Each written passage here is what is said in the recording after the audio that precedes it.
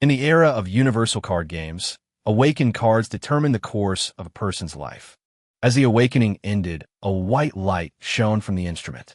The card that the man awakens is a skeleton of white quality and of the undead type. Although it was only white quality, Lin still felt a little happy. This is simply because card quality can be upgraded later. After returning home, Lin couldn't wait to run into his room. He plans to make a two-handed sword using sheep vertebrae. Lin selected usable bones from the level 1 material cards. He then carefully studied the production method and worked until midnight to finally finish it. He put the bone sword away and tried to activate the card sealing skill. The next moment, a white card appeared in his hand. Card name, vertebra sword, type, weapon. Lin then summoned his signature card. He overlapped the two cards and activated the card fusion skill directly. With a flash of light, a brand new card appeared in his hand. Although the main card only leveled up by 1, it gained an extra passive skill. Moreover, most of the original defects of the vertebra sword were made up for in the hands of the skeleton. The bone sword and skull are perfectly combined, and it can automatically repair itself after being damaged, thus completely solving the durability problem. Lin unsealed his signature card, and a snow-white skull wielding swords in both hands appeared in his room. Lin circled the skull several times, feeling that it did indeed have a more intimidating presence. He never expected that his first time fusing cards would lead to such a discovery. The next morning, as soon as Lin entered the new classroom, he heard someone calling him over. He looked up and saw a tall, strong boy waving at him. The man's name was Shirley, and he was Lin's former classmate. The two had a fairly good relationship. Now that the classes have been reassigned, there are hardly any familiar faces left, so it's quite rare that the two of them are still assigned to the same class. Lin walked over and squeezed Shirley in, sitting down next to him. In about half a semester, this group of students will take the unified exam. Regular students take exams on academic subjects, but card masters are different. Their standardized exams require them to actually run dungeons, and these dungeons are random ones at that. Every year, there are injuries or deaths among test takers during the unified examinations. Therefore, the next period is for students to adapt to the dungeon environment in advance. Not long after, a bald old man walked into the classroom. The noisy class instantly fell silent. This bald old man is named Guiyang, and starting today, he will be the homeroom teacher of their Class 3 of the card division. Guiyang got straight to the point, informing them that wilderness survival training would begin tomorrow, and instructing them to go home and prepare the necessary supplies. Buying camping gear from a supermarket seems too unprofessional. For truly professional items, you should go to a card shop. After school, Lin walked into the familiar card shop and asked Uncle Bai if he had any professional beginner camping card decks. Upon seeing him, the shopkeeper immediately took out a level 1 deck from the counter, indicating that it was perfect for him. The deck contained 5 cards: Simple Tent, Flint Starter, Simple Filter, Sleeping Bag, Machete. The price was straightforward, 500 yuan. Although Lin felt a little pained, he knew it was worth the money. These cards will not only be useful for survival in the wild tomorrow, but will also be useful for dungeons in the future. With the remaining 300 yuan, he bought bread, bottled water, a flashlight, and a disposable lighter on the way. After buying the bread and water, Lin immediately sealed them into cards. This way, they were easy to carry, and he could also practice his sealing abilities. The next morning, the students from the 3 truck driver classes were taken to a field training site. The training site for the 3rd class was called Jinlong Mountain. Although it's called a mountain, it's actually just a hill about 200 meters high, and there aren't any particularly dangerous wild animals inside. As long as you don't do anything reckless or eat indiscriminately, you're unlikely to encounter any major problems. However, while it may be safe, the environment is anything but relaxed. Now no one goes in the mountains to cut firewood, and the trees on Jinlong Mountain grow extremely lush, with weeds and shrubs almost swallowing up the roads. But Lin is well aware that the purpose of wilderness survival training is not to let people just lie down and get through the game, but to let them adapt to the complex environment of the game in advance. So he didn't join the others, but instead chose a relatively sparsely wooded area and went into the mountains alone. As soon as I stepped into the woods, the light around me dimmed instantly. Branches lay scattered about, vines clung to my feet, and the grass was so thick that I could barely see the ground. Lin felt like he had wandered into a green maze, instantly swallowed up by the shadows of the trees. The mountain path was difficult to traverse, and danger lurked in the shadows. What's more troublesome is that such places are likely to harbor venomous snakes and insects. Even if a bite isn't fatal, it could still ruin the entire training session. Lin gripped his machete tightly and carefully cleared a path. From this moment on, the real wilderness survival training officially began. On the hillside, Lin stared at the motionless spider on the web, then raised his hand and unleashed a skill, Card Seal. A flash of white light, and the spider, instead of being trapped, scurried to the edge of the web, leaving Lin speechless. He rarely fails when sealing ordinary items, but the difficulty skyrockets when he encounters living creatures. But he wasn't in a hurry. After all, going into the mountains was for wilderness survival, and he could also practice his sealing techniques along the way. With a thought, he unsealed his natal card. A white light descended, and a skeletal skeleton wielding a bone sword appeared beside him. Lin pointed and said, "Catch that spider." The skeleton immediately stretched out its bony hand, but its strength was completely unpredictable. With a snap, the spider was crushed to death. He had only wanted to practice on a live one, but the little skeleton had simply killed it. However, there were plenty of insects in the mountains, so he didn't care about the loss and simply activated a seal on the spider's corpse. A flash of white light, and the card took shape. Spider corpse, species, insect, level, 1 quality white. Lin casually put the card back into the card box and continued searching for the next experimental target. Next, he assigned the skeleton to catch poisonous insects while he focused on practicing the sealing technique. After trying for a while, he finally figured it out. The stronger the resistance of the living creature, the easier it is for the seal to fail. However, once it is injured, weakened, or even loses its ability to resist, the success rate will increase significantly. He found a large centipede, about 10 centimeters long. He put the centipede into a half-filled plastic bottle. The centipede struggled frantically, trying to crawl out, but he used a twig to push it back into the water. After several attempts, the centipede's movements became slower and slower, and it looked like it was about to die. Lin immediately made his move. Card Seal. A flash of white light appeared, and a white card landed in his hand. Card name, Drowning Centipede. Type, Minion. Attribute, Insect/Poison level 1. It worked and it was alive. Lin immediately unsealed it, and a half-dead centipede appeared at his feet. He tried to command it to crawl forward, but the centipede only twisted twice. He thought for a moment, then released the spider corpse card from before. As soon as the dead spider appeared, the centipede seemed to suddenly perk up and slowly crawled over to begin feeding. After it finished eating, it clearly recovered and was able to obey commands. It even attacked a small caterpillar under Lin's direction. Lin resealed the centipede card, and when he checked the information again, the card name had changed to centipede. This experiment yielded significant results. When you're at a low level, these insects may seem insignificant, but when it comes to battles or dungeons, poisonous insect can often be surprisingly effective. Just as Lin was resting under the shade of a tree, he looked up and saw a hornet's nest hanging on a large tree not far away. 1 or 2 is nothing, but a swarm of wasps can really drive a person crazy, and in severe cases, it can even be fatal. Lin originally wanted the spider and centipede to launch a sneak attack, but then he thought it would be too slow and too risky. Lin summoned the skeleton to his side and released several spiders, letting them climb onto the skeleton's body and begin spinning silk. After 4 spiders finished spitting out their saliva, another 4 were used. Soon, with the efforts of the group of spiders, the skeleton was covered with a fine spider web.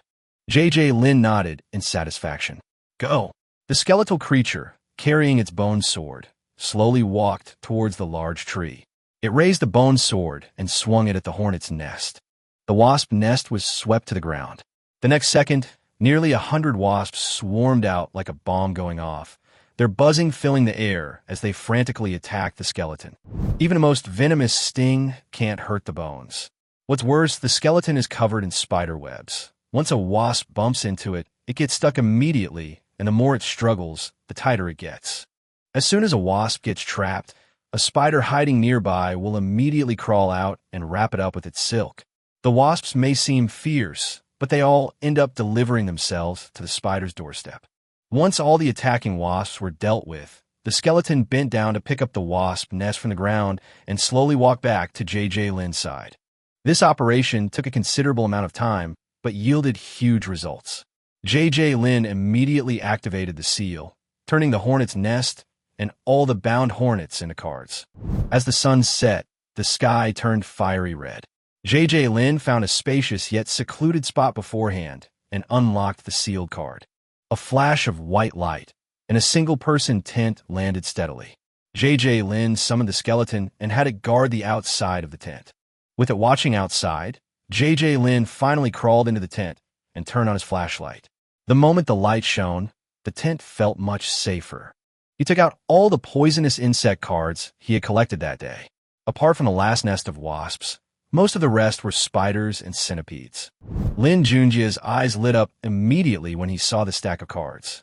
Since the individual card levels were too low, could they be upgraded through fusion? He first selected 2 spider cards, carefully placed them together, and then activated the fusion skill. The next second, a mysterious power surged out, and the 2 cards instantly merged. The text on the card also changed. The original spider became Spider 2.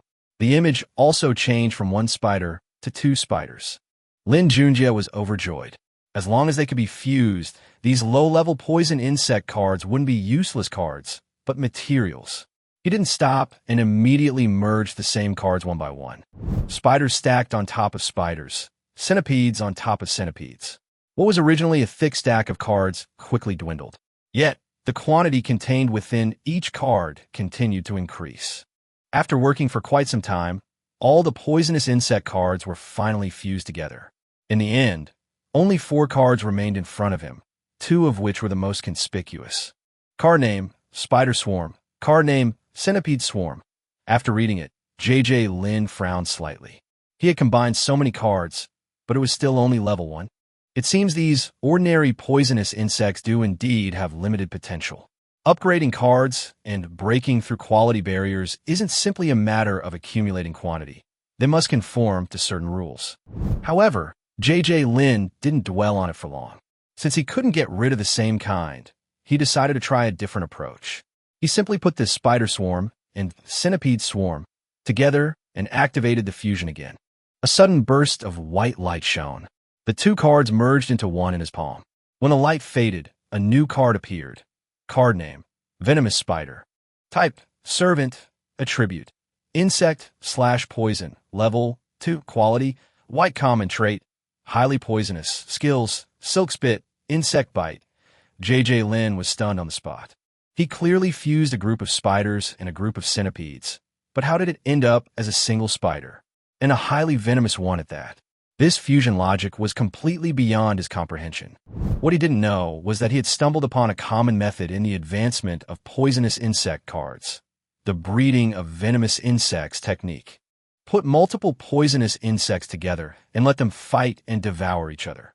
The one that survives at the end is the strongest. The risk is high. Failure could result in the destruction of everything. However, upon success, both toxicity and combat power would increase. Although JJ Lin didn't understand the underlying principles, he had stumbled upon the right path by sheer luck. Suppressing his excitement, he directly unsealed the venomous spider. A black spider, about the size of a quail egg, appeared in the tent. The spider was entirely black, with 8 slender legs covered in fine hairs, giving it an eerie and ferocious appearance. JJ Lin didn't leave it in the tent. He opened a crack and let the venomous spider crawl out. He let it hunt insects around the tent, which would also keep out any small insects trying to crawl in.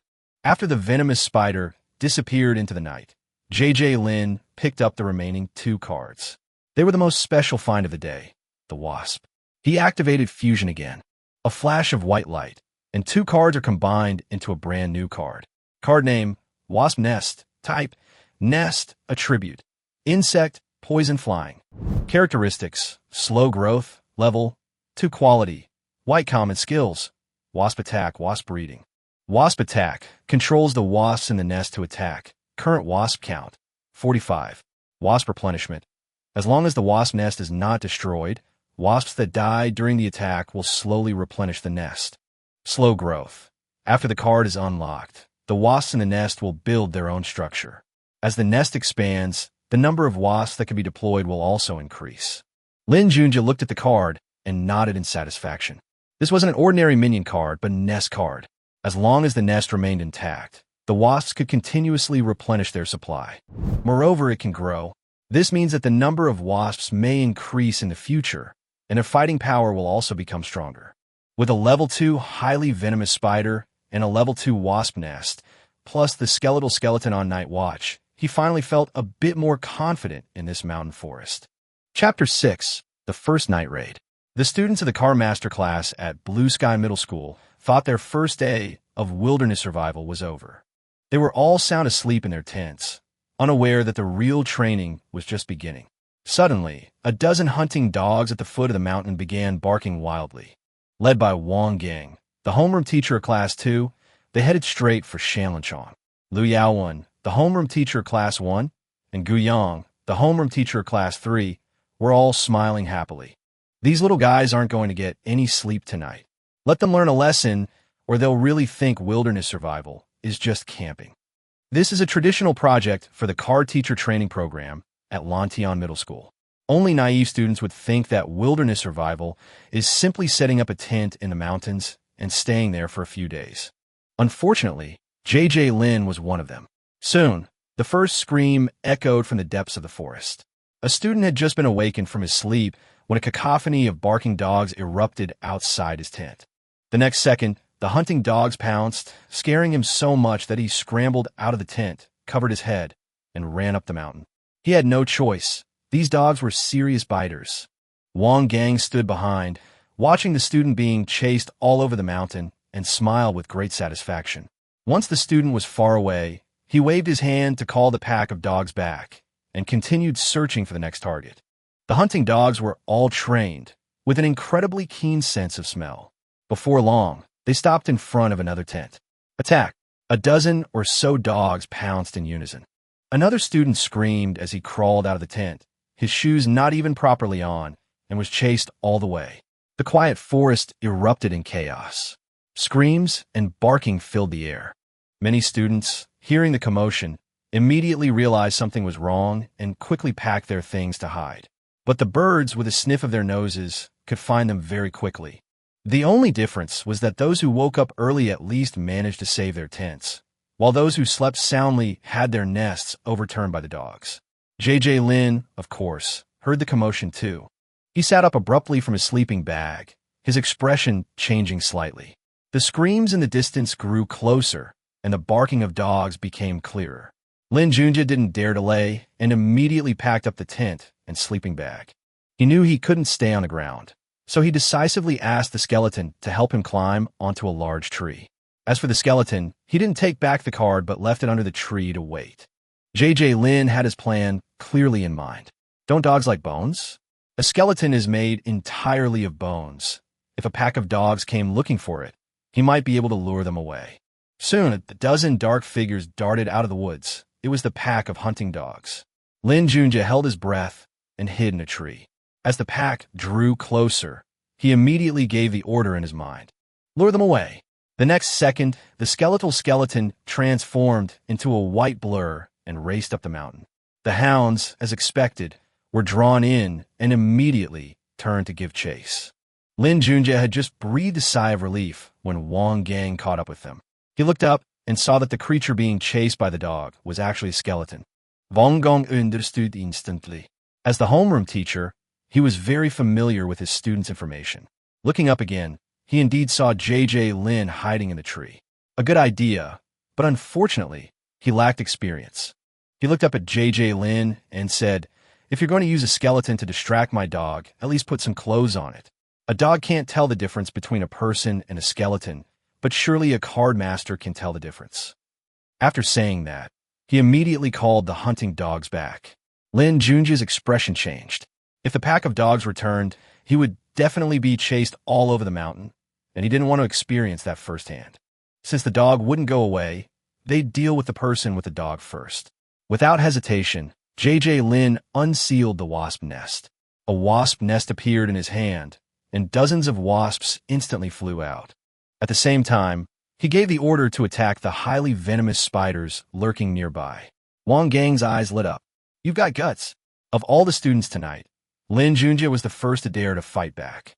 However, admiration is one thing, training is another, and Wang Gang wouldn't hold back.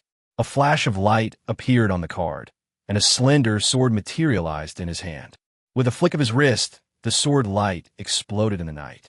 Before the flying wasps could even get close, they were sliced in two by streaks of sword light and fell to the ground.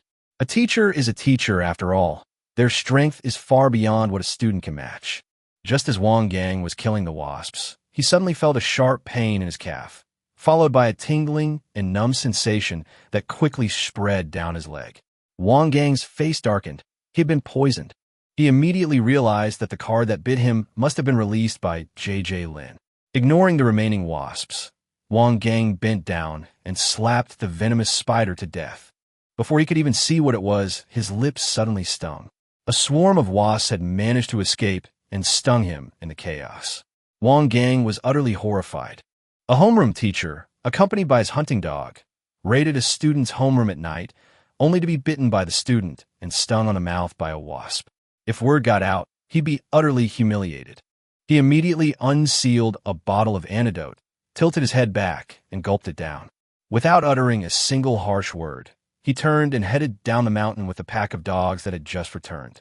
Lin hid in the tree until he was sure Wang Gang was far away before jumping down. This guy was probably a school teacher who had just been bitten by a highly venomous spider. He wondered if he was all right. Despite his worries, he was even more afraid that the other party might return. So Lin immediately moved to another place, settled down again, and then took out the 3 cards that had just been sealed back to examine them. My main card, the bone skeleton, isn't a big problem.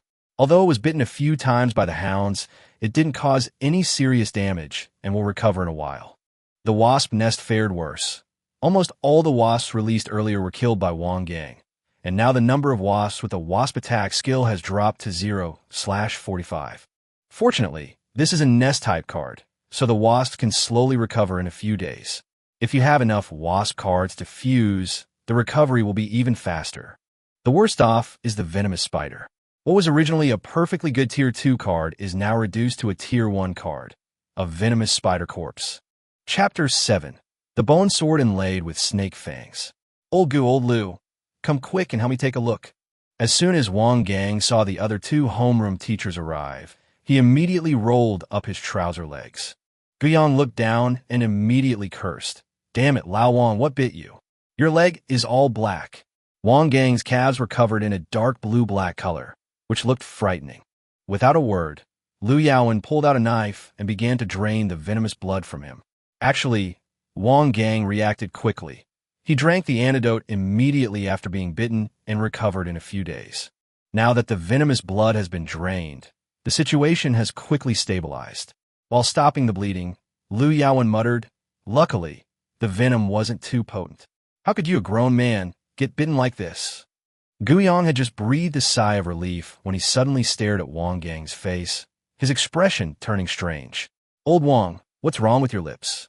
Lu Yaowen looked up and almost burst out laughing. Wang Gang's lower lip was swollen like a sausage, and coupled with his disheveled appearance, it was truly hilarious. "Ha! What on earth happened to you?" Wang Gang's face darkened. "What are you laughing at? Today we've been tricked by a student." Upon hearing this, Guyang and Lu Yaowen got excited. "Which student is so fierce? How could they get you like this?" Wang Gang gritted his teeth and said, "It's that guy in your class, the one who plays with skeletons. That kid doesn't care who comes. He just starts releasing poisonous insects." Guyang's eyes lit up after hearing this. The fact that this student could push the homeroom teacher to this point meant he was truly talented.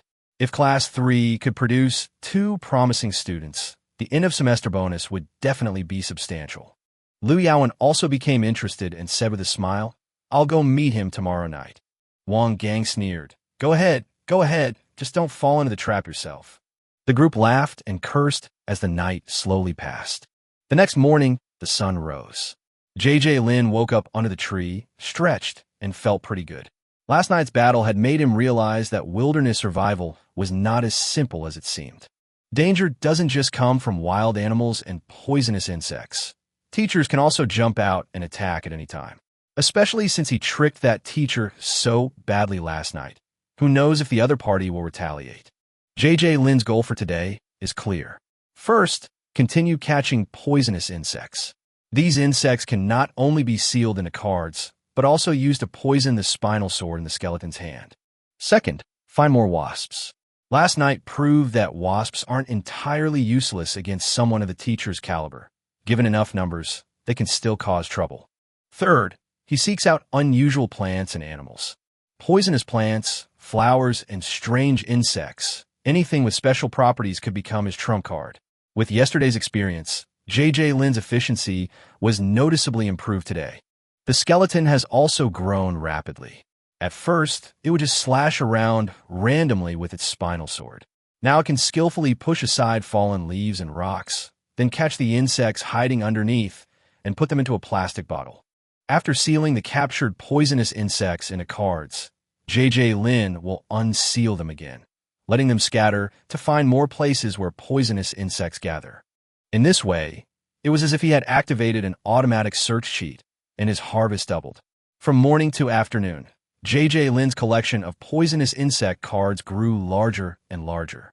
Just as he finished dealing with a batch of insects, the skeleton suddenly dragged a long, brightly colored snake out of the grass and threw it directly in front of him. JJ Lin's eyes lit up. A venomous snake. He had been thinking of poisoning the bone sword, but the skeleton had delivered a ready-made one. However, simply applying poison would be too wasteful, so Lin Junjie quickly came up with a more ruthless idea. He took out his machete and removed 2 venomous fangs and a venom gland. He pushed the object forward, gesturing for the skeletal skeleton to embed the fangs into the spinal sword. He had assumed that, given the skeleton's current intelligence, this would be quite troublesome. Unexpectedly, after merely picking up the bone sword and fiddling with it a few times, 2 gleaming snake fangs were firmly embedded in the blade. JJ Lin was immediately pleasantly surprised. So, bone skeletal undead have this kind of talent? The 2 snake fangs fit perfectly with the bone sword, as if they were naturally grown there. Now, the vertebra sword was no longer just an ordinary bone sword. It could potentially poison an enemy simply by cutting their skin. JJ Lin took the bone sword, increasingly satisfied with its appearance. The only downside is that there are only 2 fangs on the blade now, which is still too few, but it's already a qualitative change. From now on, this will be your new weapon. The skeletal skeleton seemed to understand, emitting a low, clicking sound, appearing unusually excited. After dealing with the fangs, Lin Junjie looked down at the remaining snake body. This shouldn't be wasted. He used a machete to process it, separating the snake meat, skin, and internal organs. The snake meat could be used as food, while the skin and internal organs could be fed to poisonous insects. Taking advantage of the break, he checked his main card again. Seeing that the level hadn't increased, JJ Lin was a little disappointed, but the addition of the poison blade skill was already a good deal. As for the 50% chance of poisoning, he quickly figured out. It must be because there weren't enough snake fangs. He figured if he filled the entire bone sword with venomous fangs, he could probably bring it up to 100%. Chapter 8. The second night of wilderness survival. The day passed quickly, and as darkness fell, the atmosphere in the mountains changed again. Unfortunately, they didn't find any more hornet nests today. After setting up the tent, he, as usual, had the skeleton guard the outside while he went inside to begin fusing cards. This time, there were many poisonous insect cards, and JJ Lin didn't rush to fuse all of them at once. Instead, he processed them in batches, eventually fusing 2 spider swarm and 2 centipede swarm cards. After a long day of hard work fusing them in pairs, he finally obtained 2 level 2 minion cards. The cards Venomous, Spider Venomous Centipede were unlocked. A flash of white light appeared, and a venomous spider larger than yesterday and a thick, long centipede appeared in the tent. Although it was still only level 2, its size and imposing presence were significantly stronger. After fusing the cards, Lin didn't go to sleep immediately. He hadn't forgotten the teacher's surprise attack last night. Since the teacher came yesterday, he'd definitely come again tonight. If he was going to get beaten up again, then all his preparations for the whole day would have been for nothing. He examined all the cards in his hand, but after looking them over, he found only a few level 2 cards were usable. It was simply unrealistic to rely on these to directly confront the teacher. Lin frowned and thought for a long time before a thought suddenly popped into his head. Set a trap. If he couldn't win, he'd resort to underhanded tactics. Although conditions in the mountains were poor, digging pits and setting up traps wouldn't be easy. But he has skeletons, poisonous insects, and cards. It's hard to say how far he can go, but it's better than lying in a tent waiting to be woken up by the teacher's explosion. The tent remained in its original spot, with sleeping bags arranged to resemble a sleeping person and some cobwebs added to the outside. He then quietly climbed a large tree, looking down at those below. Whether it works or not depends entirely on whether the teacher takes the bait tonight. At midnight, at the foot of the mountain, the 3 teachers gathered again. Guyang looked at the other 2 and asked, "Who's going this time?" Lu Yaowen said directly, "I'll go." Wang Gang nodded immediately upon hearing this. Guyang smiled and said, "I hope Lao Lu won't be too harsh. The kids will cry." Wang Gang, however, wore a look of schadenfreude. "Don't worry, these kids aren't that fragile. Maybe we'll see old Lu crash and burn tonight." Guyang immediately teased, "You think everyone's like you?" Lu Yaowen ignored them and turned to enter the forest. As soon as he entered, he unlocked a card. A flash of white light, and a firefly flew out. This was no ordinary firefly, but a special species used specifically to search for targets. After Lu Yaowen gave the order to find the person, the firefly immediately flew off in one direction. Its speed was astonishing. Even he, its teacher, could barely keep up. Within minutes, the first student was found. The student was clearly terrified from the previous night and didn't even dare to pitch a tent tonight, instead hiding in a crevice between 2 rocks, hoping to use the terrain to avoid a surprise attack. Unfortunately, it was useless. Lu Yaowen chuckled softly from the shadows, took out a sphere, and threw it. The sphere exploded around the student, and red smoke instantly filled the air, enveloping him completely. The next second, a scream echoed through the night forest. My eyes! My eyes!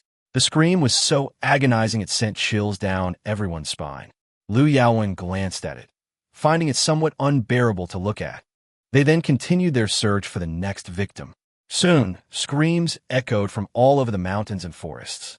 Some people rolled out of their tents, some crawled around in the bushes, and some were so frightened that they forgot to use their cards. The forest was even more eerie tonight than last night. Lin Junjie hid in a tree, listening to the increasingly loud screams in the distance. His gaze grew calmer. They were coming. His teacher was almost there. Meanwhile, Lu Yaowen was in a good mood, following the fireflies toward their next target. But suddenly, the firefly in front crashed into a spider web, struggling several times before finally breaking free. Lu Yaowen frowned, immediately recalled the firefly, and carefully checked it to make sure it was all right before he felt relieved. He looked up and saw a tent not far away. Logically, after what happened last night, no one should dare to sleep openly in a tent tonight. So Lu Yaowen's first reaction was, something's wrong here. It's either a trap or a decoy. He was trying to find where the real person was hiding when he suddenly noticed the tent move. A human-shaped silhouette appeared at the edge of the tent, looking like someone in a sleeping bag had turned over. Lu Yaowen immediately laughed. Someone actually dared to be so careless? Then don't blame the teacher for increasing the dosage. He quietly approached the tent and tossed 2 smoke grenades inside. 2 plumes of red smoke exploded simultaneously inside the tent, and Lu Yaowen was already waiting to hear screams. But 1 second, 2 seconds, 3 seconds passed. Although there were movements inside the tent, there were no screams. Lu Yaowen's expression changed drastically. It was a trap. Almost simultaneously, a white light flashed above his head, indicating the cards were being unsealed. A large amount of rubble suddenly fell from the trees, raining down on him. An ordinary student would have been completely stunned by the impact. But Liu Yaowen was a teacher, and his reaction was frighteningly fast. A shield appeared in his hand without his noticing, and all the rubble was blocked. He even had time to glance up at Lin in the tree. Not bad, he's got brains and guts. Setting up a trap under these conditions already puts him far ahead of most students. Just as Liu Yaowen felt a surge of admiration, before he could even lower his shield, another unexpected event occurred. A bone sword ripped through the tent and emerged from the smoke, slashing fiercely at Liu Yaowen. It was a skeleton. It had been hiding near the tent, waiting for this moment. Liu Yaowen jerked back, avoiding most of the sword's edge. But the bone sword still grazed his body, leaving a bloody gash on his skin. This injury was nothing to him. He was just about to retaliate and show this student his true strength when a sudden numbness came from the wound on his arm. Liu Yaowen's expression changed slightly. The sword was poisoned. He looked up at Lin in the tree, then at the white skeleton holding a sword below, a hint of surprise flashing in his eyes. This kid not only set a trap, but also included poison in his plan. As a teacher, being injured by a student is already a defeat. Liu Yaowen didn't continue to show off. He turned and left, his figure quickly disappearing into the dark forest. Chapter 9. Lin's Escape. Seeing Liu Yaowen finally leave, Lin finally breathed a sigh of relief. Actually, he had sensed something was wrong from the very beginning. The firefly that led Liu Yaowen was caught in a spider web and then suddenly taken away. Lin Junjie immediately realized that what came tonight was not a wild beast, but his teacher. So he pulled a fast one. The one sleeping in the tent wasn't him at all, but a decoy made of skeletons. As soon as Liu Yaowen approached, he unlocked the pre-sealed stones. Taking advantage of the opponent's distraction, the skeletal figure launched a surprise attack from inside the tent. Liu Yaowen not only failed to gain the upper hand this time, but was also injured and poisoned, which would be a serious problem for him. Lin didn't dare to be careless. After confirming that his teacher was far away, he immediately packed up his tent and sleeping bag and moved to another place to spend the night. After all, in the wild, revealing one's location is tantamount to handing over one's life. On the other side, Liu Yaowen found a safe place to neutralize the toxins in his body before slowly descending the mountain. At the foot of the mountain, Guyang immediately greeted him upon seeing him. "Old Liu, why did it end so early?" Liu Yaowen sighed, his face looking rather grim. "Don't even mention it, we capsized." Wang Gang, standing nearby, burst out laughing upon hearing this. "Haha, tell me quickly, how did it capsize?" After all, he was the only one who capsized before, and now that someone else had to share the embarrassment, he felt much better. Guyang noticed the tear in Liu Yaowen's clothes and couldn't help but raise an eyebrow. "You're injured?" Liu Yaowen smiled wryly. "This isn't an injury, I'm poisoned." Then he recounted his experience that evening. Guyang could barely contain his smile after listening. This kid has potential. Having a student in his class, Guyang will be proud to talk about it in the future. The next morning, Lin Junjie, exhausted from the previous night's ordeal, quickly made a decision. He had to go further away today. The pattern of the teacher's surprise visits over the past 2 nights was already quite obvious. The closer you get to where you initially got off the bus, the higher the probability of being attacked. That's likely where the teachers are active. And the further out the students go, the more scattered they become. Even if the teachers have missing person cards, they can't possibly chase someone too far across the mountains. As long as you escape the range of the teacher's night raids, you could get a good night's sleep. Staying cooped up in the mountains catching bugs every day isn't a long-term solution. It's time to develop real wilderness survival skills. Today, his goal is simple: find a water source. People strive for higher places, water flows downhill. To find water, you must go to lower places. Since the terrain of the Great Xia Kingdom is high in the west and low in the east, Lin decided to head east. Around 8 or 9 in the morning, he began his ascent towards the sun. The mountain path was difficult, but fortunately, the mountain wasn't too high. It took him an hour or 2 to reach the summit. He then went down the mountain, then up again, then down again, heading east. By the time the sun was almost setting, Lin himself had no idea where he was. But this suited him perfectly. The farther away from the teacher, the better. Surely no one will bother him tonight? As night fell, Lin pitched his tent, arranged for the skeleton to keep watch, and quickly fell into a deep sleep. That night, as expected, there were no more ghostly wails or howls, and no sudden attacks from teachers. But around 3 a.m., he woke up on his own. Lin stumbled out of the tent, intending to relieve himself before going back to sleep. But as soon as he looked up, he saw a faint glowing light flashing in the distant grass. He instantly snapped to attention. Something was there. Lin Junjie didn't approach rashly. He first took the white skeleton on guard, and then slowly crept over. A few pale blue will-o'-the-wisps were floating in the grass. The light was not strong, but it was particularly conspicuous in the darkness, like small lanterns, flickering on and off. Lin certainly knew that these so-called will-o'-the-wisps were actually phosphorescent flames, mostly formed by the spontaneous combustion of gases produced after the decomposition of animal and plant corpses. Although it looks beautiful, it's somewhat poisonous and shouldn't be touched carelessly. After observing it for a moment, a thought suddenly struck him. Could this thing be sealed into cards? Seal. A flash of white light, and a card appeared directly in his hand. Card name: Phosphorus Fire. Type: Fire. Attribute: Fire/poison. Level: 2. Quality: White Common. Lin's eyes lit up immediately. It can actually seal, and it's a level 2 card. This is much stronger than ordinary insects. With its dual fire and poison attributes, it was perfect for upgrading his signature card. Lin Junjie immediately sealed away the remaining phosphorescent flames. To his even greater surprise, new phosphorescent flames would occasionally emerge from this place. Lin simply stayed nearby, sealing each flower as it came, until dawn broke. Only when a morning light shone into the forest did he return to his tent, satisfied with his harvest, ready to catch up on some sleep. Chapter 10. My destiny card breaks through to level 4. Lin Junjie slept until noon, tidied up briefly, ate something, and immediately began studying yesterday's gains. He stared at the Phosphorus Fire card in his hand with only one thought in his mind. Could he fuse this into his main card? Card fusion. A flash of white light, and a phosphorescent fire card instantly disappeared into his main card. Lin quickly checked, only to find that the card hadn't changed at all. He frowned, his first thought being that they were incompatible, but he immediately dismissed that idea.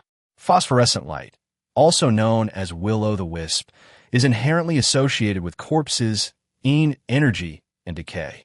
His signature card is the skeleton, so if he can't combine it, what can he combine? If one isn't enough, then he'll combine a few more. Lin didn't hesitate and fused them all into his signature card. As the last glimmer of white light faded, he looked down again, his eyes instantly lighting up. Name: Skeleton. Type: Minion. Attribute: Undead Poison Fire. Level 4. Quality: White Common. Skills: Intimidate/Poison Blade/Phosphorus Fire. The skeleton, which was only level 2, has actually leveled up to level 4. Lin burst out laughing on the spot. This is a huge windfall. Not only did its level skyrocket, but it also gained an active skill called Phosphorus Fire. He immediately unsealed his signature card, summoned the bone skeleton, and let it try out the new skill. The skeletal skeleton stood still, the bone sword in its hand trembling, a wisp of pale blue flame emerging from the tip of the sword. The blue phosphorescent flame spread along the blade, enveloping the entire bone sword in a chilling flame. Lin's eyes lit up. This was more like a combat servant. Unfortunately, the skill belonged to the skeleton, and he couldn't equip it on himself. Moreover, the phosphorescent light was emanating from the spinal sword, indicating that the sword wasn't an external object at all, but rather part of the skeleton's body. Lin Junjie became increasingly excited as he thought about it. That place that produced phosphorescent fire yesterday was definitely his lucky spot. Since phosphorescent fire cards can improve skills and levels, as long as he continues to collect them, the skeleton might become even stronger. He immediately packed up the tent, took the level 4 skeleton, and headed back to the location where the phosphorescent light had been discovered the day before. As soon as he reached the corner of the mountain wall, a chilling sensation swept over him. It's not haunted, but rather the terrain is unusual. 2 mountain walls block the sunlight, and the surrounding trees further shade the area, so it's never sunny. The air is damp and gloomy, and even at midday, it feels chilly when you walk in.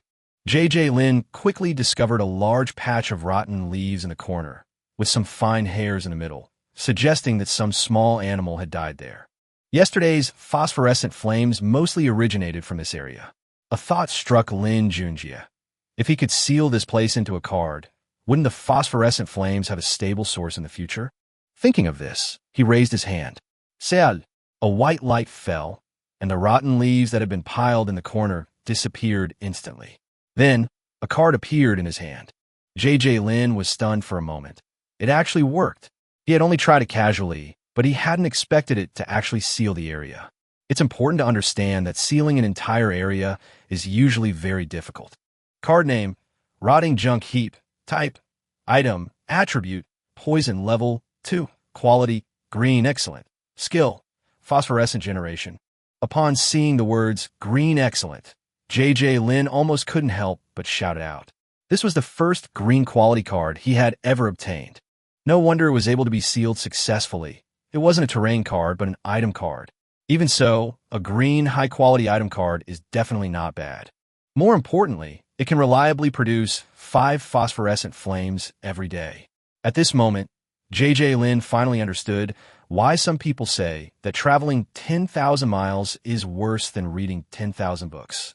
The truly valuable things are often hidden in unnoticed corners, like this pile of rotting garbage.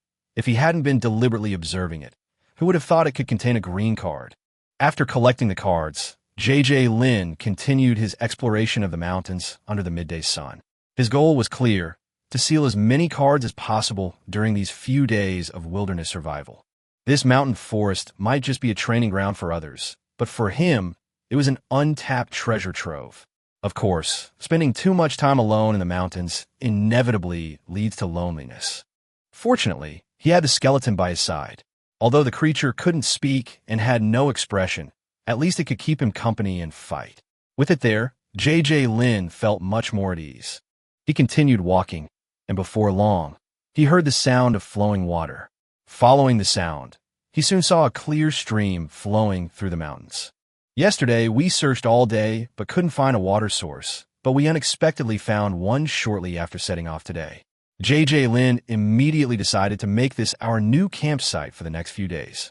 Having a water source makes life so much more convenient. Washing, drinking, and resting are all readily available. Plus, the surrounding environment is pleasant, making it suitable for further exploration. He glanced at the time. It wasn't even 3 p.m. yet. He decided to take advantage of the early hour and search for food and resources in the surrounding area. Wild animals or wild plants, it didn't matter. He wasn't going to let anything with value slip by. Lin Junjie, carrying the skeleton, continued searching along the stream. Others came to the wilderness for survival training, but he was there to buy supplies. Chapter 11. Catching Fish. Where there is water, there are usually fish and shrimp. Lin walked along the stream. The water was shallow and crystal clear, and he could see groups of small fish darting around in the water. The fish wasn't big, only about the length of a finger, but these small fish that grew up in mountain streams had the freshest meat. Normally, an ordinary family like his wouldn't even have anywhere to buy them if they wanted to eat them. He didn't bring any fishing gear with him on this wilderness survival trip. These small fish are very agile. If he tried to catch them by force, he probably wouldn't catch many by nightfall. Lin quickly came up with an idea. The stream wasn't wide, only about a meter wide. If they could just block the flow, the water level downstream would become shallow, and the small fish wouldn't be able to escape.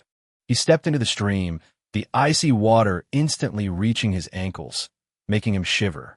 Lin glanced around, chose the narrowest spot, and began moving stones to build a dam. He piled up the stones in the stream layer by layer, and soon a simple dam was built. The upstream flow was blocked, the water level slowly rose, and the downstream flow, without replenishment, immediately became shallow. The little fish hiding in the water finally panicked. The once agile school of fish was now trapped in the shallows, thrashing about with increasingly less room to escape. Lin spotted a small fish and scooped it up with both hands. The tiny fish, no bigger than a finger, landed right in his palm, still frantically thrashing its tail. He quickly stuffed it into a mineral water bottle. As soon as it was inside, the little fish darted around wildly, full of energy. Lin's lips curled into a smile. This place was remote, and he figured no one usually came here to catch fish, so the resources were even more abundant than he had imagined. He then proceeded to scoop up fish one by one in the shallow water. Although the fish were small, there were many of them, and soon the bottom of the bottle was covered with a layer of them.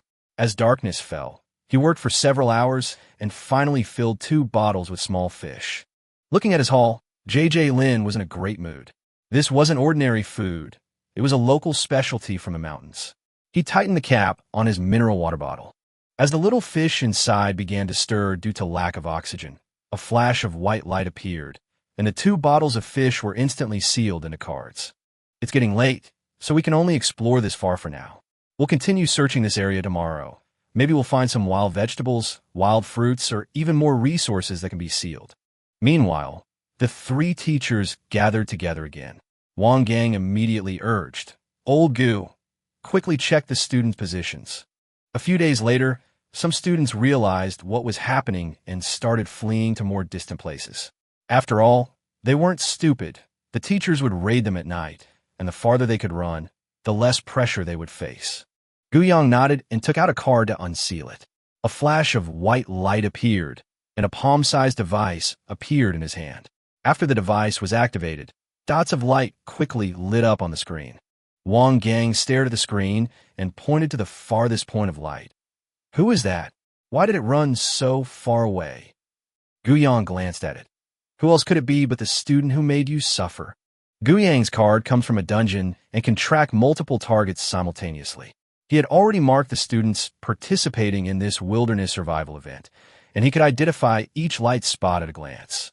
Wang Gang immediately laughed. "This kid is quite slippery. He's really run far." Lu Yaowen also chimed in sarcastically. "Tonight we'll teach him that no matter how far he runs, he can't escape the teacher's grasp." Guyang glanced at the 2 of them and quickly reminded them, "You too, watch your step. They're promising students in my class. Don't ruin them." Wang Gang and Lu Yaowen immediately promised. Don't worry, we know what we're doing. The cards we use will definitely not exceed level 5. Guyang nodded. He was actually quite curious about Lin Junjie, since he hadn't run into him last night. What kind of skills does this student, who has only been a card master for a few days, possess?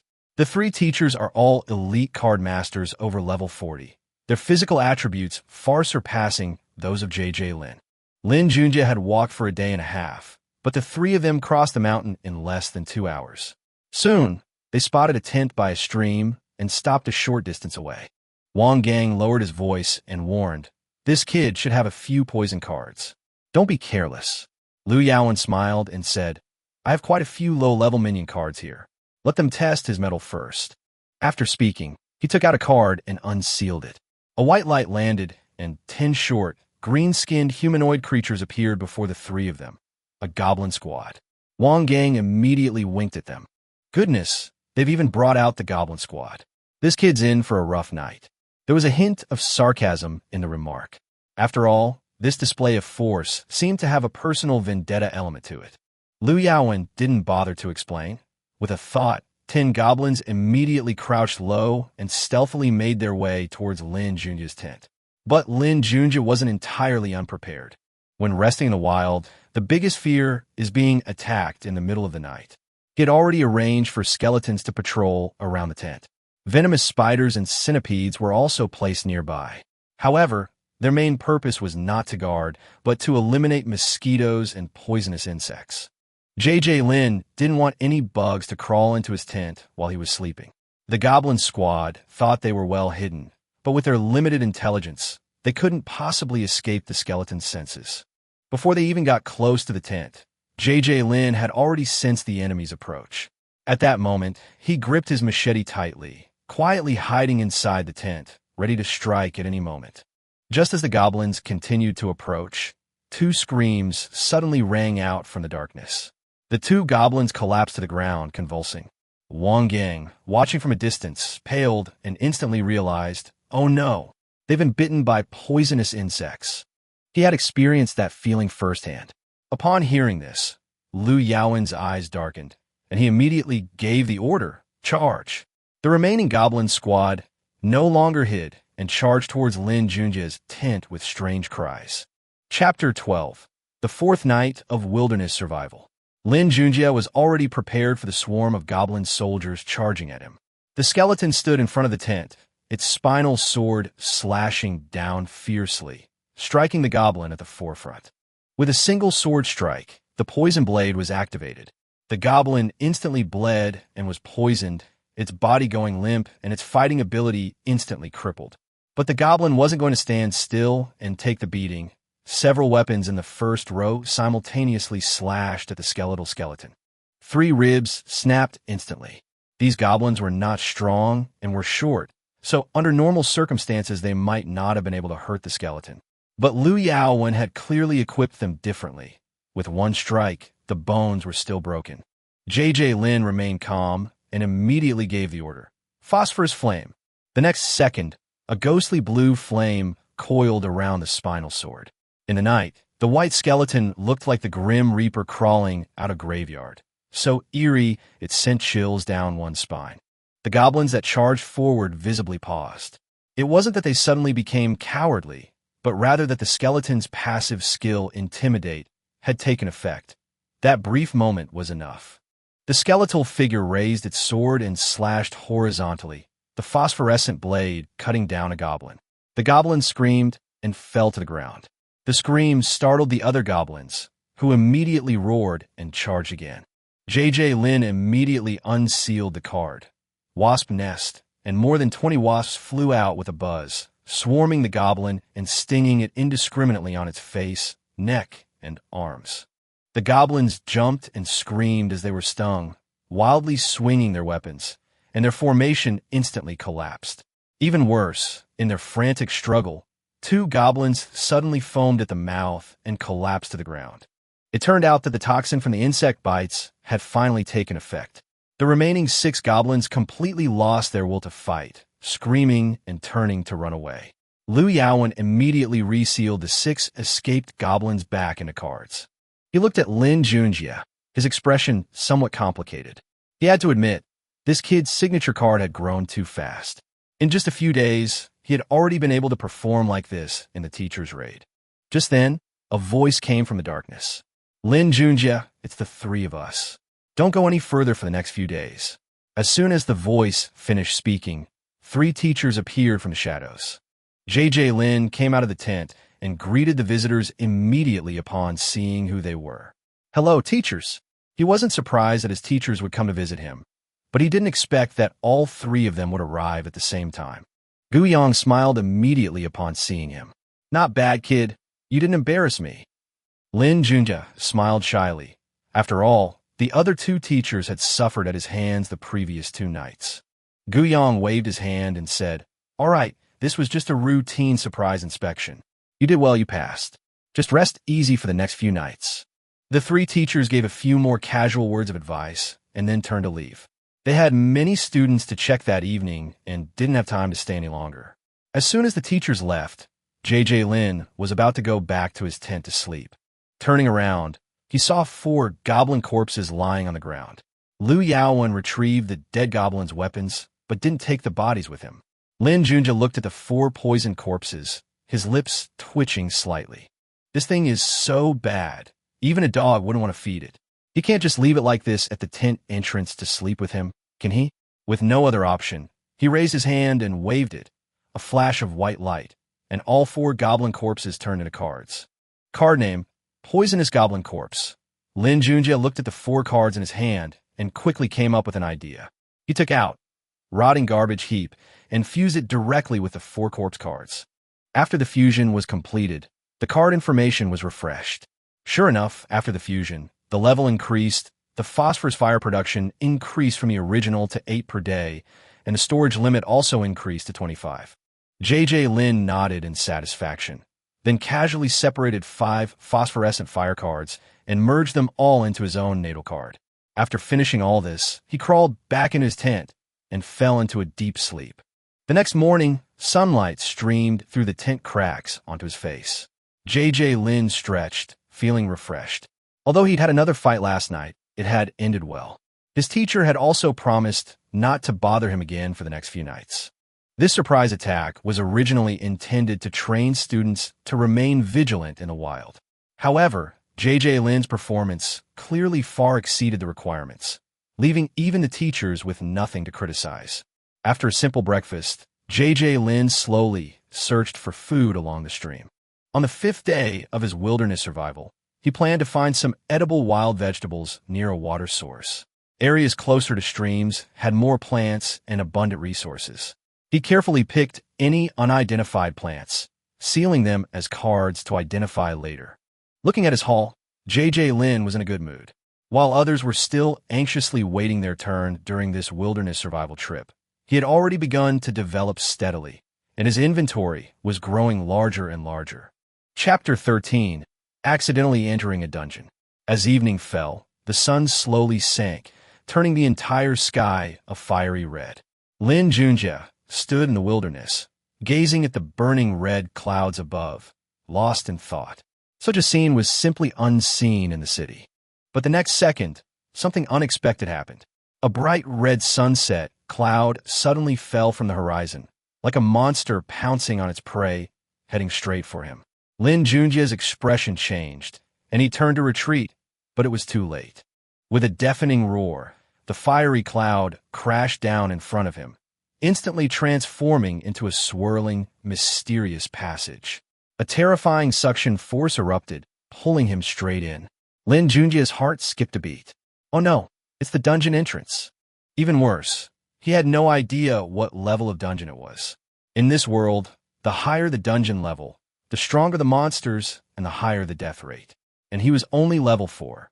If he were to fall into a high-level dungeon, he'd basically be sent to his death. The passage spun wildly, the light and shadow around him distorted, and Lin Junjie felt dizzy, as if he had been thrown into an abyss. When he opened his eyes again, he was standing in an unfamiliar city. But this city was long gone. The streets are desolate, the buildings are dilapidated, the windows are shattered, and the plaster is peeling off the walls. The once tall buildings now teeter on the brink of collapse, like desiccated corpses. The roads are covered with weeds, the shop doors and windows are tightly shut, and the faded signs sway gently in the wind. A stench filled the air, and the surroundings were eerily silent, save for the chilling rustling of the wind through the ruins. Lin Junjie frowned, gripping the card in his hand tightly. He knew that the quieter the place, the more likely it was to harbor deadly danger. He searched the ruined city for a long time, but didn't see a single living creature. No monsters, no wild beasts, and no other people. This eerie silence only made him more uneasy. As darkness fell, JJ Lin quickly made a decision to find a place to camp. He chose an abandoned plaza. The area was open and spacious, offering a clear view, making it easier to spot danger immediately and escape. Once he pinpointed the location, he immediately unsealed the card, summoning a skeletal skeleton to stand guard and clear away weeds. 2 poisonous insects were also released, quickly burrowing into the surrounding shadows to search for any hidden dangers. As for the wasp nest, JJ Lin placed it on a lotus sculpture in the center of the square. Wasps began to fly out of the nest, searching for food and nesting materials. This card has a slow growth characteristic. As long as it remains unlocked, the swarm size will gradually increase. After arranging these things, JJ Lin began clearing the camp. The plaza was overgrown with weeds, and the ground was covered with dust and debris. Most chillingly, there were bones scattered everywhere under the grass. He knew very well that in the dungeon, fear was useless. Resources were what mattered. He divided the clutter into 3 piles and cleared it out bit by bit. The skeleton moved stiffly but was very efficient, moving things quite quickly. Lin Junjie was responsible for sorting and judging which items were usable and which could be sealed into cards. Soon, a large open space was cleared in the center of the square. The sky had completely darkened. Lin Junjie left the skeleton outside to keep watch, then crawled into the tent to examine the 2 cards that had just been sealed. The first was the pile of junk. Card name, Old Junk Weathered by Time. After reading it, JJ Lin's eyes lit up slightly. Don't underestimate this seemingly ordinary card. It actually contains quite a few valuable items. Most of the things that have survived the long years are made of metal, glass, plastic, and gemstones. Coins and jewelry were also sealed inside, especially gold jewelry. Taking it back to the real world, it could fetch some money. For J.J. Lin right now, money is a resource. He carefully put away the card and looked at the second one. Card name, Dried Human Bones. Seeing the card, Lin Junjie fell into thought. Human bones belong to the corpse category of materials, and in terms of attributes, they're actually quite suitable for his natal card. If he were to fuse them, it might even allow his natal card to advance further. But after thinking about it, he still took out the green card. Rotting Garbage Heap. He had always considered this card to be a potential gem, especially the phosphorescent flames it produced, which were quite powerful and very useful in crucial moments. However, J.J. Lin always felt that the phosphorescent flames produced from a garbage heap were ultimately lacking something. Phosphorescent flames, truly born from corpses, seem to possess a soul. Without further hesitation, he fused the dried human bones with the rotting garbage heap. The ruined city was shrouded in the deep night. The skeletal figures stood silently. Wasps fluttered their wings in the darkness, and poisonous insects lurked deep in the grass. Lin Junjie stared intently at the card fusing in his hand, his eyes growing brighter. This accidentally entered instance might be fraught with danger, but for him, it might also be a treasure trove of resources. Chapter 14, White Bone Slope. A flash of white light, and the two cards completely merged. Lin Junjie immediately checked the new card information. Card name, White Bone Slope. Lin Junjie's eyes lit up when he saw this card. The name sounded much better, and it sounded more sophisticated.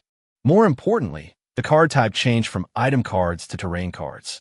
Although J.J. Lin didn't fully understand the difference between the two, he knew very well that in the real world, terrain cards were much rarer and more expensive than item cards. This fusion was definitely a huge profit. Moreover, its level had increased another stage, and the output had changed from phosphorescent fire to will-o'-the-wisp, and in greater quantities. Just from the name, you could tell that the will-o'-the-wisp was definitely of a higher level than phosphorescent fire.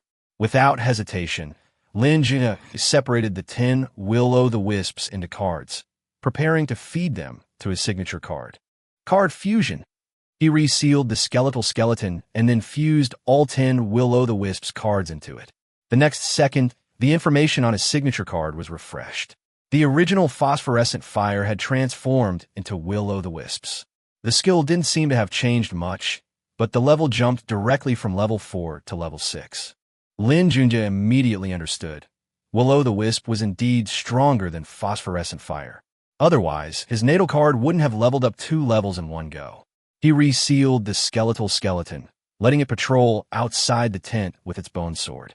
He ate something simple and then crawled into the tent to rest. But this was, after all, an unknown instance, and no matter how brave Lin Junjie was, he couldn't possibly sleep soundly. He tossed and turned in the tent until it was completely dark, but he still couldn't fall asleep. Just then, his expression suddenly changed. The highly venomous spiders and centipedes guarding the outside perimeter all died instantly. Even the wasps in the wasp nest were dying rapidly. Something was wrong. The venomous insects and wasps were very small. As long as they didn't attack first, normal monsters wouldn't even notice them. Even if they encountered a natural enemy, it was impossible for them all to die at the same time. J.J. Lin grabbed a machete, rushed out of the tent, turned on his flashlight, and instantly swept the beam towards the wasp nest. Beside the nest, a cloud of gray mist enveloped several wasps. The wasps struggled desperately, but after a few moments, they became completely still. Lin Junjie's eyes darkened, and he immediately gave the order for the remaining dozen or so wasps to simultaneously swarm towards the gray mist. But strangely, most of the wasps simply passed right through the mist without touching it at all. Only a few, enveloped in the gray mist, struggled for a moment before quickly dying. Lin Junjie's heart skipped a beat. Immune to physical attacks? This thing resembled the low-level, ghostly creatures they'd heard about in school. He quickly swept his flashlight around. Sure enough, there was more than one cloud of gray mist in the darkness. A large number of gray mist orbs were silently converging on his camp. Lin Junjie didn't hesitate any longer and shouted, "Attack!" Outside the tent, the skeletal skeleton moved instantly. It gripped its bone sword and slashed fiercely at the nearest cloud of gray mist. However, the bone sword passed straight through the gray mist without causing any damage. The next second, eerie green flames suddenly ignited on the white bone skull sword. The ghostly fire coiled around the blade, and it slashed down again, a sharp scream piercing the night. The wisp of gray mist was instantly ignited by the will-o'-the-wisp, burning into nothingness in the blink of an eye. Effective. Lin Junjie breathed a sigh of relief. The will-o'-the-wisp was a perfect counter to these unknown, undead monsters. The skeletal skeleton, like a scavenger in the night, wielded a bone sword burning with will-o'-the-wisp, relentlessly slashing at the approaching gray mist. Puffs of mist ignited, screams rang out, and the previously dangerous encirclement was torn apart by the skeletal skeleton. Lin Junjie watched this scene, about to breathe a sigh of relief, when his body suddenly stiffened. Just now, it felt like something had crashed into his body. The next second, a bone-chilling cold erupted from his body, instantly spreading throughout his entire being. It wasn't just ordinary cold. It felt as if an icy hand had reached directly into his body, trying to slowly siphon his life out. Various ghostly skills he'd learned in school flashed through Lin Junjie's mind. He was almost certain he'd been hit. The gray mist hadn't attacked the skeleton. Instead, it had bypassed the defenses and entered his body directly, the chill intensifying. Lin Junjie's limbs began to weaken, making it difficult even to stand. His strength was rapidly draining away, and his breathing was becoming increasingly labored. In those mere seconds, he felt as if he hadn't eaten for days, his body utterly weakened. Fear began to creep into his heart. The skeletal figures outside continued their rampage, but he himself was on the verge of collapse. Just as his consciousness began to fade, Lin Junjie suddenly looked up at the skeletal figure wielding a bone sword. His own card possessed a ghost fire, and a card master could inherit some of the characteristics and skills of their own card. He had heard his father talk about this before, but since becoming a card master, he had never actually tried it. But now there was no time to hesitate. If the skeleton were burn him directly with will-o'-the-wisps, the gray mist inside his body might be forced out, but his body would most likely be burned beyond repair. The only way is for him to absorb the will-o'-the-wisps himself. Only in this way will the will-o'-the-wisps not harm him. Lin Junjie forced down his panic, closed his eyes, and tried to feel the invisible connection between himself and his destiny card. The chill continued to seep into his body, and his consciousness grew increasingly heavy, but he gritted his teeth and refused to give up. Finally, just before he was about to faint, it felt as if something inside him was ignited. A wisp of eerie green will-o'-the-wisp suddenly rose from his body. It then swirled and burned along his body, yet did not harm him in the slightest. A piercing scream actually came from Lin Junjie's body. The gray mist that had entered his body was forcibly burned out by the will-o'-the-wisp, instantly turning to ashes. JJ Lin stood there, panting heavily, his back soaked with cold sweat. He watched the eerie green flames on his body gradually subside and couldn't help but let out a long breath. This night had almost been a disaster, but it was precisely this pressure that finally allowed him to master the cardmaster skill on his own. Indeed, you never know how strong you truly are until you're pushed to the limit. Chapter 15. Soul Fragments. After learning skill transfer, Lin Junjie was finally able to use will-o'-the-wisps to deal with the undead that swarmed like clouds of mist, no longer having to simply take hits as before. However, he knew very well that the power of the transferred skills was far less than that of the skeleton itself. He didn't rush forward recklessly, but instead remained vigilant, guarding the rear, protecting himself while providing support to the skeletons. Another round of fighting ended, and the surroundings finally quieted down. However, Lin Junjie's losses were considerable. Both of his poison cards were destroyed, and not a single wasp remained in the wasp nest. If it weren't for his lucky card being a counter to ghosts, he probably would have already perished here tonight. Just as he was about to check his surroundings, a very faint point of light suddenly appeared on the ground. What is this? Lin Junjie reached out to pick it up, but found that the thing had no physical form and couldn't be touched at all. An idea struck him, and he immediately activated his skill. Card seal, a flash of white light. The light spot disappeared, and a card appeared in his hand. Soul fragment of the mist sphere. Type, energy, attribute.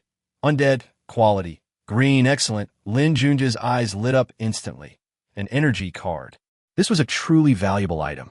As long as the attributes matched, it could be used to upgrade the card's level. This card happened to be of the Undead attribute, perfectly suited to his signature card, the Skeleton King. In this unknown dungeon, every extra level meant a greater chance of survival. Lin Junjie didn't dare delay and immediately began searching the area around the battlefield. Many mist orbs had been burned to death by the will-o'-the-wisps last night. After a careful search, he found 26 soul fragments. There were far fewer of them than the dead mist orbs, so it seemed not every one of them would drop. Without hesitation, Lin Junjie fused all the energy cards into his main card. His original level, 6-bone skeleton, instantly leveled up 2 levels, reaching level 8. Lin Junjie stared at the card's level, somewhat stunned. How long has it been since he awakened his natal card? It's already reached level 8. For wealthy families, this might not seem like much, but for someone from an ordinary family like his, this speed is unimaginable. Once his natal card reached level 8, he immediately took out several cards he had prepared beforehand. Basic swordsmanship, basic shooting, basic throwing, and basic blocking. These 4 cards are all level 8 basic skill cards. He and his father bought them together after their awakening, thinking they wouldn't need them for a while, but now they've come in handy. The 4 cards fused together in succession, and the next second, the information of his destined card completely changed. Name, Skeleton Warrior. Class, Warrior. The bone skeleton has advanced. Although its appearance hasn't changed much, it's still a stark white skeleton. Its aura has become noticeably more composed. It's no longer just a simple skeleton servant, but has truly evolved into a skeleton warrior. More importantly, Lin Junjie's own level has also risen to level 10. Strength 20, Agility 20, Constitution 20, Spirit 40. Each time a card master levels up, they gain 1 point each in Strength, Agility, and Constitution, and 2 points in Spirit. His stats are now significantly stronger than before, and he can use 1 more card at a time. Unfortunately, he doesn't have many cards left. Looking at the upgraded skeleton warrior, Lin Junjie's tense heart, which had been pounding all night, finally relaxed a little. After all that commotion, he was completely exhausted and drifted off to sleep in his tent. When he opened his eyes again, the sun was high in the sky. Sunlight streamed over the ruined city, and the surroundings were eerily quiet, without even the chirping of insects or birds. When he was dragged into the instance on the first day, he hadn't thought much about it, but now, looking at it again, he realized that this city was probably long since devoid of life. The appearance of those shrouded spheres last night made him even more suspicious that the entire instance might have completely become the territory of the undead. Unknown instances are dangerous, but they also mean huge profits. Lin Junjie knew he couldn't stay here for long, but he couldn't go back empty-handed. Today, he didn't rush to continue collecting corpses, but instead set his sights on the gold shops and jewelry stores in the city. This abandoned city had clearly been prosperous before. Finding even a small piece of valuables would be a huge haul. He led the skeleton warrior onto the street. The streets were long since swallowed by weeds and vines. Dilapidated vehicles were parked haphazardly, and most shop fronts were rotten and collapsed. It seemed safe during the day, but Lin Junjie dared not be careless. The fact that the undead dislike sunlight doesn't mean there aren't stronger creatures inside. He could handle those shrouded mist orbs last night, but who knows what monsters lurk deep within this city. He observed his surroundings, specifically choosing places with prominent storefronts and easy access. Finally, he stopped in front of a dilapidated shop. This is it. This was once a jewelry store. The glass door was long since shattered. The signboard hung askew at the entrance, and the interior was filled with dust and cobwebs. Some jewelry remained in the display cases, gleaming dimly beneath the dust. Suppressing his excitement, Lin Junjie gestured for the skeleton warrior to go in first to scout ahead. Only after confirming there was no movement at the door did he cautiously push it open. The shaft creaked shrilly, its sound particularly clear in the deathly silent shop. He stepped inside, the wooden floorboards groaning under his feet. The floor was littered with junk, as if someone had rummaged through it before. Lin Junjie walked around the collapsed shelves to a broken glass display case, where, sure enough, there was still jewelry. Though covered in dust, it would be incredibly valuable if he could take it home. Just as J.J. Lin was about to examine the scene more closely, he suddenly heard a very faint sound. He looked up abruptly, and the next second, his scalp tingled. On the ceiling, a ghost with disheveled hair, a deathly pale face, and blood tears streaming from its eyes was staring at him motionless. J.J. Lin was so frightened he couldn't speak, his body instinctively retreating, his heart pounding as if it would shatter his chest. Fear instantly overwhelmed his mind, and J.J. Lin desperately suppressed his breathing, forcing himself to calm down. It was just a more terrifying-looking undead creature. But even so, the chill that rose from the depths of his heart still made him feel cold all over. Chapter 16, Illusion.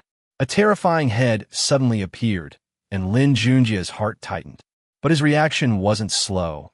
He immediately commanded his signature card, Skeleton Warrior, to attack. The next second, however, his expression changed. Where was the Skeleton Warrior? His signature card, which had just been beside him, had vanished without a trace. Lin Junjie was, after all, just a teenager. Faced with this eerie scene, even someone with considerable knowledge of the paranormal couldn't help but feel a chill run down their spine. Without a second thought, he turned and rushed towards a shop in trance. He ran while glancing back. The spirit didn't accelerate or pounce. It simply floated leisurely behind him. The shop entrance was right in front of him. But as soon as Lin Junjie rushed forward, with a bang, he felt as if he had crashed into an invisible wall, bounced back, and his path was blocked. Lin Junjie forced himself to calm down and whirled around.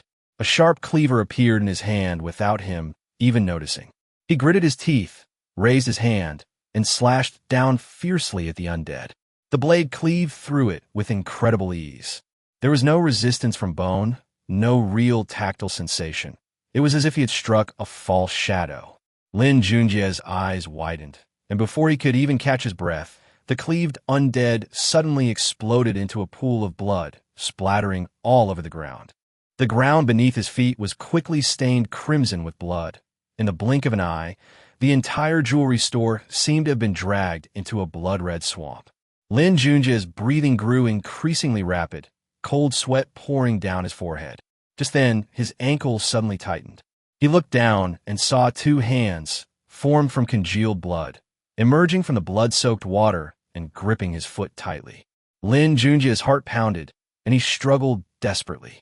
But the harder he tried, the tighter the bloody hands gripped. The next second, he lost his balance and fell into the bloody water. Fear surged up like a tide. Horrifying images flashed wildly through his mind, and his body trembled uncontrollably. But on the verge of collapse, J.J. Lin gritted his teeth. No, he couldn't panic. The more panicked he became, the more dangerous it would be. He began to breathe heavily, forcing himself to calm his heartbeat. The knowledge he had learned in school gradually surfaced in his mind. The environment suddenly changed, his natal card disappeared, and the shop turned into a blood swamp. All characteristics of an illusion. More importantly, so far, he hadn't suffered any real physical harm. In other words, this illusion wasn't high level. At most, it only clouded his senses and amplified his fear, not strong enough to directly affect reality. Understanding this, Lin Junjie's fear finally subsided somewhat. He helped himself to his feet and looked around. The once spacious jewelry store, spanning several hundred square meters, had been completely transformed into a boundless red swamp. Even knowing it was fake, the scene before him felt undeniably real. J.J. Lin tried to walk forward. With each step, his calves sank into the bloody water. The further he went, the deeper he sank. Eventually, even standing still, the blood slowly rose, and the thick, sticky blood was about to reach his neck. J.J. Lin quickly closed his eyes. He silently repeated to himself, "It's fake, it's all fake." But even with his eyes closed, the cold, sticky sensation remained vivid. Blood surged up his neck, past his chin, blocking his mouth and nose, and finally completely submerged his head, instantly bringing a feeling of suffocation. He felt as if he had truly been pushed into the depths of a pool of blood. his chest feeling like it was about to explode, and all he could hear was the gurgling sound of water. J.J. Lin's rationality began to waver again. Just as the fear of death was about to engulf him, a thought suddenly flashed through his mind. Will-o'-the-wisp. He could still absorb the Will-o'-the-wisp skill from his natal card. The next second, a wisp of pale blue flame emerged from his body. The moment the Will-o'-the-wisp appeared, the suffocating feeling finally lessened a bit. J.J. Lin suddenly opened his eyes, only to find that the blood-red swamp was gone. Instead, a raging sea of fire erupted, flames billowing and heat waves crashing against his face. The surrounding air was distorted by the heat, and tongues of fire licked his body relentlessly. Lin Junjie had just escaped the sea of blood, barely catching his breath, when he was thrown into an even more terrifying hell. The fire burned ever brighter. His skin seemed to be cracking, his flesh scorched away bit by bit. Lin Junjie instinctively looked at his right hand. There, a flickering, ghostly fire still lingered. The next second, he froze, his entire arm engulfed in flames, and a devastating pain erupted. Lin Junjie finally couldn't help but scream. The excruciating pain shattered his carefully maintained composure, and the ghostly flames on his arm extinguished. With the flames gone, flames surged from all directions, engulfing his entire body. "Help me! Help me!" Lin Junjie screamed frantically in his mind, but only heart-wrenching screams escaped his throat. The flames felt like they were burning through his bones. His consciousness began to blur, his body could no longer hold on, and his eyes slowly closed. Just before he completely lost consciousness, he vaguely felt a large, white hand with distinct knuckles grab his collar. Then, a force suddenly pulled him away. Someone came to save him? That's good.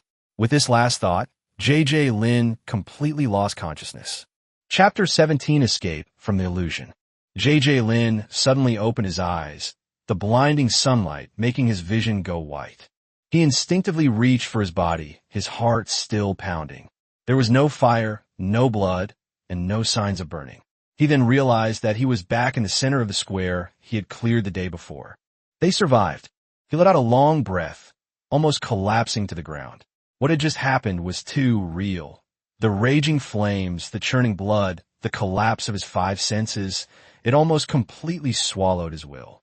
What pulled him back from the brink of death was the silent, standing skeleton warrior beside him. J.J. Lin walked over and hugged its cold, hard skeleton, his voice hoarse. "Thank you, skeleton warrior."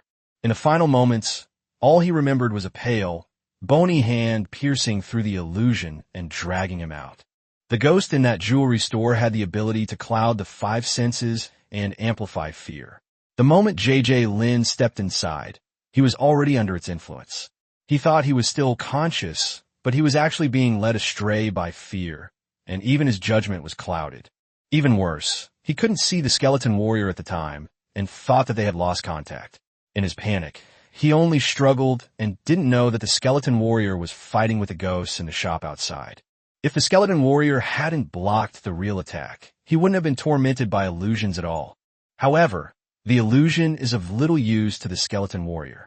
It was a spirit, lacking the five senses of a normal being, and at its current low level, it barely even felt fear. Furthermore, the will-o'-the-wisp had a restraining effect on that kind of sinister power, which allowed it to break through the illusion at the crucial moment and save J.J. Lin. At this moment, J.J. Lin finally truly understood how terrifying the unknown dungeon was. What appears quiet during the day doesn't mean it's safe. Countless undead monsters lurk in those dark corners, waiting for nightfall to emerge and hunt for living creatures. Explore the dungeon? That would be suicide. The best course of action now is to stay put and hold out until the rescue team arrives. The problem is, when will the rescue team arrive? The flow of time inside the instance is different from that outside. He has no idea how much time has passed outside, or whether a night here is a few minutes or hours outside. Exhausted and frightened, J.J. Lin decided to rest during the day. He knew very well that he would never dare to close his eyes at night. Meanwhile, outside the instance, Wuchang City was in complete chaos. It's not uncommon for unexpected dungeons to appear in the wild and get caught up in them. But for the three instructors leading the team, it was the first time their students had been swallowed up by a newly created, unknown dungeon during their wilderness survival training. The moment the instance appeared, abnormal energy fluctuations were detected by the detection agency. The authorities immediately sealed off the area, and the surrounding area was completely surrounded. Once the three teachers discovered J.J. Lin's disappearance, and considering the location where the dungeon gate appeared, they were pretty much certain that he had been caught up in it. But they couldn't get in. J.J. Lin is just a student from an ordinary family. No matter how anxious his family or teachers are, or how much they want to save him, they have neither the qualifications nor the ability to force their way into the unknown. All they can do is wait. Once the authorities have collected information, determined the type of instance, and assessed the level of danger, a rescue team will be dispatched. During this long wait, all they could do was pray that J.J. Lin would survive until the rescue began. Inside the instance, the second night arrived. As darkness gradually fell, the black curtain, like a giant net, enveloped the entire ruins.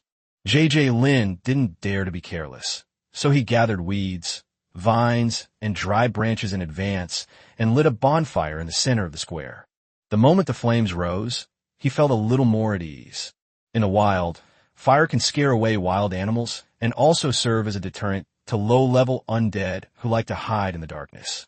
Even if its effect is limited, at least this little bit of light allows him to see his surroundings and prevents him from being completely swallowed by the darkness. But soon he realized he had oversimplified things. As the night deepened, floating gray-white spheres began to appear on the edges illuminated by the campfire. Fog concealment sphere. Moreover, the number is more than double that last night. They didn't pounce immediately, but wandered around outside the firelight, densely packed, like a circle of ghostly figures waiting to devour their prey. J.J. Lin's expression changed.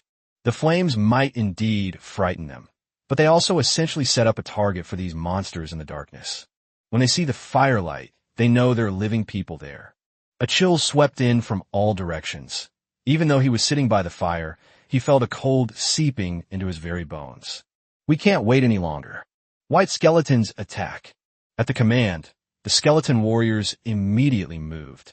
He gripped the bone, sword tightly, and a ghostly blue flame instantly ignited along the blade, the cold light particularly dazzling in the night.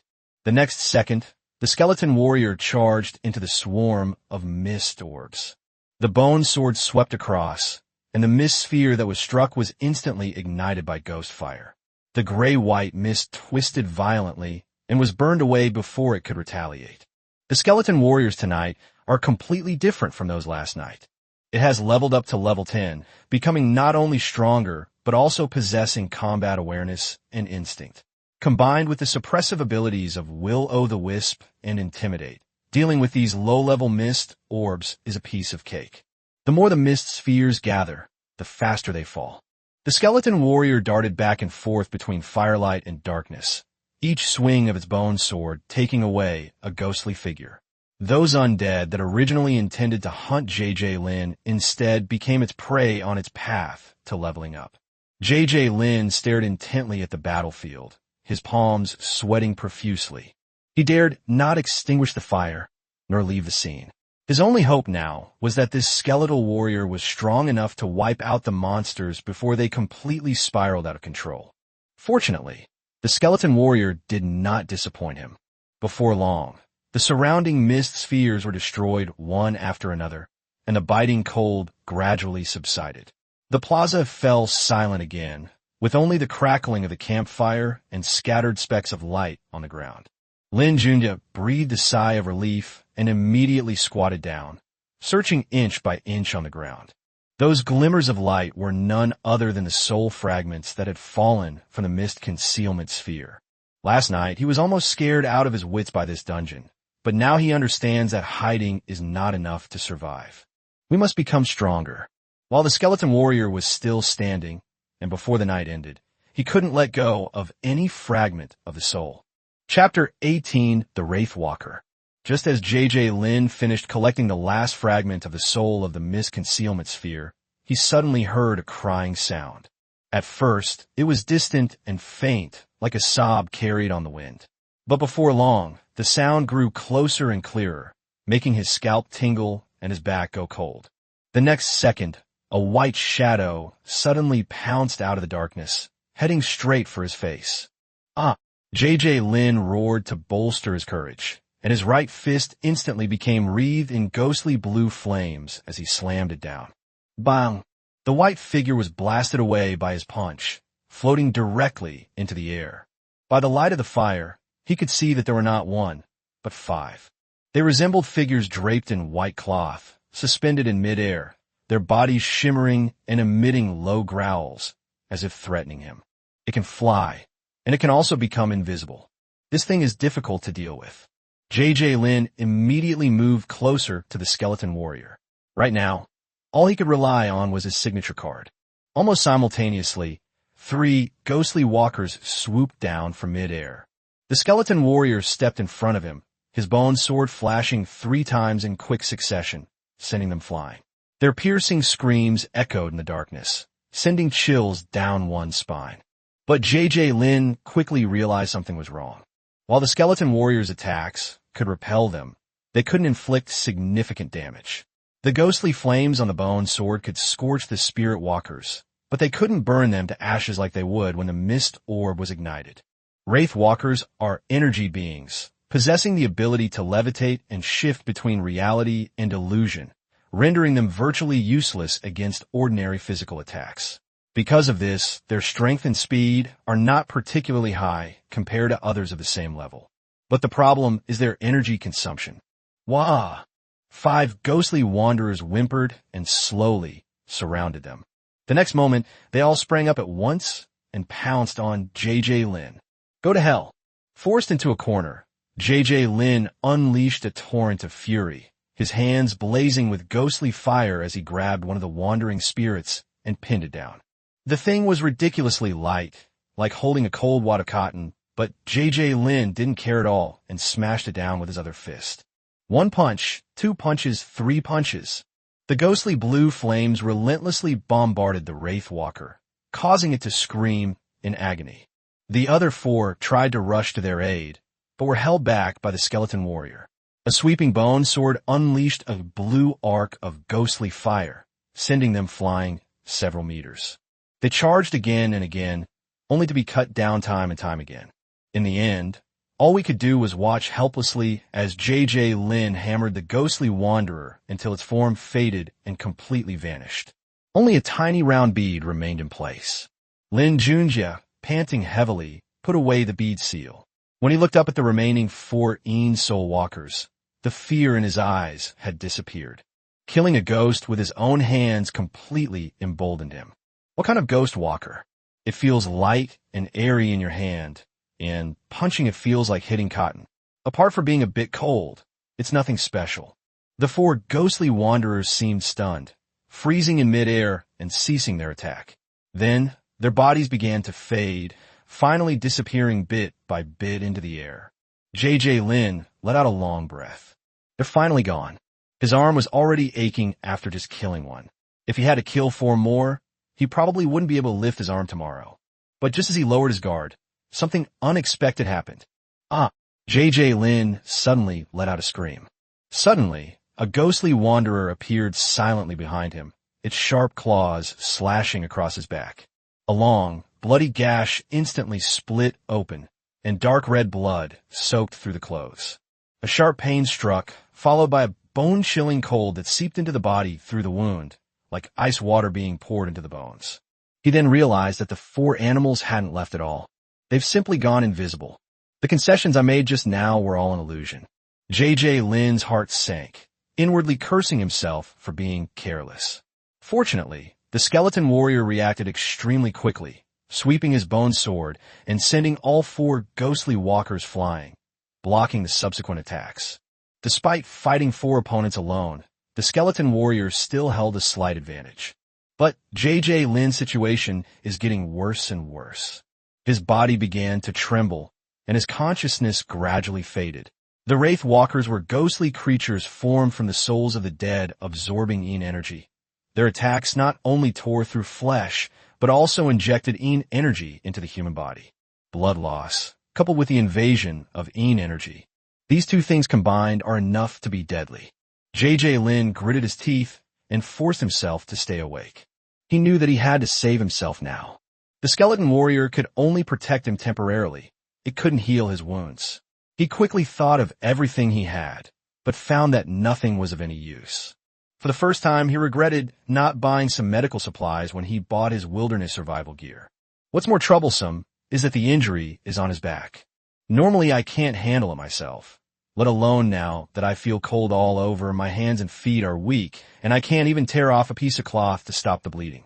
The blood was still flowing, and the chill was still spreading. If this drags on any longer, he really will die here. Lin's eyes hardened. There's no other way but to take a gamble. He struggled to remove his shirt, revealing his upper body covered in cold sweat. Then, he activated the ghost fire, causing the eerie blue flames to burn along the wound on his back. He had heard that on the battlefield, some people would use red-hot iron plates to brand wounds to stop the bleeding. Now he has neither iron pieces nor medicine, so he can only try his luck with the-wisps.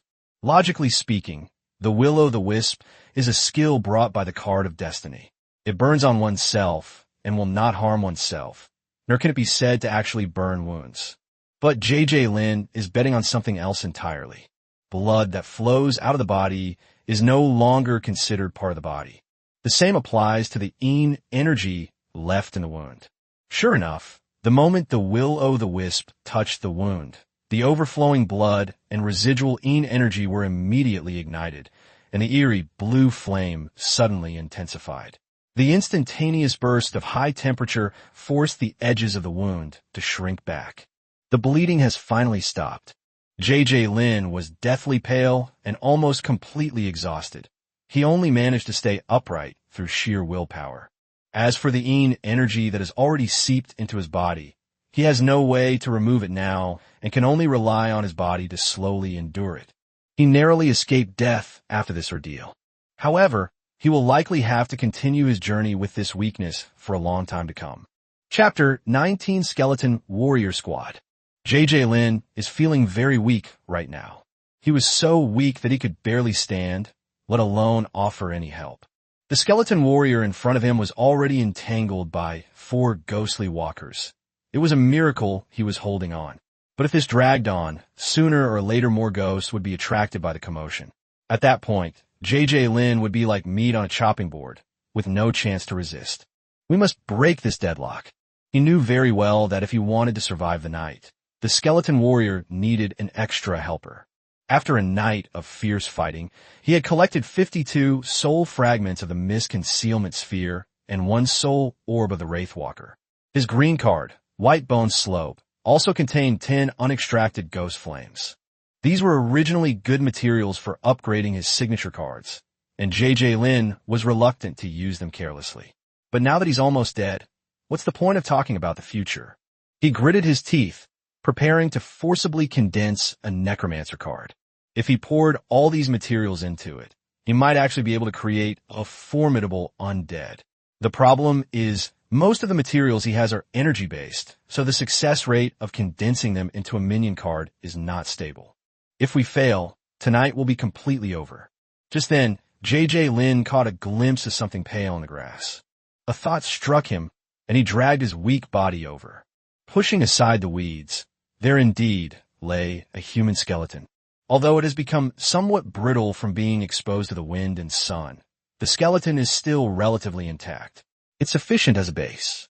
Lin immediately sealed the skeleton into a card, then took out the soul bead of the Wraith Walker, and with a strong will, fused the two together. The next second, a brand new card appeared in front of him. Card name, Bone Skull. Type, Servant. Attribute, Undead. Level 1. Quality, White Standard. Talent, Tireless. Skills, none. Description, this is an ordinary skeleton sealed within a card. It's done. Lin Junjie's eyes immediately lit up. This, Bone Skull, is exactly the original form of his signature card. With continued enhancement, it might just become an ally of the skeleton warrior. Time was of the essence, and without the slightest hesitation, he immediately incorporated all the remaining materials. Soul fragments and will-o'-the-wisps. Smash them all. The card flashed, and after a moment, the information changed again. Card name, Bone Skull. Type, Servant. Attribute, Undead. Level, 6. Quality, White Standard. Talent, Tireless. Skill, Will-o'-the-wisp. Description: this is a skeleton with will-o'-the-wisps. Will-o'-the-wisp. Will-o'-the-wisp ignites on the body. JJ Lin finally breathed a sigh of relief. Although this skeletal skeleton was far inferior to the skeleton warrior in terms of level, skills, and combat power, in the current situation, its ability to help hold them off was enough to save their lives. He immediately unsealed the card. A humanoid skeleton appeared beside him, its eye sockets hollow and its body deathly white. At Lin Junjie's command, its hands suddenly burst into ghostly blue flames, and it pounced directly at the four wandering spirits. The situation changed instantly. The most annoying thing about the Wraith Walkers is their ethereal nature, making them almost untouchable by ordinary physical attacks. However, skeleton warriors and skeletal skeletons possess will-o'-the-wisps, which are perfect counters to these energy ghosts.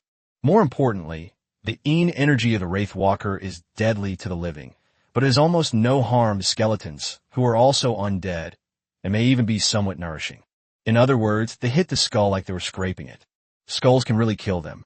Originally, one skeleton warrior was worth 4, barely managing to hold their own. Now, with the addition of the skeletal skeletons, the battle has immediately turned in Lin Junjie's favor. The skeletal figure lunged forward, its hands wreathed in ghostly flames as it pinned down a wandering spirit. The spirit struggled frantically, its body blurring and fading, yet it could not escape the scorching flames. The eerie blue flames gradually consumed its form until finally fading away completely, leaving only a soul bead falling to the ground. Of the 4 wandering spirits, one died first. The remaining 3 couldn't hold on any longer. The skeleton warrior's pressure eased considerably, and his bone blade, infused with poison and ghostly fire, slashed down repeatedly. Before long, all 3 ghostly walkers were also annihilated. Lin Junjie now has 4 more soul beads of the Wraith Walker in his hand. The crisis has finally been resolved. He glanced at the now extinguished campfire and learned a lesson. This thing is no source of safety in the wilderness. It's a sitting duck. As soon as the firelight appeared, all the ghosts rushed this way. The night was deep, with only the rustling of the wind through the grass and trees. Lin Junjie could no longer hold on and, protected by the skeleton warriors and white skeletons, fell into a deep sleep against a tree trunk. He slowly woke up the next morning. I sat up for most of the night, and my whole body ached and my head was spinning.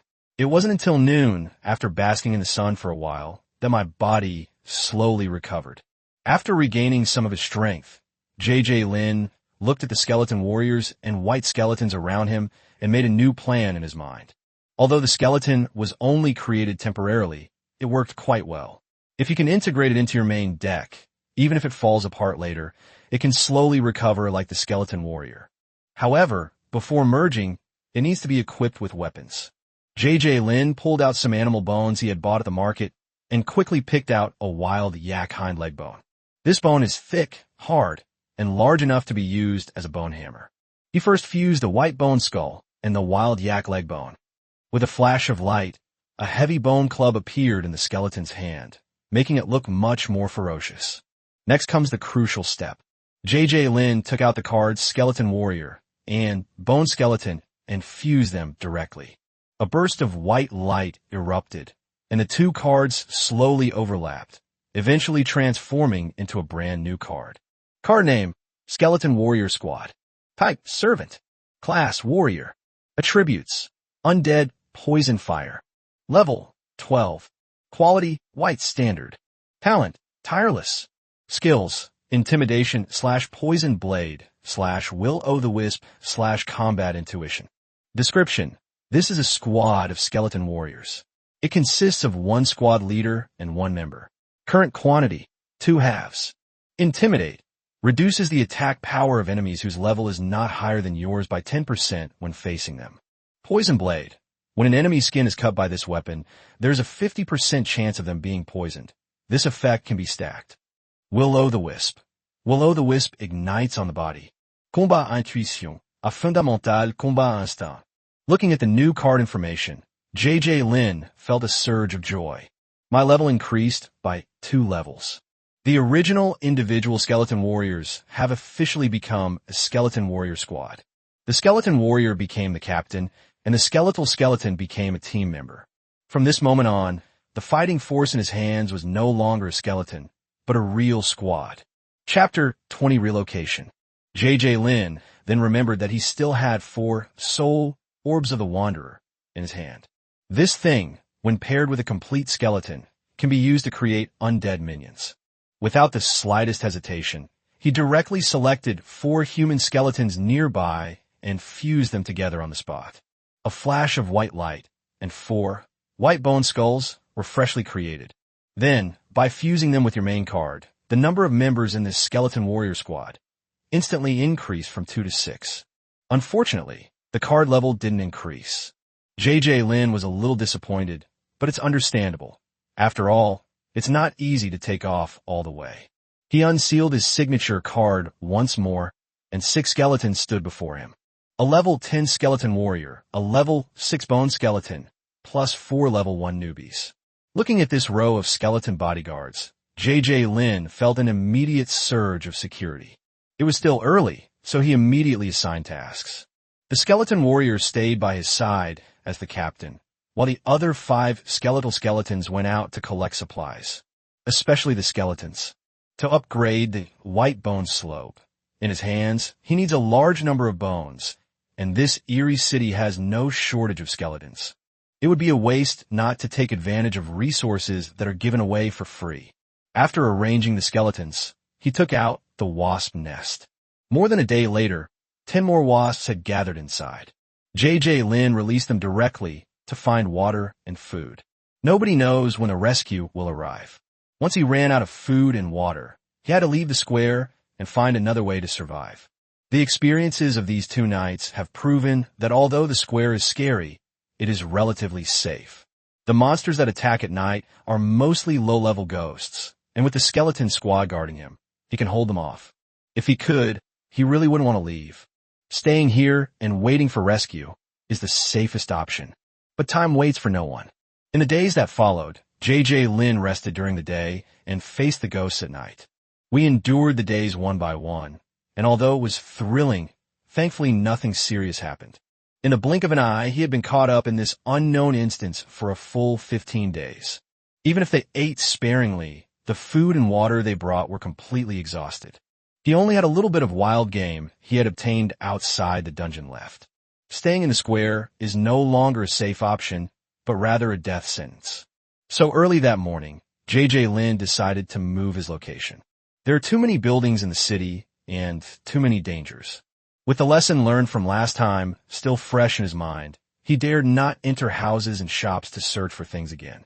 Who knows what kind of ghosts are hiding inside? Therefore, his goal was very clear: to leave the city. For the past 2 weeks, he has been using wasps to scout the route, and they've already figured out a relatively safe route. And now, he is no longer the newbie who could only tough it out when he first entered the dungeon. With the help of the soul fragment of the mist concealment orb, the soul bead of the Wraith Walker, and the blessing of the Ghost Fire, his level has already reached level 20. My signature card, the Skeleton Warrior Squad, has been expanded to 12 members. 1 skeleton warrior was the captain, and 11 skeletal skeletons were the team members. The skeleton warrior reached level 22 days ago. The skeletal skeletons range in level from 1 to 20. As long as you have enough undead energy cards, it's only a matter of time before you can stack them all to level 20. However, level 20 is the maximum level for white common cards. To continue upgrading, you must upgrade the card quality to green. You may be stuck at a certain level, but your combat power may still increase. JJ Lin has figured out the growth direction of his signature card. Continue to increase the number of skeletons and further strengthen individual combat capabilities. As long as the squad is large enough and of high quality, it can still sweep through the competition. Set off. At JJ Lin's command, a swarm of wasps scouted ahead, while the Skull Squad surrounded him, protecting him in the middle as they advanced towards the city's outskirts.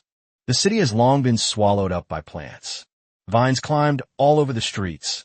Weeds broke through the ground, and the buildings were dilapidated and gloomy. However, the original road outline can still be seen from the terrain. The skeletons led the way, with J.J. Lin hiding in the middle of the group, and the journey went relatively smoothly. When he encountered a complete skeleton on the road, he even had time to seal a few cards.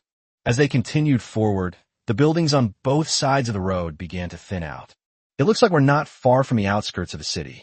But just then, an unexpected incident occurred. Smack! A soft sound. The skeleton at the front suddenly found its feet entangled in vines on the ground. The next second, its entire body was violently dragged toward a large clump of dense vines. J.J. Lin's expression changed instantly. Is it dangerous even during the day? This dungeon really doesn't give you any chance of survival. He immediately gave the order. Pale blue will-o'-the-wisps ignited on the skeleton's weapons. Apart from the skeleton warrior who stayed behind to guard, the other 10 skeletal skeletons all rushed towards the vines. But as soon as they got close, even more vines suddenly sprouted out. Swish, swish, swish. Countless branches rushed forward like living creatures, instantly entangling the 10 white skeletons and dragging them all deeper into the vines. J.J. Lin felt a chill run down his spine. Isn't this wilderness too dangerous? He dared not charge forward and immediately led the skeleton warriors to retreat slowly, fearing that if the commotion was too great, he would also be caught in the crossfire. Should we take a detour or retreat to the square and continue waiting for rescue? As he hesitated, wisps of black smoke suddenly rose from the vines. J.J. Lin's eyes lit up. He's not dead. The black smoke was clearly coming from the vines after they were scorched by the will-o'-the-wisp. He stopped running, retreated to a safe distance, and stared intently at the battlefield. Soon, a piercing scream came from the vines. Squeak, squeak, squeak. The black smoke grew thicker and thicker. The skeletal figures that had been dragged inside miraculously regained their mobility. They wielded bone weapons wreathed in will-o'-the-wisps, smashing them relentlessly against the vines around them. The will-o'-the-wisp burned, and the bone tools smashed violently. Energy attacks combined with physical attacks, a double suppression. The once rampant, giant vines finally couldn't withstand the pressure. One by one, the branches were charred and smashed, and finally the entire vine was reduced to a pulp. By the time the skeleton stood up straight again, the large patch of vines had been burned to black ash by the will-o'-the-wisps. J.J. Lin then led the skeleton warrior over. The ground was a mess. The mixture of black ash, broken bones, and mud was incredibly filthy. But J.J. Lin didn't mind. He instructed the skeleton to gather all the bone fragments, soil, unburnt vines, and ashes together. Then it was directly sealed into cards. This vine is by no means weak.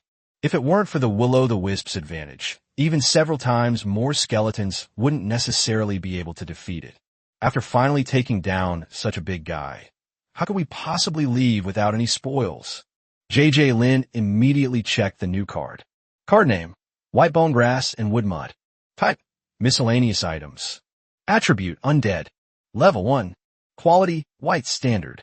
Description: this is a pile of soil mixed with a large amount of bones and plant ash. After reading the description, J.J. Lin frowned. That's it. Such a powerful carnivorous plant, yet it only produces a pile of mud? He didn't believe it. Chapter 21 sul vina. J.J. Lin stared at the exposed roots of the vines on the ground, and a thought struck him. The main body of this thing might be hidden underground. If we can't find it, then we'll dig. He immediately summoned several skeletons and got to work.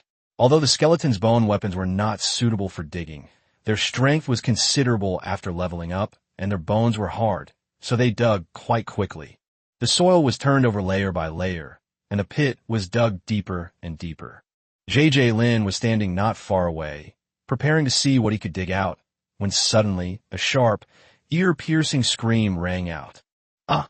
The sound was like needles drilling into his brain.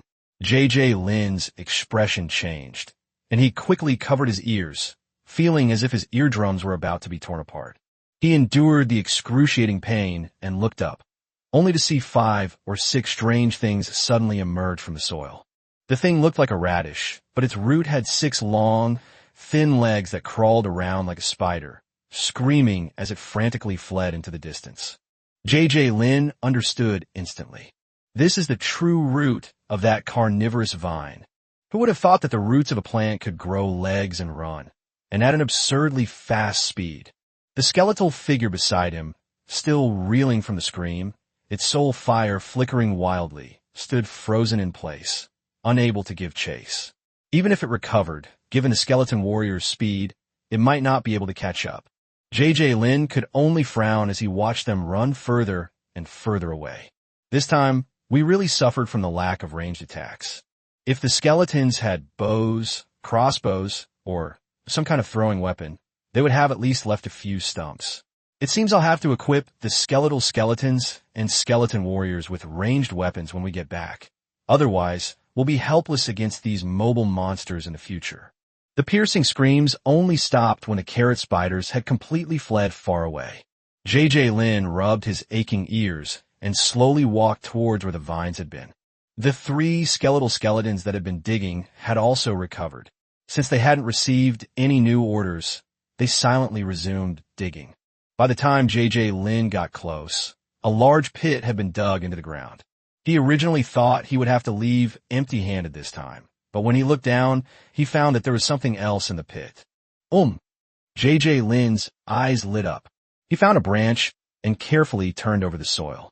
Soon, several clean white tubers were unearthed. Plants don't necessarily reproduce solely through seeds. Tubers, stems, and leaves can also regrow. These tubers in front of us are very likely the young plants left behind by carnivorous vines.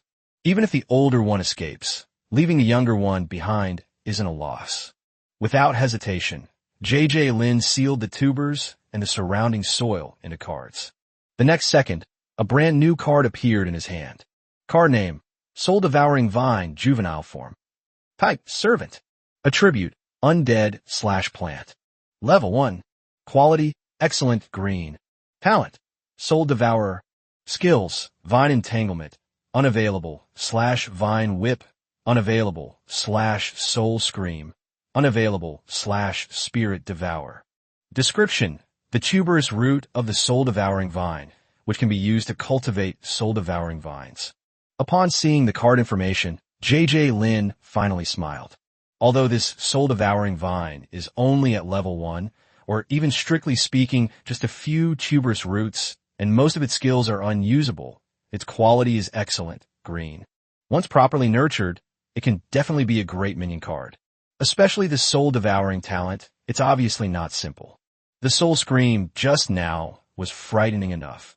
The soul-devouring vine, once it reaches adulthood, will certainly be a formidable force in combat. Lin carefully put the cards away. Although he failed to capture the mature form this time, getting the juvenile form card is still a great profit. He looked up at the sky and realized that the sun was about to set. That was about to fall. The world is dangerous enough during the day, but at night the danger only multiplies. Continuing to wander aimlessly in the wild is definitely not a wise choice. Lin quickly made a decision to find a place to camp first. He led the skeleton army forward along the road. The road still vaguely resembled what it once was, but the surface was now covered with weeds and vines and overgrown with miscellaneous trees, posing a constant threat if one wasn't careful. After walking for a while, a crossroads appeared ahead. The area offers a wide view, allowing you to observe the situation from all sides. The terrain is also relatively flat, making it suitable for a short rest. Lin stopped and began to direct the skeletons to clean up the camp. In the past, clearing a space by himself would have been exhausting. But things are different now. His signature card has evolved from skeleton to a squad of skeleton warriors, giving him ample manpower. A dozen or so skeletons work together, wielding bone blades to cut through weeds and vines, then dragging the broken branches and withered leaves aside.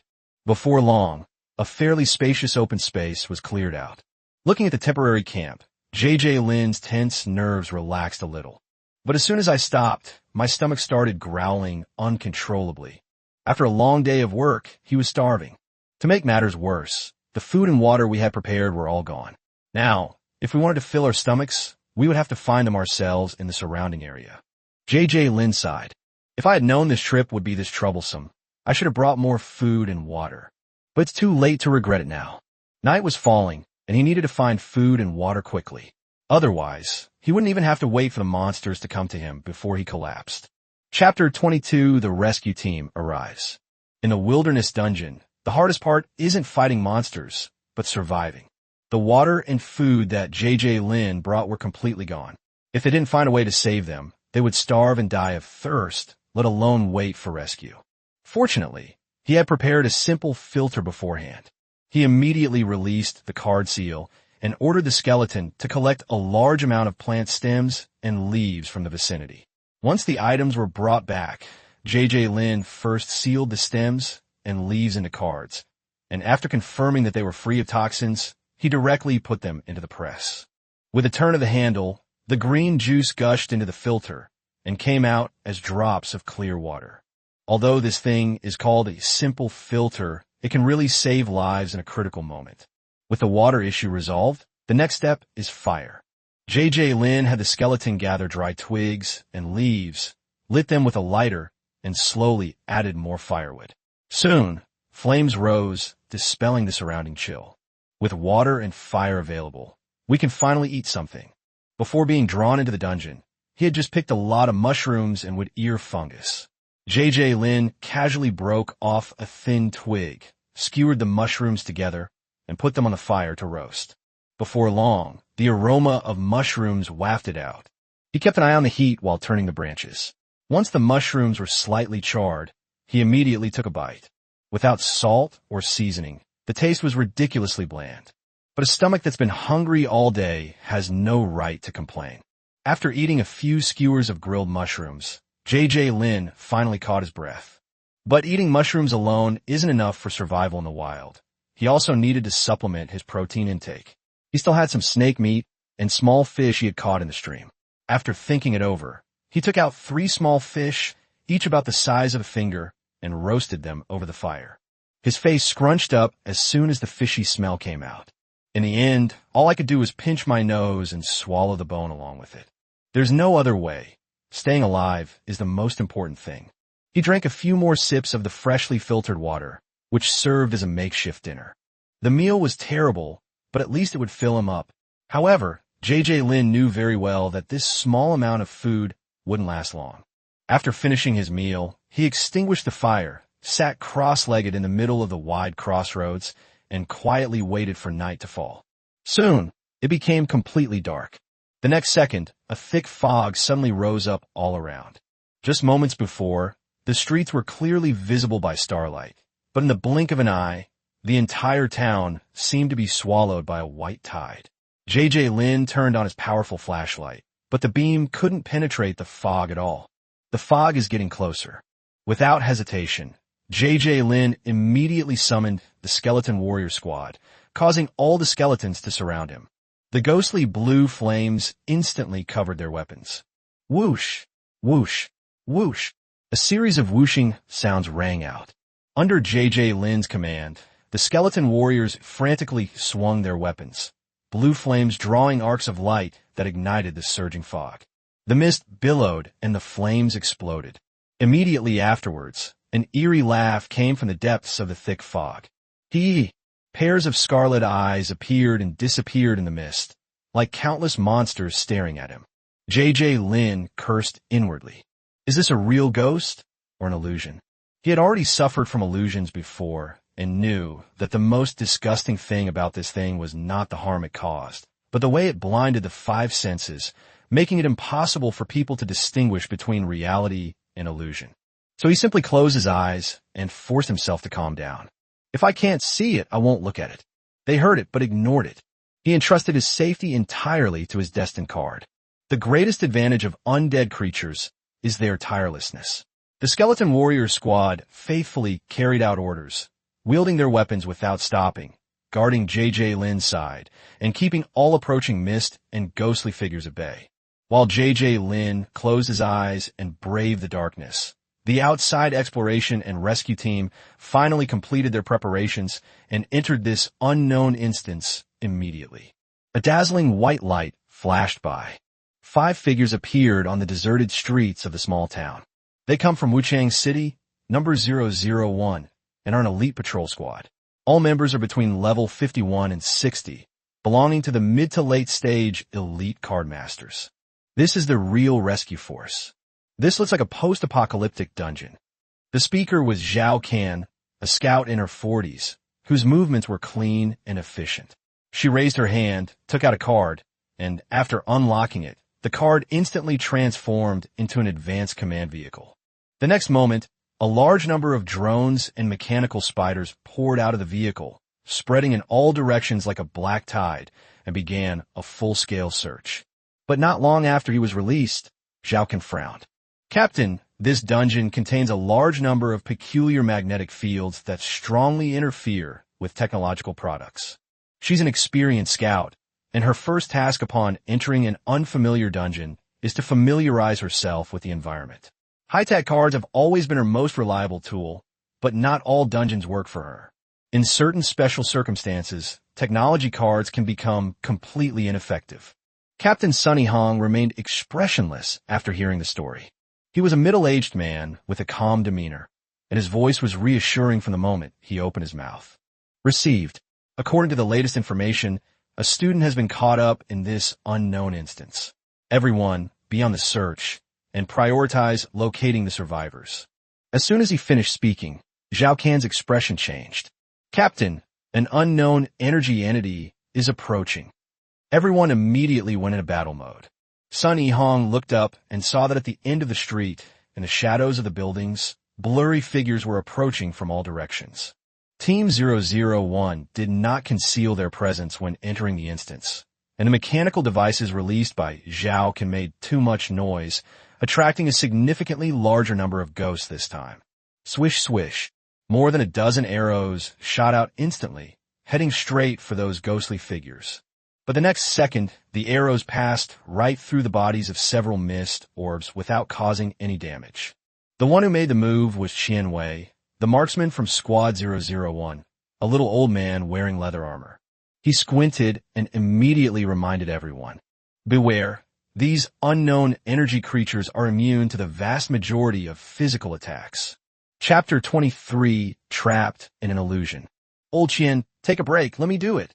Li Jun grinned and stepped forward. He was in his 30s, tall and muscular, the most formidable firepower in Squad 001. As soon as he finished speaking, the card in his hand unsealed, and a six-tailed red fox instantly appeared. The red fox was engulfed in flames. Its eyes were sharp, and its imposing aura made the surrounding air feel scorching hot. Six-tailed fire fox, fire rain. At Li Jun's command, the six tails of the six-tailed fire fox suddenly unfurled, resembling six burning torches. Immediately afterward, a burst of fire energy shot into the sky. The next second, countless fireballs rained down from midair. Boom, boom, boom. The fireball, the size of an egg, exploded upon landing, the flames spreading instantly and engulfing the newly gathered mist spheres. Screams and screams rang out as the mist spheres struggled frantically in the flames, one by one dissipating. Li Jun looked on with a smug expression. How about it?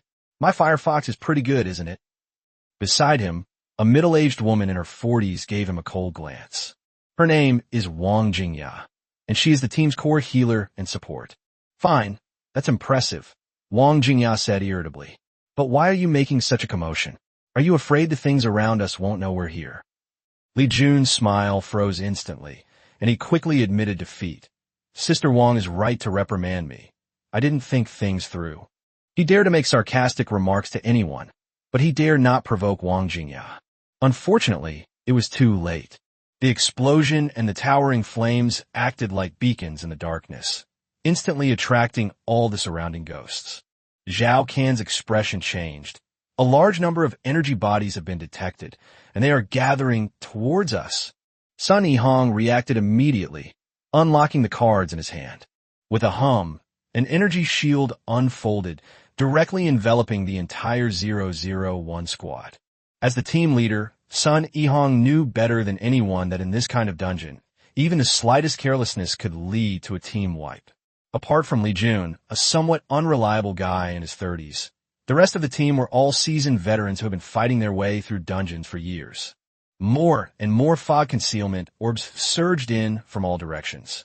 The six-tailed fire fox kept spewing flames, refining the approaching ghost piece by piece. It seems that Team 001 still has the upper hand. But before they knew it, an even thicker layer of fog had silently enveloped them. If it weren't for the energy shield protecting them, they would probably have been swallowed by the fog long ago. Qianwei was the first to realize something was wrong. He frowned and whispered, "Oh no, we've been caught in an illusion." As soon as he finished speaking, Qianwei threw out a one-time spell card without hesitation. The card was unsealed, and a fire dragon roared out, plunging fiercely into the thick fog. Strangely, the fire dragon only caused a few flashes of red light to appear in the mist, without even creating a ripple. Even more terrifying, the fire barrier that the six-tailed fire fox had originally spewed out was quickly extinguished amidst the swirling fog. At this moment, Squad 001 was completely on the defensive. They couldn't see the enemy, couldn't find their way, and weren't even sure if they were still in the same place. Qianwei's face darkened. The most troublesome thing about this kind of illusion is that it doesn't make any sense. The more you move, the more likely you are to get infected. Especially when teammates are nearby, a misjudgment could easily lead to them mistaking their own people for enemies and attacking them. Qianwei immediately shouted, "Jingya, use the purification card." But all around was deathly silent. There was no response. Qianwei turned his head sharply, his pupils contracting. My teammates have all disappeared. He was standing right next to him just moments ago, but now he's trapped alone in the thick fog, surrounded only by swirling, grayish-white mist. Grass! Qianwei cursed under his breath and immediately unsealed another defense card. A golden light shield rose up, protecting him completely. Once trapped in an illusion, the first thing to do is not to rush around recklessly, but to save your life. He forced himself to calm down and began to analyze the patterns in the illusion. In fact, it wasn't just Qianwei. Everyone else in Team 001 encountered the same situation. Their five senses were completely blinded. Even though they might only be a few meters apart, in their eyes, they felt as if they had been thrown into the depths of an endless fog. Fortunately, these people were not newcomers. Everyone immediately unlocked their defense cards to protect themselves. Next, they can only wait. Waiting for Wang Jingya to make a move. Because she is the team's core support, her specialties are healing and purification. As long as she can break the illusion, there is still a chance to turn the tide. But as time passed, the thick fog did not dissipate, nor did the hallucinations disappear. Instead, a deep voice suddenly rang out from the fog.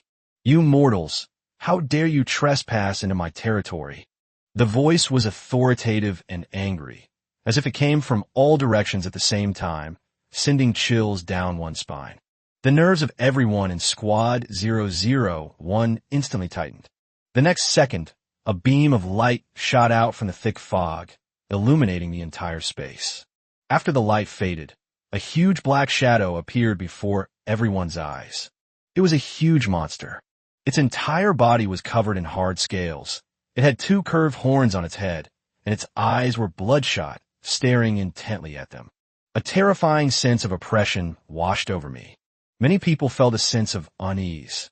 Because in the illusion, the most disgusting thing is this kind of monster that suddenly appears. It might be fake. They could also be real enemies. Even more terrifying is that it could be one of your own teammates, disguised as a monster by a hallucination. If one acts rashly, the consequences could be disastrous. The monster quickly began to attack. Bang! Bang! Bang! The repeated impacts caused everyone's protective shields to shake violently, as if they would shatter at any moment. Each team member felt like they were facing a desperate situation alone, isolated and helpless, and could only grit their teeth and persevere. But the reality is quite different. They were actually still standing in the same spot, only a few meters apart. There was no enormous monster at all. They were attacked by a group of low-level undead creatures.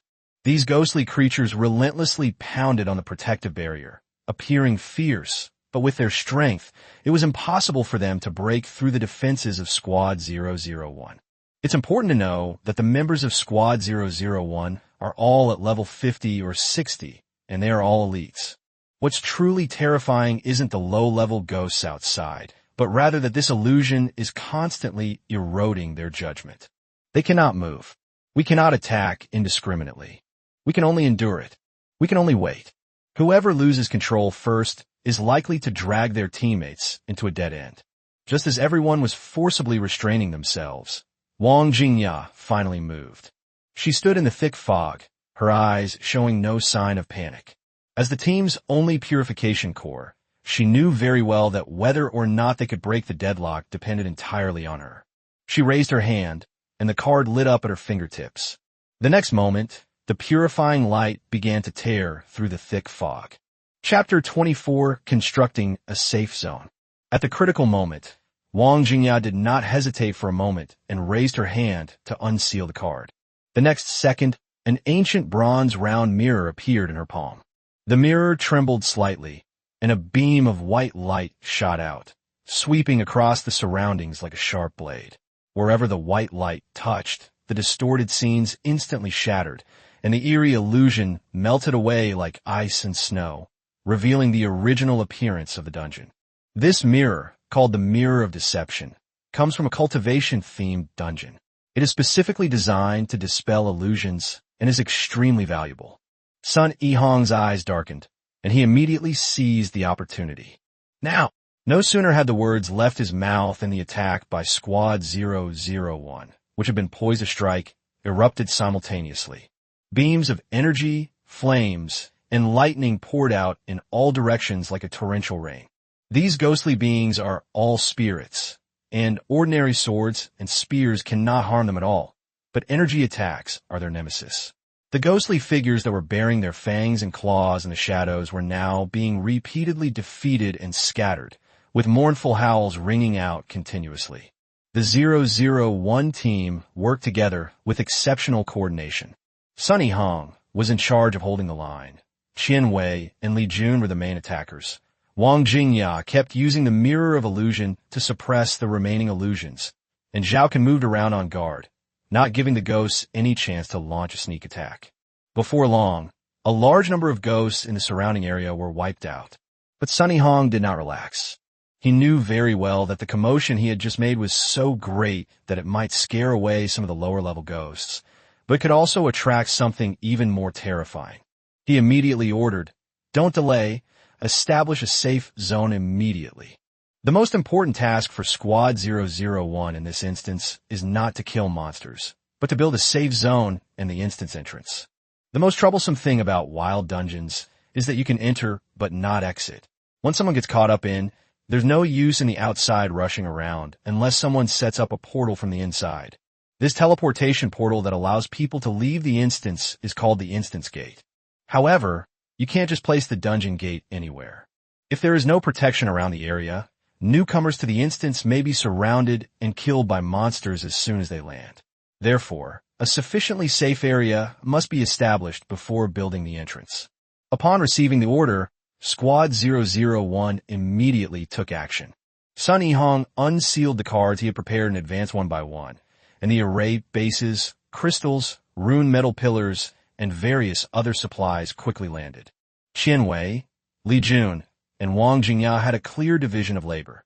They laid out array points at predetermined locations, injected energy, and connected the defense nodes. Zhao Kun stood guard on the perimeter, his eyes constantly scanning the depths of darkness, not escaping the notice of any movement. That round of firepower just now definitely had an effect. Although the surrounding ghosts were attracted by the aura of flesh and blood and the energy fluctuations, they were also intimidated by the dissipating soul mist on the ground. For a time, they only dared to linger in the distance and did not dare to approach rashly. This gave Squad 001 the most precious time. They were a seasoned patrol team, not new to establishing safe zones and dungeons. Everyone knew what they were supposed to do, and their actions were swift and efficient, without a single wasted word. Soon, the energy pillars were activated. Buzz! A deep, rumbling sound echoed across the wilderness. One after another, beams of light shot into the sky, precisely angled and echoing each other, finally converging into a single point in midair. Immediately afterwards, the light curtain spread out in all directions, like a giant transparent bowl turned upside down, enveloping the entire 001 team. The safety zone is taking shape. From the outside, it appears as a hemispherical shield covering an area of over 200 square meters. But in reality, its complete structure is a sphere with the upper half protruding above the ground and the lower half buried deep underground, effectively isolating even attacks from underground. Only when the defensive barrier was operating stably did everyone finally breathe a sigh of relief. Li Jun plopped down on the ground and let out a long sigh. Finally done. Let me catch my breath.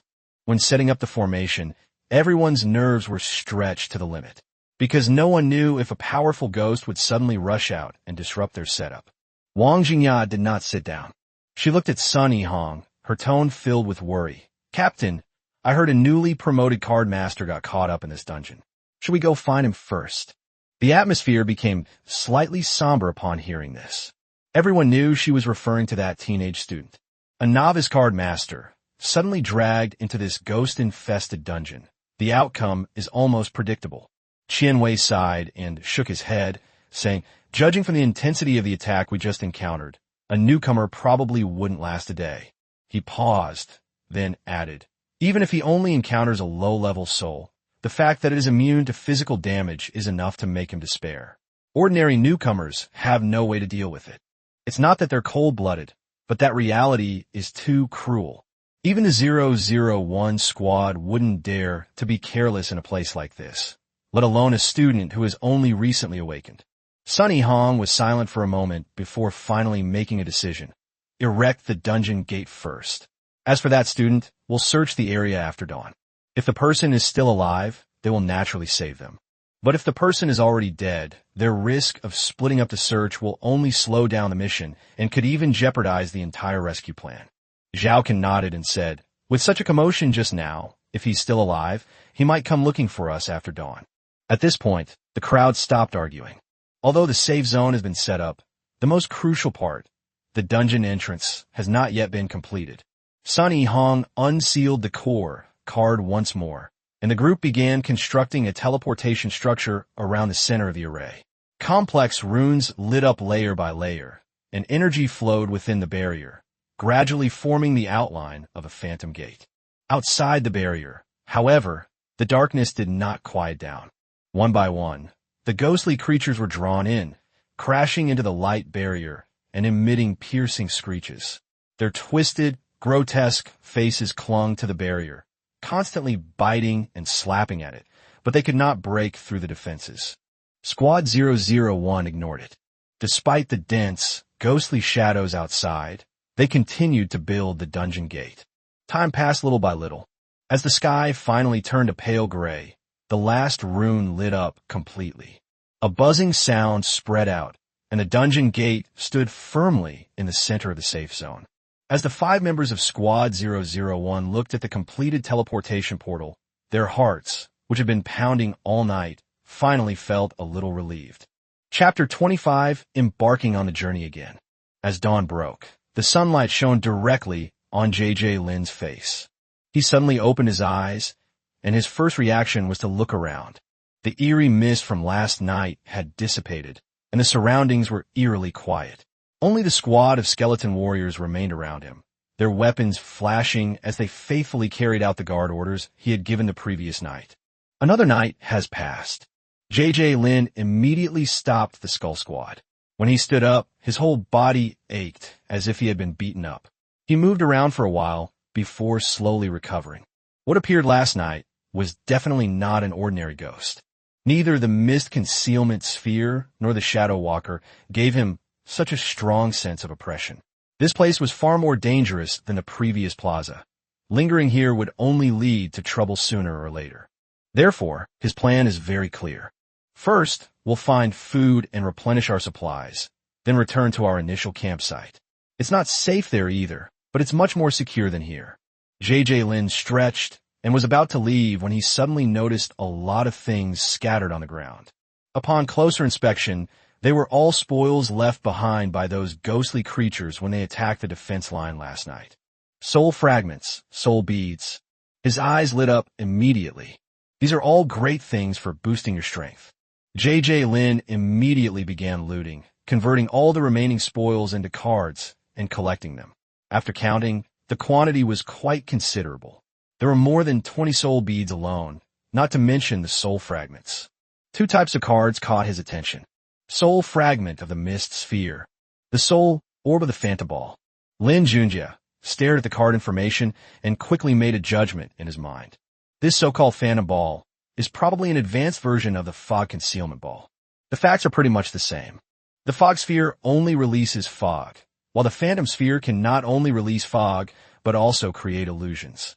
Those strange noises in the fog last night were most likely caused by it.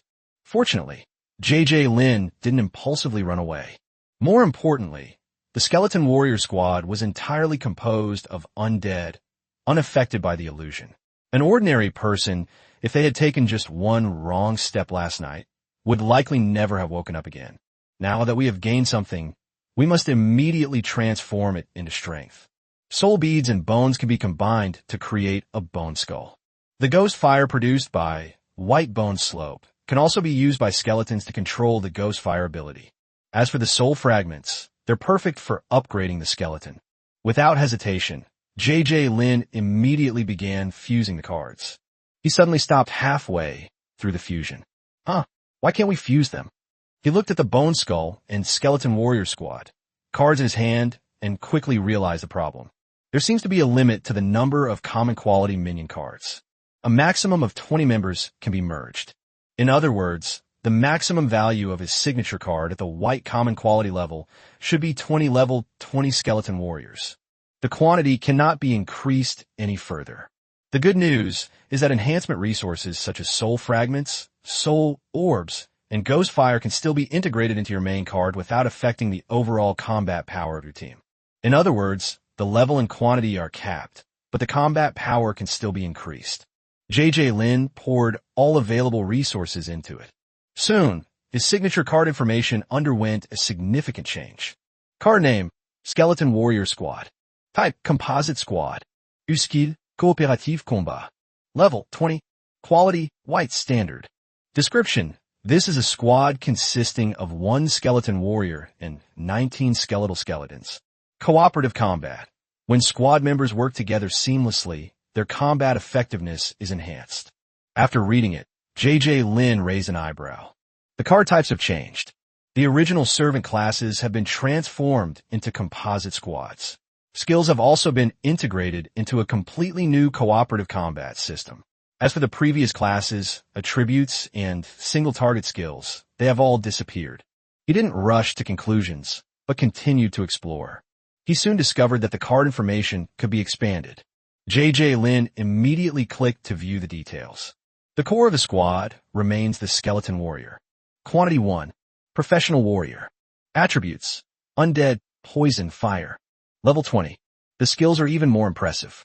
Intimidation, poison blade, will-o'-the-wisp, combat instinct. This is no ordinary skeleton. It's a battle-hardened main fighter. Intimidation can reduce the attack power of enemies of the same level. The poison blade has a chance to poison an enemy as long as it cuts through their skin, and the poison can be stacked.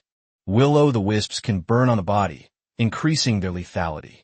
Its combat instincts allow it to react even faster in battle. The remaining 19 skeletons were also all enhanced. Although they have no professions, their attributes have become undead and fire. Their levels range from level 3 to level 20, and they have all learned the will-o'-the-wisp. In short, JJ Lin's Skull Squad has now been completely upgraded in terms of combat power. Led by a level 20 skeleton warrior and supported by 19 white skeletons with will-o'-the-wisps, they can easily sweep through ordinary ghosts during the day. After my strength improved, my sense of security also increased instantly. But the problems remain. He must find food. As skeletons level up, their physical strength, power, and speed all increase significantly. Daytime is much less dangerous than nighttime, making it ideal for traveling and exploration. To increase the speed, JJ Lin did not release all the skeletons. He resealed the lower-level skeletons back into cards, leaving only a few useful ones to operate outside. This method is called partial sealing or partial unsealing, and it is particularly suitable for composite team-type cards. Next, J.J. Lin used readily available materials, such as branches, vines, and wildgrass, to make a simple sedan chair. He sat on it himself, and 2 skeletons carried him away. What is the greatest advantage of a skeleton? Tireless. They don't need to eat or drink, and they don't complain about being tired. As long as the order is given, they can keep moving forward. With this skull-themed transportation tool, J.J. Lin's travel speed has increased significantly. He walked along an old road that was almost swallowed up by weeds. There are fewer and fewer buildings on both sides of the road. The once dense urban ruins gradually transformed into scattered, dilapidated houses. Further ahead, vast stretches of wasteland came into view, overgrown with weeds and shrubs that almost covered the entire ground. J.J. Lin realized that he must have left the city center and entered the suburbs. This place may seem desolate, but for him, it holds hope. Most of the food available in the city had long since rotted or been looted by other survivors. But the situation is different in the suburbs. Even if there are no familiar food crops, you can always find some plants that can fill your stomach in such a large wasteland. He can last longer as long as he finds food. The longer he lives, the stronger his skeleton squad will become. J.J. Lin sat on the sedan chair, his gaze sweeping over the dense weeds in front of him. This time, he was no longer the passive defender he was last night. As dawn broke, he led a 20-man skeleton squad on his journey once more. Chapter 26, The Scarecrow. Lin Junjie stared at the endless wasteland in front of him and quickly made arrangements. He left only the skeleton warrior captain by his side and sent the remaining 19 skeletons out to do the work. 10 people were assigned to cut the grass, 5 to carry it, and 4 to sort the returned weeds. The plants in this instance are different from those outside. Many look similar, and nobody knows which are edible and which are poisonous. The safest approach is to categorize them first, then seal them, and determine the source based on the information gathered. Sealing them one by one is impractical. There are just too many plants. Sorting them and processing them in batches will be much more efficient. The 19 skeletons worked tirelessly, like machines, across the grass. J.J. Lin wasn't idle either. He sealed the divided plants batch by batch. If they're poisonous, put them away and store them separately. If they're not poisonous, pick out the tenderest ones, boil them in water, and see if they are edible. Surprisingly, he actually managed to find several edible wild vegetables. Although the taste was indescribable in this godforsaken place, being able to eat was already a lifesaver. He collected all the wild vegetables that were barely edible. He didn't waste the remaining non-toxic but unpalatable plants either. He simply put them into a makeshift filter, squeezed out the water, and purified them into drinking water. After several hours, J.J. Lin had made quite a few gains. Wild vegetables were available, and a large amount of water was also replenished. Normally, one would think of rushing back to the plaza where they initially entered the instance and patiently waiting for rescue. With these supplies, they could probably survive for another 10 days or so. But J.J. Lin wasn't satisfied. Eating boiled wild grass every day is enough to drive anyone crazy. What he wanted was at least something like beans, peanuts, potatoes, or sweet potatoes. Even without salt or oil, as long as they were boiled or roasted, they could at least fill his stomach and provide energy. These wild vegetables can only fool the stomach for now. They're simply not enough to survive long term. Protein, starch, and sugar. These are the key components. Since this instance was once inhabited, it likely contained farmland. And if there was farmland, food crops might have been left behind. Not finding it before doesn't mean it doesn't exist. It just means the search scope wasn't large enough. Thinking of this, J.J. Lin immediately told the skeletons to stop mowing the grass and change their task. Instead of clearing the land piece by piece, they scattered into the depths of the wasteland, specifically searching for plants they had never seen before. This method is riskier and relies more on luck. But if we want to find something that can actually be used as food in a short period of time, we have no choice but to take a gamble. The 19 skeletons quickly disappeared into the tall weeds. This wasteland has been abandoned for too long. In some places, the grass is even taller than a person. When the wind blows, the grass waves and ripples. No one can say for sure what is hidden inside. JJ Lin stood there, with only the skeleton warrior captain guarding him. Time passed little by little. From time to time, skeletons would return from the grass, bringing back all sorts of strange plants. Some have large leaves, some have twining vines, and some have thick rhizomes. They look like they could be eaten, but once sealed, they're either poisonous or have no nutritional value whatsoever. JJ Lin underwent repeated examinations, only to be disappointed time and time again. There's still no food crops. The sun was already high in the sky. He hadn't eaten breakfast, but his stomach was full of boiled wild vegetables, so he wasn't hungry. However, this feeling of being full didn't bring him any sense of security. Just as he was about to expand the search area, his heart suddenly tightened. Wrong. His signature card reacted. One of the skeletons is fighting. JJ Lin suddenly looked up and gazed into the distance. The next second, a plume of black smoke shot into the sky from the depths of the weeds. Something's happened. Without hesitation, he immediately gave the order through telepathy. Everyone back in. These skeletons were his signature card summons. Although he couldn't see the specifics from a distance, he could roughly sense their positions and states. After the command was given, the scattered skeletons began to rush back quickly. 1, 2, 3. The skeletal figures emerged from the bushes one after another, returned to his side, stood quietly, and formed a defensive formation. JJ Lin's expression grew increasingly grim. There's also a skeleton whose aura is off. It is being chased. Moreover, there was more than one thing chasing after it. Soon, a large patch of weeds ahead began to shake violently, as if something was frantically moving through it. The next second, a deathly pale skeleton suddenly burst out of the bushes and ran wildly toward JJ Lin. As soon as it rushed out, the grass behind it collapsed in patches. Immediately afterwards, scarecrows jumped out of the weeds. They don't walk like normal people. Instead, they hop and skip forward. Their bodies are made of withered yellow straw. Their heads are tilted, and their empty faces have no features, yet they give the impression of staring intently at their prey. 1, 2, 10, 20. The number is still increasing. JJ Lin's eyes turn cold. Accept the challenge. As soon as the order was given, the skeleton warrior captain guarding him immediately stepped forward and led the skeletal skeletons who had already returned to the ranks to form a battle formation. The skeleton being chased finally charged into the group, turned around, and raised its bone knife.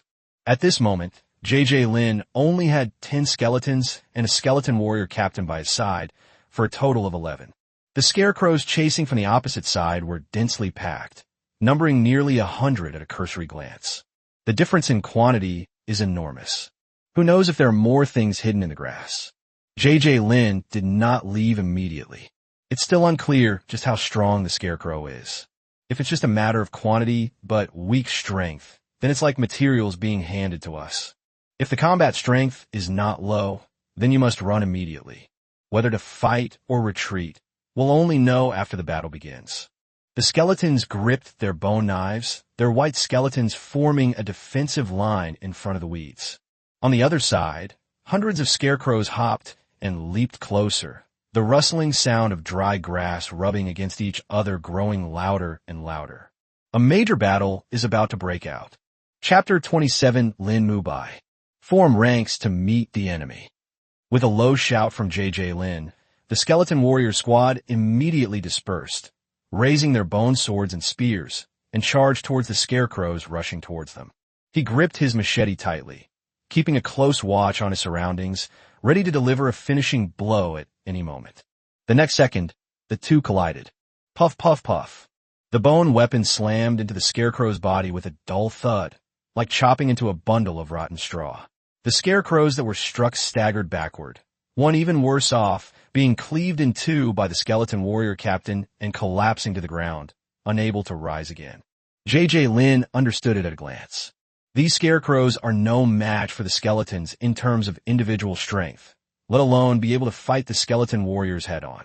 The problem is there are just too many of them.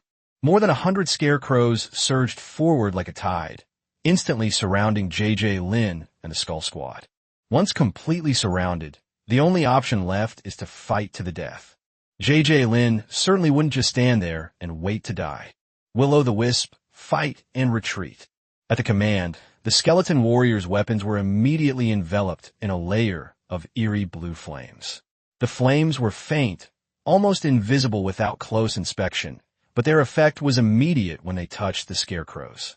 After the scarecrows in the front row were hit, their bodies initially only emitted smoke, but soon flames suddenly shot up. What is Straw most afraid of? Fire, of course. Soon, the first scarecrow to be lit began to run wildly, and the fire grew bigger and bigger. In its panic, it bumped into its companions and set the scarecrows next to it on fire as well. Seeing this, JJ Lin couldn't help but laugh out loud. But there was no ease in that laughter. He knew very well that he was still in the dungeon, surrounded by unknown dangers, and winning this round did not mean he was truly safe. Just as the scarecrows in front were in chaos, the 9 skeletons that had fallen behind also arrived. Lin Junjie immediately ordered them to activate their ghostly flames, form a formation, and specifically attack the scarecrows that were trying to escape from their side. This completely reversed the situation. The evil scarecrow that had charged forward menacingly suddenly transformed into a group of running torches. They come fast and collapse even faster. In terror, the scarecrows instinctively fled back. But the place where they had originally hidden was an area overgrown with weeds, the grass taller than a person, and mixed with a lot of dry, old grass. The burning scarecrow plunged headfirst into the fire, and the outcome was predictable. The flames spread rapidly, igniting large swaths of wasteland. The fire continued to spread with the wind, and in the blink of an eye, the area in front of them turned into a sea of fire. Standing in front of the firelight, JJ Lin felt uneasy. He was caught up in this bizarre instance all by himself, with no companions, no map, and no idea where the exit was. When will the rescue arrive? Will I even be able to get out of here alive? Once these thoughts pop up, they're like weeds that can't be suppressed. Just as his mind wavered, the skeleton warrior beside him suddenly walked over, raised his skeletal hand, and handed him a soul bead. JJ Lin was stunned for a moment. This guy actually picked up the loot himself and even knew to hand it over to him. He reached out and took the soul bead, saying softly, "Thank you." The skeleton warrior before him was the evolved form of the original white skeleton from his signature card. Without its protection, Lin Junjie would likely have died countless times over. Moreover, he discovered that the skeleton warrior's intelligence had significantly increased since it reached level 20. Now, they can even make their own judgments and take their own actions. The soul orbs and soul fragments dropped in this dungeon are very beneficial to undead creatures. They can be sealed into cards for fusion or absorbed by the undead themselves to enhance their individual strength. In other words, this soul orb is also useful to the skeleton warrior himself. However, it did not absorb it on its own, but handed it over to JJ Lin immediately. At that moment, JJ Lin was suddenly touched. He looked at the silent skeleton before him and said, "Let me give you a name." The skeleton warrior stood still, with will-o'-the-wisps flickering slightly in his empty eye sockets. JJ Lin thought for a moment and said, "My surname is Lin, so you'll take my surname too. You're all bones, so how about Lin Bai?" He shook his head as soon as he said it. "No, that's too old-fashioned." He stared at the skeleton warrior, his tone becoming serious. "Then let's call him Lin Bai. Lin Bai. From today onwards, your name will be Lin Bai." The moment the name was uttered, the skeleton warrior seemed to understand, its bones cracking and popping. It looked like he was smiling. Before this, it was just a part of JJ Lin's signature card, a ghost summoned to fight. But from this moment on, it had a name. She also gained a true identity recognized by JJ Lin. Companion. JJ Lin withdrew his gaze and looked at the soul bead in his hand.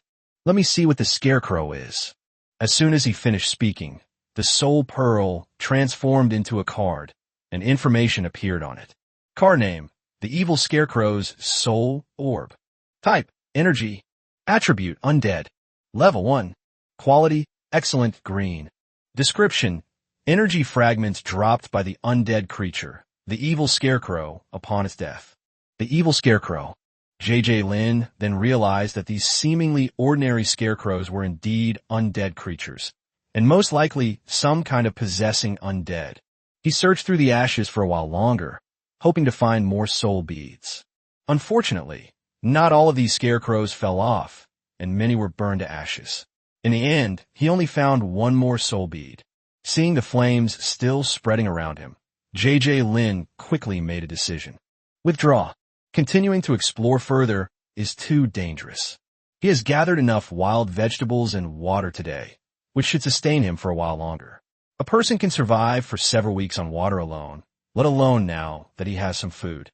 Food can be tolerated, but danger cannot be gambled with. As long as we can hold on until the rescue team arrives, there is still hope. Without further hesitation, Lin ordered, "Let's go back." Several skeletons immediately lifted the makeshift stretcher, and Lin sat on it. Lin Mubai led the way, with the skeleton squad protecting them on all sides. The group regrouped and quickly retraced their steps. Chapter 28 Oni Spider. When Lin started heading back, Team 001 had already exited the instance. The reason is simple. Lican's high-tech reconnaissance equipment was severely suppressed inside the instance, making it impossible to conduct large-scale scans. After the safe zone and teleportation array were built, Sun Yihong immediately decided to withdraw first, transmit the instance information to the outside command center, and request support from professional teams. As soon as they exited the instance, Sun Yihong immediately reported back. The time flow rate inside and outside the instance is 30:1. The instance creatures are ghost-like and possess an aggressive tendency.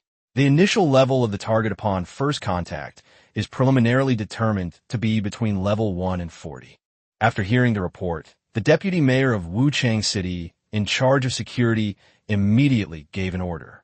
Send the 100 Ghost Squad and the Undead Squad to enter the dungeon with Squad 001. There's only one mission, to build a newbie village as soon as possible. Mission accomplished. Sun Yihong received the order, turned around, and led the reinforcements to set off again. Squad 001 belongs to the patrol department and is an official force. The 100 Ghost Squad and the Undead Squad, on the other hand, are civilian professional strategy teams that cooperate with the official forces and are quite well known in the dungeon community. As their names suggest, they specialize in dealing with undead and ghosts. Sun Yihong looked at the two captains with a solemn expression. "You too. The rest of the mission is up to you." Zhao Wei, the captain of the 100 Ghost Squad, smiled. "Don't worry. You just take care of the construction and leave the monster clearing to us." Wu Xia, the leader of the Undead Squad, nodded in agreement. "This kind of copy is a nuisance to others, but a resource to us." The three teams quickly assembled and entered the instance one by one. A flash of white light, and everyone reappeared in the newly built safe zone. They had been outside for less than an hour, but nearly 30 hours had passed inside the instance. It was midnight. As soon as everyone stood firm, they saw a dozen or so fog spheres ramming against the protective shield outside the safe zone, like monsters that had caught the scent of living people. One of the members of the 100 Demon Squad had a sudden flash of inspiration. "Captain, isn't this just giving my little darling experience points? My vengeful ghost needs to level up." Zhao Wei nodded. "Go." The person immediately unsealed the card. The next second, a blurry black shadow appeared in front of him. With a flick of his wrist, the shadowy figure flashed through the protective shield and instantly pounced on the dozen or so mist spheres. In the blink of an eye, the entire mist concealment sphere was engulfed by the shadowy figure. Hey. After devouring its target, the dark figure let out a piercing, eerie laugh that sent chills down one's spine. The people nearby couldn't stand it on the spot. "Damn it, Zhao Air, shut that bastard up right now. That sound is awful. Hurry up and collect it quick." Zhao Air looked helpless. All right, this card isn't high level, and my brain can't keep up. There's nothing I can do about it." As he spoke, he quickly put the vengeful spirit back into the card. Sun Yihong glanced around and quickly assigned tasks. After dawn, the 100 Ghost Squad and the Undead Squad will be responsible for clearing out the dungeon creatures around the safe zone, while our 001 Squad will be responsible for expanding the safe zone and establishing the newbie village. But Zhao Wei waved his hand. "There's no need to wait until dawn. Nighttime is actually our domain when it comes to dealing with ghosts and monsters." Wu Xia also chimed in. "I agree. It can be cleared now." Sunny Hong did not persist. You're the professionals. Since you're confident, then do it your way. Set off. Zhao Wei and Wu Xie each led their own teams, walking directly out of the safe zone and heading towards the shops surrounding the square. As soon as they left the protective shield, the members of the 100 Demons squad immediately unsealed their cards. A chilling aura spread out, and ghostly creatures appeared around them. Zhao Wei gave the order in a cold voice. Human skin lanterns rise into the air. The ghost squad scouts the way. 7 grayish-yellow lanterns made of human skin floated up slowly, casting dim candlelight that barely illuminated the area around the group. This lantern is no ordinary lighting tool. Its true purpose is to illuminate ghosts and dispel illusions. It is a core auxiliary card for the 100 Ghost Squad and their ghost-catching mission. At the same time, a dozen blurry, malevolent ghosts transformed into afterimages and rushed swiftly towards a shop ahead. However, not long after the vengeful ghost rushed in, a series of shrill screams came from inside. The members of the 100 Demons Squad's expressions changed instantly. Captain, my vengeful spirit is dead. Mine is gone too. Mine is disconnected too. In less than a minute, more than a dozen fierce ghosts, all close to level 40, were completely wiped out. Zhao Wei's smile vanished. According to the intelligence from Squad 001, the highest level of creatures in this dungeon is only around level 40. But now, more than a dozen level 40 ghosts went in and were swallowed up before they even made a ripple. What does this tell us? There is something much bigger inside than expected. Zhao Wei said in a deep voice, "Take care of yourself and come inside with me." As soon as he finished speaking, he unsealed several cards in succession, and the ghostly aura around him surged. The other team members did not dare to be careless and released their most treasured cards, closely following behind their captain. The moment everyone stepped into the shop, the sight before them made their hearts sink. Under the dim candlelight of the human skin lanterns, the entire shop resembled a spider's web. Huge spider webs covered the walls, ceiling, and counters. The intertwined layers of spider silk created an eerie atmosphere. In the very center of the spider web lay a giant spider with a human face. Its body was translucent, as if formed from the condensation of soul power and ghostly energy. Its human face was strangely distorted, and it was gnawing on the remains of the vengeful ghosts. Without a doubt, this is also a ghost. Moreover, it is an extremely dangerous ghost. Without the light of a human skin lantern, ordinary people probably wouldn't even be able to see its shadow. The intrusion of the 100 Demon Squad clearly disturbed its meal. The demon spider suddenly raised its head, its 8 spider legs trembled, and a huge spider web instantly fell from above, covering everyone. Stop them! The ghosts summoned by the 100 Ghost Squad attacked in unison, their ghostly energy solidifying and crashing fiercely into the spider web. With a loud bang, the spider web was deflected and fell to the ground, only managing to trap a few wisps of ghostly energy. Having missed his target, Enigmo was thoroughly enraged. A piercing screech exploded inside the shop. The next second, the spider webs hanging all around simultaneously fell down, like a net covering the sky and the earth, rushing towards the 100 Ghost Squad and their ghosts from all directions. Zhao Wei's expression changed, and he made a decision immediately. Retreat immediately. The members of the 100 Demons Squad immediately retreated. The ghosts they summoned stood in front, desperately blocking the spider webs to buy their master time to retreat. But the web of the ghost spider is too eerie. It's specifically designed to subdue ghosts. Any ghost that gets caught in the web is instantly trapped, like sinking into a quagmire. The more it struggles, the tighter it gets entangled. The group fled the shop in a disheveled state, but Enigmo did not chase after them. It simply dragged the ghost trapped in the spider web back to its side and continued eating. Outside the shop, the members of the 100 Ghost Squad were heartbroken. What a huge loss! We've only just entered the dungeon, and we've already lost several cards. Just what level is this ghost spider? It's important to understand that every ghost card that can be used on the battlefield is cultivated with a large amount of resources. Yet, before the mission even began, they were given a harsh lesson by this ghost spider. Chapter 29, Long-Haired Female Ghost. My cards are ruined. The 100-demon squad stood at the shop in trance, their faces increasingly grim. The human skin lanterns trapped in the spider webs were still being corroded. The ghost spider neither continued its attack nor rushed to feed, as if waiting for its prey to die of exhaustion. Zhao Wei's eyes darkened, and he immediately gave the order. Let their leather lanterns explode. The next second, the team members simultaneously activated their cards. Boom! Boom! Boom! One by one, the lanterns made of human skin exploded on the spot, and pale, corpse fire instantly burst into flames inside the shop. Spider webs were burned through, and the trapped ghosts screamed as they turned to ashes in the flames. This corpse fire is specifically designed to kill undead and ghostly creatures. Originally, they planned to detonate it when the ghost spider got close to feed, giving it a severe blow. But no one expected that the ghost spider was more cautious than they had imagined. The explosion had barely begun when it was launched away, dodging the fiercest wave of corpse fire. Upon witnessing the power of the flames, it lost all will to fight. With a leap of its 8 legs, it burst out of the shop and vanished into the darkness in the distance in the blink of an eye. Zhao Wei stared at the direction it fled, but did not chase after it. On this trip, the 100-demon squad lost a bunch of cards, but didn't even manage to get a hair on the Oni spider. The strength of the monsters in the dungeon clearly exceeded their expectations. Zhao Wei decisively said, "Let's go back to the safe zone first. Continuing to force our way through will only result in even greater losses." Meanwhile, the undead squad situation wasn't much better.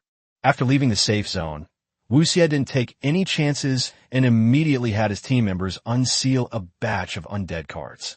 Skeleton warriors, zombies, and ghosts gathered together in dense numbers, numbering nearly 100. These undead lined up in formation, clearing the way ahead, with the undead squad following behind, charging into a large shopping mall with great momentum. But as soon as they stepped into the mall, a sinister laugh echoed from inside. Hey, hey! The moment the laughter rang out, the surrounding scenery instantly changed. The once dimly lit shopping mall was now shrouded in a glaring crimson. The ceiling, walls, and floor all looked as if they had been soaked in blood. A constant dripping sound filled the air, and when people looked down, they saw that their feet were already covered in blood. The stench of blood assaulted my senses, and a chill crept up my spine. Wu Xie reacted extremely quickly, shouting on the spot, "Soul Scream!" Several ghosts immediately floated forward, opened their twisted mouths, and let out sharp, piercing screams. The sound exploded. The surrounding crimson light suddenly jolted, shattering like a mirror. When the screams subsided, the mall returned to normal. But then another figure appeared before them.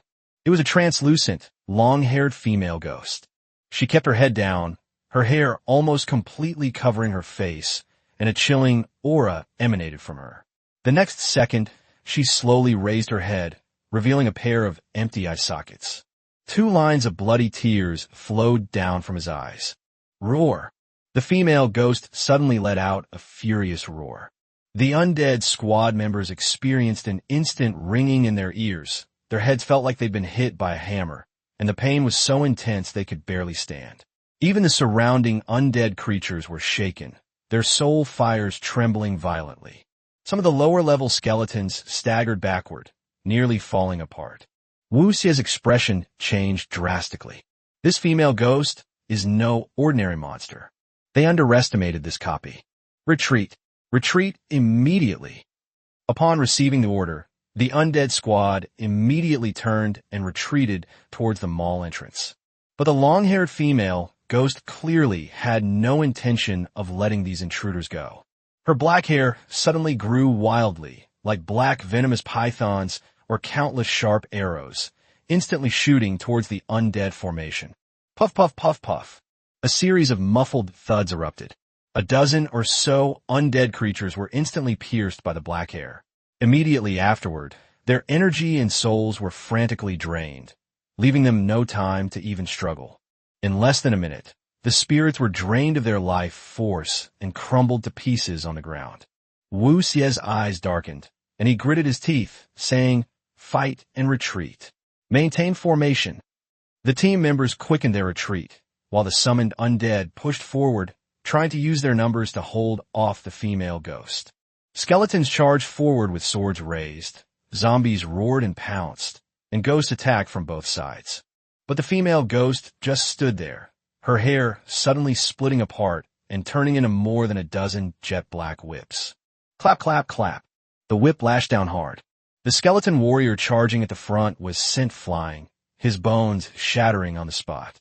The zombies were torn to shreds, and the ghosts were also thrown back by the shockwave of the Een energy. Wave after wave of undead rushed forward, but they couldn't even touch the female ghost within 3 meters. Just as the undead squad was about to leave them all, the long-haired female ghost suddenly let out a low roar, her body leaping into the air and rushing straight at Wu Xie and the others. The speed is astonishing. At the critical moment, more than a dozen ghosts appear at the same time, blocking her in midair and tightly binding her. The skeletons and zombies on the ground also pounced on the long hair that hadn't been pulled back yet, tearing at it desperately, trying to slow her down. This interception finally bought the undead squad a chance. Wu Xie led his men out of them all. The moment they stepped out the door, the long-haired female ghost stopped her pursuit. She seemed to be bound by some rule and did not leave them all. But she didn't spare the spirits inside either. Her long black hair suddenly spread out like a giant black net, instantly covering a large area of them all. All the undead creatures still inside were swept up in it. The skeletons struggled frantically, the zombies tore and bit desperately, and the ghosts kept charging. But it didn't work. The hairs tightened their grip, burrowing into their bodies like living things, frantically sucking up their power. The undead squad attempted to retrieve the cards, but failed. They ordered the undead to retaliate, but there was still no response. Wu Xie stood outside the door, his face extremely grim. They could only watch helplessly as nearly 100 undead creatures were gradually swallowed up by the black hair covering the ground. Their struggles grew weaker and weaker until they finally fell silent. After a long while, Wu Xie withdrew his gaze. The long-haired female ghost did not chase after them. But in this battle, the undead squad has already suffered a huge loss. Although these undead are not their core main cards, losing hundreds of them in one go shortly after entering the dungeon is definitely a significant loss. Wu Xie said in a deep voice, "Let's go." No one in the undead squad objected. They immediately turned and returned to the safe zone. That night, they finally realized that the ghosts in this instance were far more ferocious than they had imagined. Continuing to take risks will only lead to your own demise. We'll discuss everything when it gets light. Chapter 30, The Burning Flame. Inside the safe zone, the 3 teams reunited. Zhang Wei, the captain of the 100 Ghost Squad, had a solemn expression and immediately pointed out the problem. The dungeon level is incorrect. The monsters here are definitely not just ordinary level. There are elite level and above, and there may even be epic level monsters hidden among them. Wu Xie, the leader of the undead squad, also said in a deep voice, "I think these ghosts are restricted by some kind of rule. When we withdrew, they did not continue to chase us." Zhang Wei shook his head and retorted, "It's not necessarily a rule, it's more like territory. The elite ghost we encountered eventually left the shop it was in." The two argued back and forth, but in the end, Sun Yihong, the captain of the 001 patrol team, made the final decision. "Let's try again when it's light. Just raise those shops to the ground and see if they can still hold out." He represented the official position and had absolute authority among the 3 teams, so naturally no one else objected. While they were resting, JJ Lin's side had once again fallen into a dead end. He chose the same crossroads as yesterday as his campsite for tonight. He thought he would at most encounter ghosts like the fog sphere or the illusion sphere, but before it was even completely dark, he heard a dense chorus of footsteps behind him. When JJ Lin turned around, his expression changed instantly. Scarecrow. An evil scarecrow that stretches as far as the eye can see. Many of them still bore charred marks, and some of the straw was even still smoking, clearly indicating that they had just escaped from the fire. After the battle at noon, the scarecrow, set ablaze by the will-o'-the-wisp, fled back to the wasteland, burning down the entire habitat. Now, these homeless creatures have chased them here for revenge. Damn it, they've really come for revenge? JJ Lin felt a chill run down his spine. The sheer number is at least tens of thousands, an overwhelming onslaught that could be suffocating at a single glance. His first reaction was to run, but after taking just one step, he abruptly stopped. Run? Night was falling, and ghosts roamed the night. Who knew if we might run into an even more terrifying being? Besides, there were too many scarecrows. If we were caught, we'd be dead anyway. JJ Lin gritted his teeth, his eyes hardening. Since we can't run away, let's fight. He had already fought the evil scarecrows during the day. These guys were generally weak individually and didn't have any strange skills. Under normal circumstances, they were about the same as skeletons without their will-o'-the-wisps activated.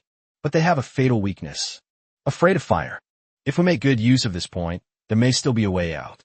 JJ Lin looked at the skeleton warrior beside him who had just received a name and said in a deep voice, "Mu Bai, whether we live or die this time depends on you." Lin Mu Bai stood at the forefront, ghostly flames flickering in his empty eye sockets. 20 skeletons quickly formed a square formation, protecting Lin Junjie in the center. The army of tens of thousands of scarecrows is getting closer and closer. JJ Lin suddenly shouted in a low voice, "Light it." The next second, the weapons in the hands of the 20 skeletons simultaneously burst into ghostly blue flames. The blades fell to the ground, and the firewood laid out in front of them was instantly ignited, spreading out in the blink of an eye. Unfortunately, there was not enough firewood. If he had enough materials, he could have set up a whole fire trap and burned all the scarecrows to ashes. Now all we can do is tough it out. Swish, swish, swish. The skeleton formation attacked simultaneously, their weapons wreathed in will-o'-the-wisps, slashing fiercely into the bodies of the front-line scarecrows. The flames spread rapidly along the dry straw, instantly turning them into burning figures. This time, however, the burning scarecrow did not escape. Like madmen, they charged forward through the flames, waving their twisted arms and smashing them madly at the skeleton warriors. The flames did not scare them away. Instead, they made them even more ferocious. Fortunately, Lin Mu Bai's passive skill Intimidate activated, which reduced the scarecrow's combat power. In addition, Lin Mu Bai himself was very strong and managed to withstand the first wave of attack. The burning scarecrows had only launched a few frenzied attacks when they were completely engulfed by the will-o'-the-wisps and collapsed one by one. In a short while, a large area of scarecrows in front of us was ignited by flames. Flames soared into the sky, and waves of heat swept over us. The scarecrows that hadn't yet been burned finally stopped in their tracks. But the hundreds of scarecrows that were already burning seemed to be commanded by something and launched a final, desperate charge. They disregarded their own lives and charged headlong into the skeleton formation. JJ Lin stared intently ahead, his palms sweating profusely. Fortunately, the terrain at the crossroads was limited, so not many scarecrows could rush up at the same time. The skeleton warriors held out for more than 10 minutes before finally killing all the burning scarecrows. In the first round, they blocked it, but the cost is also considerable. Apart from Lin Mu Bai, almost all the other skeletons were injured, some with cracked bones and others with broken ribs, and their formation began to become unstable. JJ Lin knew very well that if they faced a few more rounds of such attacks, they would eventually be overwhelmed. To make matters worse, the scarecrows started going around in circles. They avoided the flames in front, splitting into two groups to flank JJ Lin and the Skull Squad from the left and right, attempting to completely surround and kill them. JJ Lin's eyes turned cold. "Want to take me under your wing? Then let's burn together." He grabbed a machete, lifted a still-burning scarecrow corpse, and hurled it to the side. Lin Mu Bai immediately understood his meaning and directed the skeleton warriors to use their weapons to continuously push the burning straw and flames around them. In an instant, sparks flew everywhere. The roadside weeds, vines, and shrubs were all set ablaze, and the flames spread wildly along the dry plants, instantly creating a new wall of fire. The scarecrows that were preparing to surround them immediately retreated. This abandoned city has long been devoid of human activity. Plants have taken over the streets, and weeds cover the ground. At this moment, this rampant vegetation has ironically become the best fuel. JJ Lin and the skeleton warrior kept drawing fire outwards. The fire grew bigger and bigger, illuminating everything in all directions. Before long, the area around them had turned into a sea of fire. If they hadn't cleared the weeds around the campsite yesterday, they probably would have been burned alive. Even so, thick smoke still rushed in quickly. Lin isn't a skeleton. He couldn't withstand the smoke. He immediately took off his clothes, soaked them in water, covered his mouth and nose, and lay on the ground, panting heavily. The intense heat and billowing smoke made him feel like he was being steamed alive. Fortunately, the skeleton warriors surrounded him, shielding him from much of the heat, which allowed him to barely hold on. The fire was getting fiercer and fiercer. The evil scarecrows were forced to retreat, but there were too many of them. Those at the back were crammed together, and those at the front couldn't get out at all. A flick of the flame immediately ignited another patch. Finally, the scarecrow army collapsed. Instead of attacking, they fled frantically in all directions. Meanwhile, the low-level monsters hidden in the weeds were also forced out by the fire and fled in panic along with the scarecrow. Outside the fire, the monsters were in complete chaos. Some were tearing at each other, some were trampled and knocked away, and some, who were not afraid of ordinary flames, were also swept away by the chaos and fled in all directions. On the other hand, as the surrounding plants were burned away, the fire began to subside and the temperature gradually dropped. He finally got up from the ground, tilted his head back, and gulped down a large bottle of water, as if he had been saved from the brink of death. Looking around, all I could see were raging fires and billowing smoke. The entire ruined city seemed about to be completely engulfed by the burning flames. Chapter 31, 100 Demons Parade. The fire burned all night, only slowly dying down at dawn. Lin stood at the crossroads, looking around at the scorched earth, with wisps of smoke rising from the ashes. The ghost that had escaped the inferno last night had long since vanished without a trace. But he knew very well that with such a huge fire, there was no way he would come away empty-handed. He immediately ordered Lin Junjie to lead the skeleton warrior squad to search the ruins for loot. Even if those low-level monsters weren't burned to death, they must have suffered many casualties from trampling each other in the chaos last night. Lin didn't sleep all night and was extremely exhausted. But he can't rest for too long now. Daytime is relatively safe, so he must take advantage of the daylight to get back to the location where he initially entered the area. Only by returning there will he have the best chance of being rescued as soon as possible. The skeletons scattered according to the energy fluctuations, searching for any remaining soul beads and fragments. Lin, meanwhile, quickly cooked a pot of wild vegetables and gave himself a quick cleanup. Time is limited, so we must allow plenty of leeway on the road. If we're still traveling outside after dark, it's like entrusting our lives to ghosts and monsters. He hurriedly ate a few bites of wild vegetables, managing to fill his stomach. Before long, the skeleton warriors who had gone out to search returned one after another. This harvest far exceeded his expectations. More than 20 different soul beads and more than 100 soul fragments. Lin's eyes lit up. In addition, with the ghost fire produced by the main card, White Bone Slow, this batch of resources is enough to upgrade all the white bone skeletons in the skeleton warrior squad that are not yet level 20 to level 20. It may even have some reserves left, laying the foundation for breaking through to the green excellent level in the future. Without hesitation, Lin immediately invested all his winnings into his signature card, upgrading the white bone skull. Having done all this, he gave a deep, resonant order. Let's go.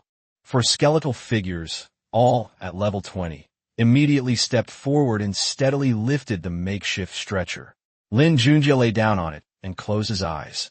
With Lin Junjie leading the team and 19 level 20 skeleton guards, he was finally able to relax a little. The skeleton army quickly headed towards the city. Meanwhile, within the city's safe zone, the 100 Ghost Squad, the Undead Squad, and the 001 Patrol Squad had also completed their rest and regrouping. As dawn broke, the three teams assembled at the entrance to the safe zone. Sunny Hong's gaze swept over everyone, and he asked in a deep voice, "Is everyone ready?" "Ready." The members of the three teams responded in unison. Sunny Hong nodded and immediately ordered, "Let's go." As soon as the words were spoken, the three teams filed out, left the safe zone, and headed straight for the center of the square, not far away. Their mission this time was very clear. Clear the plaza area, open up pathways, and search for survivors and the source of the anomaly. Upon approaching the plaza, Sun Yihong quickly surveyed the surroundings, then pointed to a group of buildings on the west side and said coldly, "Destroy the buildings on the west side first. Li Jun, you're in charge. The rest of you, be on guard against the ghosts around us." "Understood. Watch me." Li Jun took a step forward, and a flash of light appeared beside him, instantly revealing a giant dragon beast more than 2 meters tall. The dragon beast was covered in runes. Its muscles were bulging, and it exhaled scorching breath from its mouth and nose. It was his signature card, Fire Dragon. Li Jun pointed and shouted, "Fire Dragon, exploding fireball." The fiery dragon suddenly opened its mouth, and a blazing fireball shot out instantly. The fireball was only the size of a fist when it left the mouth, but it expanded wildly during its flight and became a huge fireball with a diameter of 1 meter when it hit a building. The next second, there was a loud bang. The fireball slammed into a 2-story shop, the terrifying explosion instantly tearing the entire building apart. A wave of scorching heat, carrying flames, swept in all directions. The shop directly hit collapsed instantly, and several buildings on either side were also severely damaged and collapsed. Smoke and dust billowed into the sky. But amidst the ruins, several low roars suddenly rang out. Roar! Roar! A chilling aura emanated from the ruins, causing the surrounding temperature to drop several degrees instantly. Immediately afterwards, a huge zombie-like monster emerged from behind a ruined wall. Its body was covered in flabby flesh, its skin was rotting and bluish, and it dragged a machete in its hand. The next second, it suddenly raised its head and charged at the 3 squads like a wild beast. The speed is astonishing. Almost simultaneously, 2 ghostly creatures rose from the ruins, emitting piercing screams. The sound pierced everyone's ears like steel needles. Many team members turned pale instantly, feeling a splitting headache and dizziness. In the brief moment of their dizziness, the surrounding environment suddenly began to distort. The square, ruins, and streets all became blurred, as if shrouded in a layer of cold mist. By the time everyone realized what was happening, the surroundings had already transformed into a gloomy, ghostly realm. Ghostly energy surged, and a chilling cold permeated the bones. Clearly, the ghosts on the other side will not only charge and head on, but will also work together to create illusions, trying to drag all 3 teams into them. At the critical moment, Zhang Wei, the captain of the 100 Ghost Squad, snorted coldly. "Trying to play tricks on me? Watch this." An ancient scroll suddenly appeared beside him. The scroll unfurled automatically, and a gust of cold wind instantly exploded. The next second, dozens of ghosts rushed out of the picture and swirled around Zhang Wei like a tide. There are hanged ghosts, rotting corpse ghosts, headless ghosts, and disheveled female ghosts. As soon as the horde of ghosts appeared, a gap was immediately torn open in the surrounding ghost realm. Zhang Wei's signature card is the Night Parade of 100 Demons. The most terrifying thing about this diagram is its ability to seal away ghosts and monsters. Any ghost or monster sealed inside will be controlled by Zhang Wei and become part of his fighting force. However, it also has a limitation. Only one of each type of monster can be sealed. If the same kind of monster is sealed again, they will devour each other in the picture until only the strongest one remains. That's why every ghost in Zhang Wei's hands is no ordinary item. Facing the charging machete-wielding zombies and the ghosts in the air, Zhang Wei's eyes turned cold, and he raised his hand and waved. 100 demons parade at night, tear them apart. Chapter 32, Probing and Evacuation. As soon as the 3 ghosts were forced out of the shop, Zhang Wei immediately took action. He unsealed his destined card, Night Parade of 100 Ghosts, and dozens of fierce ghosts of various shapes rushed out instantly, bringing with them a chilling wind as they pounced on 2 of the ghostly spirits.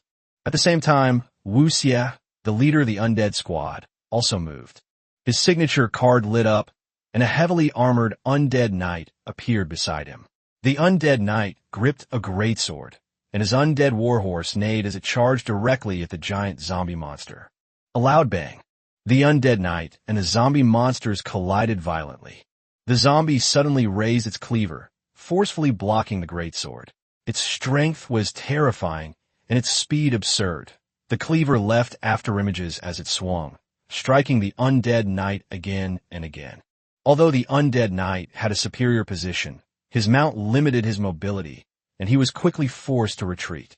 Just as the zombies and monsters were about to continue their suppression, a huge fireball suddenly came crashing down. Bang! The fireball struck the zombie squarely in the chest, and the force of the explosion sent it flying several meters away. Its dark gray body was charred and burned, leaving a foul odor everywhere. It was Lin Junjie who made the move.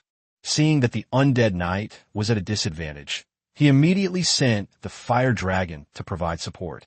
In a one-on-one fight, this zombie monster might be able to overpower the undead knight. But now that the fire dragon is helping, no matter how strong it is, it can't withstand being attacked from both sides. On the other side, two ghostly figures were also entangled by Zhang Wei's 100 ghosts. The ghostly mist churned, and screams echoed continuously. The ghosts in the 100 Ghosts Night Parade vary in strength, but their greatest strength lies in their sheer number, diversity, and ever-evolving methods. More importantly, among them are fierce ghosts no less powerful than these two spirits. Before long, the two ghosts could no longer hold on and were dragged by dozens of vengeful spirits into the night parade of 100 ghosts. Zhang Wei's face lit up with joy. His painting of 100 ghosts at night has added another type of ghost. The three teams pressed forward and began clearing out the ghosts from the surrounding shops. With preparation and the advantage of outnumbering the enemy, the process went more smoothly than expected. The members of the 100 Ghost Squad and the Undead Squad were especially excited. The monsters they killed were of a high level, and the resources they dropped were enough to further enhance their strength. But they soon discovered that this was not a typical monster spawn point in the game's dungeons. These shops are the territory of ghosts and monsters. The reason they had been staying inside the store was clearly due to some kind of rule. But it's impossible for outsiders to keep clearing things out room by room without triggering a backlash. Finally, after destroying dozens of shops, the unexpected happened. A piercing shriek rang out from all directions. One ghost, after another, slowly emerged from their respective shops. A thick, ghostly fog shot into the sky, instantly obscuring the entire area. The once sunny streets were now as dark as midnight. Seeing this, Sun Yihong's face darkened, and he decisively gave the order. Leave the rear guard cards behind, everyone retreat. As soon as the order was given, the three squads did not hesitate for a moment and turned around to run towards the safe zone. As they retreated, they left behind low-level cards in an attempt to slow down their pursuers. But the monsters had already swarmed into a torrent, densely packed, pressing in like a black wave. The so-called rearguard measures were practically useless against the overwhelming numbers and superior strength, and were instantly torn apart. The torrent of monsters is drawing ever closer. Just as they were about to be caught, Wang Jingya suddenly shouted, "Protect your eyes." As soon as she finished speaking, a blinding light burst forth from her body. The light was so intense that it was impossible to look directly at it. If an ordinary person tried to look at it even once, their eyes might be injured. Wang Jingya used her strongest trump card. One-time use card, Blazing Sun. The next second, she seemed to transform into a small sun, her blazing white light sweeping across the street behind her. To the living, this was merely an extremely bright flash of light. But for the dead and ghosts, this is a deadly scorching sun. The pursuing ghosts let out shrill screams, and large numbers of low-level ghosts vanished instantly in the bright light. Even the stronger ghosts were scorched, their ghostly energy becoming disordered, and their speed drastically reduced. Unfortunately, the blazing sun effect only lasts for a few dozen seconds. As the light faded, the three teams continued their desperate rush towards the safe zone. Although the horde of monsters behind them had caught up again, they were noticeably more hesitant. It was this slight time difference that allowed all 15 people to rush into the safe zone. After the monsters realized what was happening, they pounced again, but were blocked by the protective barrier of the safe zone. Boom, boom, boom. Countless monsters began to attack the shield frantically, and the entire safe zone shook. They can't break through the protective shield for now, but each attack consumes a lot of energy. If this continues, even with energy cards to replenish it, it's impossible to hold out indefinitely. Zhang Wei, panting heavily, said in a deep voice, "This dungeon is too high a level. It's beyond our capabilities." Wu Xie nodded. "The only solution is to send an epic-level card master from the capital to clean this up." Sun Yihong glanced at the protective shield that was still being bombarded by the monsters, and in the end, he could only accept reality. Everyone did their best. At least there were no casualties. "Let's evacuate first," someone suddenly whispered. "It's a pity about that student who got caught up in it." The atmosphere immediately became somber. Given the difficulty of this dungeon, the chances of a newbie who has just become a car master surviving are almost zero. "Go back. We've done our best." The 3 teams of 15 people successively stepped into the newly built instance portal and left the instance. Sun Yihong, who was the last to leave, decisively closed the portal to prevent the ghosts from escaping. Meanwhile, Lin Junjie, who was on his way, was completely unaware that what he thought was a safe zone had become a dangerous place. Even if he gets there, he won't be able to leave the instance anytime soon. After the 3 teams withdrew, the dungeon raid command finally obtained deeper information. There is only one conclusion. The instance is temporarily sealed, awaiting the arrival of an epic-level card master team from the capital. The news quickly reached Blue Sky Middle School and also Lin Junjie's parents. Those around them offered words of comfort. "My condolences. You must be strong. Perhaps there is still hope." But everyone knows that building an epic-level car master team isn't something that can be done in a day or two, and the time ratio between inside the dungeon and outside is 1 to 30. No one believed that a novice card master could last so long in a dungeon of this level. When JJ Lin's parents heard the news, they almost collapsed on the spot. One of them was an ordinary person, and the other was just an excellent level card master. They couldn't do anything but wait. But the mother clenched her hands tightly, her eyes red as she shook her head. "No, he'll be fine." The father gritted his teeth, his voice trembling but firm. "My son will definitely come back." They don't believe JJ Lin is dead. They only believe that one day their child would return to them alive. Chapter 33, Rare Cured Meat. JJ Lin lay on a stretcher, carried by 4 skeletons, heading back towards the city. He was so exhausted that night that he slept like a log. Outside, the dungeon raiding team was wreaking havoc on the monsters, but he remained completely oblivious. The loyal skeleton warriors, following the route he had planned, steadily escorted him back to the original plaza. When JJ Lin woke up, it was already 2 or 3 in the afternoon. He sat up from the stretcher, stretched, and touched his empty stomach. His first thought was, there's still time to cook a pot of wild vegetable soup when we get back. The daytime dungeons were relatively safe, and nothing else happened along the way. However, he hadn't eaten all day and was starving. But when he arrived at the square, he was completely stunned. The once familiar place was now a vast expanse of ruins. Shops had collapsed. The ground was shattered, clearly indicating that a major battle had taken place. JJ Lin's heart tightened, and he continued walking forward. Suddenly, he saw a faint light barrier ahead. Safe zone. He could hardly believe his eyes and rushed inside. The moment he passed through the barrier, the fear that had been weighing on his heart for more than half a month finally subsided. The school taught us that there's a large protective barrier outside the safe zone, and only car masters or those with special items can enter. Sure enough, he got in, but the skeleton warriors could only stand outside the barrier and couldn't get in. JJ Lin looked around and found that the safe zone was not large and there was no one in sight. But since the safe zone had already been built, it meant that a raiding team must have been here before. Thinking of this, he finally saw hope of going home. Finally, I can go back. Suppressing his excitement, JJ Lin resealed the skeleton warriors outside the barrier, then turned and ran towards the central dungeon portal. But the next second, his smile froze. The portal did not respond. He refused to believe it and walked back and forth inside several times, but no matter what he did, he couldn't be teleported out. JJ Lin was dumbfounded. He was just a novice card master who had never even experienced a real dungeon challenge. So how would he know how to handle this situation? Fortunately, there's a safe zone here. Even though we can't get out, at least we don't have to live in fear at night anymore. and we don't have to have skeletons keeping watch. That night, JJ Lin lit a campfire inside the protective barrier, cooked a pot of wild vegetables, and roasted his treasured snake meat.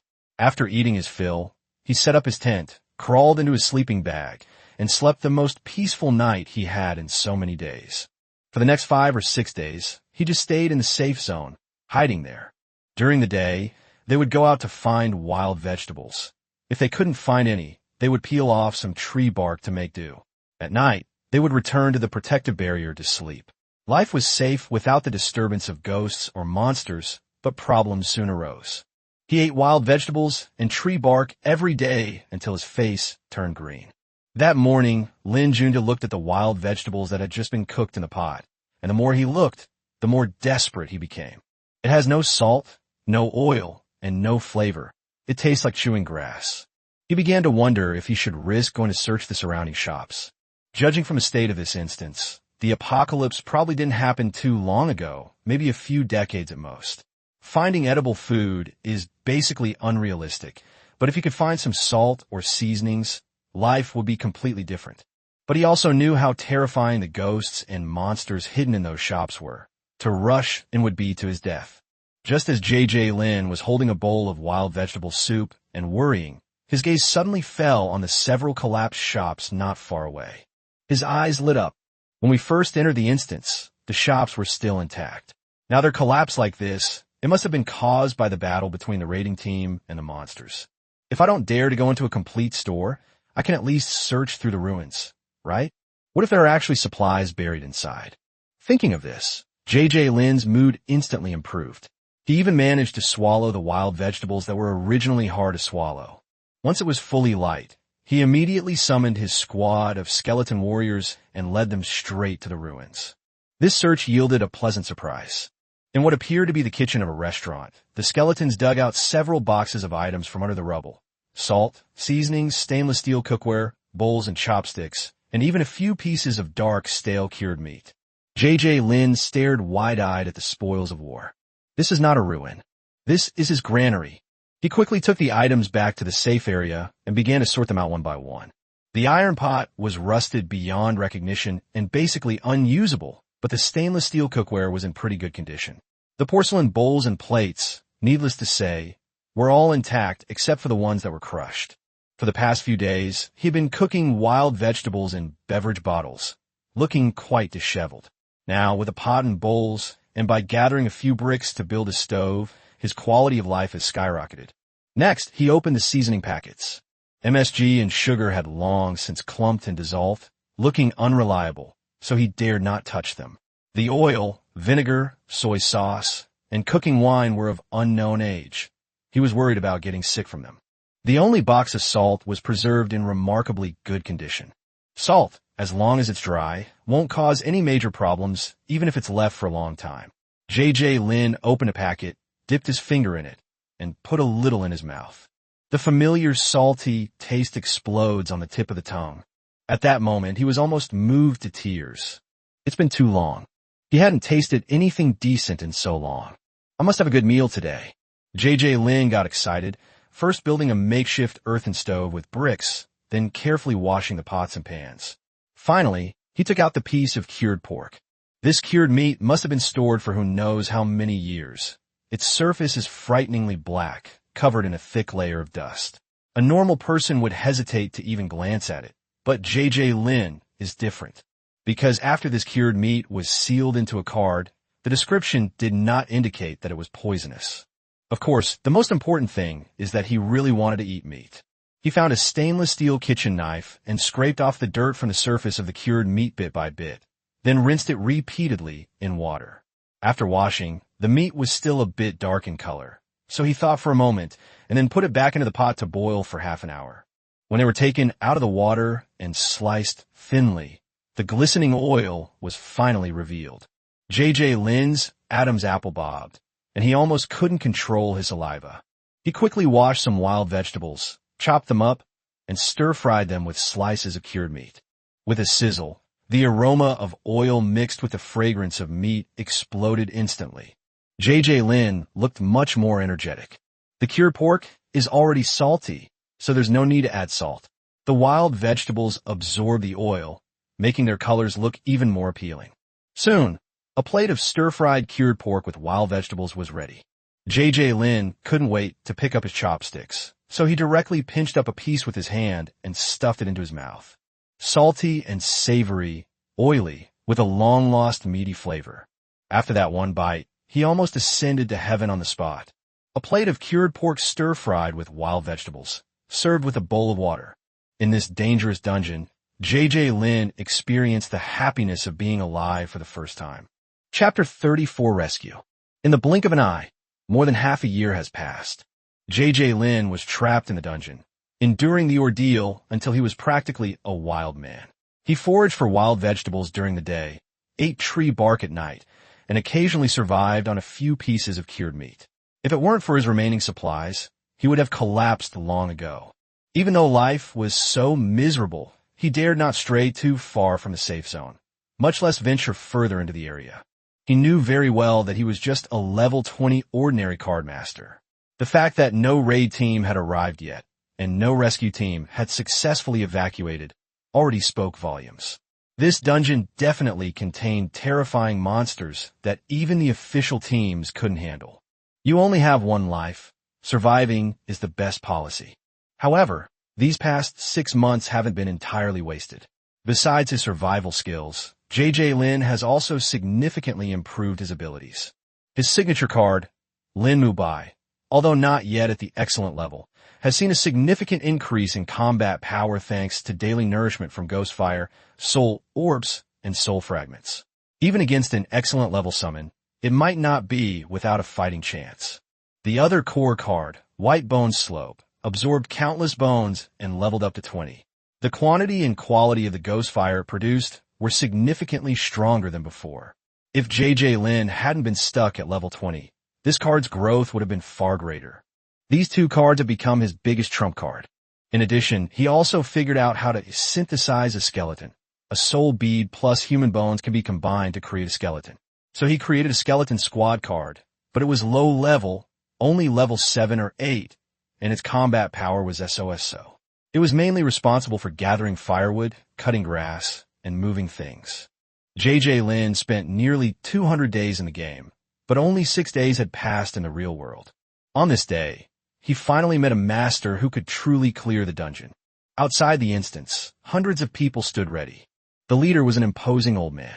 He was no ordinary strongman, but one of the 10 legendary strongmen of the Great Xia Empire, ranking 5th, with the title of Yama of the Underworld, Lin Junjie. Legendary level represents the pinnacle of human combat power. This newly appeared dungeon is initially classified as epic, but no one has fully understood its internal workings. Previous raid teams have also been slow to make progress, so Lin Junjie was directly dispatched from above. Faced with such an unknown instance, others might need to form a team and proceed cautiously, but Yin Tian was completely different. He went straight into the portal alone, a flash of white light. The next second, Lin Junjie appeared in the safe zone of the instance. Just then, Lin was dragging a large bundle of tangled weeds, struggling towards the safe zone. He looked so thin he was just a skeleton, his clothes were tattered, his hair was a mess, his eyes were sunken, and he smelled terrible. When Lin Junjie first saw him, he almost thought some undead ghost had crawled in. If Lin hadn't managed to safely enter the safe zone, he might have actually attacked on the spot. Lin looked up and saw that there was another person in the safe zone, and he froze instantly. The next second, his eyes turned red. Finally, someone came to save me. He gritted his teeth to keep himself from bursting into tears. He had been feeling incredibly frustrated for the past 6 months. Every day, the first thing I do when I open my eyes is look for food, and the last thing I do when I close them is ward off ghosts and monsters. A student like me has turned into a caveman in this game. Lin Junjie also recognized him. He'd heard that a student was trapped in this instance.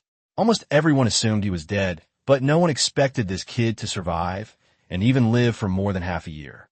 "You're safe now, classmate." Lin Junjie's voice wasn't loud, but it finally relaxed Lin Junjie's nerves, which had been tense for more than half a year. Lin looked aggrieved and could only manage to utter, "This is so hard for me." He's made up his mind. The first thing he'll do when he returns to the real world is stockpile food, at least 2 or 3 years worth. He'll fight anyone who tries to make him eat grass again. Lin Junjie said in a deep voice, "All right, you've been rescued. You can now leave through the portal." But JJ Lin didn't leave immediately. He looked at the legendary expert before him, hesitated for a moment, and then spoke up. "Senior, may I take a look inside the safe zone? I promise I won't go out and will not cause you any trouble." He was too curious. Just how strong are legendary powerhouses? What would it be like to face a dungeon that I've been hiding in for half a year without daring touch? Lin Junjie glanced at him, did not refuse, but simply reminded him, "You can, but remember, don't get close." After saying that, he stepped out of the safe zone. JJ Lin immediately summoned all the skeletons that were collecting wild grass and vines outside back to the safe zone and stood far away. Lin Junjie took a few steps forward. The next moment, a magnificent and gloomy palace appeared out of thin air in midair. Inside the palace, ghostly energy surged, as if a true underworld had descended to Earth. A terrifying pressure swept across all directions, even making Lin Junjie, who was in the safe zone, feel a tightness in his chest. Immediately afterwards, an extremely majestic voice rang out from the palace. "Hurry up and submit to the law." As soon as he finished speaking, the entire instance exploded. From the surrounding buildings, countless monsters emerged. Some had rotten faces, some had twisted limbs, and some were enormous. Each one exuded a dangerous aura.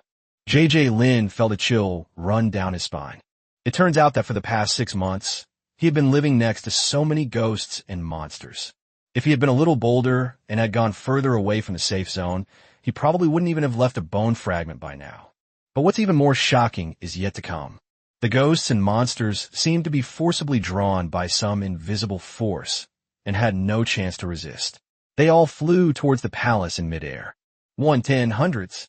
Countless ghosts and monsters entered the palace, yet not a ripple was stirred. Most of them were elite level, and some were even stronger.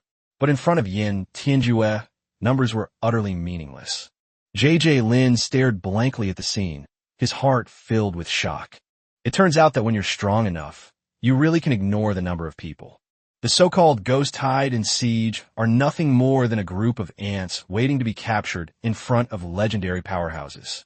At this moment, JJ Lin silently set the direction for his signature card. Individual combat strength must be strong enough. So strong that it can crush any number of people. He took one last look at the underworld palace in midair, then turned and stepped into the dungeon portal without lingering any longer. Lin Junjie noticed him leaving and nodded slightly. This kid survived not just by luck. They at least know when to advance and when to retreat. Chapter 35, Leaving the Dungeon. JJ Lin stepped out of the dungeon. The next second, he reappeared in the valley. The long-awaited air filled his chest, and he froze for a moment before whispering, "I'm out." Before he could even catch his breath, dozens of pairs of eyes were fixed on him from all around. Who is this? Could it be that some evil spirit from the dungeon has escaped? Don't talk nonsense. It's clearly a person. Wait, could he be that missing student? They're incredibly resilient. How did they manage to survive? The crowd was buzzing with discussion. At this time, JJ Lin's clothes were tattered. He was so thin that he was almost unrecognizable. His face was sallow, his eyes were sunken, and he looked like a refugee who had crawled out of the wilderness. It took a while before a staff member realized what was happening and rushed over. JJ Lin, you are safe now. Upon hearing the word safety, JJ Lin's tense nerves finally relaxed a little. Afterwards, under the arrangement of the staff, he was taken to take a hot shower and changed into a clean set of clothes. The hot water washed away the mud and exhaustion, finally making him look somewhat presentable. But when he came out, his face, so thin it was almost deformed, still made the hearts of the staff members nearby ache. A staff member in his 40s brought over some food and said softly, "Young man, are you starving? Have something to eat first. Just 2 loaves of bread and a carton of milk."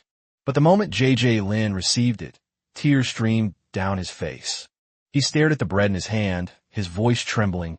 "Finally, we don't have to eat grass anymore."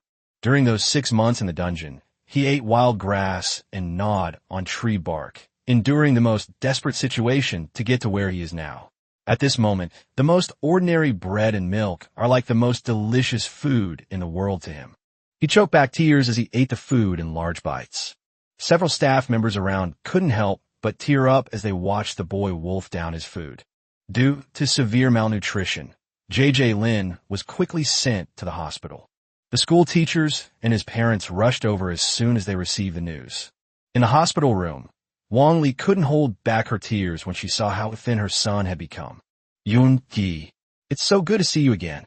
Lin Yi stood behind her, his eyes also red, and kept saying, "It's good that you're back. It's good that you're back." J.J. Lin quickly comforted her. "Mom, don't cry. I'm fine." Wang Li was both distressed and angry. "You still say you're fine? You've gotten so thin." J.J. Lin smiled, then looked at his father and called out, "Dad." Lin Yi nodded, his voice heavy. "You've suffered these past few days." "I'm really fine," J.J. Lin said casually.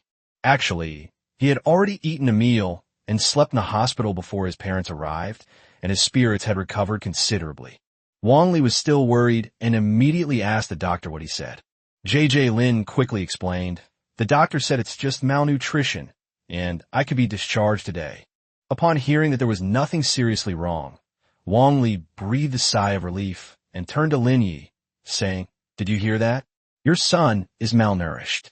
What are you standing there for? Go buy him some supplements." J.J. Lin quickly stopped her, saying, "Mom, let's talk about it when we get home. What I've been craving most lately is your cooking." Wang Li's eyes reddened again, but she immediately nodded. Okay, I'll make it for you when we get home." After completing a series of procedures, J.J. Lin was finally discharged from the hospital. As they left the hospital, the sun was setting. The golden rays fell upon the family of three, as if casting a warm glow over their ordeal. Upon returning home, Wang Li immediately went into the kitchen. The sounds of pots and pans clattering soon filled the air, the range hood hummed, and the aroma of hot oil filling the entire house. For J.J. Lin, this moment was more real than anything else. He's finally back. Afterwards, his parents insisted that he take a full week of sick leave from school so that he could rest and recuperate at home. For the past week, Wang Li has practically incorporated the phrase, nourishing the body, into every single meal. Grilled steak, fried chicken legs, stewed meat, and chicken soup. The table is always overflowing with meat dishes. With ample nutritional support, J.J. Lin's body visibly recovered. His previously pale face gradually regained color, and his spirits improved significantly. Although he still looked rather thin, he no longer had the sickly appearance he had when he first emerged from the game. A few days later, J.J. Lin finally remembered something important. His signature card has already reached level 20. In other words, the standard level has reached its limit. That day, he found Lin Yi and asked directly, "Dad, how did you break through to the excellent level with your original card?" Lin Yi was taken aback and did not answer immediately, but instead looked at him in shock. "You're already level 20? It's worth noting that J.J. Lin reached the peak of the ordinary level not long after awakening as a card master. Lin Yi spent several years working his way up to this point. Although he hadn't found an efficient way to improve his main card back then, his son's speed was still too exaggerated. J.J. Lin, however, was somewhat frustrated. "I spent more than half a year grinding in the dungeon to reach this level." He didn't want to recall his experiences in the dungeon. That wasn't an upgrade. It was something you risked your life for. Lin Yi remained silent for a moment, but a hint of satisfaction appeared in his eyes. "I never imagined my son would be such a genius." Then, he said seriously, "But don't rush to break through to the next level. At the peak of the ordinary level, the most important thing is to build a solid foundation. The stronger the foundation, the further you can go in the future." J.J. Lin nodded. Lin Yi continued, "I've heard that many scions of aristocratic families deliberately suppress the quality breakthrough of their natal cards. It's not that they can't upgrade them, but that they want to solidify their foundation to the extreme first." J.J. Lin certainly understood this. It's difficult for ordinary families to do this, because any resources related to car masters and cards are expensive. Most people are lucky to even break through to the next level, where they find the resources to slowly hone their skills. However, his situation is different. His signature card has become the Skeleton Warrior Squad, so he doesn't need to worry too much about basic resources for now. Since his father told him not to rush, he decided to stay calm and solidify his foundation first. The most important thing right now is to truly bring the team to fruition. Besides Lin Junjie, he also has 19 skeletons that need to be converted. JJ Lin quickly began making plans. The 20-man skeleton squad has 5 sword and shield skeleton warriors in the front row, responsible for tanking damage and melee defense. The second row consists of 6 skeleton spearmen who, using the cover of the front row, will carry out piercing attacks on the enemy. 8 skeleton archers were positioned in the back row to provide range suppression and firepower. Finally, Lin Junjie took on the role of commander of the entire squad, overseeing the overall situation and directing the battle. The front row can withstand attacks, the middle row can stab, and the back row can shoot, all with Lin Junjie in command. Thus, the prototype of a true skeleton combat squad was formed. The plan has been completed. Next, all that's left is to execute. Chapter 36, Skeleton Pikemen. To make your main card stronger, leveling up isn't enough. You also need to invest resources. That day, Lin Yi took Lin Junjie straight to the materials market with a clear goal: basic skill cards and bone material cards. Skill cards are used to teach skills to skeletons. Bone materials are used to craft weapons. Material cards are manageable, but the real money pit is the basic skill cards. JJ Lin had a lot of skeletons, at least 19 cards, and one of those will probably wipe out his family savings. As soon as he arrived at the door of a familiar store, Lin Yi shouted at the top of his lungs, "Old Bai, I'm here to patronize your business again." The shop owner recognized him immediately and greeted him with a smile. "Hey, Lao Lin, bringing your son to pick out cards again." But when his gaze fell on JJ Lin, his smile froze. "What happened to JJ Lin? You've gotten so thin in just a few days." JJ Lin smiled and said, "Uncle Bai, it's nothing. The school organized a wilderness survival activity, and I got caught up in a wilderness dungeon. I was starving." Lin didn't want to talk about it anymore and interrupted directly. "Hurry up and take out all the basic skill cards in the store." The boss, being sensible, immediately had his employee retrieve the goods. Soon, more than 30 basic skill cards were placed in front of the father and son. Lin Junjie sifted through them one by one and finally picked out only 10. 3 basic sword techniques, 4 basic spear techniques, 2 basic archery techniques, and 1 basic parry. The quantity is still not enough, but there's no other way but to take it first. "Uncle Bai, these are the 10, JJ Lin said. Out of consideration for an old acquaintance, the boss quoted a price. "I'll give you a discount, 100,000. 100,000 yuan is a year or 2 salary for an ordinary person, but for a card dealer, it might just be the price of 1 card. Even so, Lin Yi couldn't help but feel a pang of pain upon hearing the number. What's even more disheartening is that he spent 100,000 yuan and hadn't even bought half of it. Seeing his father's distress, JJ Lin took out several cards that he didn't need for the time being. "Uncle Bai, how much do you think these are worth?" The boss took a look, and his eyes lit up immediately. 1 wasp nest, 2 skeletons, and 1 soul-devouring vine. The shopkeeper pondered for a moment before announcing the prices. A wasp nest costs 1,000, a skeleton costs 12,000, and a soul-devouring vine costs 100,000. Both father and son could accept this price. While the wasp nest is decent, it's easy to obtain, so its price isn't high. The bone skeleton is low level, and further development requires continued resource investment, limiting its value. The truly valuable card is the soul-eating vine, a green-quality rare plant-type card. 100,000 is a fair price.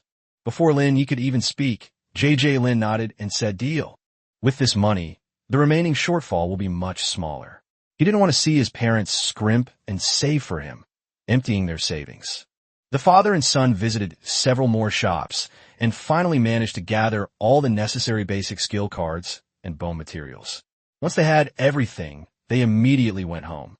They say they're eager to improve their skills, but the more important reason is that they've almost run out of money. A man without money in his pocket doesn't even have the confidence to go shopping. Back home, JJ Lin immediately used his basic skill card on the skeleton in his signature card. Skeletons intended to become swordsmen and shieldmen require 2 skill cards each, while other types of skeletons only need 1 card for now. However, skill cards alone are not enough. To truly transform a skeletal skeleton into a skeleton soldier, it must also be equipped with a corresponding weapon. If they want to climb higher and become a skeleton warrior like Lin Junjie, they'll need to learn more skills and spend even more money. The Lin family can't afford that right now. So the first step is to make the weapon. The leg bone clubs that the skeleton used to carry are all obsolete. While standard issue melee weapons are certainly sharper and more durable, bone weapons are the most suitable for skeletal skeletons. This is because bone weapons, like an extension of the body, can improve in quality as the skeleton's level increases. More importantly, the will-o'-the-wisp skill can only be applied to the body. Once a bone weapon is fused with a skeleton, it can also bear the will-o'-the-wisp, directly boosting its combat power. J.J. Lin's plan was very clear. 5 bone knives, 5 bone shields, 6 bone spears, 8 bone bows, and a large number of bone arrows.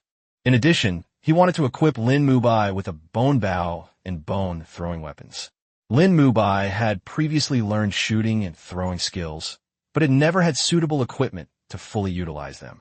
Of course, it would be perfect if we could get our hands on guns made of bone, but such things are too rare, so for now, we can only dream about it. Of all the weapons, the easiest to make is the bone spear. Once you find a bone that is hard enough, grind it into a spearhead and use a straight, long bone as the shaft and fix the joints as spear is formed. J.J. Lin and Lin Yi worked together and quickly completed the forging of 6 bone spears. When the spear is equipped to the corresponding skeletal skeleton, the change occurs immediately. The ordinary white skeleton suddenly trembled, ghostly flames flickered in its empty eye sockets, and the bone spear in its hand exuded a chilling aura, officially changing its profession. Skeleton spearman done. J.J. Lin immediately checked the information. Card name, Skeleton Pikeman. Type, Servant. Class, Warrior. Attribute, Undead/Fire. Level, 20. Quality, White Standard. Talent, Tireless. Skills, will-o'-the-wisp/basic gun techniques. Description, this is a skeleton spearman sealed within a card. Will-o'-the-wisp. Will-o'-the-wisp ignites on the body. Basic marksmanship, proficient in using spear-type weapons. Although these skeleton spearmen were far inferior to Lin Junjie's skeleton warriors, Lin Junjie was already quite satisfied. Once the 6 skeleton spearmen are in formation, their frontal charge and defensive counterattacks are far superior to their previous random smashing with bone clubs. After the spear is completed, the next step is the bone knife and bone shield. Bone shields are relatively simple to make. You just need to choose strong bones and assemble them. J.J. Lin chose cow ribs, which have a natural curve, making the shield not only sturdy, but also able to absorb force. He pieced the ribs together one by one, shaping them into a circle, and soon a bone shield began to take shape. But bone knives are much more troublesome. A shield only needs to be sturdy, but a knife is different. The blade must be curved, the edge must be capable of slashing, and the material must be both hard and tough. Ordinary bone, if not properly ground, will either be too dull or prone to cracking. Looking at the mountain of bones in front of him, J.J. Lin knew that the real work was just beginning. Chapter 37, Skeleton Swordsmen and Skeleton Archers. After the bone shield was finished, J.J. Lin and Lin Yi immediately began making the bone knife. Compared to bone shields, bone knives are much more troublesome. Short swords and daggers can be directly sharpened from animal bones, but bone knives are large, and ordinary wild animal bones simply cannot withstand their weight. The father and son spent a considerable amount of money to find these materials specifically from a market. Even with the materials, things weren't easy. The two worked from day to night, repeatedly cutting, polishing, and reinforcing the bone knives until they finally finished them. Then, J.J. Lin distributed the sword and shield to the skeleton one by one. The next second, 5 fully armed skeleton swordsmen with swords and shields stood in front of the father and son. Their bone swords were cold and sharp. Their bone shields were thick and heavy, and ghostly flames burned on their bodies, creating an overwhelming sense of oppression. Card name, Skeleton Swordsman. Type, Servant. Class, Warrior. Attribute, Undead/Fire. Level, 20. Quality, White Standard. Talent, Tireless. Skills, Ghost Fire/Basic Swordsmanship/Parry.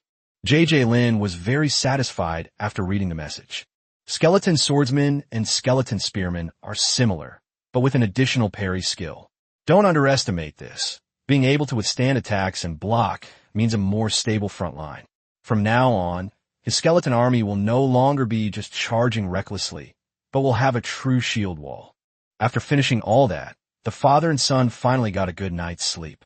The next morning, after a simple breakfast, the two began making the bone bow again. The bow itself wasn't too difficult. Although the process was complicated, they could manage it with their hands-on skills. The real problem was the bowstring. Ordinary materials simply couldn't withstand the tension of the bone bow. So in the end, Lin asked a weapon refiner he knew for help to synthesize a usable bowstring from cartilage. Once the bow is made, the bone arrows are easy to make. It's simply a matter of spending time polishing, repairing, and adjusting the weight.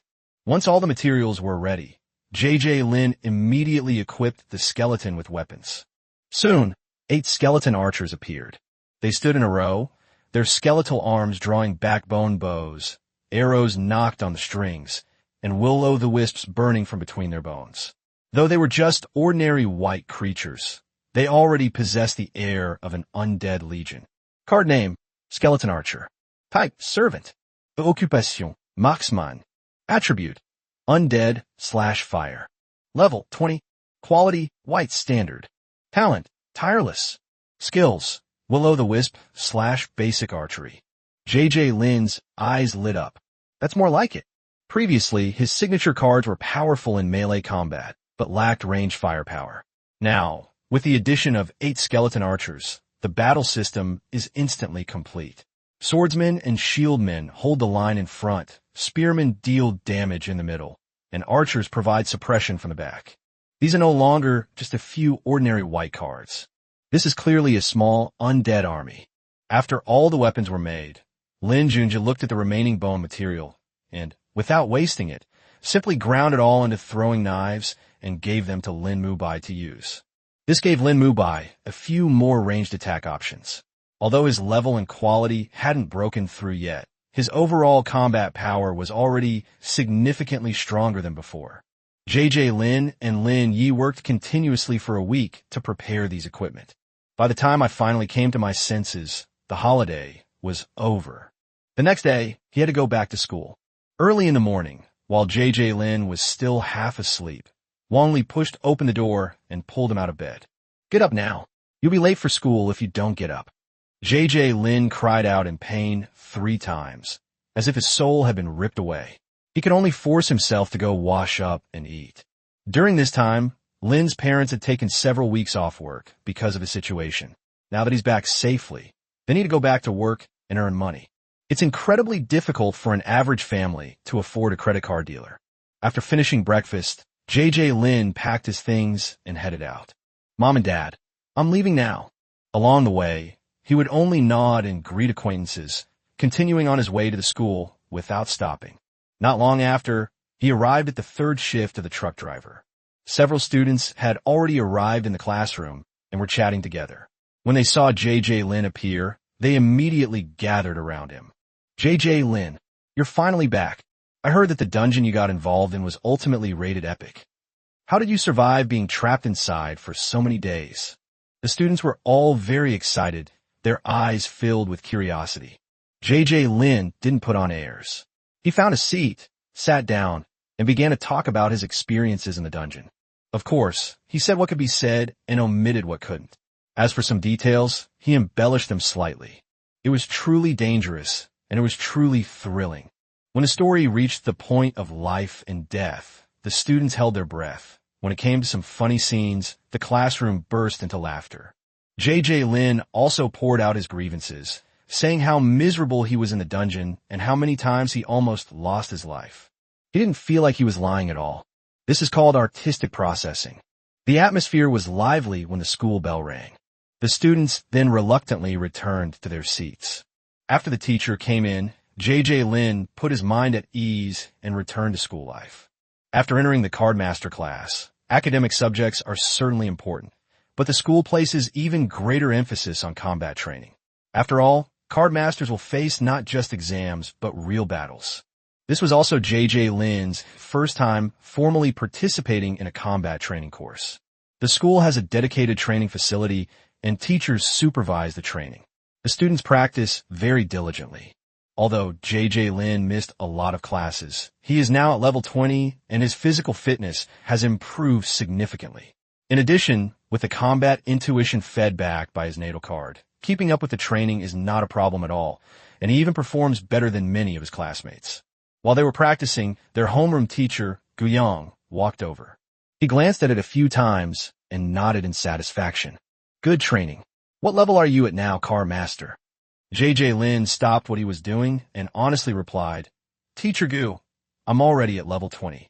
Guyang was clearly taken aback. So fast. It's important to understand that children from wealthy families can indeed rely on resources to artificially inflate their levels after awakening, reaching the current quality card's maximum level first, and then gradually building a solid foundation. But most students at Lantian Middle School come from ordinary families and simply don't have the means. JJ Lin's speed is indeed a bit frightening. JJ Lin explained, I leveled up in the dungeon. Guyang then realized what was happening. It's an epic dungeon, and the time ratio is 1:30. It doesn't look like much time from the outside, but JJ Lin has actually been inside for over half a year.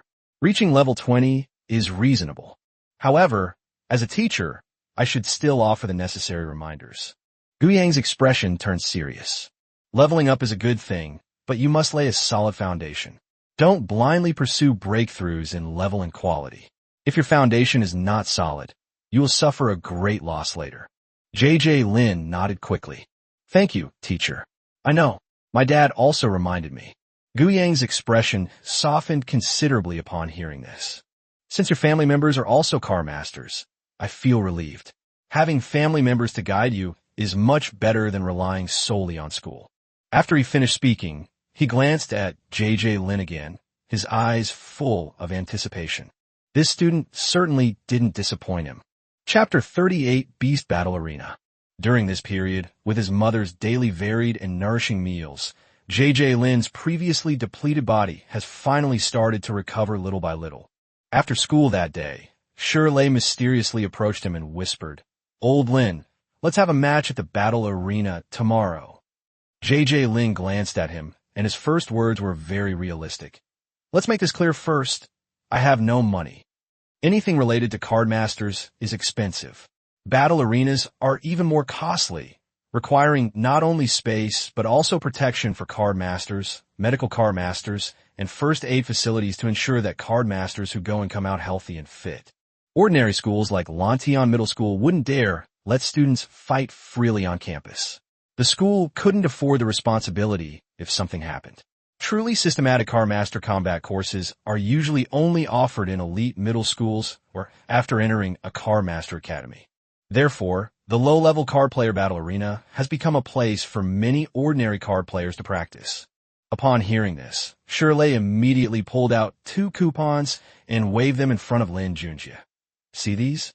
1-hour trial coupons for the newly opened battle arena. Free. After saying that, he added smugly, and I'm level 22. My dad has poured a lot of resources into me to catch up with you. JJ Lin was taken aback. You're level 22? How did you level up so fast? Shirley chuckled. The rocket enhancement class's training ground is in a dungeon with a different time flow. Not long outside. They've already been training inside for quite a while. JJ Lin understood instantly. This thing is absolutely outrageously expensive.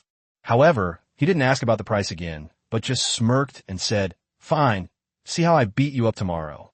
He appeared calm on the surface, but deep down he was actually a little excited. Having been a card master for so long, he had never experienced a truly formal card master battle. The next day, the two met at the agreed place and quickly found a newly opened battle arena. The entrance is large, and the signboard is brand new, with the words Beast Battle Arena written on it.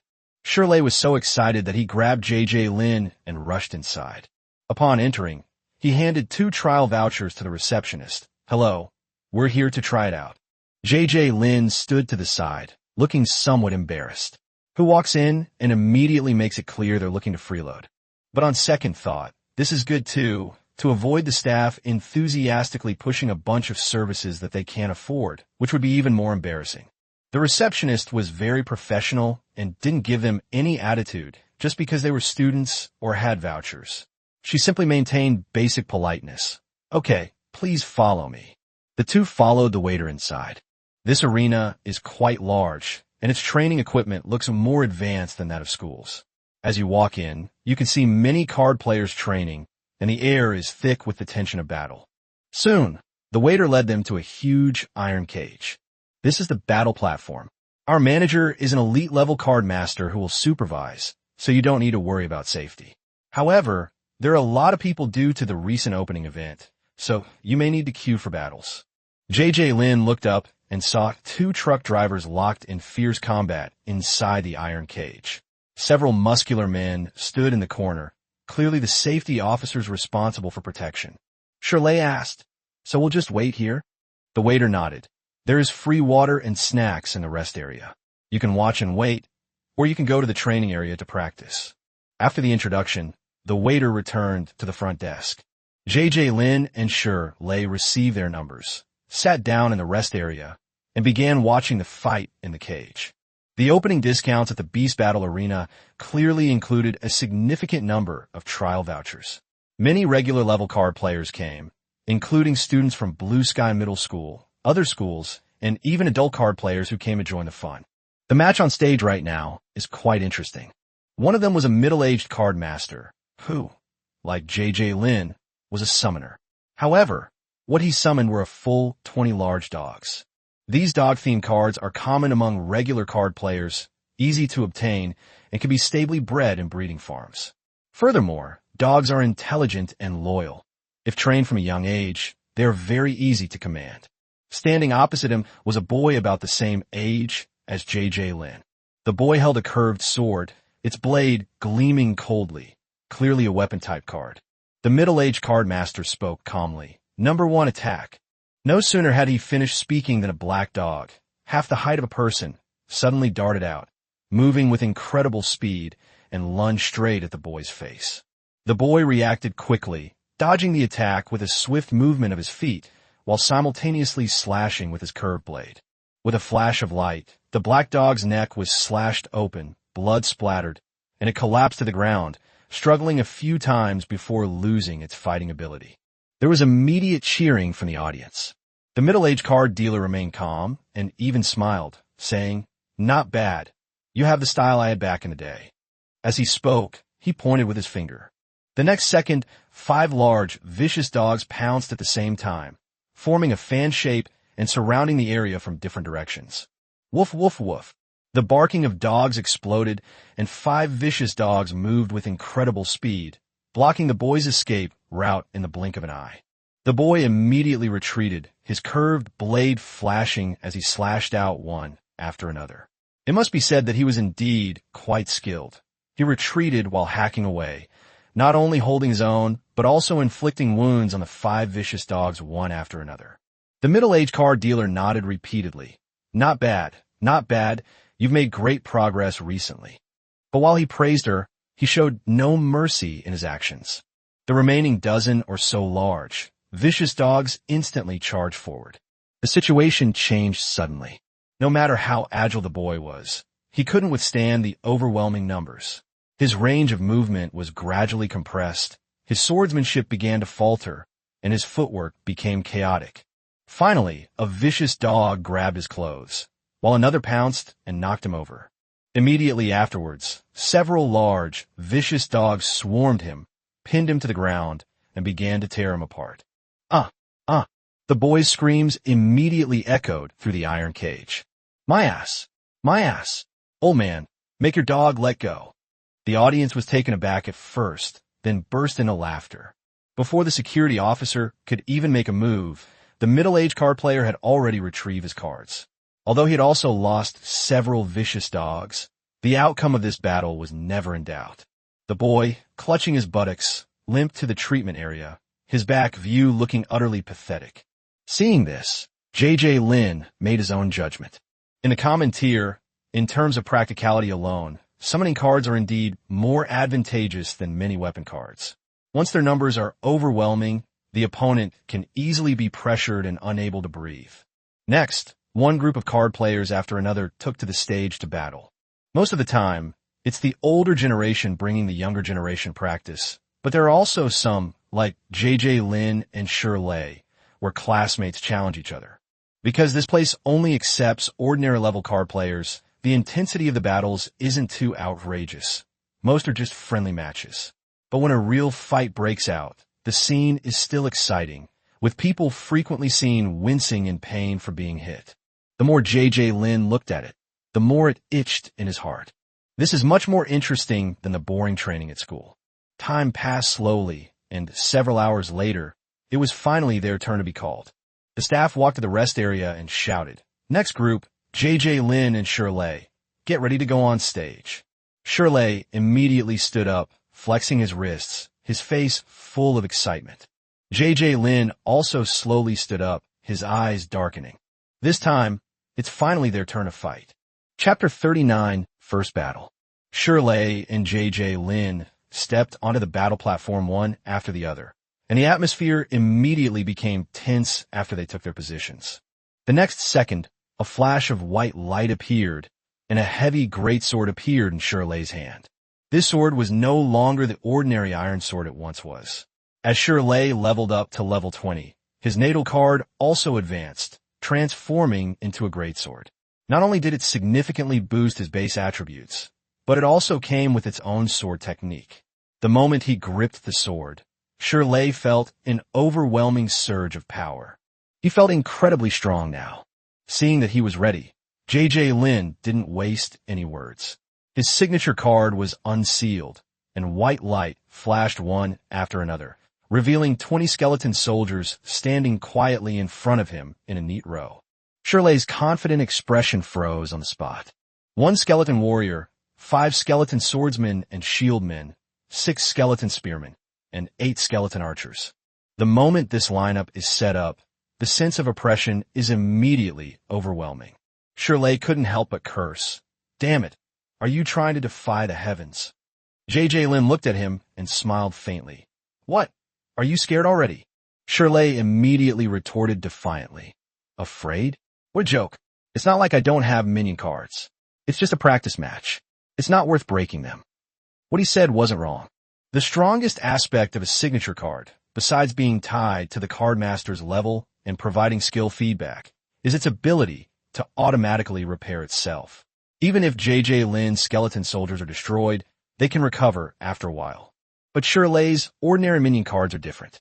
"Oh no, that's really expensive," Lin drawled. It was full of sarcasm. Lei, thick-skinned and completely unaffected, said directly, "Send over 2 skeleton soldiers first, let me practice." He brought Lin to the battle arena today, not to get beaten up, but to find a safe place to get used to the rhythm of the battle. Lin nodded helplessly. "All right."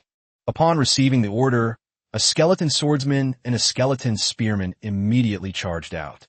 Lei gripped his heavy sword and charged forward. Bang, bang, bang. The greatsword clashed repeatedly with the bone shield and bone spear, the sounds exploding across the platform. Although these 2 skeleton soldiers were merely servants, they cooperated with remarkable skill. The swordsman and shieldman stood in front, using his bone shield in his left hand for defense and his bone sword in his right hand to counterattack when the opportunity arose. The spearman, on the other hand, continuously thrust from behind, specifically targeting Lei's openings. One in front, one behind. One withstands pressure, the other provides output. Ordinary people would be completely overwhelmed by this kind of coordination. But Lei, as expected of a level 20 card master, swung his natal greatsword with power that clearly overwhelmed the skeleton soldier. He parried the bone spears while searching for an opening in the swordsman and shieldman's formation. Soon the opportunity came. The moment the swordsman raised his shield, a sliver of space appeared in his defensive angle. Lei's eyes lit up, and he slashed down with his heavy sword. Boom! The bone shield was violently shaken by the blow, and the swordsman and shieldman retreated several steps. The spearmen immediately filled in, their bone spears thrusting straight at Lei's chest. Lei dodged to the side and then slashed horizontally. Click! The spearman's arm was severed, and his bone spear nearly slipped from his grasp. Shirley didn't stop. He stomped his foot, raised his heavy sword again, and before the swordsman could regain his footing, he beheaded him. The skull rolled to the ground, and the swordsman and shield man fell instantly. 2 skeletons, 1 dead and 1 wounded. Shirley immediately struck what he thought was a very cool pose, raised an eyebrow, and asked, "How is it?" Lin Junjie looked at the skeleton soldier on the ground, then at his smug expression, and his smile gradually turned sour. Not bad, not bad. Just as Shirley was about to continue pretending, J.J. Lin said his next sentence. But from now on, I won't hold back. Shirley's heart skipped a beat. He glanced at the dozen or so skeleton soldiers behind him who hadn't moved yet, and his smile vanished instantly. Old Lin, don't be impulsive. We're all brothers. You don't really want to embarrass me, do you? J.J. Lin completely ignored him. Although Shirley was also level 20, his basic attributes and combat skills were stronger than those of a single skeleton soldier, but the problem was that there was more than 1 or 2 of them on the other side. It was an entire squad. There were also 8 archers in the back row. If they all go, he has no chance of winning. J.J. Lin raised his hand and shouted, "All troops, advance!" In an instant, the skeleton warriors, along with sword and shield infantry and spearmen, advanced in formation, while 8 skeleton archers in the rear row simultaneously drew their bows. Whoosh whoosh. The bone arrow pierced through the air. Shirley's expression changed drastically, and he quickly swung his sword to block.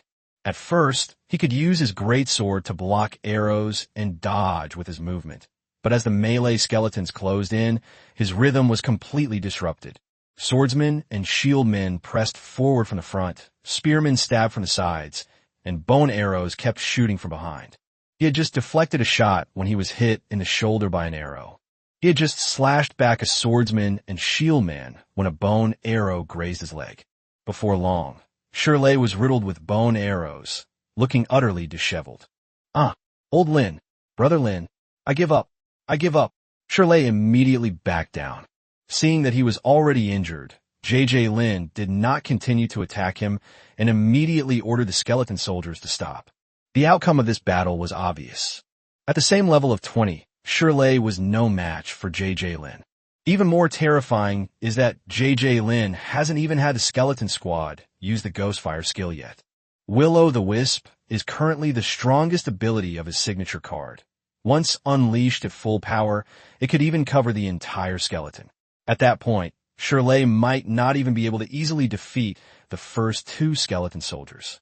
After the battle, J.J. Lin helped Shirley walk towards the treatment room.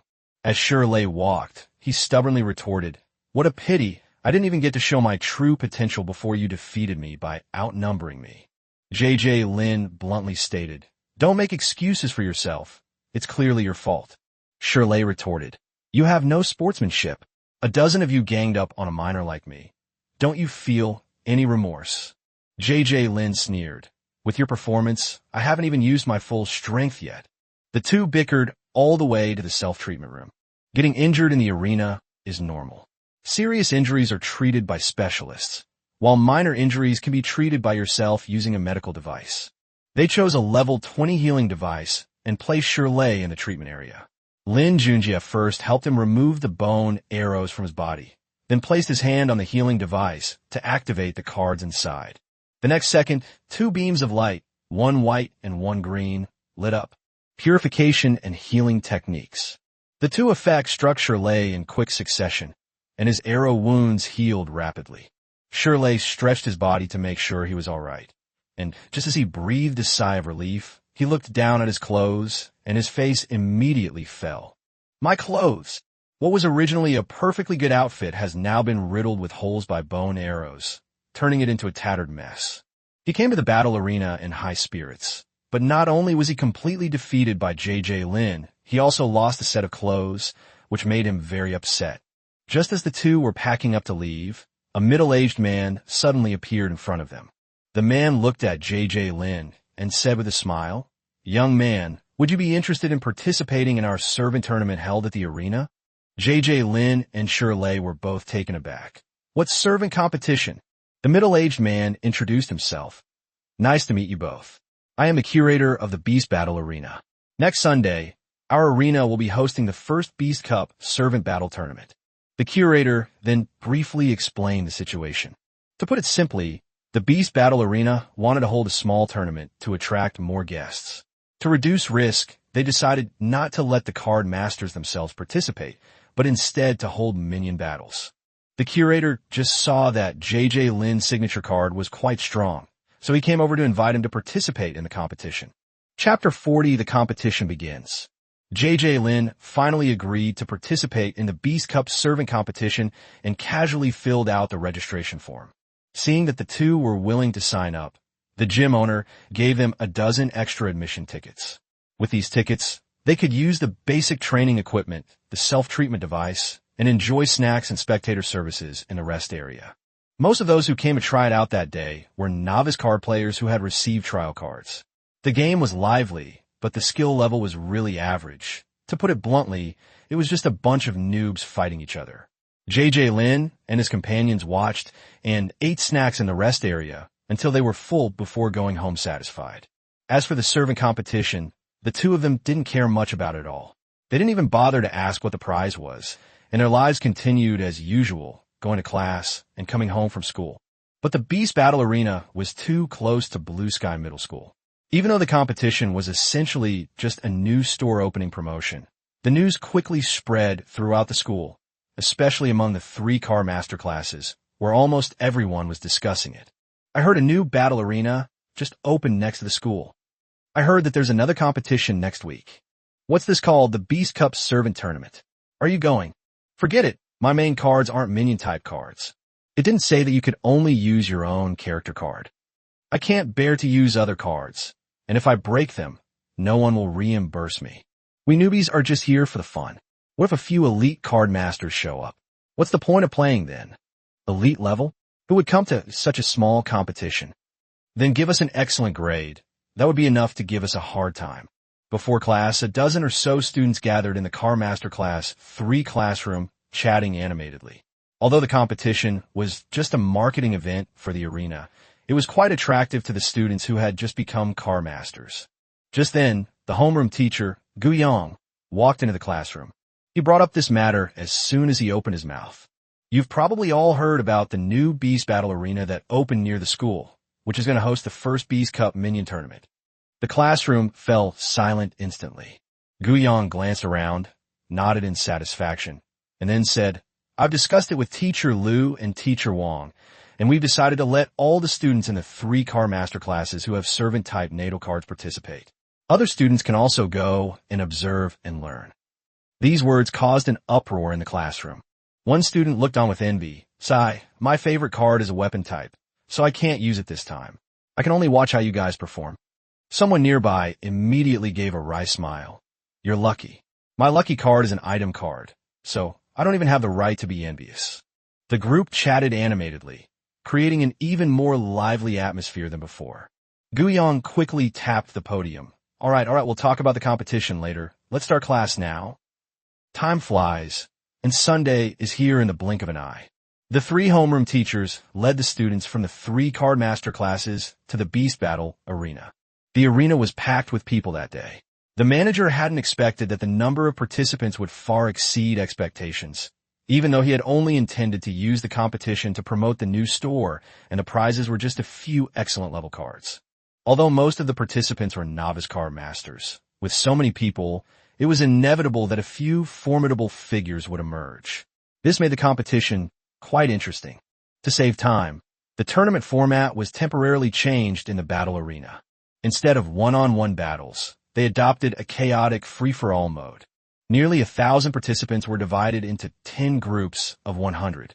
Each group competed in a free-for-all, and the top 3 remaining in each group advanced to the finals to compete for the ultimate championship. The moment the rule was announced, the atmosphere at the scene was instantly ignited. 100 people fighting in the same arena would definitely be a thrilling scene.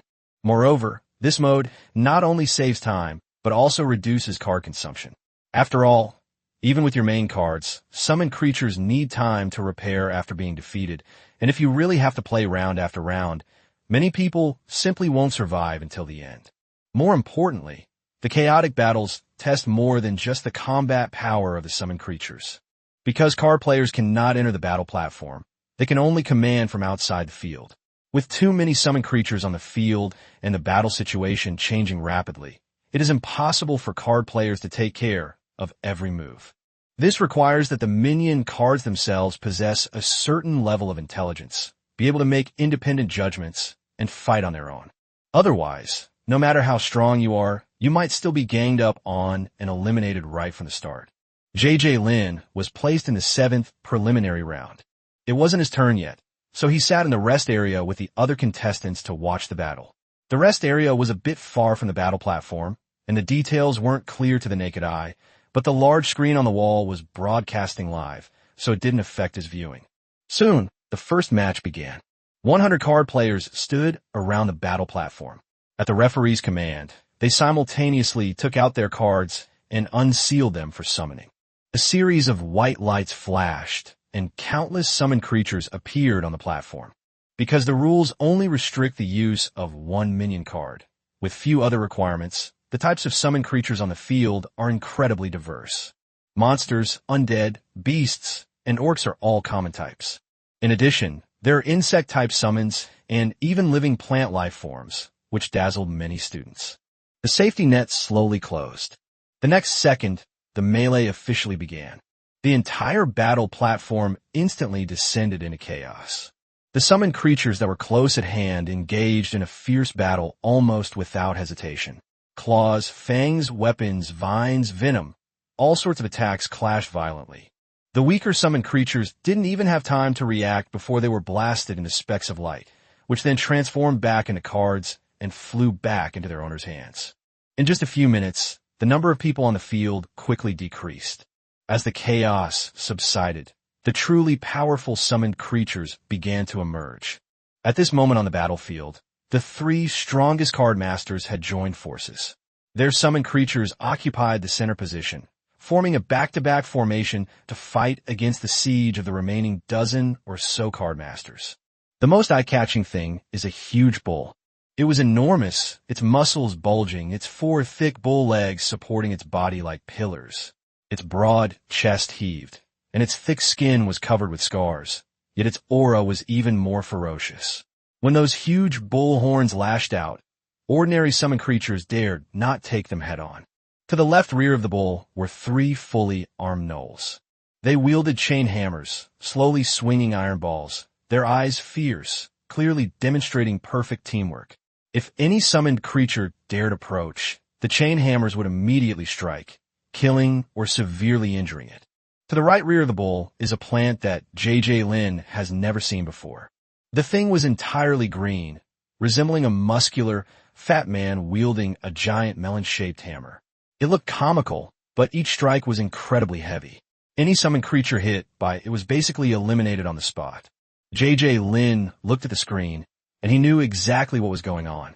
These 3 summoned creatures all possess at least the combat power of excellent grade cards. In contrast, the summoned creatures surrounding them were of much more mixed strength. Some had only survived this long due to good luck. The situation is already quite clear.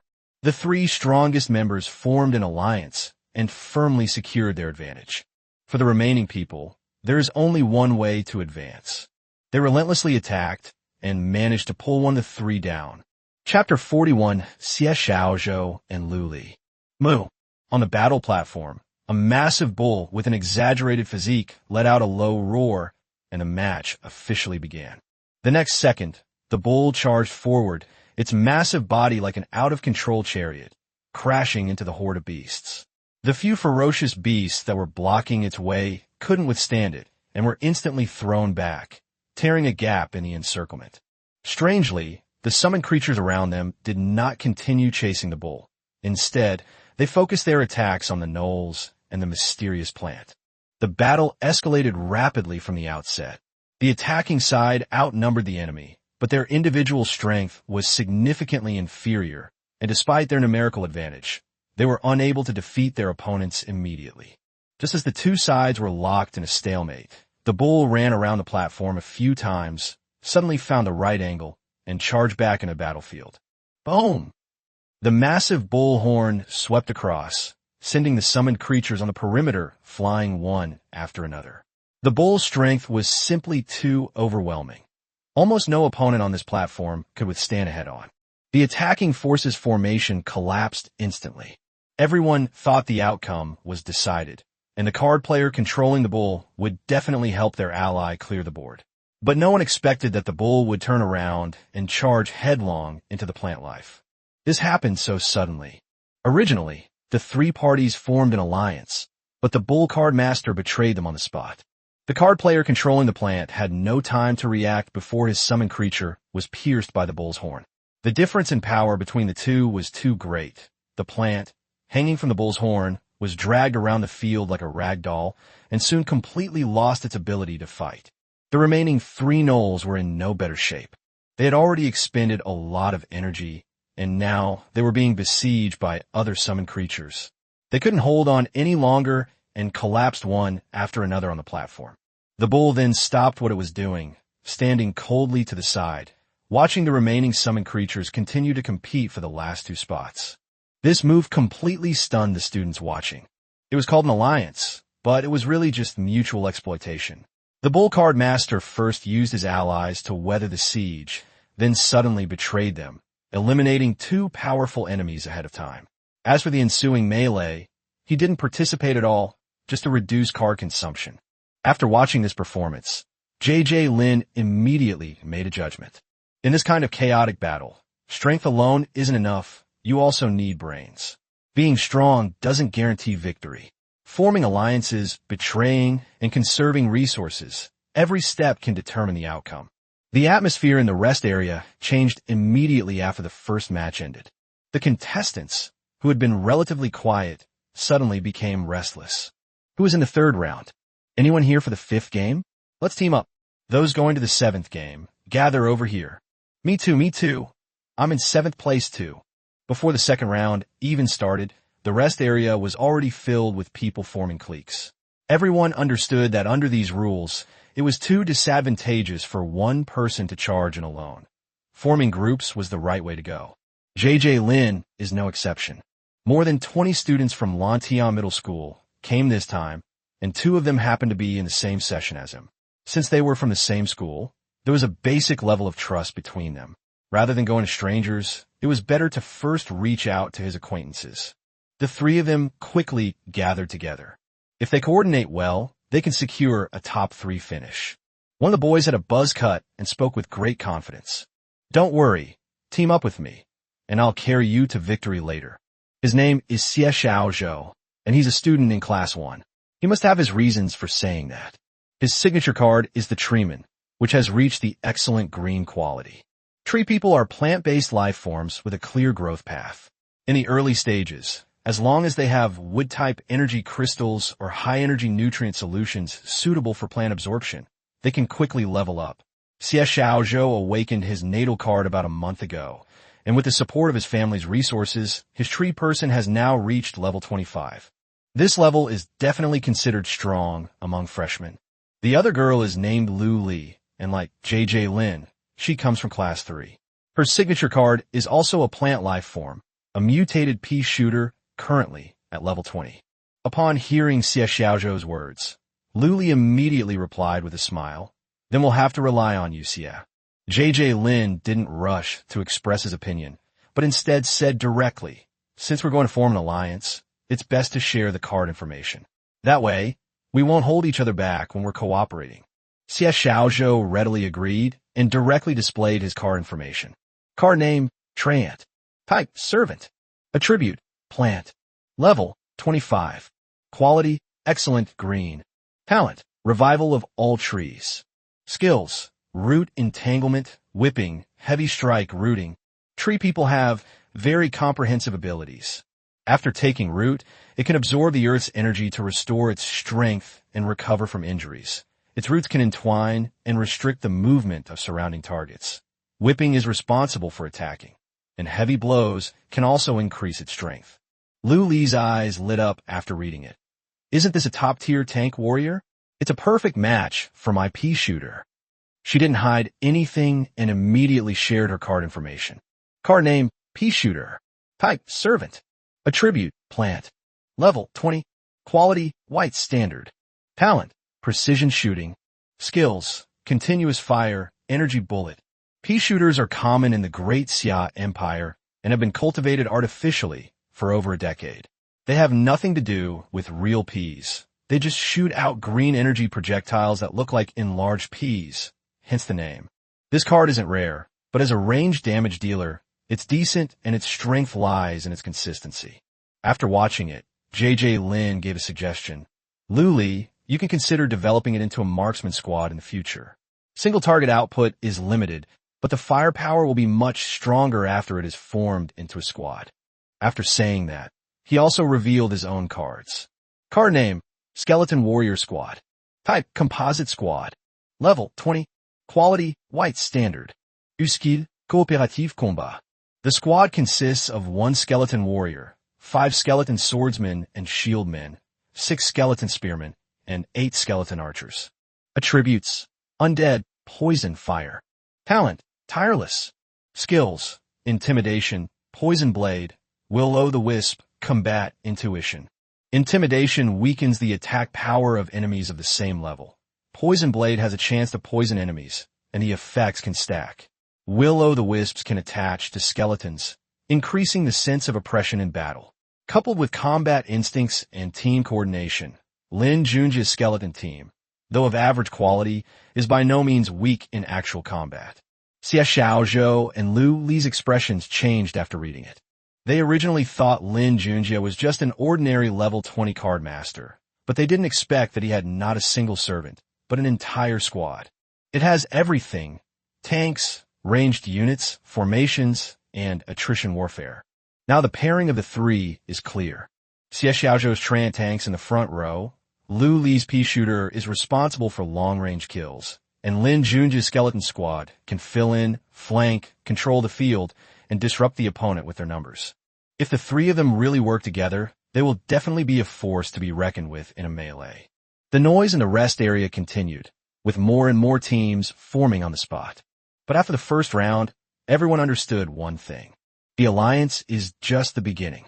Once you're on the platform, who will make it to the end depends on who's more ruthless, more stable, and who keeps their trump cards hidden the deepest.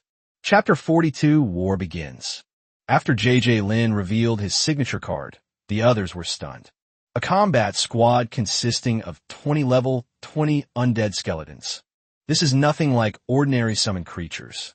Xia Xiaozhou's level 25 trance are already strong enough, but if they really fight, the pressure will only be greater against this skeleton squad.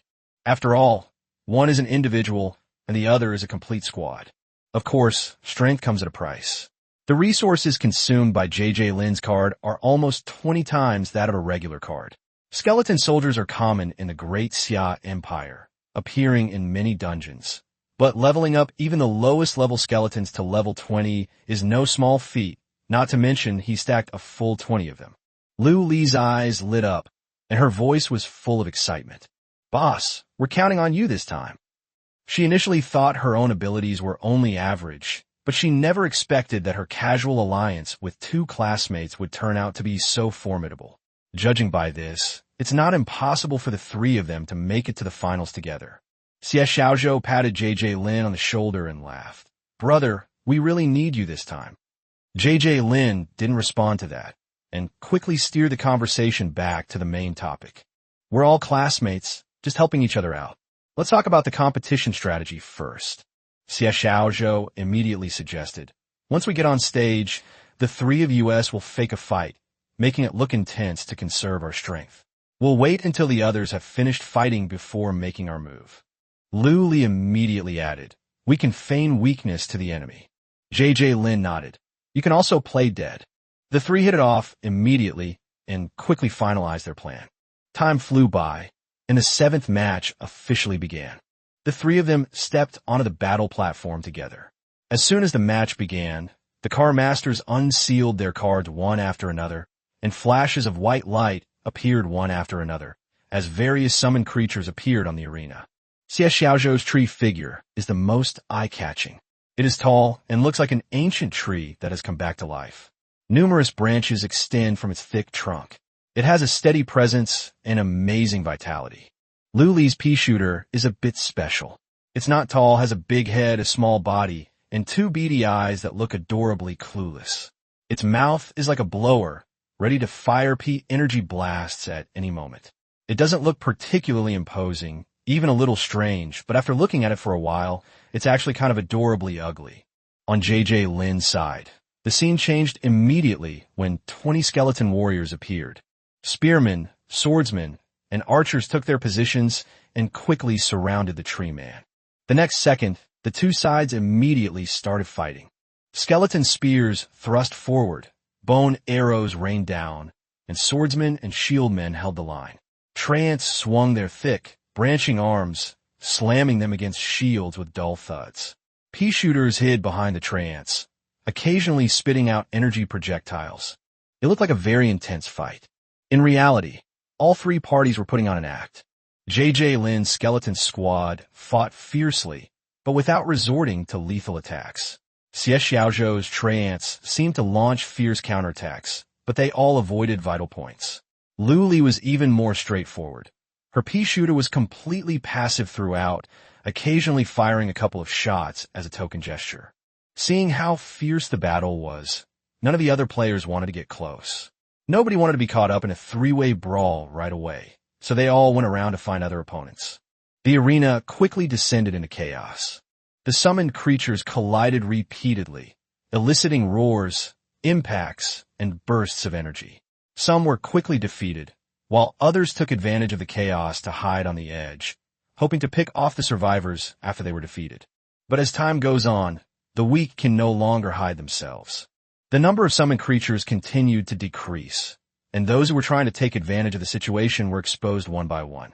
Only JJ Lin and his two companions remained ridiculously stable, because they not only fake it, they really know how to put on an act. JJ Lin directly caused more than a dozen skeleton soldiers to die on the spot, scattering into piles of bones that were spread out on the battle platform. That move was so natural. The skeleton undead's feigned death was a genius. Seeing the ground littered with bones, everyone assumed it was the remains of what the Treant had just smashed, and no one suspected a thing. Moreover, the remains of squad-type cards may remain on the field temporarily after they die, so these bones blend seamlessly into the melee. But the chaos in the arena won't last forever. As powerful card players gradually revealed their true strength, the situation began to escalate. Weak summons were forced off the field one by one, and the battle area shrank continuously. The remaining card players also gradually realized that continuing this chaotic battle would only allow others to reap the benefits. Soon, the fighting on the field gradually subsided. At this point, only about 30 card masters remained who hadn't been eliminated. Subtracting those whose summoned creatures were severely damaged and clearly lacked combat power, the truly threatening and powerful card masters numbered less than 10. Someone suggested, "Gentlemen, to prevent anyone from taking advantage of the situation, shouldn't we clear the area first?" As soon as these words were spoken, others immediately echoed them. That makes sense. The weak ones should go down on their own. Don't waste time. First, eliminate those who are not qualified to remain on the field. Soon, everyone reached a consensus. Those summoned creatures that were severely injured but still tried to hold on instantly became targets. JJ Lin has stopped pretending. Suddenly, the piles of bones on the ground began to clatter, and the skeletons that had just died stood up one after another, picked up their weapons, and reformed their ranks. This scene changed the expressions of many people. Good heavens, it turns out it was all an act. JJ Lin and his two companions must demonstrate their strength. Otherwise, being treated like pushovers and ganged up on will only cause more trouble. The Treant stood firmly at the forefront, like a solid fortress. The skeleton warrior squad circled around them, with swordsmen and shieldmen in front, spearmen providing cover, and archers offering suppression. Pea shooters provided continuous fire from the rear, forming a simple battle formation of 3. They crushed those remnants of the defeated army. Before long, the card players who lacked the skill were eliminated one after another. Some people, realizing they had no hope, simply put away their cards, left the arena, and became spectators. In the end, only 4 factions remained on the battle platform. Besides JJ Lin and his two partners, there are three other alliances. The first group consists of 5 card masters, all of whom are orc cards. 1 Taurun, 2 werewolves, 1 lion man, and 1 leopard man, fully armed and exuding an imposing aura. Orcs are known for their powerful combat abilities, and this team of 5 is definitely not to be trifled with. The second group consisted of 3 card players who summoned a pack of wolves, a herd of wild boars, and a brown bear, respectively. However, the wolf pack and the wild boar herd suffered significant losses in the earlier melee, and their overall strength noticeably declined. Of the 4 groups, they appeared to be the weakest. The last group consists of 4 people, whose summoned creatures are a green-skinned orc, a silverback gorilla, a pack of large dogs, and a stone golem. They have frontline tanking, burst damage, crowd control, and defense, making them the strongest overall. The 4 forces are locked in a standoff, with none making the first move. After a brief silence, someone spoke up. We'll have a 4-way battle, with each side fighting in pairs. No one should try to gain an advantage. Okay, a fair fight. No objection. Then let's fight. This wasn't a life or death battle. No one was desperate to win. With the rules agreed upon, a new round of intense competition erupted instantly. Chapter 43, advancing to the finals. On the battle platform, the fight broke out again. Without any probing, the 5 orc warriors charged directly at Lin Junjie and his 2 companions' small battle formation. At the forefront were the minotaurs and lion men clad in heavy armor. Close behind them were 2 werewolves and a leopard man, moving with incredible speed and displaying a fierce aura. JJ Lin immediately retaliated. 8 skeleton archers simultaneously drew their bows, unleashing a volley of bow and arrows. A pea shooter also fired an energy blast, but the next second, JJ Lin frowned. The bow and arrows were easily shattered by the orcs' weapons as soon as they flew past. The pea shooter's energy blast did hit the foremost Taurun, but it only momentarily stunned him by striking his breastplate, causing no real damage. These orcs' defenses were tougher than I had imagined. After 2 rounds of ranged attacks, 5 orcs had already reached the front lines. The minotaurs and lion men, flanking from the left and right, swung their heavy weapons fiercely at the tree men.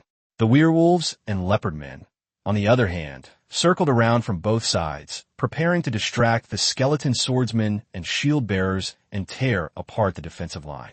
A loud bang. The treant raised its arms, formed from its branches, and forcefully blocked the fierce attacks of the 2 heavily armored orcs. The immense recoil force sent the minotaur and the lion man back 5 steps. The tree man was enormous and firmly rooted to the platform, its strength incredibly stable. Even with the 2 beastmen's astonishing power, they couldn't budge at all. However, their attack was not without effect. 2 deep gashes were cut into the treant's arms. But the real killer move isn't in the frontal attack.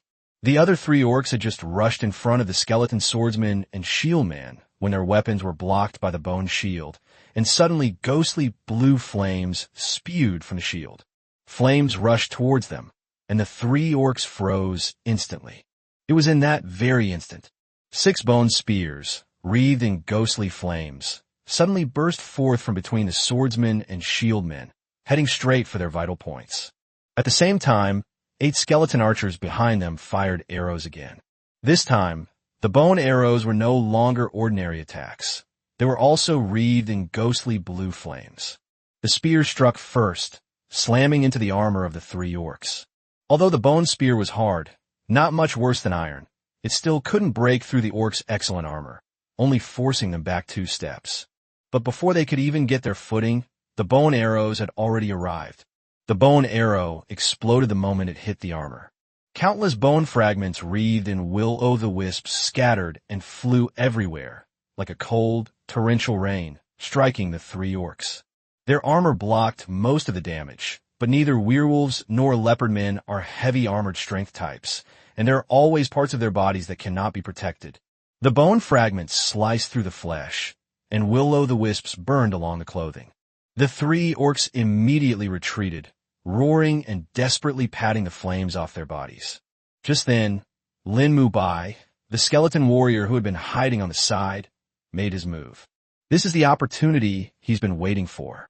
The white bone sword flashed with a cold light, its sharp blade slicing across the unarmored neck of a werewolf. With a soft poof, the werewolf's body stiffened, then it slowly collapsed to the ground and never made a sound again. In a single encounter, one of the 5 orcs was killed and 2 were wounded. The situation on the platform changed instantly. The remaining 4 orcs, seeing the werewolf corpse engulfed in flames, became noticeably more cautious. They stopped 10 paces away, no longer daring to charge forward rashly. But their lack of attack doesn't mean J.J. Lin will wait. The skeleton archer immediately changed target, firing 8 bone arrows at another werewolf. The pea shooter followed suit, unleashing a barrage of energy projectiles. Forced into a corner, the 4 orcs had no choice but to charge again. But J.J. Lin's team had a very solid formation. The Treant stood at the forefront, with 5 skeleton swordsmen and shieldmen firmly guarding both sides, forming a wall of bones that blocked the orcs' offensive.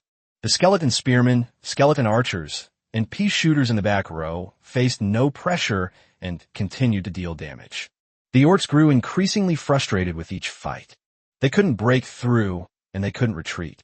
Their wounds multiplied, their clothes were repeatedly set ablaze by the will-o'-the-wisps, and their strength was rapidly waning.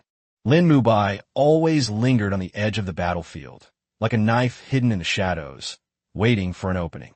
Soon the orcs slowed down.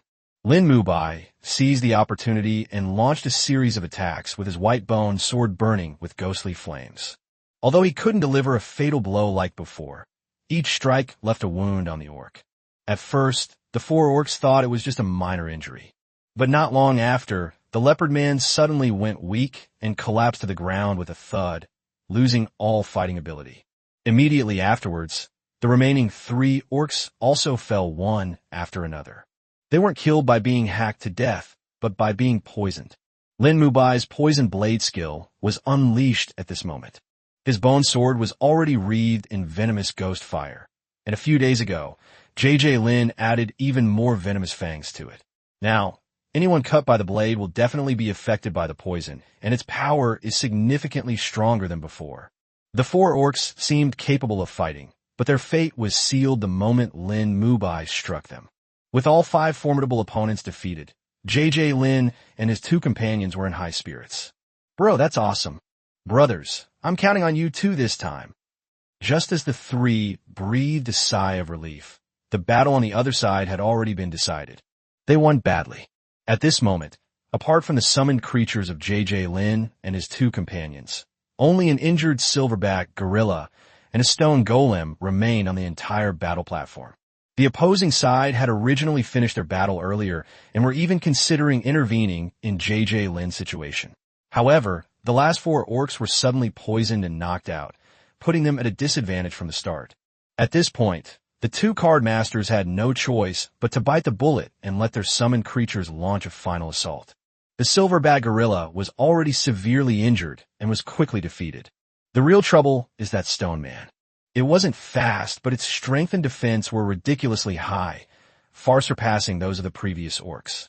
Bone knives, bone spears, and bone arrows had almost no effect on it. Even will-o'-the-wisps were unlikely to cause fatal damage to a pile of rocks. After taking down the silverback gorilla, the Skull Squad immediately changed their tactics, relying on their speed to circle around the stone golem instead of engaging it in direct combat. But the tree man couldn't hide. It can only stand in front and confront the stone man head-on. Fortunately, the Treant was no less large or strong than its opponent, and managed to stop the stone man. The Treants engaged in direct combat from the front, while skeleton warriors and pea shooters provided frantic support from behind. All attacks were concentrated on the Treant's knee joints. If one attempt isn't enough, try 10. If 10 times isn't enough, then 100. Finally, the stone man's knee joints were gradually weakened, and his massive body swayed violently before crashing to the ground.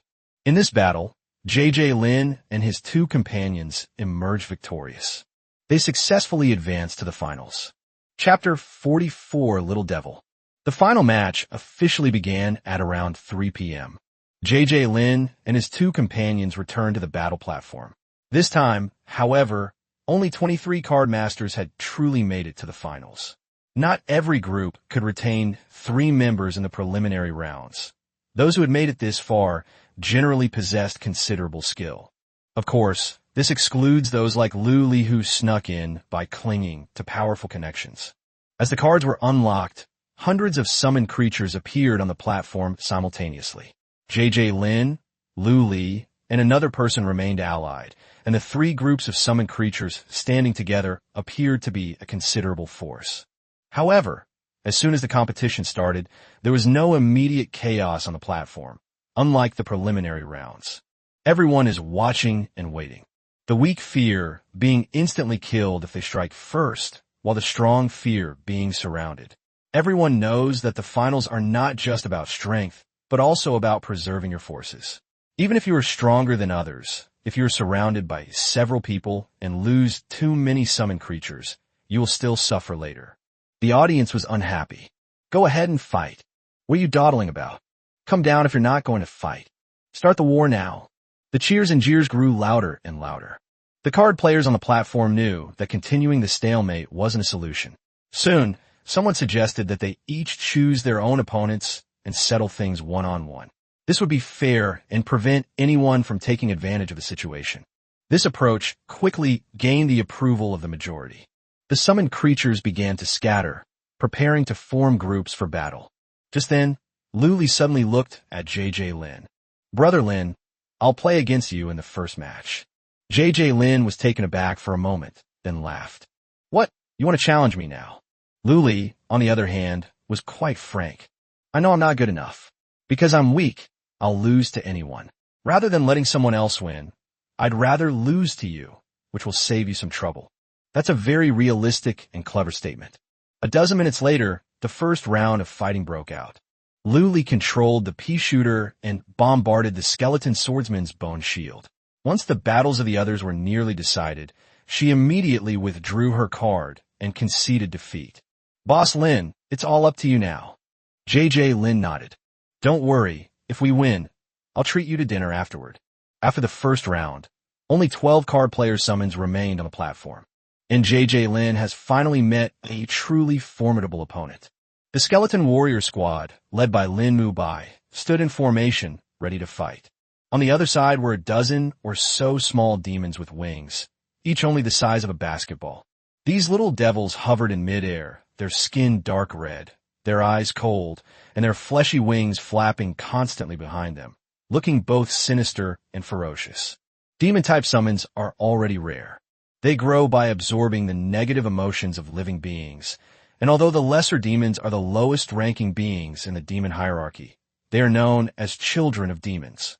Depending on their growth path, they may even evolve into different types of demons in the future. Awakening such a signature card indicates considerable potential. More importantly, demon cards are extremely rare to find in regular dungeons. Being able to assemble a squad of over a dozen lesser demons indicates the opponent has considerable resources. As soon as the battle began, the little devils made the first move. They flapped their wings and took off, black sparks suddenly bursting from their wingtips. The next second, dozens of black flames shot towards the skeleton squad like arrows. JJ Lin's eyes darkened slightly. These flames look a lot like the legendary Hellfire. Hellfire is said to be able to burn the soul. As long as the soul remains, the flames will never die. For ordinary summon creatures, this is a nightmare-level skill. Unfortunately, this time they encountered a skeleton squad. Lin Junjie and the other skeletons were all covered in ghostly flames. The black flames landed on the bones and quickly ignited, but the skeletons immediately used their ghostly flames to fight back. The will-o'-the-wisp and the black flames clashed, neither gaining the upper hand. Even more outrageous, as time went on, some of the black flames were actually devoured and merged with the will-o'-the-wisps, making the will-o'-the-wisp's aura even stronger. The opposing card player's expression immediately changed. The imp's most powerful Hellfire has failed. JJ Lin wouldn't give the other party a chance to be stunned. The skeleton archers simultaneously raised their bows, and 8-bone arrows wreathed in will-o'-the-wisps were instantly released, all aimed at the same little demon.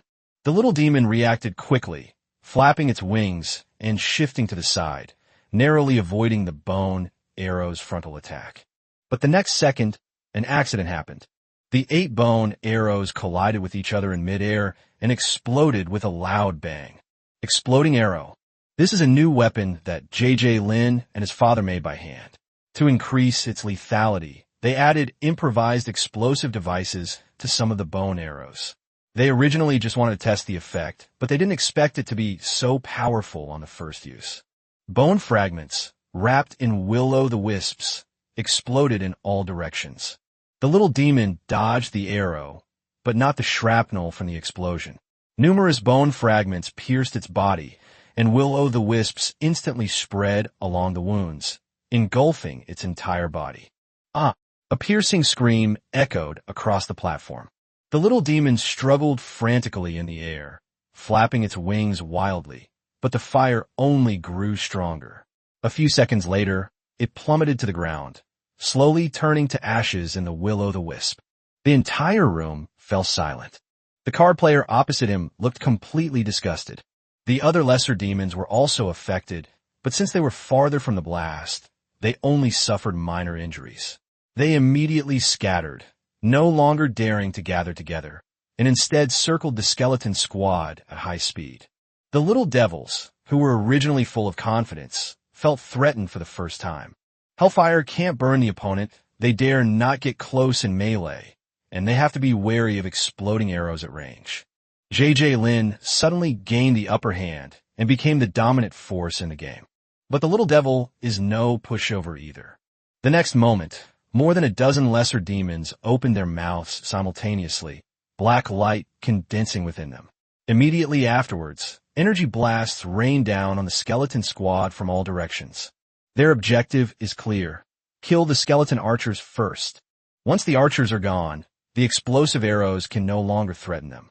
Lin Junjie immediately ordered the troops to change formation.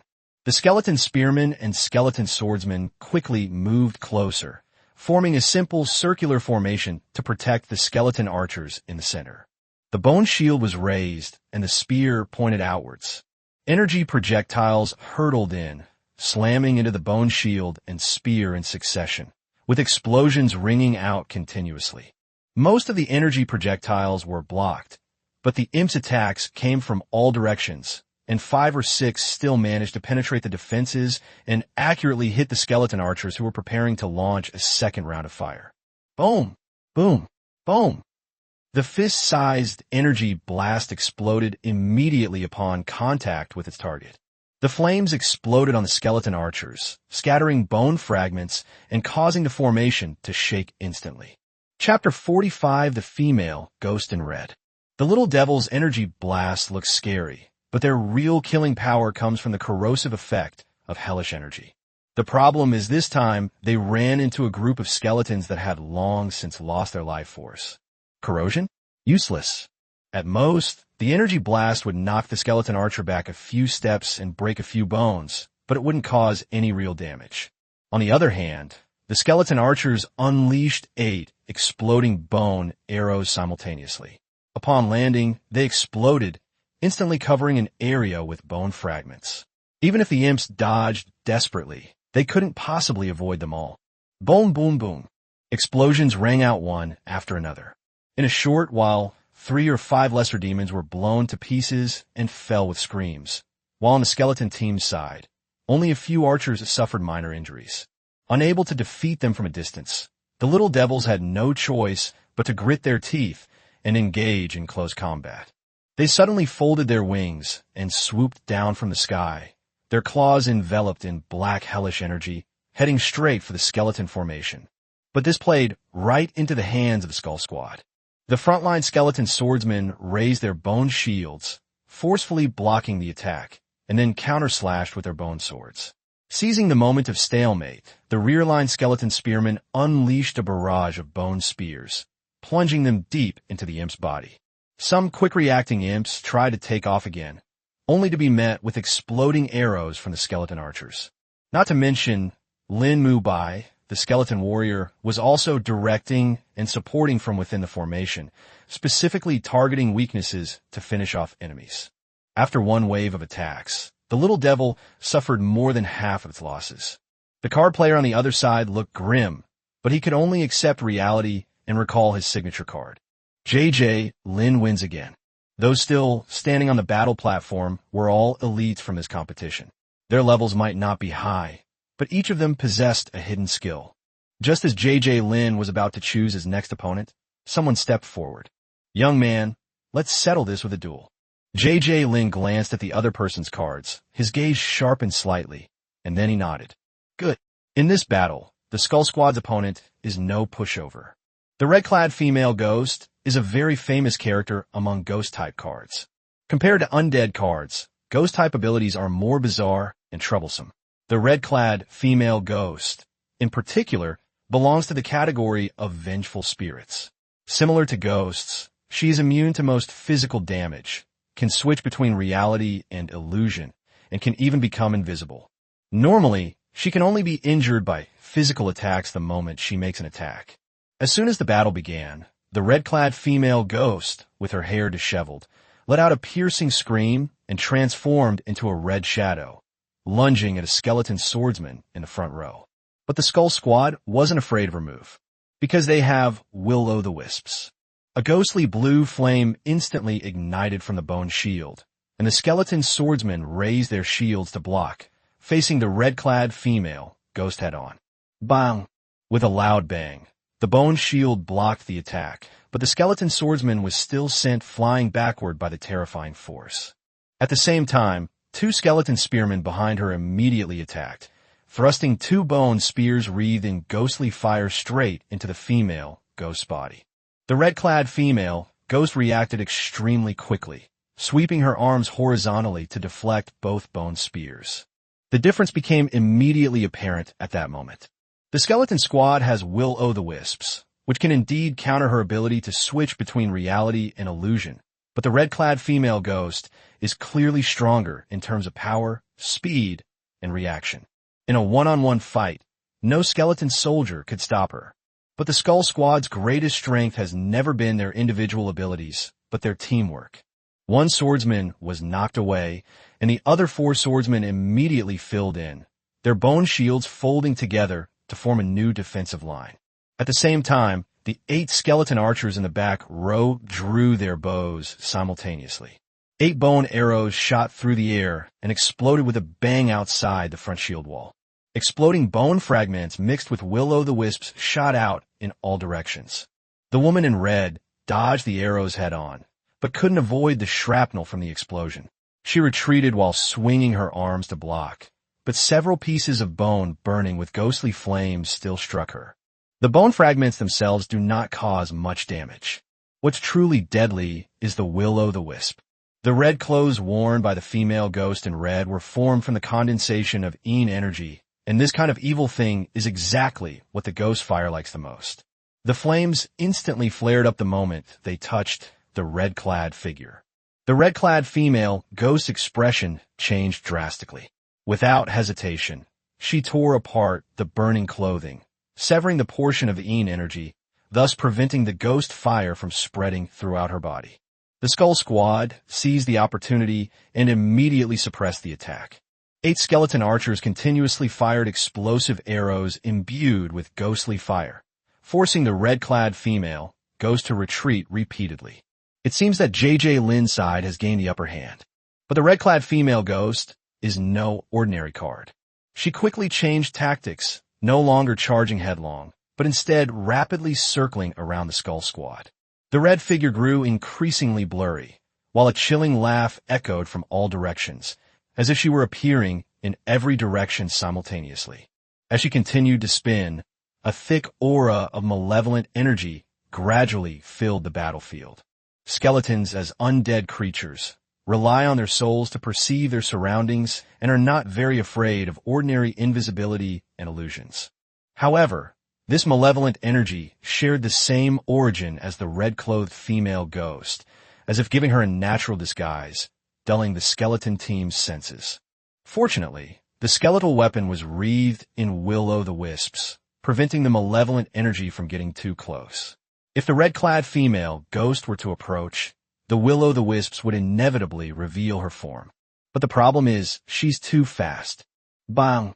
A flash of red light, and a skeleton swordsman and shield man was knocked away. Bang! Another blow struck, and the skeleton spearman's frame trembled, nearly falling apart. Bang, bang, bang! The woman in red attacked relentlessly at high speed, retreating immediately after each strike, never lingering in battle. Just as the skeleton squad was about to retaliate, she had already disappeared back into the Een energy. She can't kill the skeleton soldiers, but she can wear them down little by little. Each impact worsens the damage to the skeleton soldier. If this drags on, the skeleton squad will eventually be defeated one by one and rendered incapable of fighting. Chapter 46, the final battle begins. The woman in red was too fast. Although J.J. Lin's side had the advantage in the number of skeletons, they couldn't catch a glimpse of her at all when facing an enemy whose strength and speed were overwhelming. With no other option, J.J. Lin had the skeleton archer fire explosive arrows wildly in all directions, hoping for a stroke of luck. Unfortunately, luck wasn't on his side. Several volleys of explosive arrows were fired, the arrows almost exhausted, but they didn't even touch the hem of the red-clad female ghost's clothes. On the contrary, the skeleton swordsmen and skeleton spearmen on the periphery were repeatedly blasted away by her waves of attacks. Another loud bang, and a skeleton swordsman and shield man was sent flying backward, his skeleton scattering on the ground, unable to get up again. The close-quarters defenses have completely collapsed. J.J. Lin could only have the remaining skeleton archers continue firing ordinary bone arrows in a last-ditch effort. Meanwhile, the battles in the other arenas were also coming to a close. The woman in red clearly felt that the outcome was already decided, lost patience, and no longer concealed herself, revealing herself to begin her reaping. She charged into the remnants of the army, and with a wave of her hands, the skeleton swordsmen and spearmen fell to the ground. The remaining skeleton archers, lacking melee capabilities, were more like sitting ducks in her presence. But just as the woman in red was getting into the swing of killing, a strange thing happened. Suddenly, her feet were gripped tightly by a pair of bony hands. Those are not ordinary skeleton soldiers. It is Lin Junjie. He had somehow disguised himself as a fallen wreck, lying on the battlefield feigning death, waiting for the red-clad female ghost to approach. The woman in red didn't take him seriously at all, and with a burst of speed, she tried to kick him away. But the next second, the remaining skeleton archers simultaneously dropped their bone bows, their hands wreathed in ghostly blue flames, and pounced on the red-clad female, ghost like madmen. The red-clad female, ghost's expression changed. She had no choice but to deal with the skeletal archers who were rushing towards her. She swept her hands across the ground, sending several skeleton archers flying and crashing to the ground, never to rise again. But the moment they gained was enough. Lin Junjie suddenly flipped over and stood upside down, his entire skeleton wrapped around the red-clothed female ghost, locking her tightly like an iron lock. The woman in red struggled, trying to shake him off. But Lin Junjie is different from ordinary skeleton soldiers.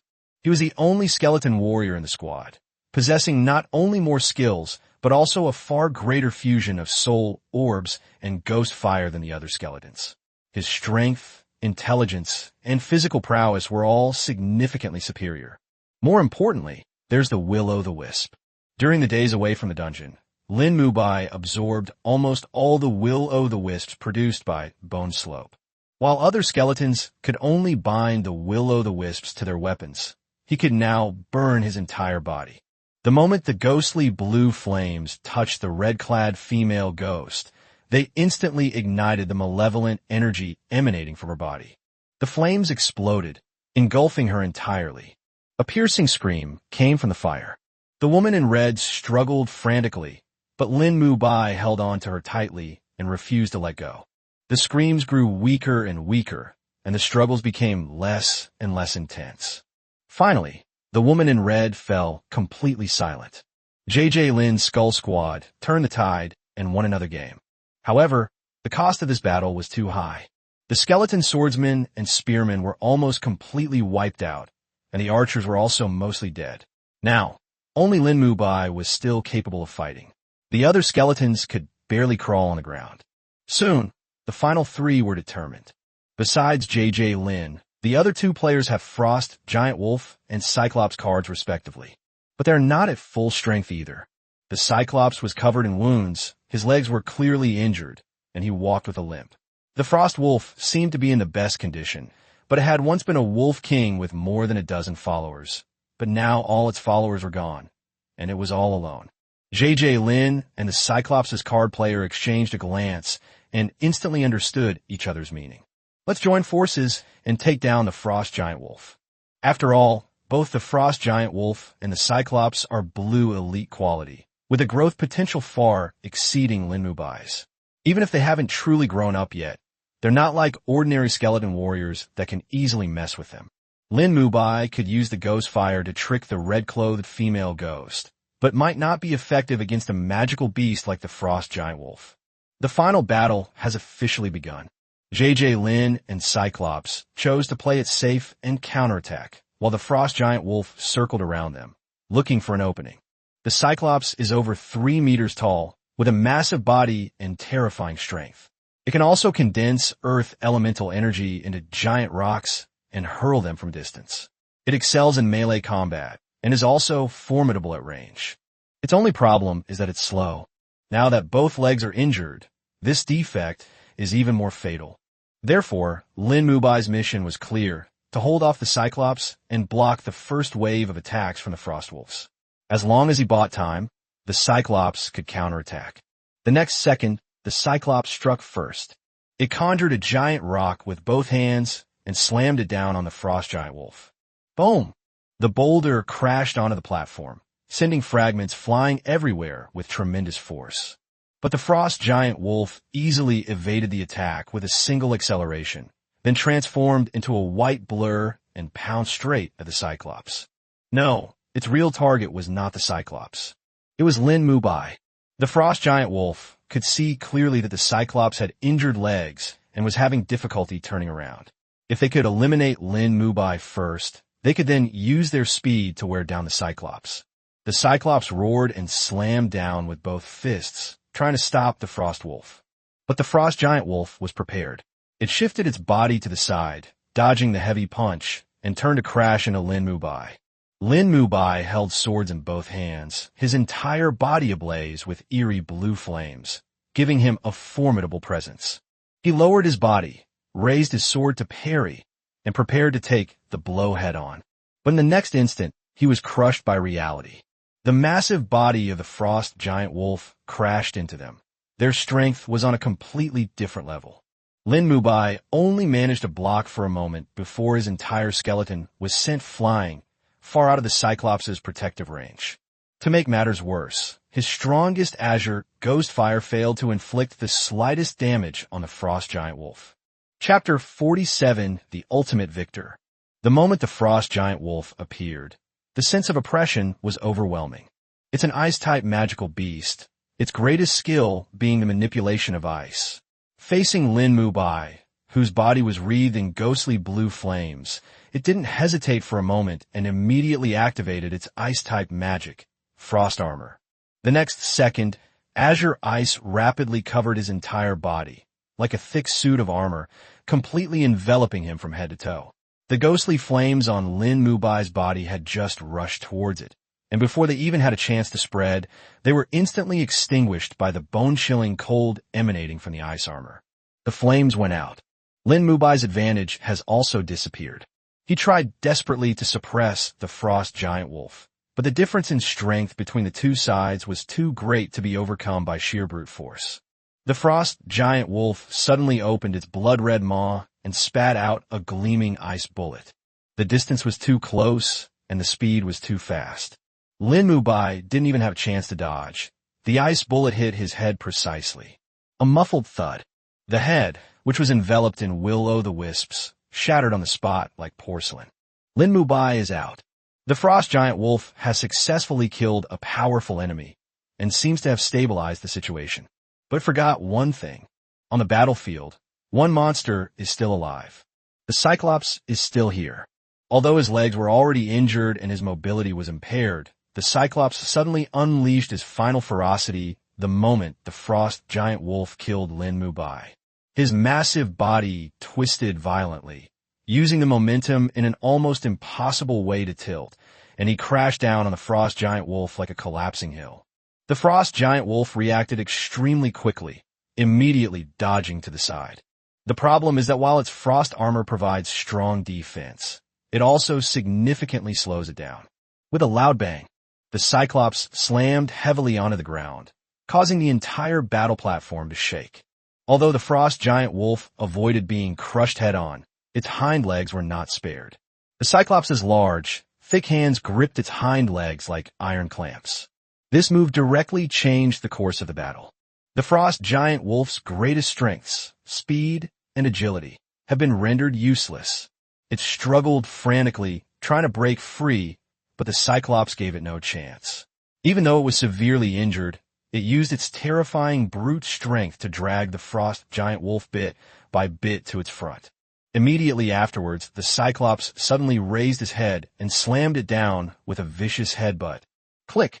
The frost armor on the frost giant wolf was shattered into pieces on the spot. The seemingly impenetrable defense has crumbled. But the frost giant wolf is not a prey to be slaughtered at will. It immediately retaliated, its remaining ice energy surging wildly, and ice projectiles condensed one after another, blasting fiercely towards the Cyclops who was right next to it. At such close range, the Cyclops had no way to hide. Ice bullets rained down on his massive body, the exploding icy air constantly seeping into his wounds, the terrifying impact causing his injuries to deteriorate rapidly. The Cyclops was already badly injured, and now his condition has been worsened. If this situation continues, he will definitely be the first to give up. However, the frost giant wolf also has its own fatal flaws. In the previous battles, it had already consumed a large amount of elemental energy in order to defeat its opponents. Having just unleashed a series of ice projectiles, its magical power was now almost completely drained. It can no longer cast magic. With no other option, the frost giant wolf had to abandon its ranged attacks, bar its fangs, and pounce on the Cyclops for hand-to-hand combat. The bloody battle has officially begun. The frost wolf tore at the Cyclops' flesh with its sharp teeth, each bite tearing through its flesh. The Cyclops, however, held on tightly, unleashing a barrage of punches, headbutts, and elbow strikes. One is an ice-type magical beast with depleted magic power. One is a giant monster that is critically injured and dying. Neither side had any way out. They could only fight to the death. Without the power of frost, the frost wolf was at a disadvantage in close combat. However, the Cyclops was already at its limit due to its severe injuries and the large number of ice projectiles it had withstood. The two monsters were locked in a fierce struggle, biting, ramming, and pulling, with blood and ice shards splattering across the entire platform.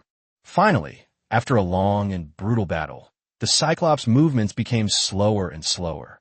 His fingers were still gripping the frost wolf's body, but the power was gradually dissipating. Finally, the massive body froze completely and remained motionless. Cyclops dead. The frost giant wolf finally broke free of its restraints. It stood there, swaying, and after confirming that the Cyclops was dead, it seemed as if it had finally won this life-or-death battle. But it has also reached its limit. The next second, the frost giant wolf slowly closed its eyes, and its massive body collapsed to the ground with a thud. It died too. The entire battle platform was deathly silent. The frost giant Wolfscar Master was stunned at first, then overjoyed. He was so excited that he danced around and couldn't help but laugh out loud. I won. I won. Ha ha. I'm number one. In his view, the last remaining powerful force was the frost giant wolf. Even though it fell, it had at least killed the Cyclops first. The championship should belong to him. But just then, a calm voice suddenly rang out. Sorry, it seems like I was the one who won in the end. The person speaking was J.J. Lin. All eyes in the room instantly turned to him. Lin Junjie calmly raised his hand and pointed to the corner of the battle platform. There, several nearly forgotten skeleton archers were shakily getting up from the ground. Their bodies were mangled, their skeletons broken, and their bodies were covered with signs of battle, looking as if they could fall apart at any moment. But they were still standing. Even though they were just supporting each other, even though they were in a terrible state, they still did not fall down. The frost giant wolf is dead. The cyclops is dead. Lin Mubai is also out of the game. And JJ Lin skeleton archer is still alive. The real ultimate victor was actually him. Chapter 48, Zombie Dungeon. The Beast Cup Servant Tournament, to put it bluntly, is just a small-scale, grassroots competition.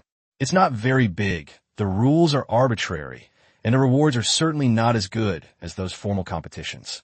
But JJ Lin never expected that winning the championship would bring him such a rewarding experience. First, a lifetime membership card for the Beast Battle Arena. He can use the infrastructure and some services in the arena for free from now on. Don't underestimate how much he might save once or twice. In the long run, it adds up to a significant amount of money. Second, and that's the real highlight, 2 normal level dungeon entry tickets. In this world, dungeon passages appear randomly, fraught with danger, but also brimming with resources. Dungeons are categorized by their danger level. The seemingly unremarkable normal dungeon is actually the most suitable for new card masters to farm resources and gain experience. These instances are mostly strictly controlled by the Empire. If you want to get in and reap the benefits, you have to buy a ticket. A standard mission ticket is definitely not cheap for students. JJ Lin is making a killing with this championship. After the match, acquaintances gathered around. Congratulations. Well done. Wow, that's awesome, bro. Aren't you going to treat us this time? JJ Lin remained calm and waved his hand, saying, "It's all luck, just luck." But inside, he was overjoyed. He knew very well that his victory this time had a significant element of luck. There were certainly competitors stronger than him. But so what? He won, and luck is also a part of skill. However, despite his joy, he still had an urgent matter to attend to. His signature card was almost destroyed in the match. If he relies on the cards to recover on his own, it might take 10 days to half a month to fully recover. The high school entrance exam is just around the corner, and he can't afford to miss it. The most direct way to quickly repair your main card is to fuse energy cards, such as the Ghost Fire card produced by White Bone Slope, which is a typical energy card. But energy cards aren't cheap. If you're in the wild or in a dungeon and have no other choice, you'll have to use it anyway. But now that we're in the city, there are cheaper options. Battle arenas usually have card charging and repair equipment. JJ Lin just received a lifetime membership card for the Beast Battle Arena, and this service is free. He immediately ran to the service desk, handed over his personal card and membership card. "Charge my card. Hurry up." The waiter recognized him immediately and smiled warmly. "You must be the champion this time? Go sit in the rest area for a while. We'll call you when it's fixed." Today's battle arena was definitely worth it. After this match, many players' signature cards were severely damaged, and about half of them chose to repair them on the spot. The battle arena made a considerable profit just from the cost of charging and repairing these cards. Of course, JJ Lin doesn't need to spend any money. He sat in the rest area until it was almost dark before finally retrieving his restored card. The crowd had mostly dispersed by then. He said goodbye to a few classmates who were still waiting for their cards to be repaired and hurried home. As soon as he entered the door, he couldn't wait to take out the prize and show it off. "Dad, Mom, look what this is. A normal level dungeon entry ticket." His parents, who were waiting for him to eat, immediately perked up upon hearing this. Father Lin Yi raised an eyebrow. "Where did this come from?" "Let me see. The entry ticket for the instance is quite valuable, so you must find out exactly where you got it." JJ Lin handed over 2 admission tickets, beaming with pride. "The prize for winning the Beast Cup Servant Competition. How about it? Isn't your son amazing?" Mother Wang Li's eyes lit up, and she couldn't stop smiling. "Amazing. My son is the best." As he spoke, he patted him on the shoulder. Lin Yi couldn't help but nod, a smile playing on his lips. "Not bad. As expected of my son, he has some of my former charm." Just as the family was having a good time, JJ Lin's eyes lit up, and he immediately seized the opportunity. "Dad, how about you take me to run this dungeon tomorrow?" Lin Yi was taken aback for a moment, then waved his hand and said, "Okay, Dad will go with you tomorrow." Normal level dungeons aren't too dangerous for experienced card players. With him protecting him, it's a good opportunity for JJ Lin to practice. With the high school entrance exam approaching, classroom training alone is far from enough to achieve good results. Level assessment, experience, and resources are all essential. Normal level dungeons are perfect for new card masters to hone their skills. The next morning, just as dawn was breaking, Lin Yi set off with Lin Junjie. The two were well prepared and headed straight for the entrance to their target instance. Upon arrival, a long queue had already formed outside the entrance. Various adventurers and card players came and went, registering, being checked, and entering, all with dedicated staff maintaining order. Lin Yi led JJ Lin to queue up, fill out information, and pay for admission tickets. After completing the process, it was finally their turn to enter. The two stepped into the dungeon. The next second, a flash of light appeared before my eyes. When his vision returned, JJ Lin found himself standing in a dilapidated city ruin. Streets were broken, vehicles overturned, and buildings were in ruins. The air was thick with the stench of decay and blood, and a low, guttural roar echoed in the distance, sending chills down one's spine. This is actually a post-apocalyptic dungeon. Zombie instance. The main reward from this instance is zombie crystal cores. It is currently rated as ordinary, which means that most of the monsters inside are just ordinary creatures. For novice card players, the danger is controllable and the rewards are also good. But copies are never absolutely safe. No one can guarantee that there won't be one or two zombies that have broken through to the excellent level hidden here. But it's not a big problem. Hundreds or even thousands of card masters enter these ordinary resource dungeons every day to train and farm materials. Even if an excellent level zombie does appear, it will be quickly discovered and killed by others working together. Standing amidst the ruins, JJ Lin gripped his signature card tightly, his eyes gradually brightening. The competition is just beginning. The real test has only just begun. Chapter 49, Entering the Zombie Dungeon. On the other side of the dungeon gate is the safe zone inside the zombie dungeon. This area has long been completely controlled by the Great Xia Empire, with safe zones scattered throughout, specifically for card masters entering the instance to rest and recuperate. To kill zombies and collect resources, one must leave the safe zones. As soon as Lin Yi and JJ Lin entered, they summoned their respective cards and followed the crowd out of the safe zone. Without lingering, they sped along until they could no longer see any other card players, then opened the dungeon map and selected a suitable area to begin searching. The information clearly states that when this instance first appeared, it was a genuine elite-level instance. The number of zombies inside was terrifying, especially in the urban areas, where they were densely packed. Ordinary zombies roamed in droves, excellent-level mutated zombies were everywhere, and there were even more than one elite-level zombie king. Unfortunately, after so many years, the Great Xia military has repeatedly suppressed these zombies, leaving the instance almost completely destroyed. Forget about zombie kings and mutated zombies. Even ordinary humanoid zombies are becoming increasingly rare. To continue producing zombie crystal cores, the Instance Management Office releases large numbers of poultry, livestock, and stray cats and dogs infected with the zombie virus every year. Frankly, whether you encounter a zombie now depends entirely on luck. The father and son walked for most of the day without seeing a single zombie. Anyone who didn't know better would think they'd entered a wilderness survival challenge, not a zombie apocalypse. Finally, Lin Yi stopped and looked around. Let's start the hunt here today. This is a relatively flat wasteland with a wide field of vision, making it difficult to be ambushed, and it is indeed suitable for setting traps. Without a word, JJ Lin immediately unlocked a low-level skeleton squad card. 20 skeletal skeletons instantly appeared and began digging a pit under his control. Soon a large pit was dug. Then he unlocked another resource card. With a splash, a large amount of blood poured down, instantly filling the pit. This blood was from poultry and livestock he had bought in advance from the slaughterhouse. For zombies, it was a highly nutritious substance. Zombies have a keen sense of smell and are particularly drawn to the smell of blood. If there are zombies nearby, they will definitely be attracted to it. However, the father and son waited for an hour, then for 2 hours. Several hours passed, but the surroundings remained deathly quiet, without a single ghost in sight. JJ Lin frowned. The limited range of the bloody smell could only mean one thing. There were no zombies nearby. Since waiting won't bring it, let's proactively expand the search area.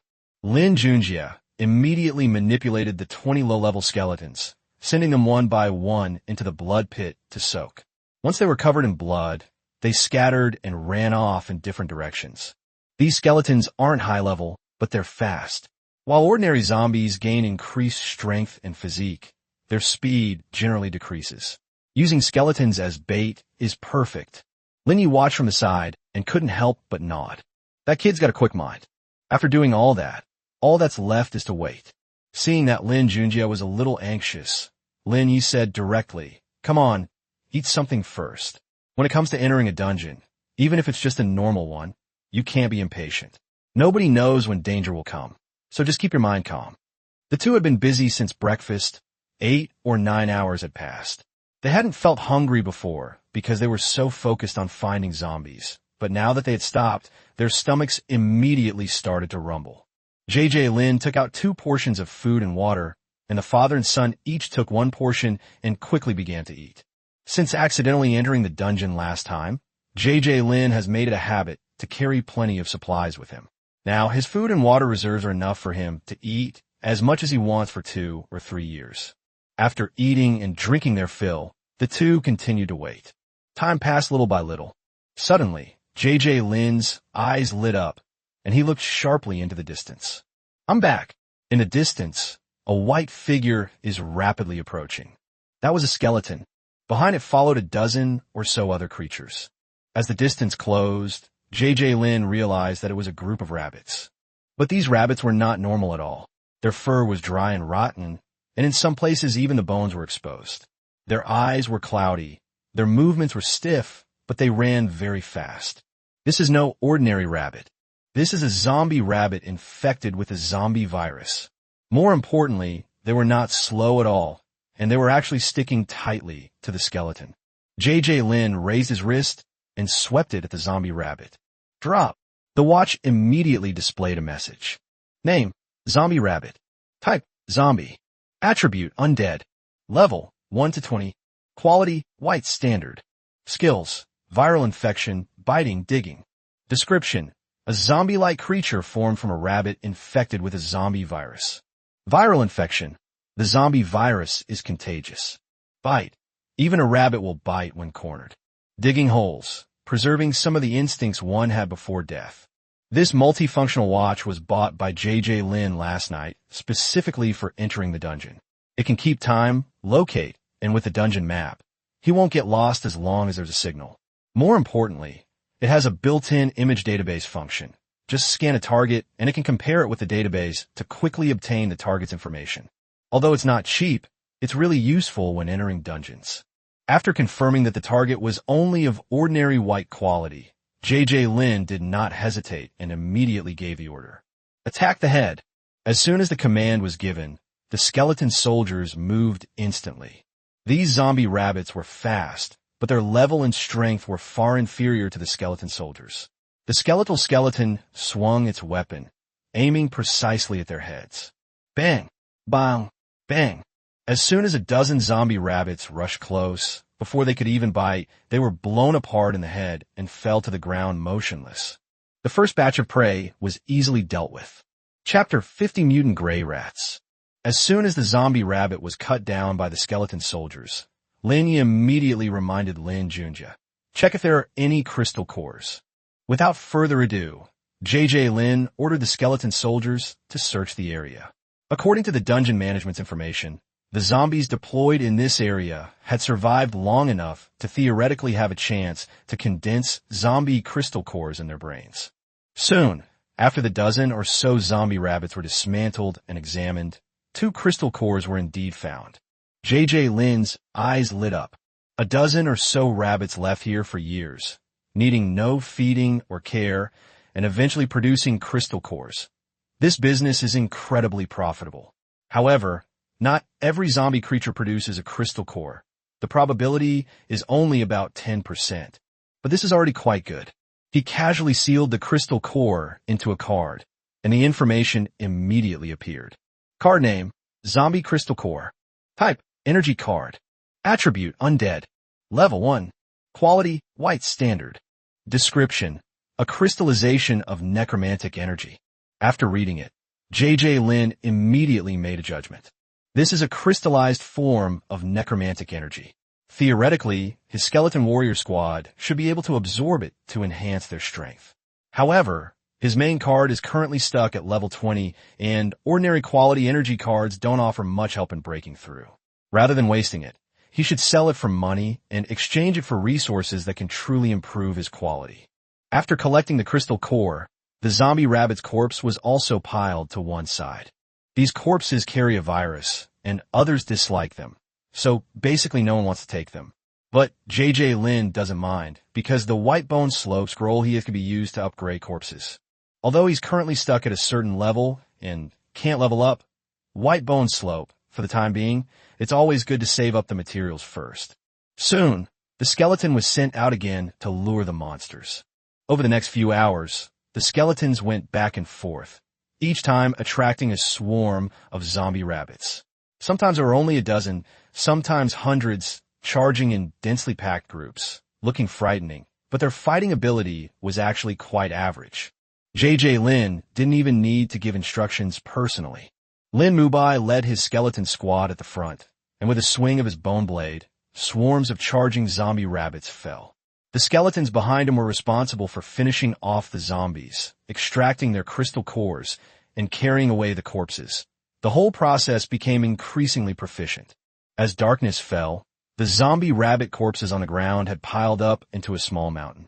According to Lin's rough calculations, in just 4 hours, they killed more than 3,000 zombie rabbits and obtained about 400 zombie crystal cores. This is definitely a huge success. As he sealed the corpses into cards, he asked Lin Yi, "Dad, why are there only zombie rabbits today? Aren't there any other zombie creatures?" Lin Yi laughed. Of course it's because rabbits reproduce quickly, and their combat effectiveness is low after they turn into zombies. Seeing that his son was still a little confused, Lin Yi continued to explain, "Don't think of this instance as too complicated. To put it bluntly, this place is just a zombie farm. The instance management office releases zombie creatures into the instance and charges admission fees. Regular card players enter, hunt the zombies, collect crystal cores, and then sell them. Everyone gets what they want, forming a well-established process. Although the father and son seem to have gained a lot today, in terms of actual value, all these level 1 white crystal cores combined were still far from the price of a dungeon ticket. Lin understood instantly. Since it's a farm, cost effectiveness is a key consideration. Rabbits reproduce quickly and pose little risk, making them ideal for mass deployment. No wonder all afternoon was spent fighting zombie rabbits. After dark, the two found a flat spot to pitch their tent. Lin originally thought he could just eat some bread and biscuits to save time, but Lin Yi wouldn't allow it. "It's the first time I'm taking you into a dungeon. How can you eat such a mediocre meal?" After saying that, Lin Yi lit a campfire outside the tent and started cooking soup and roasting meat with practiced ease. Clearly, he'd spent many years like this in low-level dungeons. Before long, the aroma of meat wafted out. Lin took a skewer of grilled meat, took a bite, and immediately raised his eyebrows. "It smells so good, Dad. Your cooking skills are great. No worse than the barbecue stalls outside." Lin Yi smiled smugly. "That's right. Don't you even know who your father is?" The father and son sat by the campfire, eating and chatting in a rare relaxed atmosphere. But they didn't notice that the aroma of the barbecue, carried by the night breeze, had already attracted something they shouldn't have. Just as Lin was about to grab another skewer of meat, he suddenly felt a chill down his back. The feeling was like something in the darkness was staring intently at him. He paused, then suddenly looked up into the distance. The night was deep, and at first, the distance was pitch black, with nothing visible. But soon, tiny, eerie green lights began to appear. A pair, 10 pairs, 100 pairs, more and more. Those green lights were hidden deep in the darkness, densely packed, like countless evil spirits opening their eyes. Lin's expression changed slightly. "What is that?" He immediately pulled out a powerful flashlight from his backpack and shone it towards the green lights. The next second, his pupils shrank sharply. That wasn't a ghost eye at all, but a bunch of rats. A group of gray mice. Each one was as big as a cat, with dark gray fur and eerie green eyes. They surged in from all directions, their numbers countless, like a gray tide rapidly approaching the camp. At a glance, there are at least tens of thousands. Moreover, it was extremely fast, closing the distance by a large margin in the blink of an eye. J.J. Lin felt a chill run down his spine and immediately raised his watch to scan. Name: Mutant Gray Mouse. Type: Mutant Organism. Attribute: Normal. Level: 1 to 40. Quality: White, fair, / green, excellent. Skills: Bite, dig, bloodlust. Description: This is a mutated rat. After seeing the illustration, J.J. Lin was stunned. Not a zombie? He originally thought he would only encounter zombies in this dungeon, but he didn't expect there to be mutated creatures as well, and in such an exaggerated number. Lin also stood up, his expression much more serious than before. That's normal. When this instance was first discovered, it contained not only zombies, but also many mutated creatures, and even surviving humans. As he spoke, he began summoning cards. Those survivors were later relocated out of the instance world by the Great Xia Empire. As for the zombies and mutated creatures, they were cleansed several times by the Empire. Zombies look scary, but they're not very smart, so they're relatively easy to clear out. Mutant creatures, on the other hand, are much more troublesome, especially these rats. Lin stared at the approaching swarm of rats, his voice turning somber. They burrow and hide deep underground year-round, so it's not that easy to completely eradicate them. As soon as he finished speaking, a dense rustling sound came from the ground ahead. Thousands of mutated gray rats burst out of the darkness, their green eyes fixed on the flesh and blood beside the campfire, their fangs bared and saliva dripping from their mouths. What was just a relaxing dinner instantly turned into a life-or-death battlefield. Without hesitation, J.J. Lin raised his hand and summoned the skeleton warrior. The skeletal warriors lined up in a row, their bone swords drawn simultaneously. Lin Mubai stood at the very front, and the soul fire in his eyes suddenly shone brightly. The rat swarm has arrived. Chapter 51: Battle against the Mutant Gray Rat Swarm, Part 1. These mutated gray rats were attracted here entirely by the smell of blood and the stench of zombie rabbit corpses. The mutated gray rats are omnivorous, and their diet includes not only plants growing in the instant space, but also insects, other mutated creatures, and zombie creatures. Today, J.J. Lin spilled a large amount of blood to lure the zombie creatures, and the smell of blood had already attracted the attention of the mutated gray rats. Add to that the huge pile of zombie rabbit corpses that had accumulated on the ground before dark. If the mutated gray rats weren't used to hunting at night, they would have rushed out long ago. According to the information provided in the encyclopedia, the mutated gray rat can reach a maximum level of 40, which is equivalent to the level of forestry. With these numbers exceeding 10,000, it's already considered a small rat swarm. If J.J. Lin were alone, he would have run away by now. But since his father is with him, it's not impossible for him to fight. However, whether he can win or not, we'll have to ask him to find out. Dad, there are too many rats. Should we retreat first? Lin Junjie came to Lin Ye's side and asked in a low voice. Perfect. With this wave of mutated rats in our inventory, this dungeon run wasn't a complete waste. Unlike J.J. Lin's worries, Lin Yu was quite happy. These tens of thousands of mutated rats were a considerable gain for him. Dad, is this any good? There might be some level 40 mutant rats among these. Lin Junjie couldn't help but remind him. Are you looking down on your father? You should know that a level 40 card master and a level 40 mutated creature are not the same thing. After saying that, he ignored Lin Junjie and began to set up on his own. Lin Yi deliberately struck what he thought was a cool pose, his eyes narrowed, and with a sudden flick of his right hand, a dazzling white light flashed. Immediately afterward, a massive, imposing bone hammer appeared out of thin air in his hand. This bone hammer radiated a chilling light, its surface covered with mysterious and ancient runes, seemingly containing boundless power and majesty. Without a doubt, this was Lin Ye's signature card. As is well known, there's a limit to the number of cards a card master can use simultaneously. However, this limit is broken every time their level increases by 10, allowing them to use one more card at the same time. Initially, a card master could use 5 cards at a time, so now a level 40 forestry player can control a full 9 cards simultaneously. With the appearance of the Bone Hammer, Lin Yi unlocked several more cards. His entire body was quickly enveloped in a dazzling light, and when the light dissipated, a set of extremely cool armor had completely covered his body. This armor has a unique design and smooth lines. It not only fits the shape of the forestry worker perfectly, but also exudes an incomparably powerful aura, which makes people feel awe at just one glance. At this moment, Lin Yi, dressed in this gear, looked like a war god descending, majestic and unstoppable. Before the mutated gray rats could make a move, Lin Yi launched an attack first. He suddenly exerted force with both feet, leaping into the air like a spring.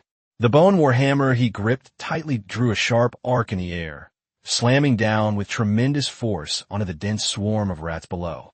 Boom! The strike was like a thunderbolt, producing a deafening roar.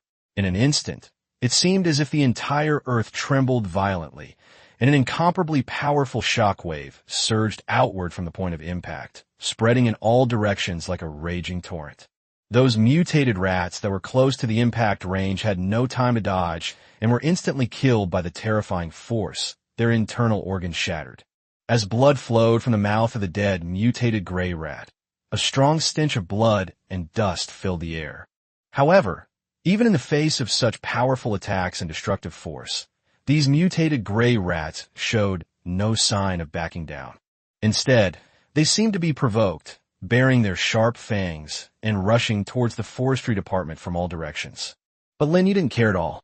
He remained calm and composed, gripping the bone warhammer tightly with both hands and swinging it around continuously. Due to its extreme speed, the bone warhammer left behind a series of illusory afterimages in midair. Each time the hammer fell, it would accurately strike several mutated gray rats, smashing their brains and killing them instantly. Generally speaking, when facing such a large number of low-level creatures, methods such as certain technological weapons with wide area damage and magic scrolls with area of effect damage can often play a more significant role. After all, these items can effectively strike a large number of targets at once. And as an experienced forestry worker who has been a truck driver for many years, he certainly wouldn't lack such items. Unfortunately, whether it's a wide coverage magic scroll or various high-tech weapons, using them to eliminate these low-level mutated rats would ultimately result in a significant increase in the cost of this dungeon run. In this way, even if a large number of mutated rats are harvested, the profits obtained may not be enough to make up for the resources invested. At this moment, Lin Yi was surrounded by a surging horde of rats, but he showed no fear whatsoever.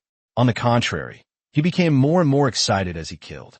The bone hammer in his hand was swung around in afterimages, and the numerous mutated rats could not get close to him at all. Even if a few mutated rats managed to break through the defenses and launch an attack, their offensive will be easily blocked by the incredibly sturdy armor on Lin Yi's body. Just as Lin Yi displayed astonishing strength and slaughtered his way through the dense swarm of mutated gray rats, Lin Junjie, seeing this, also commanded his skeleton warrior squad to charge into the battlefield.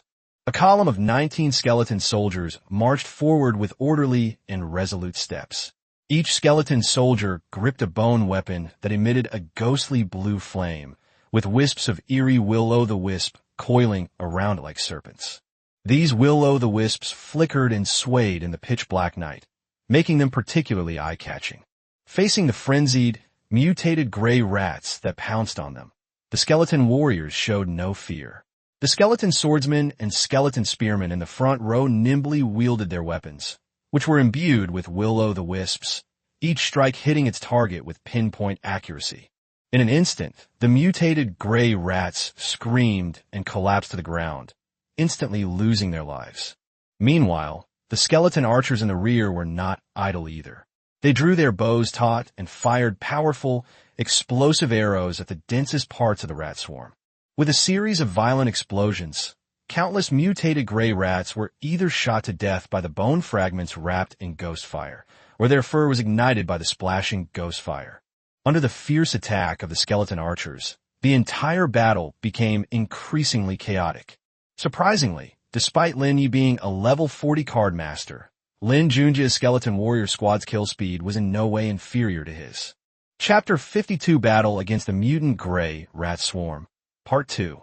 Tens of thousands of mutated gray rats surged towards the forestry and skeleton squad like a tidal wave, but the forestry and skeleton squad remained as steadfast as rocks in the tide, instead slaughtering the mutated gray rats until blood flowed like a river. Not far from the battlefield, Lin Mubai stood quietly beside Lin Junjie, silently protecting his safety. JJ Lin did not personally participate in the battle this time, but instead left Lin Mubai behind to protect his safety. He knew he was far from being a skilled fighter, and safety should always be his top priority. However, watching the thrilling and intense battle scene before him, JJ Lin couldn't help but feel his blood boil. He desperately wanted to lead his skeleton warrior squad to charge up and fight alongside his father, to fully enjoy the exhilarating thrill of slaughter. However, reason told him that he had to stay calm and not act impulsively. Rushing into the mutated gray rat swarm would only cause more trouble. As time quietly passed, countless mutated gray rats perished on this battlefield. The sheer number of them caused death to fill the entire space with a thick, nauseating stench of blood. The pungent smell of blood acted like a key, unlocking the most primal and savage instincts deep within the mutated gray rat. Their eyes, which originally shimmered with a ghostly green light, gradually changed under the intense stimulation of the bloody smell. The ghostly green color slowly faded as if scorched by flames, and was replaced by a bright red, as vivid as blood. This color change seems to convey a dangerous signal, indicating that these mutated gray rats have been fully awakened to their bloodthirsty nature. Once their bloodlust was fully activated, the mutated gray rats instantly went into a frenzy. They no longer feared pain or death, becoming exceptionally savage and fearless. The elite individuals among the mutated gray rats who had previously been hiding behind the swarm and were relatively cautious could no longer suppress their killing desires and rushed into the battle. These elite mutated gray rats are much larger and stronger, and their addition undoubtedly brings greater pressure. Crack, crack, crack, crack.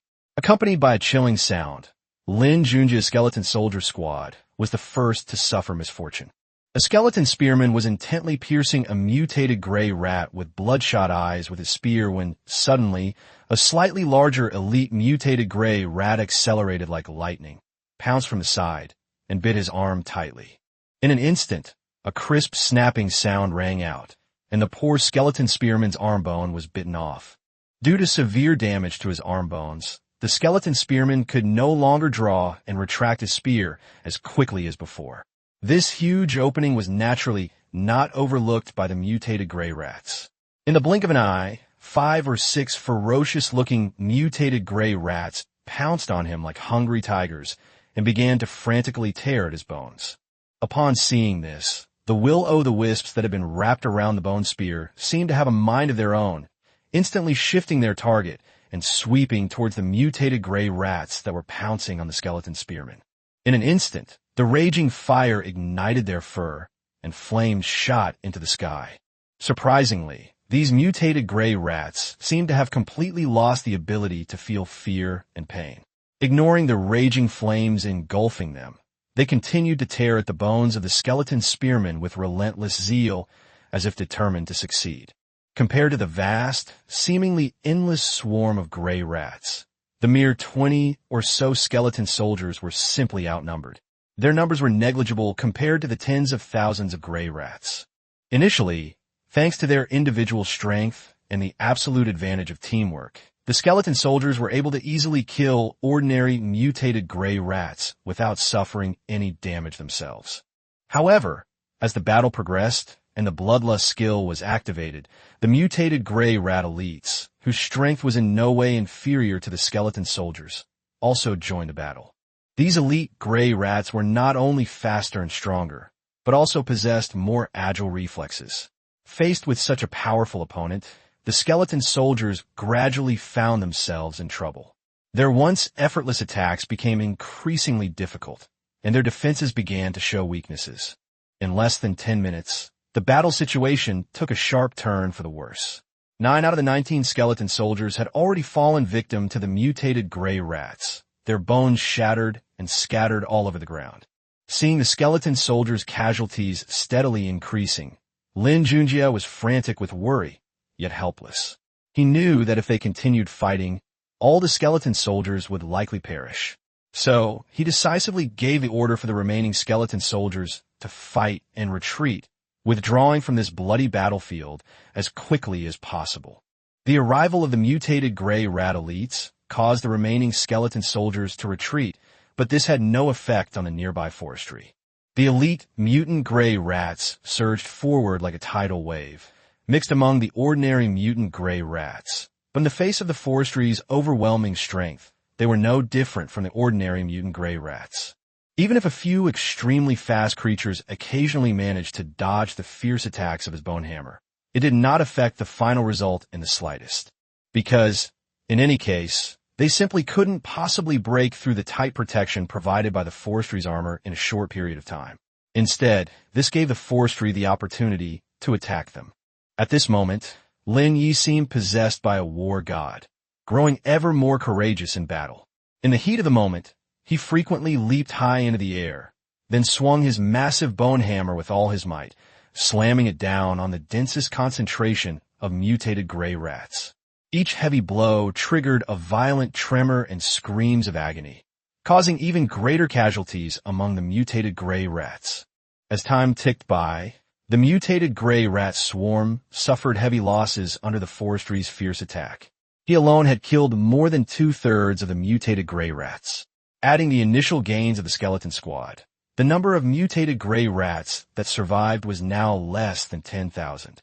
At this crucial moment, the mutated gray rats' originally bright red eyes began to slowly change, gradually returning to their original normal color. Moreover, their eyes showed obvious fear and a desire to retreat and escape. Finally, in a fleeting moment, as if by some unspoken agreement, these mutated gray rats suddenly ceased their attacks on the forest. Then, they scattered in panic, leaping and running while emitting terrified screams. In the blink of an eye, apart from the corpses of the mutated gray rats strewn across the ground, not a single living mutated gray rat could be seen. Chapter 53: Harvest and Rest. "Dad's awesome," JJ Lin shouted excitedly as he stood by the campfire. He stared wide-eyed at the approaching figure, his face full of admiration. Lin Yi was covered in blood, dark red blood, dripping from his clothes, as if he had just returned from hell. This blood wasn't from humans, but from the mutated gray rats he had killed. At this moment, Lin Yi appeared like a war god descending, each step carrying unparalleled momentum and majesty. He stepped over the mountain of corpses, the blood beneath his feet forming a small river that flowed by. Lin Junjie was deeply shocked by the scene before him. He had never imagined that his father could be so powerful. It wasn't until Lin Yi approached that Lin Junjie snapped out his daze. At the same time, he truly realized for the first time the terrifying combat power of a level 40 card master. This power far exceeds the range of ordinary card masters. The physical qualities, speed, and reaction ability that Lin Yi has shown are all beyond the reach of JJ Lin today. So you're only finding out today how amazing and awesome your old man is? Alright, stop standing there and get to cleaning up the mess. After a fierce battle, Lin Yi was exhausted, but when he noticed his son's admiring and respectful gaze, an indescribable joy and pride welled up inside him. "Okay, Dad, don't worry, I'll take care of it," JJ Lin replied without hesitation. He swiftly pulled out the skeleton squad card, which he used specifically for chores, from his pocket and decisively unsealed it. 20 skeletons appeared directly in front of Lin Junjie. Lin Mubai, standing to the side, took over command of the team of skeletons under Lin Junjie's orders. Under Lin Mubai's command, the skeletons, like well-trained soldiers, moved in unison towards the dark battlefield, quickly and efficiently collecting the mutated gray rat corpses scattered on the ground. It's worth mentioning that Lin Mubai, the skeleton warrior whom JJ Lin painstakingly trained, has a significantly higher intelligence than other ordinary skeletons. Furthermore, Since there is no communication barrier between it and these skeletons, it is the perfect candidate to lead this cleanup operation. Moreover, the reason these skeletons are able to carry out search and collection tasks accurately in a pitch-black environment is precisely because of their unique sensory abilities, which allow them to keenly perceive all the movements around them through their powerful soul force. So even in the darkest night, it has no impact on their work whatsoever. However, this brutal battle was not without its challenges. J.J. Lin's skeleton soldiers suffered heavy casualties in the fierce fight against the enemy, with only 5 skeleton swordsmen and shieldmen managing to escape the battlefield. His signature card was severely damaged and urgently needed to be replenished with energy to repair it. Fortunately, I just harvested a lot of zombie crystals today, which is more than enough to repair my main cards. Time flies by, and in the blink of an eye, the night quietly fades away. When J.J. Lin's signature card is fully repaired, the sky begins to lighten and the dawn gradually illuminates the earth. J.J. Lin and his father spent a long night in this instance, and before they knew it, they had stayed up all night. However, despite not sleeping all night, their abundant harvest was enough to make them ecstatic. At this time, the forestry department had sealed all the piled-up mutated gray rat corpses into cards. A rough estimate suggests that there were more than 20,000 mutated gray rat corpses piled up. If all the sales go smoothly, it is estimated that the company could gain millions in wealth. It's important to understand that such an astonishing amount is a huge sum for ordinary people. This is why even those who haven't awakened to become card masters disregard the dangers and try every means to enter the dungeon. What's even more surprising is that among the huge number of mutated gray rat carcasses, some were of excellent quality. Compared to ordinary mutant creatures, these superior mutant gray rats can fetch several times the price. The final selling price might even increase significantly. However, the environment here is complex and harsh, making it difficult to classify them in detail. Further categorization during the sales process is entirely feasible. Even experienced and skilled card makers like Lin Yi rarely encounter such a bountiful harvest last night. Most importantly, this time it was just the father and son running the dungeon, so they didn't have to share any of their loot with anyone else, which was quite a lucky thing. As dawn broke, the sky gradually turned a bright azure blue. After a night of fierce fighting and exhaustion, the two sat facing each other on the ground and began to discuss their next course of action. In the instance, whenever conditions permit, both body and mind need to get sufficient rest and stay in optimal condition to cope with any unknown dangers and challenges that may arise at any time. Ultimately, the two reached an agreement. They would take turns resting there for half a day. This would ensure that one of them remained awake in case of emergency, while also allowing them both to get valuable sleep to recover their strength. Meanwhile, J.J. Lin did not let his skeleton warrior squad stop. Instead, under Lin Mubai's leadership, they patrolled the surrounding area and incidentally killed some zombie creatures to increase their gains. Due to the fierce battle last night, the battlefield was filled with a strong stench of blood, especially the large amount of blood left behind by the mutated gray rats, which acted as an invisible lure, sure to attract many zombie creatures lurking in the surrounding area. Time passed by, the sun gradually set in the west, and the afternoon sunlight shone on this barren land. Lin Junjie and his son took turns resting to refresh themselves. As expected, more and more zombies gathered, drawn by the smell of blood. Last night's battlefield was already teeming with zombies. Every now and then, some zombies would try to lick the blood that had seeped into the soil. Meanwhile, J.J. Lin's skeleton warrior squad, under the command of Lin Mubai, continued to hunt these zombie creatures. They wielded sharp weapons or drew their bows to fire deadly arrows, working together seamlessly to reap the lives of zombie creatures. Each attack was precise and powerful, knocking the zombie creatures to the ground. Since the skeletons, like the zombies, lacked any life force, they were not attacked by the zombies after killing a large number of them. Chapter 54 Encounter with a 5-person team. Continue. After resting, the father and son joined the hunt for zombie creatures. With the help of Lin Yi and J.J. Lin, the remaining zombie creatures in the surrounding area were quickly eliminated. Adding to the skeleton warrior squad's gains over half a day, They successfully killed over 1,000 zombie creatures today. Besides the zombie rabbits we saw yesterday, there are also quite a few zombie cats and zombie dogs. The number of zombies killed today is much less than yesterday. However, including the thousands of zombie rabbits attracted yesterday afternoon, a total of more than 4,000 zombie creatures were killed. Lin Junjie estimated that the zombie creatures within a few kilometers of this area should have been almost completely eliminated. All right, hurry up and pack. While shouting, JJ Lin unsealed the skeleton squad and let them join the skeleton warrior squad to clear the area together. With the addition of the skeletons, the cleanup speed instantly doubled. The skeletons immediately sprang into action, methodically checking each zombie's brain for a zombie crystal core before moving the corpses aside and piling them up. After dealing with the body, they even collected the soil that had been soaked with blood. As JJ Lin sealed all the resources into cards, Lin Yi walked over to him, patted him on the shoulder, and said, "Let's go, it's time for us to set off." JJ Lin nodded and replied, "Yeah, we need to go further this time. I reckon we've killed almost all the zombies around here." The instance entry tickets they hold are only valid for 3 days, and if they fail to leave the instance world by midnight tomorrow, they will have to pay a considerable delay fee. Therefore, the two decided to search for a new hunting location overnight, hoping to complete the second wave of hunting and successfully evacuate the instance before nightfall tomorrow. After careful study and discussion, the two finally selected an area on the map as their target.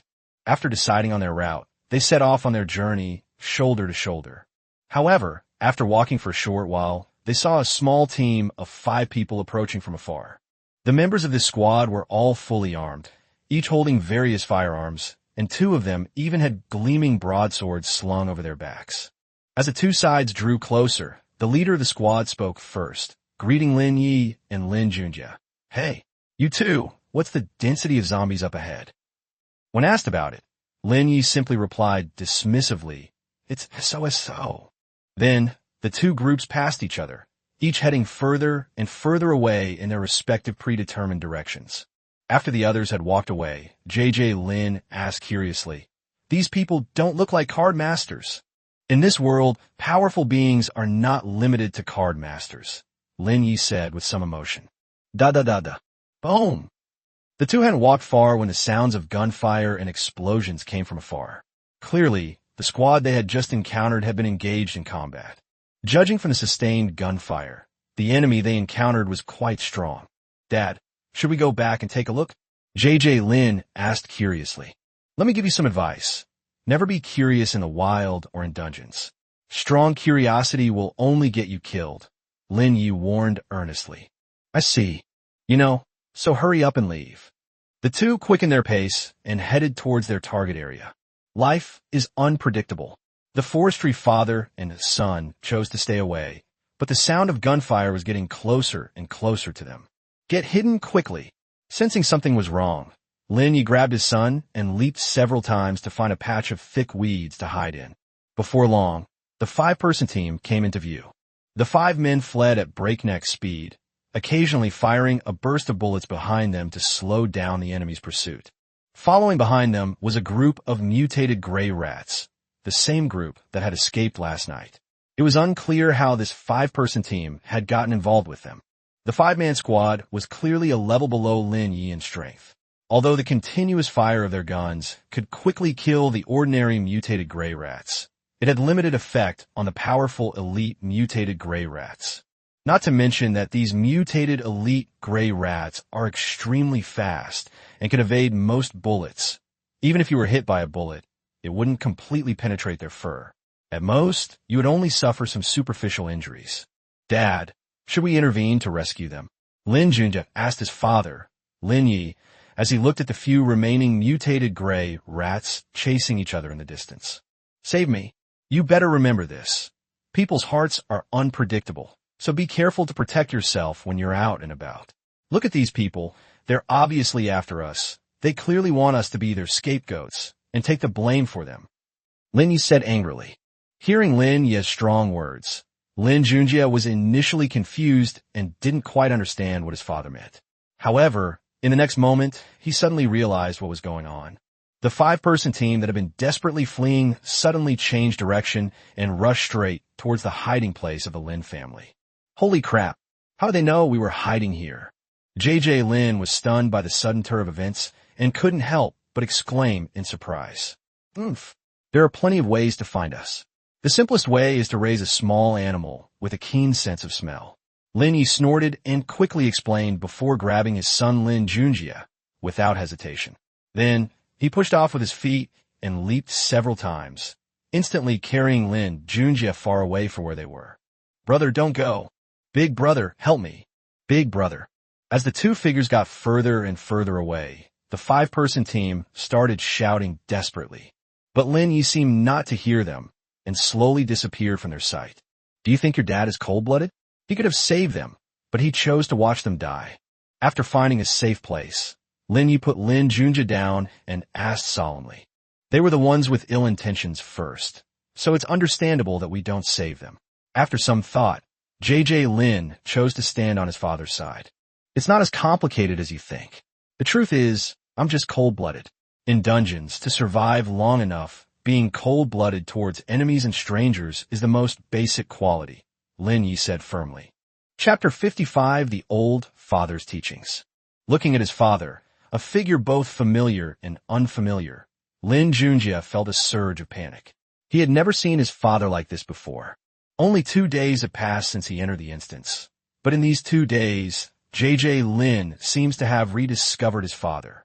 In his eyes, his father was just a gentle, loving father who cared for his family, and an ordinary, family-oriented middle-aged man. However, last night's thrilling battle completely overturned his original understanding. During the fierce battle, JJ Lin witnessed firsthand the formidable strength his father displayed. His indomitable spirit, burning passion, and fiery temper deeply impressed him. But just now, his father revealed another cold and ruthless side, which JJ Lin found hard to accept. Seeing his son remain silent, Lin frowned slightly, then said, Son, it's a very common tactic to transfer disaster and danger to others in order to save one's own life. When faced with the choice between the life and death of a stranger and one's own safety, I would make the same choice. JJ Lin looked up, a hint of doubt and dissatisfaction in his eyes. He couldn't help but retort, but we were fully capable of helping them just now. So why couldn't we lend a hand? Faced with his son's questioning, Lin calmly stared at him and retorted, but how can you be so sure they really can't withstand the danger? Perhaps those people intentionally brought the monster in an attempt to harm us. Even though the Great Xia Empire still explicitly forbids humans from killing each other in dungeons. However, in this unsupervised and unregulated environment, if someone were to unfortunately lose their life here, who would know the truth? Normally, in ordinary-level dungeons firmly controlled by the Empire, some people would still have some reservations and restraint. However, once they enter those high-level dungeons, all sorts of murders, robberies, and treasure raids occur frequently. Even someone like JJ Lin often hears about such incidents. Seeing his son remain silent, Lin emphasized again with a serious expression. In this instance, you must learn to respect everyone's fate. At the same time, remember to always be vigilant and never be careless with others. Because in this perilous place, a slight misstep could lead to utter ruin. Faced with his father's earnest lecture, JJ Lin silently lowered his head and nodded gently. There was no sign of resistance on his slightly immature face, because he knew that every word his father spoke contained endless wisdom and experience.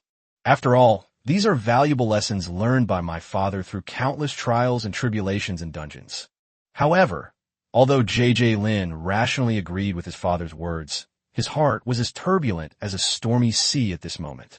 An indescribable emotion surged and churned within him, leaving him feeling somewhat lost and disoriented.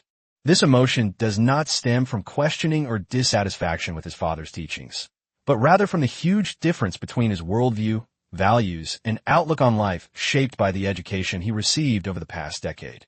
Those once-held beliefs now seem so fragile and vulnerable in the face of reality, while his father's experience is like a lightning bolt that breaks through his established way of thinking, illuminating areas he had never ventured into before on his path forward. All of this plunged J.J. Lin into deep thought, leaving him unable to sort out his thoughts for a moment. "Change your clothes. I'll take you home," Lin suddenly said when he saw his son looking listless and dejected. Upon hearing this, J.J. Lin was taken aback.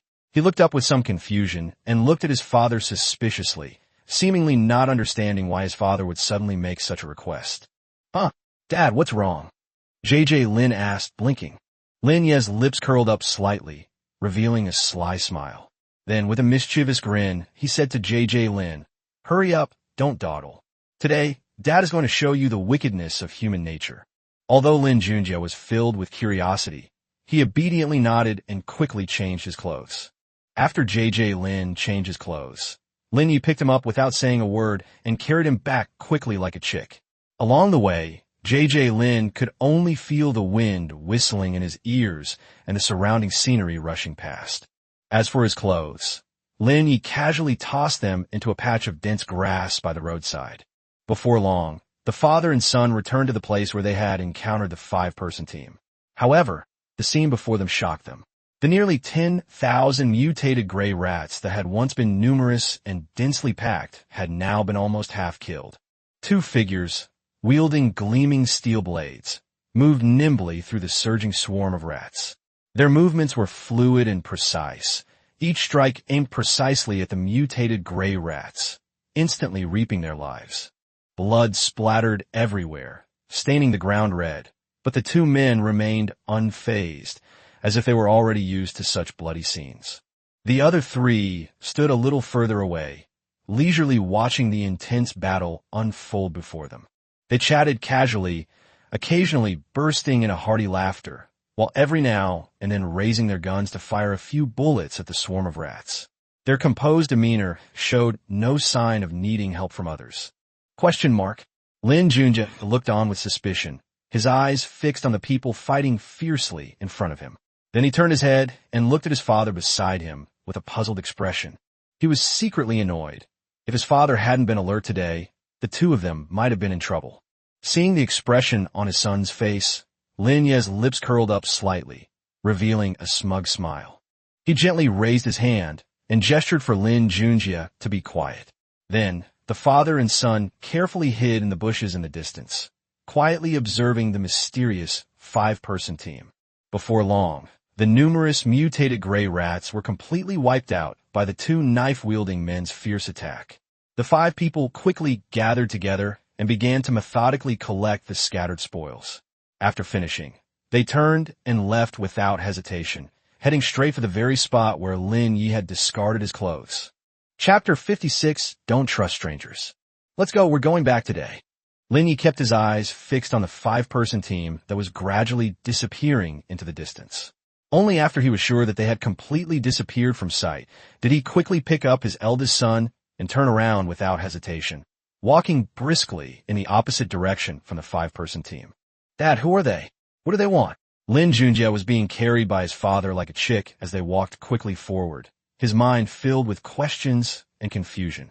What he experienced today was hard for him to accept, completely overturning his previous understanding of the world. "Don't worry, on our way back, I'll explain everything that happened today to you in detail." Looking at his son's confused and helpless face, Lin Yi secretly resolved to make his son understand that the world is not as simple and beautiful as it seems on the surface, and that countless darkness and dangers are hidden behind it. It is said that some audacious, illegal organizations capture humans and seal them into cards. Besides, these guys will also use methods to control young people like you to join their evil organization. Lin Yi said these chilling words slowly and solemnly. J.J. Lin's eyes widened in disbelief. He couldn't help but exclaim, "How dare they act so recklessly? You must know that our great Xia Empire has explicit regulations prohibiting the sealing and use of human cards by all citizens. Aren't they afraid of facing severe punishment?" "Stop yelling. Humph, there are plenty of things that are even bolder and more lawless than this." Lin Yi glared at his son, then continued, "When they encountered us, they must have already secretly left some kind of mark on you." J.J. Lin nodded slightly, feeling that his father was indeed more astute. Otherwise, How could he have been completely unaware while his father had noticed? Seeing Lin Junjie nod, Lin Yi continued. As long as they consider the current time period and your age, they will definitely be able to deduce our father-son relationship. I'm here to show you around the instance. So, that's why they didn't immediately attack us. They simply had no idea what my true strength was. No one can guess the strength of an old father. That's why these cunning guys came up with the idea of using that mutated gray rat to lure us into attacking. Their purpose was simply to find out my true strength. Doesn't the Empire care? JJ Lin asked tentatively. Even the Empire demands evidence. If the patrol team catches you red-handed, you'll naturally be severely punished.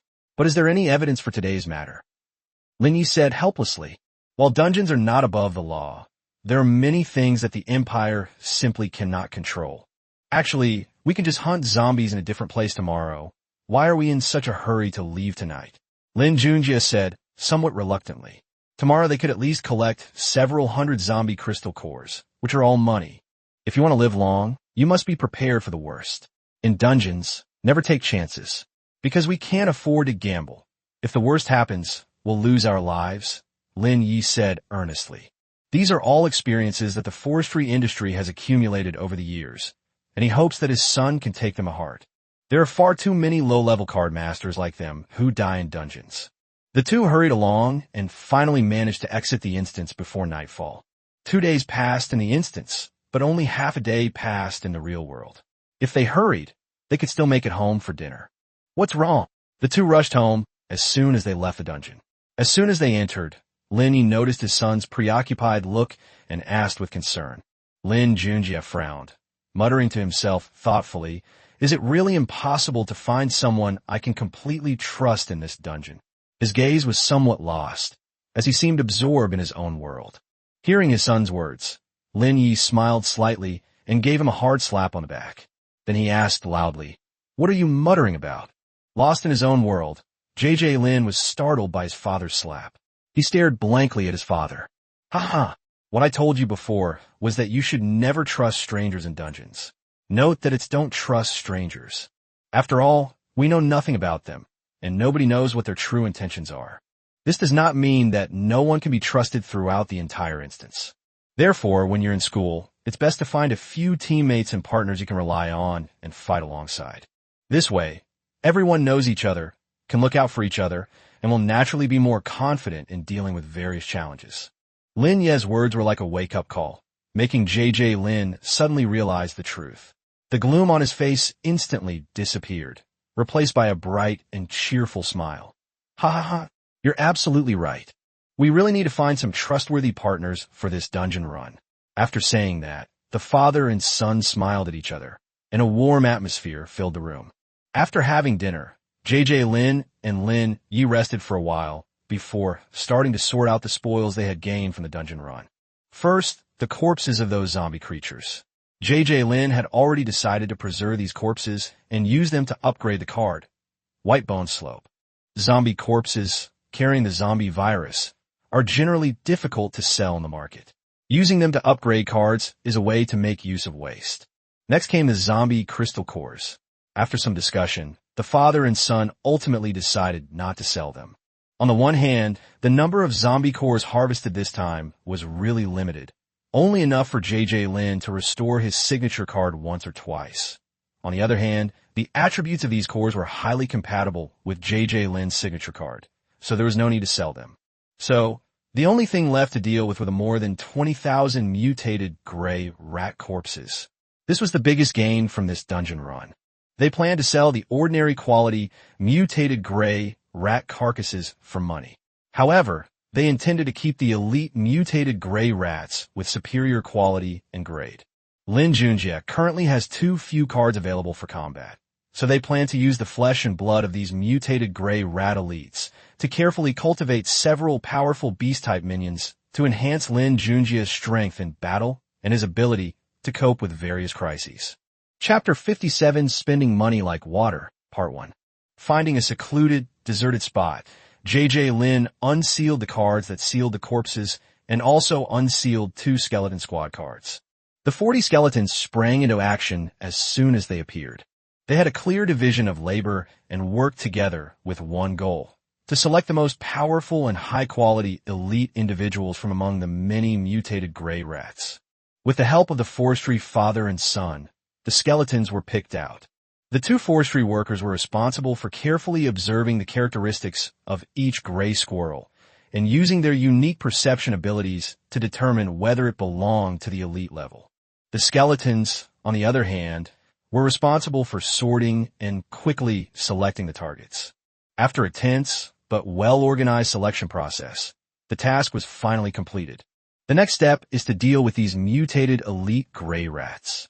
Lin Junjie directly sealed the corpses of ordinary mutated gray rats into cards, while the corpses of elite gray rats required their fur to be peeled off. The number of corpses of the mutated gray rat elites was not large, and the skeletons quickly completed all the processes. Lin Junjie finally sealed them into resource cards. After cleaning up the scene, the group went directly to the materials market. "Old Bai, I'm here to patronize your business again," Lin shouted impatiently as he entered the same shop. The shop owner, who was tidying up his goods, heard the familiar voice and quickly looked up, his face beaming with joy. "Oh, it's old Lin. What? Are you here with your son to choose cards again today?" As he spoke, he warmly greeted Lin Yi and his son. Lin Yi waved his hand with a smile and replied, "Haha, I'm not here to choose cards today. I'm here to sell some. But if you find any cards that suit my son, don't forget to show them to me." With that, he gently patted his son's shoulder, his eyes full of affection. Then, Lin Yi reached into his pocket and took out 2 resource cards, gently placing them on the counter. Upon seeing this, the shop owner immediately approached out of curiosity and picked up the card to examine it carefully using specialized equipment. The first card is a mountain of mutated gray rat corpses. The second card is the pelt of an elite mutated gray rat. After looking at the materials, the shop owner couldn't help but exclaim, "Old Lin, you've had a really good haul this time. With so many high-quality materials, I'll definitely give you a good price." "Name your price." "I trust you," Lin Yi said with a smile. Lin Yi was a regular customer of this shop, and he trusted the owner. "A regular mutant rat costs me 150 each. That's about 20,000 here, which is 3 million. Even if you price the superior grade mutant rat pelts at 1,000 each, that's 3.2 million in total. Adding that up, that's 6.2 million. All right." Lin Yi accepted the shop owner's offer. It was much higher than he had estimated. "By the way, I have a few advanced skill books here that would be perfect for my nephew." Instead of settling the payment immediately, the shop owner began promoting his shop's products. "Okay, then go get it and let me see it." "Hurry up," Lin Yi urged. "Wait, I have more than one good item." After finishing speaking, the boss turned around and took a stack of cards. He first placed 5 skill cards in front of the father and son. Breaking Army Saber Technique, Palm-Long Spear Technique, Swift Wind, 8 Directions, Slash, 100 Battles, Sword Technique, 100 Mile, Divine Step. 5 skill cards, 2 Saber Techniques, 1 Spear Technique, 1 Sword Technique, and 1 Footwork Technique. Judging from their names, they're all combat techniques used on the battlefield. However, to understand the true nature of these skills, one needs to look at the skill information, not just the names. The father and son carefully examined the information of these skills, and they were all level 20 skills. As can be seen, these skills are specifically designed to help improve the quality of cards. Their price is even higher than most excellent tier skills. The reason the shop owner recommended these skill cards so readily is because JJ Lin bought a lot of basic skill cards here. Higher-level martial arts skills can forcibly enhance the combat power of cards. So even if these skill cards cannot make existing cards break through level 20, they can still deepen their accumulation. So when they saw that the forestry department had money, they immediately recommended 5 skill cards. "What's the price of this card?" Lin Yi asked hesitantly. "This is a good item, so it naturally deserves a price. I won't ask you for an extra million per skill card," the shopkeeper said. "Why didn't you just rob it? You son of a bitch. This price is double that of an excellent level skill." Lin Yi laughed and cursed. "Am I the kind of person who overcharges? Can ordinary green skills be compared to these level 20 skills?" The shopkeeper was a little unhappy. Okay, I know you're not that kind of person, Lao Bai. I misspoke, all right." Lin Yi quickly backed down. Turning to his son, Lin Yi asked, Should we choose two? After some thought, JJ Lin shook his head slightly. The product was good and suitable for his current needs. However, it was too expensive and not cost-effective. Besides, he wasn't in a hurry to achieve a breakthrough. Uncle Bai, you'd better recommend some high-value cards to me, Lin Junjie said from the side. All right, I'll listen to my nephew. If we're talking about cost-effectiveness, then this Blood War series of cards is definitely the best choice. The shopkeeper smiled and took out another set of cards. There are 4 cards in total: Blood Battle Knife Technique, Blood Battle Spear Technique, Blood Battle Sword Technique, and Blood Battle Footwork, each of which is level 15. How much? Lingy asked from the side. This is cheap, 200,000 per sheet, the shopkeeper quoted. Okay, I'll take them all. Just give me an archery skill too, JJ Lin decided. 200,000 per ticket, plus a decent archery skill. That's $1 million. That seems acceptable. All right, my nephew is so straightforward. I have another card here called 100 Steps Piercing Yang. See if it suits you. The shopkeeper then took out another card. 100 Steps Piercing Yang is also a level 15 skill card, so JJ Lin naturally has no problem with it. These skills were naturally prepared for Lin Bai, but he also had another idea: to teach them to other skeleton soldiers after Lin Bai had learned them. Skills can be learned quickly through skill books or skill cards, and naturally, they can also be learned gradually through instruction and practice.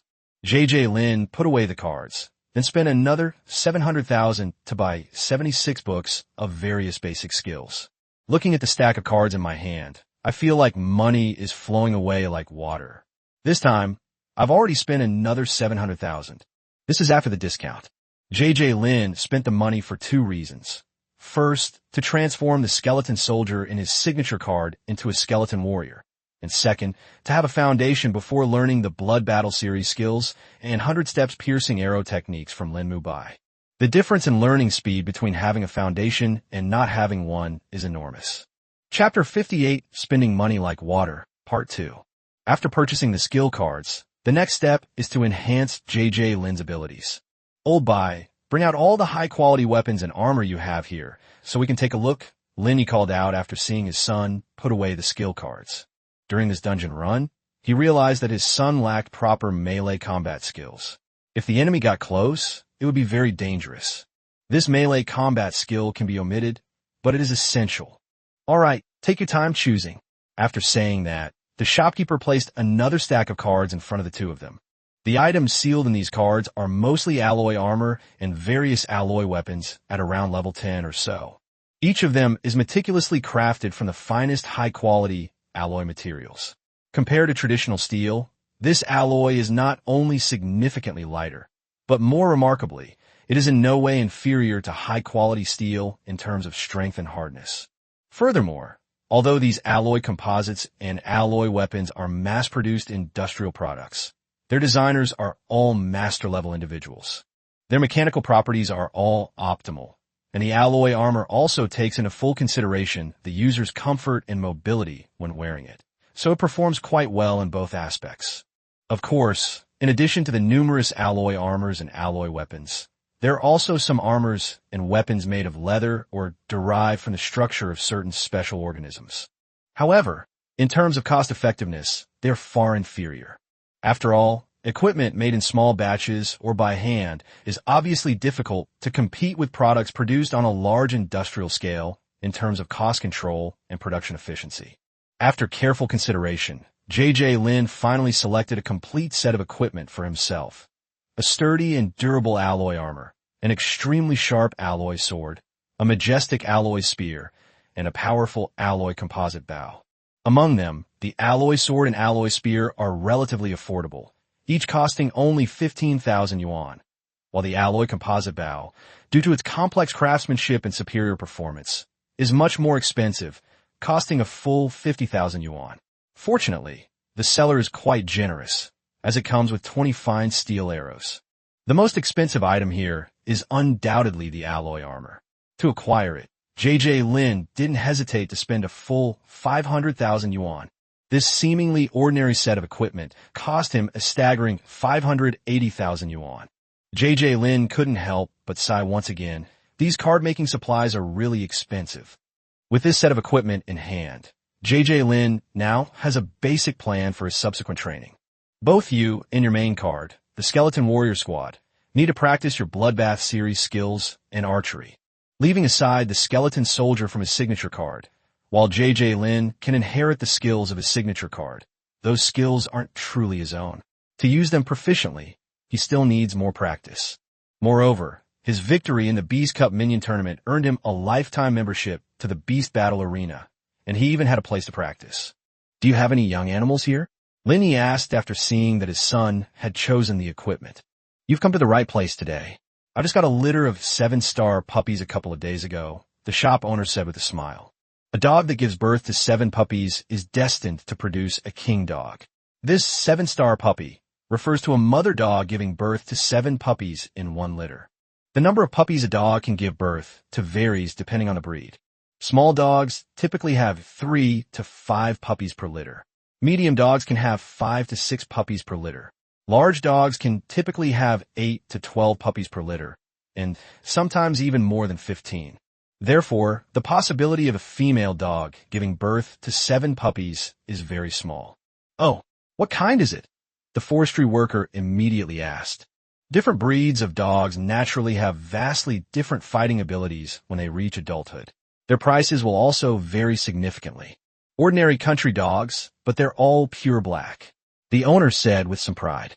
While mixed breed dogs may seem ordinary, they are intelligent and, being medium-sized, possess a certain level of fighting ability.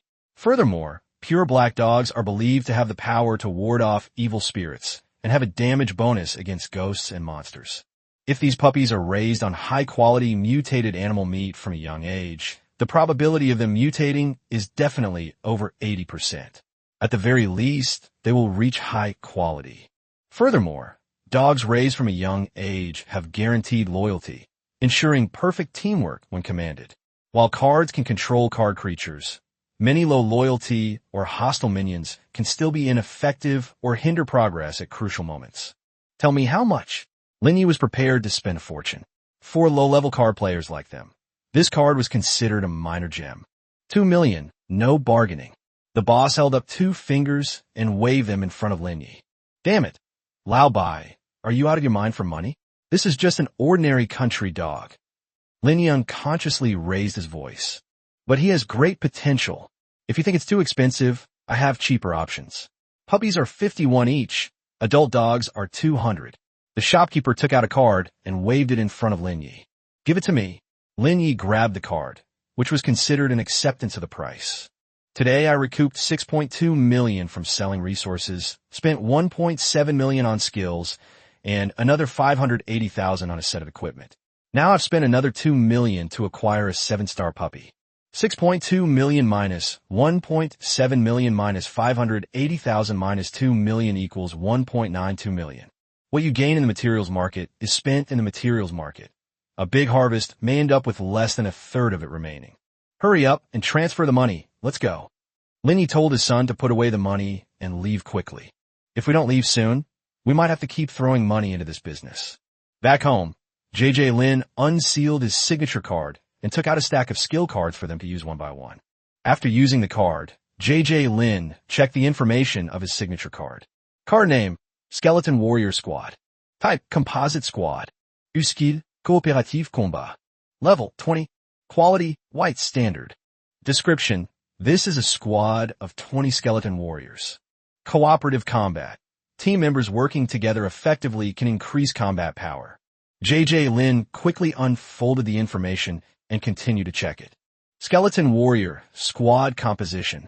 Card name, Skeleton Captain. Quantity, /1. Type, Servant. Class, Warrior. Attributes, Undead, Poison Fire. Level, 20. Quality, White Standard. Talent, Tireless.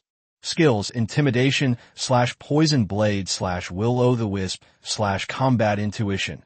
Blood Battle Spear Technique, Blood Battle Knife Technique, Blood Battle Sword Technique, Blood Battle Footwork, 100 Pace Piercing Arrow. Description, this is a skeleton warrior captain sealed within a card. He is a veteran of countless battles and possesses extraordinary strength. Intimidate. Reduces the attack power of enemies whose level is not higher than yours by 10% when facing them. Poison Blade. When an enemy's skin is cut by a weapon, there is a 100% chance to poison them. This effect can stack. Will-o'-the-wisp. Will-o'-the-wisp ignites on the body. Combat instinct. A fundamental combat instinct. Card name. Skeleton warrior member. Quantity. 19. Type. Servant. Class. Warrior. Attribute. Undead/fire. Level. 20. Quality. White standard. Talent. Tireless. Skills. Will-o'-the-wisp/combat instinct. Description. This is an ordinary skeleton sealed within a card, but it has learned to use fire. Chapter 59, Raising a Dog. The character card has finally been successfully upgraded. However, for JJ Lin, the real challenge has just begun. The training plan for the 7-star puppy. Brand name, Puppy. Type, Servant. Attribute, Normal. Level 1. Quality, White Standard. Skills, None. Description, 7 newborn puppies.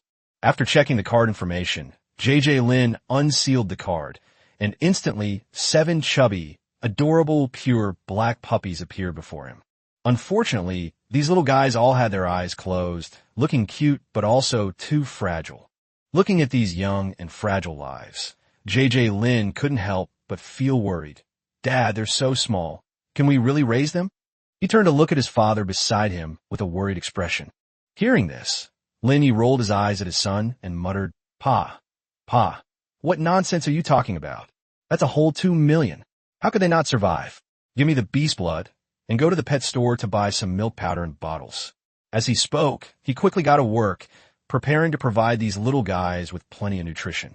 As early as when he planned to add a beast card to his son's collection, Lin had already made various preparations in advance. When sorting the mutated gray rats, in addition to keeping the elite mutated gray rat meat, he also collected a large amount of mutated gray rat blood. However, because the body had been exposed for a little longer, the blood had already begun to coagulate. Without a moment's delay, JJ Lin rushed out the door and quickly returned home with the necessary items. Once the ingredients were purchased, the father and son worked together. First, they poured the congealed blood into a large bowl, then added an appropriate amount of milk powder and stirred well. After everything was ready, they put the mixture into their juicer. Then, Lin skillfully connected the power and pressed the juice function button. Accompanied by a slight hum of the machine, a large bowl of red liquid was ready in just 2 minutes. Finally, Lin poured the large bowl of nutritious liquid into a baby bottle and solemnly handed it to his son. At this moment, looking at the heavy baby bottle in his hand, JJ Lin took on the important task of taking care of these puppies. After feeding each puppy individually, watching them fall into a deep sleep after drinking their fill of bloody milk, a sense of accomplishment welled up within me. To foster affection and loyalty, the puppies needed to be cared for and raised by JJ Lin personally. However, since time within the cards was relatively static, they couldn't be sealed away any longer. He simply placed the 7 puppies in his room. In fact, if JJ Lin were to use the card fusion ability to directly seal the flesh and blood of the mutated gray rat into a card and fuse it with a puppy card, he could quickly obtain an adult dog card or even a mutated dog card with stronger combat power. However, doing so has many drawbacks. Not only is the loyalty relatively poor, but the most important thing is that it wastes the potential of the 7-star puppy. The fact that the card name is Puppy rather than 7-star puppy tells us that if the puppy in the card is grown by fusing cards, the final result will not be much different from that of a regular puppy. Therefore, it is best to leave them outside to grow slowly before they reach adulthood or complete their initial mutation. Time flies like an arrow, and the uneventful days pass by one. In the blink of an eye, the tense yet anticipated high school entrance examination is just around the corner, leaving the students in the card teacher class with only a little over a month left. During these days, JJ Lin dared not slack off in the slightest. He not only persisted in studying hard at school and actively participating in physical exercise, but also made full use of his spare time after school to go to the beast fighting arena for rigorous training. Through tireless effort and practice day after day, JJ Lin has now mastered the bloodbath blade technique and bloodbath footwork. With these 2 skills, he is more than capable in close combat and can easily deal with his classmates who play the warrior-style card master. At the same time, the strength of his signature card has also made significant progress. Under Lin Junjie's guidance and training, the remaining skeleton warriors successfully mastered the blood battle series of skills and the 100-step piercing arrow technique, and smoothly entered the beginner stage. At this moment, JJ Lin clearly felt that his signature card was only one crucial step away from breaking through to the excellent level. With just a little more effort, he could achieve a qualitative leap. Brother Wong, which training room is less crowded today? After school that day, Lin Junjie rushed to the entrance of the Beast Battle Arena with his school bag on his back. He asked Brother Wong, who was temporarily acting as the receptionist of the battle arena, while panting heavily. Brother Wong smiled and glanced at JJ Lin, then replied, "There aren't many people in the number 13 public training room right now. If you want to go, you could hurry up and go." It's worth noting that during this period, JJ Lin has been coming to this training hall almost every day after school to train diligently. Over time, the staff here not only got to know him, but were also deeply impressed by his serious and hard-working attitude. So now, JJ Lin no longer needs to show his membership card. He can freely enter and exit the arena simply by scanning his face. After receiving the reply, JJ Lin strode into training room number 13. Upon entering, he found that, just as Brother Wong had said, there weren't many people in the room. He nodded in satisfaction and then walked to a relatively quiet, unoccupied corner. After standing still, JJ Lin immediately unsealed his signature card, and 20 skeleton warriors instantly appeared in front of him. JJ Lin turned to look at Lin Junjie and told him to train the other skeleton warriors properly. Lin Junjie's jaw clicked a few times, as if in agreement to Lin Junjie's command. He then skillfully directed the other skeleton warriors to quickly begin a series of training exercises. After assigning his skeleton warriors to tasks, Lin Junjie didn't idle around. He scanned his surroundings and finally fixed his gaze on a sparring puppet not far away. Taking a deep breath, he strode towards the puppet. For the next period of time, Lin Junjie focused intently on a fierce battle with the sparring puppet, constantly practicing the blood battle blade technique and blood battle footwork. Every move was brimming with power. Chapter 60 Wong, Who Returns. As time slipped away, the sky was quickly enveloped by night, and the daylight dimmed in the blink of an eye. JJ Lin hurriedly sealed and put away his birth card, then rushed home. Old Lin. Just as they were still some distance from home, a shout suddenly rang out. Immediately afterward, a short, stout figure flashed out from a corner like lightning. Upon closer inspection, it was none other than Wong Hu, whom they hadn't seen for a long time. "Wong Hu, where have you been all this time? I was so worried. Why are you only showing up now? By the way, is the training camp over? How's your strength improving?" Upon seeing Wong Hu, Lin Junjie could no longer contain his excitement and joy, and a series of questions came out of his mouth. JJ Lin never expected to run into his best friend right at his doorstep. He hadn't seen this friend, who was both his classmate and childhood friend, since his awakening. Wong Hu even took a long leave of absence from the school, disappearing without a trace as if he had vanished into thin air. For this reason, JJ Lin even went to Wong Hu's home to inquire about the situation. When he learned that Wong Hu had been sent to a mysterious dungeon training camp by his parents, he was relieved. "Now that we've been separated for so long, we naturally have so much to say. I came here specifically to wait for you. Is something wrong?" Wong Hu scratched his head and said somewhat awkwardly, "Oh, what is it? Don't be shy, just tell me." JJ Lin replied readily, though he looked puzzled. Wong Hu took a deep breath and slowly said, as if he had mustered up his courage, "The high school entrance exam is coming up soon, and I want to take the martial arts exam." Hee. After saying that, he smiled shyly. It turns out that this so-called martial arts exam has another name, the Car Master exam, and it is usually taken by car masters. Furthermore, candidates taking this exam need to directly enter the instance to undergo the test. For this reason, for safety reasons, most people choose to act in teams.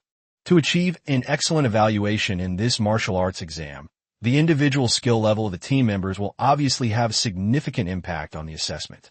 Generally speaking, ordinary people like Wong Hu, who haven't awakened their card master abilities, wouldn't participate in a martial arts exam. However, there's no explicit rule prohibiting them from registering. In reality, Every year, a considerable number of students who are still unaware of their potential come to participate in the martial arts exam with various mindsets. Although these ordinary people can also improve their strength compared to students who have already awakened into card masters, the time and effort they need to put in are often dozens of times or even more.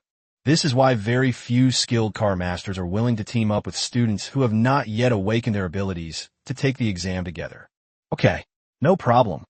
Lin Junjie readily agreed. After thinking for a moment, he continued, "How about this? When you go back, you should ask your dad to think of a way to transfer you to our third class of the card division. As for me, I will talk to Shirley tomorrow and try to get us to form a team and practice together in advance." "All right, Lao Lin, then we're counting on you this time." Wang Hu looked at Lin Junjie with gratitude, then turned and slowly left with a heavy heart. Watching Wang Hu walk further and further away until he disappeared around the street corner, JJ Lin turned around and walked towards his home. As soon as he opened his door, he suddenly heard a cheerful and loud barking.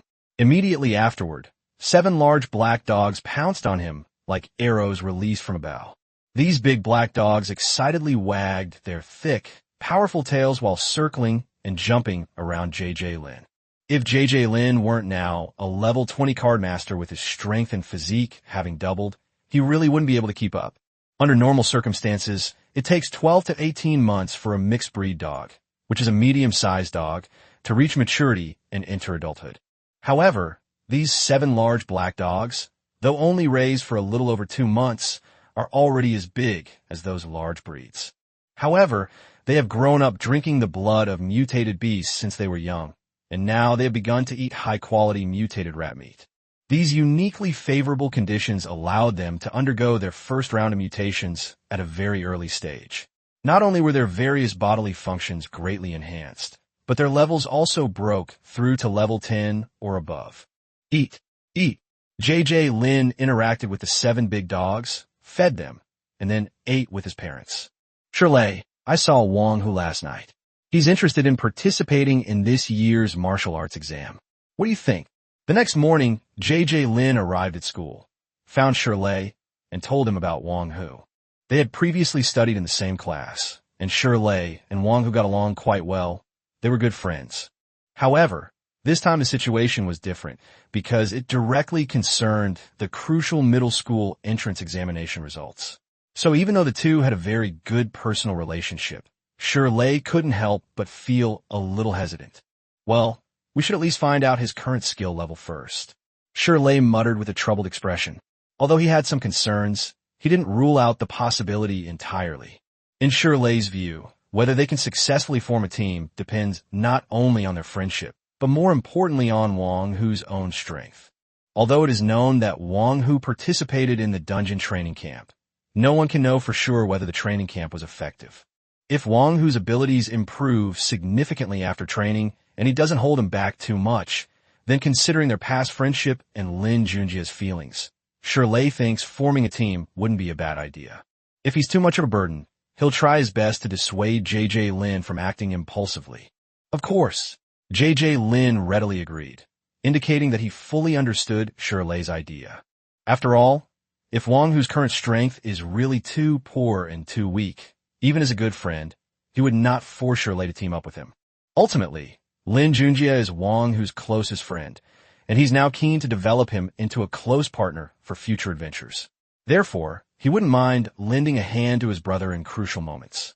However, Shirley and Wang Hu were just classmates with a relatively good relationship. Therefore, it is only natural to be cautious when faced with such an important decision. Chapter 61, Wang Hu enters Card Master Class 3. Attention everyone. Today, I'd like to introduce a new student. Some of you may already know him. Let's give a warm round of applause to welcome Wang Hu to our warm and welcoming Class 3 of the Card Teachers Training Program.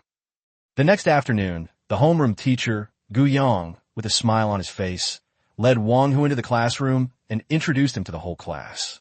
After the homeroom teacher finished introducing himself, Wang Hu took a couple of steps forward, then turned to face the whole class, revealing a slightly shy smile, and said loudly, "Hello everyone, my name is Wang Hu. I'm new here, so please take good care of me." As he finished speaking, JJ Lin led the applause, and a burst of enthusiastic applause immediately filled the classroom. After the applause subsided, the homeroom teacher, Guyang, clapped his hands and said to the students with a smile, "All right, students, now you young people can have your own discussion. I won't get in your way." As he spoke, Guyang walked towards the door, not forgetting to turn back and wave goodbye to his classmates before leaving. With the high school entrance exam drawing ever closer, the atmosphere at school has become increasingly tense. However, the class teachers of the card teacher training program advocated keeping the students in a relatively relaxed state. After all, countless intensive training sessions have been held over the past few months, and the teachers have repeatedly reminded us of the important things to pay attention to during the exam. As the saying goes, actions speak louder than words. Instead of lecturing students on a bunch of grand principles, it's better to set an example through practical actions. This often yields twice the result with half the effort. The martial arts exam requires running dungeons. As is customary, every year around this time, a large number of wilderness survival training sessions and dungeon runs are arranged for training activities. However, after the incident involving JJ Lin this year, the school leaders suddenly became more cautious and repeatedly emphasized that safety must be the top priority. All dangerous activities were naturally cut. After all, Lantian Middle School is just an ordinary middle school, which generally focuses on written exams. They're not afraid of students getting a little injured, but if something really happens, the school leaders cannot afford to take responsibility. In this way, the three homeroom teachers were naturally happy to have some free time. After all, who would want to put in the effort if they could have less to worry about? Old Lin, lazy. From now on, I'll be counting on you two to protect me. As soon as the teacher left, Wang Hu came to Lin Junjie and Shirley's side. Don't worry, I'll protect you from now on. JJ Lin patted Wang Hu on the shoulder, which felt much stronger than before. I heard from Lao Lin that your parents sent you to the dungeon training camp. How is it? What have you learned? Shirley asked Wang Hu about his training. I can't even talk about it. It's all tears. They trained you to the point of death, just to keep you from dying. Wang Hu couldn't help but tremble when he talked about the training camp. This world contains countless instances. Among them, there are naturally many instances with their own cultivation systems. Over the long course of development, the Great Xia Empire naturally possessed ample knowledge of these dungeon-based cultivation systems. Through the empire's deliberate collection efforts, a considerable amount of knowledge had already been accumulated, naturally leading to the mastery of many corresponding cultivation methods. These precious cultivation methods undoubtedly open up a new path for ordinary people who have failed to awaken as card masters, giving them the opportunity to pursue their own power. Of course, the mainstream cultivation system in this world is still the card master system, and the advanced cultivation methods of other cultivation systems do not circulate among ordinary people. What ordinary people can access are mostly just some basic techniques and common, readily available methods. Therefore, if you want to truly gain power through these systems, in addition to sufficient resource support, you must also invest a lot of time and energy in diligent study and practice. Since the flow of time in instant space is different from that in the real world, some clever people have taken advantage of this feature and opened many training camps based on instances. These training camps are specifically designed for ordinary people who are unwilling to live an ordinary life and yearn to become stronger, providing them with another possibility to realize their dreams and embark on the path to becoming a strong person. Brother, you've suffered a lot. JJ Lin patted Wang Hu's broad, sturdy shoulders with concern, his eyes full of encouragement and support. Let's go. Let's hurry to the school's training hall and see what Wang Hu has learned in the training camp. Shirley rubbed his hands together impatiently, his heart already filled with the urge to witness Wang Hu's skills firsthand. All right, let's go together then.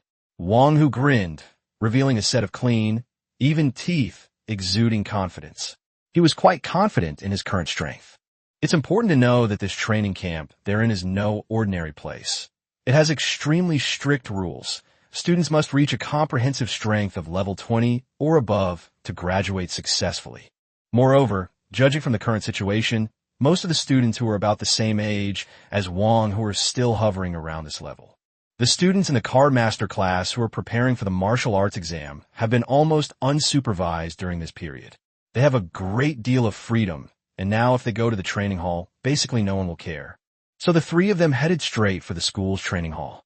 The number of students who successfully awaken and become card masters at Blue Sky Middle School is already quite small.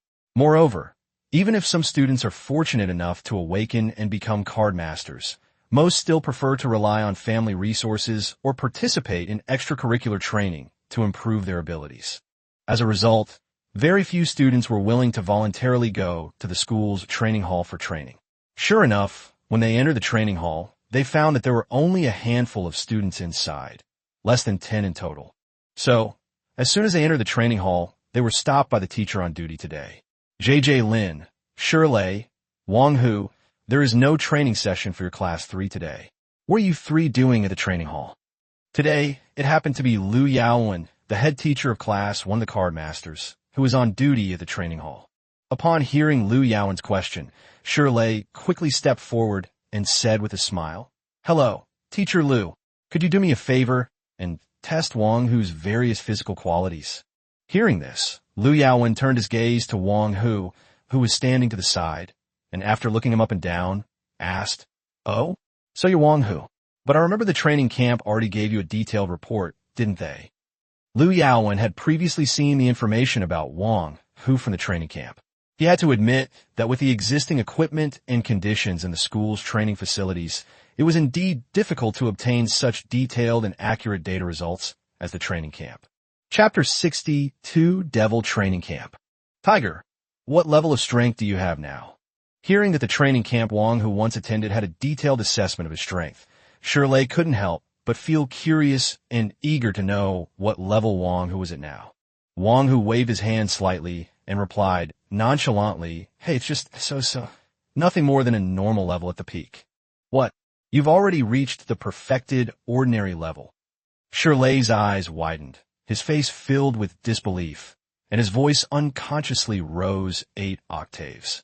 It's important to know that the peak of the ordinary level corresponds to level 20, while the perfect ordinary level means you're only one step away from breaking through. At this very moment, JJ Lin is at the perfect ordinary level.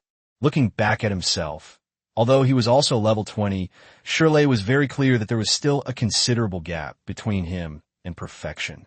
Seeing Shirley's surprised reaction, Wang Hu smiled lightly and said calmly, "What's this? To you, it seems like I've only disappeared for less than 4 months. But in reality, I spent a full 5 or 6 years in that training camp. Those days were truly unbearable to recall." As he spoke, a trace of pain and helplessness appeared on Wang Hu's face. Every time he thought about it, he couldn't help but have nightmares. "That's not bad. Let me go to the training camp for a month. Maybe I can break through to the excellent level before the high school entrance exam." Shirley was very interested in the training camp that Wang Hu went to. "Do you know about the devil training camp?" Wang Hu only mentioned the name and then stopped talking. "Damn, you actually came out of that hellish training camp alive and well." At this moment, even JJ Lin, who had been silent all along, couldn't help but swear. "You should know that this devil training camp is not only famous in Wuchang City, but it is also a formidable presence throughout the entire Great Xia Empire. This grueling training camp is renowned for its brutality, exorbitant fees, and remarkable training results. Legend has it that once you step into this training camp, there are only 2 paths you can take. One is to do your best to meet the strict requirements set by the training camp and then walk out of the camp smoothly. The other is to die here and never be able to leave. What's even more astonishing and controversial is that the mortality rate within the training camp is closely linked to the fee schedule. The lower the fee, the higher the risk of death for trainees during training.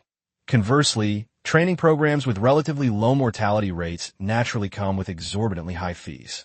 Holy crap! How could Uncle Wang and the others be so heartless as to let you in? Are you even their biological child? JJ Lin couldn't help but ask this question from the depths of his soul. Now he finally understood. No wonder his parents hadn't told him what kind of training camp Wang Hu had attended. Wang Hu glared angrily at Lin Junjie and Shirley beside him. Their suspicious and scrutinizing gazes made it seem as if they were convinced that he had been adopted. This instantly ignited Wang Hu's anger, who was already in a bad mood, and he could no longer tolerate this strange gaze. "Damn it, what are you two looking at? Let me tell you, I'm 100% sure I'm my parents' biological son. Wang Hu roared hoarsely, his angry shouts echoing throughout the room. After calming down a bit, Wang Hu took a deep breath and patiently explained to the two of them, "Actually, I only signed up for the basic class. The mortality rate here isn't as scary as people say. Besides, my parents went to great lengths to get me into this training camp. They sold 2 houses and used the best foundation building training methods for me." It's important to know that Wang Hu is no ordinary person. He comes from a wealthy family and is a true third-generation rich kid. Although his parents were just ordinary people, they received a total of 8 properties when the family divided their assets. Even so, they've spared no expense for Wang Hu. After all, his cultivation is only just beginning, and there will be many more expenses to come. Hearing this, Shirley and Lin Junjie couldn't help but show envy, exclaiming in unison, "Your parents are really generous."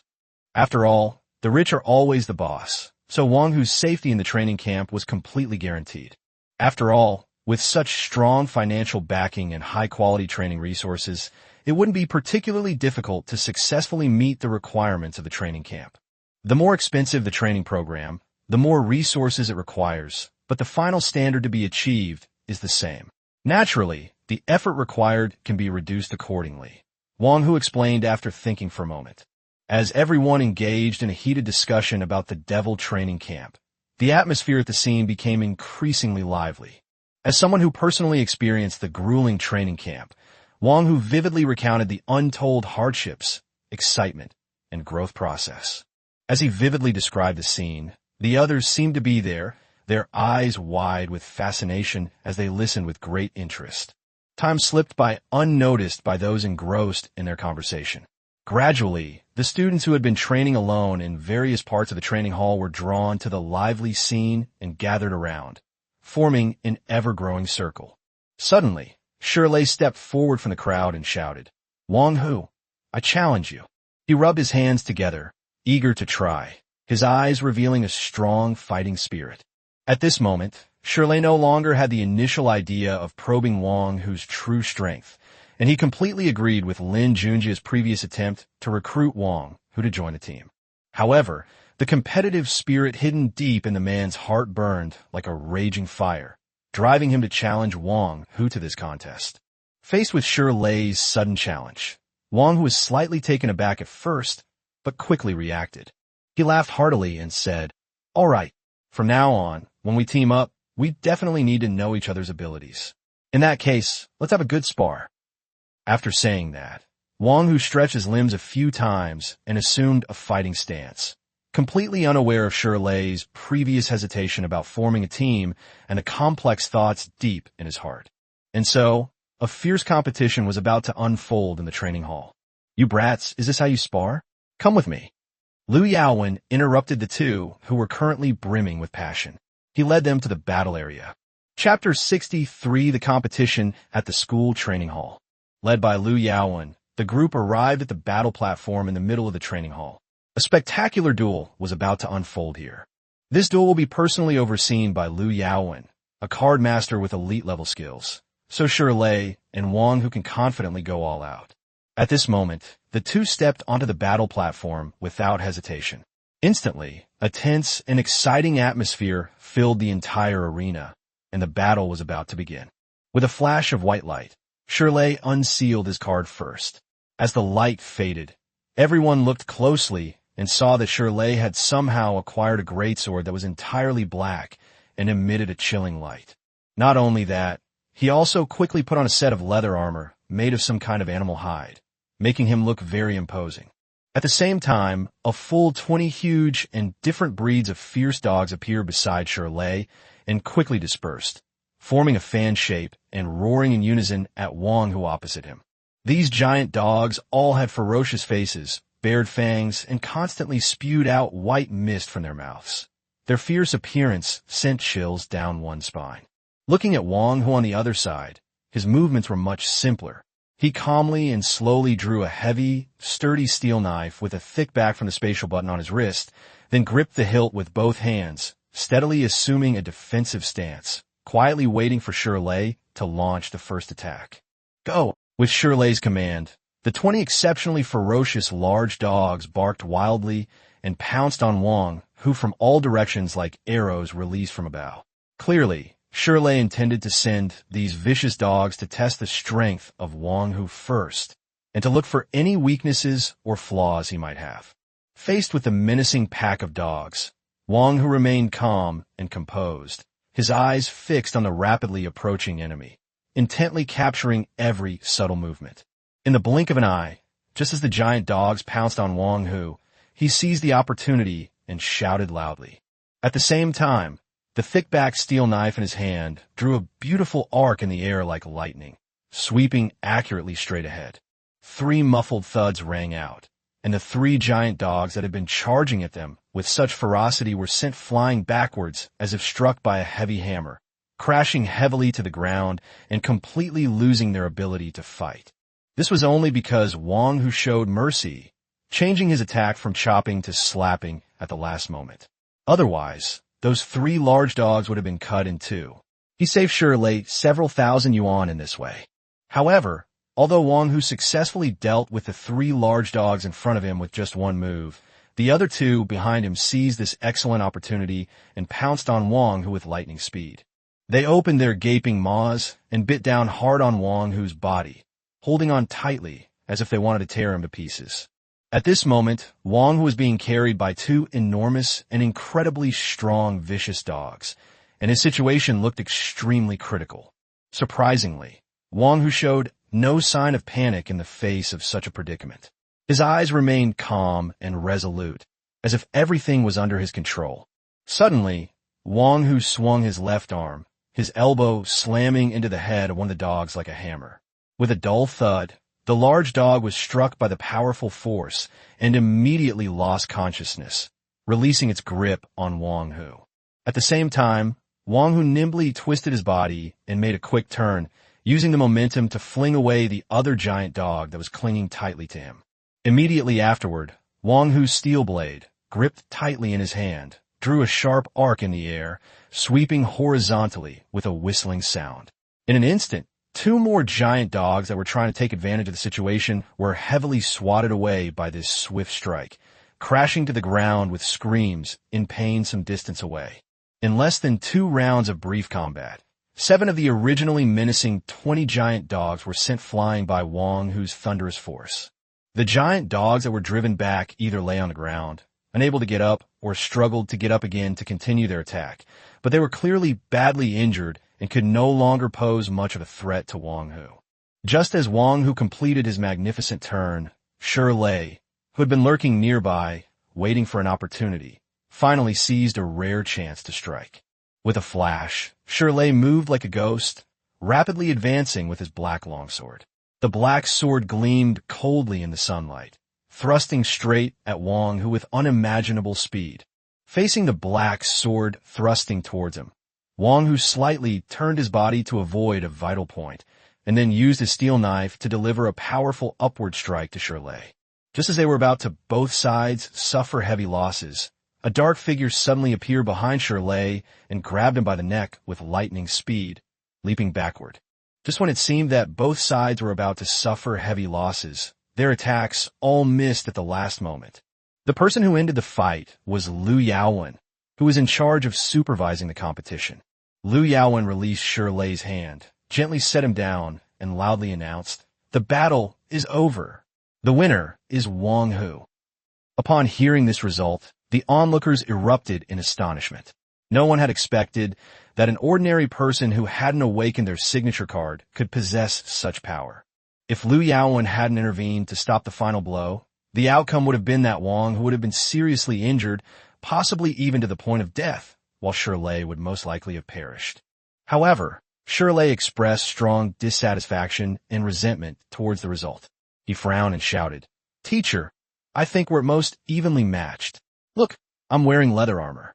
I estimate that Hu Zi's last strike might not be able to break through the groin area of my leather armor." It has to be said that what Shirley said seemed to make some sense. After all, that leather armor looked quite protective, and it wouldn't be easy to break through its defenses. Faced with Shirley's rebuttal, Liu Yaowen couldn't help but laugh and curse. "Humph, I should have just had Wang Hu chop off your second brother. He then slightly suppressed his smile and continued to explain, you have leather armor for protection, but I think Wang Hu should also have mastered a technique that can enhance his own defense. Didn't you see that the two big dogs you summoned didn't even break a hair's breadth? Everyone recalled Wang Hu's earlier performance, being bitten by two large dogs without seeming to care. They initially thought it was due to his high tolerance, but it turns out he just hadn't broken through their defenses. Chapter 64 Heroic Acts. You win. Shirley shook his head helplessly, having to admit defeat. But thinking about it carefully, this result is actually quite normal. After all, although Wang Hu appeared to have started training at the same time as him, he had actually trained in the dungeon training camp for 5 or 6 years. It's not surprising that such achievements could be made after such a long period of diligent practice. At this moment, JJ Lin, who was standing nearby, quickly stepped forward and asked with a face full of curiosity, Tiger, tell us quickly, what kind of kung fu are you practicing? Now I'm itching to try it too. Wang Hu's face beamed with pride as he answered, head held high. Haha, the techniques I practice are incredibly powerful. Tiger Roar Body Refining Technique, Gale Tiger Slash, and Black Tiger Heart Piercing Claw. These are all handpicked by me. Just hearing the names, don't they sound incredibly majestic and imposing? Upon hearing this, some of the people who had initially been just watching the spectacle suddenly started to cheer. That's right, that's exactly it. Just the names of these techniques seem to be a perfect match for you. Everyone chimed in with laughter. The group chatted and laughed before dispersing. Lin Junjie and his two companions had essentially tacitly agreed to form a team beforehand. With just over a month until the high school entrance exam, the three of them are preparing to get started early. Wang Hu's physical fitness was greatly enhanced and improved due to his long-term practice of the Tiger Roar Body Refining Technique, a foundation-building and body-refining exercise. Whether it's physical defense, strength, or endurance, they have a significant advantage over those level 20 card masters. If Wang Hu were equipped with advanced firearms, he would become a fearsome mobile weapon of mass destruction. However, it is not easy for ordinary people to obtain firearms, because such weapons or firearms can only be legally purchased with specific credentials. Furthermore, given the absolute advantage of firearms in low-level combat, their use is explicitly prohibited in middle school entrance examinations. After all, the high school entrance exam selects future high achievers, and it mainly looks at potential. Even so, if Wang Hu were dressed in a well-made alloy armor, he would still be qualified to play the role of a frontline fighter. On the other hand, although Shirley lost to Wang Hu in this competition, in terms of potential and the diversity of future development, they, as card masters, undoubtedly have more advantages. Judging from his performance in this battle, it can be inferred that Shirley himself chose a style that emphasizes speed. Considering teamwork, he might play a support role on ordinary days, providing support to his teammates. But when it comes to critical moments, he could unleash his full potential with his powerful abilities and become an outstanding assassin, delivering a fatal blow to the enemy. For JJ Lin himself, the most crucial goal right now is to successfully break through to the excellent level. He currently has over 1 million yuan in reserves, and if he successfully completes this breakthrough, his strength will inevitably see another significant improvement. Wang Hu, Shirley, Lao Wan's barbecue restaurant. I'll treat you to barbecue. After school, JJ Lin offered to treat everyone. Wang Hu and Shirley only reached the team agreement because of JJ Lin, and JJ Lin felt obligated to coordinate the relationship between the three. We're all classmates, so if we get together more often, a few beers and barbecues will naturally strengthen our bond. Okay, old Lin is treating this time, then I'll treat tomorrow. Wang Hu didn't stand on ceremony, simply indicating that he would treat everyone tomorrow as well. Then I'll treat you the day after tomorrow. Shirley naturally wouldn't be outdone. You two are asking for it.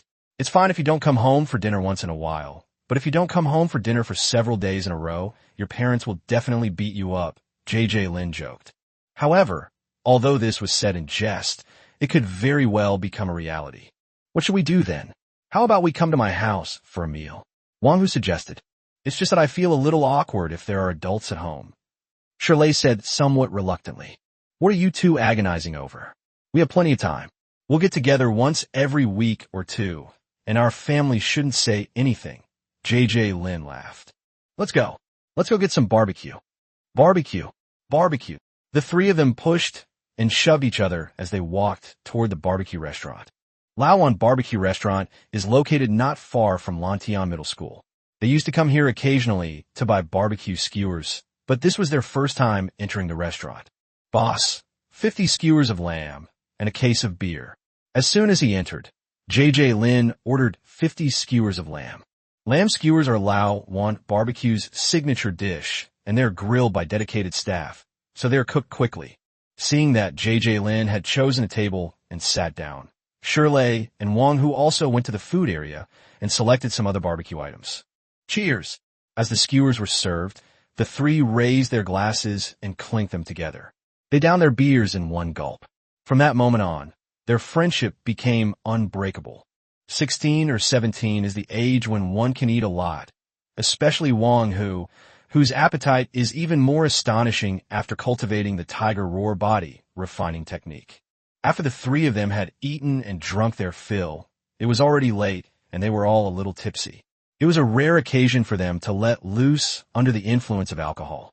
But that's all for now. I need to hurry home while it's still not too late. If it gets any later, my family might start worrying. Woof woof woof. As soon as the three stepped out of the shop, they heard a series of shrill screams and barking dogs coming from not far away. A dozen or so vicious dogs, seemingly appearing out of nowhere, were seen tearing at a woman who was protecting a little girl in her arms. It was obvious that the woman was just an ordinary person, completely powerless against those vicious dogs. Help!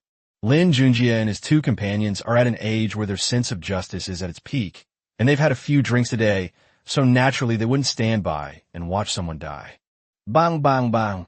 These vicious dogs had not undergone any special training, and with the sound of impacts ringing out one after another, they were all killed by the three men in just a few rounds. Thank you, thank you. Seeing that the crisis was over, the woman and her child quickly expressed their gratitude. Okay, let's go to the hospital to get checked out right away. The woman had been badly bitten by the vicious dog, so the three of them quickly reminded her. Dogs are innocent. They're man's best friend. How could you kill them for no reason? At this moment, a woman suddenly appeared on the roadside, pointing at the three of them and yelling. Someone else was filming a video nearby. Looking at the injured woman, she had already left with her child. Upon seeing this, the three of them suddenly broke out in a cold sweat, and their slightly tipsy minds suddenly cleared. The three exchanged glances. There were just too many coincidences. Unclaimed pets are usually sealed as cards, so there are basically no stray animals in the city, but here a dozen or so suddenly appeared. And what's more, she ran into this bizarre woman, and to make matters worse, the victim left. As more and more people gathered around, the three of them casually gathered the dead dogs together. Then, JJ Lin suddenly made his move. With a flash of white light, the dead dog on the ground was instantly sealed into a card. He then shouted, "Run!" With a shout from JJ Lin, the three ignored the oddball and took off running. In the blink of an eye, they were gone. Chapter 65, White Bone River. What was supposed to be a heroic act ended up with him fleeing in disarray. Fortunately, they eventually managed to collect more than a dozen dog carcasses. JJ Lin originally planned to divide the dog carcasses into 3 parts, one for each person, as spoils of war. However, Shirley felt that these dogs had rabies and refused to take them, which made Lin Junjie also feel disgusted. In the end, all the spoils were left to Wang Hu, who didn't seem to care much. Moreover, body refining techniques require a lot of meat to replenish the body, and dog meat is very nourishing, so it's perfect for him. That day, the three of them went home separately. They drank, came home late, and meddled in other people's business. They thought they would be met with a storm of scolding or even a double beating from both sides. However, what they got was just a few words of mild lecturing from their parents. The matter was simply brushed aside by their respective parents, becoming a trivial little episode in their long life journey. Perhaps their respective parents also suddenly realized that, without them noticing, their sons had grown up. In the days that followed, JJ Lin began studying his signature card. He had successfully cultivated it to the great perfection level 20 and was ready to break through to the excellent level at any time. However, breaking through to the excellent level is a transformation for the card, allowing for the fusion of many more types of cards than usual. This gives card players a wide range of different options. The results of fusion vary depending on the cards used. However, there's a lot of uncertainty in the outcome. This breakthrough with his signature card is a significant decision in JJ Lin's Cardmaster career. In the past few days, he has racked his brains and come up with various solutions, but he still can't make up his mind. When in doubt, one should ask for others' opinions. In the end, he decided to consult his elderly father. "Dad, what do you think I need to do to upgrade my signature card?" That evening, after the family of three had finished dinner, JJ Lin couldn't contain himself and asked his father beside him. Lin glanced thoughtfully at his son and slowly said, "The most common way to achieve a breakthrough for your natal card is to fuse it with a high-quality card of the same attribute." "Then what type of card do you think I should fuse?" JJ Lin then asked. "Didn't you already prepare? That white bone slope map is just right." After saying that, he looked at JJ Lin with a slightly puzzled expression, seemingly surprised that his son had asked this question. The reason Lin Yi hadn't inquired about his son's breakthrough regarding his signature card was because he assumed his son was already prepared. He also knew the information about the green card, White Bone Slope. In his hand, it was indeed a suitable card. Upon hearing this, JJ Lin was slightly taken aback and muttered to himself, "Can it really work?" Although he knew in his heart that his signature card and the Bone Slope were indeed highly compatible, the two cards were of different types after all. One was a minion card, while the other was a terrain card. Could such a combination truly achieve a successful fusion and breakthrough for the card?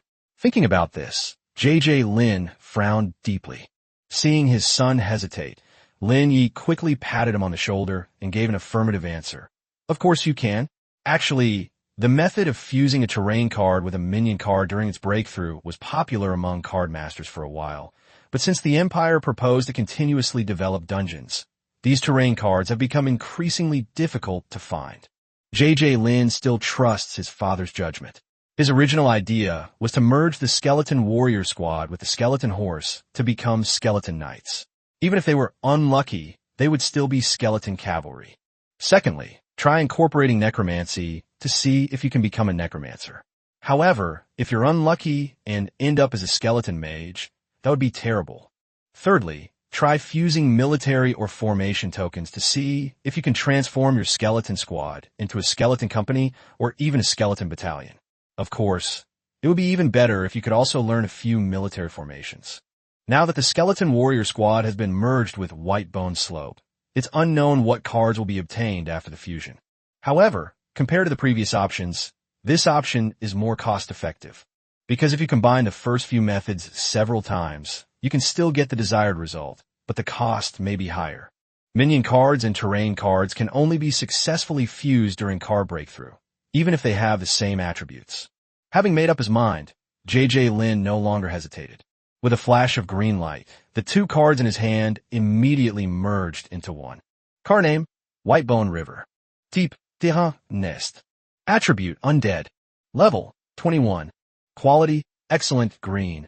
Skills, Bone Melting / Skeleton Spawn / Skeleton Enhancement / Skeleton Territory. Description, a small plain made of piled bones. A group of skeleton warriors live on it. Bone Melting. This ability rapidly turns corpses on the White Bone River into bones, generating a certain amount of necromantic energy in the process. Skeleton Spawning. After being nourished by rich, undead energy for a long time, the bones on the Bone River have a very small chance of transforming into skeleton creatures. Skeleton Enhancement. Skeleton creatures that live in the Bone River will be nourished by the combined energy of bones and the undead, thus enhancing their strength. Skeleton Territory. This is the territory of skeletons, where a certain number of skeletons can reside and live. A maximum of 20 skeleton warriors can be stationed here, and a maximum of 50 skeletons can be stationed here.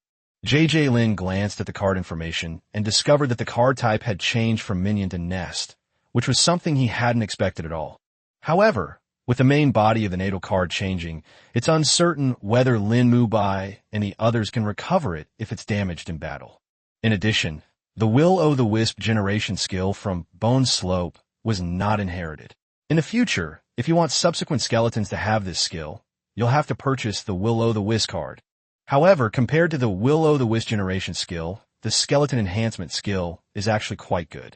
As a nest-type card, Whitebone River allows JJ Lin to see information about every skeleton warrior station within it. These skeleton warriors were all level 20 before. I wonder what level they are now. Name: Skeleton Warrior Captain. Quantity /1. Name: Lin Junjie. Type: Servant. Class: Warrior. Attributes: Undead, Poison Fire. Level: 21. Quality: Excellent Green. Talent: Tireless.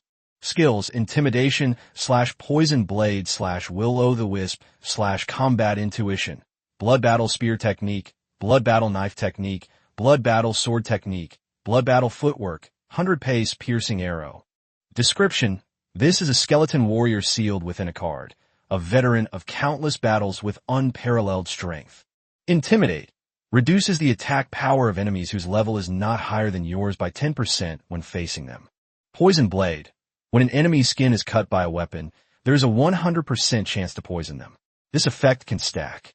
Will-o'-the-Wisp: Will-o'-the-Wisp ignites on the body. Combat Instinct: a fundamental combat instinct. Name: Skeleton Warrior Team Member. Quantity: 19. Type: Servant. Class: Warrior. Attribute: Undead / Fire. Level: 20. Quality: Excellent Green. Talent: Tireless. Skills: Ghost Fire / Combat Intuition. Blood Battle Spear Technique. Blood Battle Knife Technique. Blood Battle Sword Technique. Blood Battle Footwork. 100 Pace Piercing Arrow. Description: This is a skeleton warrior sealed within a card, but he has learned to use fire. Chapter 66 Card Perception. After the card fusion, while the main card, Whitebone River, reached level 21, only Lin Junjie, the leader of the skeleton warrior squad stationed within it, reached level 21. The remaining 19 skeleton warriors were still only level 20. Lin Junjie guessed that this might be due to insufficient energy needed for leveling up. Fortunately, their quality has reached an excellent level, making further improvements relatively easy. JJ Lin's signature card has successfully broken through, and his own level has also broken through to level 21. JJ Lin. Occupation: Card Master. Level: 21. Attributes: Strength 41, Agility 41, Spirit 62, Constitution 41. My favorite card: Whitebone River. Skills: Card Sealing, Card Summoning, Card Fusion, Skill Inheritance, Card Perception. JJ Lin sensed his condition and found that all of his attributes had improved again. Not only that, but he also gained the ability to sense cards. He immediately tried to sense his own signature card. As his consciousness entered the card, what appeared before him was a small, flat area paved with thick white bones, about the size of his own school's playground. Within this area strewn with bones, 20 skeleton warriors roamed about. They were Lin Junjie and his skeleton warriors. Lin Junjie carefully sensed that a faint energy was constantly strengthening these skeleton warriors. This must be the card's skeleton enhancement skill. However, to JJ Lin's surprise, these skeleton warriors were still able to move around in the Whitebone River even when they were sealed. He immediately took out another card, White Skeleton, to sense it, but could only sense 20 white skeletons that had fallen into a deep sleep. Could it be that only nest-type cards are this special? Lin Junjie muttered to himself. Of course, that's not the case. What he didn't know was that even with nest-type cards, the creatures inside would fall into a deep sleep when sealed. The reason why the skeleton warriors in Whitebone River are not asleep and can still move around the card is entirely due to the effect of the Whitebone River skill, Skeleton Territory. Territory-type skills are very special. They can transform the entire territory into a small world. Even if the main body is sealed, it will not affect anything within the territory. Having gained a basic understanding of your favorite cards, the next step is to improve them further. Whitebone River can quickly turn corpses into white bones and necromantic energy, and JJ Lin happened to have stockpiled a large number of corpses and skeletons before. The corpses were collected from zombies in the zombie instance, while the skeletons were collected when I accidentally entered the instance. JJ Lin first fused the material card that sealed the corpses of thousands of zombie creatures with his natal card. As the two cards merged into one, he immediately sensed that many more zombie creature corpses had appeared on the ground of Whitebone River. These already somewhat rotten corpses decomposed at an extremely rapid pace, turning into skeletons in less than an hour. As the corpse turned into bones, J.J. Lin keenly sensed that the spiritual energy within the Whitebone River had increased significantly, and its area had also expanded. He checked his level and found that it had increased from level 21 to level 22. Seeing this, he fused another card that sealed the skeleton with his natal card. This time, there were many more skeletons in the Whitebone River, but no energy was generated. Instead, the area covered by the skeletons was larger. J.J. Lin checked the card's level, and, sure enough, it had leveled up again. It's now level 23. Unfortunately, although my signature card, Whitebone River, was upgraded by 2 levels, the level of the skeleton warriors stationed within it did not increase. Based on his experiments, he concluded that corpses generate energy, strengthening skeletons, while bones increase the area of the Bone River, thus also increasing its level. The 2 attempts involved over 10,000 corpses and skeletons, yet only 2 levels were gained. It seems the road to further upgrades is long and arduous. The higher the level, the more resources are required for leveling up. Just as J.J. Lin was about to put away his cards, he suddenly remembered that the Whitebone River could hold 50 skeleton creatures, and he happened to have a Whitebone Skeleton Squad card on him. This is a good opportunity for these skeletons to improve their strength in the Bone River. With the fusion of the 2 cards, 20 more skeletons were added to Whitebone River. Sensing the extra skeletons, J.J. Lin tried to contact Lin Mubai within the card. Since they can move freely within the cards, shouldn't we take this opportunity to train them a bit more? Some time ago, Lin Mubai taught the skeleton warriors several skills. If they could train them in the cards, it would save him a lot of trouble. After communicating with Lin Mubai through their thoughts, Lin Junjie sensed that all the skeleton warriors and skeletal skeletons that had been wandering around had been summoned by Lin Mubai and had begun training. Seeing this, J.J. Lin happily put away his natal card. He planned to equip the skeletons with weapons later, and after training them for a while, he would have 20 skeleton warriors again. Dad, I've broken through to the excellent level. Mom, I've broken through.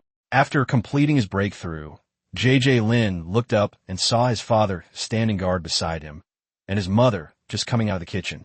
Such a joyous occasion as a card breakthrough naturally had to be shared with his parents immediately. Not bad, not bad. You have a style I had back in the day. Linny was naturally very happy that his son was so capable. Don't listen to your dad. You're much better than him. He was still. Although Wang Li wasn't a card master and didn't understand much about card master breakthroughs, she knew that her husband only reached the excellent level after they got married. Comparing the two, his own son seemed like a genius. In his excitement, he started bringing up the embarrassing things that had happened in the forestry industry. Time for a midnight snack. Time for a midnight snack. Lin Yi quickly interrupted. Okay, let's have a midnight snack. Wang Li went into the kitchen and took out the prepared barbecue. After breaking through, J.J. Lin spent a lot of time studying the changes in his signature card, and at this point he was indeed a bit hungry. I never expected my parents would go out of their way to buy barbecue for a late-night snack. Come on, I'm happy today. Have a drink with me. Lin Yi smiled and found 3 cups.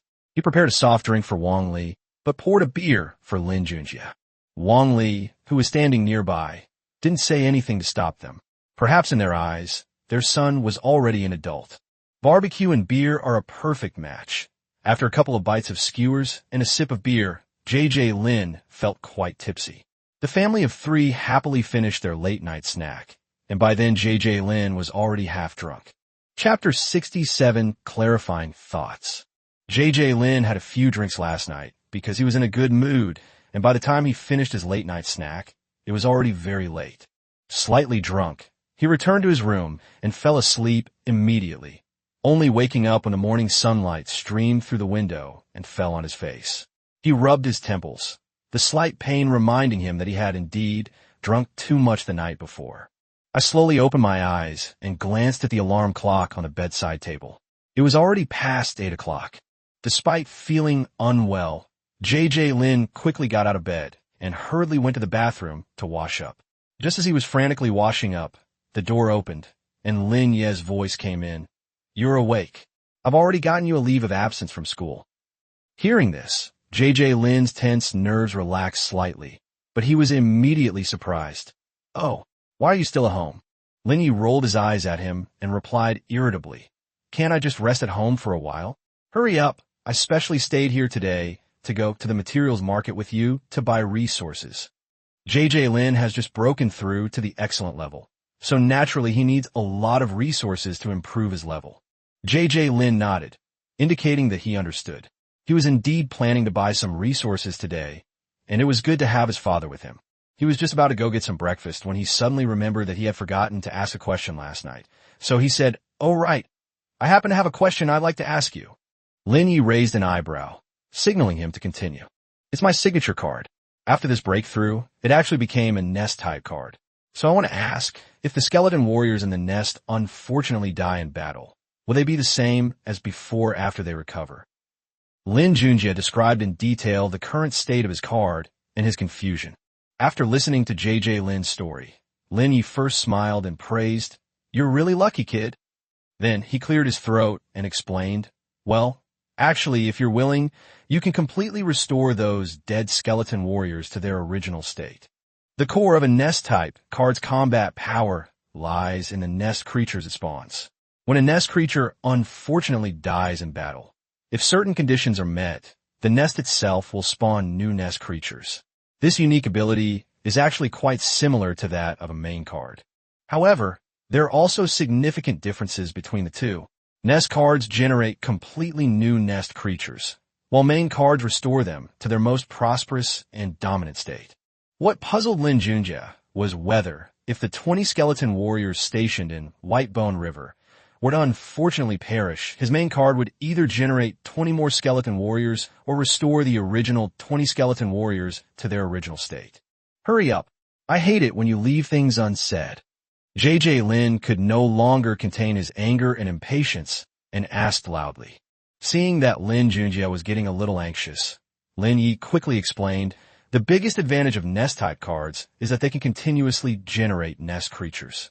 Moreover, these newly generated nest creatures have a special ability. They could be resealed and turned into minion-type cards.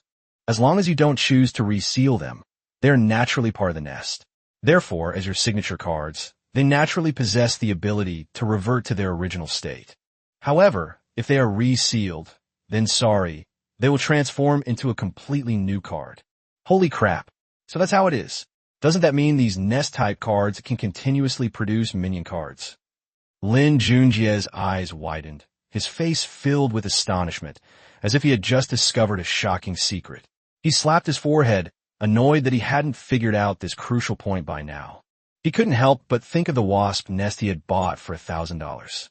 If he hadn't sold it, could he have accumulated a large number of wasps? However, just a moment later, JJ Lin calmed down. In fact, these nest-type cards have various limitations.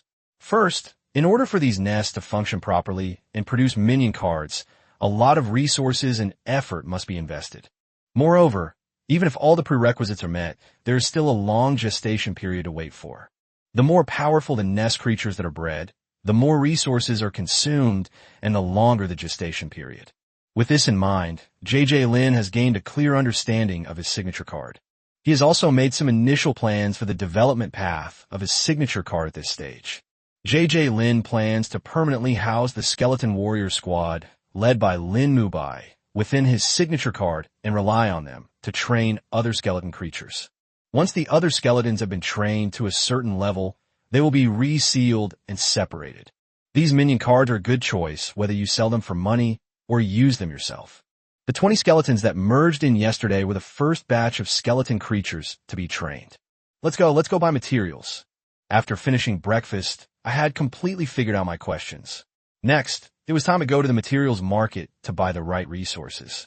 JJ Lin needs a large number of cheap corpses, but they are hard to find on the materials market. Because if they're too cheap, nobody's willing to collect them. Old Bai, do you have any cheap corpses in your shop? Lin Yi called over the shop the father and son frequented to ask. What corpse? That's meat. If you want cheap meat, you have to go to a farm. The shopkeeper suggested after clarifying the two's needs. Although there are many dungeons in this world, and the resources brought out from them every day are enormous, it is still the most cost-effective way to buy meat from farms if you want cheap meat. However, the prices of chickens, ducks, pigs, and sheep at the farm were still a bit expensive for JJ Lin. Even if each pig costs a little over 1,000 yuan, 1,000 pigs would cost over 1,000,000 yuan. Uncle Bai, I've always been curious.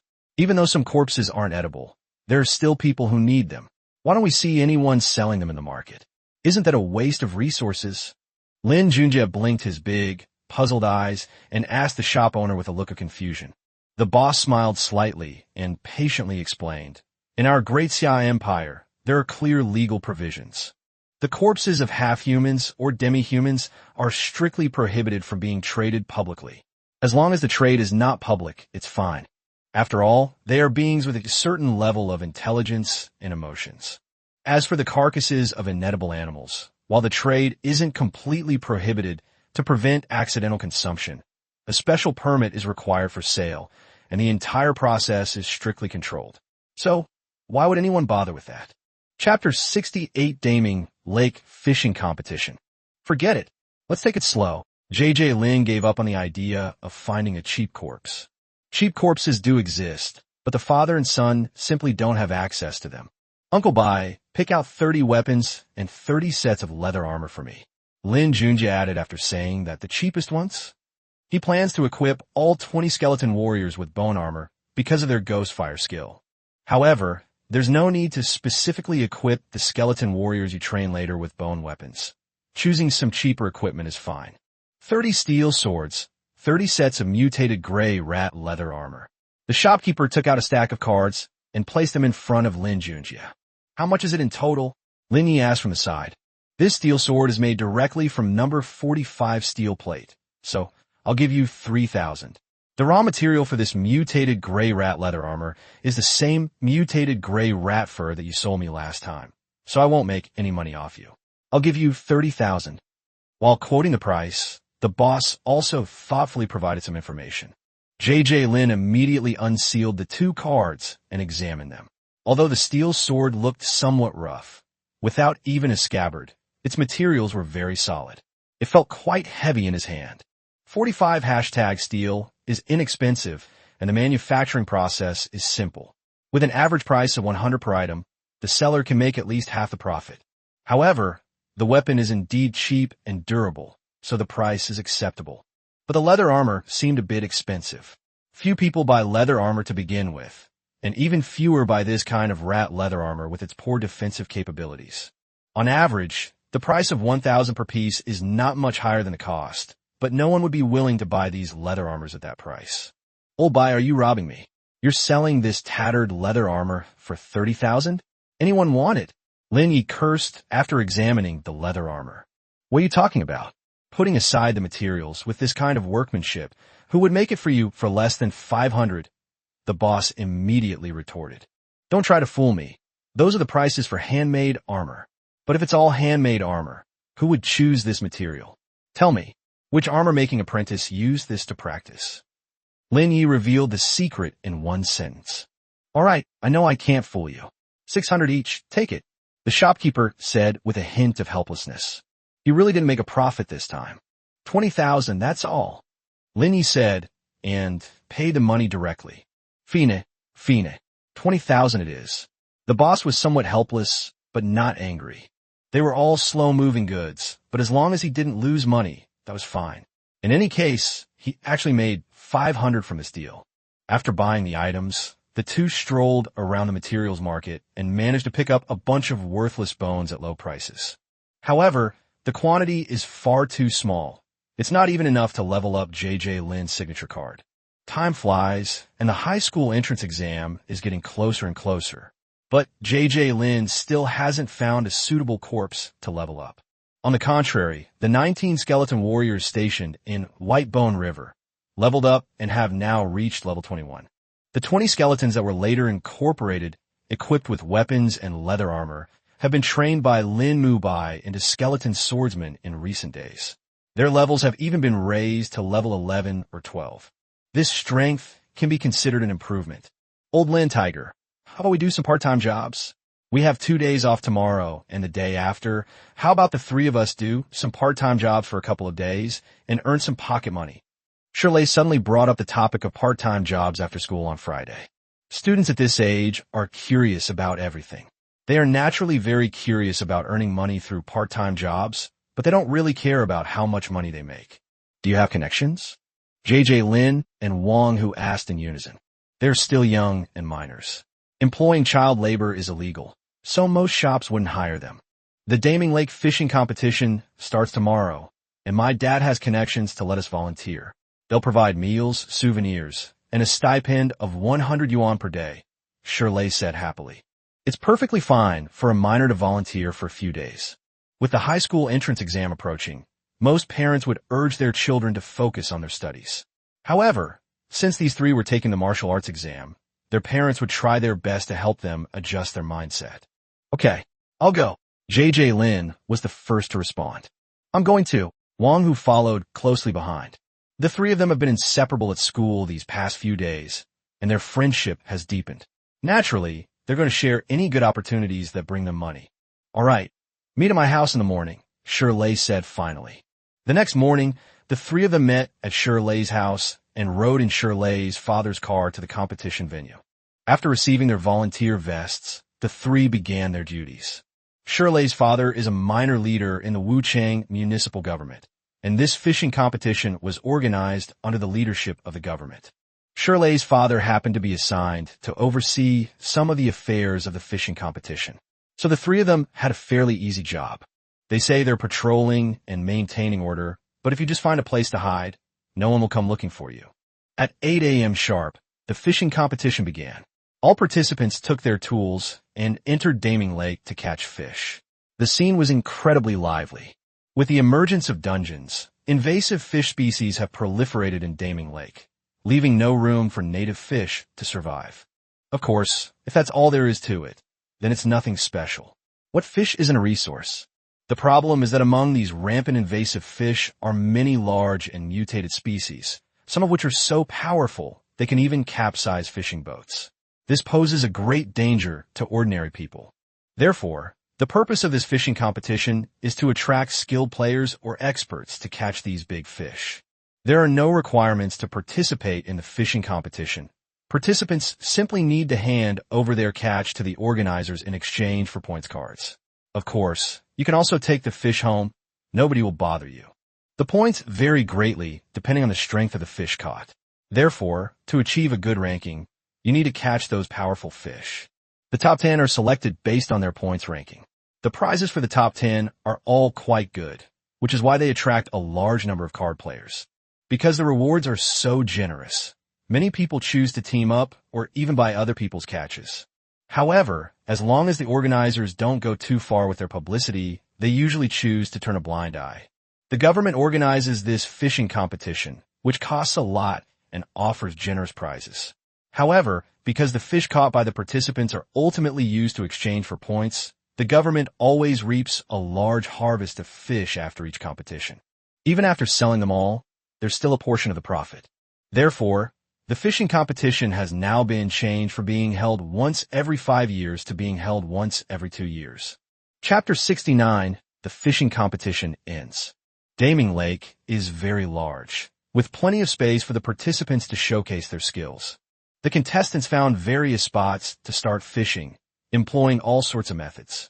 Fishing, casting nets, setting traps, diving, and stabbing. Lin Junjie and his two companions thoroughly enjoyed the area they were assigned to patrol. Look over there. The three looked in the direction Shirley pointed and saw waves suddenly churning in the lake, while a contestant on the shore was constantly pulling on his fishing rod. It was obvious that a big fish had been caught. Damn, look at the splash. How big is that fish? Can that fishing rod handle it? Wong was surprised and a little worried. They had never seen anyone catch such a big fish before. However, it was clear that his worries were unnecessary. The contestant used his waist to pull the large fish that had taken the bait ashore. Clearly, the fishing rod and line were all custom-made. Otherwise, they wouldn't have been able to withstand such force.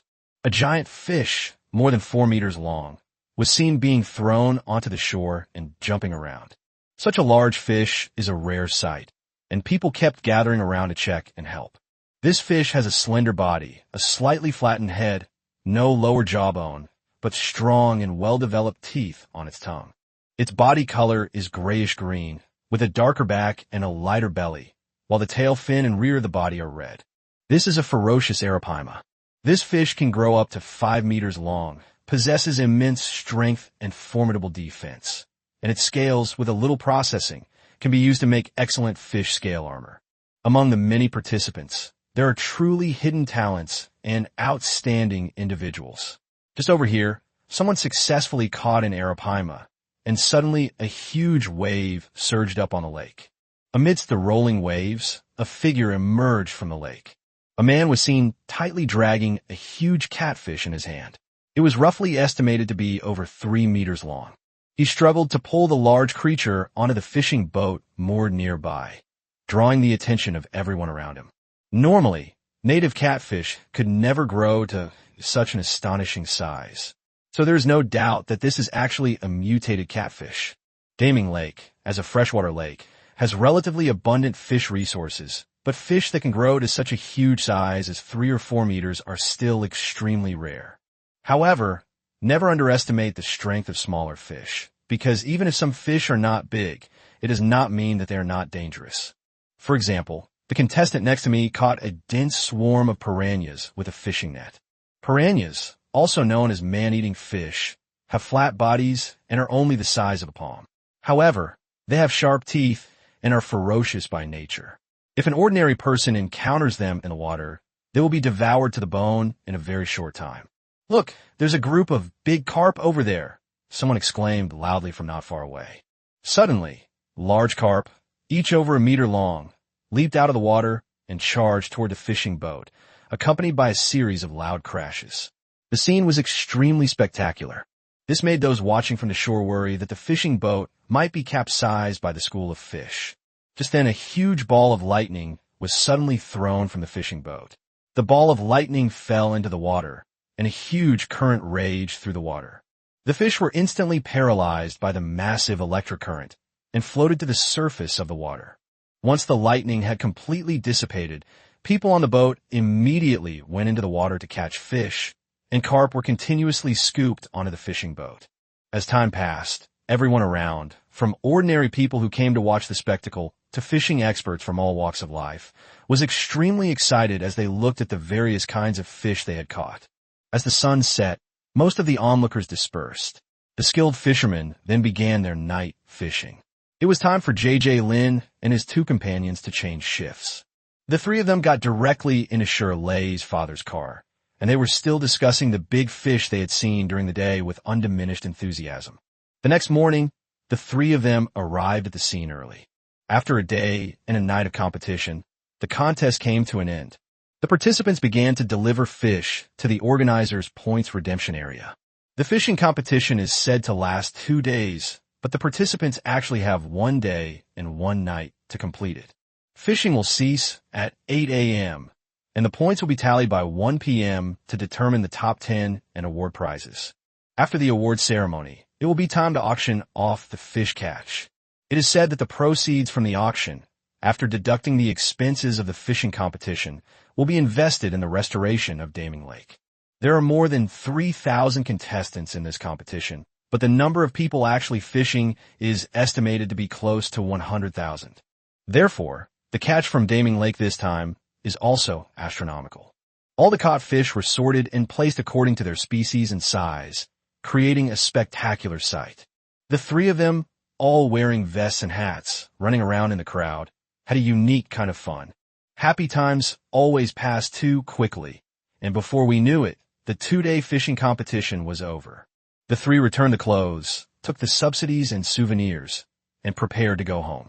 "Shirley, are you 3 going to call a car to go back first, or wait for me to leave together? I still have some things to take care of." It was still early when the conference ended, so the 3 of them could easily call a car to go back on their own. "Is there anything else?" Shirley was a little unhappy. Too many people had left, and it was difficult to call a car.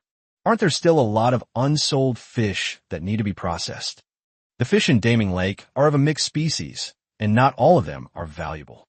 These worthless fish naturally need to be dealt with by the organizers. What other fish haven't been sold yet? Lin Junjie suddenly remembered his signature card. If it was cheap enough, even dead fish wouldn't be unusable. There are so many fish like plecos, barracudas, tricolor dragonfish, and some mixed breed fry that nobody wants, Shirley's father said with a smile. What will happen to these fish? J.J. Lin asked. Most of them are naturally sold to feed mills to be made into feed, but some poisonous fish are simply buried in some places. Is this fish expensive? Lin Junjie wanted to ask if he could have the poisonous fish, but then he thought it was inappropriate. Although he and Shirley had a good relationship, Shirley's father had no obligation to help him. What? You want to buy it? Shirley's father asked with some doubt. Yes. J.J. Lin gave an affirmative answer. How much do you want? There's still at least 1,000 tons of fish left, so giving some to my son's classmate for free is no big deal. The more the better. Even if all the remaining fish were used to upgrade J.J. Lin's cards, it still wouldn't be enough. How much money do you have? Hearing this, it was clear that it couldn't be given away for free. 1,900,000. This was the amount the forestry department gave him after he sold the mutated gray rat carcass last time. Okay, I'll talk to the boss and give you the rest of the fish. Shirley's father didn't expect Lin Junjie to be able to come up with so much money. These were all fish that nobody wanted, but with his own reputation, this amount of money was more than enough. Thank you, Uncle Shir. J.J. Lin quickly expressed his gratitude. Level up to 26 in Chapter 70. After a conversation with his boss, Shirley's father sold over 600 tons of edible but unwanted fish to Lin Junjie for 1 yuan per kilogram. At the same time, he also gave him over 400 tons of poisonous fish. In the end, Shirley's father decided to take a small portion, and Lin Junjie bought over 1,200,000 tons of fish for 1,000 yuan. To make it easier for J.J. Lin to take them, they even found an elite card master to freeze and seal the fish into more than a dozen cards. Back home, take out the cards you collected. Of all the fish I bought this time, the most numerous were plecos. The pleco, also known as the garbage fish, is an omnivorous fish. It is very hardy and will eat anything, including garbage and silt, which is a major reason why no one wants to eat it. The pleco has a flat head, a high dorsal fin, a laterally compressed tail, and well-developed, sucker-like lips. Its body is covered in scuts and has a rough surface. Its body is grayish-black or light brown with black and white markings. Another reason why no one wants to eat this fish is that it has many bones, little meat, and coarse texture. If this fish doesn't grow to 5 or 6 pounds, nobody will bother picking it up if you leave it on the roadside. Even your dog won't eat it if you take it home. Besides the pleco, there are many other mutated fish that look so strange that they make you lose your appetite. Besides these, there are poisonous fish. If the fish is large enough, the poisonous parts can be removed before consumption, but small fish are more difficult to handle. J.J. Lin fused a card that sealed 100 tons of cleaners into his own natal card. Under his senses, a huge, frozen cleaner appeared on the skeleton. The scavengers are incredibly resilient. They're not actually dead yet. However, before they can recover from their frozen state, they've been attacked by the power of the rules within the cards. As a large amount of necromantic energy emerged from its body, only a pile of white fish bones remained in the end. The transformation was complete.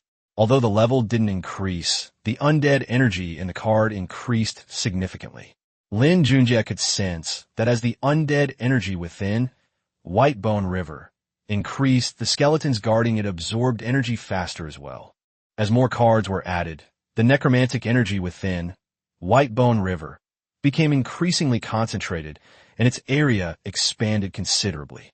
With all the cards fully fused, the level of the main card also increased by 3 levels. If we assume each person weighs 100 gene, 50 kilograms, then 1,000 tons of fish would be equivalent to the weight of 20,000 people. The level of improvement differs somewhat from J.J. Lin's estimate. Perhaps it's because fish bones and human bones have different proportions in the total weight. Of course, the most likely explanation is that the more advanced the game, the more bones are needed for upgrades. The main card, White Bone River, is already level 26, but the Skeleton Warrior, which is the main combat force, is only level 20 to 21. Isn't this just causing delays? Although JJ Lin could sense that the skeleton warrior was constantly absorbing energy and becoming stronger, the speed was still too slow, and he probably wouldn't be able to fully level up before the high school entrance exam. If only we could channel energy into the skeleton warriors. JJ Lin couldn't help but exclaim. Thinking of this, he suddenly had a flash of inspiration and came up with a solution. That's right. As his signature card, he can fully utilize the energy within White Bone River. Lin Junjie muttered to himself. He immediately took out his natal card, focused his mind on it, and tried to mobilize its energy. After several attempts, he discovered that although he could not directly infuse the undead energy from his natal cards into the skeleton warrior's body, he could gather the scattered energy. The more concentrated the energy, the faster the skeleton warrior absorbs it, which indirectly increases the skeleton warrior's leveling speed. JJ Lin continuously condensed and compressed the energy of the dead within the White Bone River, eventually transforming it into a tangible mass of gray mist. As soon as Lin Junjie stepped into the room, he sensed that countless energies were flowing into it at a rate nearly 100 times faster than before. Seeing such good results, JJ Lin immediately threw the initial 20 skeleton warriors into this rich energy. A week later, the skeleton warriors finally slowed down their absorption rate and eventually stopped absorbing altogether. Only wisps of energy seeped into their bones. Upon seeing this, JJ Lin began to check the information about the skeleton warrior. Name: Skeleton Warrior, Captain Lin Mubai. Quantity 1. Type: Servant. Class: Warrior/Captain. Attributes: Undead, Fire, Poison. Level: 26. Quality: Excellent, Green. Talent: Tireless. Skills: Intimidate/Poison Blade/Will the-wisp /Combat Intuition /Command and Coordination/Skeleton Warrior Training. Description: Omitted. Command and Coordination. Command other skeleton creatures to fight alongside you, enhancing their combat capabilities. Skeleton Warrior Training. Train humanoid skeletons into skeleton warriors. Other omissions. Upon seeing Lin Mubai's information, JJ Lin was slightly taken aback. It wasn't until he read it 3 times that he confirmed it. Reaching level 26 was entirely within JJ Lin's expectations, and judging from the situation, the skeletons in White Bone River could no longer level up quickly once they reached the same level as him. Lin Junjie didn't know if he could break through the level using other methods, but it was impossible to increase his level by absorbing the energy within the White Bone River. However, in addition to leveling up, Lin Mubai also gained a new profession and 2 new skills. What was originally just the word captain in his name has now become a profession. Lin Junjie guessed that this might be related to the fact that he always let Lin Mubai command and train the skeleton warriors. Now that he has broken through 5 levels in a row, he has accumulated a lot of experience and finally gained an additional profession. The 2 additional skills are command and coordination and skeleton warrior training.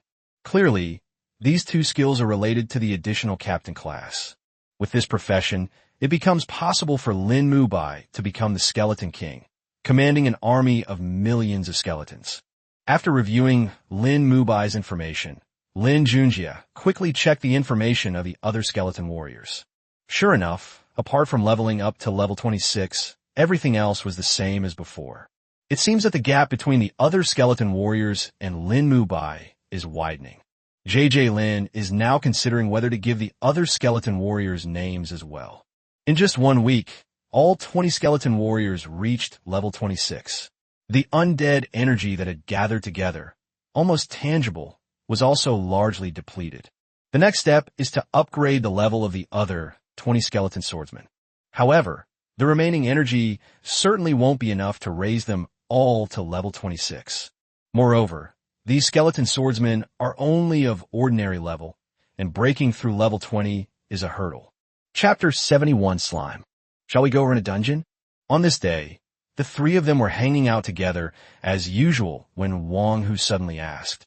With the high school entrance exam just around the corner, the school did not organize students to play dungeons as it had in previous years. This important task naturally falls on the shoulders of all the parents. Anyone who has the means will allow their child to experience the dungeon again, provided it is safe to do so. Many people in their class have already run dungeons with raid groups. Although JJ Lin himself has also run dungeons, Wang Hu and Shirley have never run one. What? Do you have connections? Shirley asked hurriedly. The entry tickets for low-danger dungeons are too expensive, while the entry tickets for relatively cheap dungeons are too dangerous. My dad has a friend who's in the city's exploration team, and they happen to have a dungeon clearing mission going on recently. They could bring a larger group in. We only need to contribute a couple of thousand yuan as a token gesture, Wang Hu said. If dangerous creatures exceeding the instance's danger level appear in a dungeon, someone needs to clear them out. Bringing more people into the dungeon to earn money or favors is considered an implicit perk. Is safety guaranteed? JJ Lin asked about the safety issues. They have other tasks. They're only responsible for leading people into the dungeon. Nothing else, Wang Hu said helplessly. Bringing people into a dungeon is one thing, but bringing people along to do quests is another. What level is this dungeon? Should I ask my dad to come with us? JJ Lin felt it would be safer to have an adult with us. Okay, I'll go back and ask about the details today. After Wang Hu finished speaking, the group started talking about other topics. The next morning, Wang Hu brought the latest news. That instance is an elite-level, monster-themed, super-large instance, with a time flow rate of 1/2. However, the danger level outside the dungeon is not high, only excellent or even normal. It's a good place for newbies like them. Furthermore, those who enter this instance can purchase security insurance for 50,000 in low-risk areas. As long as they activate the assigned distress signal, the instance management office will arrive within 3 minutes. As long as you don't wander around recklessly, your safety is generally guaranteed in such instances. After some discussion, the three decided to proceed alone. However, for safety reasons, each of them purchased a safety insurance policy. JJ Lin went home and asked his father for 100,000 yuan. 50,000 yuan for insurance, 20,000 yuan for a down payment, leaving him with 30,000 yuan. Adding this to his previous savings, he had a total of 750,000 yuan. The next day, the three met at Wang Hu's house. JJ Lin and Shirley each gave Wang Hu 20,000 yuan. The rest was left for Wang Hu's father to manage. The three of them each purchased a safety insurance policy at the dungeon entrance and entered the dungeon smoothly with the exploration team. The expedition leader gave them some instructions before they parted ways. After watching the exploration team depart, the three of them put on their equipment. JJ Lin even summoned 20 skeleton warriors to protect him. Then, following the markings on the dungeon map, they headed towards a grassland not far from the entrance. According to the map, that is the slime plain, which is the territory of the common level monster slime. When the three arrived at the slime plain, what they saw surprised JJ Lin. On the vast grassland, one could see groups of 3 or 5 people searching for something, and every now and then someone would suddenly attack from the bushes. It's obvious that there are far more people than slimes here. This is completely different from the zombie dungeon we ran last time, where we didn't see a single person for half a day, but here people are everywhere. But since we're already here, we might as well chop down a few slimes to have some fun. Xiaodian, find the prey. Lin Junjie brought his 7 large black dogs this time. Xiaodian is the king of these 7 dogs, and he is much larger and of a higher rank. Led by Xiaodian, the 7 large black dogs scattered and sniffed around. Suddenly, Xiaodian barked twice, and the 7 dogs charged off in one direction. This clearly means they found their prey. The 3 exchanged a smile and followed closely behind. A short while later, the dogs began circling a pile of weeds. The group went forward and saw a green, jelly-like monster hopping around in the dogs' encirclement. After spitting out 2 mouthfuls of slime that missed their target, it lay down and remained motionless, trembling in place. Adult slimes are generally about 1 meter tall. They are omnivores and eat everything, so they are easy to raise. When food is plentiful, they reproduce rapidly through division, and the fist-sized slime in front of you may be a newly formed slime that has just split off. It has to be said that QQ Bouncy, with its tiny size and ability to spit, is actually quite cute. Attack! With Lin Junjie's command, Xiaodian raised his leg and stomped, killing Xiaodian instantly with a smack. That's it. That's it. That's it. The 3 of them stared at each other in silence. there is a very, very small chance that an adult slime will generate a life crystal core, which is a kind of energy crystallization. As for the rest, they were basically worthless except as fertilizer. The three couldn't understand why so many people were here cutting down slimes. I later learned from other people that this grassland also has another name, Slime Paradise. One activity in this instance is to spend 10,000 coins to experience the fun of chopping slimes here. However, only ordinary people who haven't awakened or cultivated can afford to spend 10,000 to get in. Sure enough, upon closer observation, the three noticed that most of the people around them were teenagers. The adults present were mostly accompanying their younger relatives. After some discussion, the three decided to move to another location. However, before leaving, JJ Lin planned to collect some slime corpses along the way. His signature card, White Bone River, is upgraded by using corpses. Aren't these slime corpses also corpses? Wang Hu and Shi Lei naturally wouldn't object to their good brother's request. To speed things up, Lin Junjie directly released all the skeleton warriors and skeleton soldiers from his signature card deck. Shi Lei also helped by unsealing a card that contained a large dog.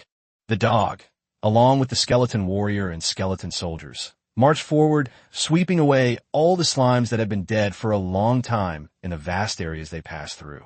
Even the living slimes were often killed, becoming one of JJ Lin's gains.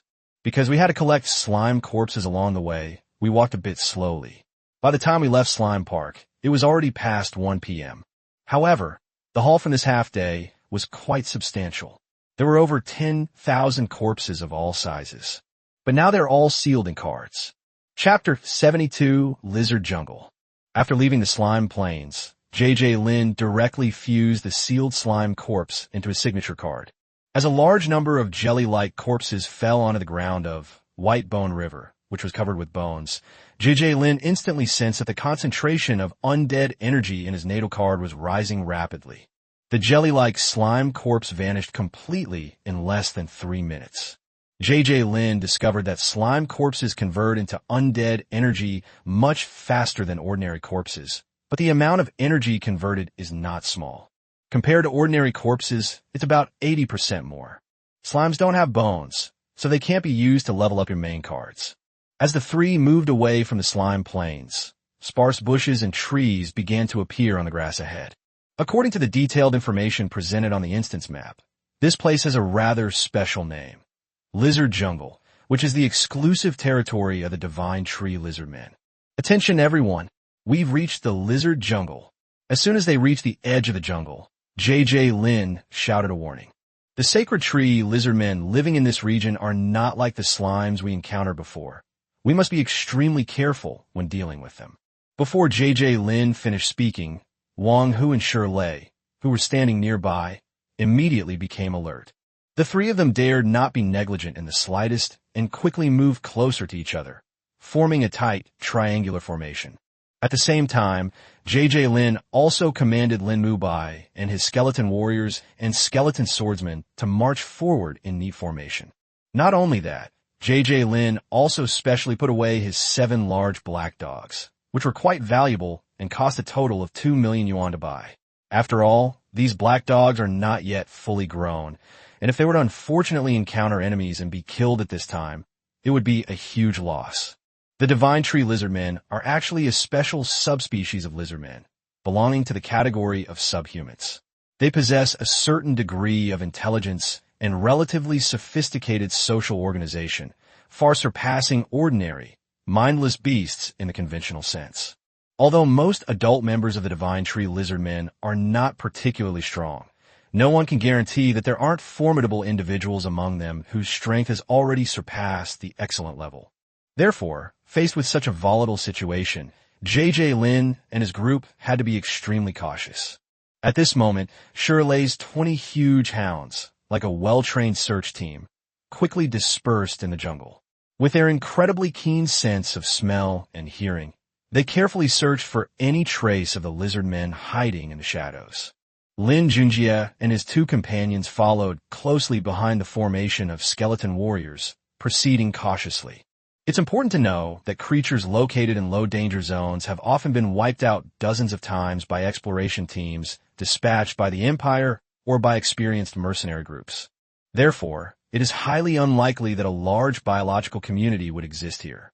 One of the key reasons this area was designated as low risk is that, after multiple rounds of clearing operations, the number of remaining creatures is relatively small and their threat level is low.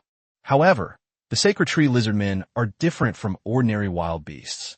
When they sense a human group approaching, they usually choose to avoid it rather than take the initiative to attack. Therefore, if they want to successfully discover the whereabouts of these lizardmen, they can only hope that the large dogs under Shirley's command can play a key role. The three, along with the skeleton squad, followed closely behind the pack of dogs running ahead, advancing steadily into the depths of the jungle. At first, there were only sparse bushes on both sides of the road, but gradually, these low-lying plants were replaced by tall and dense trees, forming a true forest. As time ticked by, the sun gradually sank in the west, and the sky grew darker and darker. With nightfall approaching, the three realized it was time to find a safe and comfortable place to rest for the night. Ugh, what bad luck! We've been walking for so long and haven't even seen a single lizard man, Shirley complained with regret. Upon hearing this, Wang Hu nodded repeatedly in agreement. That's right. My steel blade has been itching for a fight for a long time. I was originally thinking of showing off my skills here and killing them all without leaving a trace. But who knew that these lizard men would be so disrespectful and wouldn't even show their faces? However, J.J. Lin, whose thoughts were completely different from theirs, breathed a sigh of relief and said, "Be content. You too." He had experienced the dangers of some dungeons before, so not encountering lizard men was nothing to him. He was just lucky to have escaped unscathed. Everyone knows that dungeons are risky, and you should be careful when entering them. Even low-risk dungeons of normal difficulty may contain all sorts of unknown dangers. He would be content if he could get through each day smoothly and peacefully. But things often don't go as planned. J.J. Lin had just finished saying he didn't want to encounter danger, but who knew that danger would seem to have answered a call and come knocking on his door on its own. Woof, woof, woof. Suddenly, the large dogs that had been searching in all directions started barking wildly, but soon their barking turned into whimpering. Enemy attack! Lin Junjie shouted a warning. It was an arrow attack, and the arrows were poisoned. The group reacted quickly and soon arrived at the side of a large dog to check on it. There were 5 small arrows stuck in the body of this large dog. J.J. Lin pulled out one and examined it closely. The arrow was rather crudely made, simply polished from a hard, thin twig.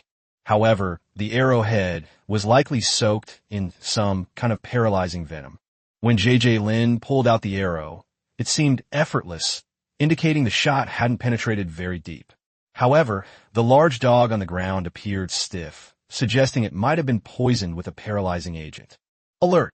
As soon as J.J. Lin gave the order, the Skull Squad immediately surrounded the 3 of them. The 3 huddled together, cautiously searching their surroundings for any sign of the enemy.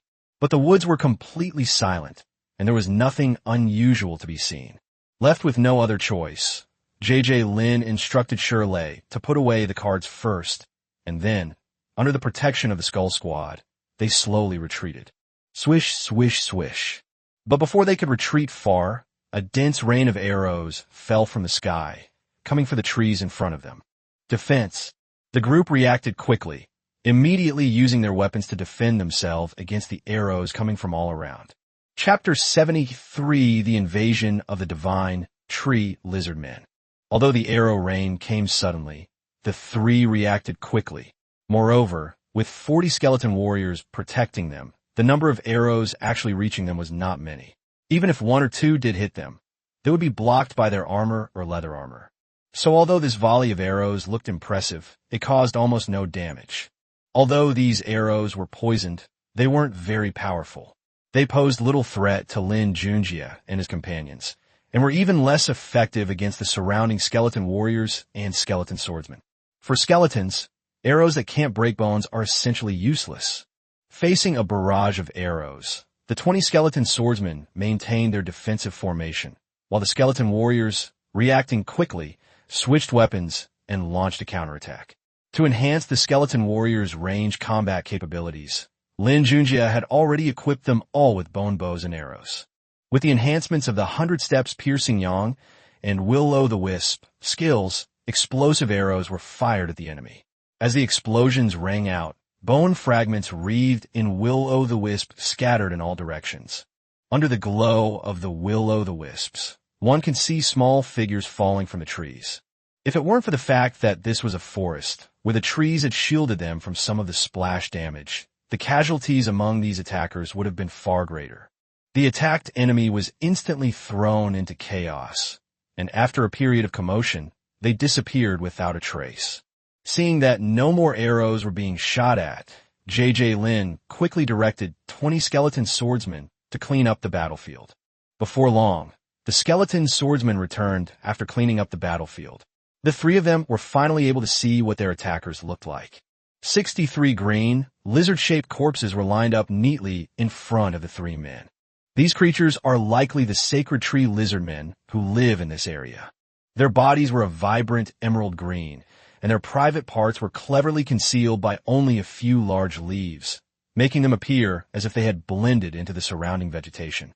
Looking at the weapons they held, there were short bows and arrows, as well as wooden spears, which were obviously made from local materials.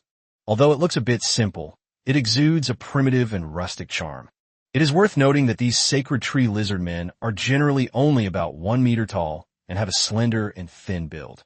Based on the corpses and the battle just now, it can be deduced that this race is much weaker than humans in terms of strength, but is quite outstanding in terms of speed and agility. And they may also have good climbing and jumping abilities. It can be said that, apart from being weak in strength, the divine tree lizardmen have advantages over humans in every other aspect. Intelligence is not considered. We are referring to physical attributes.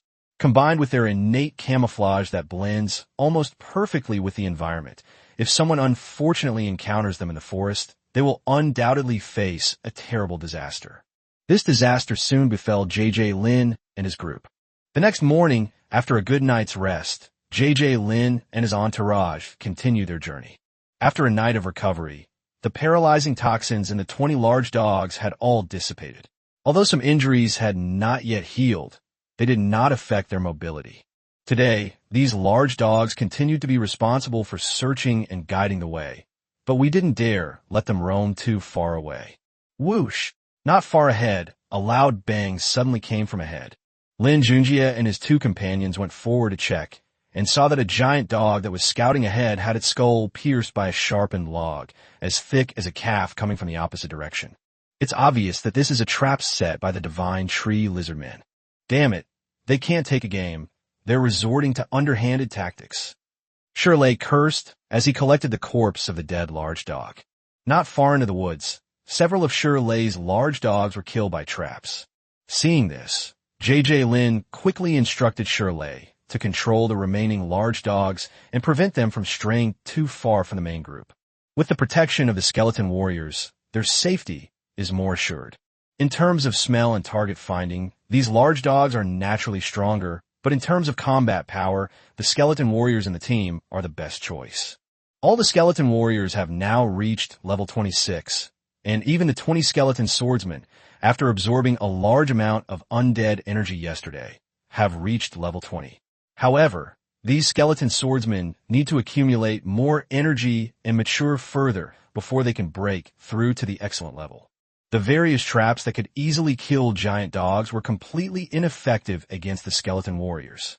Shirley's giant dogs were also able to continue their advance under the protection of the skeleton warriors. Swish, swish, swish. Suddenly, 3 more thick, sharpened tree trunks shot towards the giant dog walking at the front. At that moment, the skeleton warriors guarding the giant dog decisively made their move.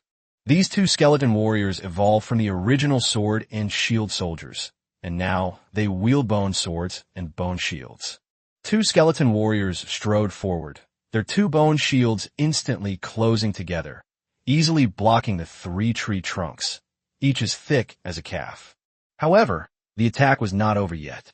While the trap had drawn Lin Junjie and his group's attention, groups of 4 lizardmen, each holding a large net woven from vines, leaped down from the surrounding trees and pounced on Lin Junjie's formation. The layers upon layers of vines instantly trapped J.J. Lin, his two companions, and the skeletons beneath the net. Even with all their struggle, they couldn't break free for a while. As the lizardmen's attack succeeded, a dense rustling sound came from the woods ahead. Hundreds of lizard riders, riding brown lizards almost as big as themselves, were seen galloping towards the battlefield. The lizard mounts galloped like the wind, their two front legs leaving the ground. In just a few breaths, these lizard riders reached the front of the battlefield. One by one, the large lizards carrying the divine tree lizardmen leaped up and pounced onto the large net. The lizard rider thrust his crude spear toward the skull's eye. Will-o'-the-wisp. Use will-o'-the-wisp quickly. Caught off guard by the sudden attack, the entire team panicked. J.J. Lin and his two companions were flustered, while the skeletons were simply in disarray. Fortunately, J.J. Lin managed to suppress his panic and ordered the skeleton warriors to unleash the ghost fire skill. As the ghost fire skill was activated, the 20 skeleton warriors instantly burst into flames of ghostly blue. Among them, the flames on Lin Mubai's body were particularly exaggerated, with raging flames covering his entire body. The vine net covering the skeleton warriors was instantly ignited by the will-o'-the-wisps. Ironically, the lizardman riders, who had only managed to kill fewer than 10 skeleton warriors or skeleton swordsmen on the vine net, found themselves in a dilemma. Chapter 74: Discovery of the Sacred Tree Lizardman Egg. Swish, swish, swish, swish. The vine net, weakened by the burning will-o'-the-wisps, shattered under the slashing of the skeleton warriors. Just as the skeleton warriors were about to break free from the vine net, the sacred tree lizardmen seemed to have made up their minds. No longer caring about the spreading flames, they jumped off their lizards and launched an attack on the skeletons. Freed from the lizardmen's restraints, the lizard mounts fled in terror at the sight of the flames. But the riders, disregarding everything, plunged their weapons into the skeleton's eye sockets. Wind-breaking slash. At the critical moment, Shirley shouted, and dozens of wind blades shot out from the sword in his hand. Not only did they tear a large section of the vine net open, but they also killed more than a dozen of the surrounding lizardmen. The three who escaped and the surrounding skeleton warriors did not linger. They grabbed their weapons and began slashing at the lizardmen around them. Although the lizardmen are agile and their weapons are coated with venom, their opponents are far more powerful. Without the restraint of the vine net, even though these lizardmen still had a numerical advantage, they were powerless to resist. The battle lasted a full hour, and not a single one of the more than 100 lizardmen escaped. In the end, only a pile of corpses remained. However, Lin Junjie's side also suffered heavy casualties in this battle. Shirley's remaining dozen or so large dogs were all wiped out, and all 20 skeleton swordsmen were also killed. Even the skeletons that had reached level 26 were directly lost 5 times. Fortunately, both the skeleton swordsmen and skeleton warriors are part of the main card set, Whitebone River. They can be fully restored by spending some energy or time. It's a pity about Shirley's large dog pack card. Lazy is pretty good. I didn't expect you to have a trick up your sleeve. Wang Hu teased with a smile. Not at all. It's just that I solidified a wind-type spell on my natal card, Shirley said, feigning modesty. All right, let's clean up the battlefield together. J.J. Lin shouted, instantly breaking the atmosphere. After planning the battlefield, the group roughly divided up the spoils. J.J. Lin retrieved over 100 lizardman corpses, which he needed, and didn't stand on ceremony with Shirley and Wang Hu. The lizardmen's weapons and vine nets were divided in 2, given to Shirley and Wang Hu. While these items weren't particularly valuable, they were useful for making a few traps. Better than nothing. Don't you find it strange that these lizardmen didn't run away in the end? After collecting the spoils, Shirley talked about the strangeness of these lizardmen. Something's definitely not right.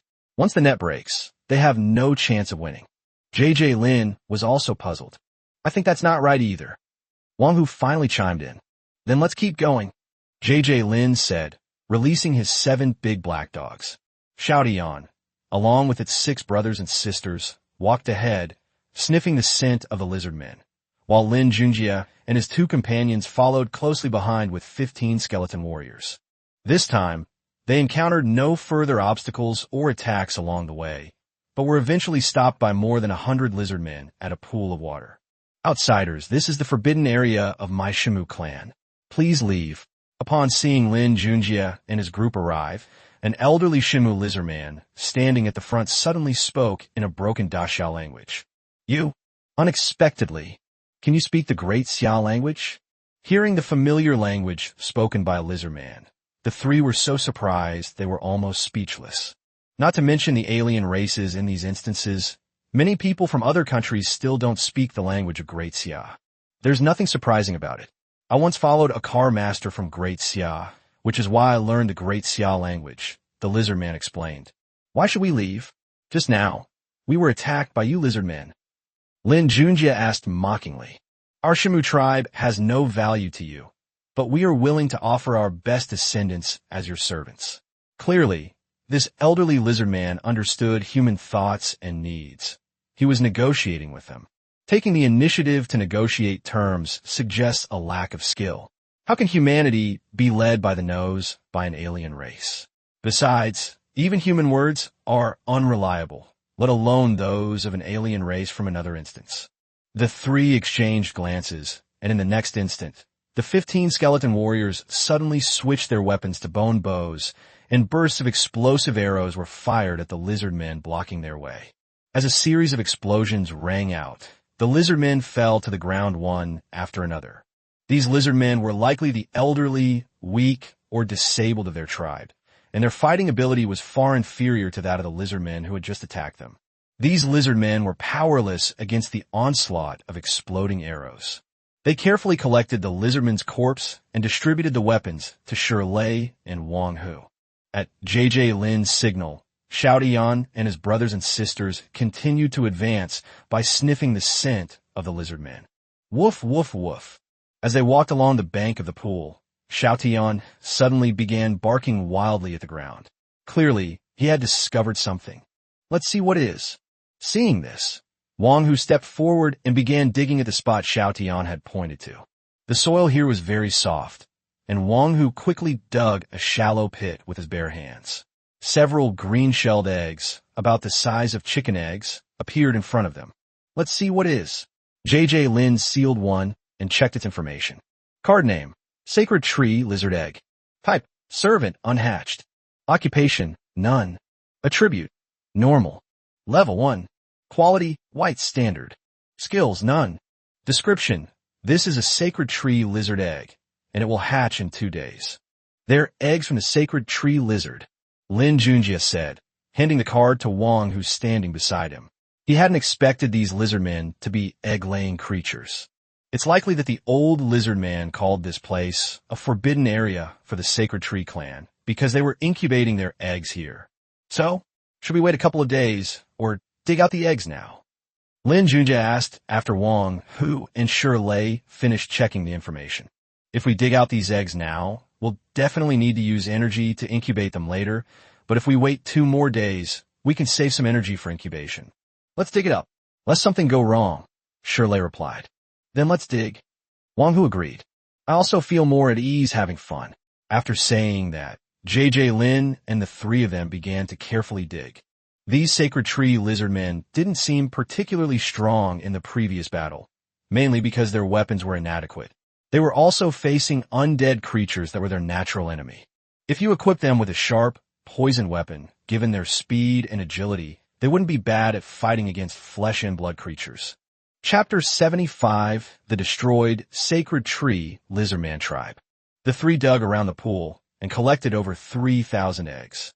However, not all of these eggs belonged to the divine tree lizardmen. About half of them were lizard eggs. These were likely the large lizards ridden by the lizard rider they had encountered earlier that day. Card name, Rapidly Moving Lizard Egg. Type, Servant. Attribute, Normal. Level 1. Quality, White Standard. Skills, None. Description, Swift Lizard Egg, hatching in 2 days. Exclusive mount for the divine tree lizardmen. There are over 3,000 eggs, exactly 1,000 for each person. There are also 500 eggs each for the rapid lizard and the Sacred Tree lizardman. With a little investment of resources, you can easily train 500 lizardman riders. That's a pretty good result. With so many eggs here, the The Sacred Tree Lizardman tribe must have more than just the 200 or so we've seen today. It's just that the other lizardmen must have moved away. Although these Sacred Tree Lizardmen have left, they have made considerable efforts and attempts for these eggs. First, they tried to use elite troops to attack and stop them. Then they left the old and weak behind to gain sympathy, seek understanding, and a deal.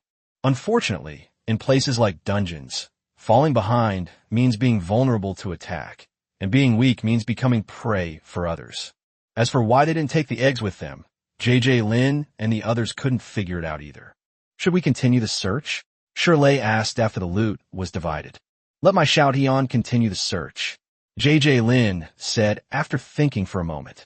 Then what are we waiting for? Let's hurry up and chase after them. Wang Hu urged, glancing at the sky. Let's go. Lin gave the order, and the three of them continued their journey. Shout-Heon, along with its brothers and sisters, followed the scent of the lizard men. Lin Junjie and his two companions, along with a dozen or so skeleton warriors, kept close behind. After wandering through the woods for a while, they finally found their target at dusk. Are we late? Shirley said with some frustration when he saw the scene in front of him. Upon closer inspection, they were greeted by a vast expanse of densely packed tree houses. These tree houses were scattered among the tall trees in a well-organized manner, resembling a mysterious tribe hidden in the forest. Without a doubt, this was the Sacred Tree Lizardman tribe they had been searching for. However, what they saw before them was shocking: desolation and death. Many of the tree houses were severely damaged, some even teetering on the brink of collapse. Beneath the tree lay an even more horrifying sight. Countless corpses of the Sacred Tree Lizardmen lay scattered about. Over time, most of these bodies had rotted and decayed, emitting a foul stench. Some were unrecognizable, reduced to heaps of eerie white bones, sending chills down one's spine. Such a large number of corpses naturally attracted a large number of scavengers. Just then, people saw a pack of ferocious hyenas fiercely fighting, with several vultures circling overhead for food. The hyenas bared their teeth and growled intermittently as they clung tightly to the corpses, desperately tearing at the few remaining bits of rotting flesh. Meanwhile, the vultures perched high above, pecking fiercely at the hyenas with their sharp beaks, trying to snatch scraps from their mouths. It's not that we're late, but that the Sacred Tree Lizardmen we encountered might be a branch that escaped from this tribe. Seeing the situation here, Lin guessed that it must have been a reconnaissance team or a mercenary team that discovered and attacked the place. Hundreds of the divine tree lizardmen fled to their forbidden land, the pool where the lizard eggs were found. What are you waiting for? Let's go hunting. Seeing his two companions still talking about the divine tree lizardmen, Wang Hu urged them on. Although these scavengers carry a large number of germs and parasites, they are perfect food for the hatched divine tree lizardmen and the rapid-walking lizards. Don't rush. Let the skeleton warrior go, scout, ahead first.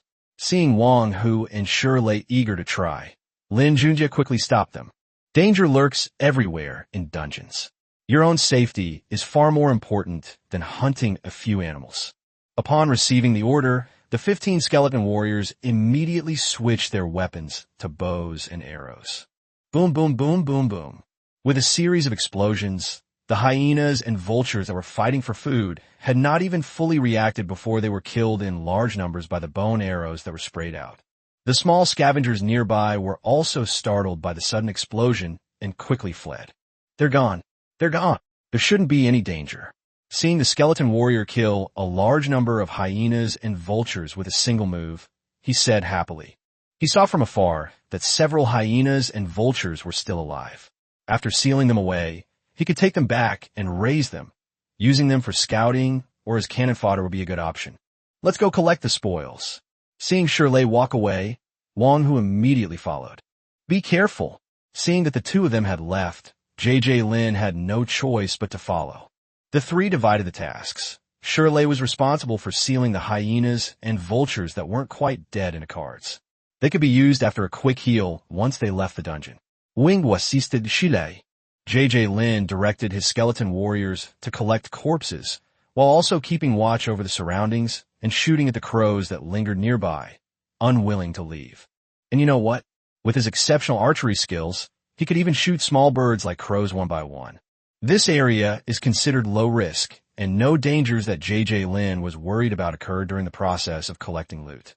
For him, this was a pretty good haul. In addition to the corpses of more than 3,000 divine tree lizardmen, he also obtained 2 hyena cards and 2 vulture cards. Shirley sealed over a dozen hyena and vulture cards, but J.J. Lin only took 2 of each. The rest were left to Shirley. Since Wang Hu wasn't a card master, he wasn't given any of the cards. As compensation, Shirley left him the corpses of the hyena and the vulture. After cleaning up the battlefield, it was completely dark. Lin Junjie and his 2 companions then found a secluded spot nearby to settle down. They rejected Shirley's suggestion to roast dog meat for dinner, and the 3 of them ate some dry rations and then went to rest. As for the task of guarding the area, it was left to Xiao Tian and his brothers and sisters. After entering the dungeon, J.J. Lin lost 20 skeleton swordsmen and 5 skeleton warriors, and he needs to replenish them as soon as possible tonight. Once inside his tent, J.J. Lin first checked the 4 cards he had just been assigned. Card name, Hyena, severely wounded. Type, servant. Attribute, normal. Level, 12. Quality, white standard. Description, an injured common hyena. Card name, vulture, grievous. Type, servant. Level, 11. Quality, white standard. Skill, flight. Description, this is an injured common vulture. Chapter 76, restore your favorite card. J.J. Lin put away the hyena and vulture cards. He planned to sell them as soon as the dungeon was released. Each one could fetch a few thousand, right? Upgrading his signature card, White Bone River, to level 40 will require a significant amount of resources. However, in reality, many people can't find a way to level up their favorite cards, and there aren't many like J.J. Lin who have a clear way to upgrade. After checking out the newly acquired cards, the next step is to restore your main cards. A large amount of energy can accelerate the recovery of your main cards, and Lin Junjie still had quite a few zombie crystal cores around him that he could use for recovery. However, White Bone River is a terrain card, and it stores a lot of energy inside. He wanted to see if the energy stored in White Bone River could speed up the recovery of the dead skeleton warriors and skeleton swordsmen. J.J. Lin channeled his consciousness into his natal card, where he saw the corpses of the dead skeletons piled up in a corner, with wisps of energy constantly repairing their life force. The remains of your signature card will automatically return to the card deck as if it were undamaged when the card master reseals it. The card master does not need to retrieve them. Upon seeing this, J.J. Lin quickly gathered the energy of the dead around the remains. Sure enough, the more concentrated the energy, the faster the debris was absorbed. These skeleton soldiers and skeleton warriors died because their soul flames were shattered by weapons piercing their eye sockets. As they absorbed energy, a flame suddenly ignited in the skeleton's previously empty eye sockets. This was the soul fire of the skeletal creatures. As the soul fire was rekindled, the skeletons that had been huddled together stood up. Their rate of absorbing undead energy increased by a factor of 3. As time passed, the soul fire grew ever stronger. Only after it returned to its original state did the rate at which it absorbed necromantic energy begin to slow down again. After one night, J.J. Lin's signature card's combat power was fully restored, but the undead energy stored in White Bone River was almost used up.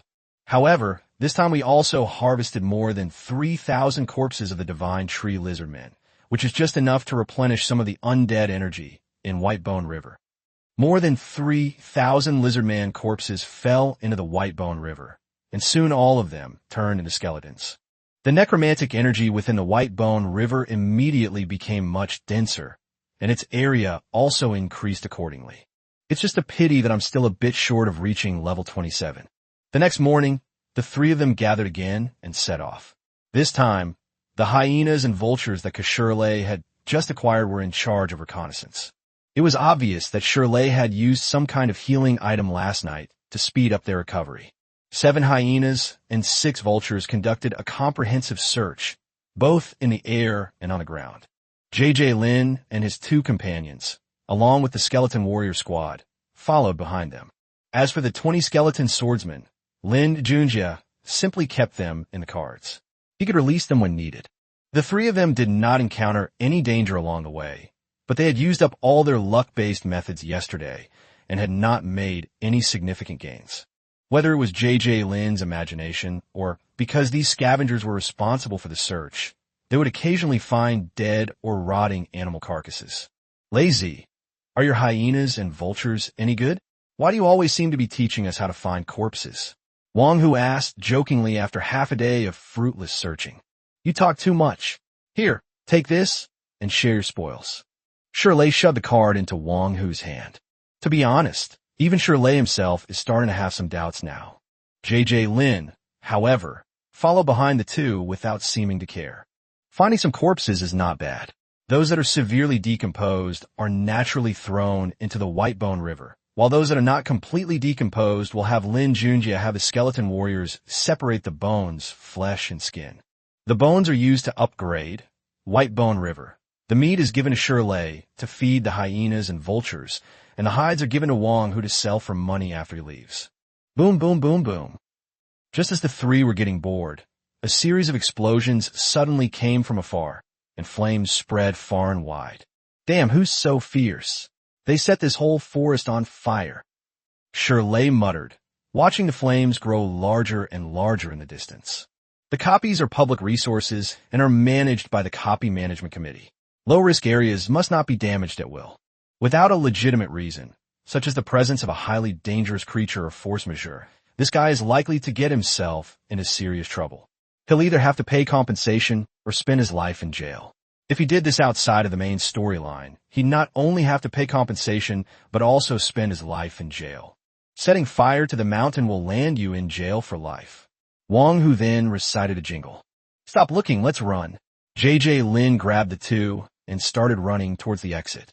The lizard jungle, where J.J. Lin and his friends are located, was a low-risk area in the instance. No one would be foolish enough to deliberately set it on fire. There are only two possibilities for this situation. Either the arsonist encountered an attack by a highly dangerous creature, or, judging from the explosion just now, Lin Junjie estimates that this possibility is more likely. Another possibility is that the arsonist was a dangerous individual or belonged to a dangerous organization. Cults, criminal gangs, etc. are all considered dangerous organizations. However, regardless of the type, both represent danger for J.J. Lin and his team right now. What if J.J. Lin makes a wrong judgment? Then we can just move to a lower risk area to continue exploring. It's no big deal. The area where the explosion and fire occurred was some distance from where J.J. Lin and his group were, and they returned in an orderly manner along the same route. Boom, boom, boom, boom. The sound of explosions behind us kept coming closer and closer. Damn, what's going on? Why does it feel like they're coming this way? J.J. Lin immediately sensed something was wrong. Let's try changing direction, Shirley quickly said. The three nodded in agreement, and their running direction immediately veered 45 degrees to the right. However, as the three changed direction, they couldn't escape the continuous approaching explosions from behind. Instead, they could vaguely make out the intensity of the battle behind them. Besides the explosions, Lin Junjie and the others could even hear loud roars of beasts. Damn it, someone's determined to shift the blame. Wang Hu cursed. The skeleton warriors are making too much noise by following us, Shirley quickly reminded them. Send me a distress signal. J.J. Lin's brain worked at lightning speed, instantly applying the same idea to other situations. Regardless of what J.J. Lin was planning, Wang Hu and Shirley immediately handed him the distress signal that had been included with their safety insurance. This distress signal is actually a signal generator. When the signal is activated, rescuers can receive the signal and locate the person in distress. Chapter 77, The Goat-Headed Demon and the New Titan. In that critical moment, J.J. Lin didn't have time to explain. He first gave 3 distress signals to the 3 skeleton warriors, instructing them to shift 45 degrees to the left and continue forward. Then he summoned 20 skeleton swordsmen and made them move at high speed, shifting 90 degrees to the left. The remaining 17 skeleton warriors were directly taken into the Whitebone River. Keep hidden. After the 2 groups of skeleton warriors left, Lin Junjie was about to sneak away with the 2 of them when Shirley grabbed him. He took out a bottle of deodorizing spray to cover up the smell on the 3 people, then shifted 15 degrees to the right and quickly left. As they walked forward, they also took the opportunity to erase the traces behind them. Once they were far enough away, the three of them found a place with lush vegetation, covered themselves with leaves and weeds, and hid. The three huddled under the leaves and weeds, afraid to make sound. They had done all they could. The rest was up to fate. As time passed, the initial tension among Lin Junjie and his companions gradually subsided. Fortunately, no dangerous creatures passed by their hiding place, and no flames spread in their direction. However, Lin Junjie's signature card, White Bone River, now contains a bunch of skeleton remains. These remains are the skeleton swordsmen and skeleton warriors that JJ Lin sent out to confuse the enemy. Unexpectedly, both of the feints were wiped out. Regardless of whether the card is damaged, it can be returned through the card master's control. However, if the card is outside the card master's control range, it will be forcibly returned to the card master immediately. Just as the three were secretly rejoicing, the instance had already descended into complete chaos. However, what was actually following Lin Junjie and his companions wasn't the dangerous creature, mercenary group, or cult they had anticipated. Instead, it was a goat-headed demon and magical beasts living deep within the dungeon. The goat-headed demon belongs to the monster race, and its magical and combat talents are both outstanding. Therefore, the goat-headed demon clan has never lacked experts. However, when faced with the behemoth that is the Great Xia Empire, the number of experts in their clan is insufficient. As for low-end combat power, there is no comparison at all. Therefore, the goat-headed demon clan has always kept quiet and dared not reveal the existence of an epic-level powerhouse within their clan. However, it is not an easy task to perfectly hide from the constant cleanup efforts of humans. Not long ago, a large elite mercenary group of humans perished deep within this instance. Of course, this time it wasn't the goat-headed demons who made the move, but a newly promoted epic-level beastmaster, the Titan New Ape. In the past few days, a large number of exploration and search teams have flooded into the depths of the instance. The goat-headed demon clan, who are also deep within the instance, finally couldn't sit still any longer. This led to the scene that Lin Junjie and his group encountered. The goat-headed demon clan's plan was simple: to provoke the Titan New Ape, lure him to the outer perimeter of the instance to cause chaos, and then have powerful human warriors kill him. The plan was progressing smoothly. Although the Titan New Ape was intelligent as the Beast King, he had always lived among wild beasts and had little experience, so he could not understand the wickedness of the demon's heart. The epic-level, goat-headed archmage personally intervened, easily provoking the Titan New Gorilla's wrath and luring it and its pack from the depths of the instance to the outskirts. To reduce the risk of being discovered by humans, the goat-headed archmage not only led the Titan New Apes to charge towards the discovered human group, but also followed behind a squad of goat-headed blade warriors to deal with any who slipped through the net. If JJ Lin and his two companions had gotten up immediately after the commotion subsided, they might have been slaughtered by these ram-headed demon blade warriors. The flames and the huge commotion that the three of them initially saw were caused by the fire magic of the goat-headed demon archmage and the Titan New Apes and their people crashing through trees. This epic Titan Neo Ape was 7 or 8 meters tall, weighed 3 or 4 tons, possessed immense strength, and had an astonishingly robust body. Even the other Titan Neo Apes in his kin were 5 or 6 meters tall. When these dozen or so tall figures appeared in the low-risk area, the entire instance instantly descended into chaos. Titan New orangutans are generally peaceful and not unintelligent. They are good candidates for crafting minion-type cards. This is why they have always remained deep within dungeons. But the Titan New Apes, who had been maliciously provoked all the way, were now extremely angry. Suddenly, a series of explosions rang out, and the area where Titan New Gorilla was located was instantly covered by dense artillery fire. This is the garrison stationed in the instance making their move. The Great Xia Empire would station troops to guard these massive, elite-level dungeons, primarily to prevent situations like the one described now. As the smoke cleared, the epic Titan New Ape King roared to the sky, proving that conventional technological weapons could no longer inflict any damage on him. However, its people did not have the defenses and capabilities to completely withstand the bombardment. Although they were not dead, they were mangled and horribly blasted, and had completely lost their ability to move. While everyone's attention was focused on the new Titan ape, the ram-headed archmage had already taken advantage of the chaos and dust to leave. He knew that this place was not a safe place to stay for long. If the strong humans noticed the commotion here and came to his aid, the consequences would be unimaginable. So he quietly led his people away from the scene, trying not to attract anyone's attention. Meanwhile, the human race's powerful warriors are indeed rushing to the scene, but these warriors have been deep within the dungeon for the past 2 days, completely missing the Titan new ape and the goat-headed demon archmage.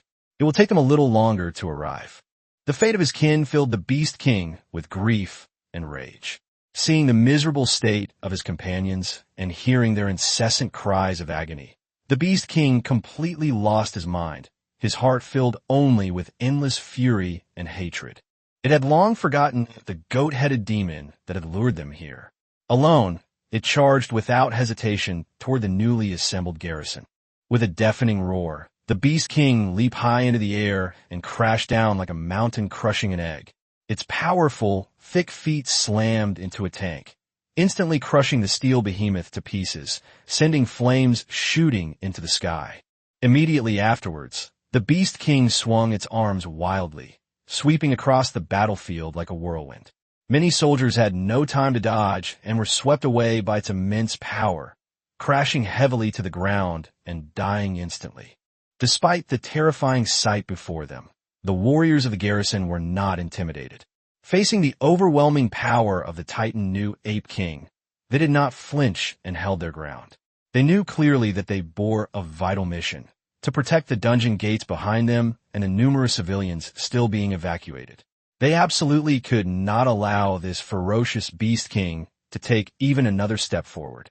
Chapter 78, an epic-level powerhouse arrives to the rescue. Although most of the soldiers in the garrison regiment are not card division commanders, they all choose a training system to undergo after joining the army. Combined with the firepower of modern weapons, their combat strength is not weak. Countless bullets rain down like raindrops, the dense firepower weaving into an impenetrable net, all aimed at the Beast King's massive body. However, these seemingly powerful attacks failed to penetrate the thick-skinned Titan new ape's defenses. Instead of causing any real damage, they further enraged it, making it even more ferocious. This is the true value of epic-level combat power. At this level, it's no longer something that can be defeated by sheer numbers. The terrifying power unleashed by the raging epic Beast King is astonishing. Its overwhelming destructive force is simply astonishing, leaving devastation and ruins in its wake. Realizing the vast disparity in strength between the two sides, the garrison immediately changed its original battle plan. They quickly withdrew their stronger main force to avoid further unnecessary losses. At the same time, a large number of remotely controlled unmanned devices were urgently dispatched, including countless advanced drones and agile robotic dogs. Their mission was to continuously harass and entangle the rampaging Beast King in order to buy time while waiting for reinforcements to arrive. Under the precise and skillful operation of the operators behind the scenes, countless drones swarmed towards the Beast King like locusts. They hovered overhead or swooped down to launch attacks, while the robot dogs used their small size and agility to run around the Beast King and launch surprise attacks from various angles from time to time. Although these unmanned devices are relatively weak in attack and can hardly cause substantial damage to the Beast King, they're like a swarm of annoying flies, constantly buzzing around the Beast King and refusing to leave.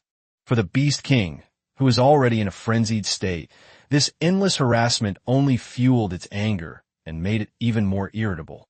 However, even when the Beast King was extremely angry, it could easily shoot down dozens of drones with each powerful swing of its thick arms, and with each stomp of its heavy, mountain-like feet, 8 or 9 robot dogs would instantly turn into a pile of broken parts. Even so, due to the large number of unmanned devices that could be continuously replenished, they still managed to keep the extremely irritable Beast King firmly in place. In reality, for epic-level combat forces, elite soldiers and these unmanned machines are essentially no different. They can all be defeated with a wave of the hand.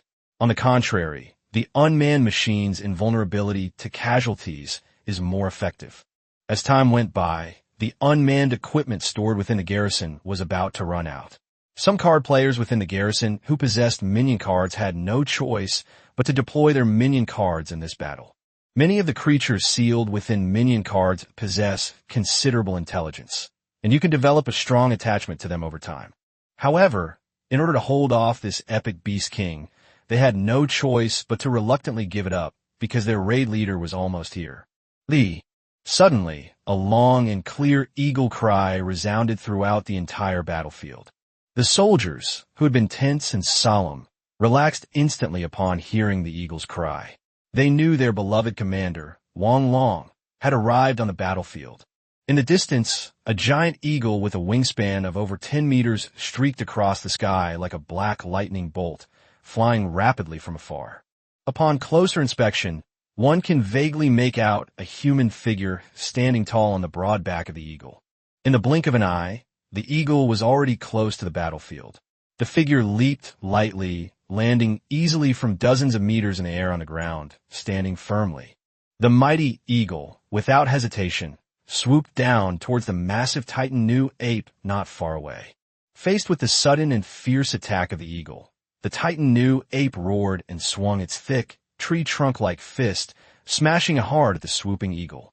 With a loud bang, the immense force sent the eagle flying away. However, while this attack interrupted the eagle's assault, it also resulted in a deep gash being sliced open on one of its arms by the eagle's sharp, blade-like talons. Blood quickly seeped out, staining the fur on its arm red. Clearly, this eagle, capable of confronting and damaging the Titan Nu ape head-on, is no ordinary bird of prey.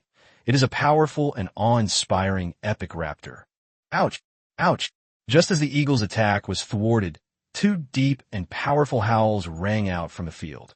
Immediately afterwards, two brown giant bears, each over 3 meters tall, slowly walked from a distance toward the Titan Nu ape.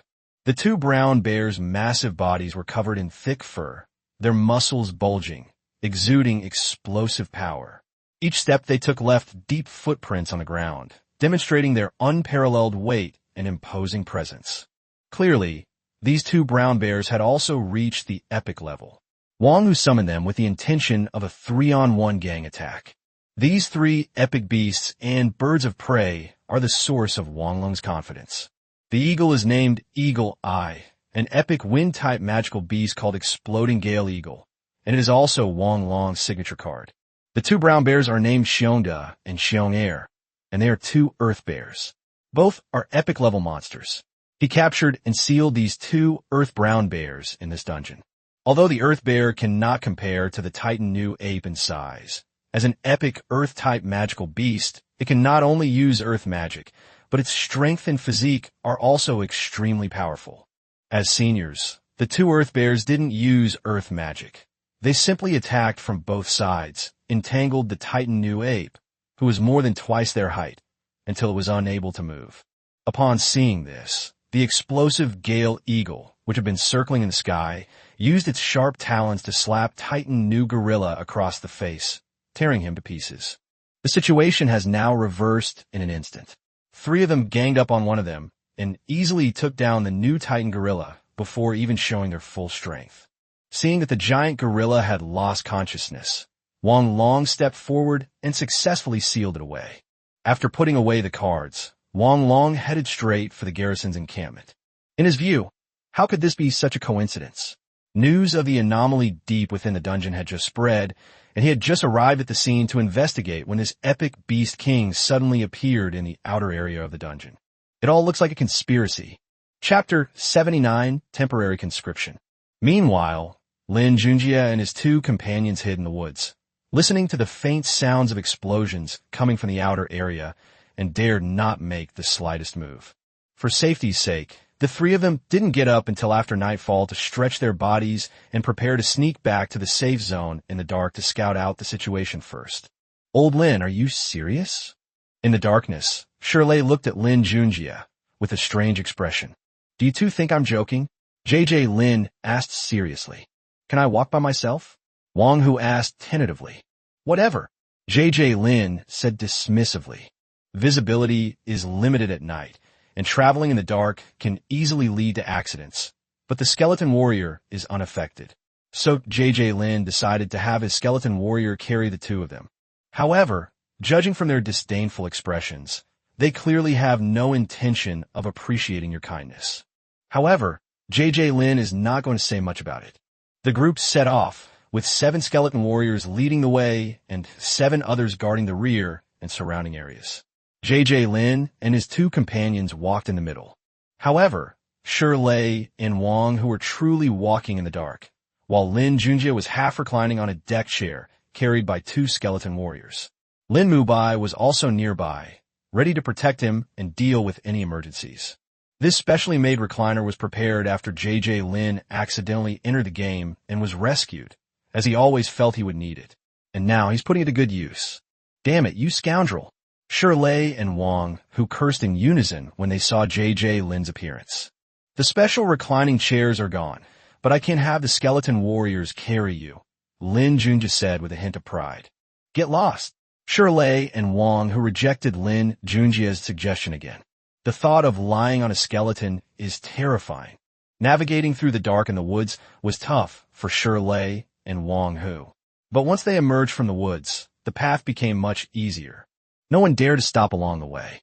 They finally arrived at the safe zone before lunch and learned what had happened the day before. However, the 3 returned to the safe zone a step too late. The entire instance has now been taken over by the guard team, who have temporarily closed the entrance and exit channels and are preparing to thoroughly investigate the troublemakers. Are you sure someone lured the Beast King to this low-risk area? In a small conference room, JJ Lin and 2 others sat upright on the sofa, receiving questions from Wang Long. The goat-headed demons have been dealt with very cleanly along the way, and to this day, the garrison still doesn't know why those new Titan gorillas have appeared in the low-risk area. That Beast King-level Titan new ape was quite intelligent. Originally, after Wang Long sealed it away, they could have had some simple communication. However, all of its people died this time. Although it was afraid of angering the Beast King and did not continue to attack them after they fell to the ground and lost their fighting ability, they still died because of their serious injuries and excessive blood loss, even after their Beast King was defeated. So, although this Beast King-level Titan new ape is currently sealed and controlled, unable to resist, it refuses to communicate. Therefore, Wang Long took the information provided by the 3 men very seriously and came to inquire about it personally. Of course, they won't just run in the direction we run. Exactly, isn't this clearly an attempt to shift the blame? If we weren't so quick-witted, we might be dead. The 3 of them took turns recounting their experiences over the past few days in detail. According to information provided by JJ Lin and his 2 companions, although they did not see the Titan new gorilla and the lure man, their speculations have been confirmed based on the time provided by the 3 and subsequent on-site investigations. Therefore, there is an epic fire mage in this dungeon that needs to be unearthed. Alright, the 3 of you have been temporarily conscripted by our garrison. Are you willing? After questioning them and learning that they were just newly awakened junior high school students, Wang Long suddenly issued a temporary conscription order to them. Yes, we're willing, the 3 of them replied in unison. In this world, high schools are also divided into different tiers, especially martial arts schools. Entering high school means you'll be exposed to dungeons in full, but not all dungeons are open to the public. Most importantly, even those that are open usually require payment to enter. Therefore, apart from a few prestigious schools, all those who aspire to become experts yearn for high schools and universities with military backgrounds. Enrolling in a military high school is equivalent to joining the army. Not only are tuition and fees waived, but there are also military subsidies. Not only that, they can also access many unreleased military-controlled instances. And it's free. Most importantly, if you die in a dungeon, your family will receive a compensation payment. Of course, there are both advantages and limitations. That means you can only choose a military university when you take the college entrance exam. If you don't get in, you have to join the army. However, to put it another way, it means that graduates are guaranteed a job. However, the entry requirements for military high schools, abbreviated as military high schools, are still very strict. However, accepting military service can boost your chances of admission to military academies. and the boost can be substantial, even for temporary conscription. If they could also receive an award or something, their admission would be guaranteed. So when the three of them heard the news, they were all naturally unwilling. The reason Wang Long was willing to help them was not only because he thought they were prudent in their dealings, but also because the information they had provided was helpful to him. Even more coincidentally, one of the three happens to be named Wang Hu. Brothers of the Dragon and Brothers of the Tiger. It's all fate. It's nothing serious, and it's no big deal to lend a hand. It's time to move around, Wang Long muttered to himself as he walked. He has made up his mind to lower the level and danger of this instance. With the level and danger level reduced, there's no need to station troops in this instance anymore, and he can move on. Even after the soldiers led them away, JJ Lin and his two companions were still immersed in joy, feeling as if they had received a windfall. However, they were unaware that the world was about to change in this instance. Early the next morning, a huge roar came from the garrison's camp as tanks and armored vehicles drove out of the camp and began a bloody purge. Once all the threatening creatures are eliminated, the level and danger of this instance will naturally decrease. JJ Lin and his two companions have been temporarily conscripted, and naturally, they will be assigned tasks.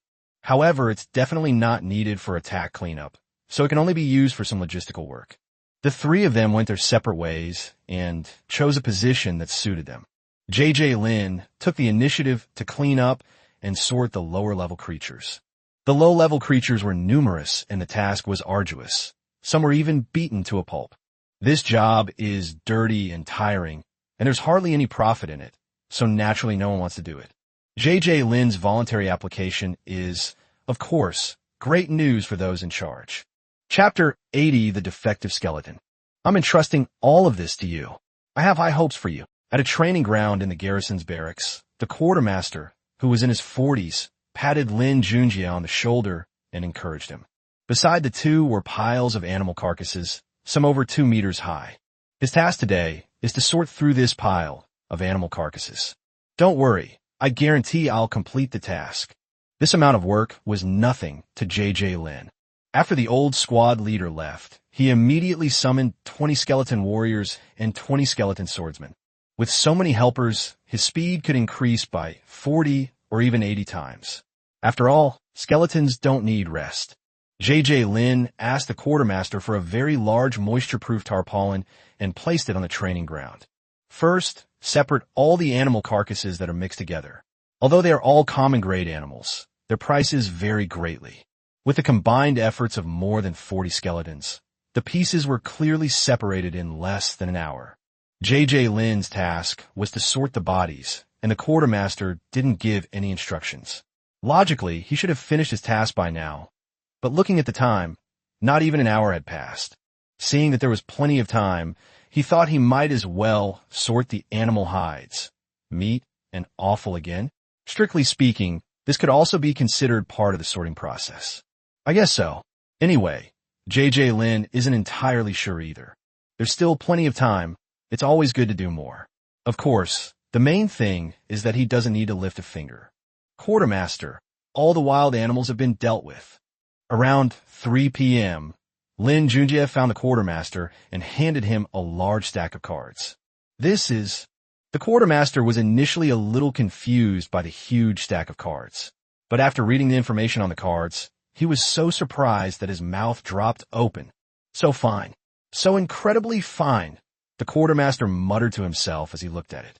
Originally, I just wanted JJ Lin to separate the different animals, but he not only separated the skin, meat, and internal organs according to different species, but also made further subdivisions. For example, the integrity of the fur, the different organs in the internal organs, the different parts of the meat, and even the foul blood flowing from the corpse were all collected and sealed away. Shaolin, you've worked so hard, the quartermaster praised. It wasn't hard work. It was all done by the minions in the cards. JJ Lin explained somewhat embarrassedly. Actually, he's very free all day and doesn't work hard at all.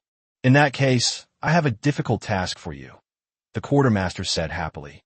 I originally thought I would take care of JJ Lin because he was young, but it seems I underestimated him. Now that the garrison has all gone to clear dungeons, the logistics department is really short-handed.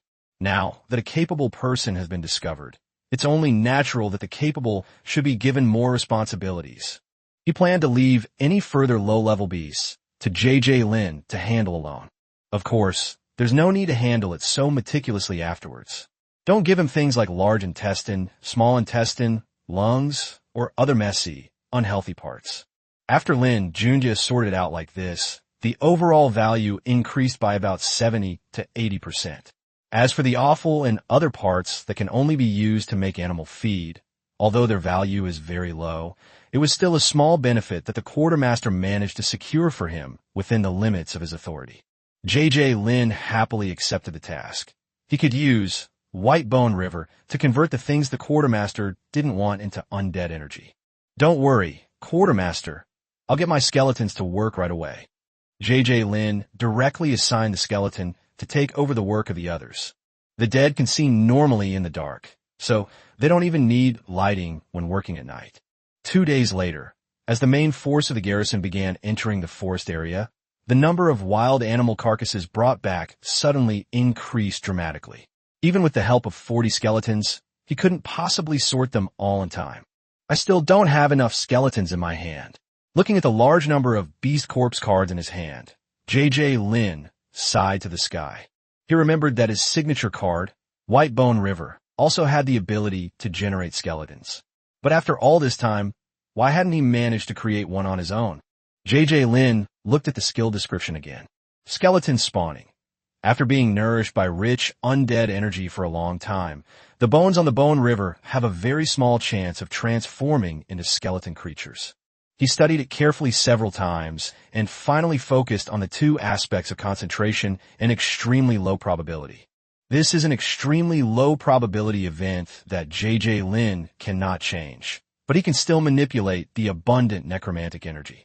In the past 2 days, Lin has used the discarded internal organs and blood of the quartermasters to convert a large amount of undead energy, so the undead energy in Baiguchuan is still relatively abundant. The skeletal creature that Lin wants to transform into is to help him with his work. Naturally, it needs to be a humanoid skeleton. However, after the White Bone River took shape, the corpses thrown in were either fish or beasts. Only the 3,000-plus divine tree lizardmen met the criteria. Without hesitation, he began to condense and concentrate the necromantic energy before wrapping the skeletons of the more than 3,000 divine with lizardmen. After doing everything, all that was left was to wait. At noon the next day, Lin suddenly noticed a change in his natal card. After carefully sensing it, he discovered that some bones had transformed into skeletal creatures.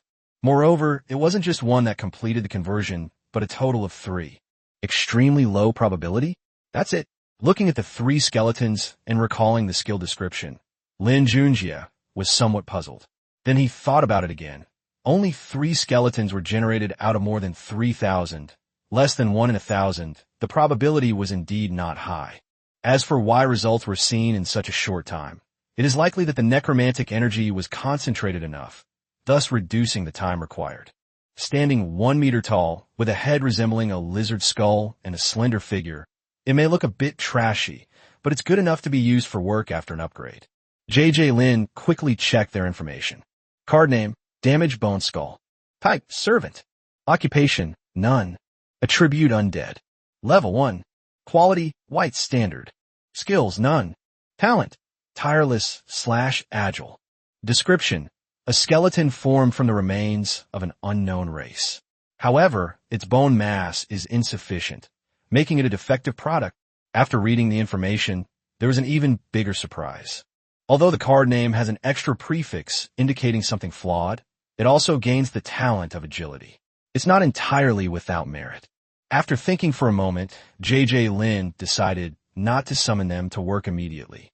Instead, he waited until they had absorbed a large amount of undead energy and reached level 3 before assigning them tasks. Skeletons are inherently fragile, and this one was already defective. Upgrading it 2 levels would increase its strength, making it easier to work. Chapter 81 Logging. The addition of 3 defective skeletons to the working skeleton team did speed up the sorting process a bit, but if they were to process these beast carcasses as before, Even working 24 hours a day wouldn't be enough. However, as the main force continues to advance deeper, the dungeon is mostly inhabited by monsters. Lin Junjie won't be too late then. The workload accumulated over the past few days can be gradually completed. 7 or 8 days later, as expected, the number of wild animals sent began to decrease drastically until they were finally stopped. Monsters are much more valuable than ordinary wild animals. Even mutated beasts of the same level are not as valuable as monsters. Therefore, such a high-value resource would not be handled by a temporary worker like J.J. Lin. So 2 days later, all the animal carcasses were disposed of. The quartermaster praised J.J. Lin highly for his performance these past few days, telling him to keep up the good work and promising to get him a commendation. Only then was he given another job. J.J. Lin has also made considerable gains these past few days, not only adding 30 defective skeletons, but also significantly increasing the concentration of undead energy within Bone River. J.J. Lin has been processing a lot of animal carcasses these days, and to be honest, a significant portion of them are low-value parts. The accumulated amount is staggering. Therefore, he felt that his natal cards should no longer lack undead energy in the short term. This time, J.J. Lin's new task was logging.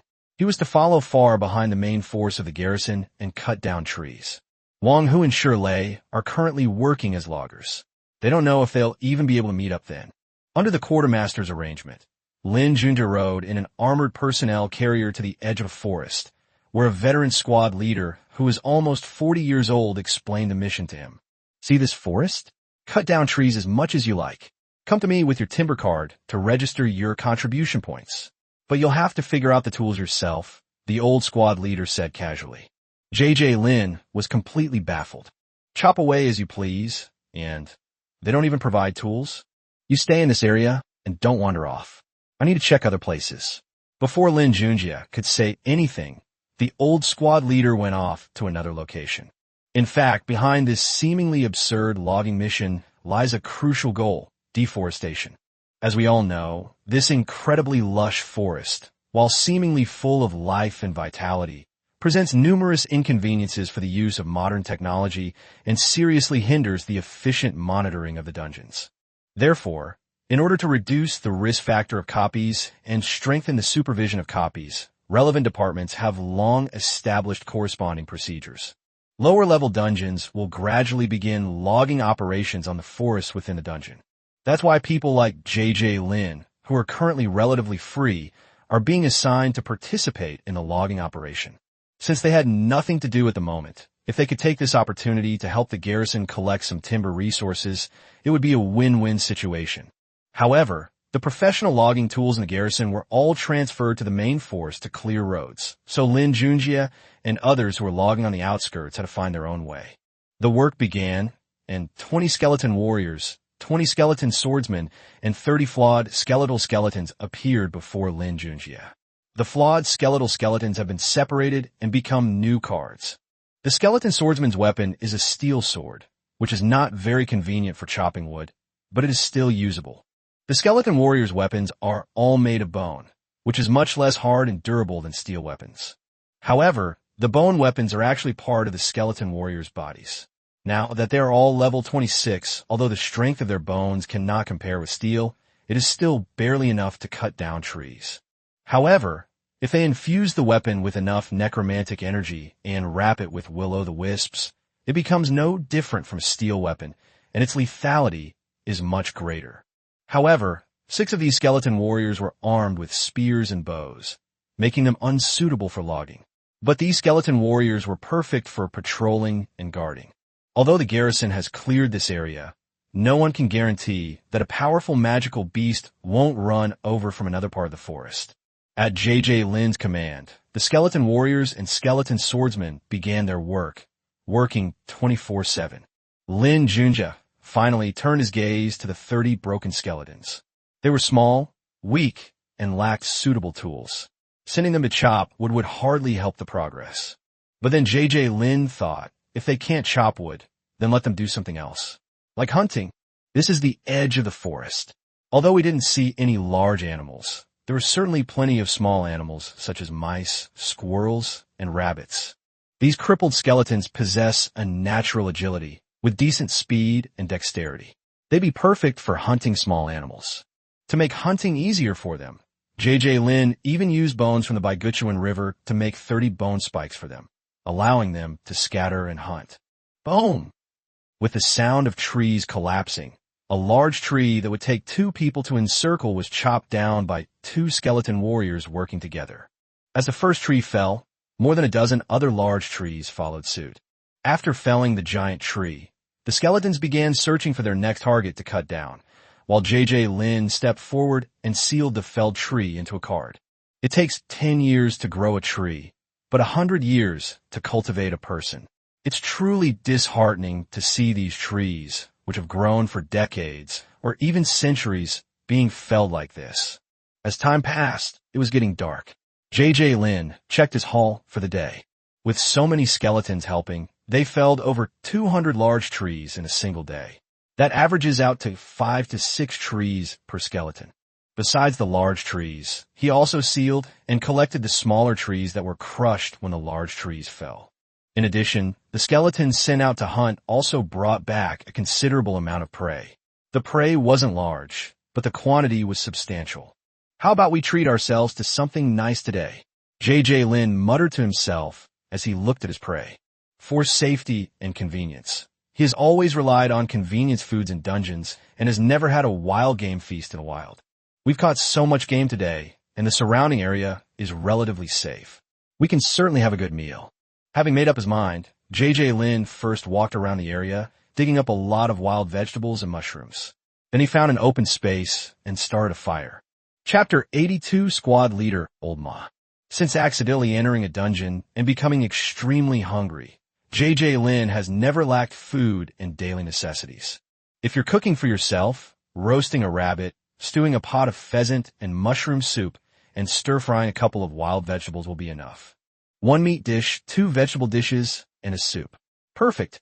After careful cooking, the aroma of the food immediately spread throughout the surrounding area.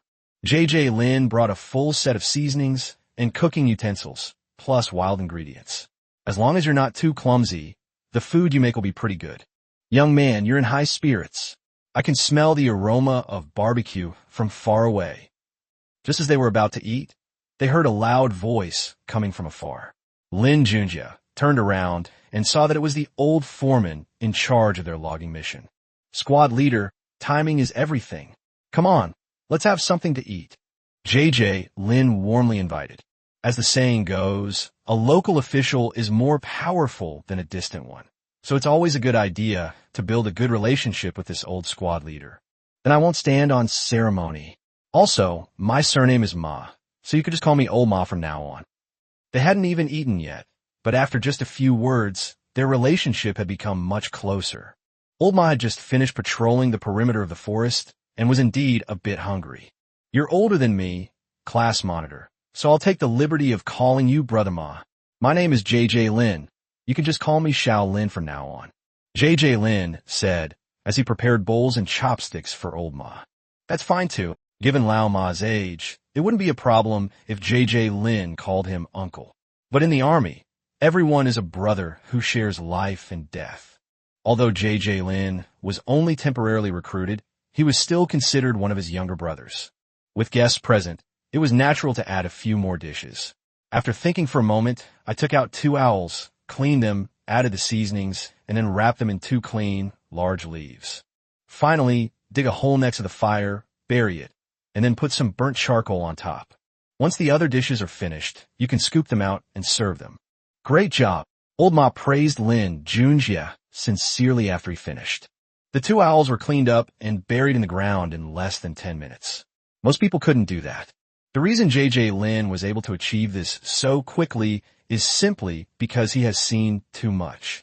With the right technique, you can skin and feather these birds in one go. Then it's quick to catch them, remove the head and internal organs. Come on, drink, cheers, eat meat, eat meat. Both of them were a little hungry, so they found a place to sit down and started eating. Night quietly falls, and countless stars twinkle in the vast night sky. On the edge of a tranquil forest, a roaring campfire dispelled the chill of the darkness. The firelight illuminated the surrounding trees and grass, creating a mysterious yet warm atmosphere. Around the campfire, various kinds of freshly cooked wild game were laid out. The enticing aroma filled the air, making one's mouth water. The two sat around the campfire, enjoying the delicious feast. They devoured the golden brown, crispy roasted rabbit, the tender, juicy pheasant, and other delicious, refreshing mushrooms and wild vegetables, thoroughly enjoying their meal. In the end, they even dug up 2 more beggar's owls. As they enjoyed the delicious food, their mood gradually relaxed.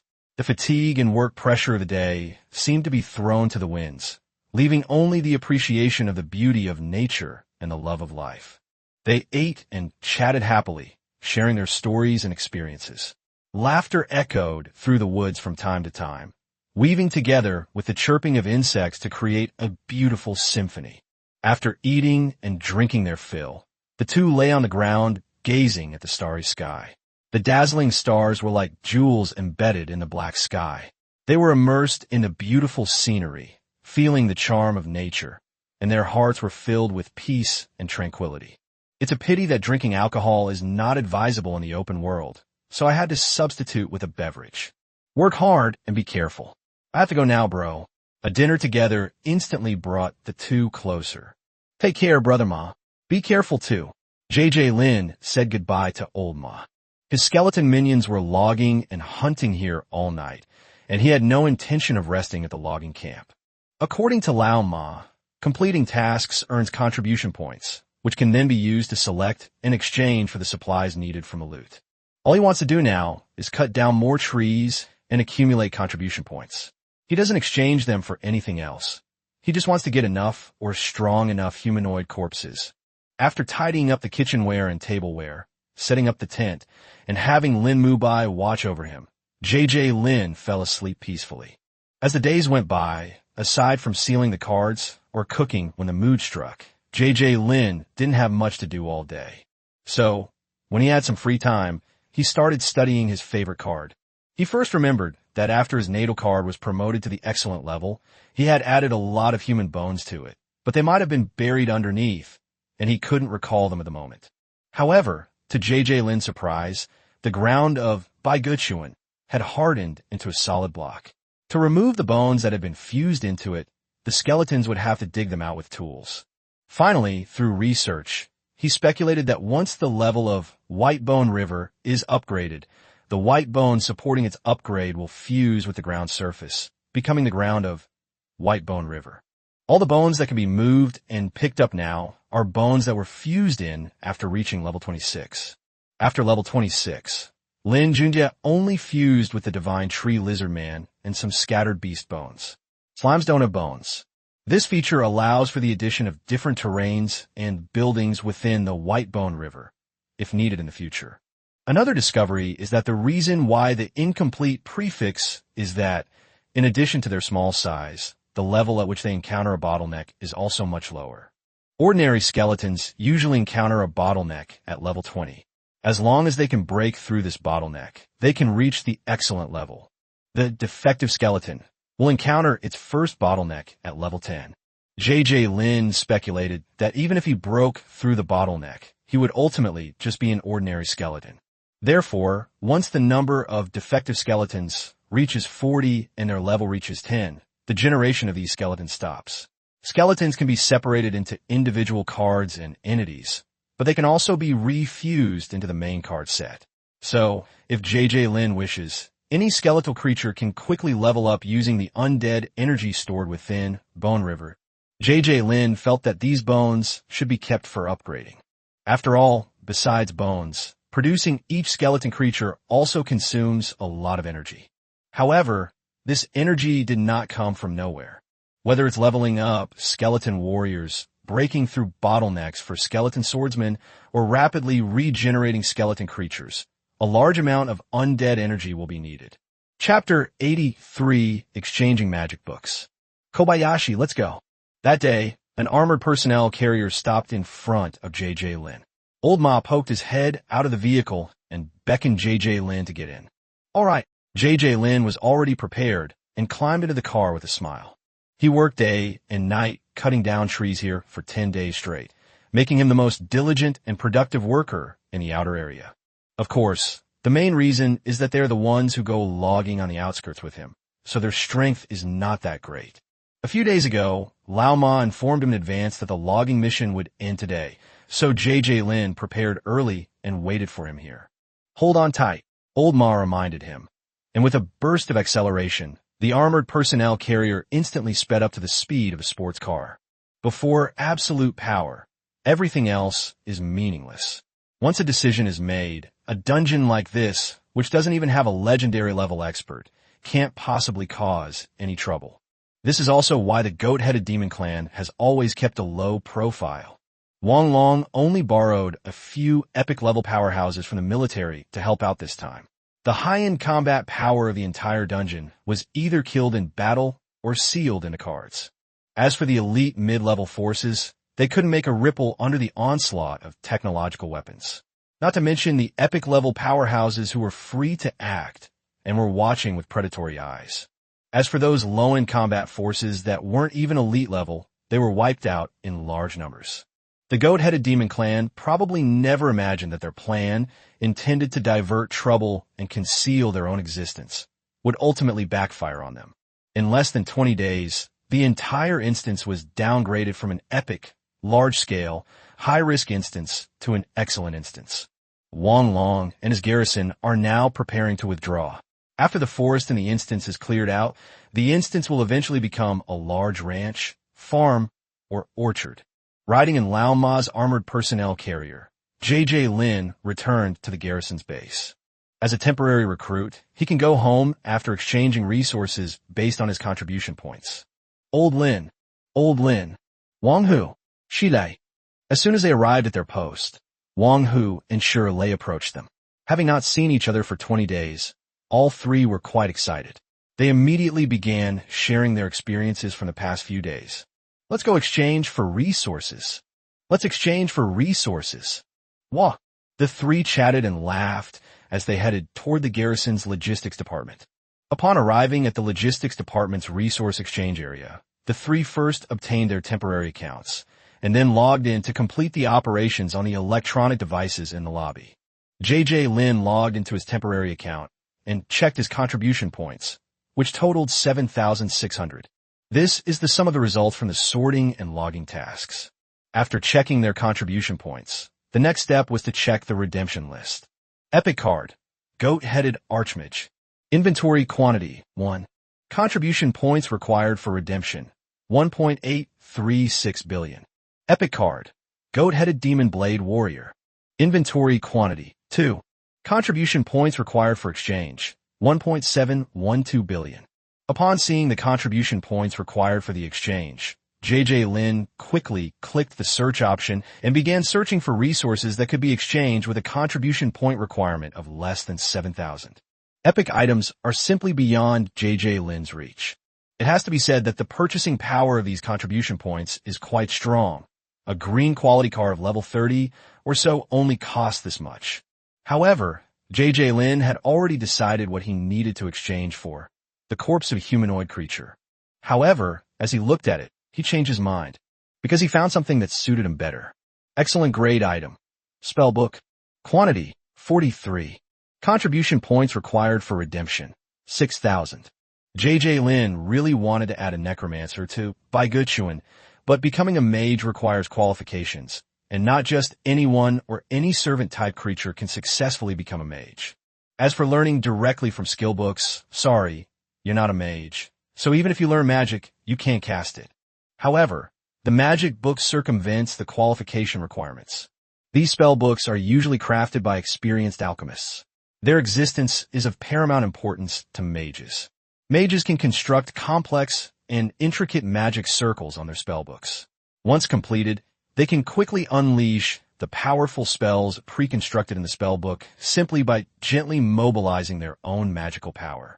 The original purpose of creating and crafting spellbooks was to increase the spell-casting speed of mages.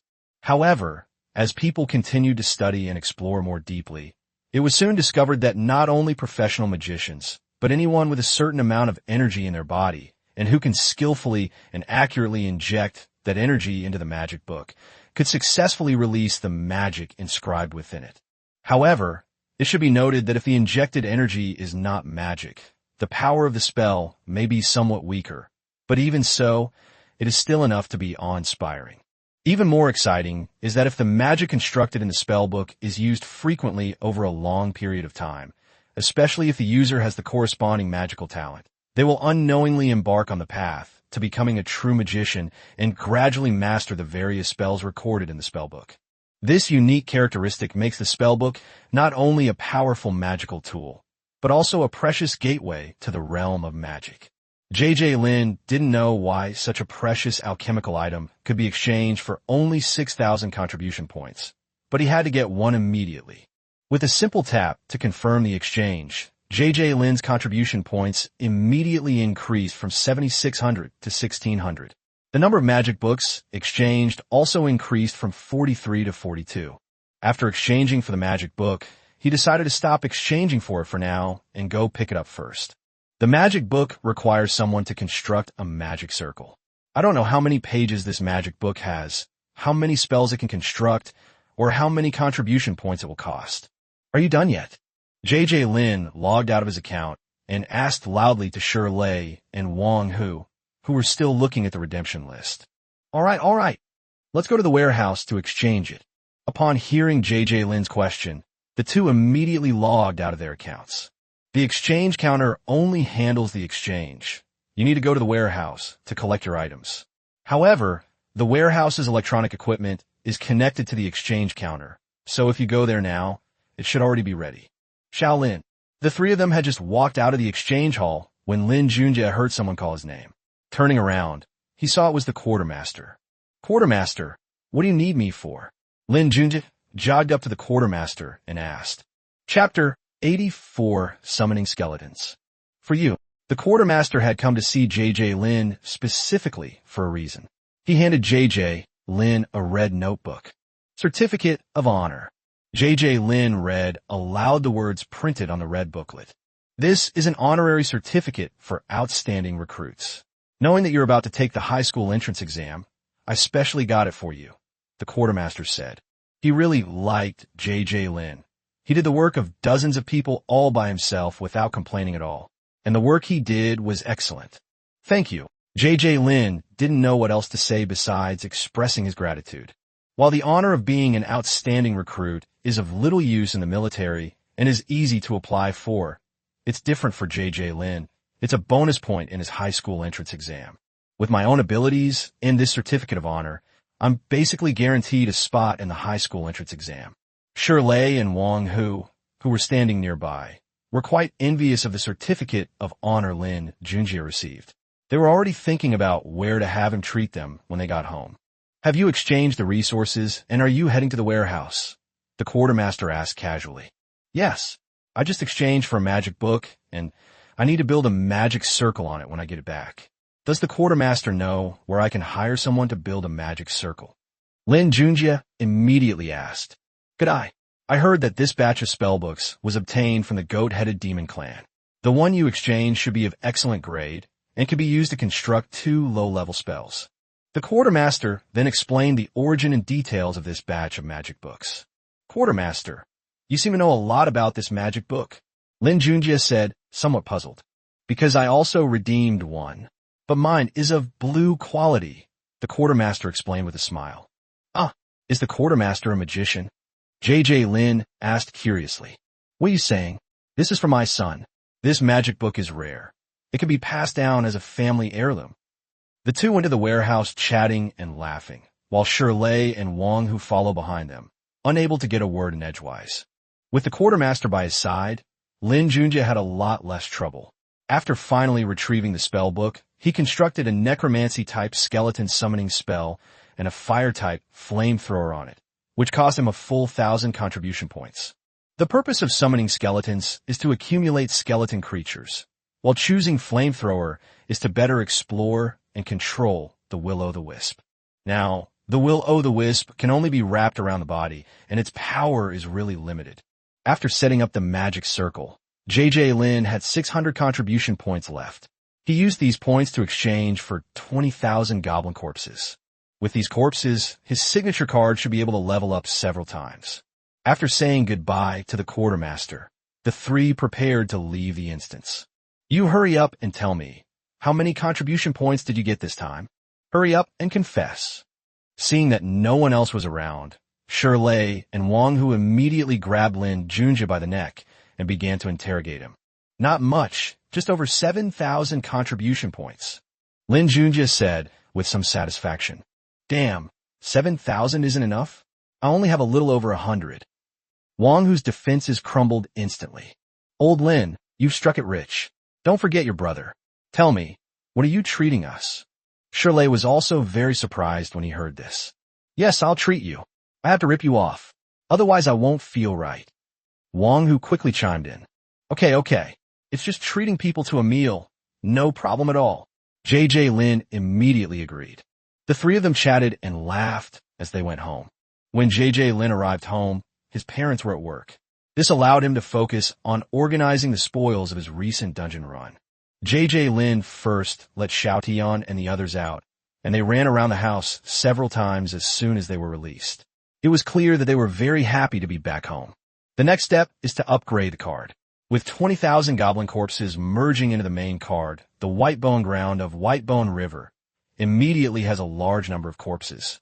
As wisps of necromantic energy emerged from the corpses, they rapidly turned into skeletons. At the same time, in JJ Lin's perception, the area within Baiguchuan also increased significantly in an instant. Upon closer inspection, the level had increased from 26 to 30, a full 4 levels higher. The level upgrade is complete. Now it's time to witness the miracle. JJ Lin handed the magic book directly to Lin Mubai. Lin Mubai picked up the magic book and stuffed it directly into the gap in his chest cavity. Seeing this, JJ Lin immediately put away Lin Mubai and headed towards the beast battle arena. The house is too small, not suitable for Lin Mubai to unleash his skills and perform well. Mubai, unleash flamethrower. Flame Jet. Infuse the spellbook with necromantic energy. JJ Lin issued several commands in succession, but the magic book did not respond at all. Lin Mubai's intelligence is much higher than that of ordinary skeleton warriors, so he is definitely able to understand Lin Junjie's orders. But the spellbook hasn't responded yet. Could it be that he hasn't mastered the transmission of necromantic energy? JJ Lin always thought that undead creatures could absorb undead energy to become stronger, so it was only natural that he had mastered the use of undead energy. However, he did not expect that things were not like that at all. If you master the transmission of energy, then you must have mastered energy-related skills. But do skeleton warriors have such skills? Lin Junjie muttered to himself helplessly. No, he doesn't know if other skeleton warriors have skills related to seeing, but his 20 skeleton warriors do have energy-based skills. Lin Junjie suddenly remembered the Ghostfire skill. Mubai, try inputting the will-o'-the-wisp into the spellbook. Lin Junjie gave the instruction again. As wisps of eerie blue flame were infused in the magic book, a tongue of eerie blue fire shot out from Lin Mubai's chest. It's done! JJ Lin exclaimed with delight. Unexpectedly, even will-o'-the-wisps were recognized as a form of energy by the magic book. Using the flamethrower with the skeleton summon should also be fine. However, summoning skeletons requires corpses, but fortunately, JJ Lin deliberately kept more than 100 goblin corpses when he used them to upgrade his main card.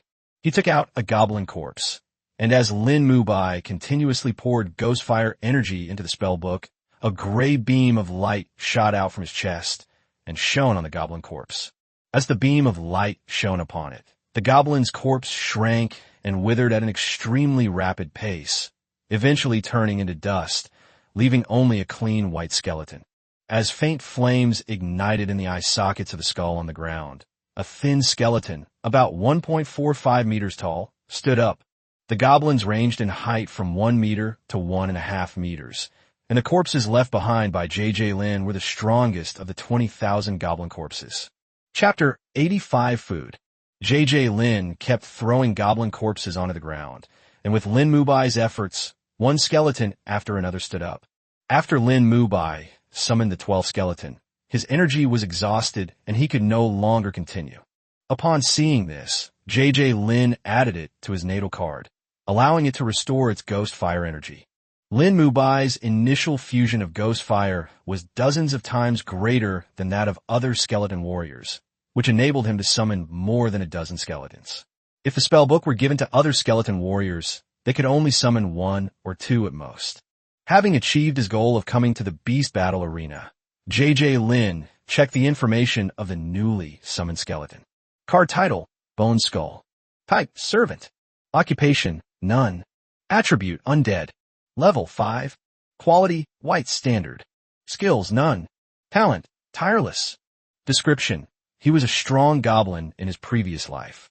These skeletal skeletons are smaller than other common skeletal skeletons because of the different corpses or skeletons used. However, Lin Junjie was still somewhat surprised when he saw their levels. He hadn't expected that these skeletons would reach level 5 as soon as they were summoned. Lin plans to transform the 100 goblins into skeletons and raise their level to 20. Subsequently, Lin plans to have Lin Mubai train them all to become skeleton archers.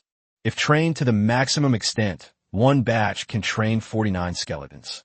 It would take 2 batches to transform 100 skeletons. If you add the 40 defective ones, that would be 3 batches. However, he doesn't have much time left. The high school entrance exam is approaching, and time is running out. My son's back. Lin was just about to leave when he arrived home again. He had missed him quite a bit. You're back. Where are you headed? Lin asked, watching Lin about to leave. I knew you were back when I saw Xiaotian and the others at home. Your mom sent me out to buy groceries so she could treat you to something nice. Lin was about to leave after he finished speaking when Lin grabbed him. What vegetables are you buying? Perfect timing. I caught a lot of wild game this time, he said, pulling out a large stack of cards. These were all small animals hunted while logging in the instance. He sorted and cleaned them before returning. The internal organs, fur, and small animals and large insects that people don't eat have now become part of the White Bone River. So these things can be used as soon as they're taken out. In addition, there are also many wild vegetables and mushrooms inside. So much. Looks like we're in for a treat today. Come see the wild game our son brought back. What would you like to eat? With a call from Lin, Wang Li stepped forward and began selecting the ingredients. Go back to your room and rest.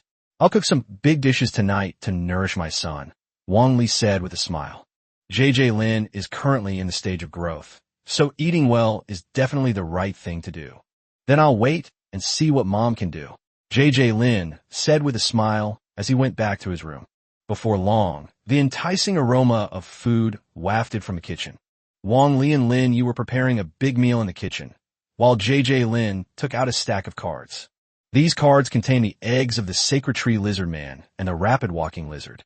When the 3 found these eggs, each received 500. If they could all hatch them, they could train 250 lizard man riders. That would be a considerable force. After all, the lizard man riders are quite powerful among ordinary servants.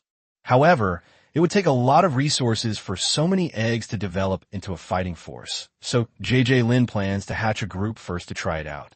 Lin selected a sacred tree lizardman egg and a rapid lizard egg and resealed them in the cards. Then he found the zombie crystal cores he had obtained from the zombie dungeon and incorporated them into the 2 cards respectively. These eggs were already close to hatching.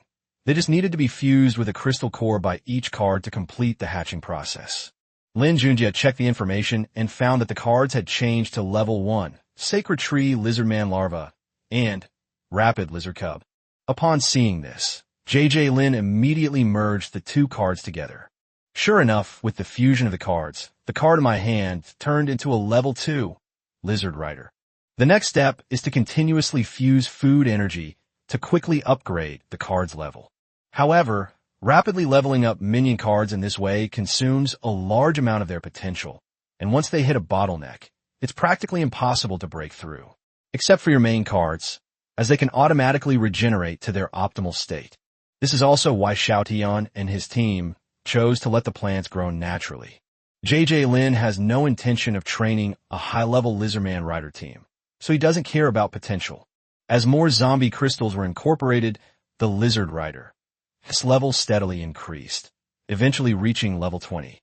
This will be the Lizard Rider's final level. Card title, Lizard Man Rider. Type, Servant. Occupation, Cavalerie. Attribute, Normal. Level 20. Quality, White Standard. Skill, Sprint/Charge.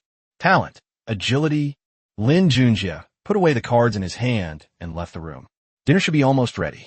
As darkness fell, the family of 3 sat down at the dining table. Wang Li had prepared a whole table of dishes today.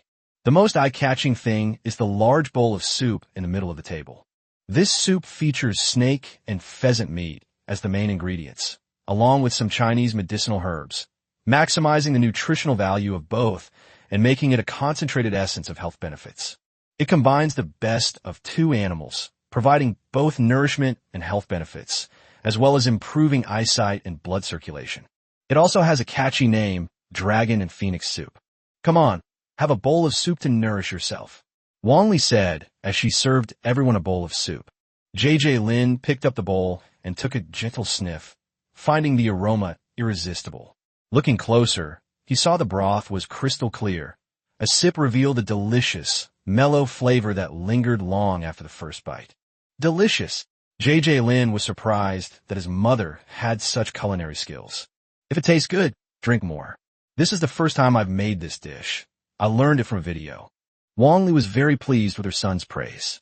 Come on, try my cooking, Lin Yi said, picking up a piece of golden brown fried meat for his son.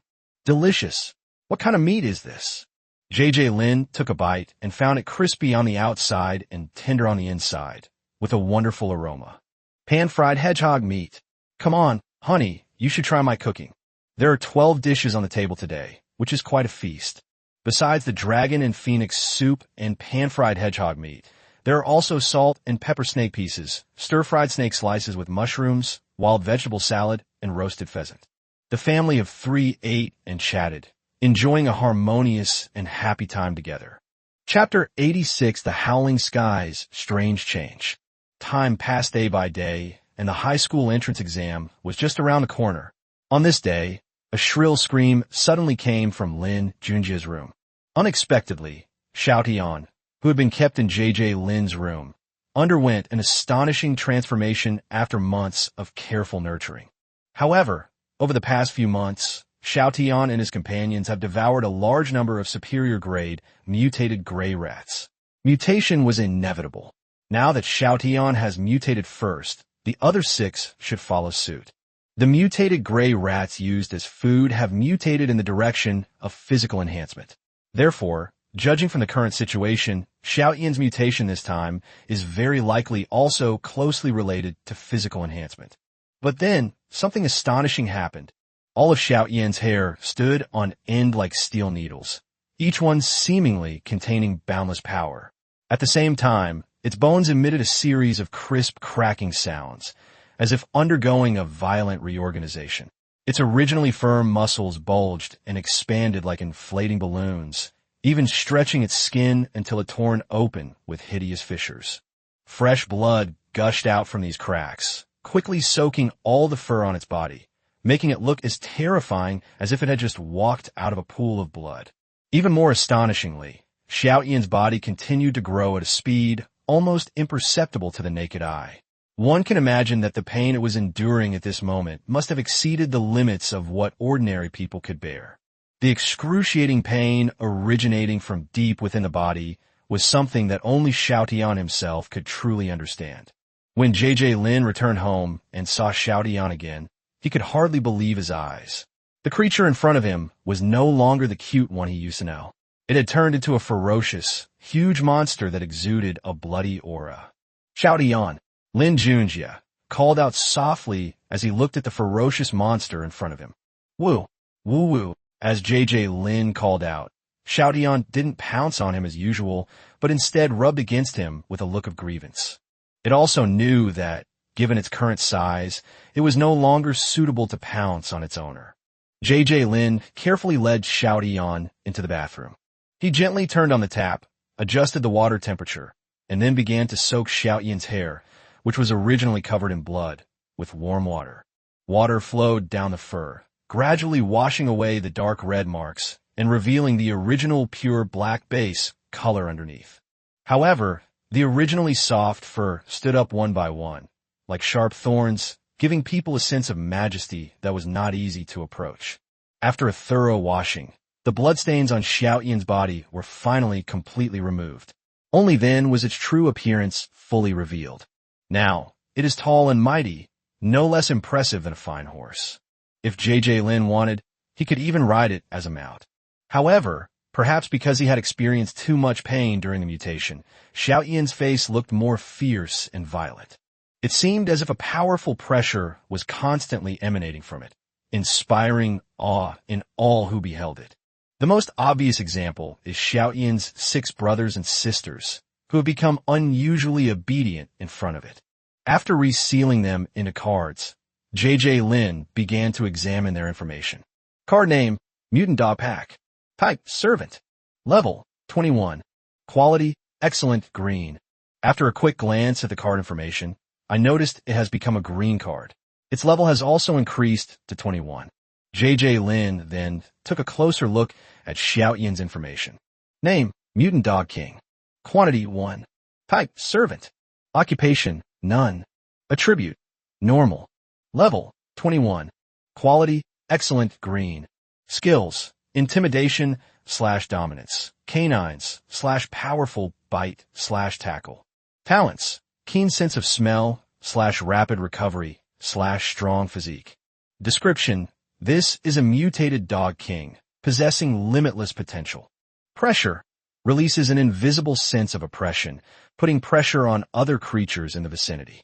Commander, canines lead and command canine creatures in battle, enhancing overall combat effectiveness. Powerful Bite, canines possess a powerful bite force. Charge, sudden acceleration, ramming into the enemy. Rapid Recovery, recovery ability is doubled. Strong Physique, physically robust, possessing strength and constitution far exceeding those of their peers. A keen sense of smell. Lin Junjie looked at Xiaoyan's information. Not only had his level increased, but he had also gained 2 more skills, Intimidation and Command. In addition, he had gained 2 more talents, possibly due to the mutation. Its mutation and breakthrough this time have significantly boosted its strength. The card I bought with a huge sum of 2 million can now be considered to have been initially nurtured. Xiaoyan has broken through to the excellent level, but the others are still far behind, and he hasn't even reached level 20 yet. Name, Mutant Dog. Quantity, 6. Type, Servant. Occupation, None. Attribute, Normal. Level, 18. Quality, White Standard. Skill, Bite / Charge. Talent, Keen Sense of Smell. Describe, after Xiaoyan breaks through to the excellent level, the help that excellent level mutated beast meat can provide for its growth is limited. It will need a large amount of elite level food to further promote its growth. However, with the high school entrance exam approaching, J.J. Lin plans to take it to the training ground tomorrow to help it adapt to and master its mutated body as soon as possible. Chapter 87 Martial Arts Examination begins. Time flies, and in the blink of an eye, there are only 2 days left until the high school entrance exam. Has the martial arts exam format been finalized? There's a rumor that someone is already making preparations inside the XX instance. But I heard it was XXXX instance. Before the high school entrance exam, the most discussed topic in the class was naturally the venue for the martial arts exam. The martial arts exam requires navigating dungeons, which carries a certain degree of danger. Knowing the details of the dungeon beforehand and preparing accordingly will naturally improve your performance. With the high school entrance exams in 2 days, the teachers should release the martial arts exam details today. Naturally, J.J. Lin's trio is gathered to discuss this topic. Old Lin, which instance do you think will be going to this year? Shirley asked. Who cares? With the strength of the 3 of us, we won't perform too badly in any dungeon. Wang said confidently. With their abilities, while they might not be considered top tier, they were still above average in the school. Don't worry. We have a record of temporary conscription. With our cooperation and hard work, getting into a military academy shouldn't be a problem. Lin Junjie was calm at this moment. He was the strongest of the 3 and had even received the honor of being an outstanding recruit. Therefore, he had nothing to worry about. All right, everyone quiet down. Just as the students were having a lively discussion, the homeroom teacher, Gu Yang, entered the classroom. The format for this year's martial arts exam in Wuchang City has been finalized. After the class quieted down, he announced the format for this year's martial arts exam. This year's martial arts exam scenario is green grassland, no pleasant goat, and big wolf. Gu Yang announced the chosen scenario amidst the students' anticipation. The grassland-type dungeons have flat terrain, which is conducive to invigilating and observing the activities of examinees. It also allows for early detection of potential dangers. Green grasslands? I remember there were quite a few orc tribes in that dungeon. It was wiped out long ago. At most, we might encounter a few stragglers. I've heard there's a pack of wolves. Encountering a flock of sheep is the most dangerous thing. There are so many of them. Are you talking about mutated sheep or sheep-type magical beasts? After Gu Yang finished speaking, the students began to discuss the potential dangers in the dungeon. All right. Let me reiterate the exam rules for everyone. Gu Yang quickly stopped the class discussion, preparing to emphasize the martial arts exam rules again in the last 2 days. You must not attack other candidates in the dungeon. You must not deliberately avoid the patrolling drones, and you must not act recklessly when you encounter danger. Seeing that the students had quieted down, Gu Yang began to explain the rules and precautions for the exam. Finally, I want to emphasize that illegal team formation is prohibited. If you need to form a team, please register with me in advance. Also, if you encounter danger, call for support immediately. Once you are deemed incapacitated, your martial arts exam will end prematurely. Martial arts exams are generally based on reality. It is permissible to call for help from the invigilator if you are unable to fight, but if you cannot hold out long enough for the help to arrive, the martial arts exam will be terminated. All right, go back and pack your things. Tomorrow's a holiday. Bring your ID and meet us at school the day after tomorrow. After registering their team information with their homeroom teacher, JJ Lin, Shirley, and Wang, who went home, they needed to be in top condition to prepare for the martial arts exam. Back home, JJ Lin began to sort through the cards he owned. First is my signature card, Whitebone River. Whitebone River is now level 30, and is guarded by 50 skeleton warriors. Card name, Whitebone River. Type, terrain, nest. Attribute, Undead. Level, 30. Quality, excellent, green. Skills, bone melting / skeleton spawn / skeleton enhancement / skeleton territory. Describe, governing creature, skeleton warrior. Quantity, 50.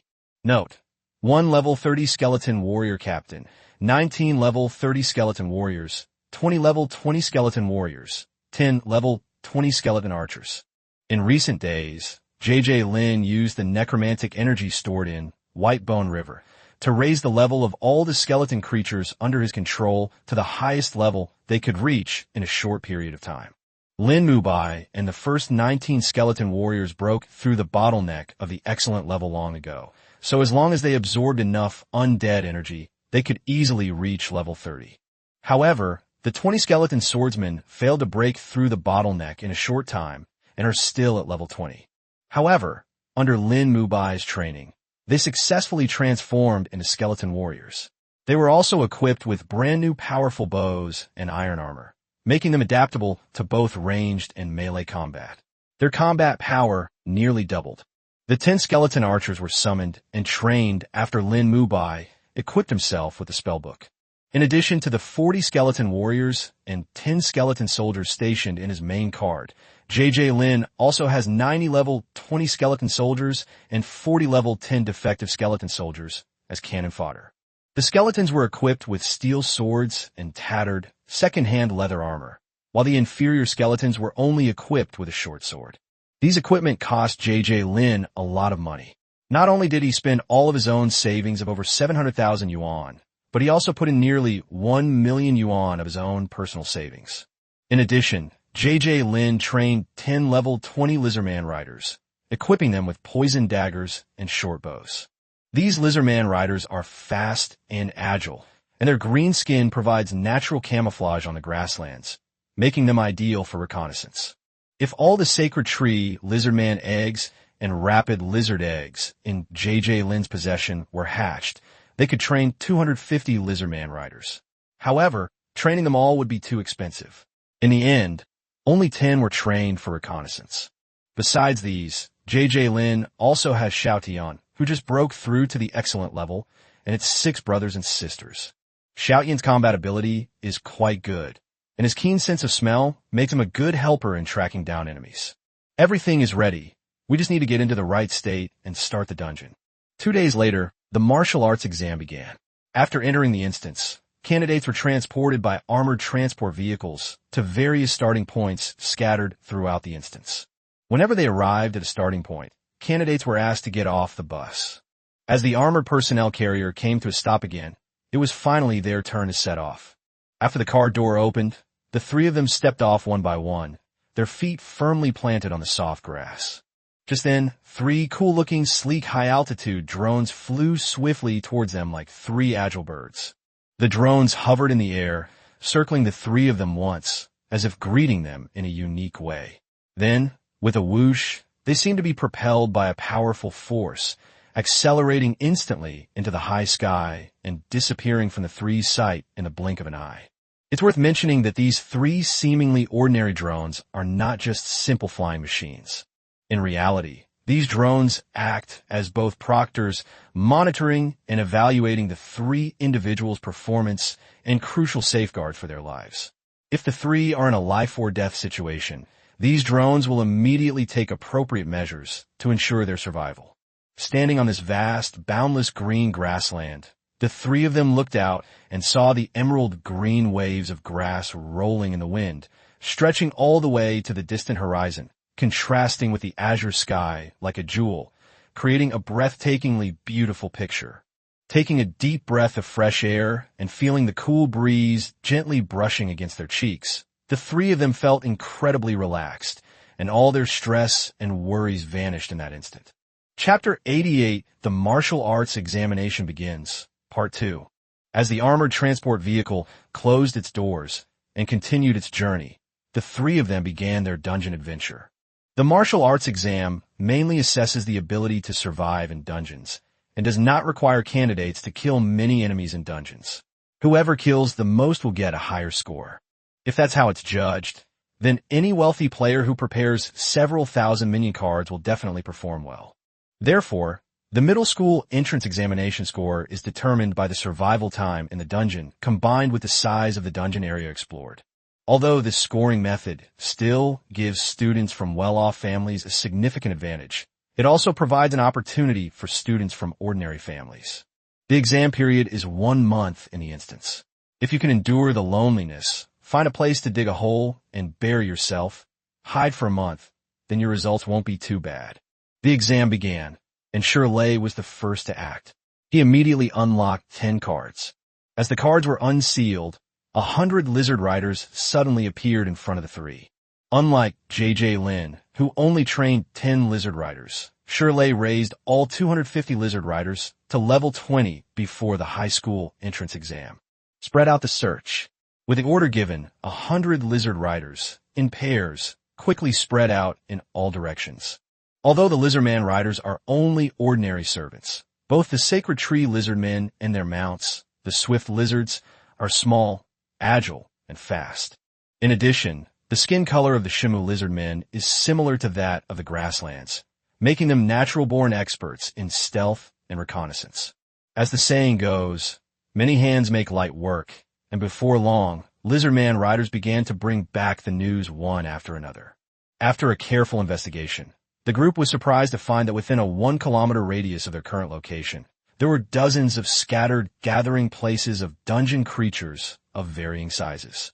The number of organisms in these settlements varies, ranging from a few dozen to hundreds. Faced with the information they had uncovered, the 3 of them couldn't help but look at each other in bewilderment.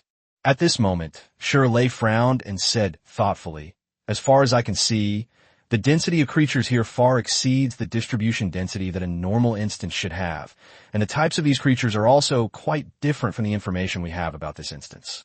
His tone revealed a hint of doubt and worry. Upon hearing this, JJ Lin pondered for a moment and guessed, perhaps these are all biology samples specially prepared for this year's high school entrance exam. After all, such a high density and unusual distribution is quite unusual. Seeing this, Wang, who eagerly asked, Should we take action and kill them all? JJ Lin nodded in agreement. Why not give it a try? Although the results of the high school entrance exam are not solely determined by the number of enemies killed, successfully defeating these dungeon creatures will undoubtedly add some points to our score. Furthermore, these creatures are currently so densely distributed that if we leave them unattended, they will likely disperse later, making our presence difficult to detect. Alright, let's fight. It's better to launch a preemptive strike than to be discovered and forced to retaliate passively. Shirley agreed. The main force of this operation was still the 40 skeleton warriors and 10 skeleton archers stationed in JJ Lin's signature card. They're not only the highest ranking, but also the three's main ranged attackers. To ensure the smooth execution of the entire plan, they must minimize the noise during their actions to avoid alerting other instance creatures in the vicinity. Before the cleanup operation began, JJ Lin, Shirley, and Wang Hu changed into their newly purchased grassland-themed ghillie suits. Following the lizard riders who had scouted ahead, they soon discovered their first target, a group of over 50 goblins. Moreover, among this group of goblins, the three of them even discovered a goblin giant that was over 2 meters tall. It's hard to imagine how a goblin, which is only a little over a meter tall, could grow to be so big. JJ Lin gestured to Shirley and Wang Hu beside him, signaling them to stay put for the time being, while he lay prone in the dense grass and slowly crawled forward. JJ Lin was intently watching the goblins' every move, silently calculating the distance between them. When he saw the distance between himself and the goblins shrink to less than 50 meters, he instantly summoned the skeleton warriors from his signature card. 40 skeleton warriors and 10 skeleton archers appeared in unison on the grassland in front of JJ Lin. Before they were summoned, the skeleton warriors had already switched to bows and arrows. Before the goblins could recover from this sudden turn of events, a dense rain of arrows shot towards them. Screams echoed as many goblins fell to the ground, struck by arrows, plunging the scene into chaos. To minimize disturbance, although he didn't use the exploding bone arrow this time, the 100-pace piercing yang skill ensured that accuracy was guaranteed. Apart from the goblin giant, many of these goblins were below level 20. After 2 volleys of arrows, they were all rendered incapable of fighting. Only the goblin giant, whose strength, physique, and defense were dozens of times greater than those of ordinary goblins, did not fall despite being hit by 3 arrows and continued to run towards the skeleton warriors at an extremely fast speed. Upon seeing this, Lin Mubai immediately switched his weapon to a bone sword, took a step forward, and fiercely stabbed at the goblin giant, using the blood battle sword technique. Although the goblin giant looks bulky and injured, his reactions are anything but slow. He held the spiked club high above him and smashed it down hard on Lin Mubai's head. This ruthless, life-for-life fighting style forced Lin Mubai to change his tactics, switching from thrusting with his bone sword to blocking, using parrying to deflect the falling spiked club. However, goblin giants are known for their strength, and spiked clubs are heavy weapons, so Lin Mubai only managed to buy himself a little time to dodge. The goblin giant attacks with wide, sweeping movements, focusing solely on offense and neglecting defense.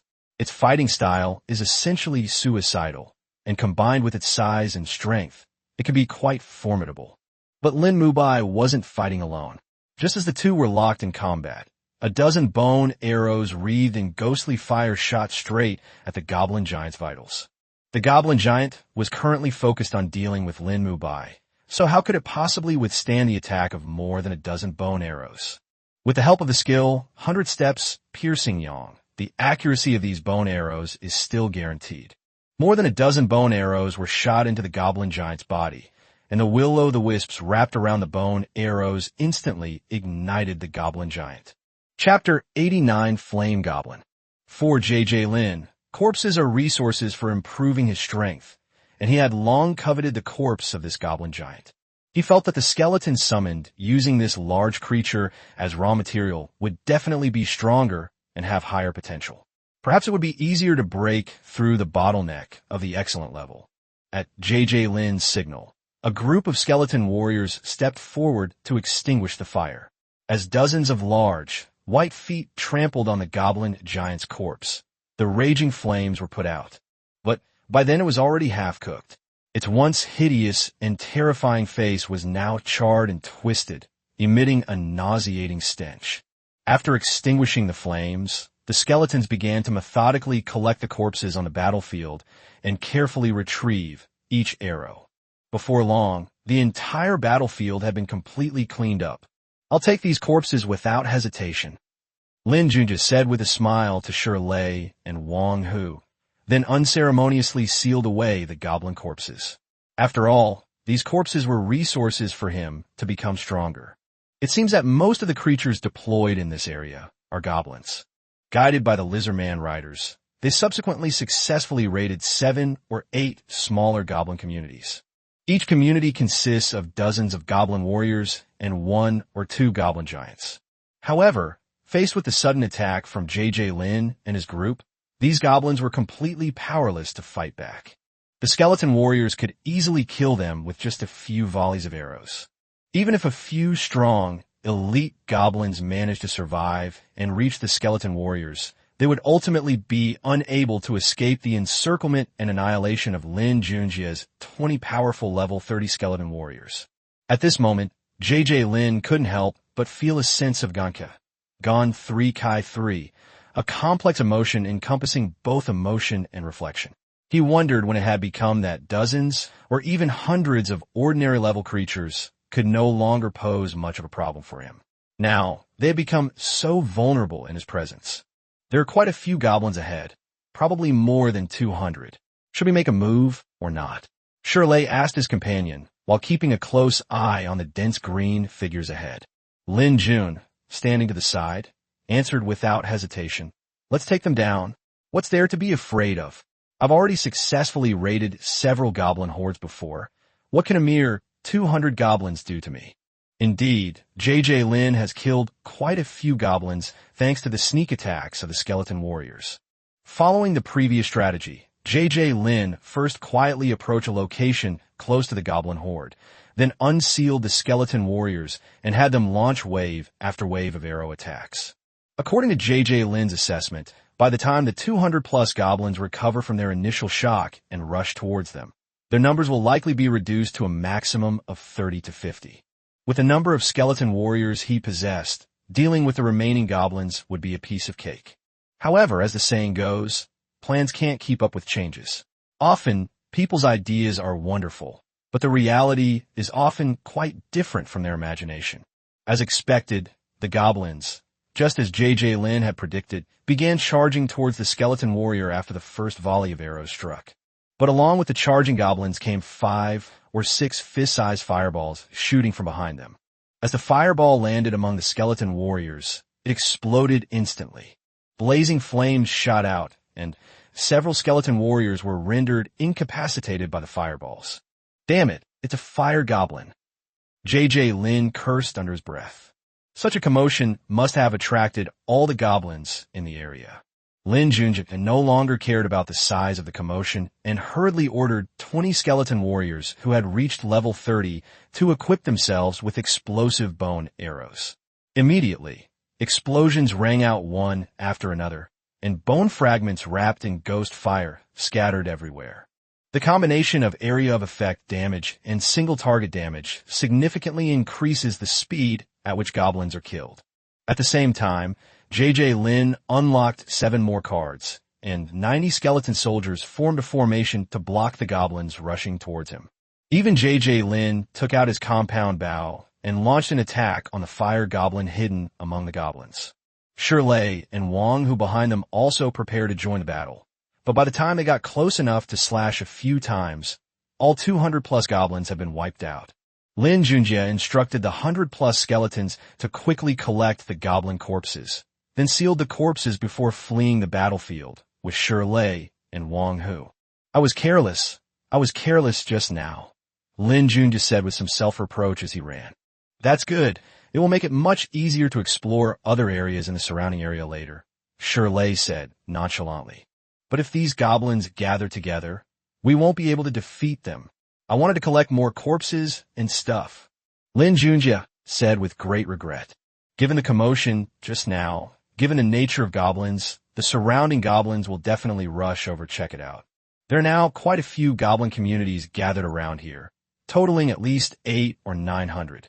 That's enough to form a goblin tribe. Once a tribal leader is chosen, it will be beyond the capabilities of the three of them. Actually, if JJ Lin and his friends encountered hundreds or even thousands of goblins in the wild, they wouldn't be afraid at all, because wild goblins are lucky if they reach level 10 or so after they grow up. However, the goblins that JJ Lin and his friends encountered were all cultivated. Not only were they all at level 18 or 19, or even level 20, but there were also quite a few excellent level goblin giants and fire goblins. JJ Lin and his team aren't going to be foolish enough to fight a bunch of goblins head-on. What's there to be afraid of? We'll just switch areas and continue. Wang He replied with a smile. There won't be such a good opportunity again. These test creatures are only still moving around because they were just put into the instance. They won't stay still like this after a while, Shirley retorted. The fact that so many biological targets have been set up around our starting point is probably part of this middle school entrance exam. They want us to find a way out of this encirclement, Lin Junjie analyzed. Let's take a break. I'll send the lizardman rider out to scout ahead again. The three of them walked for about half an hour before stopping. With the lizardman rider scouting ahead, they weren't afraid of suddenly encountering any assessment creatures. However, we're now more than 10 kilometers away from the starting point, so we do need to reinvestigate the surrounding area. Chapter 90, Finding Campsite. At the speed of the lizardman riders, half an hour is enough for them to run 10 kilometers round trip. According to the lizard rider's report, there were indeed no large groups of creatures gathering in most directions around the area. It seems that the goblins around the starting point were indeed deliberately placed as test subjects. Let's go. Let's find a safe place to rest today, Lin Junjie said. The middle school entrance exam requires surviving in a dungeon for a full month, so stability must be the top priority in everything. Then let's move further away. The goblin colony over there has already started to gather. After saying that, Shirley summoned a lizard rider to prepare for a large-scale exploration. Having made up their minds, the three of them, dressed in ghillie suits, walked away into the distance. They were determined to find a special terrain for camping, one that was a low-lying area with a distinct depression. Because the grassland is too flat and unobstructed, it will be spotted from a distance. Such a place acts as a natural barrier, allowing them to hide well and greatly reducing the risk of being discovered by others or other creatures. So, without hesitation, they chose a direction and set off. The lizardman riders went ahead to scout, while the three followed slowly. After walking for 4 or 5 hours, their efforts finally paid off, and they found a perfect campsite. The terrain here is quite peculiar. The surrounding land is relatively high, forming a ring of protrusions like a wall, while the central part is deeply sunken, just like a huge bowl-shaped depression. This unique structure not only effectively resists the night winds from all directions, but also cleverly blocks the view from the outside world. Even when they light a campfire at night for warmth and light, they don't need to worry that the firelight will reveal their whereabouts or attract potential threats from afar. You see, under this pitch-black night sky, the burning flames are like a bright and dazzling lamp. Although most animals would avoid firelight, the instance they are in now contains more than just ordinary wild beasts. There are quite a few strange creatures with humanoid features, such as goblins, as well as various subhuman races. If you accidentally attract their attention, you may very well bring enemies with you. This place is nice. We'll camp here tonight. Not just tonight, but if nothing unexpected happens, this will be our campsite for the next month. The three were very satisfied with the campsite they had just found, and as they talked, they began to personally inspect the environment of the depression. Come and see. There's a small pond here. Wang He, who had already reached the center of the depression, suddenly shouted. Really? Shirley, who was not far away, hurriedly ran over. Not bad, not bad. It seems we can earn some pocket money this month.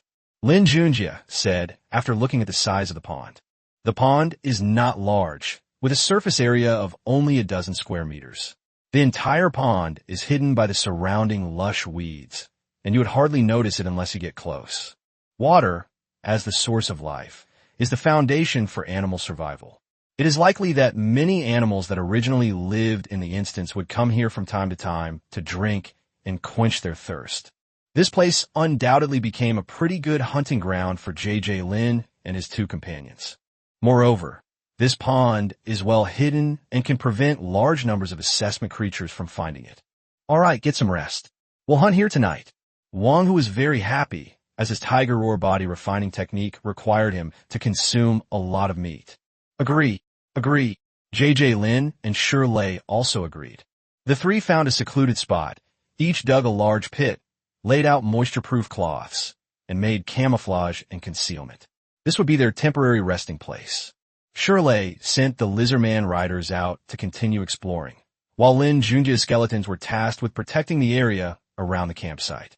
Dozens of skeleton warriors were scattered throughout the depression, burying their bodies underground for concealment. The three of them, including J.J. Lin, slowly fell asleep. When they woke up, it was already midnight. The three of them gathered together and silently began their hunting trip. The pond was bustling with all sorts of animals coming and going. Where do we get them? Wang Hu asked, looking at the large number of wild animals. It's late at night. Of course my skeletons should do it.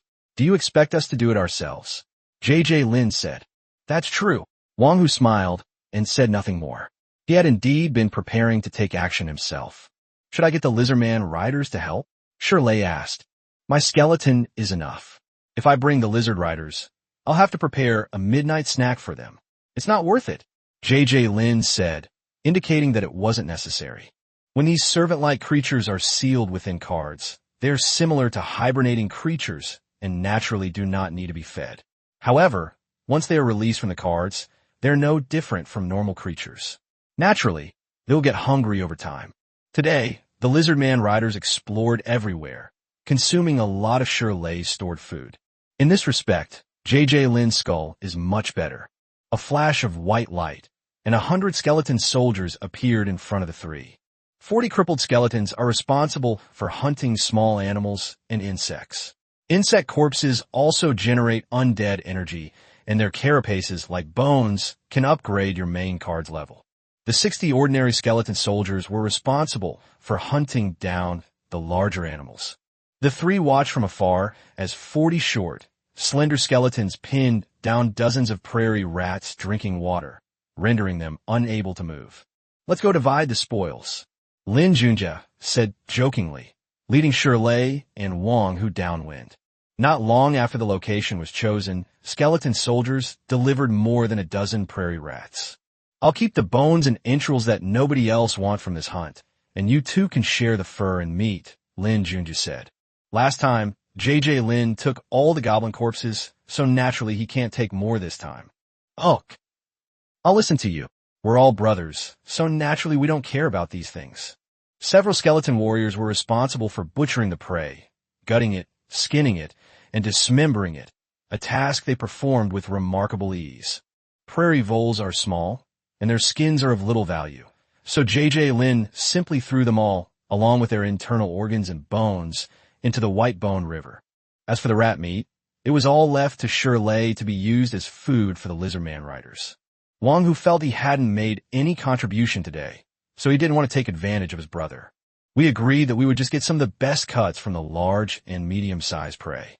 As time went on, prey was brought to them one by the skeleton soldiers. They come in all sizes and varieties. Civets, rabbits, insects, pangolins, and porcupines are all common nocturnal animals on grasslands. Chapter 91 Encounter with a Pack of Wolves. As time passed, a large pile of prey of all shapes and sizes had accumulated on the ground. These prey include animals common on the grasslands, such as snakes and porcupines, as well as less common animals such as pangolins and civets, and even some small, unidentified animals. Under the skilled dissection of the skeletons, they were separated into bones, flesh, skin, and internal organs, each piled up separately. At this moment, Wang Hu looked at the plentiful prey, turned his head, pointed at them, and asked the others, "Should we eat some? Consider it a midnight snack." His eyes revealed a hint of longing for food. Upon hearing Wang Hu's question, Shirley smiled slightly and asked in return, "What? Are you hungry?" Wang Hu nodded without hesitation, then asked Shirley, "Aren't you hungry? You've been busy all night. Your stomach must be growling." Shirley gently patted his stomach and replied with a smile, Actually, I'm a little hungry too, but if we light a fire here to roast meat, I'm worried it will scare away the other prey around us. How about we eat some bread to fill our stomachs first? After all, these prey are resources for them to become stronger. Entering a dungeon is rare, and finding such a treasure trove is even rarer. They can't let their momentary cravings affect their resource gathering, can they? Just as the two were discussing, JJ Lin chimed in. Hey, eat up. We're going to be here for a whole month anyway. There's no rush to hunt. Besides, we specifically chose this depression as our campsite because it's less likely to be spotted when we light a fire at night. Eat up, there's no rush to hunt. Okay. Let's have a midnight snack first. Shirley agreed. I've heard that pangolin is very nutritious, so let's eat more today. Wang Hu immediately took out 2 large pieces of boneless pangolin meat. I've heard porcupine meat is pretty good. Let's roast a porcupine leg today. Shirley said as he picked out 2 pieces of porcupine hind leg meat. You guys don't understand. If we're talking about delicious and nutritious food, then it has to be snake meat. Lin Junjie picked up a large chunk of snake meat that was meant to be used as bones and recommended it. Let's tidy up the rest first. The 3 people selected their ingredients, sealed up the remaining prey, and divided it among themselves according to their needs. Next, take out the kitchen utensils and start making the food. Choose your own ingredients and cook it yourself. All right.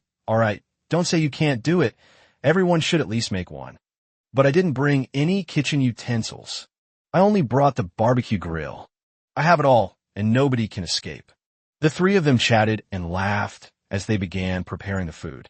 JJ Lin started by preparing the dish, choosing snake meat as the main ingredient. Snake meat is highly nutritious and delicious, containing a variety of amino acids needed by the human body. It can dispel wind and dampness and relieve fatigue. The snake meat in his hand was boneless and skinned, making it perfect for snake meat soup. High-end ingredients can be transformed into a delicious dish with simple cooking. Moreover, JJ Lin has no shortage of kitchen utensils and seasonings. Before long, the unique aroma of the cooked snake meat filled the air. Compared to JJ Lin, Shirley and Wang Hu's cooking skills are far inferior. Wang Hu chose pangolin meat, but he had only heard that pangolin was very nutritious, and he didn't know how to cook it to make it taste good. In the end, all I could do was make braised pangolin meat. It's exactly the same recipe as braised pork belly, a common home-style dish. The 2 pieces of porcupine hind leg meat were sliced by Shirley, brushed with sauce, and grilled. At 16 or 17, they were at the age where they could eat a lot, and the 3 of them ate 3 meat dishes until their mouths were greasy. Let's sleep a little longer. It's almost dawn, Lin Junjie said, putting away the kitchen utensils and looking at the pale sky. Okay, let's go to sleep then. Wang Hu, who had eaten the most, was now rubbing his belly with a satisfied expression. Should we take turns keeping watch at night? Shirley asked. Forget it. I'll have Lin Mubai bring the skeleton warriors to help us keep watch at night, Lin Junjie said. All right then. I'll also send my lizardman riders out to keep an eye on the surroundings, Shirley continued. Wah! Woo!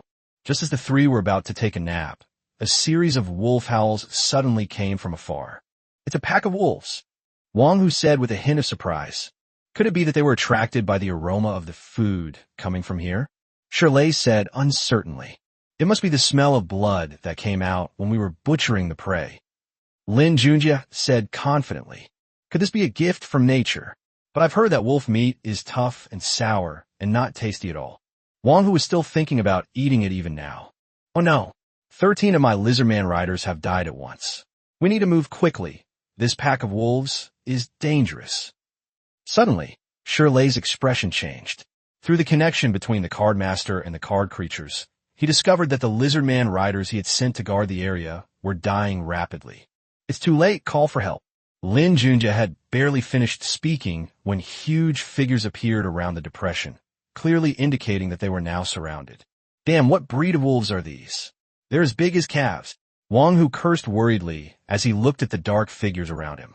Although the 3 couldn't tell what breed of wolves they were due to the lighting, they knew they were no ordinary creatures just by their size. Add to that the number of over 200, and even if the 3 of them played all their cards, they still wouldn't be a match for them. I've already asked for help. Now all I can do is try to buy some time, Shirley said helplessly. That's all we can do. JJ Lin said helplessly. As soon as he finished speaking, Lin Junjie summoned over 100 skeleton warriors and skeleton soldiers. They then formed a protective array around the three of them. At the same time, Shirley summoned more than 200 lizardman riders, who lined up on the side, ready to launch a charge at any moment. Of the 250 lizardman riders, more than 30 had been lost in just a few minutes. He suspected that all the wolves might have reached an excellent level. At the same moment, within the green grassland instance, a temporary command center for the high school entrance examination was operating efficiently. The command center was brightly lit, as bright as day, with thousands of staff members working busily and in an orderly manner, each sticking to their posts and not daring to slack off in the slightest. Suddenly, a series of urgent shouts broke the slightly tense atmosphere. "Captain, someone in Area 8 has sent out a distress signal," a staff member reported to the young man not far away. Upon hearing this, the young man referred to as the captain's eyes sharpened instantly, and he issued the order without hesitation. Immediately switch to the relevant screen and start the timer program. Before he could finish speaking, the computer screen in front of him flickered rapidly, and then the image changed, clearly showing the figures of JJ Lin and the other two on the screen. Chapter 92, Iron-Backed Wolf. These three are really unlucky. They were spotted by the iron-backed wolves so quickly. The young captain muttered to himself as he looked at the screen, then issued the order. In 5 minutes, control the drones to disperse them. Receive. The staff member received the order and returned to their post. Woo! On the grassland, accompanied by a wolf howl, the surrounding wolf pack rushed towards Lin Junjie and his two companions and the servants they had summoned at an extremely fast speed. "It's an iron-backed wolf," the three exclaimed in unison. The iron-backed wolf is not only enormous, but its fur is also as hard as iron. Ordinary swords and blades could not penetrate their defenses at all. Among excellent grade servants, their combat strength is quite good. However, although the iron-backed wolf has strong defense, it still has significant weaknesses before reaching the elite level. Just like their name suggests, their backs are as strong as steel, but their abdomens and necks are only moderately protected.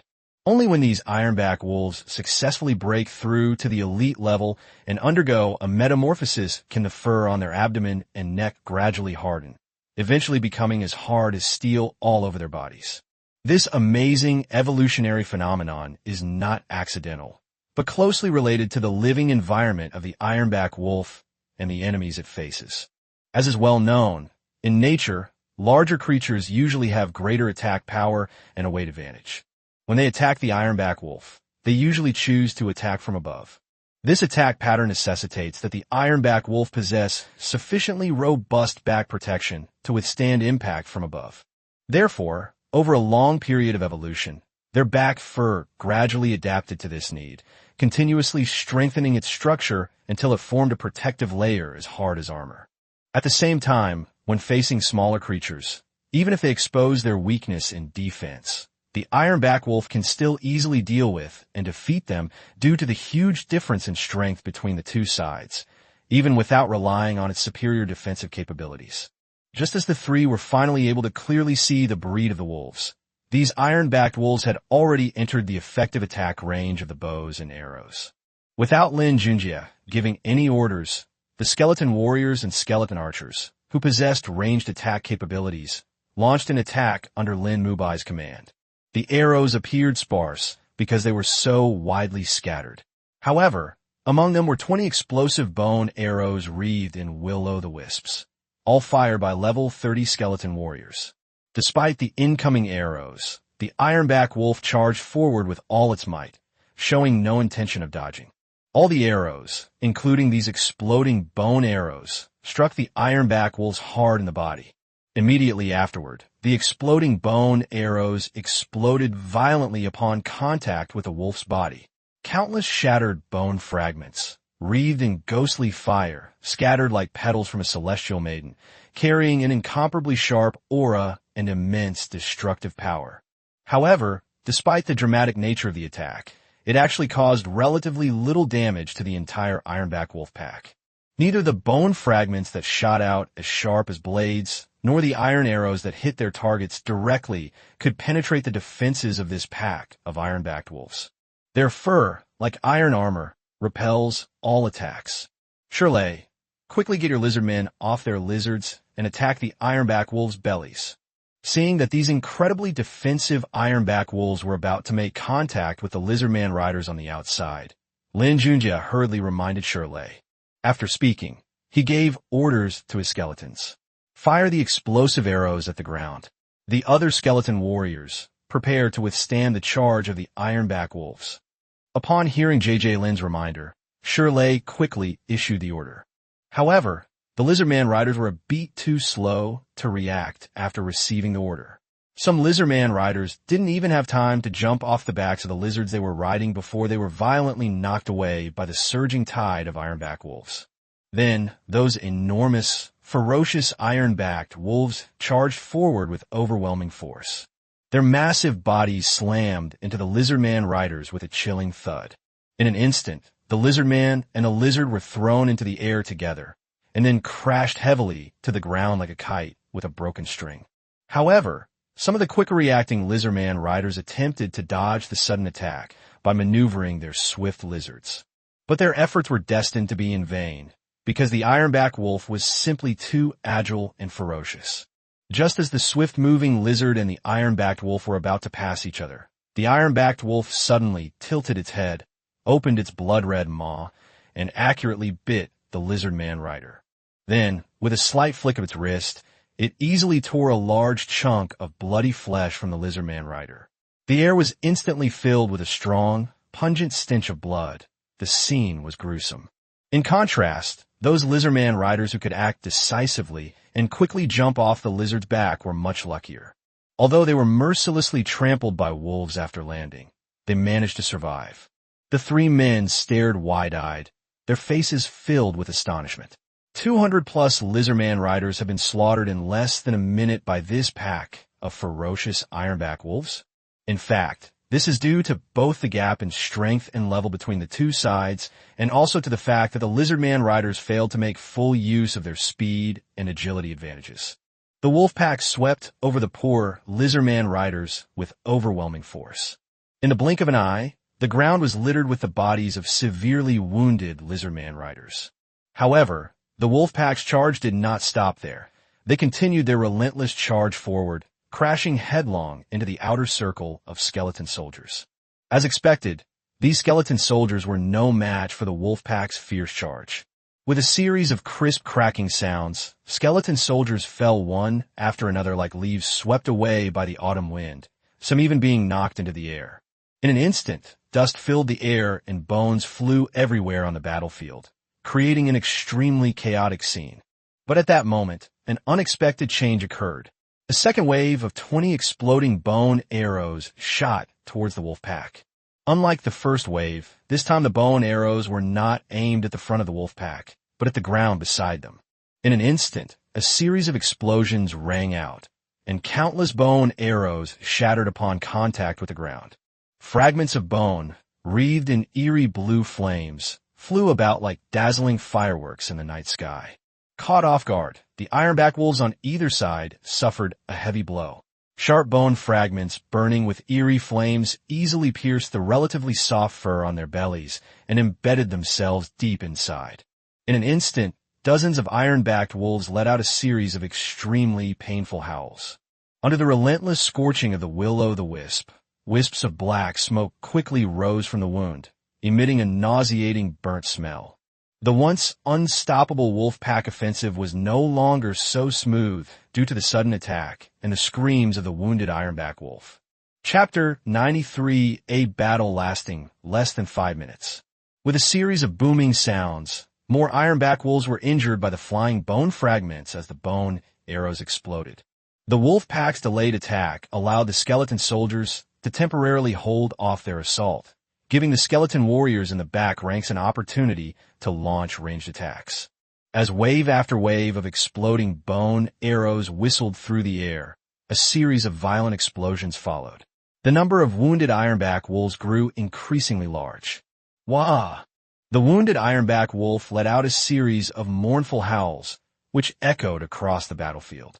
The sound was filled with endless pain and despair. The once ferocious and fearless wolf pack was now stunned by the tragic scene, and more members began to hesitate. It's important to know that wolves are known for their bloodthirstiness. Even when a companion is injured or killed, it only further fuels their ferocity and thirst for blood. However, this time was different. The wounded ironback wolves weren't actually seriously injured, but the eerie blue flames raged and burned fiercely at their wounds, and even rolling on the ground couldn't extinguish them for a while. The excruciating pain they experienced far exceeded their limits. This inhuman torture made their howls even more pitiful, causing the other ironback wolves who heard the sound to hesitate for a moment instinctively. As the saying goes, speed is of the essence in war, and the situation on the battlefield can change in an instant. That brief moment of hesitation gave the skeleton warriors an opportunity. Without hesitation, they seized this fleeting opportunity, exploding bone arrows around the ironback wolves. Even the skeleton soldiers, struggling to fend off the wolf pack's charge, found a chance to swing their weapons. Besides, the flawed skeleton soldiers transformed from the divine tree lizard men played a crucial role this time. They mingled among the skeleton soldiers, constantly seeking opportunities to attack the belly of these ironback wolves. As the battle continued, more and more ironback wolves were severely injured, some even falling into pools of blood. Faced with such an unfavorable situation, the wolf pack finally realized that continuing the stalemate would result in too many casualties. So, after some deliberation, they decisively chose to retreat. After all, while a hunt is important for a wolf pack, it should never come at the cost of too many casualties. And so, amidst a cloud of dust, the wolf pack retreated swiftly like a tide, leaving behind only wreckage scattered on the ground. The wolf pack came and went like the wind. Although a bloody battle had taken place, only 4.5 minutes had passed. If it weren't for the corpses scattered all over the ground, Lin Junjie and the other two wouldn't have believed what they had just experienced. Damn, are kids these days this strong? Inside the command center, several staff members who were ready to carry out rescue operations at any time swore. I was originally planning to help drive the wolves away in 5 minutes, but less than 5 minutes have passed and the wolves have run away on their own. Captain, what do we do next? A staff member asked. Rescue mission canceled. Raise the alert level for the 3 individuals. With the order given, the matter was considered closed.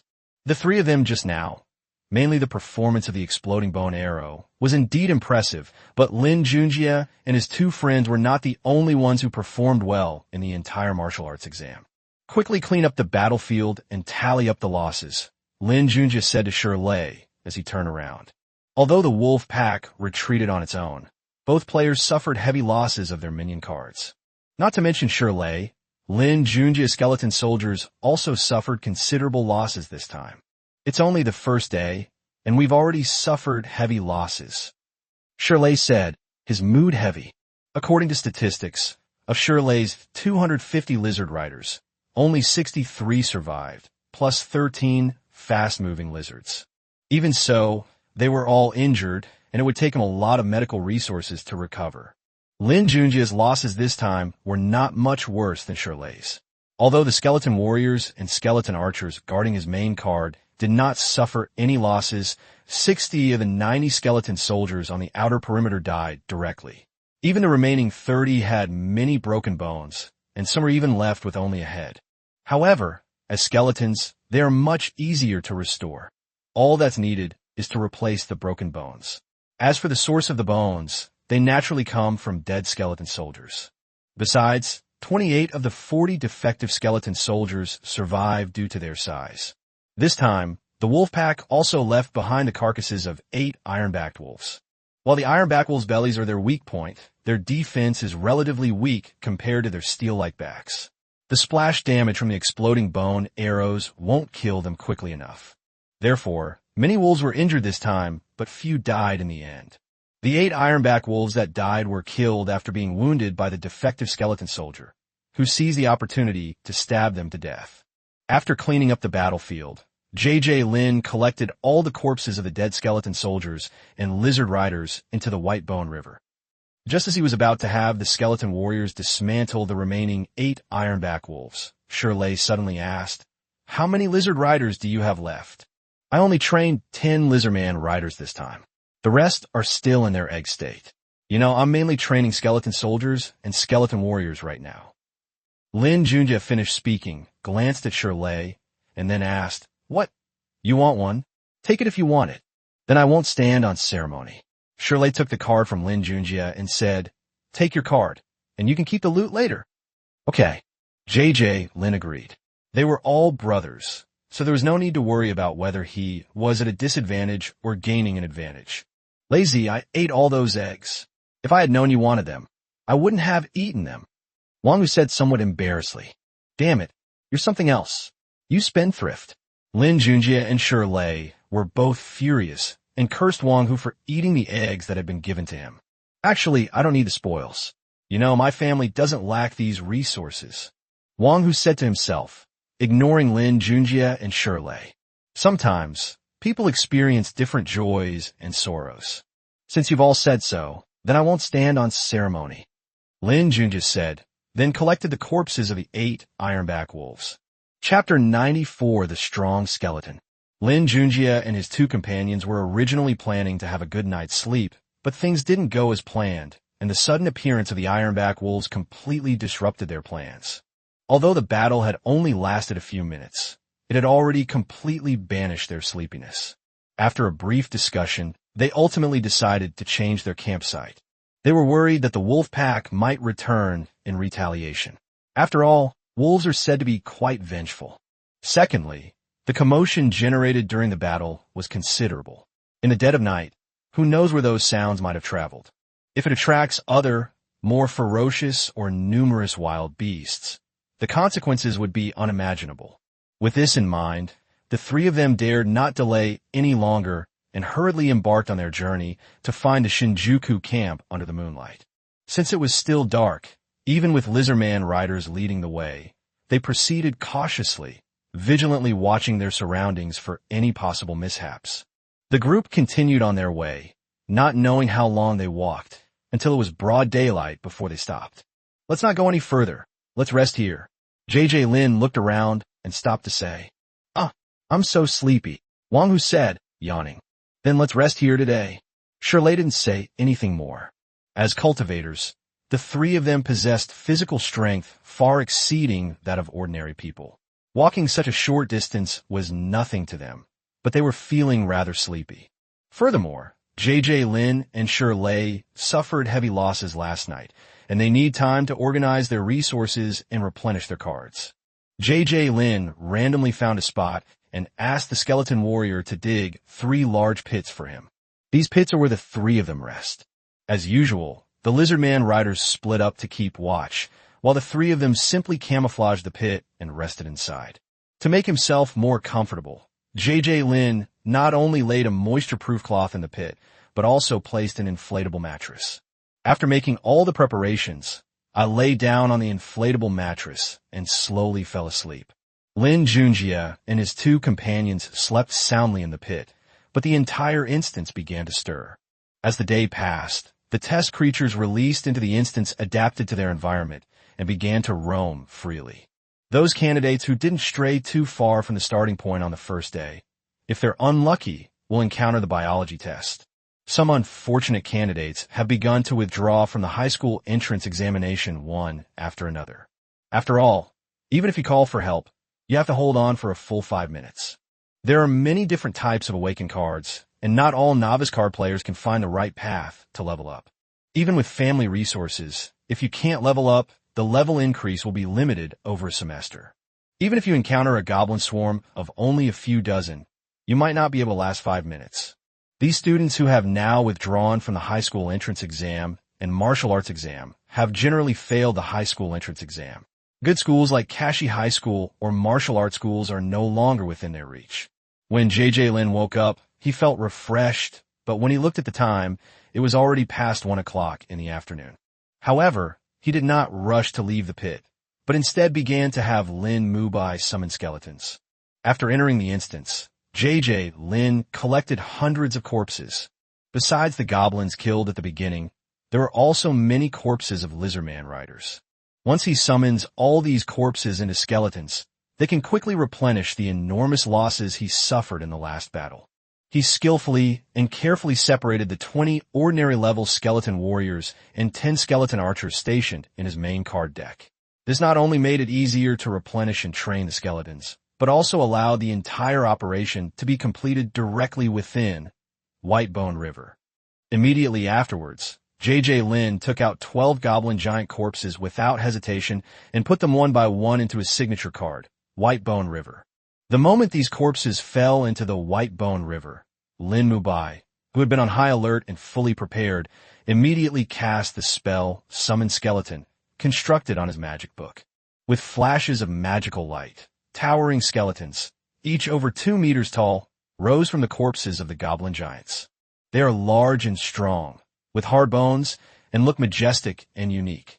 As J.J. Lin sensed the 12 newly added tall, white skeletons within his natal card, a satisfied smile appeared on his face. Name, Strong Bone Skull. Quantity, 12. Type, Servant. Occupation, None. Attribute, Undead. Level, 10. Quality, Excellent Green. Skills, None. Talent, Tireless/Strong Bones. Description: this is a very strong skeletal skeleton. Strong bones. Defense increased by 10%. Strength increased by 10%. After reading the information about these skulls, J.J. Lin couldn't stop laughing.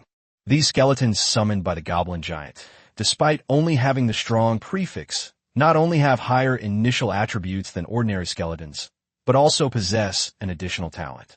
But these are not what makes J.J. Lin happiest. What pleases him most is that they have reached the excellent level of quality. He knew all too well how difficult this breakthrough was. Although there are 20 excellent level skeleton warriors in my main card deck, they were transformed together when my main card was transformed to excellent level. Then look at the other 20 ordinary level skeleton warriors. How long have they been absorbing undead energy in the Whitebone River? Lin Junjie had trained them into skeleton warriors, but their levels showed no signs of breaking through. Although it seemed simple when J.J. Lin broke through to the excellent level, it was because he had just found the right direction to break through. Looking at Shirley and Wang Hu, they haven't made any moves for so long, which shows that breaking through is not as simple as imagined. Otherwise, Lin Yu wouldn't still only be an excellent level card master. Upon seeing the quality of these 12 strong white skeletons, J.J. Lin couldn't help but wonder if the quality of the summoned skeletons was related to the quality of the corpses. Goblin giants are considered excellent creatures, which is why the skeletons summoned from their corpses are also of excellent quality. With these questions in mind, J.J. Lin decided to verify them. Besides the corpse of the goblin giant, there were also the corpses of 6 fire goblins beside him. Like the goblin giant, the fire goblin is also an excellent level creature. With the 6 fire goblin corpses thrown into the Bone River, 6 more skeletons were added. Chapter 95: Insect Catching on the Grassland. No. J.J. Lin shook his head and muttered to himself. After reviewing the information of the 6 skeletons that had just been summoned, he found that apart from their initial level reaching level 10, they were no different from ordinary skeletons. It seems that the level and quality of the corpse are related to the level of the summoned skeleton, but the strength of the corpse's bones should be related to the quality. Lin Junjie analyzed it himself. After reaching a conclusion, J.J. Lin planned to summon more skeletons, equip them with weapons, and have Lin Junjie train them to become qualified skeleton soldiers. However, J.J. Lin does not currently possess a true skeleton mage or necromancer. He relies on the item, spellbook, and the Ghostfire store by Lin Junjie to summon skeletons. With Lin Junjie's current Ghostfire reserves, he can only summon this many skeletons at a time. Fortunately, Lin Junjie wasn't the only one with the Ghostfire skill. Although the other skeleton warriors with Ghostfire could only use the skeleton summoning spell 5 or 6 times at a time, it still added up to quite a lot. With the efforts of Lin Junjie and the other 19 skeleton warriors with the Ghostfire skill, J.J. Lin gained another 123 skeletons. Including the skeletons and skeleton warriors left over from last night's battle, J.J. Lin now has 20 level 30 skeleton warriors, 20 level 20 skeleton warriors, 10 level 20 skeleton archers, 30 level 20 skeleton soldiers, 28 level 10 defective skeleton soldiers, 12 level 10 strong bone skeletons, and 111 ordinary bone skeletons. The skeletons' leather armor and weapons are readily available. With a little time, they can be fully transformed into level 20 skeleton soldiers. Goblins, as test subjects, are usually equipped with some worn-out weapons and leather armor. Of course, JJ Lin's focus now is on those 12 strong white skeletons. After a flurry of activity, JJ Lin removed the camouflage from the pit and stepped out. Hearing the commotion, Shirley and Wang Hu, who were in the pit nearby, also poked their heads out. "Old Lin, lazy, you want some?" Wang Hu asked, waving the jerky in his hand as he saw his two companions. Give me some too." JJ Lin and Shirley didn't stand on ceremony, mainly because they were genuinely a bit hungry. They took a portion of dried meat, some pre-prepared food and water, and began discussing their next action plan while eating. After a heated debate and careful consideration, several points of consensus were reached. To choose to carry out operations during the day whenever possible, to avoid causing prey to bleed during hunting, and to eat only the convenient food they brought with them. Those lizard riders have relatively narrow vision and limited observation distance at night. If they rashly travel in the dark, they can easily encounter unexpected dangers. Therefore, for safety's sake, it is best to find a secluded place to hide at night. The smell of blood and food can easily attract groups of carnivorous animals, so it's best to avoid bloodshed during hunting and to avoid cooking over a fire when eating. At this moment, although the sun has not yet completely set, its afterglow is gradually fading. The three decided to spend the night here. After all, even if we set off now, we wouldn't get very far by nightfall, and setting up a temporary shelter would take a lot of effort, so there's really no need to go through all that trouble again. However, it seemed a bit of a waste to let the time go to waste, so after thinking for a moment, JJ Lin made a decision to send his skeleton soldiers out to hunt and sweep through the surrounding area. It's important to know that for his signature card to successfully upgrade, it needs a sufficient amount of bones as support, and the skeleton he just summoned needs to consume a large amount of undead energy to quickly level up.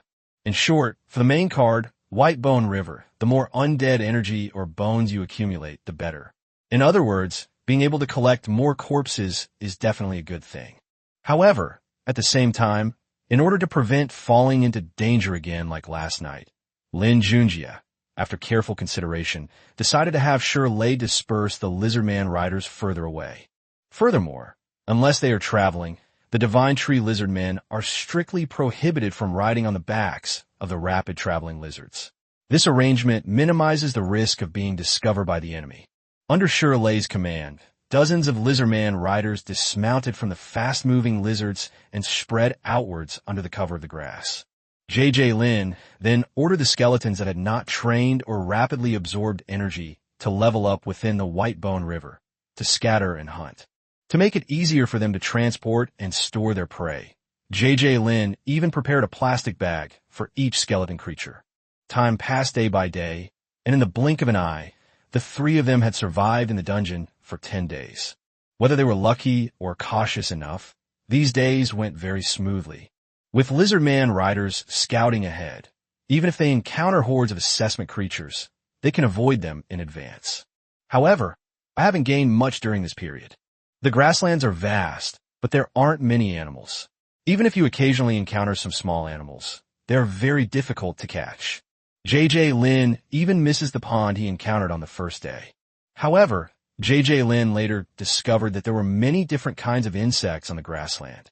In terms of weight alone, with the help of tools, he could catch just as many insects in a day as he had caught near the water source that night.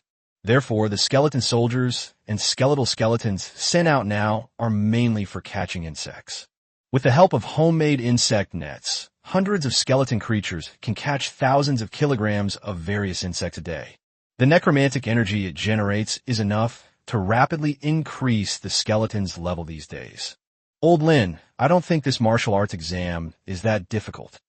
On the green grassland, Wang Hu chatted with Lin Junjie and Shirley as they walked. Isn't this perfect? JJ Lin replied with a smile.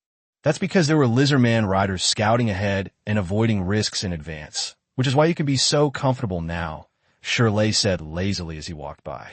At first, the three of them remained cautious, even walking with their backs bent. But several days passed, and apart from the first day, they encountered no danger whatsoever. This emboldened them.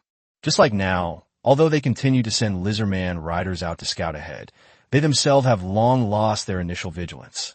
The three of them strolled leisurely across the grassland, while the skeletons around them lined up in a row, catching insects as they walked with their homemade grass-woven insect nets. They had long forgotten that they were in a dangerous instance. Chapter 96 Mutant Locust Plague. In the spacious and brightly lit temporary command center for the high school entrance examination, an epic-level powerhouse exuding a powerful aura stared intently at the huge screens in front of him that were constantly flashing data and images. He asked loudly with a serious expression, "Are all personnel fully prepared to launch a rescue operation at any time?" This epic-level powerhouse is the person in charge of the Wuchang City Martial Arts examination. Today, 1/3 of the entire martial arts examination process has passed, and the difficulty of the exam is about to be further increased to test the true strength and potential of these young students. According to the established rules, if a candidate who has already been eliminated in the previous stages has a failing grade in the final exam, then the candidates who are eliminated next will at least pass the exam. Upon hearing the question from the epic-level expert, the rescue team leader in charge of the rescue work immediately stood up. He straightened his chest and answered with a firm look in his eyes.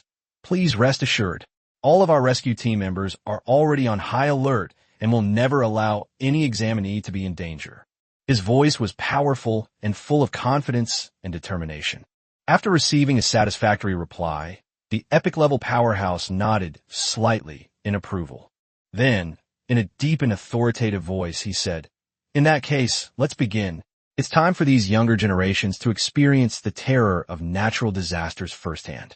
After saying that, he flashed and disappeared from the command post like a ghost. The next moment, his tall and imposing figure suddenly appeared on the vast grassland outside the command post. He slowly raised his right hand and unlocked a card in his hand. In an instant, the once clear and cloudless sky suddenly changed color, and a huge dark cloud spread out rapidly at an alarming speed, blotting out the sun. If someone were to get closer and take a closer look, they would be astonished to discover that this seemingly ordinary dark cloud is actually formed by countless densely packed flying insects. They flapped their wings and soared high, buzzing, forming a terrifying black ocean. The swarm of insects was carried away by the wind, landing in batches on the grassland, leaving behind only grass roots and countless insect eggs in their wake. Those densely packed flying insects were all various mutated locusts, and this swarm was a low-budget version of the locust plague.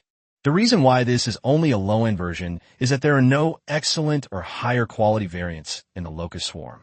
However, given the sheer number of these mutated locusts, no one knows when an even more powerful variant will emerge. Meanwhile, Lin Junjie and his two companions were strolling across the grassland catching insects when suddenly a flying insect the size of a fist crashed into them. "Look what I caught." JJ Lin raised his hand, grabbed a flying insect, and showed it off to Shirley and Wang Hu, as if to show off. "So big," Wang Hu exclaimed in surprise upon seeing the flying insect in JJ Lin's hand. Flying insects the size of a fist are indeed very rare. "Look behind you." "What's that?"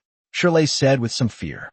The three looked behind them and saw a dark cloud that blotted out the sky, pressing down on them. More and more large flying insects were swarming in, and their density increased at a visible rate. JJ Lin carefully examined the flying insect in his hand, trying to identify its species. Suddenly, his expression changed, and he exclaimed in alarm, "Mutant locusts? Oh no, it's a mutated locust plague." According to legend, after a locust plague, nothing grows. Although this mutated locust plague doesn't even rank among the most severe disasters the Empire has ever faced, the danger associated with anything associated with disaster is self-evident. A locust plague is a terrible nightmare. These greedy creatures eat almost anything, whether it's crops, plants, animals, or even people. Anything edible becomes their target for frenzied consumption. "Dig a hole quickly. Hurry," JJ Lin shouted anxiously. He didn't care about anything else and hurriedly summoned back the skeleton creatures that were catching locusts all around. Immediately afterwards, he summoned a level 30 skeleton warrior from his signature card and ordered them to quickly dig a large pit.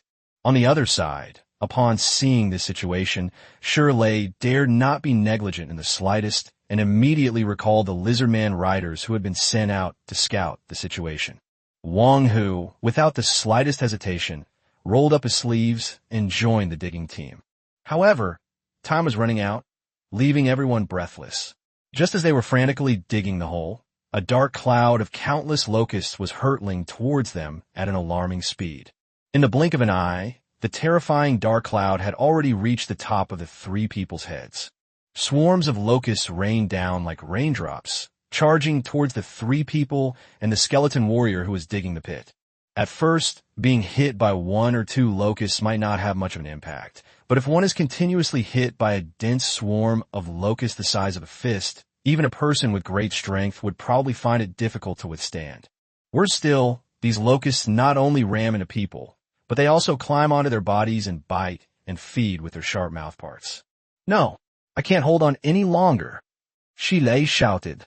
At this moment, both Shirley's lizardman rider and Lin Junjie's skeleton creature were covered in fist-sized mutated locusts, and they were on the verge of collapse. Although they killed many mutated locusts, they were just a drop in the ocean compared to the entire locust plague army. Shirley quickly put away the lizardman rider. "You and Wang Hu go dig the pit, and I'll take care of the rest," Lin Junjie shouted. Upon hearing JJ Lin's words, Shirley didn't hesitate.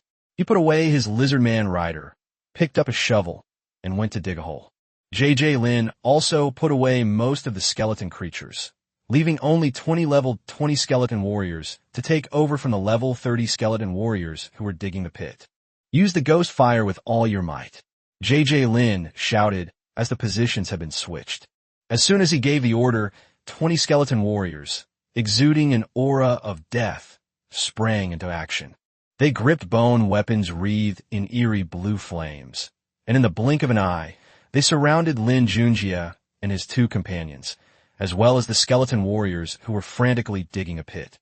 As the weapons in the hands of these skeleton warriors were rapidly swung through the air, streaks of eerie blue flames flashed across their surfaces. Thanks to the powerful amplification effect of the will-o'-the-wisps, the skeleton warriors' weapons can ignite these locusts the moment they touch them. In an instant, countless clusters of eerie blue flames ignited in the air, like stars falling to earth. Lin Mubai, the strongest of the skeleton warriors, was surrounded by ghostly blue flames, making him look like a demon god who had emerged from the underworld.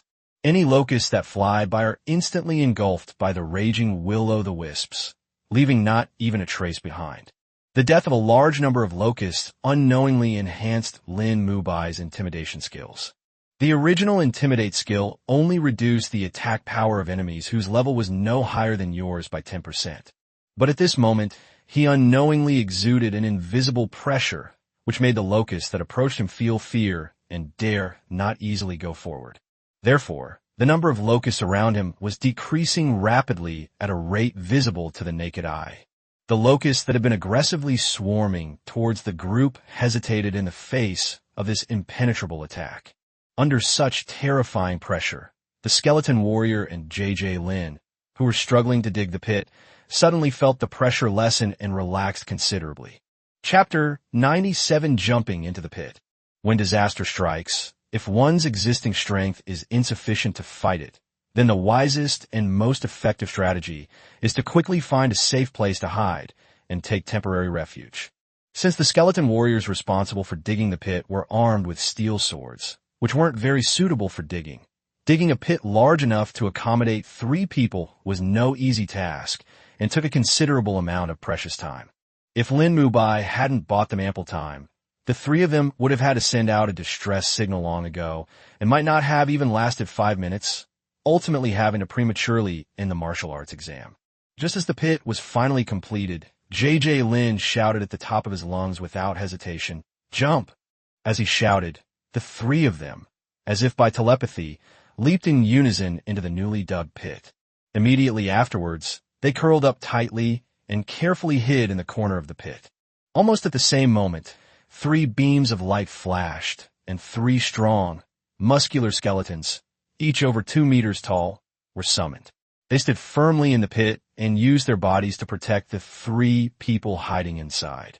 After doing all this, Lin put away the skeleton warriors he had previously used to defend against the locust plague and instead summoned a dozen or so skeleton soldiers. Under Lin Junjie's control, the skeleton soldiers began to move. Some of them quickly jumped into the pit, raising their hands high above the ground so that they could leave a few holes for breathing when the pit was filled with soil. The rest of the skeleton soldiers worked together to push the surrounding soil into the pit and stomped it firmly. As more and more soil fell down, the pit, which had previously let in a little light, was quickly and completely buried. In the blink of an eye, the surrounding light suddenly dimmed, as if we had fallen into an endless abyss of darkness. The entire space fell into complete silence, a deathly stillness enveloping everything, instilling a sense of inexplicable fear and oppression. Time passed slowly in silence, and half an hour later, a bright light shone from beneath the soil. "Are you all right?" Lin whispered. "He's not dead yet," Shilei replied softly. "Old Lin, did you bury us alive?" Wang Hu asked in surprise. The situation was urgent, and he did whatever Lin told him to do without thinking too much about why he was doing it. It wasn't until they were buried under the soil that they realized they were buried. "Don't worry, you won't die," Lin joked. "I won't die, it's just that the place is too small, and it's uncomfortable to be curled up like this." After Wang Hu finished speaking, he tried to move his body, which caused a lot of soil to fall through the skeleton. "Time was too tight, there was nothing I could do," Lin said helplessly, and to be honest, he was also feeling a little uncomfortable. According to relevant records, these mutated locusts act only according to their instincts, and their intelligence is extremely limited. Therefore, when faced with a locust plague, if one can quickly find a closed space to hide, one can usually successfully avoid the locust rampage. When faced with the sudden locust plague, Lin's first thought was to quickly dig a big hole for himself and bury himself deep inside.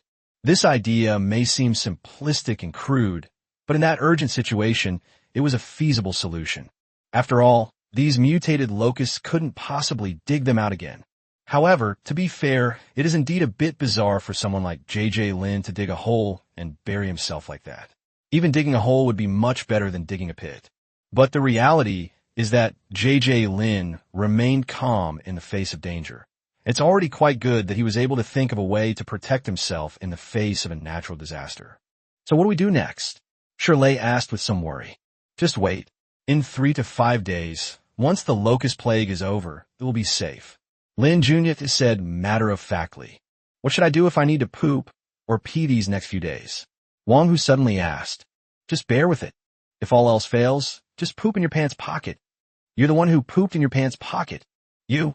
The 3 of them chatted and laughed while buried in the ground, which dispelled their fear. Meanwhile, the other examinees inside the instance were not having such an easy time.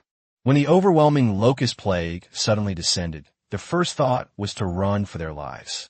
On this flat grassland, there's nowhere to hide. However, in terms of speed, how can a candidate running on the ground compare to a locust flying in the sky? Therefore, many candidates who were slightly less capable immediately sent out distress signals. After all, it's hard for these novice card masters, who have only been awakened for half a year, to remain calm in the face of a massive, overwhelming swarm of locusts that blot out the sky. Most of the test takers had no choice but to run frantically while doing their best to resist the locust's attack. According to the rules, if the swarm of locusts can be successfully held off for 5 minutes, then reinforcements will naturally come to the rescue. Accompanying the locust plague are armored personnel carriers. As long as someone comes to their aid and holds out for 5 minutes, these armored personnel carriers will pick them up and escort them for a distance. However, if they cannot even withstand the attack for 5 minutes, once they are on the troop carrier, their fate will be to be directly sent away from the examination site, thus ending their martial arts examination journey. However, it is worth mentioning that among these candidates, there are still some exceptionally strong individuals. Some of them fearlessly chose to confront the massive swarms of locusts head-on, fighting and retreating in a head-on manner. Others relied on their extraordinary speed or the magnificent steeds they rode to push their speed to the limit, directly shaking off the relentlessly pursuing locusts. However, most of these test takers did not know that the first 3 days were actually the weakest period of the locust plague, and the swarms would become stronger and stronger afterward. As they consume large quantities of food, these locusts multiply rapidly, laying a massive number of eggs. The true locust plague only begins after the first batch of eggs hatches. Chapter 98: Mutant Locust Eggs. The reason why locust plagues are so terrifying is their unimaginable reproductive capacity. It's important to know that an ordinary female locust can lay 50 to 80 eggs at a time, and it can lay eggs twice in just 1 week. The second egg laying will have a significantly larger number of eggs than the first one. What's even more shocking is that the hatching cycle of ordinary locusts is about 14 to 20 days. The mutated locusts that cause locust plagues, however, have an even stronger reproductive capacity. Not only are they much larger than ordinary locusts, but their reproductive capacity is also astonishing. Each mutated female locust can lay an astonishing number of eggs at a time, exceeding 100. Moreover, these eggs can all hatch in just 3 days. Even more frightening is that if there is a sufficient food supply in the surrounding environment, these newly hatched locusts can quickly grow into mature adults in just 10 days. In addition to this terrifyingly large number, there's also an equally frighteningly high mutation rate. At this moment, these locusts may only have a weak strength of level 1 or 2, but as time goes by and external factors influence them, they are very likely to mutate or evolve into super mutated locusts with excellent, elite, or even epic strength. If one day a highly intelligent insect king were to mutate and lead this army of locusts, the danger level of the entire insect plague would skyrocket. 3 days later, J.J. Lin, Wang Hu, and Shirley finally lost their patience. Unable to endure it any longer, they dug away the soil covering their heads and struggled to climb out of the cramped space. We're finally out. J.J. Lin was the first to stick his head out, breathing in the fresh air, his face full of joy at regaining his freedom. They're out.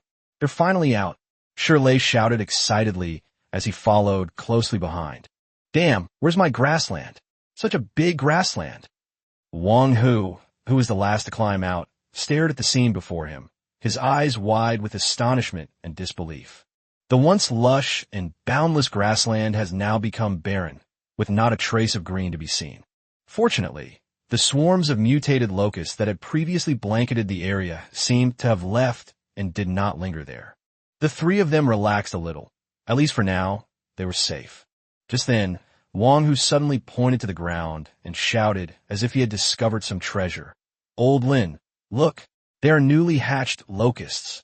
Upon hearing this, J.J. Lin quickly looked in the direction Wang Hu was pointing and indeed saw scattered locusts, no bigger than mung beans, slowly crawling out from under the soil. A thought struck him, and he quickly squatted down and gently turned over the surface soil with his hands. To his astonishment, he saw a thick layer of locust eggs mixed in with the soil, and many of them had already broken open, with tiny locusts struggling to crawl out. We're rich. We're rich. Looking at the large number of locust eggs and larvae, J.J. Lin's voice trembled with excitement. It's important to understand that such a limited number of locust eggs would undoubtedly bring in a huge fortune. Thinking of this, he could almost see a bright future beckoning him. Hurry up and collect them. J.J. Lin shouted and quickly got to work. He summoned all his skeletons and commanded them to carry out the collection work. During the 3 days he was buried underground, J.J. Lin successfully summoned more than 400 skeletons. Now, including the ones we already had, we have more than 500 skeleton creatures in our possession. The sheer size of the collection team made the entire collection process exceptionally fast. Seeing this, Shirley, not to be outdone, immediately released his lizardman riders to assist in the collection. They gathered the locust eggs along with the surrounding soil together and then sealed them into cards. J.J. Lin picked up a card and began to examine its information. Card name: Mutant locust eggs mixed with soil. Type: servant. Attribute: insect. Level 1. Quality: white standard. Skills: none. Talent: none. Description: Locust eggs about to hatch. Such a rare and valuable item can only be truly guaranteed to be safe if it is kept in one's own pocket. As the saying goes, many hands make light work. Before long, the entire area was almost completely turned upside down, and a large number of locust eggs were successfully collected. These should be classified as pest control organisms, right? Shirley frowned slightly, staring down at the card in his hand, and said in a low voice, "Judging from my intuition, the high school entrance exam command center definitely won't allow us to take them out of here. Given the rapid reproduction rate of these mutated locusts, they pose a huge threat to the ecological environment, and the consequences could be disastrous if we are not careful. So-called control-type organisms are characterized by the fact that if we are not careful, they may cause catastrophic consequences. For this reason, these creature cards are usually not circulated among the general public. Not only are there certain requirements for the holder's identity, but corresponding training is also required." Hearing Shirley's reminder, Lin Junjie couldn't help but show a hint of regret. He sighed helplessly and said, "Sigh, I was originally thinking that I could make a fortune after I got out, or use it as a hidden trump card. Now it seems there's no hope." However, he quickly adjusted his mood and even gave some of the cards to Shirley so that he could use them to upgrade the lizard rider's level. These insect eggs are rich in protein, making them perfect for raising servants. As for the remaining part, JJ Lin plans to incorporate it into by Guchuan. After all, for him, the more undead energy he stores, the better. However, the area where JJ Lin was located was just one of the egg-laying sites for these mutated locusts, so the collected eggs were estimated to be only about 2 tons. "Old Lin, these insect eggs are mixed with dirt. I just tried it out, and the dirt must be cleaned off before we can use them," Shirley said after trying it out. "It's nothing, just a bit of time-consuming stuff. I'll have my skeleton do it for you tonight," Lin Junjie said nonchalantly. He was just a little worried that he might also need to clean the soil off his Whitebone River and kill the eggs. After all, his signature card can only convert corpses into energy. He tried fusing the mutated locust eggs mixed with mud into his signature card, and to his surprise, he succeeded. Under his careful perception, he discovered that these insect eggs, mixed with soil, had accumulated in a corner of the Whitebone River, and a faint energy was emanating from them. Seeing this, JJ Lin secretly guessed that the insect eggs might be living organisms, making the transformation process more difficult. But as long as the transformation was possible, he wasn't particularly concerned. "Let's go collect the insect eggs," JJ Lin shouted, looking up. The eggs of these mutated locusts are about the size of a mung bean, and a mung bean weighs about 0.05 to 0.06 grams. 1 ton equals 1 million grams. Since the eggs weigh less than a mung bean, let's assume that 1 ton requires 300 million eggs.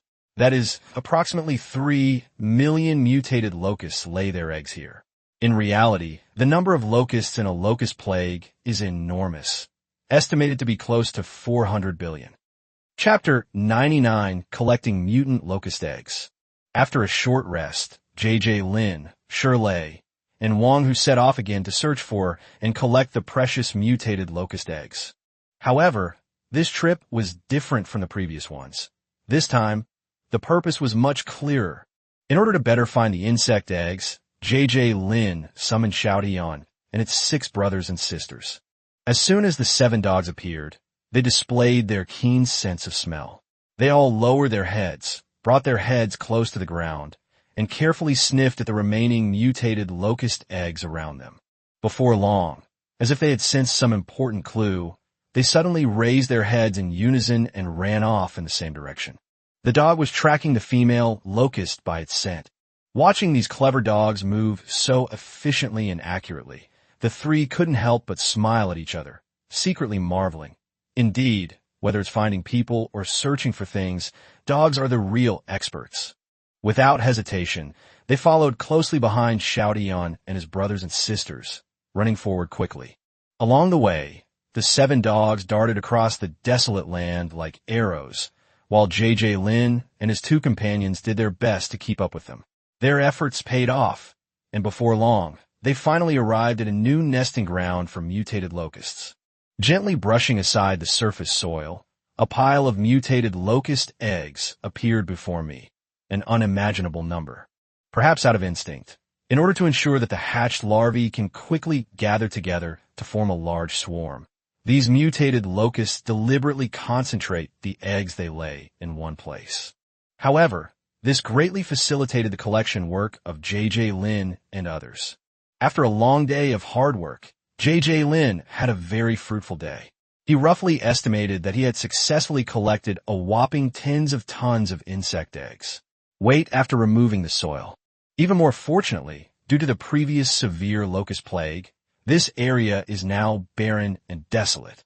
As a result, even the creatures that might usually cause trouble during the assessment were nowhere to be found, allowing them to return with a full load without encountering any danger.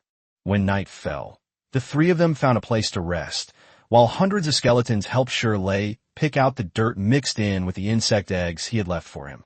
Upgrading a Lizardman rider requires a lot of energy cards and food cards, which Shirley doesn't actually lack. Using insect eggs instead of food is perfectly fine and can save a lot of food cards. Shirley didn't want to refuse J.J. Lin's offer. However, accepting a few tons as a token gesture would suffice. After all, removing the soil like this is quite troublesome. As time passed, another week went by in the blink of an eye. During these days, J.J. Lin harvested tens of thousands of tons of insect eggs. The reason for such a large harvest is that the insect eggs become more concentrated as time goes on. On the first day, only a little over a ton of eggs could be collected from a single egg-laying area, and searching and collecting them took a considerable amount of time. However, as time went on, although the distance between each area increased, the number of eggs collected at one time increased significantly. Furthermore, after discovering there was no danger along the way, J.J. Lin and his group immediately split into 6 groups, significantly improving their efficiency. They divided into 6 groups, with one dog leading one group. J.J. Lin, his 2 companions, and Xiao Tian followed behind the dogs, sealing them directly into cards. However, J.J. Lin and his friends' good days are coming to an end because they can already vaguely see the dark clouds moving in the sky ahead. What should we do? Should we go back? Seeing the overwhelming sight ahead, Lin Junjie turned to Shirley and Wang Hu and asked, "Let's go back." Shirley and Wang Hu said together, "Seeking good fortune and avoiding misfortune is human nature. They have already been in the instance for 20 days. Regardless of what they gain, if they can survive for another 10 days, they will definitely get an excellent grade in the high school entrance exam." However, things didn't go as planned. Just as the 3 were about to leave, their communicators suddenly started making noise at the same time. "Attention all candidates! Attention all candidates! A locust plague is raging. How can we remain unaffected? Please join the fight against the locusts." What do you mean? Are they asking us to fight the locust plague to the death? Does collecting locust eggs count as already being involved in the fight against locusts? The 3 looked at each other, unsure of what to do. Of course, many other candidates also received this message. After so many days, no one who is still in the dungeon to continue taking the exam is a fool. After the initial panic, there are still many ways to escape the locust plague's foraging range. Even the most honest test takers, after being rescued a few times, learn to be flexible and adaptable. So like J.J. Lin and his group, quite a few people actually appeared behind the locust plague. However, almost none of them collected large quantities of locust eggs like J.J. Lin and his group. At most, we can only collect a small amount. As for why they were unwilling to collect large quantities, you can tell from Shirley's attitude. If they couldn't sell them, these examinees wouldn't really have much use for them. Get in the vehicle and assemble. Just as the 3 were still hesitating, an armored personnel carrier sped towards them from a distance. The driver opened the door and loudly called for the 3 to get in. Seeing this, the 3 silently boarded the armored personnel carrier. "Boss, isn't the difficulty of this year's high school entrance exam a bit unusual?" Inside the temporary command center for the high school entrance exam, a staff member whispered to the epic-level expert in front of him. The younger generation of the Empire has been living in comfort for too long. Now that dungeons are appearing in large numbers, According to research from the Space Research Institute, there's a high probability that the great changes of a century ago will occur again. After speaking, the epic-level expert fell into deep thought, as if recalling a distant memory. One by one, the examinees were transported together in armored vehicles. Lin Junjie looked around and realized that there were fewer than 100 examinees. Moreover, after the three of them searched, they were able to confirm that they did not know any of these people except for themselves. They knew all the car masters from Lantian Middle School. In fact, all the candidates who were gathered together had performed well in the assessment. Regardless of their subsequent performance, they would all receive an excellent rating at the end of the assessment. The purpose of gathering them here is to see if they possess the courage and wisdom to fight when faced with adversity.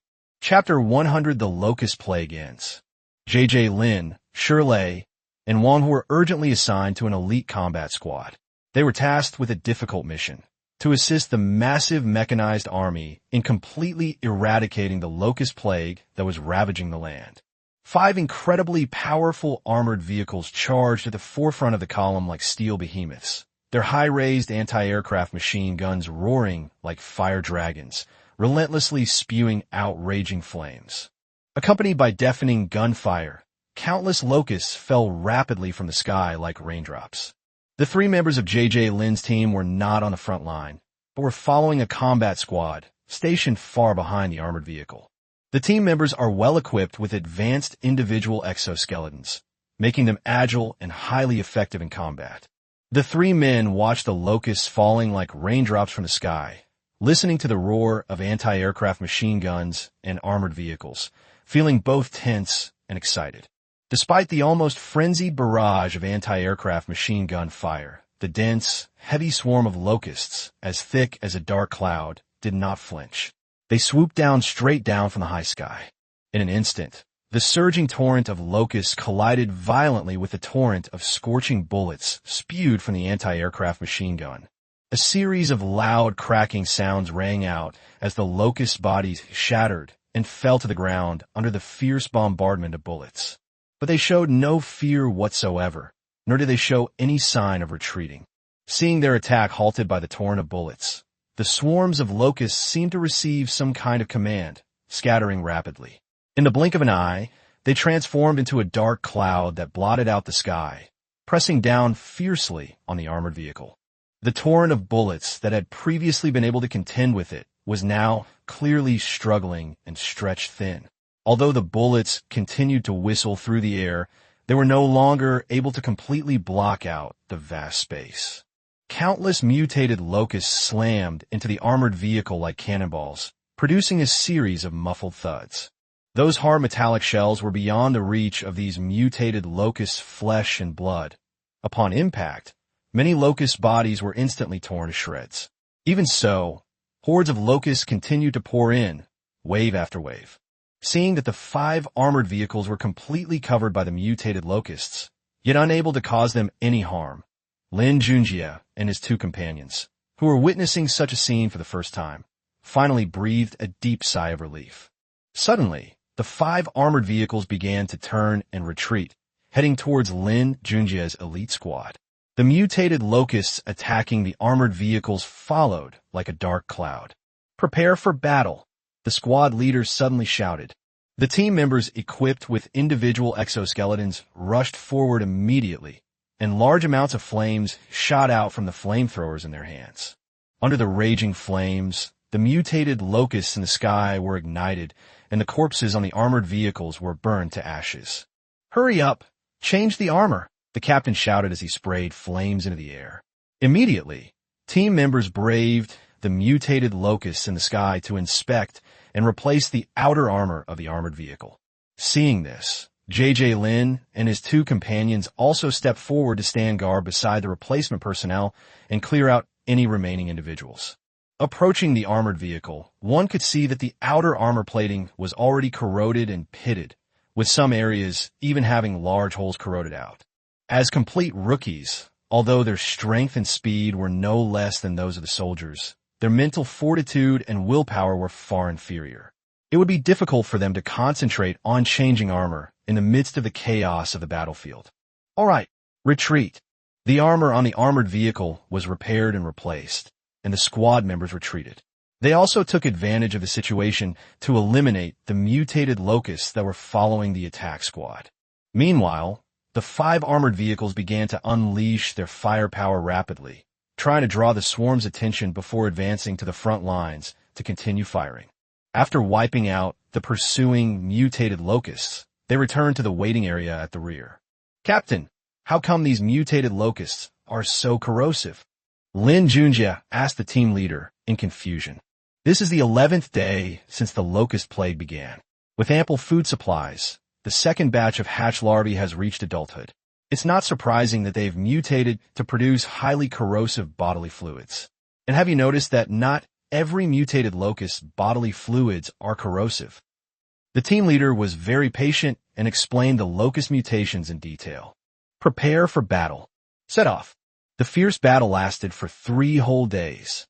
The battlefield was filled with smoke and the roar of gunfire echoed everywhere.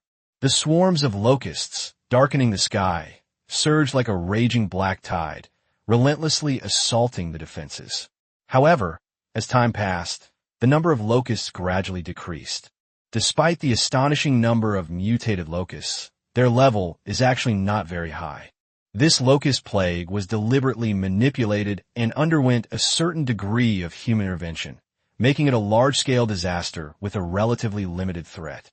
In other words, this is more like a locust plague that has been artificially emasculated. For a powerful mechanized force, such a battle did not actually pose much of a real danger. Those metal storms could easily crush wave after wave of locusts. However, on the surface, the battle still appeared exceptionally intense and thrilling. This seemingly perilous battle scene was perfectly suited for cultivating and testing the courage and fighting spirit of young examinees. During this period, Lin, Shirley, and Wang Hu gradually integrated into the team thanks to their tenacious perseverance and outstanding performance. Their teamwork became increasingly seamless, and their mutual trust deepened. Now, they have become an integral part of the team. Just then, an officer walked up to the 3 of them. This man was the captain of Lin's squad. He said with a smile, "Congratulations. Through your valiant efforts over this period of time, you will receive an excellent rating in this assessment. Now, you have 2 choices. One is to end the assessment immediately and leave the battlefield. The other is to stay and continue cleaning up the battlefield with us." After the battlefield was filled with smoke and dust, and all around was silent. The captain looked at the 3 people in front of him with a relieved smile. He cleared his throat and announced the results of the assessment ahead of schedule. Upon hearing this, Lin immediately responded without hesitation, "We'll stay." "But Captain, what do you plan to do with the corpses of these mutated locusts?" After saying that, he carefully observed the captain's expression, seemingly with some expectation in his heart. The captain, being incredibly astute, saw through Lin Junjie's thoughts at a glance and couldn't help but laugh out loud. "What, kid? You've got your eye on these corpses? Let me tell you, according to the rules, these corpses are supposed to be collected and incinerated. But if you can find them useful, feel free to use them in this instance. Just remember, absolutely no taking them out of the instance." "Wow, this is amazing." Lin was so excited he almost jumped up, his eyes sparkling with joy. Because he knew that these seemingly dilapidated locust corpses, whose bodily fluids were even corrosive enough to be unsuitable for making feed, were extremely valuable upgrade materials for him. "All right, Captain, I'll get to work right away." Lin Junjie couldn't hide his excitement and turned to get started collecting the bodies. "Go ahead, do a good job." The captain smiled and waved to him, indicating his approval. At this moment, Shirley and Wang Hu, who were standing nearby, also came over and said in unison, "Come on, let's help you clean up these corpses." As they spoke, the 2 of them grabbed Lin Junjie on the left and right and walked together toward the mutated locust corpses scattered all over the ground. Chapter 101 Level Breakthrough. Countless mutated locust corpses fell into the White Bone River, eventually transforming into dense, undead energy. After learning that Lin's signature card could be upgraded using the corpses of these mutated locusts, the mechanical team responsible for clearing the locust plague provided maximum assistance, delivering resource cards containing the corpses of mutated locusts to J.J. Lin. In J.J. Lin's hands, these locust corpses are not just ordinary remains. They are resources for enhancing his signature cards and can also be converted into undead energy. Whenever J.J. Lin throws piles of locust corpses into the White Bone River, dense necromantic energy rises from the piles of corpses like smoke. Furthermore, those wings that cannot be converted into undead energy and their hard shells possess magical properties. They can continuously expand the area of White Bone River and increase the level of your main card. After much effort, J.J. Lin finally succeeded in integrating all the hundreds of billions of locust corpses into his signature card. With the support of these massive resources, the original level 30 character card surged forward, climbing to level 40 with unstoppable momentum. This amazing leap undoubtedly made J.J. Lin ecstatic. However, the matter did not end there. As time passed, the necromantic energy within the White Bone River grew increasingly dense, as if it were about to materialize. The moment the last corpse in the pile of mutated locusts was completely converted into undead energy, the entire space suddenly fell into an eerie silence. Immediately afterwards, the card in J.J. Lin's hand began to tremble violently, as if it had been awakened by some powerful force. In an instant, light shone brightly, dazzling and captivating. Amidst this dazzling light, the level of his destined card broke through the bottleneck once again, leaping to level 41 in one fell swoop. At this moment, Lin Junjie's cardmaster level also broke through the elite level along with the level of his destined card. He was filled with indescribable excitement and joy. His father hadn't broken through a certain level in decades, but he had achieved it in just one semester. Without a doubt, this martial arts exam was an unimaginable and wondrous adventure for J.J. Lin. Who could have imagined that a simple martial arts exam would bring him such tremendous opportunities and gains? Not bad, a good prospect. Inside the temporary command center for the high school entrance exam, an epic-level expert nodded slightly as he watched Lin Junjie break through to the elite level on the monitor. The order for the army to hand over all the mutated locust carcasses to J.J. Lin was given by him. The Great Xia Empire possesses a large army and is not lacking in low to mid-level combat power. What they have always lacked is epic and legendary level high-end combat power. With the current instability of space, numerous dungeons have appeared. The Great Xia Empire urgently needs a large number of epic and legendary level powerhouses to guard these dungeons. As the saying goes, times create heroes, and the Great Xia Empire urgently needed to replenish its ranks with a large number of fresh blood.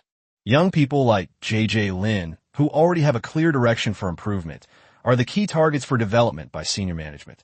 At the same time, J.J. Lin broke through to the elite level and was carefully sensing the changes in himself and checking the information of his destiny card.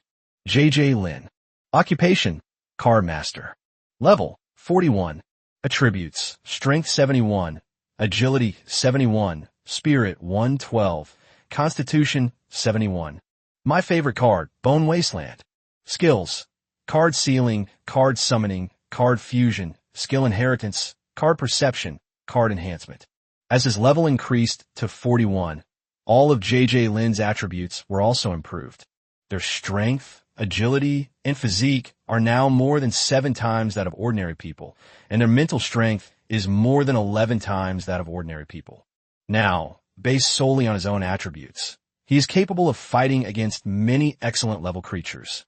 In addition to the change in attributes, the name of the main card has also changed. A change in card name signifies a significant change in the card itself. In addition, after reaching the elite level, he also gains a card enhancing skill. This card enhancement involves adding a portion of the card's power to oneself to increase one's own strength. However, if this power from the card is added to oneself, then the card itself will be temporarily unable to use that power. However, J.J. Lin's signature card is a terrain/nest type card, and he relies on the skeleton creature stationed inside it during battle.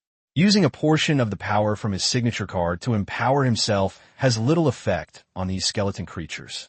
After sensing the changes within himself, J.J. Lin checked the information on his destiny card. Card name, Bone Wasteland. Type space. Attribute undead. Level 41. Quality blue elite. Skill undead space. Description: a wasteland littered with bones, inhabited by skeletal creatures. The necropolis. This is a space suitable for the survival of the undead. J.J. Lin read the information on his birth card 5 times before he fully understood. After J.J. Lin's signature card successfully broke through, its name changed from Whitebone River to Whitebone Wasteland. Lin Junjie is familiar with this. If the cards are changed significantly, the card names will also change. As for the improvement in level and quality, that was exactly what he expected. However, the card type has changed from terrain/nest to space. The card skill has also been reduced to 1. Lin Junjie examined it carefully and found that the description of the undead space skill was simply a space suitable for the survival of the undead. After combining his knowledge of card masters with some hearsay and his own personal card information, J.J. Lin concluded that he might be a genius. Chapter 102 Skeleton Warrior. According to rumors, powerful cards can form their own systems and spaces. A skilled card master could even seal an entire dungeon space into a single card. And isn't my own signature card a perfect space for undead creatures to thrive right now? This isn't that I possess a personal space. It's just that this space has undead attributes. J.J. Lin immediately used his card perception ability to sense his own signature card. In an instant, as his consciousness delved into the vast space inside the card, an unprecedented sense of emptiness overwhelmed him. To his surprise, the space inside the card had expanded by more than 100 times compared to before. But all that could be seen was a desolate land filled with white bones, which is probably where the name Whitebone Wasteland comes from. Upon closer inspection, one can discover that beneath the bones lies not soil, but a large quantity of broken insect carapaces and bone fragments. A careful examination also reveals numerous insect wings. The carapaces and wings of these insects should have come from the locust carcasses collected this time. In the center of the Whitebone Wasteland, you can see several small slopes. Lin Mubai and his group, who were originally stationed in the Whitebone River, are now wandering around this area. 50 skeletons appeared so small on such a vast and empty land. J.J. Lin suddenly remembered that his current signature card, Whitebone Wasteland, does not have a limit on the number of units it can be stationed in.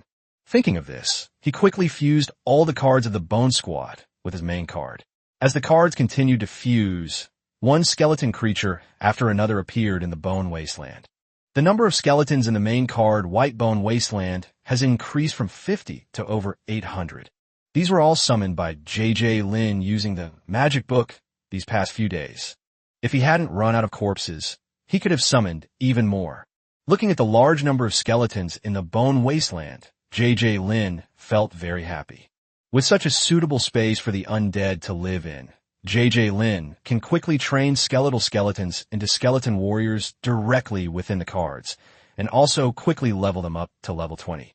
Defective skeletons can only be leveled up to level 10. Given enough time, J.J. Lin could easily cultivate a large number of skeleton warriors within his signature card set, creating an undead calamity even more terrifying than a locust plague. However, he is still in the dungeon, and J.J. Lin plans to come out of the dungeon to study and understand his signature card properly. Now that all the locust corpses have been disposed of, all that remains is to find and deal with the locust eggs and newly hatched larvae. Before they knew it, a month had passed, and J.J. Lin and his team finished their exams and left the instance. "I'm off. My dad's here to pick me up." Just as he exited the instance, J.J. Lin saw his father waiting for him. After greeting Shirley and Wang Hu, he walked towards his father. "You're out. Come on, let's go home. Your mother should have dinner ready by now." Lin was very happy to see his son. J.J. Lin was among the last batch to release the content, so this excellent rating is practically guaranteed. So Wang Li had already gone home to buy groceries and cook, preparing to celebrate. After greeting the teachers who came to see them off at the exam, the father and son got into the car that the forestry worker rarely drove and returned home safely. "Mom, we're back. What delicious food did you make today?" As soon as J.J. Lin entered the house, he followed the aroma to the kitchen. "Son's back. How did you do on your exam?" Wang Li asked immediately. Although I knew J.J. Lin did well on the exam from the time he stayed in the instance, I still couldn't help but want to confirm it. Don't worry, I'll definitely get an excellent rating, Lin Junjie said with some pride. In fact, he doesn't care about the exam results at all. In his opinion, breaking into the elite class in a semester is what makes him most proud. The food will be ready soon. Let's eat. Let's eat. Hearing her son confirm it himself, Wang Li happily began to serve the dishes. I want to eat until I'm stuffed. During the assessment, J.J. Lin ate convenience food almost every day. Now, seeing the dishes his mother made herself, he didn't wait for the meal to start and went into the kitchen to take out bowls and chopsticks to eat. After a sumptuous meal, Lin Junjie felt extremely satisfied. He then slowly said, "In this martial arts exam, I advanced 10 levels and have now broken through to the elite level." What? Elite level? Your dad hasn't broken through in all these years, and you broke through in just one semester? Ligne éclamet in surprise. What are you yelling about? My son is better than you. Wang Li immediately chimed in. Ligne took a deep breath and fell silent, a sense of melancholy settling over him. He should have been happy that his son was leveling up so quickly, but the thought of himself lingering at the excellent level for decades still made him feel a little bitter. Is this J.J. Lin's house? The three of them had just finished eating and drinking and cleared the table when someone came to the door. Did you need something from me? J.J. Lin opened the door, only to find 2 soldiers in military uniforms standing there. J.J. Lin, we are here on behalf of the military to invite you to participate in the elite development program, one of them said. Please come in and speak, gentlemen. Lin Yi quickly invited the 2 men into the house for a detailed discussion. After some investigation, the family realized that the so-called elite training program was a program where the military selected geniuses from the entire empire and provided them with a large amount of resources every year, as well as access to restricted instances, in order to quickly improve their strength. Of course, as a condition, one must join the military system. As an ordinary family, we naturally wouldn't object to such conditions. To become a true master, you need resources, information, luck, and powerful connections. Once you join this program, you'll have access to certain resources and information channels, and with the military support, you'll have some support. After some conversation, the family saw the 2 soldiers off. However, the next day, someone from the military would come to pick him up for training. That evening, J.J. Lin began to examine the information about the skeleton creatures within the Bone Wasteland. Although he gains some of the buffs from his signature card after reaching the elite level and can take over the skills of the skeleton creatures residing in the card, his combat power is definitely not comparable to that of elite level creatures due to his lack of rigorous training. Therefore, his combat power should mainly be reflected in the skeleton creatures within the Bone Wasteland. However, among the more than 800 skeletons in the wasteland, there are actually more than 200 defective skeletons summoned using the corpses of the Divine Tree Lizardmen. Whether it's a regular skeleton or a damaged one, in elite-level battles, they can only serve as expendable resources or cannon fodder. Even if you spend time training them into skeleton warriors, equipping them with weapons and armor, and quickly raising their levels to their limit, their only use is as cannon fodder and consumables that are easier to use. However, there are still 32 excellent-level skeleton creatures in J.J. Lin's Bone Wasteland. But after his main card broke through to the elite level, these skeleton creatures are stuck at the excellent level. These 32 skeleton creatures are only level 40 at the moment. However, to their delight, they did not come away empty-handed when their signature card broke through to the elite level. First, Lin Mubai and the 19 skeleton warriors with the Ghost Fire skill summoned a large number of skeletons using the magic book, and then, taking advantage of the card breakthrough, they mastered the skeleton mage class. Skeleton mages are magic-based classes, and now, in addition to being able to summon skeletons at will, they also have the ability to absorb undead energy. This makes them a dual cultivator of magic and physical power. From now on, as long as there are corpses, the number of low-level skeletons in the Bone Wasteland will increase rapidly. In addition, with more practice, the other spell in the spellbook, Flame Throw, will also be mastered quickly. With the aid of this magic, his the-wisps skill will be able to play a greater role. Besides the skeleton warriors, The 12 robust skeletal skeletons also mastered Professor Lin Junjie's swordsmanship and parrying techniques through breakthroughs in their natal cards, becoming 12 skeleton warriors. They have now reached level 40. Compared to skeleton warriors, they are stronger and have larger, more robust bones. If they were equipped with suitable armor and weapons, their strength would be no less than that of the skeleton warriors with the-wisps. Chapter 103, Elite Development Plan. Old Lin, let's go. Let's go. He went to bed a little late the night before, and JJ Lin woke up a little late the next day.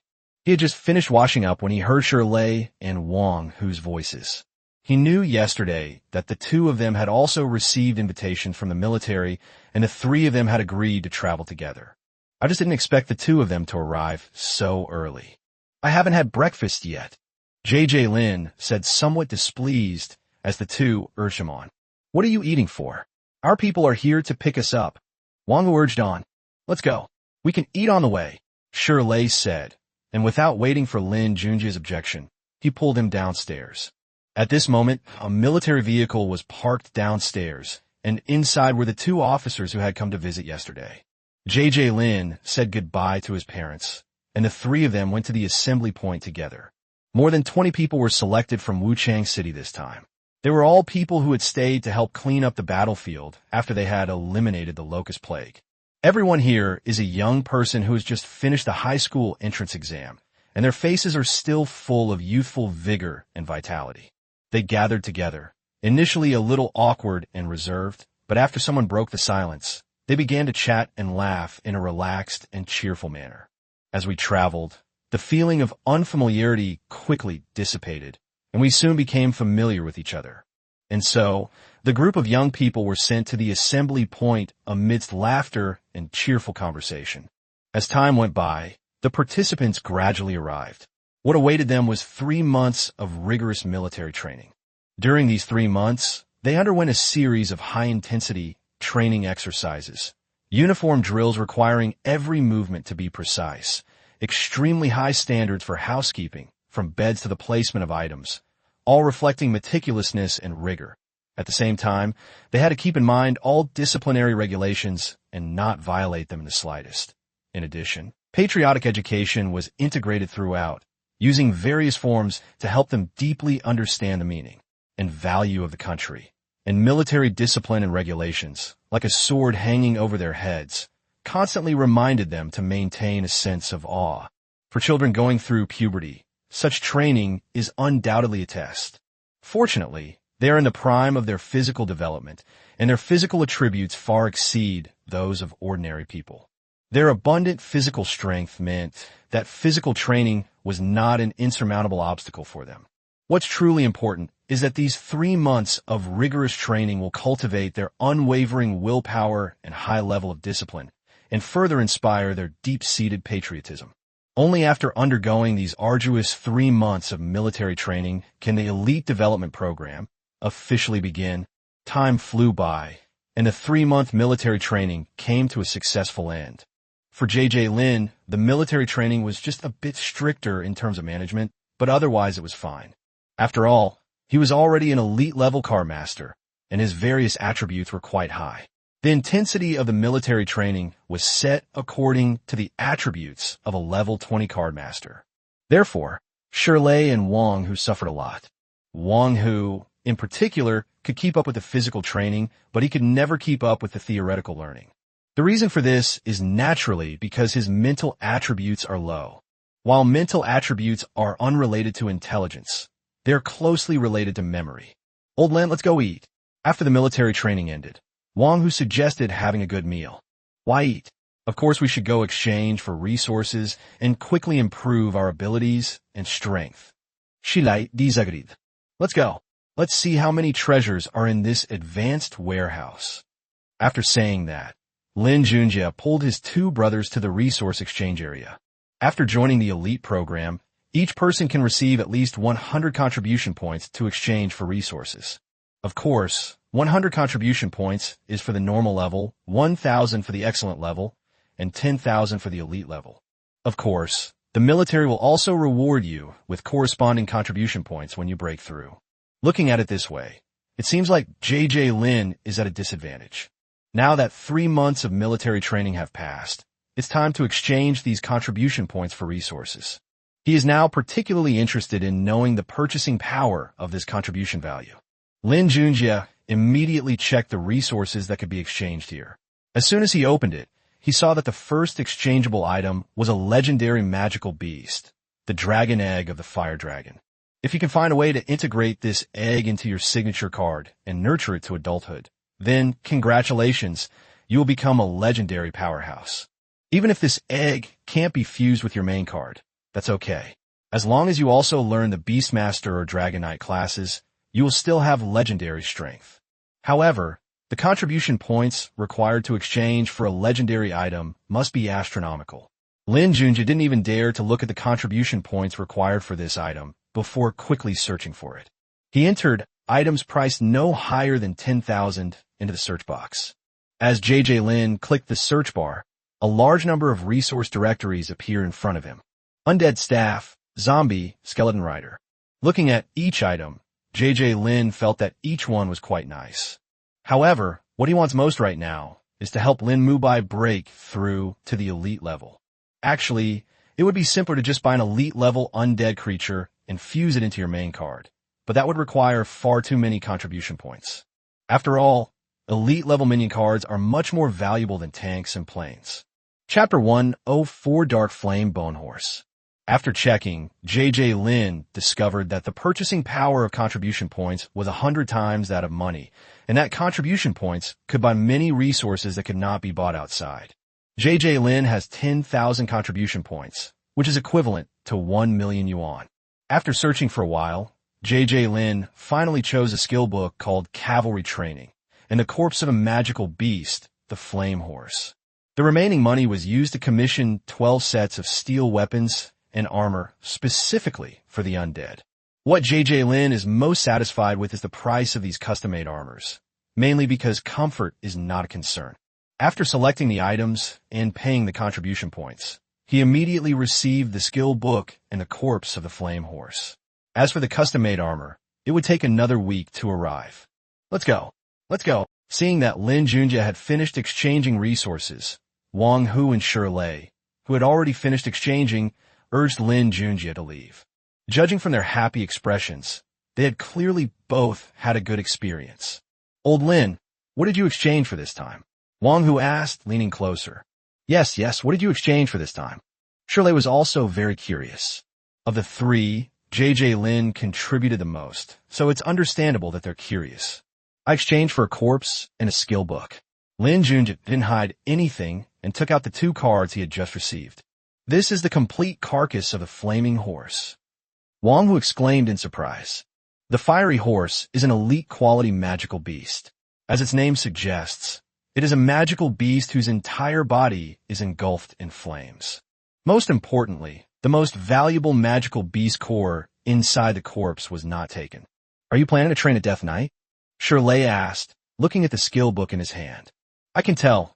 I'm planning to develop in that direction, J.J. Lin said casually. Death Knights are among the top-tier undead creatures, possessing immense power, with many reaching epic or even legendary levels. What resources did you two exchange for? J.J. Lin asked. I redeemed a special dungeon access ticket. Wang Hu said somewhat embarrassedly. Me too, Shirley said. Wait, you two aren't going to invite me to run dungeons? Besides, isn't it free to run dungeons here? Lin Junjie questioned.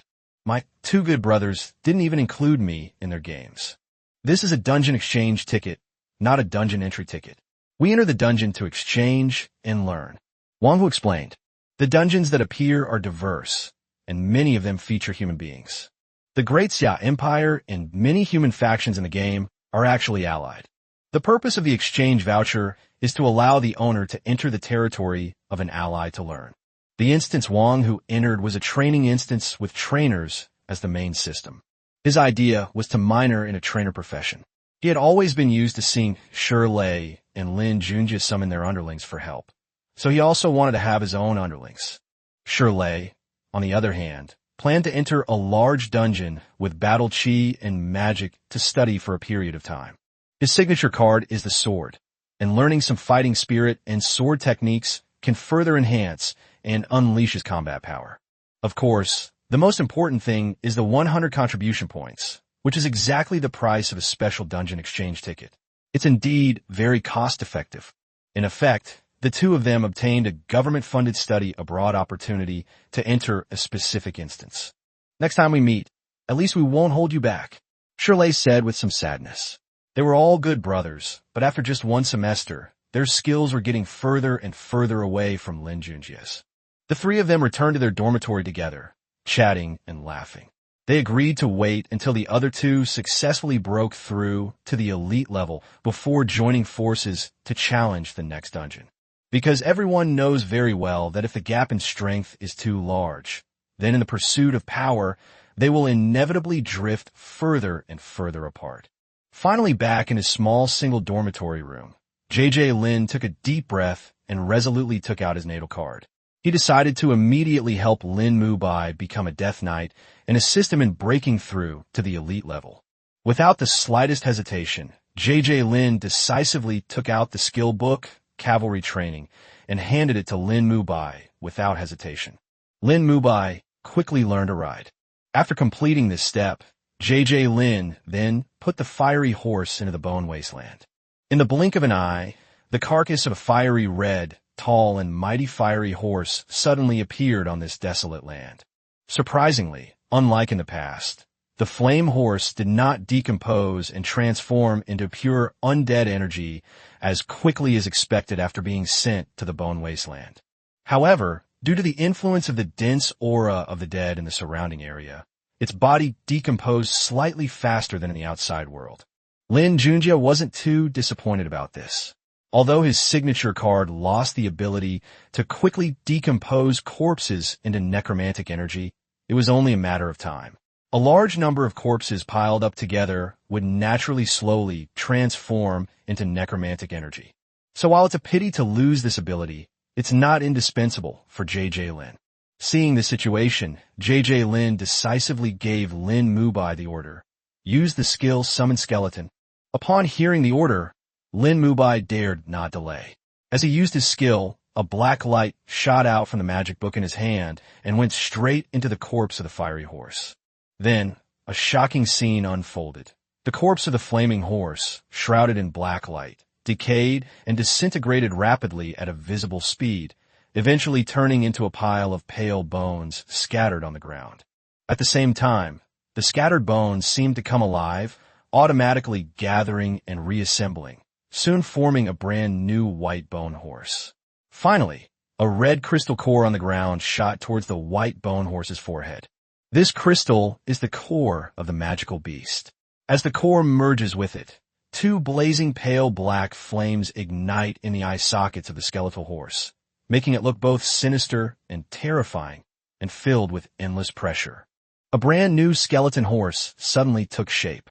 Suddenly, the skeleton horse raised its two front legs, lifting itself completely off the ground, and stood upright in an astonishing posture. At the same time, a chilling screech seemed to emanate from its hollow skeleton, echoing throughout the bone wasteland. Then, a jaw-dropping scene unfolded. The pale black flames swept down like a surging tide, engulfing the entire body of the white bone horse in the blink of an eye. The raging flames danced and leaped across the white bones, as if breathing life and vitality into the cold skeleton. Illuminated by the firelight, the skeletal horse appeared even more ferocious and terrifying, radiating an irresistible pressure. JJ Lin quickly checked the information about the bone horse. Name: Netherflame Bone Horse. Type: Mount. Attribute: Undead/Fire. Level: 28. Quality: Blue Elite. Skill: Netherfire. Talent: Tireless, immune to fire. Description: It was a magical beast in its previous life. Upon seeing the information about the Dark Flame Bone Horse, JJ Lin was incredibly excited. I never expected to end up with an elite quality mount. With this mount, Lin Mubai's breakthrough to the elite level is guaranteed. Chapter 105: The Ghost Knight. After reviewing the detailed information about the Dark Flame Bone Horse, JJ Lin slightly raised his hand, gesturing for Lin Mubai to quickly mount it. The Netherflame Bone Horse is a mount, and Lin Mubai has also learned riding skills. Cavalry training includes riding skills. This makes for a perfect combination. Within his natal card on the Bone Wasteland, Lin Mubai nimbly flipped and leaped, landing steadily on the broad and sturdy back of the Netherflame Bone Horse. However, at that very moment, something unexpected happened. The eerie flames on the dark flame bone horse, which had been extinguished, suddenly reignited. The pale black flames seemed to possess a life of their own, spreading rapidly, and in the blink of an eye not only completely covering the entire body of the Netherflame Bone Horse, but also sweeping wildly towards Lin Mubai's body at an astonishing speed. At this critical moment, streaks of mysterious, dark blue flames suddenly appeared on Lin Mubai's body. These eerie blue flames, like nimble sprites, quickly intertwined and coiled, eventually enveloping his entire skeletal body. For a moment, the pale black ghost flames and the pale blue will-o'-the-wisps clashed. Neither side would give way, and the sparks from their fierce collisions flew everywhere, as if they were about to ignite the surrounding air.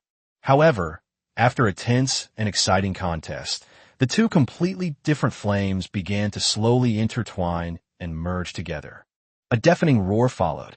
With this earth-shattering sound, the already fierce flames instantly became even more violent and ferocious, like a primordial beast breaking free of its restraints, roaring wildly with its blood-red maw wide open. A raging inferno shot skyward, completely engulfing Lin Mubai and the Netherflame Bone Horse. At this moment, the previously distinct pale black Netherflame and pale blue ghost fire had perfectly merged into an inseparable whole.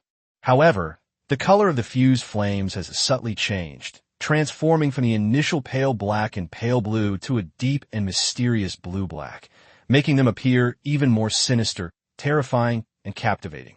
Clop, clop, clop, clop. The crisp and rapid sound of horses' hooves echoed across this desolate wasteland of bones. Lin Mubai rode on the Netherflame Bone Horse, and as the two merged into one, the Netherflame Bone Horse galloped out like an arrow. The horse's hooves burned fiercely, kicking up clouds of dust and fragments of bones, as if to tear this desolate land apart completely. Lin Mubai and the Dark Flame Bone Horse were engulfed in bluish-black flames, leaving a long trail of fire wherever they went. As the speed increased, the man and the horse gradually became one. Lin Mubai and the Dark Flame Bone Horse seemed to have formed a tacit understanding, cooperating with each other perfectly. Their figures darted swiftly through the bone wasteland, like a burning flame, rushing forward at an astonishing speed. Looking into the distance, the flame grew smaller and smaller until it disappeared at the edge of the vast wilderness, leaving only billowing smoke and scorched ground as witnesses to their presence. Lin Junjie gently opened Lin Mubai's information and began to examine it carefully. Name: Lin Mubai.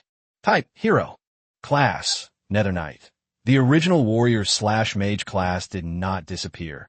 It was simply merged into the current class. Attribute: Undead/Fire. Level: 41. Quality: Blue Elite. Skills: Intimidation, Training, Skeleton Summoning /Fire Manipulation, Charge /. There are too many skills to list here. Only some of the main ones are included. Talent: Tireless/Ghost Fire. Description: This is a unique being, a top-tier member of the Ghost Knights. JJ Lin didn't expect that after Lin Mubai fused with the Netherflame Bone Horse, he not only changed his class to Nether Knight, but also became a hero unit. The biggest difference between heroes and servants is that every hero is unique. Each of them possesses an independent sense of self. For a card player, a hero is more like a self-aware clone, and hero cards can take a large number of card creatures away from the card player to carry out missions. Of course, once self-awareness is awakened, the possibility of betrayal must be faced, so loyalty becomes apparent here. However, since Lin Mubai is part of his own destiny card, JJ Lin doesn't need to worry about his betrayal. In addition to his original skills, Lin Mubai not only gained several more knight skills, but some of his original skills were also upgraded. For example, Intimidation became Pressure, and Flamethrower became Flame Manipulation. The will-o'-the-wisp skill was even changed to the innate netherworld will-o'-the-wisp. Lin Junjie was very happy that Lin Mubai was able to break through to the elite level, and now he could be considered to have an elite-level combat power. Upon seeing Lin Mubai become a Nether Knight, JJ Lin felt it was necessary for him to form a Ghost Knight order. He remembered that there were 8 Ironback Wolves' corpses beside him, which he had originally planned to exchange for money after the high school entrance exam, but now he was thinking of seeing if he could turn them into mounts. It should be noted that the Ironback Wolf is not small. Although it is not as big as a horse, it is still big enough to serve as a mount. Without further hesitation, JJ Lin collected the 8 Ironback Wolves' corpses into the Bone Wasteland. As Lin Mubai released the skeleton summoning, the corpses quickly shrank, and the 8 giant skeletal wolves slowly rose from within. JJ Lin quickly checked the information about the giant skeletal wolf. Name, Bone Wolf. Type, Servant. Attribute, Undead. Level 9. Quality, Excellent, Green. Skills, Bite/Charge. Talent, Tireless. Description, a wolf-like skeletal beast. Looking at the information about the Bone Wolf, JJ Lin was happy, but also a little regretful. The good news is that the Bone Wolf has reached the excellent quality level, but the bad news is that this Bone Wolf is not a mount-type undead creature. Sure enough, even when skeleton warriors rode on bone wolves, they were displayed as 2 units. There is absolutely no possibility of them becoming cavalry. Chapter 106, The Underground World. After several days of rest, JJ Lin has finally embarked on his journey again. Just the day before, he had successfully obtained 12 sets of armor and matching weapons custom-made for the skeleton warrior. At this moment, he was filled with anticipation and couldn't wait to throw himself into the new adventure, hoping to acquire enough resources to improve his strength by completing tasks. As we all know, participating in dungeon missions not only earns valuable contribution points, but also offers the opportunity to acquire some resources within a dungeon. However, there is no such thing as a free lunch. To reap these generous rewards, one must confront the numerous crises lurking within the game. Knowing this, JJ Lin cautiously decided to find a relatively simple task as a warm-up. JJ Lin arrived at the special training area, where various tasks were listed. After selecting a task, someone would naturally assist you in completing it. He meticulously reviewed the detailed descriptions and requirements of each task, carefully weighing the pros and cons time ticked by, and finally, among the many tasks, JJ Lin selected one marked as excellent. This mission requires him to delve into a recently created instance and find a way to establish contact with the high-ranking members of the human faction within the instance, thereby reaching some important agreement.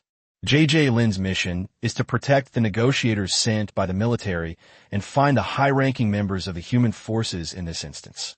Upon completion of the task, JJ Lin will receive 100 contribution points.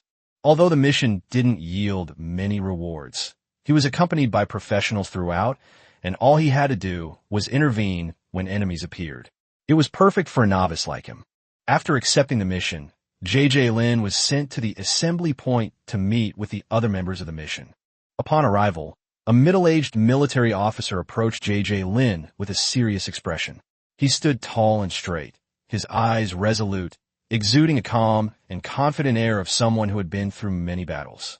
At the same time, he swiftly raised his right hand and gave JJ Lin a crisp and solemn military salute. Hello, Omer Zahabin. I'm the captain of this team. Zhao Bin forced a stiff smile as he introduced himself. Seeing Zhao Bin's serious attitude, Lin Junjie dared not be negligent and quickly returned a military salute, saying, Hello, my name is Lin Junjie, and I am the accompanying truck driver for this operation. It is a pleasure to cooperate with you.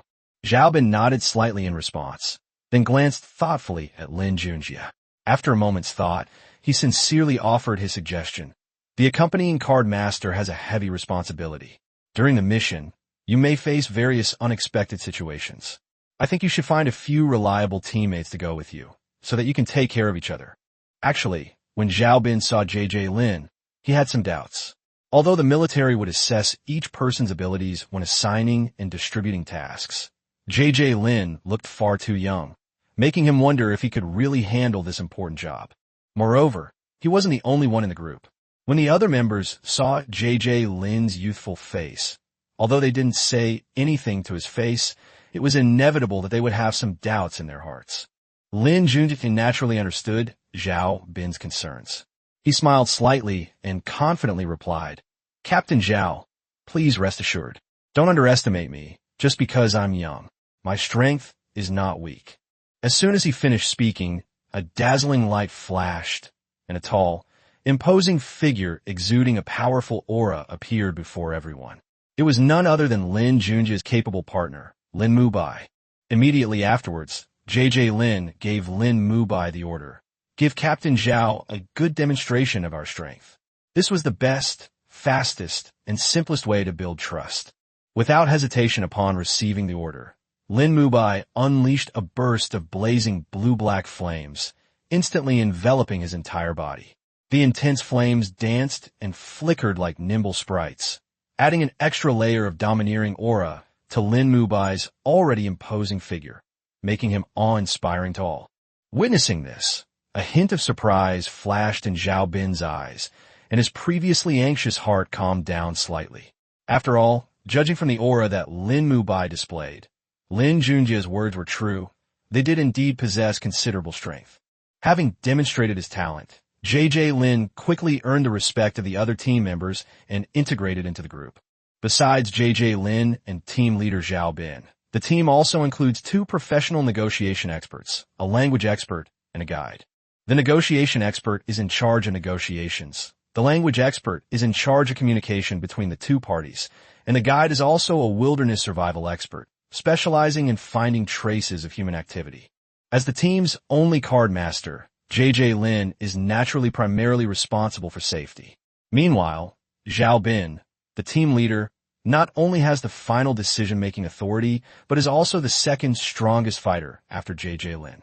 The elite team of 6, with neat and steady steps, entered the dungeon entrance in an orderly manner. As they passed through the dungeon portal, they were instantly enveloped in a dim darkness. The group paused, tried to adjust to the sudden gloom. After a while, their eyes gradually adjusted, and they were finally able to see clearly what lay before them, a vast and intricate underground space. Near the dungeon gate, a few man-made buildings were scattered throughout the underground space, and a patch of glowing plants around the buildings brought some light to the area. According to information obtained by JJ Lin and others, this instance is likely an underground world. However, due to its numerous and crisscrossing internal passages, which are as complex and difficult to navigate as a maze, a full exploration of it is extremely difficult. Despite their tremendous efforts, the exploration teams that arrived earlier had only explored a portion of the underground space. Even more regrettably, as of now, not even a passage to the ground has been discovered. The first destination of JJ Lin's team on this mission was a human village that the previous exploration team had discovered.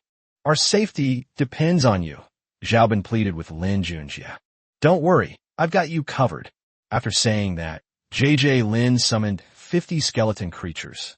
Lin Mubai, wreathed in blue-black flames, sat majestically atop a tall bone horse. Behind him were 19 excellent-level skeleton warriors, all at level 40.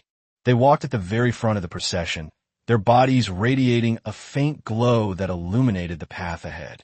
At the very end of this column followed a rear guard of 12 equally powerful level 40 skeleton warriors, who meticulously guarded the rear of the entire team.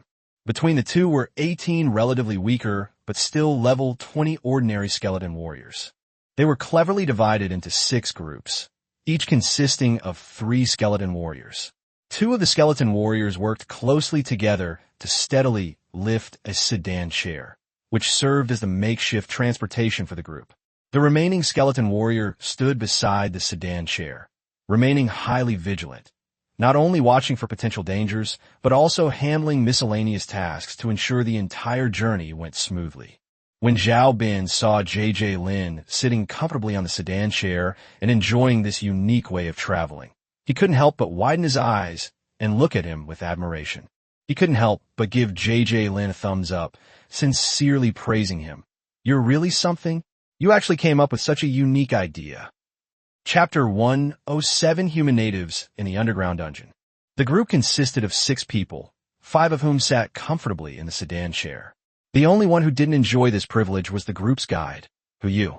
After all, he bore the important responsibility of guiding everyone forward and needed to constantly confirm the correctness of the path. It would be inappropriate to have 2 skeleton warriors carry him along. Nevertheless, Lin had considered everything quite thoroughly. Before setting off, he specially arranged for Yu to have a bone wolf as a temporary means of transportation. Although this bone wolf wasn't a true mount, and riding on its back was quite uncomfortable, it at least saved Yu a lot of energy so he could better complete the subsequent guidance work. The dim surroundings had almost no effect on these undead. Under Yu's skillful guidance, the team progressed exceptionally smoothly, encountering few obstacles along the way. However, no one expected that just after they had been walking for half a day, suddenly a pitch-black light, like lightning, shot towards Yu, who was leading the way in the pitch-black darkness. With a soft sound, a black python as thick as a calf was slashed away by Lin Junjie's sword. The incident happened so suddenly that Yu had no time to react. If Lin Junjie hadn't been quick-witted and agile, Yu would probably be dead right there. The black python, which had been slashed away by Lin Junjie's bone sword, crashed heavily to the ground, raising a cloud of dust. Its massive body was severely injured by Lin Junjie's all-out attack, and blood gushed from its wounds. However, this black python was, after all, a creature with considerable intelligence. After a brief moment of distraction, it quickly regained its senses. Realizing that the creature before him was far too powerful for him to handle, he turned without hesitation and fled desperately into the depths of darkness. But to Lin Junjie, the darkness was as bright as day. He patted his mount and galloped away. In just a few leaps, Lin Junjie caught up with the giant python that was fleeing for its life. Lin Junjie swung his longsword once more, a flash of blue-black fire striking the giant python's vital spot with pinpoint accuracy. The python collapsed to the ground, utterly lifeless. Lin Junjie, who had been watching from the rear, quickly stepped forward and carefully examined the now-dead giant python. To his astonishment, he discovered that a sharp, single horn had grown from the top of the python's head. Since ancient times, folk tales have said, a snake with a single horn becomes a dragon. However, the fighting power of this one-horned black python is far too weak, a world apart from that of a true dragon. It must have simply mutated to have this single horn by chance. Lin Junjie stared at the corpse of the one-horned black python on the ground, a flash of inspiration striking his mind. He realized that after Lin Junjie became a netherworld knight, he still lacked a suitable long spear for use on horseback. The bones of this one-horned black python could be used as material to forge a long spear. Skeletons are born with an innate familiarity and control over bones. Lin Junjie simply told Lin Junjie his idea, and in no time, a pure white snake-bone spear was completed. The snake-bone spear uses the spine of a one-horned black python as its shaft and the horn as its spearhead. In Lin Junjie's hands, it can be both flexible and rigid, and is incredibly sharp. To acquire a fine long spear right from the start is truly an auspicious beginning. As the group continued to advance, traveling for more than 20 hours, they finally arrived at the underground village of the human race, as recorded in the documents. The other members of the team were in good spirits thanks to the skeleton warriors for transportation. But Yu, who was acting as the guide, was feeling quite sleepy because he hadn't slept all night. Now that he has reached his first destination, he can finally take a rest. Gibberish. Before arriving at the village, Lin and his group did not make any special effort to conceal their presence. So, after standing at the village entrance for a short while, more than a dozen soldiers from the village rushed out. These warriors looked much like the humans of the large empires, and were quite strong, except that they were only 1.45 meters tall. However, each of them was equipped with weapons and armor, and their combat strength seemed quite good. Wang Yuan, see if you can communicate with them, Zhao Bin said to the language expert in the team. Gibberish. Gibberish. Lin Junjie watched from afar as Wang Yuan communicated with the indigenous people, but he couldn't understand a single word. Old Wang, do you understand? Seeing Wang Yuan stop talking, Zhao Bin, as the team leader, immediately asked. I've never been exposed to their language before, so it would be best if they could help me learn, Wang Yuan said helplessly. A language expert is not simply someone who can speak a few languages. They must also have the ability to master unfamiliar languages in a short period of time. Xiaolin, can you do it? Zhao Bin turned to Lin Junjie and asked.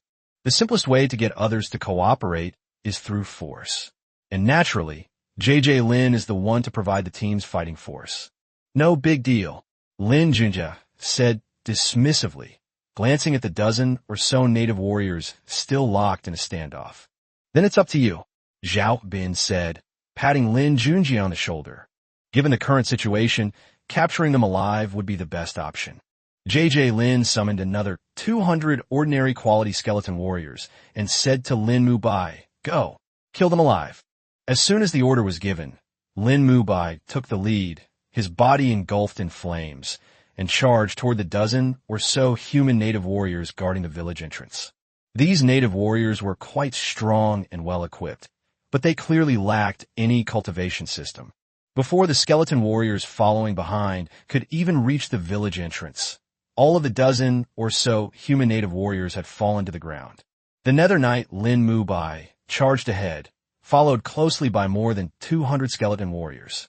With a series of clanging sounds, an entire village, totaling more than 100 people, was captured alive. As for what happens next, that's up to Zhao Bin, the team leader. Old Wang, it's up to you now, Zhao Bin said to Wang Yuan. The Huaxia Empire is a peace-loving nation. As long as there are humans in the instance, they are more willing to achieve a win-win situation through communication. For both sides to achieve a win-win situation, they must be able to engage in in-depth communication. Chapter 108, The Arrival of the Alien Race. As the undisputed force of the team, JJ Lin only needs to ensure everyone's safety. Otherwise, he doesn't need to worry about anything else. Since successfully taking control of this indigenous village, the native humans in the village have been controlled by Lin Junjie's skeleton creatures. Wang Yuan can make them cooperate in whatever way he wants. But 3 days have already passed. Yet, even now, he still cannot master the language communication skills in this copy. These past few days, with nothing to do, JJ Lin could only wander aimlessly around the village. But what's so interesting about a small village of just over 100 people? Out of boredom, he found a spot and began practicing his flame-throwing skill repeatedly. As we all know, a card master can not only inherit the unique skills contained in their own card, but also receive some of the energy blessing from their card. However, simply relying on these energies and skills to confront enemies directly will not demonstrate the power of these two abilities. Only by fully integrating these skills and powers into oneself and making them one's own can one be considered the best choice. For card players, as long as they keep using the skills granted by their signature cards, they will naturally master them and be able to use them with ease over time. The reason why JJ Lin chose to practice flame-throwing skills so diligently is self-evident. Firstly, Lin Mubai had already mastered the initial skills he had acquired through diligent practice. Secondly, he hoped to take this opportunity to see if he could learn another mage profession. Card masters usually study several other professions as well. This is not done to increase combat effectiveness, but simply to have more options in special circumstances. Flame throw is a skill inherited from Lin Mubai, and the energy that drives this skill comes from his signature card. As flames shot out from his hands, JJ Lin carefully sensed the flow of energy and the outline of the magic array. Learning a complete magic circle isn't difficult. It just takes some time. The hardest part of becoming a mage is absorbing and storing magical energy. As a magic-based class, a mage needs strong mental power and sufficient elemental affinity. JJ Lin has no shortage of mental strength. Now it's just a matter of whether he has the affinity for fire.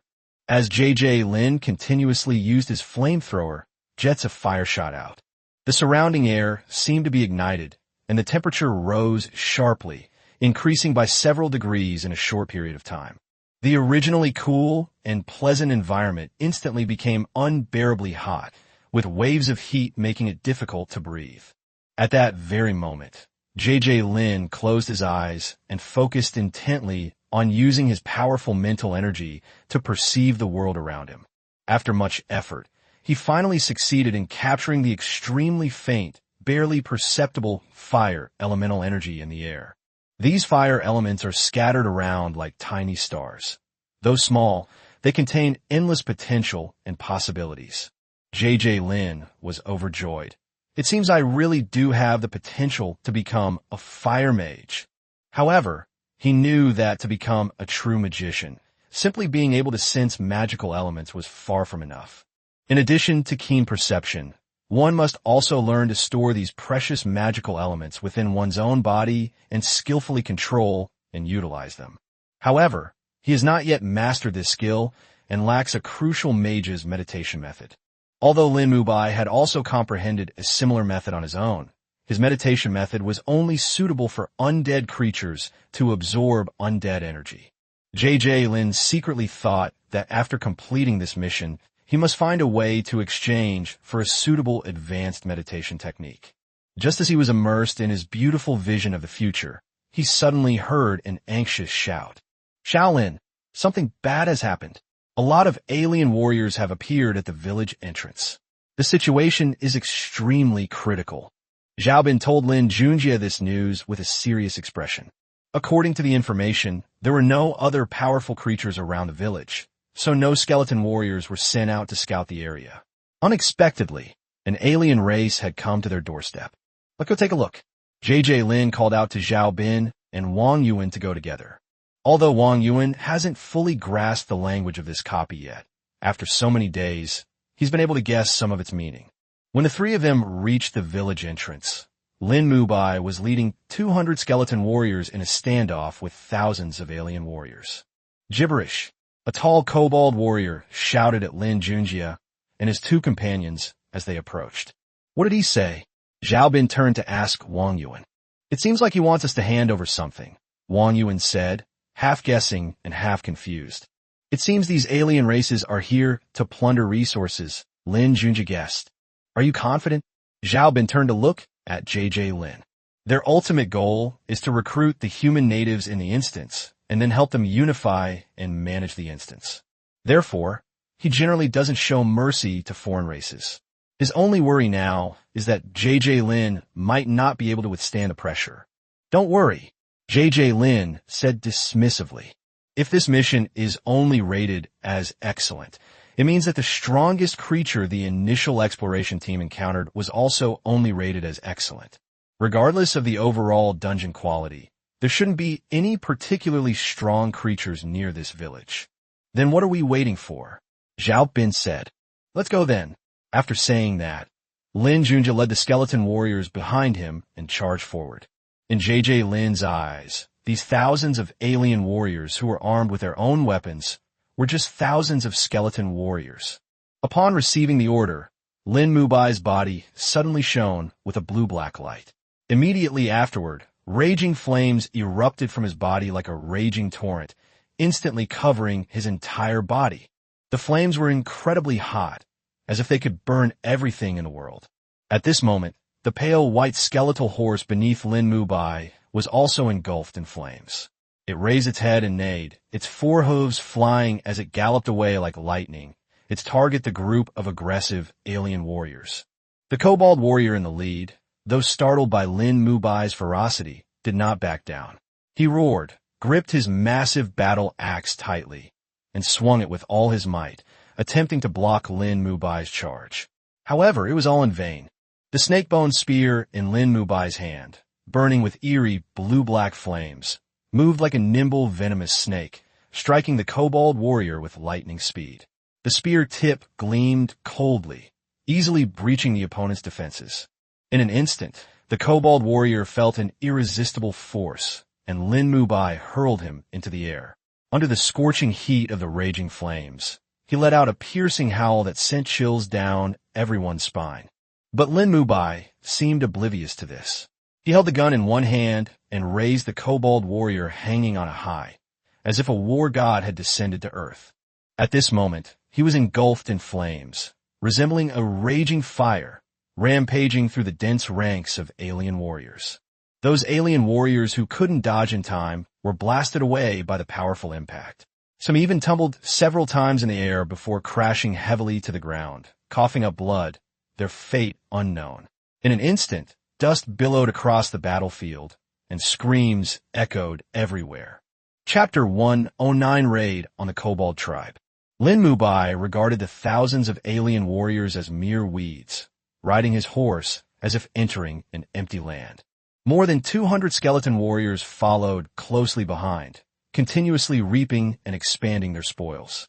The alien warriors had long lost their courage and morale, and no longer had the will to fight, so they chose to flee.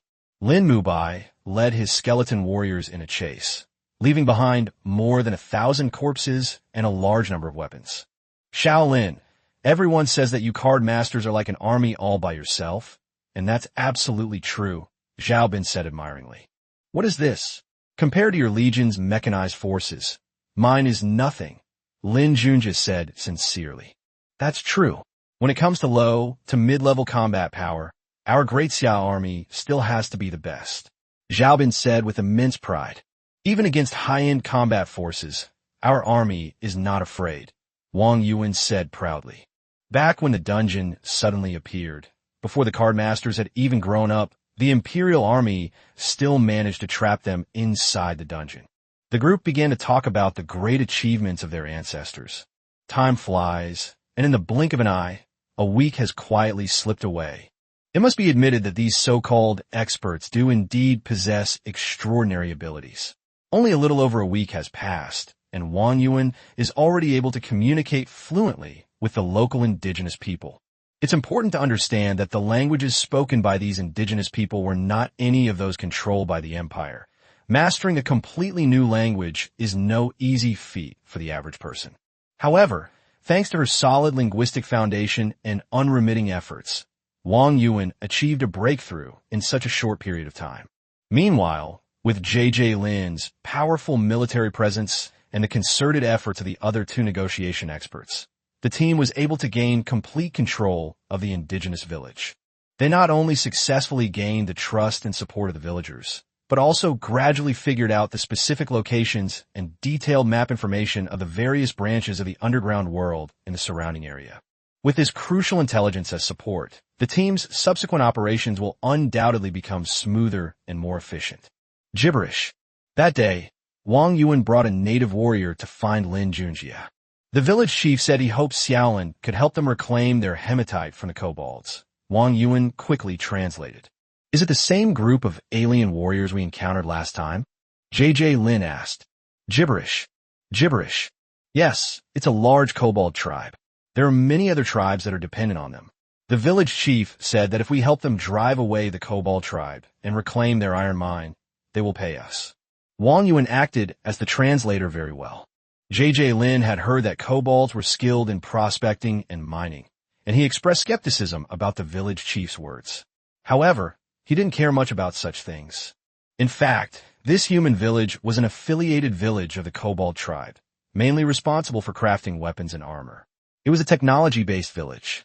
Therefore, the kobold tribe valued this human village very much. Last time, they learned that the village had been occupied by an unknown force and brought thousands of alien warriors to rescue it. However, they were defeated by J.J. Lin alone. The village chief's reason for asking J.J. Lin and his group to drive away the kobolds was that after witnessing J.J. Lin and his group's strength, he was determined to sever ties with the kobold tribe and cling to J.J. Lin and his group. Deal. J.J. Lin agreed. Although Zhao Bin is the captain, Lin Junjie is in charge of the fighting. The reason Lin Junjie agreed to the requests of these indigenous people was that, in addition to Zhao Bin needing to cultivate an agent in the instance, the village chief also promised to tailor-make 3,000 suits of armor and more weapons for Lin Junjie's skeleton warrior. While the weapons crafted by these native humans couldn't compare to the mass-produced steel armor, they still significantly enhanced the skeleton warrior's combat capabilities. Finally, after a long trek, led by a team of experienced native warriors, they successfully arrived at a dark underground space. Without a doubt, this was the dwelling place of the kobold tribe. This realm, hidden deep underground, was permeated with a low and dim atmosphere, and the surrounding stone walls exuded a damp and decaying smell, as if telling the story of the vicissitudes of time. Without hesitation, J.J. Lin instantly summoned Lin Junjie and a full 500 skeleton warriors from the Bone Wasteland. This team appeared out of thin air in front of JJ Lin and the others. It is worth mentioning that these 500 skeleton warriors are all elite troops in the Bone Wasteland. Among them are not only 19 level 40 skeleton warriors, but also 12 skeleton warriors who are also level 40. The remaining 469 members were all skeleton warriors who had reached level 20. With a single command from JJ Lin, attack, the entire underground space was instantly shaken by the roar. Immediately afterwards, Lin Mubai's entire body burst into flames, and like a burning meteor, he charged towards the tribe with unstoppable momentum. Wherever it passed, the air seemed to distort and deform due to the high temperature. Boom! With a deafening roar, a section of the low wall surrounding the Kobold tribe was smashed down by Lin Mubai. The skeleton warriors following closely behind scaled the collapsed wall and began slaughtering the tribe members behind it. Although this Kobold tribe had many warriors, their individual strength was far inferior to Lin Mubai's and those excellent skeleton warriors and skeleton warriors. Under the absolute suppression of their strength, the entire Kobold tribe quickly lost the courage to resist. Gibberish! Gibberish! Seeing the Kobold warriors begin to flee, the native humans and Wang Yuan, who were following the skeleton warriors, began to persuade them to surrender. I feel like we can form a trade alliance within this instance. Zhao Bin thought, watching Lin Mubai wreak havoc, and came up with a new plan to quickly complete the mission. Chapter 110, Another Underground Space. Their mission this time was actually to find a relatively powerful human village in the instance to act as a proxy, so as to help the Empire completely control the entire instance space. However, due to the unique terrain of the underground dungeon, Zhao Bin felt it would be difficult to find any large forces, let alone large human forces. Therefore, after witnessing the combat power of these warriors in the underground dungeon, he felt that it was entirely possible to support the current village to become the strongest force in the underground dungeon. All that is needed is to eliminate or drive away all other alien forces in this underground space where they are located and merge the other human villages together. Wouldn't their village then perfectly fulfill the requirement of the largest human force in mission? Shaolin, our success in completing this mission quickly depends on you. Zhao Bin suddenly said to Lin Junjie beside him. Don't worry, I've got everything covered. Lin Junjie replied confidently, though he didn't know what Zhao Bin was thinking. At this point, the kobolds of the Kobold tribe were either dead or had fled, and the rest chose to surrender.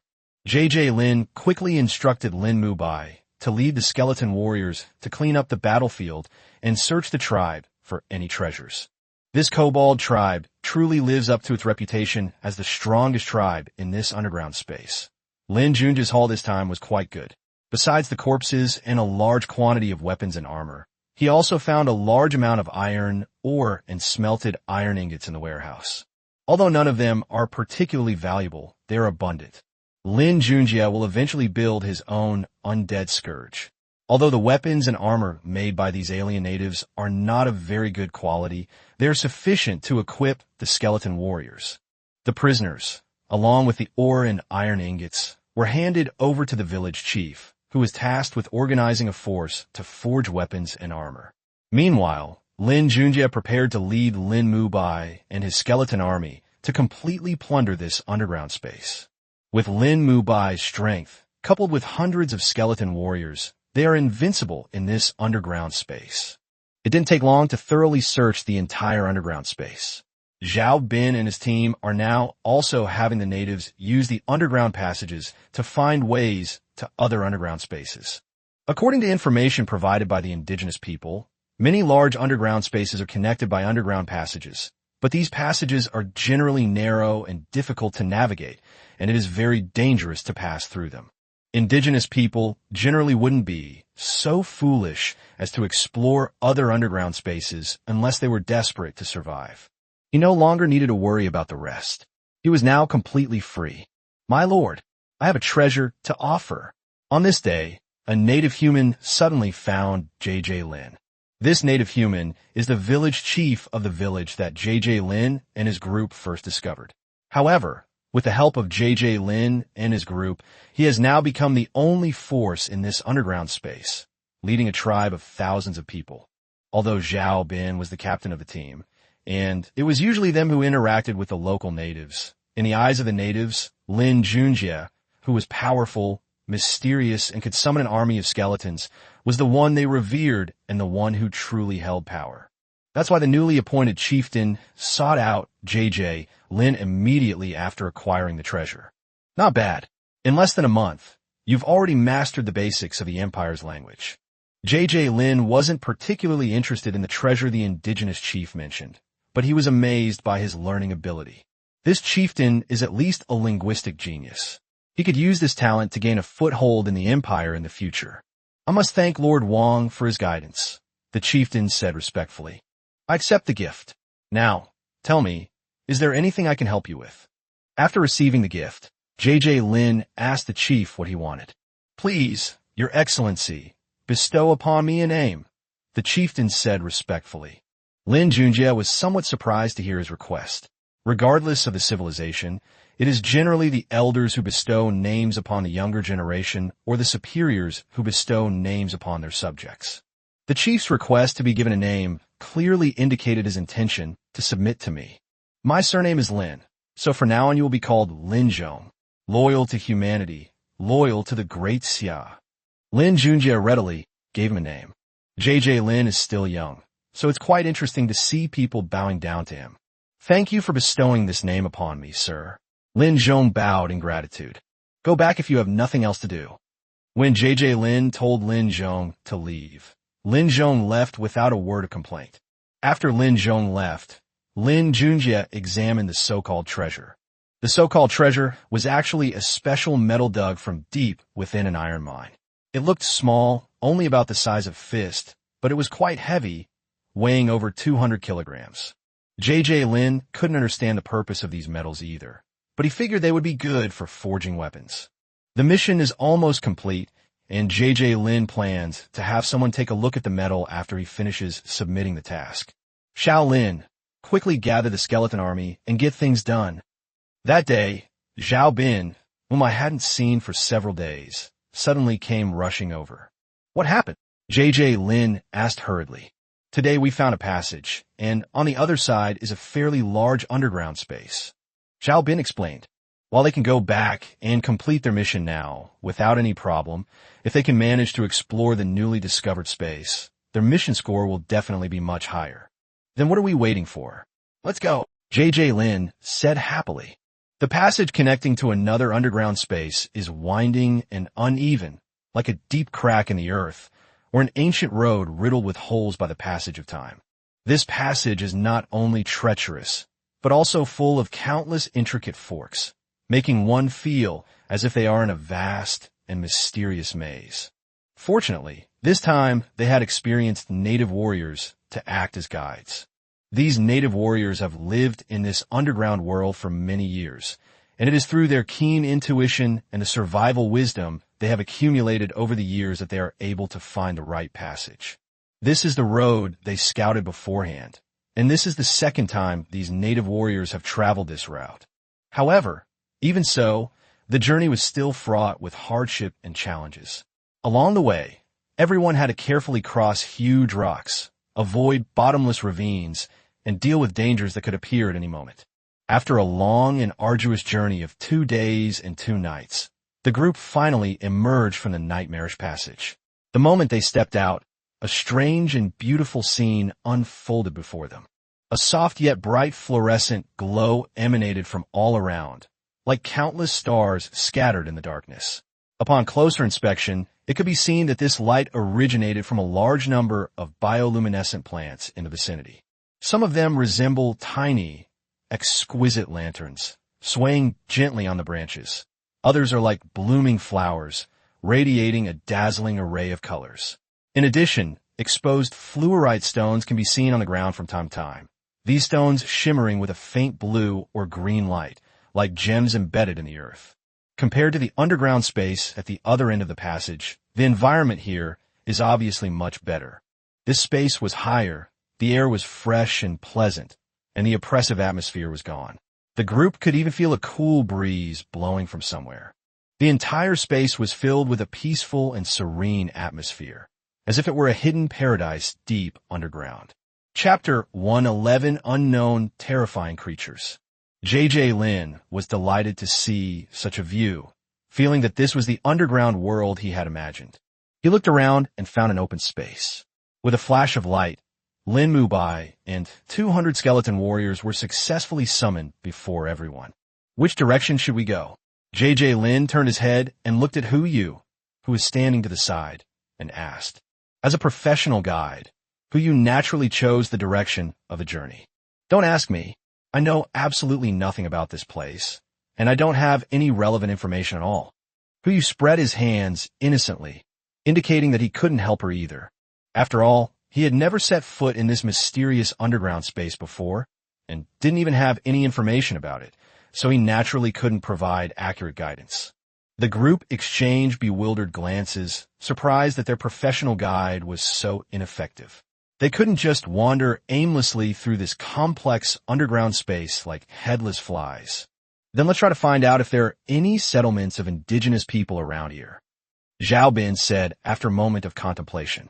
He turned his gaze to Hu Yu, hoping to get some useful advice or clues from him. However, Hu Yu just shook his head helplessly. "Why are you all looking at me like that? Although I'm a professional in this field, if I can't even find the slightest clue about their activities, then I have no way of finding out where they gather out of thin air." Indeed, in such an unfamiliar environment, accurately locating the settlements of indigenous people relies entirely on luck. When it comes to finding people, you have to look to my Shout Hian. Before J.J. Lin finished speaking, 7 large, robust dogs with shiny black fur appeared in front of everyone. These black dogs all stood tall and proud, exuding an imposing aura. The leader, Shout Hian, in particular, had its fur standing on end, and its larger size made it appear even more majestic. They stood in neat rows, as if ready to charge into battle at their master's command.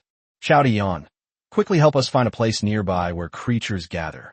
After Lin Junjie gave the order, Shout Hian directed the black dogs to immediately scatter. Their sensitive noses were close to the ground, constantly sniffing the faint scents in the air, and they began to search for their targets seriously. Not long after, a black dog suddenly barked, clearly having discovered something. "Let's go!" J.J. Lin shouted loudly, his voice echoing in the air. Hearing his call, everyone sprang into action without hesitation, following closely behind the skeleton warriors, striding swiftly in one direction. Their figures vanished like arrows released from a bow in the blink of an eye. Time ticked by, and soon a bright light flashed before their eyes. Looking closely, they found themselves in a vast, boundless rocky area. Countless fluorescent stones, emitting a faint glow, dotted the ground like stars, creating a breathtakingly beautiful scene. However, this scene was not created naturally. It was clearly a deliberate arrangement by a highly intelligent race. Just then, several low, mournful whimpers suddenly rang out. Everyone looked in the direction of the sound and discovered that the pack of black dogs that had been leading the way had met with misfortune. Originally, there were 7 majestic black dogs, but now 6 of them lay on the ground, incapacitated. Only Shout Hian, with its agile movements and nimble figure, leaped several times to barely dodge the sudden and fierce attack and angrily open its mouth in a certain direction, letting out a series of deafening roars.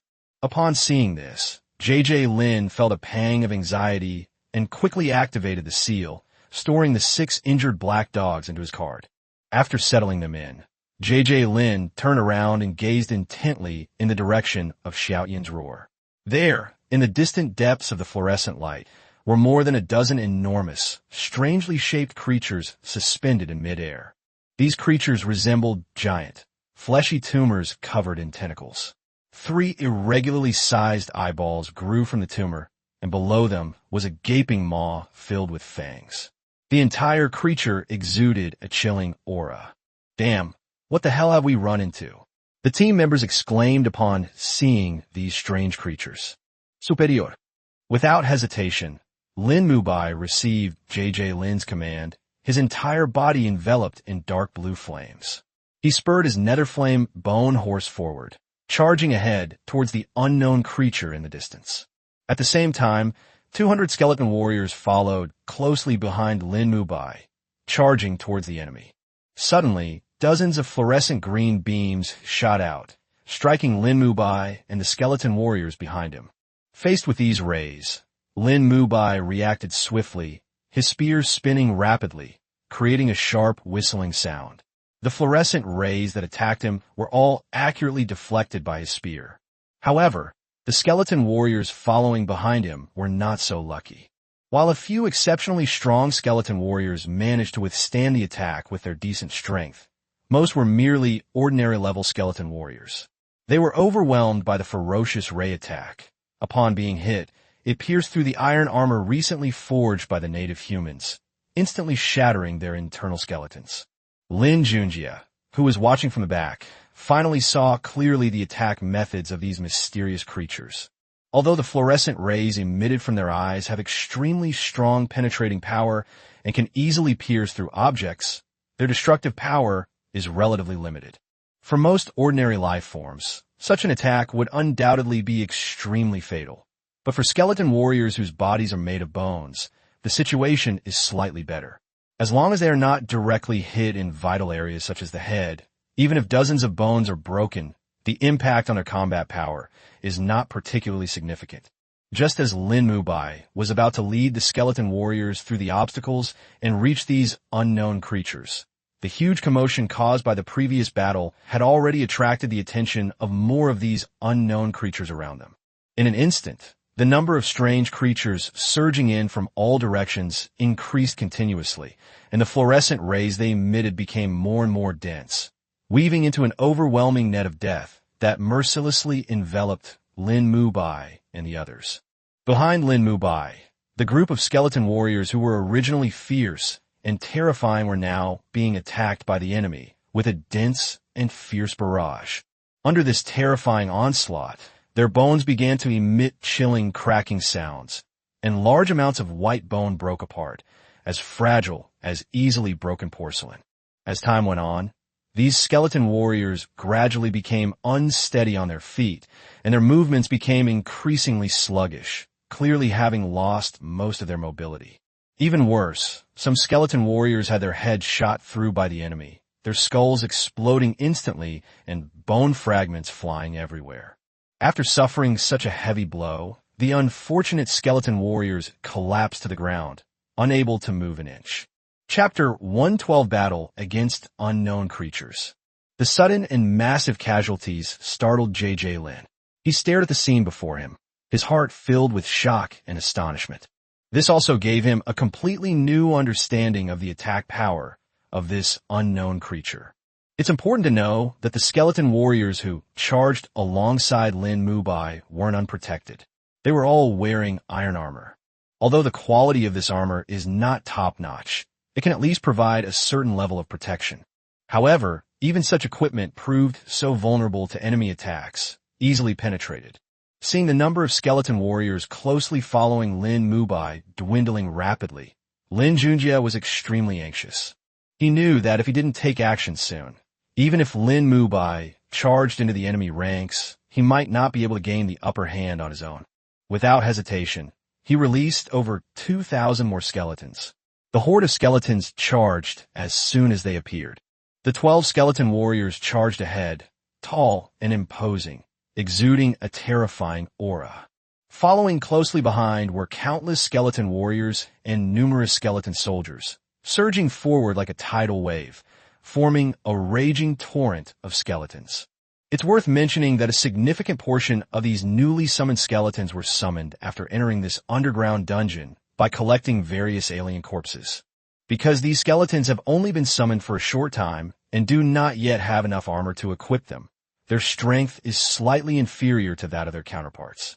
Suddenly, a large number of skeletons appeared without warning, instantly attracting the attention of the unknown creatures. A dense barrage of fluorescent rays, like a sudden downpour, rained down on the skeletons. Clang, clang, clang, clang. A series of crisp and rapid impacts resounded throughout the battlefield. The skeleton warriors at the forefront were fearless, brandishing their incredibly sharp weapons and charging forward bravely against the fluorescent rays flying everywhere. Faced with such a dense and fierce attack, even the skeleton warriors found it difficult to completely withstand all the rays. However, the armor worn by these skeleton warriors was not the iron armor made by the natives, but all steel armor carefully crafted using advanced industrial technology. This all-steel armor is not only exceptionally sturdy, but also offers outstanding protective performance. Despite the extremely strong, penetrating power of the fluorescent rays emitted by those unknown creatures, they still could not easily break through the defenses of the all-steel armor refined by modern industry. Each ray that struck the armor only produced sparks and a chilling thud, failing to inflict any real damage on the skeleton warriors inside.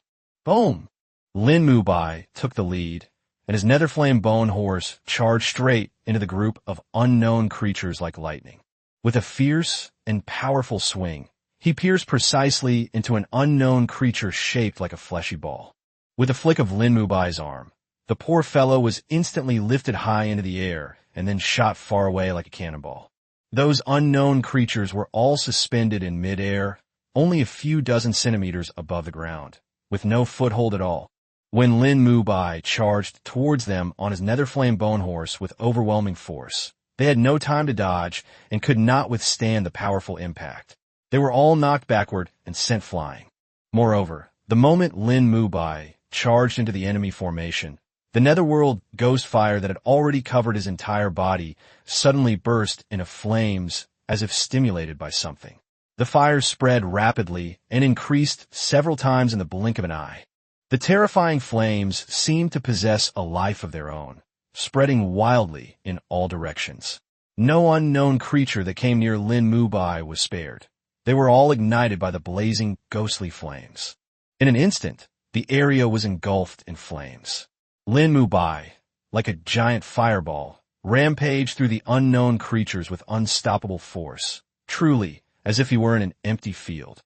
Faced with the formidable Lin Junjie and his terrifying netherworld flames, these unknown creatures were completely thrown into panic. Terrified, they frantically fled in all directions to avoid Lin Junjie's attacks, while simultaneously firing beams of fluorescent light in an attempt to halt his advance. However, all of this was in vain. It should be noted that Lin Junjie was an elite-level Nether Knight with exceptional strength. These ray attacks could not cause him any real harm. He was about to swing his weapon to defend himself, but now he was protected by a layer of raging ghost fire. Those rays could not even penetrate the layer of ghost fire defense, let alone harm Lin Junjie. JJ Lin watched from the back with great interest, never expecting that Lin Junjie's fighting power had improved again during this period. With Lin Junjie's relentless and fierce attacks, these previously aggressive, unknown creatures were instantly rendered powerless, and their fighting spirit was almost completely exhausted under the constant onslaught. At that very moment, a cacophony of footsteps approached from afar, revealing that the 2,000 skeletons led by the skeleton warriors had entered the battlefield in a grand procession. While the ray attacks of these unknown creatures are certainly not to be underestimated, they have not demonstrated any superior ability in close combat compared to the skeleton creatures controlled by JJ Lin. Moreover, at this moment, they had already lost their will to fight, and they did not have a significant numerical advantage. As a result, even if they wanted to flee, their chances of successfully escaping were extremely slim. Chapter 113, Ingjian Mountain. The fierce battle finally came to an end, and the once bustling battlefield was now deathly silent. Looking around, thousands of bizarre and twisted spheres of flesh lay scattered haphazardly on the ground, a truly horrifying sight. JJ Lin led the others into the battlefield, casually collecting the injured or dead skeletal creatures into his signature card, Bone Wasteland. At this moment, only Lin Junjie remained on the battlefield, leading several hundred intact skeleton creatures, and was methodically cleaning up the aftermath of the battle. The battle was exceptionally fierce. Although our side ultimately annihilated almost the entire enemy, we also paid a considerable price.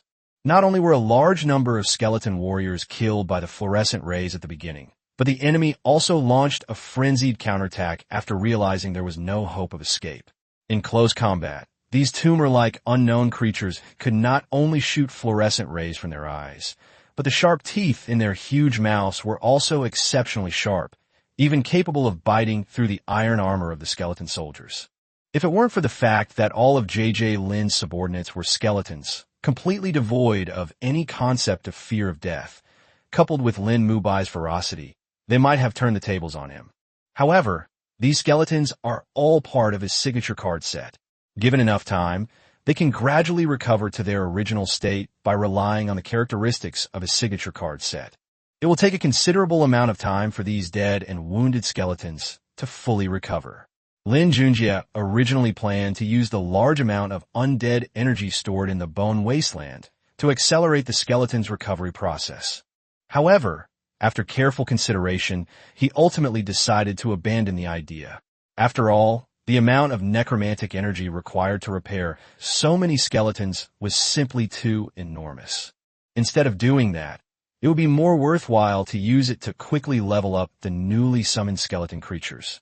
Woof, woof, woof. As these unknown creatures were collected and piled up, Lin Junjie hadn't figured out what to do with the spoils when Xiao Tian suddenly shouted for some reason. "You want to eat this disgusting stuff?" JJ Lin asked Xiao Tian. "Woof," Xiao Tian barked. "Then do whatever you want." JJ Lin didn't quite understand what Xiao Tian meant. As soon as JJ Lin finished speaking, Xiao Tian ran to the corpses of these unknown creatures, gouged out an eyeball, and swallowed it whole. Having understood Xiao Tian's meaning, Lin Junjie immediately ordered the skeletons cleaning up the battlefield to help gouge out the eyeballs of the corpses so that Xiao Tian could devour them. Seeing that someone was willing to help, Xiao Tian accepted all offers. His stomach was like a bottomless pit, swallowing nearly 10,000 eyeballs before slowly falling into a deep sleep. Clearly, Xiao Tian has fallen into a deep sleep, and once he wakes up, his strength will surely reach a new level. Summoning 2 skeleton warriors to take care of the sleeping Xiao Tian, JJ Lin instructed the skeletons to start collecting the surrounding fluorescent stones. He recalled the fluorescent rays emitted by these organisms and felt that the two should be somewhat related. Regardless of the value of these fluorescent stones, collecting them is never a bad deal. Whether it's collecting fluorescent stones or waiting for Xiao Tian to awaken, it all takes time. So, JJ Lin plans to rest here today. Team leader Zhao, shall we rest here for today? Lin Junjie called out to Zhao Bin, who was not far away. No problem. After saying that, Zhao Bin began to organize people to start setting up the camp. Seeing this, JJ Lin turned his attention back to the pile of corpses. He sealed a corpse into a card, wanting to know what kind of creature it was. The corpse of the chaotic-eyed demon, its eyes gouged out.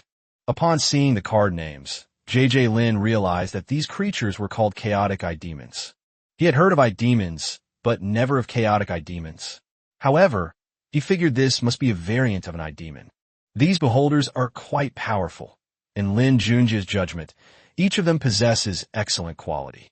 He just doesn't know the level of their bones. He summoned Lin Mubai and used the skeleton summoning skill on a corpse. As the magic succeeded, a skull the size of a basketball, with 3 eye sockets and 2 rows of sharp fangs, rolled out of the flesh. Never mind. Looking at the rolling, snarling skull, Lin Junjie silently put it, along with the pile of corpses, into the white bone wasteland.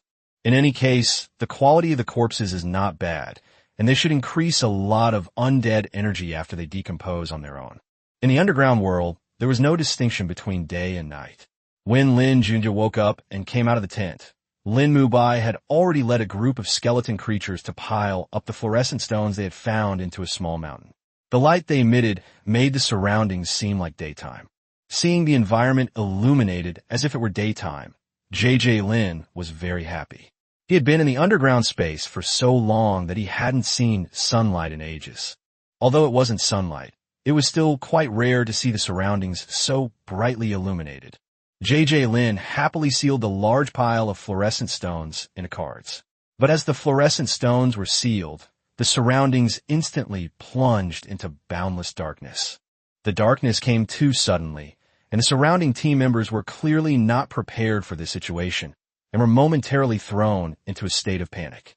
Lin Junjie sensed that even those skeletons that usually seemed emotionless appeared to be feeling uneasy. One skull couldn't help but look around. Seeing this, JJ Lin was quite surprised. Before this, he had always firmly believed that undead creatures hated sunlight and didn't need any light at all. However, the scene before him completely overturned his understanding. Perhaps these undead creatures were not completely averse to light, but simply could not tolerate excessively strong light. Recalling the wasteland of bones that was always shrouded in endless darkness, Lin suddenly felt an impulse. His natal card also needed its own light. So he decided to try and see if he could use the cards he had just sealed with fluorescent stones to bring about some change to this desolate land. Lin took a deep breath, concentrated, and tried to integrate the fluorescent stones into his signature card.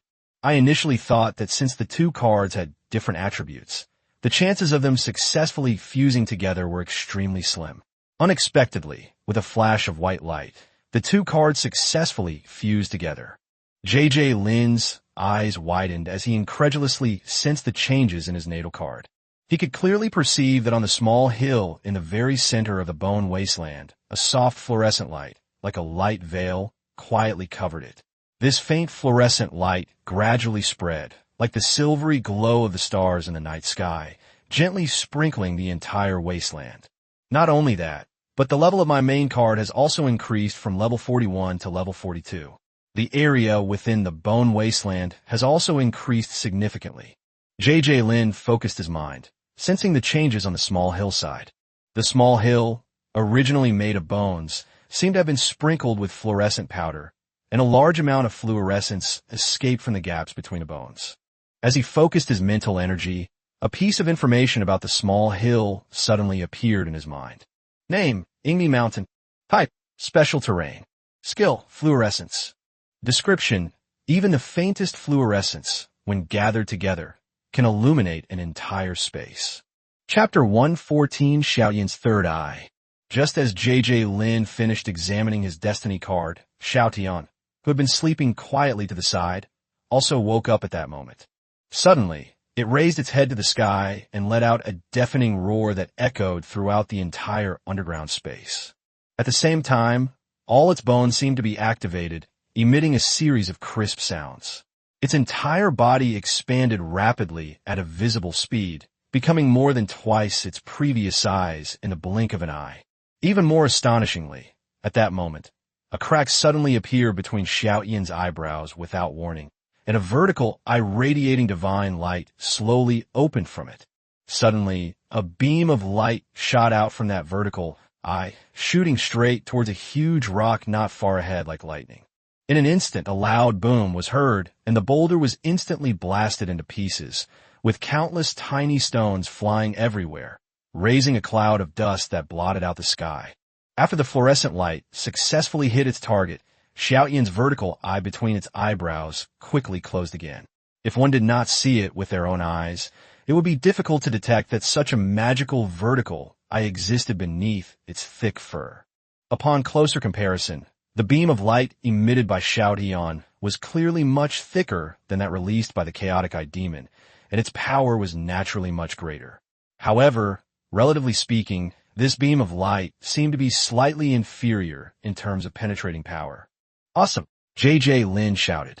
Upon hearing its master's voice, Xiaotian wagged its tail and ran happily toward Lin. Upon seeing this, Lin immediately put it into his card and checked its information. Card description, mutant dog pack. Type, servant. Level, 41.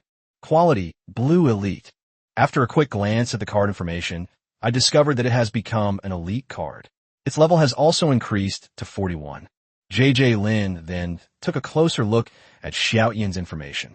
Name, Mutant Dog King. Quantity, 1. Type, servant. Occupation, none. Attribute, normal. Level, 41. Quality, blue elite. Skills, intimidation / dominance, canines / powerful bite, tackle, night vision / fluorescent beam. Talents, keen sense of smell / rapid recovery / strong physique / heterochromia. Description, this is a powerful mutated dog king, possessing limitless potential. Fluorescent ray, a derivative skill of the innate heterochromatic eyes, capable of firing an energy beam to attack enemies. Lin Junjie was overjoyed to see Xiaoyan's information. He hadn't expected that this mutation would directly break through to the elite level. Since it wasn't his signature card, He was always afraid of losing Xiaotian in battle, so he generally wouldn't let it fight. However, with its current strength, it could be considered one of Lin Junjie's trump cards. However, Xiaotian's strength is sufficient. But although the other 6 dogs have also mutated, their strength is now far inferior to Xiaotian's. Name, mutant dog. Quantity, 6. Type, servant. Occupation, none.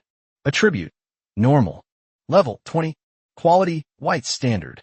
Skill, bite/charge. Talent, keen sense of smell. Describe.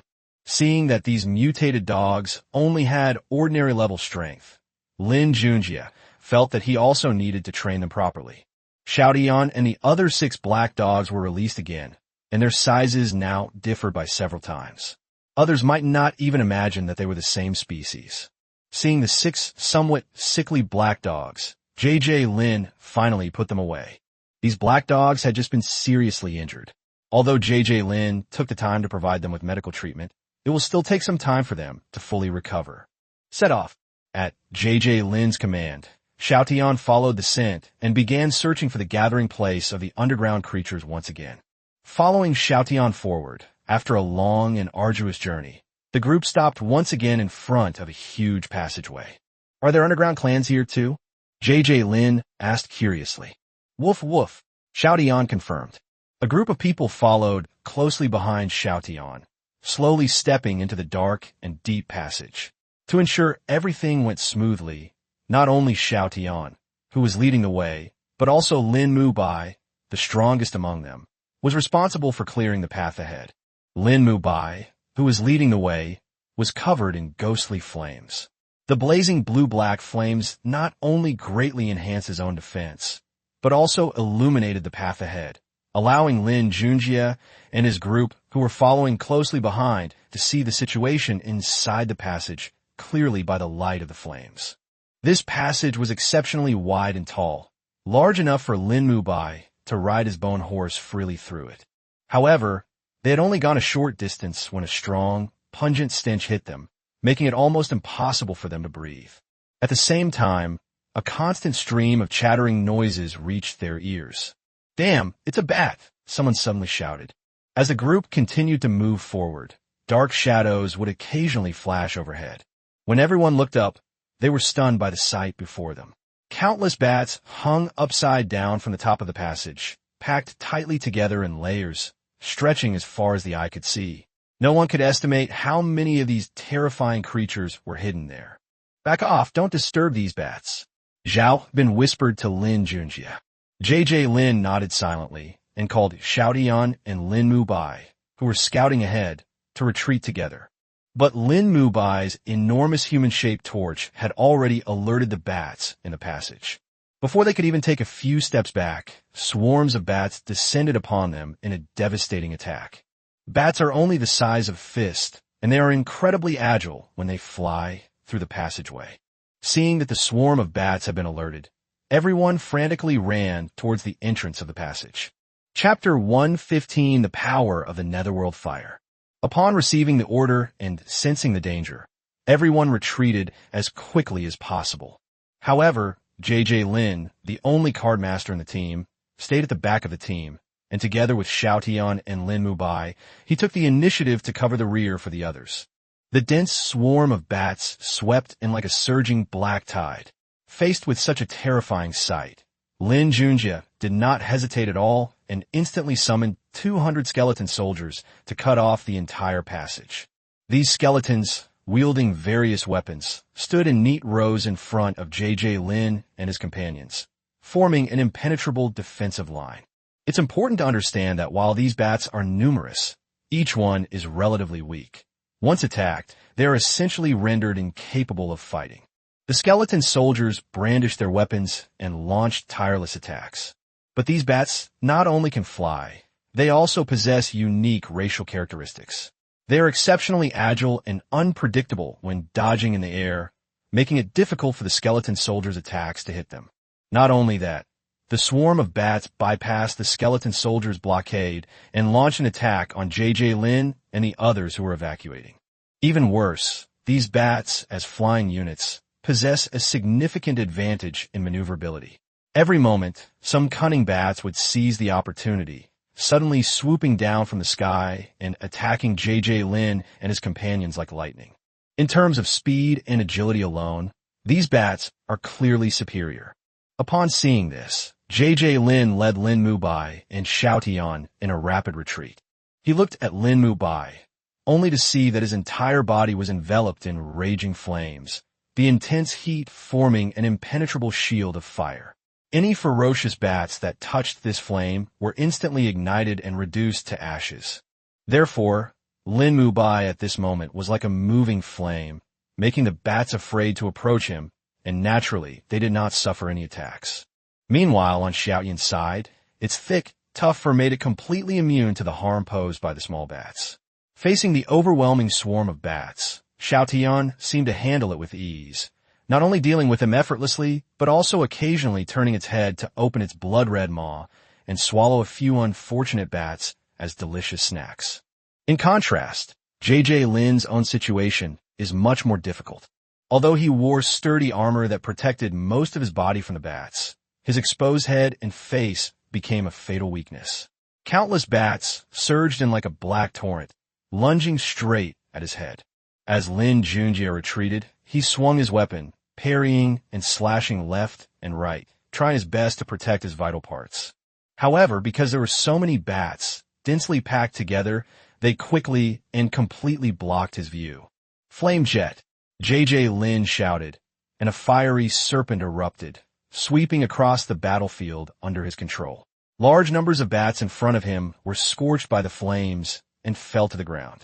Seeing J.J. Lin unleash his ultimate move, Xiao Tian also opened his vertical eye between his eyebrows.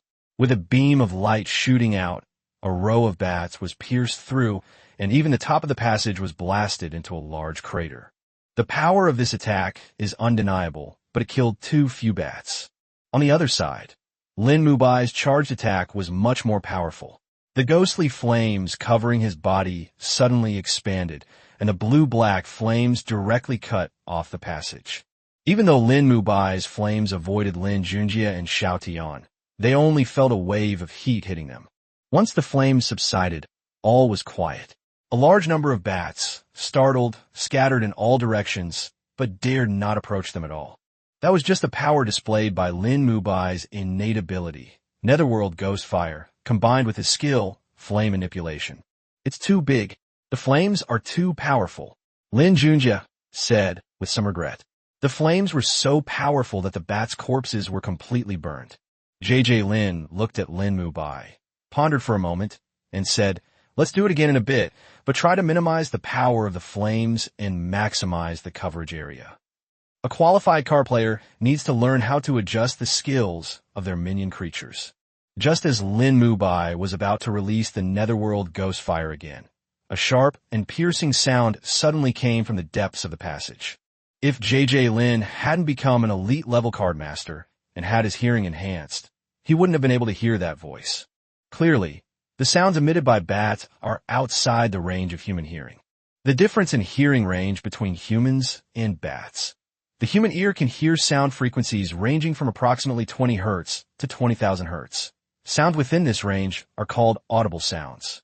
Bats can hear a very wide range of sound frequencies, typically between 1,000 Hz and 120,000 Hz.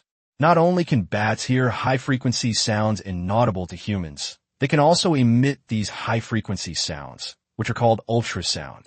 Chapter 116 Bon by leader.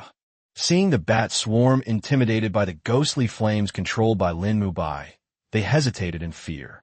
But the sudden sound caused them to stir again.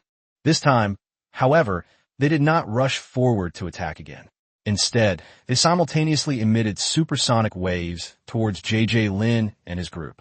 Humans may not be aware of the ultrasonic waves emitted by a single bat, but when billions of bats emit them simultaneously, it becomes a powerful sonic attack that even the air ripples.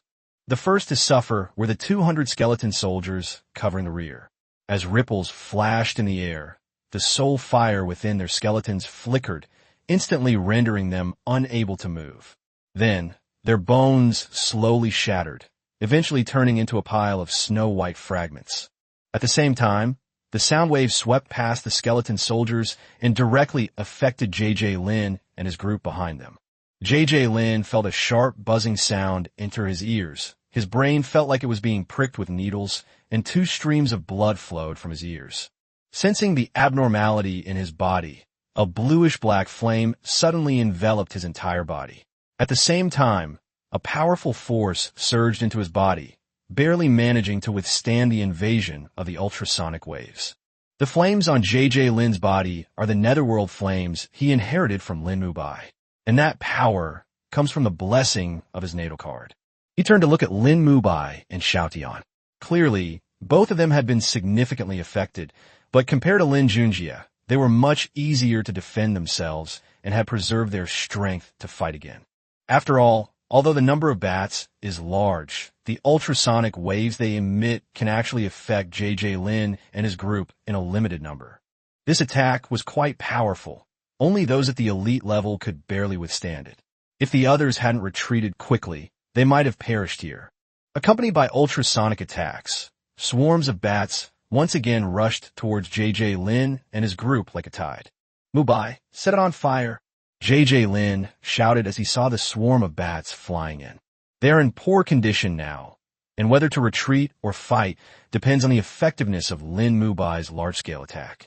As the order was given, countless eerie blue flames shot out from Lin Mubai's body, completely severing the passage. With his control, the flames did not slowly extinguish. Instead, they flew towards the other side of the passage at an extremely fast speed. These ghostly blue flames were the ghost fire skills that Lin Junjie had mastered before becoming a Netherworld Knight. Although their power was far inferior to that of the Netherworld ghost fire, they consumed less energy to maintain. Moreover, such power is sufficient to deal with swarms of bats. The bats that were swept by the will-o'-the-wisp screamed and fell to the ground. Even those that didn't die lost their ability to fly. "Charge!" Seeing the effect, J.J. Lin gave the order to charge. Upon receiving the order, Lin Junjie immediately spurred his Netherflame Bone Horse and charged towards the passage. As their speed increased, swarms of bats rained down upon them. Seeing Lin Junjie run far away, Lin Junjie immediately jumped on his Xiaotian's back. Ignoring the bristling fur on its body, he chased after Lin Junjie. Lin Junjie charged ahead, with Lin Junjie riding Xiao Tian close behind. Facing the oncoming ghostly blue flames, the swarm of bats was on the verge of collapse. At that moment, a ball of eerie green energy rushed toward Lin Junjie. Unfazed by the sudden attack, Lin Junjie brandished his spear and instantly shattered the energy ball. Surprisingly, the energy sphere contained a large amount of corrosive slime. The splattered slime fell to the ground, and even the stones at the entrance of the passage began to melt. Fortunately, J.J. Lin and Xiao Tian were far enough away to easily avoid the splattered slime. Lin Junjie, on the other hand, was possessed by Netherworld ghost fire, so the slime burned away before it could even touch him. Although the enemy's attack did not cause any damage, it successfully slowed down Lin Junjie's speed.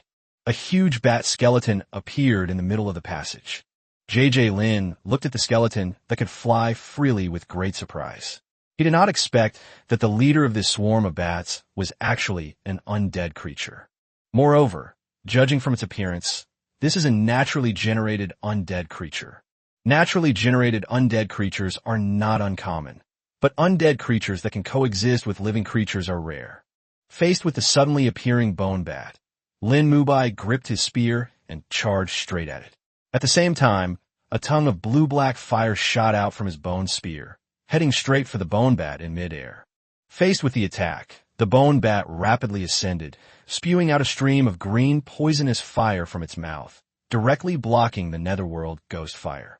Just then, J.J. Lin slapped Xiao Tian on the head, and suddenly the vertical eye between its eyebrows opened, a fluorescent ray striking the bone bat's head.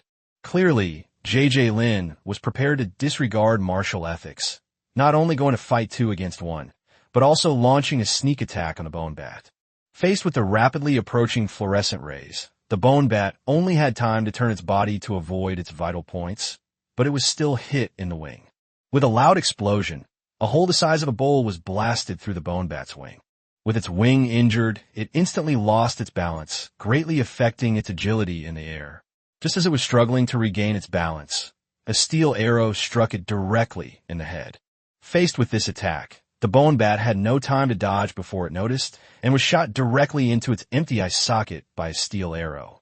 This arrow was naturally shot by J.J. Lin, and with the help of his 100 steps piercing yang skill, it hit the target directly. With the combined efforts of the three, an elite-level undead, no weaker than Lin Junjie, was rendered powerless. After struggling for a while, the bone bat fell to the ground and ultimately lost its ability to move.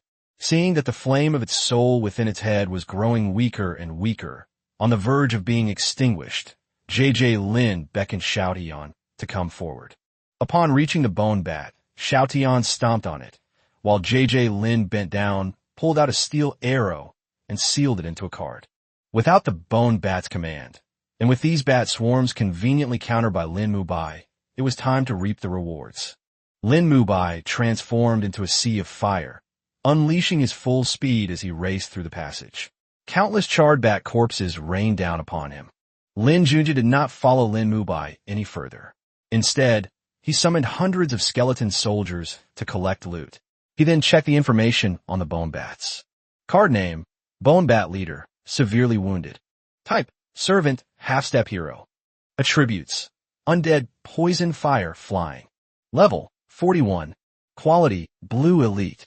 Skills, Intimidation, Synergy, Fire Breath, / Venomous Explosion, / Sonic Positioning, / Scream.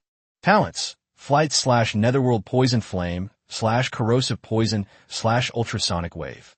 Description, in life, it was the leader of the Cloud Bats, and after death, it was buried in the Cloud Bat Cemetery.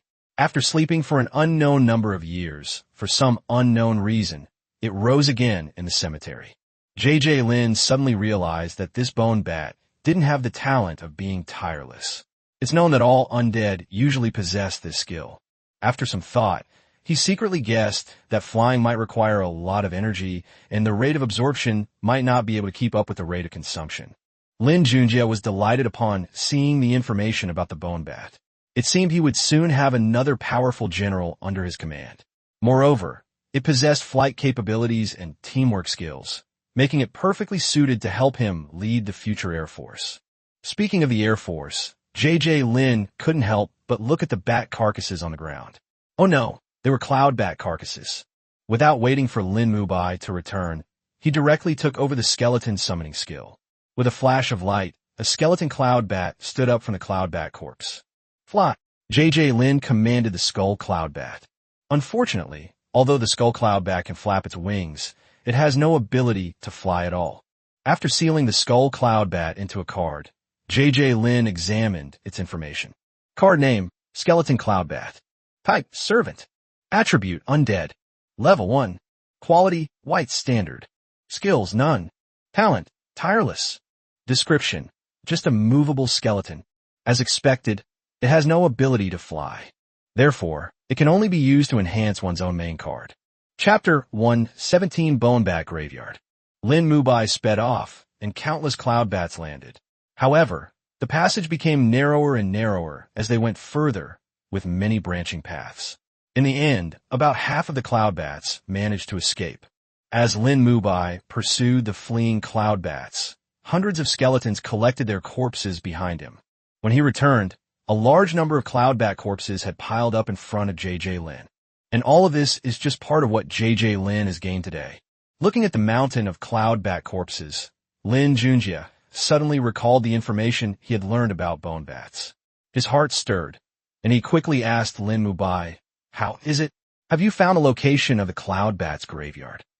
Upon hearing J.J. Lin's question, Lin Junjie first made a series of clicking sounds to indicate that he understood the other party's intention, but then shook his head helplessly, indicating that he had not found anything. According to the card description of the bone bat, it is a kind of undead creature that is naturally born from the graveyard of these cloud bats. This indicates that these cloud bats have their own cemetery. However, at this moment, the bone bat he had sealed away was already seriously injured and on the verge of death. If it did not receive effective treatment in time, it would probably die soon once it was released. Unfortunately, JJ Lin had no idea how to treat the injuries on the undead creatures.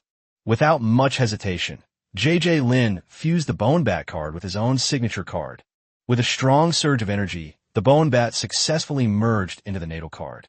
Inside the Bone Wasteland, a heavily wounded Bone Bat has appeared. Seeing this, JJ Lin did not hesitate or waver at all. He quickly focused his mind and began to mobilize the enormous undead energy within the Bone Wasteland, continuously pouring it into the Bone Bat's body. Nourished by this powerful force, the wounds on the Bone Bat began to heal at a visible speed, and its originally listless aura gradually became strong and vigorous. Finally, after a period of time, the Bone Bat fully recovered and regained its powerful aura. With the Bone Bats leading the way, JJ Lin quickly found the Cloud Bat's graveyard in a side road. Inside a vast underground space, countless Cloud Bat corpses were piled up. Some Cloud Bats were still waiting to die on the surface, but below, they had already completely turned into skeletons. Upon seeing this, JJ Lin did not hesitate and directly used the card seal. The mountain of white bones eventually turned into a stack of cards in his hand. After collecting the spoils, JJ Lin directly fused the card sealed in the Cloud Bat graveyard with a large number of Cloud Bat corpses into a single card, and then fused it with his own signature card. As the cards merged, he felt that his signature card had changed. Card name, Bone Wasteland. Type, space. Attribute, Undead. Level, 43. Quality, Blue Elite. Skill, Undead space. Description, a wasteland littered with bones, inhabited by skeletal creatures. The Necropolis. This is a space suitable for the survival of the undead.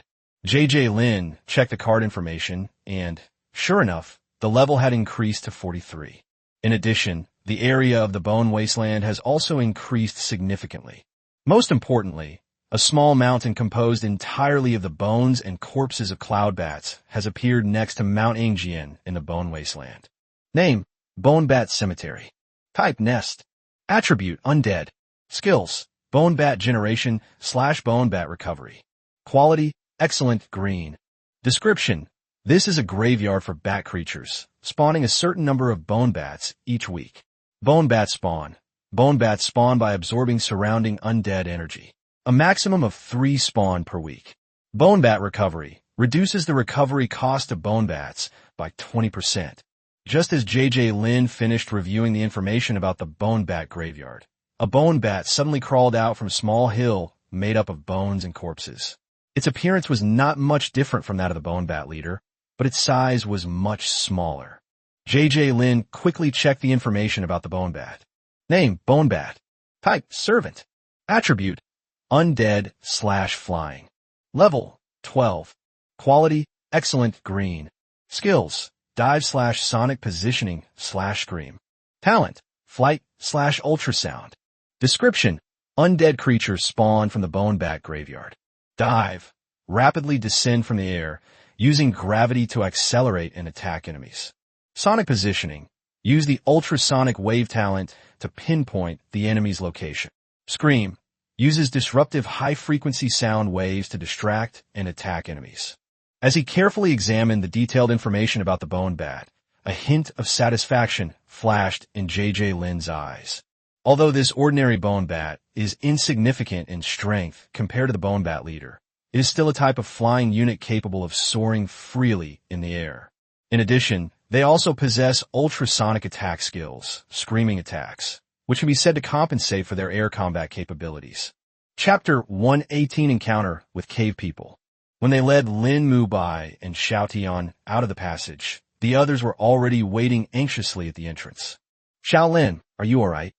Zhao Bin, the team leader, immediately asked as soon as he saw JJ Lin. What could possibly happen to me? I'm fine, everything's great.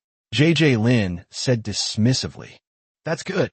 Kobayashi is awesome. He truly deserves to be called an elite-level card master. Seeing that JJ Lin was alright, the team members all expressed their concern for him. Team leader Zhao, this dungeon level might be higher than we expected. Lin Junjie said to Zhao Bin with some concern.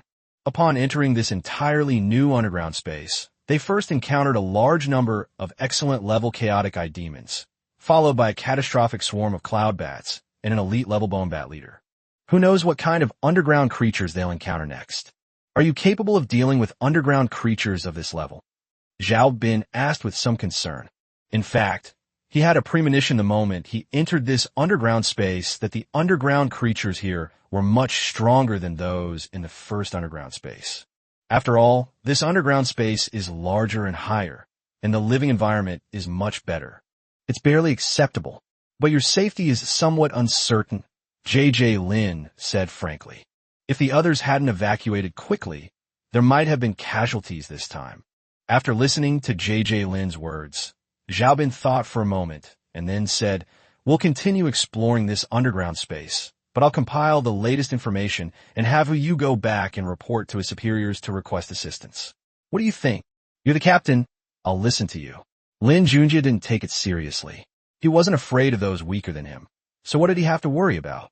All right, let's rest here for a bit before we go. Zhao Bin made up his mind, preparing to organize the information and have Hu Yu send out a copy. After taking a nap at the entrance of this passage, the group resumed their exploration of the underground space.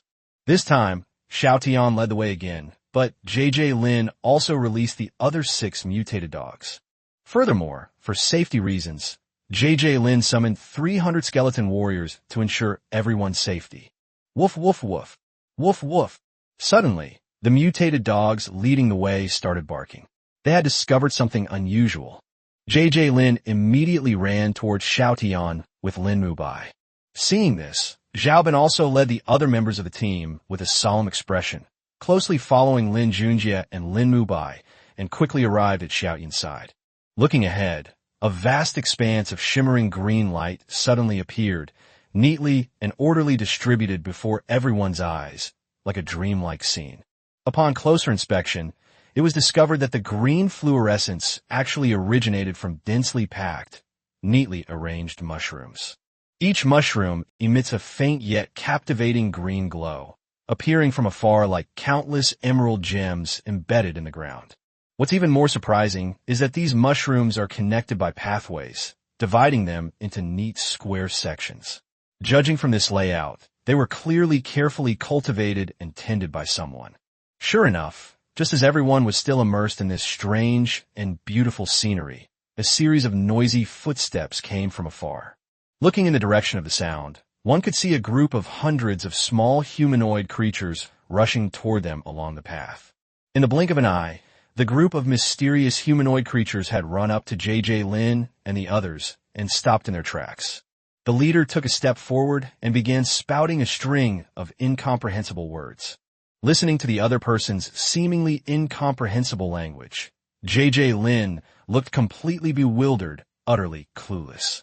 At this moment, Wang Yuan, who was standing to the side, quickly stepped forward and acted as a temporary translator.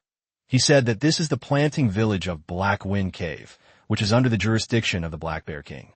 He begged us not to damage these precious fluorescent mushrooms. If you need food, they are willing to provide some to us. In this dark underground space, it is rare to encounter a group of intelligent beings who can communicate normally. For JJ Lin and his team, this was undoubtedly a golden opportunity to gain a comprehensive understanding of the power distribution within this underground space. JJ Lin turned his gaze to Zhao Bin beside him. He's just the team's main fighter. He doesn't need to handle intelligence gathering. After all, everyone has their own expertise, and professional tasks should be left to professionals. So, it was time for Wang Yuan, the language expert, and his 2 experienced negotiation experts to show their skills. Gibberish. Gibberish. Not long after, the group of humanoid creatures slowly withdrew from the scene. Meanwhile, through communication and negotiation, a preliminary outline of the general distribution of various forces within this underground space was finally established. While not exhaustive, it at least gave everyone a certain understanding of the situation here. Just then, Zhao Bin suddenly turned around and said to Lin Junjie with a serious expression, "Lin, after careful consideration, I have decided to retreat to the underground space where we were originally located and wait for the support forces sent by the Empire. What do you think?" Faced with Zhao Bin's suggestion, JJ Lin remained remarkably calm and composed. He simply nodded slightly, indicating his agreement, saying, "Okay, I'll follow your arrangements. Safety first." And so, the two quickly reached an agreement. Xiaobin made the decision to evacuate for the safety of everyone. According to the information obtained, the humanoid creature encountered this time called itself a caveman, who was weak in combat but skilled in farming. Therefore, many powerful intelligent races would shelter or raise large numbers of cave dwellers to provide them with food. The cave dwellers we encountered today were protected by the orc forces gathered in Blackwind Cave. According to these cave dwellers, the orcs of Blackwind Cave are well-equipped and powerful. Their leader was a bear man named Black Wind, who possessed extraordinary martial arts skills and immense strength. Based on the cave dweller's description of his strength, it is speculated that this leader's strength was at least at the elite level. Moreover, this Orcish force ruled over multiple underground spaces, and the kobold tribe they eliminated in the previous space was very likely an affiliated tribe of this Orcish force. Chapter 119, Orc Interception. The team members followed closely behind the skeletons summoned by JJ Lin, carefully retracing their steps. With hundreds of skeletons accompanying them, the retreat went smoothly. With the entrance to the passage connecting the two underground spaces just ahead, everyone breathed a slight sigh of relief.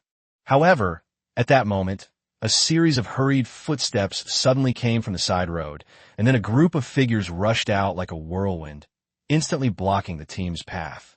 Upon closer inspection, it turned out to be a group of orcs.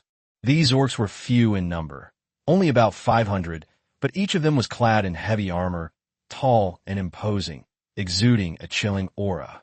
Judging from their equipment and physique, they were clearly not ordinary orc troops. They must all be among the most powerful orc races.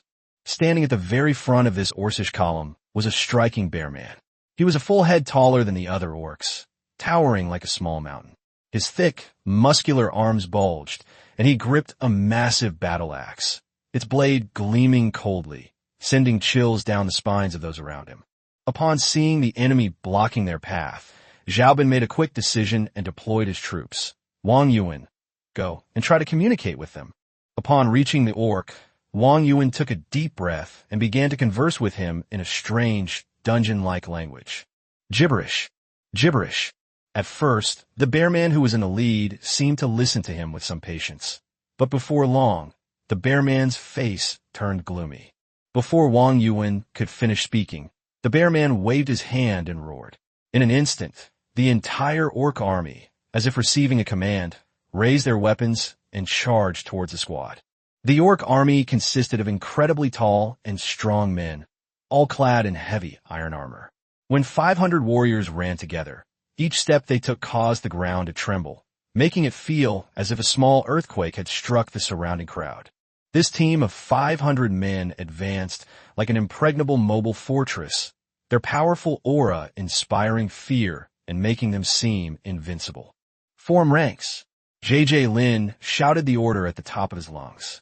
At this moment, facing the surging and aggressive enemy charge, hundreds of skeleton warriors quickly sprang into action, forming neat rows of squares with extraordinary coordination, ready to withstand the fierce attack of the 500 orc warriors.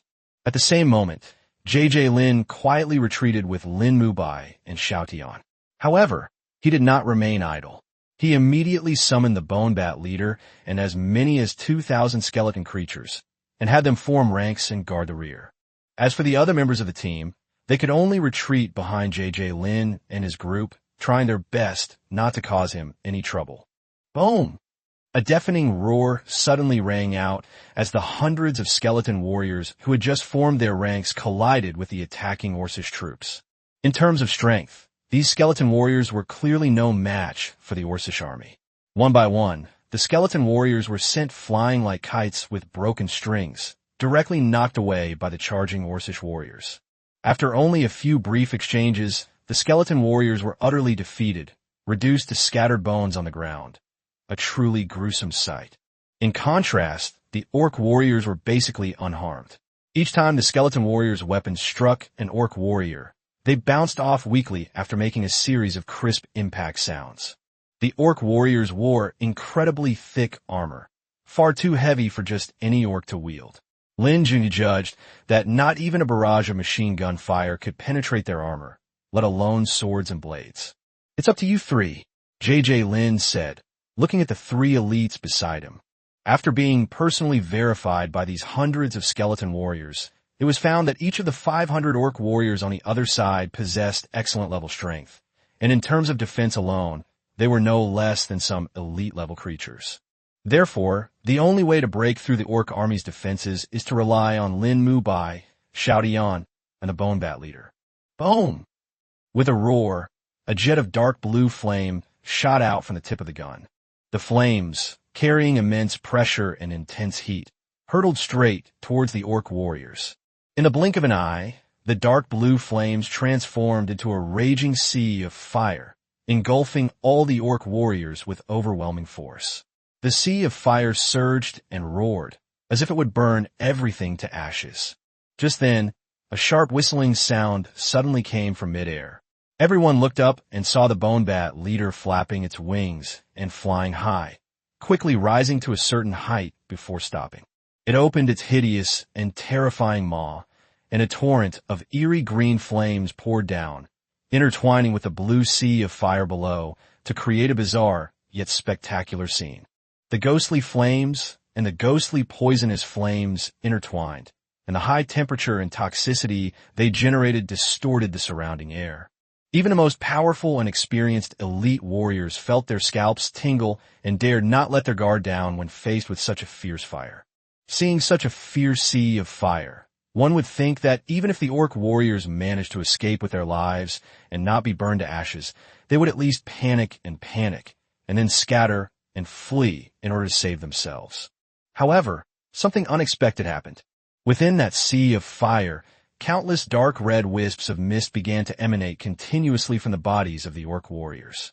At first, the mist was just scattered specks, but quickly merged and gathered together, eventually forming a huge red shield that completely enveloped the entire orc army. This red shield was like an indestructible barrier. No matter how fiercely the flames roared outside, they could not penetrate it even slightly.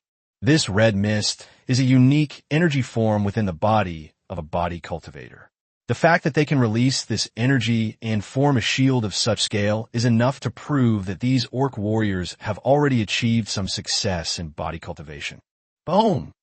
Suddenly, a deafening roar resounded, like a thunderclap from a clear sky. Thick, long beams of fluorescent light shot out like lightning, hurtling straight toward the red shield. With each deafening roar, the fluorescent rays exploded one after another the moment they came into contact with the red shield. In an instant, the light shone brightly, dazzling and radiant, as if the entire world was enveloped by this intense light. The once indestructible red shield that could insulate against the raging flames was now shaking violently under the impact of the explosion, seemingly on the verge of breaking and collapsing at any moment. Without a doubt, this was the attack launched by Xiao Tian. At this moment, it can be clearly seen that the vertical eye between Xiao Tian's eyebrows, which have been tightly closed, has now opened, and beams of fluorescent light are continuously gushing out from it, like a series of dense cannonballs, relentlessly shooting towards the red shield.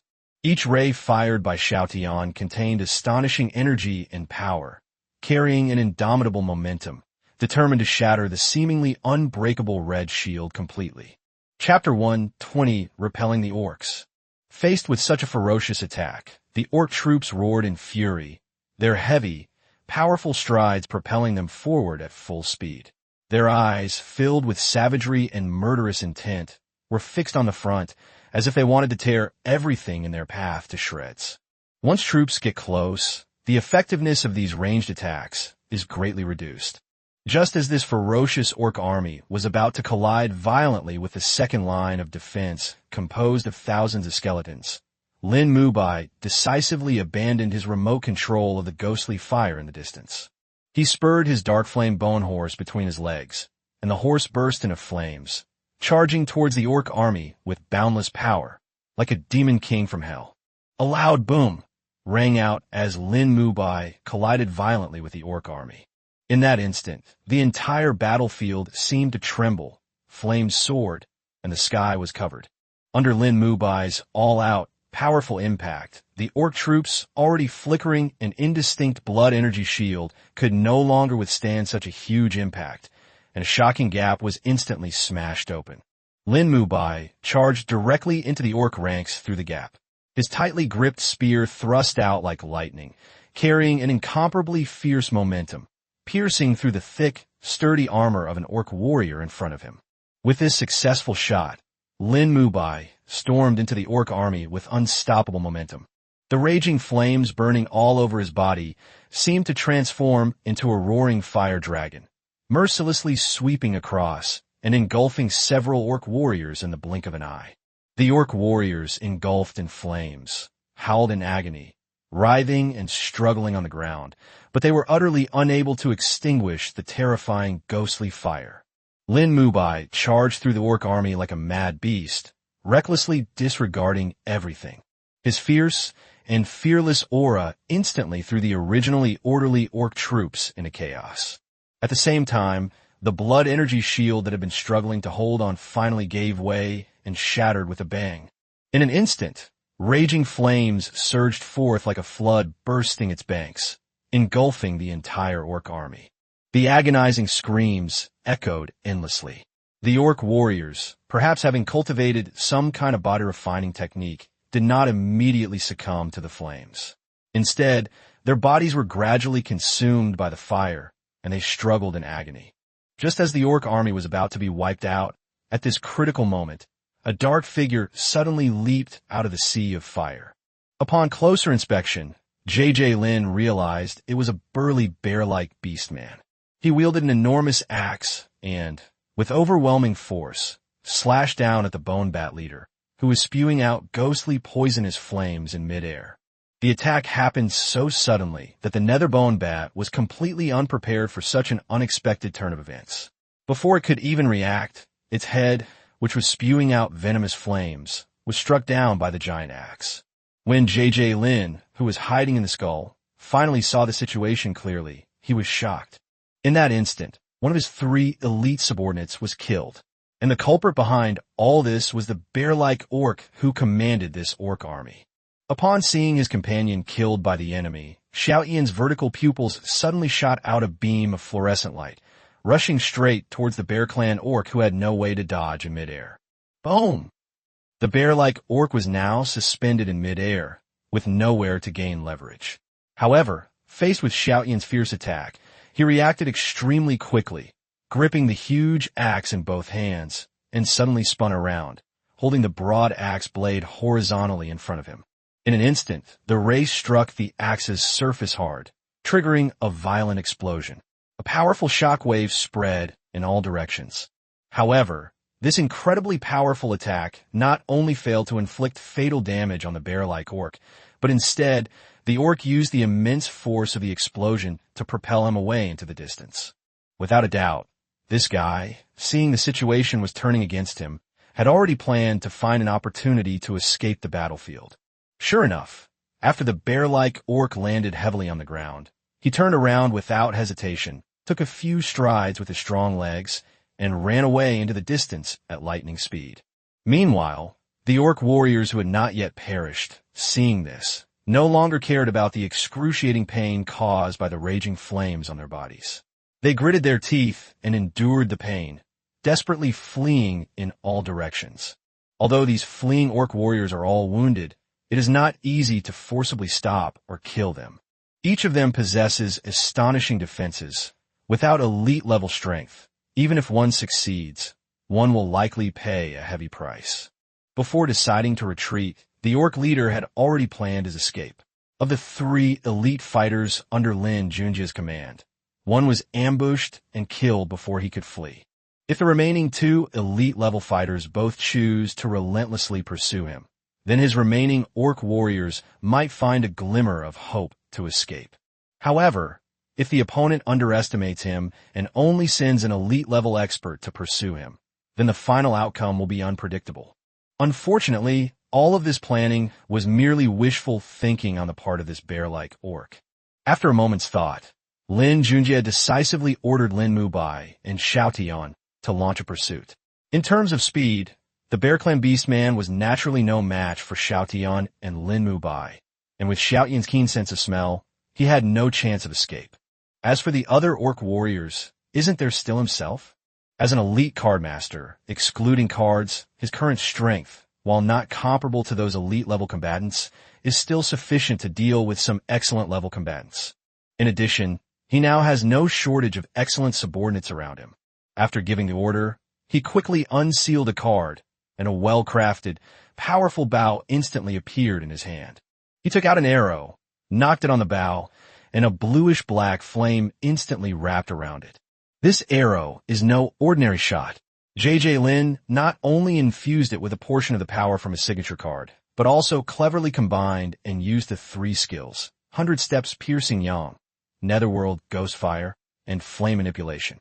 In an instant, a steel arrow tightly wrapped in eerie blue-black flames shot out like lightning, heading straight for an orc warrior who was desperately fleeing. Puff! The arrow struck its target squarely. It pierced through the narrow gap where the orc warrior's knee joint connected in his armor, completely penetrating his entire kneecap. Chapter 121 Pursuit. Faced with the frantically fleeing orc warriors, the skeleton warriors and skeleton soldiers, who had been standing by as a second line of defense, quickly sprang into action under Lin Junjie's command. They quickly dispersed and formed small teams in an orderly fashion, pursuing the fleeing orc warriors. Meanwhile, JJ Lin stood on a high place behind him, holding a strong bow tightly in his hand, the bowstring constantly humming. Sharp arrows shot out like meteors, striking the orc warriors who tried to escape with deadly accuracy. Each twitch of the bowstring meant an orc warrior had been struck in a vital spot, instantly losing the ability to resist. As the orc warriors ran further and further away and became more and more scattered, Lin Junjie had fewer and fewer targets to attack directly. To intercept these orc warriors, he still needed to rely on the pursuing skeleton creatures.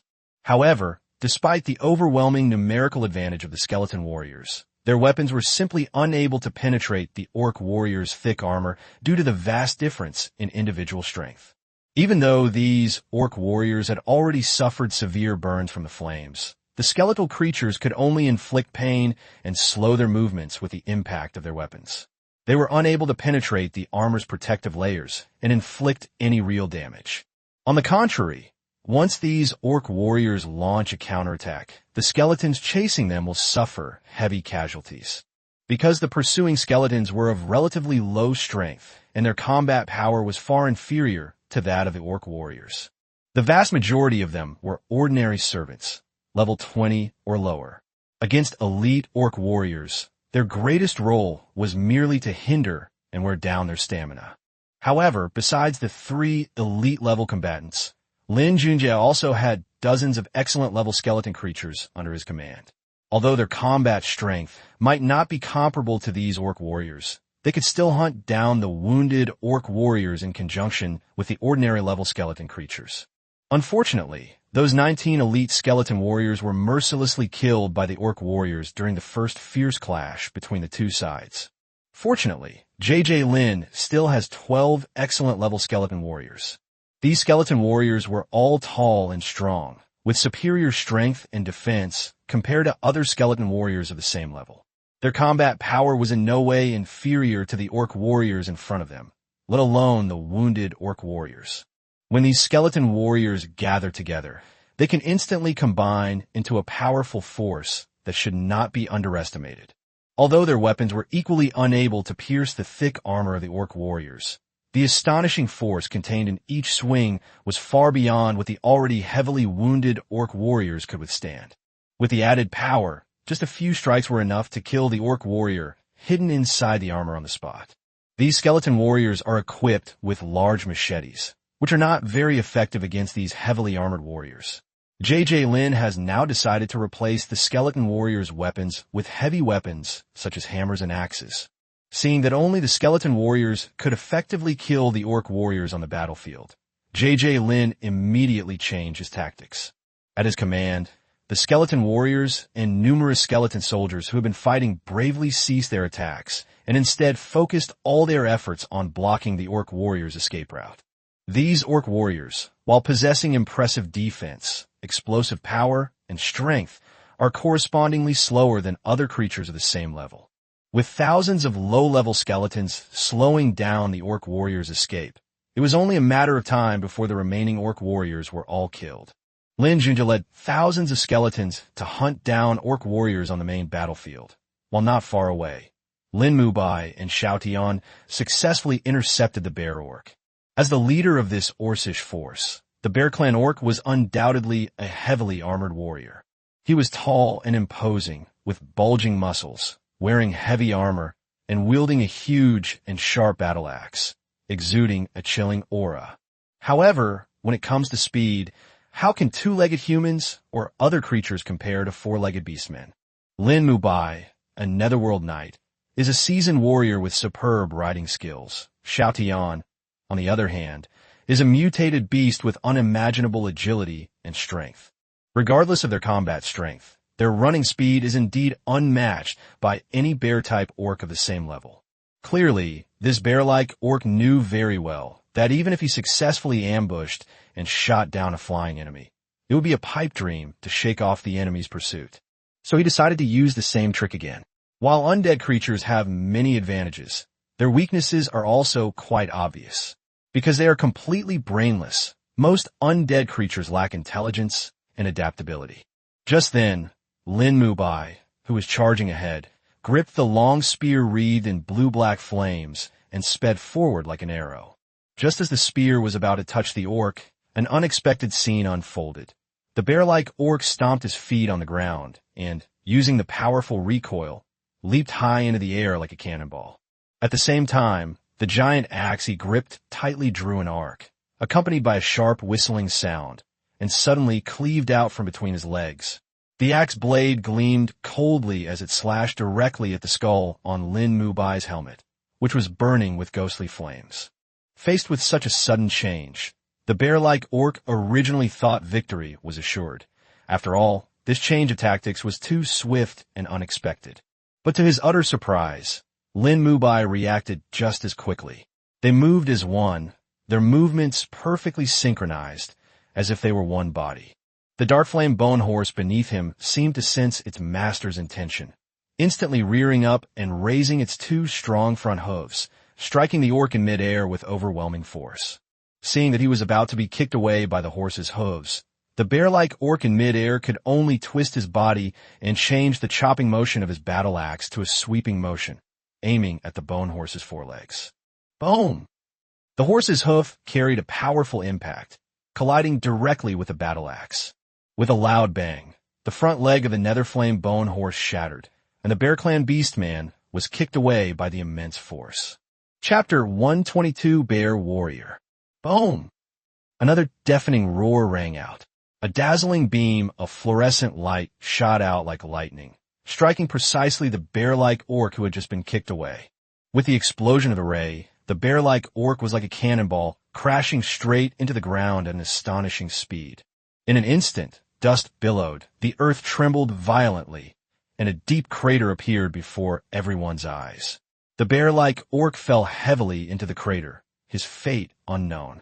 Just then, the broken foreleg of the netherflame bone horse slammed into the ground with a dull thud. Lin Mubai, who was on horseback, was prepared. Without hesitation, he leaped into the air and shot towards the Bear Clan beastman's landing point like a bird. In midair, he deftly adjusted the spear in his hand, which was wreathed in raging flames, and aimed it directly at the enemy in the pit below. Boom! Another earth-shattering roar erupted as Lin Mubai's spear pierced the Bear Clan beastman's armor. This strike contained unparalleled power and impact, causing countless sparks to fly where the two collided. However, despite such a powerful attack, the bear-like orc's armor remained completely undamaged. The immense recoil caused Lin Mubai to momentarily falter, but he quickly regained his balance. In contrast, the bear-like orc, though his armor remained intact, was overwhelmed by the terrifying force and coughed up a mouthful of blood. Clearly, as the leader of this group of orcs, the armor he wore had a defensive capability far exceeding that of ordinary orcs, and even an elite-level expert would not be able to break through it easily. Seeing that his physical attacks had little effect on the bear-like beastman, a glint of fire flashed in Lin Mubai's eyes. With a whoosh, the flames that had been burning fiercely on his body suddenly intensified, like a roaring fire dragon, instantly engulfing the entire bear-like beastman. Boom! Another deafening roar followed, and suddenly, a massive fireball shot out of the crater without warning. The raging flames, like a ferocious fire dragon, danced wildly through the air. Upon closer inspection, it turned out that the fireball was actually Lin Mubai, who had been kicked away by the Bear Clan Beastman with all his might. At this moment, he flew straight backward like a kite with a broken string, crashing heavily to the ground some distance away. The intense heat of the flames allowed this bear-like orc to unleash several times his usual strength. However, he was also suffering greatly at this moment. His face was contorted with rage, his eyes wide with fury, and he was panting heavily, clearly having exhausted all his strength. Taking advantage of the moment Lin Mubai was kicked away, the bear-like beastman dared not delay and immediately leaped out of the pit, preparing to continue running wildly to escape this dangerous place. However, just as he leaped into the air, a huge figure rushed over like lightning, pounced on him with lightning speed, and knocked the Bear Clan orc to the ground before he could react. This figure was none other than Xiao Tian, who was a step behind Lin Mubai. Almost at the same instant he landed, Xiao Tian's already open vertical eye suddenly shot out an incredibly thick fluorescent ray, carrying an incomparably sharp momentum, which shot straight toward the Bear Clan beastman's face. Boom! Another earth-shattering roar rang out. In this critical moment, the bear-like orc who fell to the ground displayed superhuman reaction speed and strength. Without any fear, he quickly raised his arms and crossed them in front of him, forcefully blocking the potentially deadly fluorescent ray attack. Then, using the last of his strength, he flipped Xiao Tian off him and ran away into the distance without pausing. Just then, the nether flame bone horse, whose front hooves had been severed, had already regenerated its legs and ran towards Lin Mubai, who had been kicked away.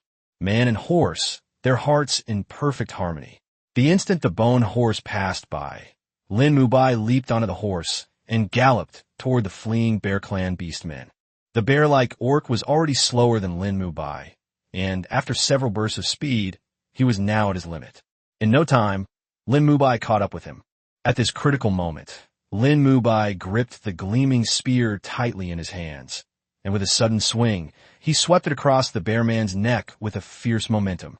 In an instant, the flames wrapped around the spear howled in the wind, as if they were about to tear the air apart. However, the bear-like orc reacted extremely quickly to the oncoming, blazing spear. Its massive body jerked to the side, attempting to avoid the fatal blow. Just as the spear was about to miss its target, something unexpected happened. Suddenly, the incredibly hard spear in Lin Mubai's hand seemed to come alive, instantly transforming into a soft whip that wrapped around the bear-like beastman's thick neck with lightning speed. Immediately afterward, Lin Mubai squeezed his legs together and gave a low command. The nether flame bone horse neighed, its hooves blazing, and it galloped off like a bolt of lightning. As the dark flame bone horse galloped wildly, the Bear Clan beastmen whose necks were wrapped in long whips were unable to break free and could only be dragged forward against their will. Lin Mubai steedied the nether flame bone horse and quickly turned it around, dragging the Bear Clan beastman back. The poor Bear Clan beastman was dragged along the ground, completely disoriented and unable to resist. Xiao Tian, following closely behind them, was not idle either. It would open its vertical eye between its eyebrows from time to time and fire out beams of incredibly powerful rays. These rays struck the armor with unerring accuracy, easily shattering the blood energy that the bear-like orc had painstakingly gathered. When Lin Mubai and Xiao Tian dragged the bearman back, Lin Junjie had already begun directing his skeleton creatures to clean up the battlefield. Looking at the bearman leader who was unconscious in front of him, he thought for a moment and then sealed him into a card. JJ Lin quickly checked his information. Card name, Bear Warrior Grievous. Type, Minion. Class, Heavy Armored Orc Warrior.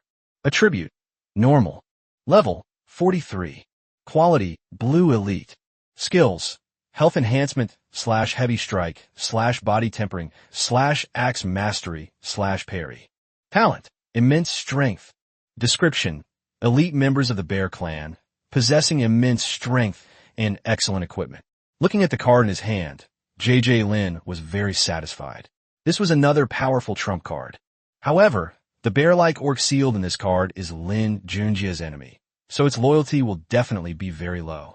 Although we can control him, there's no guarantee he won't mess things up at crucial moments. Chapter 123: Skeleton Warriors and Skeleton Commanders. After cleaning up the battlefield, Lin Junjie took a deep breath and glanced at the orc warrior corpses piled up haphazardly in front of him and the weapons they used in life. After a moment's thought, he sealed them together into cards. These 500 corpses will definitely be transformed into skeleton creatures in the future, and their weapons and armor will be left for them to use. Although the orc warriors were completely wiped out, J.J. Lin's own skeleton creatures also suffered heavy losses. Fortunately, since these skeletal creatures all originated from J.J. Lin's signature card, even if they suffered losses, given enough time, they can gradually recover to their original number. He casually added the remains and damaged skeletons to his signature card, Bone Wasteland. Now it was time to leave the underground space. J.J. Lin turned to look at Zhao Bin and the others who were waiting for his instructions not far away. With a wave of his hand, he shouted, "Retreat." Upon hearing the order, everyone immediately sprang into action, packed their equipment, and followed J.J. Lin in an orderly evacuation from the land that had just experienced a fierce battle. Not far from here was a passage connecting the two underground spaces. After the group entered the passage, Zhao Bin stepped forward and said, "Xiao Lin, we need to hurry up and get out of here." "What's wrong?"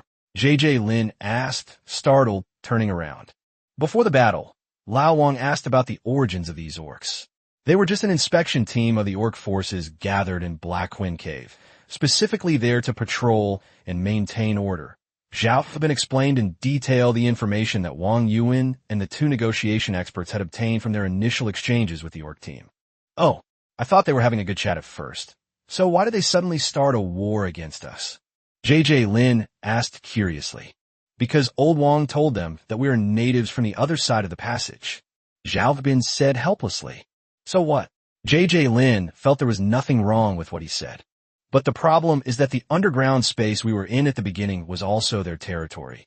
Those kobolds were originally a branch of the orcs. The reason they appeared here was because of the message sent out by the kobold tribe. Zhao Bin's words made Lin Junjie understand the situation. He asked with some worry, "If they find out that we've wiped out this team, they'll definitely send out an even stronger force. If two teams of that strength come later, I won't be able to handle them.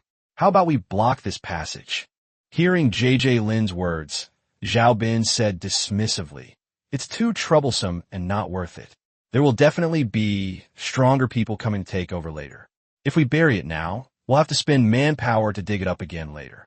"I'll listen to you," J.J. Lin said dismissively. Although Zhao Bin's strength is not that great, his experience in dungeons is definitely much better than mine.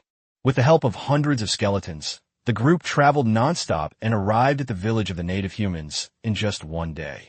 Without much explanation, the group, along with the indigenous people of the village, left the instance through the portal. The moment they set foot on the land of Great Xia, the team members' hearts, which had been pounding with anxiety, instantly settled.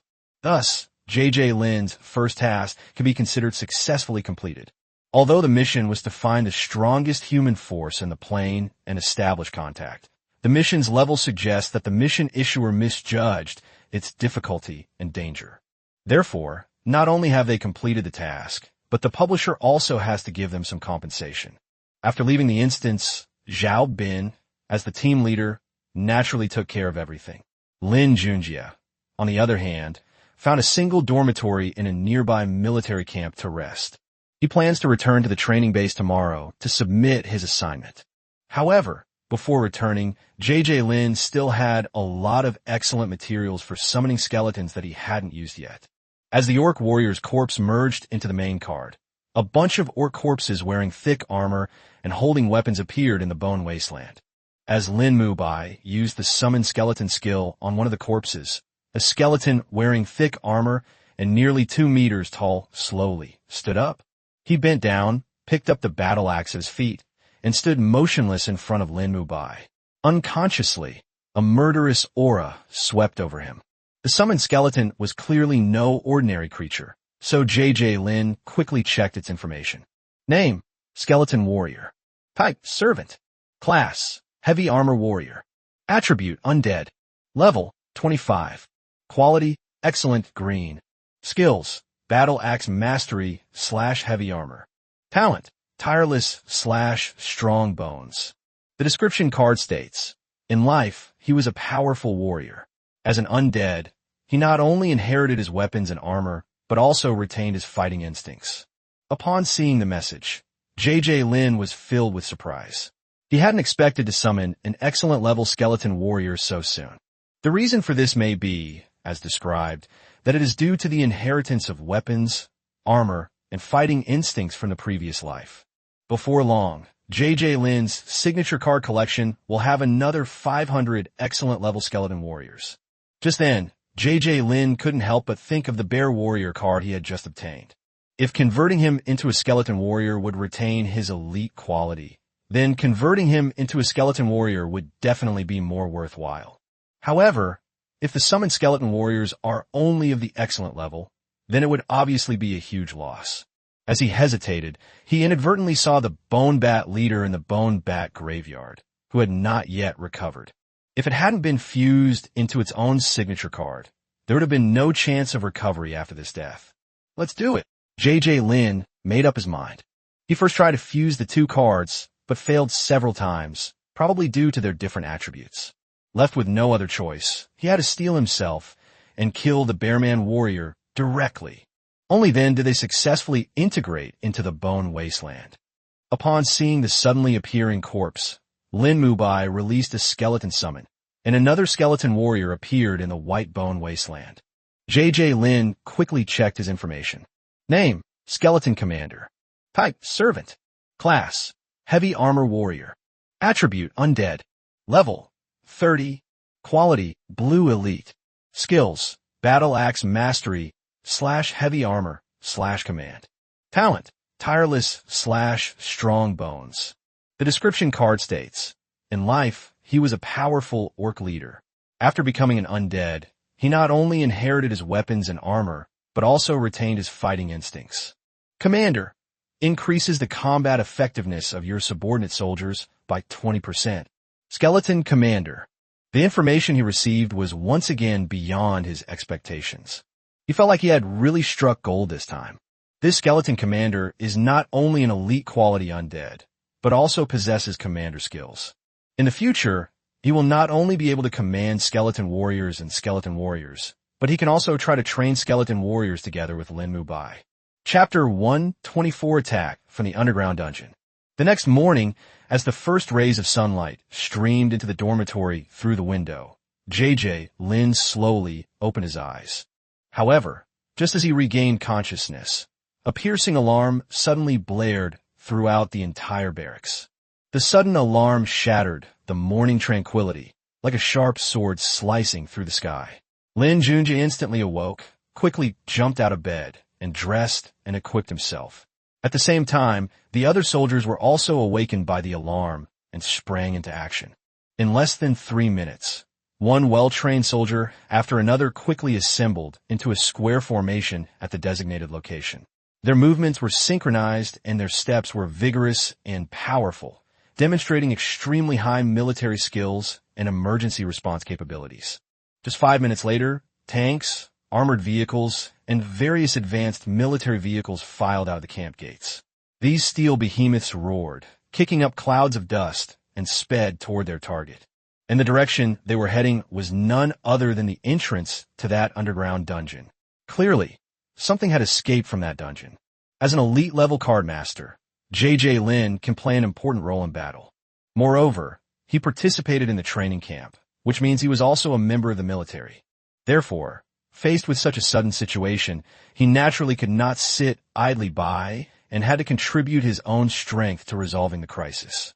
The local garrison was well aware of the strength and value of an elite truck commander and naturally welcomed Lin's joining. Thus, Lin smoothly joined the second batch of support personnel, heading to the battlefield with the main force. The orc forces that resided in Black Wind Cave were considered a dominant force in the entire underground world. Its territory is vast, and it has nearly 100 underground spaces of varying sizes. It's important to understand that while fighting for territory is frequent in this bloody and treacherous underworld, very few dare to challenge the powerful force entrenched in Black Wind Cave. The reason for this is that they have an epic leader, the Black Wind King. With his unparalleled strength and superb combat skills, he instilled fear in countless enemies who dared not provoke him easily. A few days ago, King Blackwind received news that in a low-level underground space adjacent to the Black Wind Cave, a human race had risen up in rebellion and wiped out the Kobold tribe responsible for mining iron or resources there. Upon hearing this, King Blackwind initially paid little attention, casually dispatching his younger brother to investigate. Unexpectedly, the result was that his own brother had been brutally murdered. Even the orc heavy-armored warriors who had accompanied him perished. Naturally, they wouldn't let this go unpunished. It's just that Lin and his group ran fast, while the revenge-seeking team arrived a step too late. However, they eventually found the dungeon gate and, through research, discovered a way to open and expand it. Being in darkness yet yearning for light, after discovering that the other side of the portal belongs to a sunlit surface world, this battle is no longer as simple as revenge. Although Lin and his team only left the instance for one night, due to the time difference, more than 10 days had actually passed inside the instance. Therefore, the army that emerged from the instance this time included all the other dozen or so top-tier forces besides those belonging to Black Wind Cave. When Lin arrived at the battlefield with the second batch of support troops, fierce fighting between the vanguard and the enemy had already begun, with gunfire and shouts echoing through the sky. In the distance, a formidable defensive line of more than a dozen tanks could be seen stretching out in front. These steel behemoths spewed furious flames, and shells roared out, continuously bombarding the enemy's gathering point ahead. Behind the tanks was a dense crossfire network of over 100 well-trained soldiers. Their various firearms spewed out dense tongues of fire, weaving together a deadly barrage. However, the enemies pouring out of the dungeon gate had already seized control of the surrounding area. Although these enemies were only armed with melee weapons, they had an overwhelming numerical advantage. At first glance, the dark mass of people surged out like a tide, sending chills down one's spine. For this reason, the first batch of reinforcements could only do their best to block the enemy and dared not launch an attack rashly for the time being. Faced with a barrage of fire woven from automated weapons, any ordinary enemy soldier who carelessly peeks out will be instantly struck down and killed by merciless bullets. The enemies in these instances may have never encountered such an attack before, with tens of thousands of people being immobilized by a single company of soldiers. But Lin knew that these enemies were actually quite strong, and there were some among them who were almost completely immune to bullet attacks. Sure enough, during the stalemate, hundreds of heavily armored warriors, like steel beasts, marched in orderly and powerful steps and launched another fierce attack on the blockade line. In an instant, a dense, almost tangible, dark red aura surged from their bodies, eventually forming a protective shield that enveloped everyone like an indestructible barrier. The bullets that rained down on the dark red blood shield slowed down instantly, as if they were sinking into a sticky swamp. Even if a few bullets managed to penetrate the protective shield, their lethality was greatly reduced. When they hit the incredibly thick armor, they could only create a few sparks and could not cause any real damage to the warriors inside. Boom, boom, boom.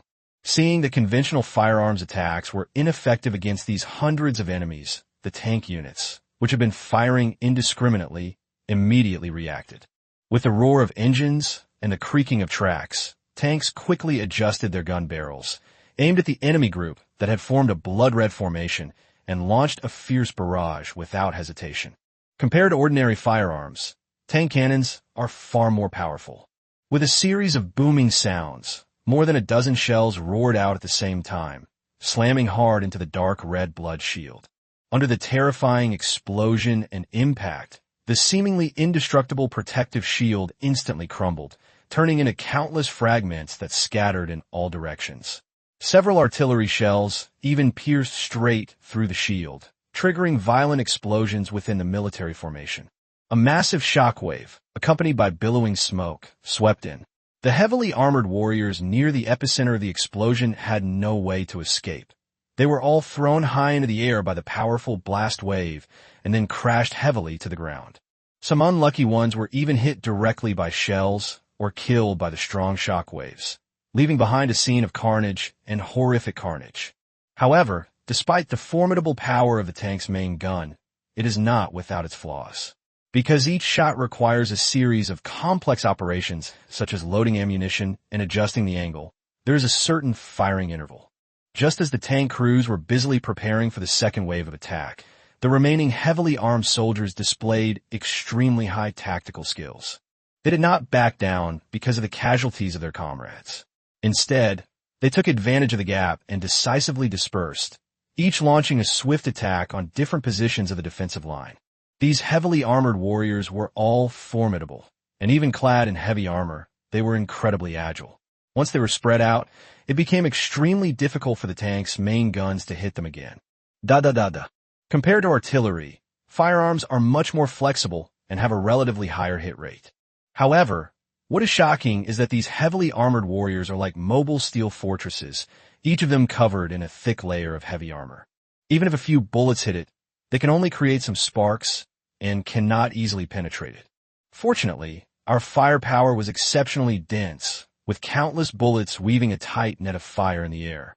If any heavily armored warriors underestimate the enemy or harbor even a sliver of wishful thinking and dare to rashly enter this deadly net of fire, then even with the thickest armor, they will find it difficult to withstand such a dense barrage of attacks. Chapter 125 Rescue. Just when everyone thought that this wave of attacks would also be stopped by the vanguard, no one expected that a sudden change would occur. Suddenly, a dozen heavily armored warriors who had been hiding ignored the barrage of bullets and leaped out from the pile of corpses. In an instant, a hail of bullets swept towards them, but the dense bullets seemed to hit an impenetrable wall, being blocked by their incredibly tough heavy armor and the blood aura shield surrounding them. Without a doubt, every heavily armored warrior who could withstand such fierce firepower so easily possessed elite-level strength. In just a few leaps, these dozen elite heavy armored warriors swiftly charged into the defensive line carefully constructed by the vanguard. Faced with these aggressive, elite, heavily armored warriors, the vanguard troops, originally responsible for defense, were instantly put into an extremely passive situation. Despite their desperate attempts to resist, the disparity in strength between the two sides was simply too great. The weapons wielded by these ordinary warriors struck the enemy's thick armor with utter ineffective damage, while the heavily armored warriors, relying on their superior strength and combat skills, moved through the enemy's territory with impunity. Even the dozen or so tanks on the battlefield, due to their slow movement and large size, became easy targets. As the first line of defense was disrupted by these dozen or so elite heavy armored warriors, countless enemies surged toward the defensive line like a tidal wave. In an instant, the vanguard was plunged into bloodshed and chaos. Soldiers screamed in agony, and heavy casualties ensued, their blood staining the ground beneath their feet. The situation on the battlefield changed so rapidly that it was astonishing. Before the reinforcements could react effectively or provide support, they could only watch helplessly as the vanguard suffered heavy losses. Seeing the critical situation, the commander decisively issued the order: establish a defensive line on the spot immediately. So the soldiers began to quickly build new defensive fortifications in an attempt to stop the enemy's frenzied attack. At the same time, thousands of drones, like a black swarm of bees, rapidly took off from behind and sped toward the enemy. Carrying powerful firepower, they launched a fierce attack on the enemy, with dense bullets raining down like a curtain, buying precious time for the struggling advanced troops to retreat. Despite their formidable attack capabilities, these drones face a massive and formidable enemy force. For ordinary warriors from the underground dimension, these drones are undoubtedly terrifying killers, capable of eliminating them with ease. However, The enemy ranks also included many excellent or even elite warriors. These experts conceal themselves among ordinary soldiers and launch surprise attacks. Even agile drones often find it difficult to evade their elusive attacks, and drones frequently explode in the air, creating a dazzling display of sparks. However, the most troublesome and perplexing situation arose. The alien warriors from the instance cleverly used the surviving vanguard warriors as human shields, drawing them into their ranks. Therefore, if a large-scale artillery bombardment is to be carried out, a difficult choice must be made. If not handled carefully, the vanguard soldiers on our side may also suffer collateral damage. At this critical moment, the commander made a decisive decision and shouted, "Concentrate firepower to bombard the enemy's rear, and at the same time dispatch an elite squad to provide immediate relief." With his command, a barrage of artillery fire erupted from the rear positions, with countless shells and rockets hurtling out like a storm, raining down on the enemy's rear. In an instant, flames soared into the sky and smoke filled the air, turning the entire battlefield into a living hell. Clearly, these enemy troops, who had just emerged from the underground dungeon, had never witnessed such a fierce and ruthless offensive. Under the overwhelming bombardment, large numbers of alien warriors were blown to pieces, their corpses strewn across the battlefield.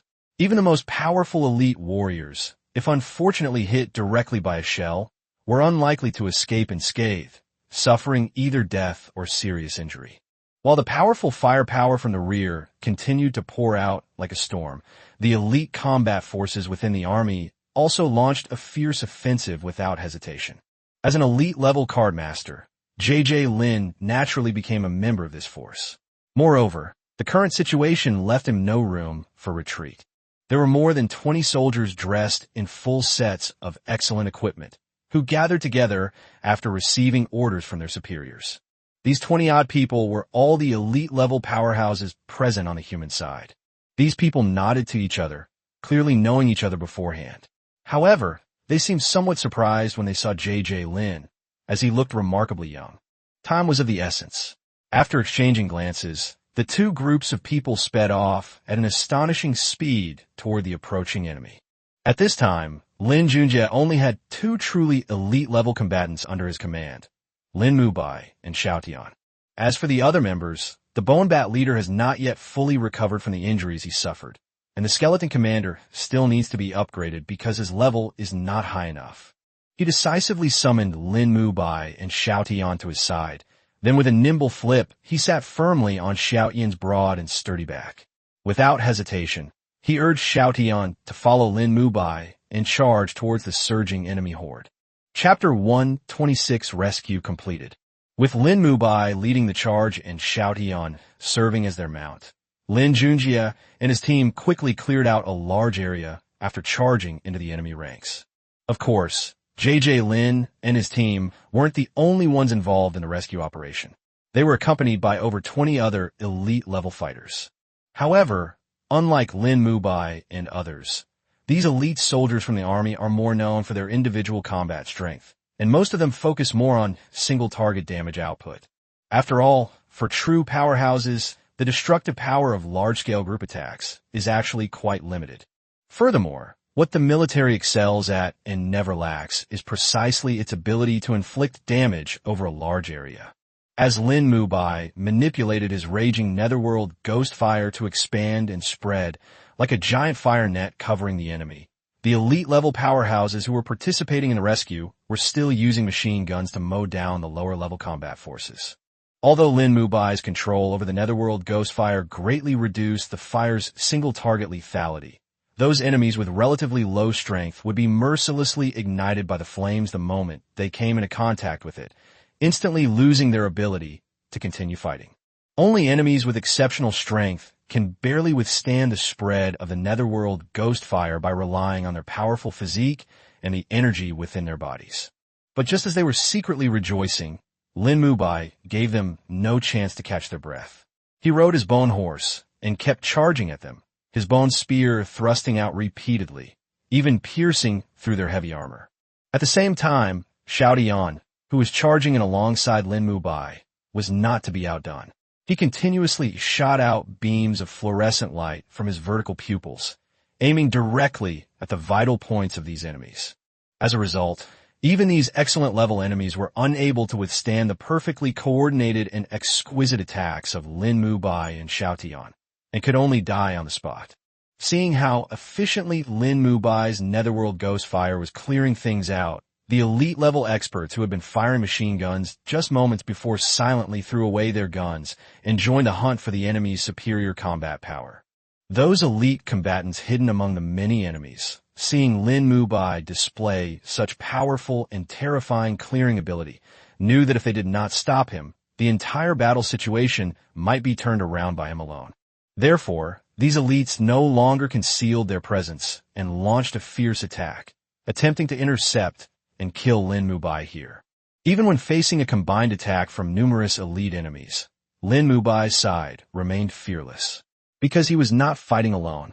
As soon as the enemy's elite warriors revealed their presence, our elite warriors immediately stepped forward to intercept them. A thrilling life-or-death battle has begun. In terms of elite combat power alone, there are obviously more of these dungeon creatures, but Lin Junjie and his team's mission is not to kill the enemy, but to rescue the vanguard troops from the battlefield. As Lin Junjie cleared out a large area, the surviving vanguard soldiers immediately gathered together. At this time, armored personnel carriers that were ready to provide support entered the battlefield and quickly evacuated the soldiers. The mission was completed smoothly, but the elite-level experts who went to the rescue were now entangled by the enemy. JJ Lin and his companions are facing an unprecedented crisis when two enormous, fully armed Minotaur warriors suddenly rush out and attack them. One of the Minotaur warriors tightly embraced an incredibly thick totem pole covered in mysterious runes and slammed it down from midair. The bottom of the totem pole hurtled straight towards Lin Junjie's head. In the nick of time, Xiao Tian displayed astonishing agility and reflexes. Carrying JJ Lin on its back, it arched its body and leaped backward. In that extremely dangerous instant, it successfully avoided the totem pole's fatal blow. With a deafening boom, a deep crater was blasted into the spot where the man and dog had been standing, sending dust and debris flying everywhere. However, before they could even catch their breath, new threats emerged one after another. Beside them, another Minotaur warrior wielding a giant battle axe swung it menacingly at Xiao Tian and Lin Junjie in midair. Fortunately, Lin Junjie, who was guarding the side, accelerated and blocked the attack with his spear, striking the battle axe directly. The two instantly became entangled in combat. Every swing of the Minotaur's axe was wide and powerful, and the sharp axe blade never left the side of the Netherflame Bone horse under Lin Junjie's mount. Faced with such a fierce offensive, Lin Junjie had no choice but to wield his bone spear with all his might, repeatedly parrying the opponent's sharp axe blows. At the same time, the Netherflame Bone horse was not to be outdone, frequently leaping high into the air to meet the powerful battle axe attacks with its hard hooves. For a time, the sound of clashing metal was incessant, and sparks flew everywhere. In comparison, JJ Lin's current situation is slightly better, but some other elite-level powerhouses are not so lucky. Due to the disparity in numbers, some are forced to face the predicament of fighting two equally powerful enemies alone, often finding themselves in grave danger and on the verge of death in an instant. These elite enemies, with their numerical advantage, formed an impenetrable net, tightly binding everyone within it. The difficult predicaments faced by these elite rescuers all came to the attention of the commanders back home.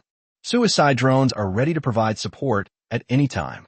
As the order was given, thousands of small drones took off like arrows and sped toward the battle zone where fierce fighting was taking place. They formed a dense formation in the air, like a flock of fierce falcons, launching a breathtaking and precise attack on the besieged enemy. A series of deafening explosions suddenly rang out, and the entire battlefield was instantly engulfed in flames and smoke. These elite warriors who emerged from the dungeon had already witnessed the power of the drones, and they believed that as long as they were careful to focus fire, the drones posed a limited threat. But how can they distinguish between attack drones and suicide drones? As the explosion rang out, the elite enemies who had been besieging our soldiers suddenly felt an overwhelming, tidal wave of force crashing down from behind. This force was so powerful that it caught them completely off guard, leaving them no time to mount any effective defensive response. It's important to understand that the destructive power of these drones when they self-destruct is in no way inferior to that of a powerful high-explosive bomb. In an instant, countless blazing flames and violent shock waves raged everywhere, mercilessly devouring everything in their path. A large number of enemies suffered heavy losses under this sudden and fierce attack. Some were blasted to pieces, their limbs scattered across the ground. Others were directly knocked to the ground by the powerful blast wave, their fate unknown, and some unlucky ones even lost their lives on the spot, becoming yet another batch of souls on this bloody battlefield. Such immense power naturally affected their own elite-level experts as well.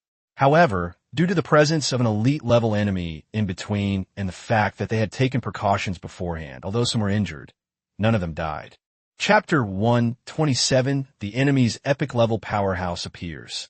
As the rescue team withdrew to safety, the artillery fire, which had initially been targeting the rear of the battlefield, suddenly moved forward. A barrage of shells rained down, instantly engulfing the entire battlefield in a cloud of smoke.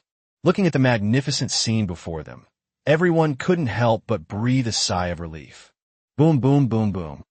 Deafening explosions rose and fell, echoing through the sky.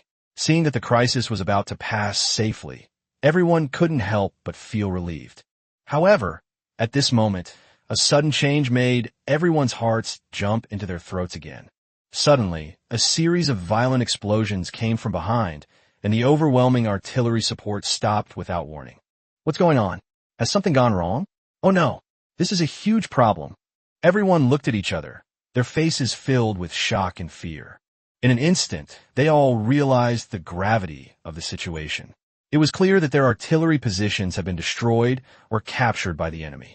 Through the thick smoke, one could see a bear-like orc, over 3 meters tall, standing like a demon god descending to earth, wielding his battle axe atop a distant artillery position. He was tall and strong, his body as black as ink, his skin as black as if it had been fired in a kiln, and his eyes were bright and piercing, radiating a deep light as bright as lightning. He was shirtless, his muscles were bulging, and he exuded an indescribable, powerful aura. At this moment, he was gripping an enormous battle axe tightly with both hands and swinging it wildly. The sharp axe blades cleaved accurately at the cannons and rocket launchers. With a series of crisp metallic cracking sounds, those heavy weapons were reduced to piles of scrap metal in the blink of an eye. Even the main battle tanks guarding the position appeared utterly helpless before his terrifying power. With just a light swing of his axe, he could easily overturn these steel behemoths to the ground. At the same time, the drone swarm and mechanical dog swarm responsible for guarding the artillery positions launched a fierce attack on the uninvited guest. A storm of bullets and rockets whistled towards him, but shockingly, all the attacks were mercilessly deflected or absorbed by a dark red blood shield as they approached his body. Faced with such an unprecedentedly powerful defensive capability, these advanced weapons and equipment became completely ineffective. Undoubtedly, the ability to ignore attacks from conventional firearms is one of the signature abilities unique to epic-level powerhouses.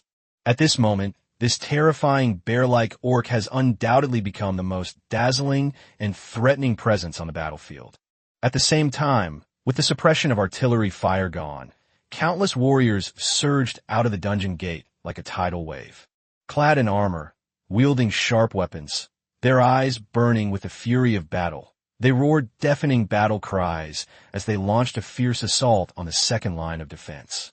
Upon seeing this, the troops, who had been stunned, instantly snapped back to reality. A swarm of drones, carrying advanced weapon systems, rapidly ascended into the air, unleashing a dense barrage of fire. Meanwhile, agile robotic dogs darted across the ground, spitting fire. Under this powerful fire support, countless bullets transformed into a barrage, sweeping across the charging alien warriors and effectively containing them within a defined area. Not only that, the tanks were not to be outdone, their powerful main guns constantly spewing fire and powerful shells whistling towards the enemy's rear, causing great chaos and casualties. Although some elite enemies managed to evade bullets and artillery fire thanks to their excellent skills and quick reflexes, when they finally made it to the front line, they were met by equally powerful elite forces from their own side. These brave and fearless warriors charged forward without flinching, engaging the enemy in fierce close combat. Meanwhile, in the rear, a group of highly trained sharpshooters calmly aimed at the battlefield, coordinating with their elite forces to specifically target the enemy's elite fighters. In this clash between cold and hot weapons, cold weapons were clearly at a disadvantage. Despite the overwhelming numerical and advanced combat capabilities of the alien forces, they still suffered heavy losses against the devastating power of modern firearms. The casualty ratio on both sides reached an astonishing level, turning the entire battlefield into a veritable hellish scene. Just then, the epic-level powerhouse who had been hiding in the team finally couldn't hold back any longer. On the battlefield, amidst the smoke and deafening shouts of battle, chaos and bloodshed intertwined. Suddenly, a figure darted out of the battle formation like lightning, drawing everyone's attention. This is a tall and mighty Minotaur warrior, his muscles bulging, his powerful body like a moving mountain. Without the slightest hesitation or dodge, the Minotaur warrior charged straight into the enemy's heavily fortified encirclement. A hail of bullets whistled past, but he ignored them, pressing on relentlessly. A deafening roar shook the entire world. The Minotaur warrior charged towards a massive main battle tank with overwhelming force. In an instant, the ear-piercing sound of metal clashing resounded through the sky. Sparks flew, and the tank tumbled and rolled like a small boat caught in a storm. With this thrilling scene unfolding, it's clear that another epic force of the enemy has officially appeared before everyone's eyes. The seemingly impregnable second line of defense proved utterly ineffective against this powerful Minotaur. Whether brave and fearless soldiers or agile robot dog units, anyone who encountered him was instantly killed or severely wounded. Even the colossal tanks, hailed as the rulers of the land, were nothing more than toys in his hands, easily overturned. Chapter 128: Killing an Epic-Level Orc. Faced with an epic-level powerhouse, everyone had no choice but to flee. Aside from the unmanned equipment still fearlessly launching attacks, everyone else had already received orders to retreat. JJ Lin's Minotaur warrior, charging around like a demon god, beckoned Lin Mubai and Xiao Tian to retreat without even turning his head. However, just as that epic Minotaur warrior was running rampant, an unexpected scene unfolded. The once azure sky instantly turned fiery red, and then an enormous fireball with a long tail of flame suddenly appeared. The fireball, like a burning sun, hurtled straight toward the rampaging Minotaur warrior with lightning speed. Faced with such a sudden attack, the Minotaur warrior reacted extremely quickly. A hint of surprise flashed in his large, bell-like eyes, but it disappeared in an instant.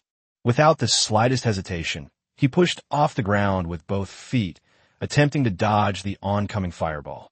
However, things didn't go as planned. Just as he exerted his strength, he felt the ground beneath his feet suddenly become unusually soft, as if he were stepping on a pile of cotton, making it impossible to bear any weight.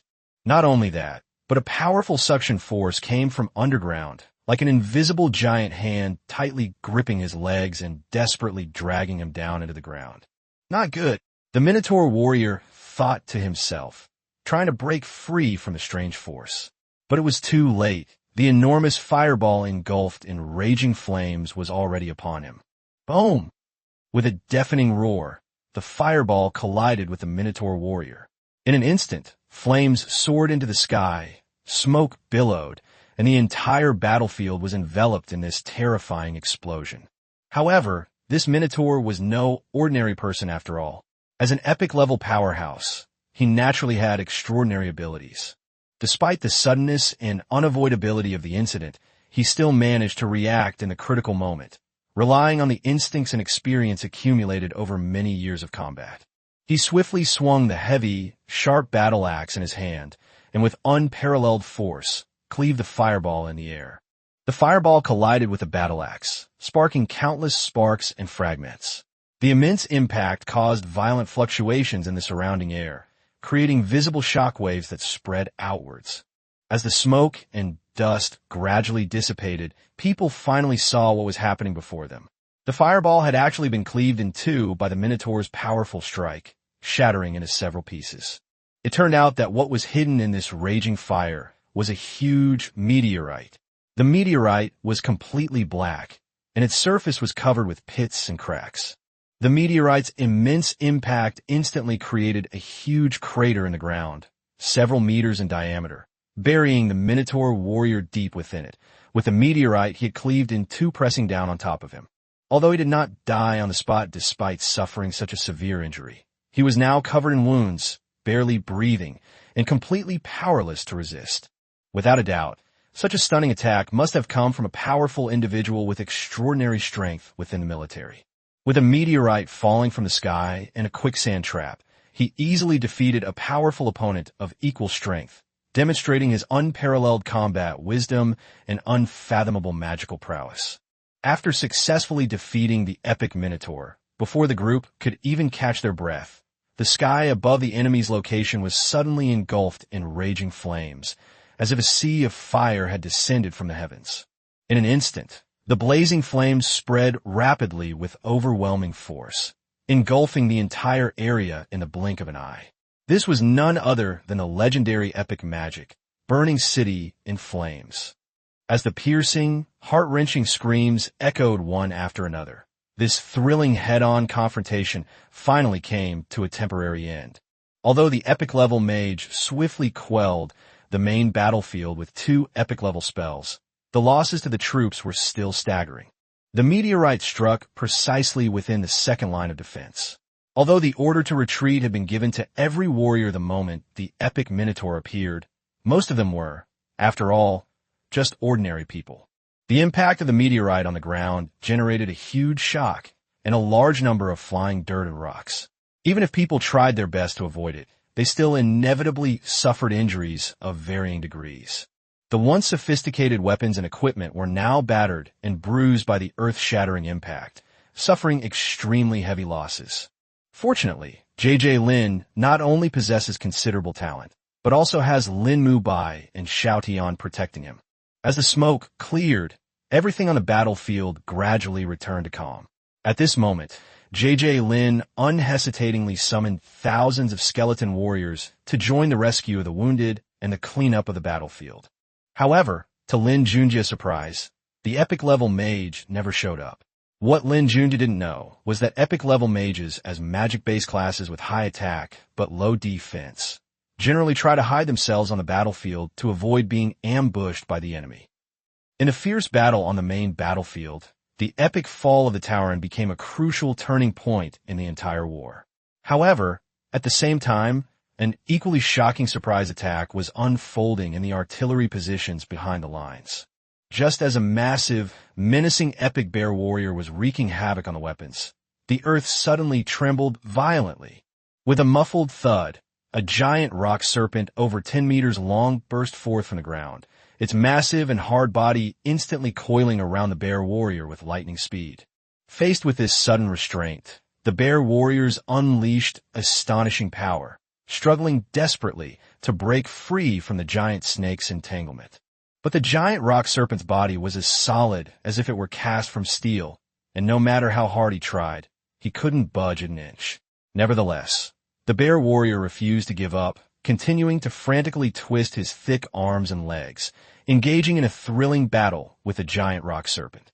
Just as the two sides were locked in a fierce battle, and at a stalemate, a giant wasp the size of a football streaked across the sky like a bolt of lightning.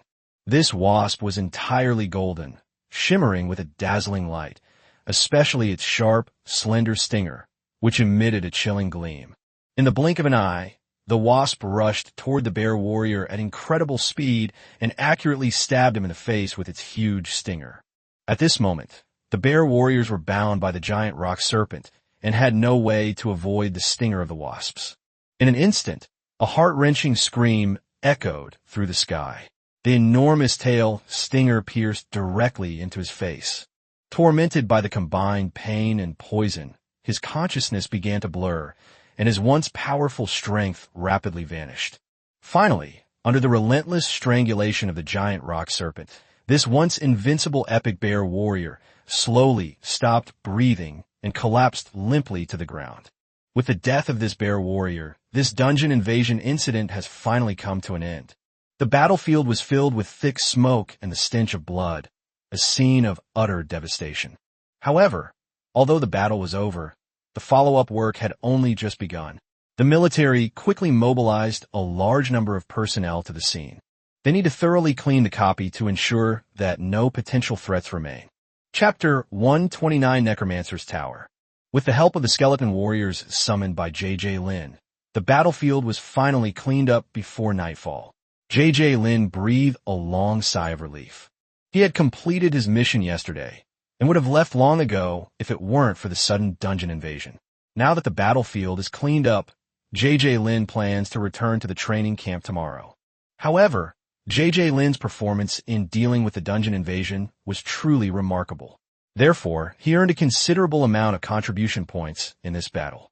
According to the unwritten rule, J.J. Lin is fully entitled to use these contribution points to purchase some of the spoils he won in this battle at a relatively low price. So he planned to exchange some elite-level orc corpses before leaving. It's important to know that this battle resulted in the deaths of many elite orc warriors. These strong and robust orc corpses undoubtedly became excellent raw materials for summoning skeleton warriors. These orc warriors primarily focused on physical training, so the skeleton warriors summoned from their corpses would certainly be of high quality. So, early the next morning, J.J. Lin couldn't wait to rush to the resource warehouse located there, ready to use his contribution points to exchange for the corpses of those elite orc warriors. Excuse me, could you please exchange all my contribution points for elite-level orc corpses? There weren't many people exchanging resources at this time, and Lin Junjie didn't want to cause any trouble, so he went directly to the person in charge of the resource warehouse. I knew you were coming to exchange for the corpses of elite orcs, but this time all the spoils have been taken by the higher-ups. The person in charge of the resource warehouse was also an elite-level expert. Although neither of them could recall the other's name, they had just fought together yesterday, so they naturally felt much closer when they met again. These corpses are all good materials for summoning skeleton warriors. What a pity, Lin Junjie said with some regret. He wasn't surprised that the person in charge had guessed he would come to exchange for the corpse. After all, J.J. Lin had summoned a large number of skeleton warriors to help clean up the battlefield yesterday, and Lin Mubai had also made a small splash. Most people on the battlefield actually knew that J.J. Lin was skilled at summoning skeletal undead. The quality of the corpses this time is very good, and they have all been collected by the military's necromancy workshop, the person in charge of the resource warehouse explained. The so-called Necromancer's Workshop is actually a workshop that specializes in creating undead-themed cards. Besides directly summoning skeletons like J.J. Lin, they also create zombies, Frankenstein's monsters, liches, and headless horsemen. Compared to the Necromancer's Workshop, J.J. Lin's method of directly using skeleton summoning to summon skeletons seems somewhat crude. Take care, brother. I'll be going now. J.J. Lin said goodbye and prepared to leave. Since I can't find what I want here, I might as well go back to the training camp and exchange for it there. There will definitely be more types of items available for exchange there. Hey, don't go yet, bro. I know you specialize in the undead route, so I specially asked the Undead Workshop for a card for you. Seeing Lin Junjie about to leave, the person in charge immediately called him back. What cards? J.J. Lin's interest was immediately piqued. See for yourself, the person in charge said, handing a card directly to J.J. Lin. The reason this person in charge was so concerned about his affairs was not only because the two were comrades in arms who had fought together, but also because J.J. Lin had helped him withstand a fatal injury. Although it is common for comrades to rescue each other in battle, in the eyes of that person in charge, J.J. Lin was ultimately different. Thanks. After thanking the person in charge, he immediately checked the card information. Card name, Necromancer Tower. Type, Special Building. Attribute, Undead. Skills, Undead Spell Tutorial / Undead Spell Preservation / Undead Spell Conversion. Description card states, a mage tower exclusively for necromancy and undead creatures. Undead creatures with magical talent can learn necromancy within it and advance to the mage class. Depending on their talent, they can advance to skeleton, mage, necromancer lich. Necromantic spell tutorial. Talented undead creatures can learn necromancy here and advance to a mage-like class. Undead spell preservation. Allows the preservation of various undead spells within the mage tower for undead creatures to learn. Saved spells. Meditation / nether fireball. Undead spell conversion. Can convert some spells of other attributes into undead spells. After carefully reviewing the card's information, J.J. Lin's eyes lit up. This was the perfect accessory for his signature card. Moreover, once you have more necromancers under your command, aside from anything else, as long as there are enough corpses, you can immediately have as many low-level skeleton soldiers as you want. So, is it suitable? The person in charge of the resource warehouse asked. This card is perfect. It's just that my contribution points might not be enough, Lin Junjie said with some concern. The contribution points required for the exchange aren't as many as you think. Besides, you can also exchange them with other resources, said the person in charge of the resource warehouse. Thank you so much. My name is J.J. Lin, and I'm training at the XX training camp. I don't know how to address you, brother. J.J. Lin could tell that the person in charge was taking good care of him, and immediately decided to get to know him better. No need to thank me. We're all comrades in arms, brothers who've risked their lives for each other. My name is Xianing. If you really want to thank me, just treat me to a meal, Xianing said with a smile. No problem. Let's have lunch together. J.J. Lin agreed. After some discussion, J.J. Lin finally spent all his contribution points and added 1,000 skeleton warriors and 100 excellent level skeleton warriors to successfully acquire the card. Having arranged to have lunch together, J.J. Lin returned to the single dormitory room that had been arranged for him. He then fused the Necromancer Tower with his signature card. The fusion went very smoothly, and a new mage tower appeared in one corner of the Bone Wasteland. I thought my favorite card would level up again, but after fusion, it's still only level 43. It seems that leveling up elite cards is much more difficult than leveling up normal or excellent cards. Chapter 130, The Bone Mage. Within the Bone Wasteland, a towering structure stands in a corner of the wasteland. Its eerie and sinister appearance sends chills down one's spine. This is the Necromancer's Tower, dedicated exclusively to the undead. With the Mage Tower now established in the Bone Wasteland, the next task is to continuously add various necromancy spells to it and carefully cultivate a group of necromancers. When it comes to mastery of necromancy, Lin Mubai is probably the necromancy master among J.J. Lin's subordinates. Under J.J. Lin's command, he entered the Necromancer's Tower and left all his magical knowledge there without reservation. When he left, and J.J. Lin checked again, there were already several more necromancy spells inside. One is a skeleton summon, and the other is a flamethrower converted into a ghost fire spray. In addition, there are two other spells, Will-o'-the-wisp and Netherworld Will-o'-the-wisp. These two were Lin Mubai's innate talents, but unexpectedly they were transformed into necromancy and remained in the Mage Tower. Since J.J. Lin's innate talent is possible, then other undead creatures can too. Ultimately, the Necromancer's Tower left behind 8 necromancy spells. They are Meditation / Nether Fireball / Nether Fire Jet / Skeleton Summon / Will-o'-the-wisp / Nether Fire, Nether Poison Flame / Nether Fire. With a magic in hand, the next step is to arrange for talented undead to enter and change classes. However, whether you're learning necromancy or changing your class to a mage, it takes time. To thank Xianing, J.J. Lin treated him to a good drink. Even though his physical strength and alcohol tolerance had increased several times after breaking through to the elite level cardmaster, he was still no match for Xianing, an elite level warrior. He ended up sleeping in the dormitory assigned to him for another day. After getting up in the morning, J.J. Lin ate some breakfast and returned to the training camp alone. However, in just one night, more than a dozen white bone mages appeared in J.J. Lin's signature card collection. Bone mages are considered the lowest level necromancers, but the bone mages under J.J. Lin's command are all former skeleton warriors or skeleton soldiers, so they can barely be considered to be dual-wielding magic and martial arts masters. Name, White Bone Mage. Type, Servant. Class, Mage/Warrior. Attribute, Undead. Level, 21. Quality, Excellent Green. Skills: meditation / skeleton, summoning / hellfire bullet / bloodstained gun technique. Talent: tireless.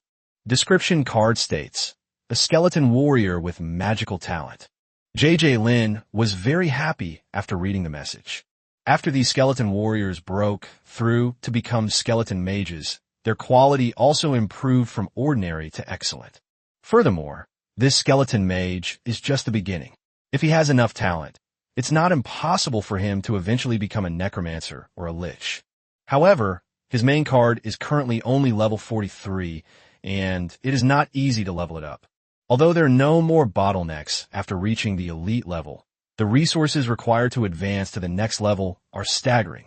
The resources spent going from level 1 to 43 are only enough to advance one more level now. Back in his dormitory at the training camp, Lin Junjie fell into deep thought.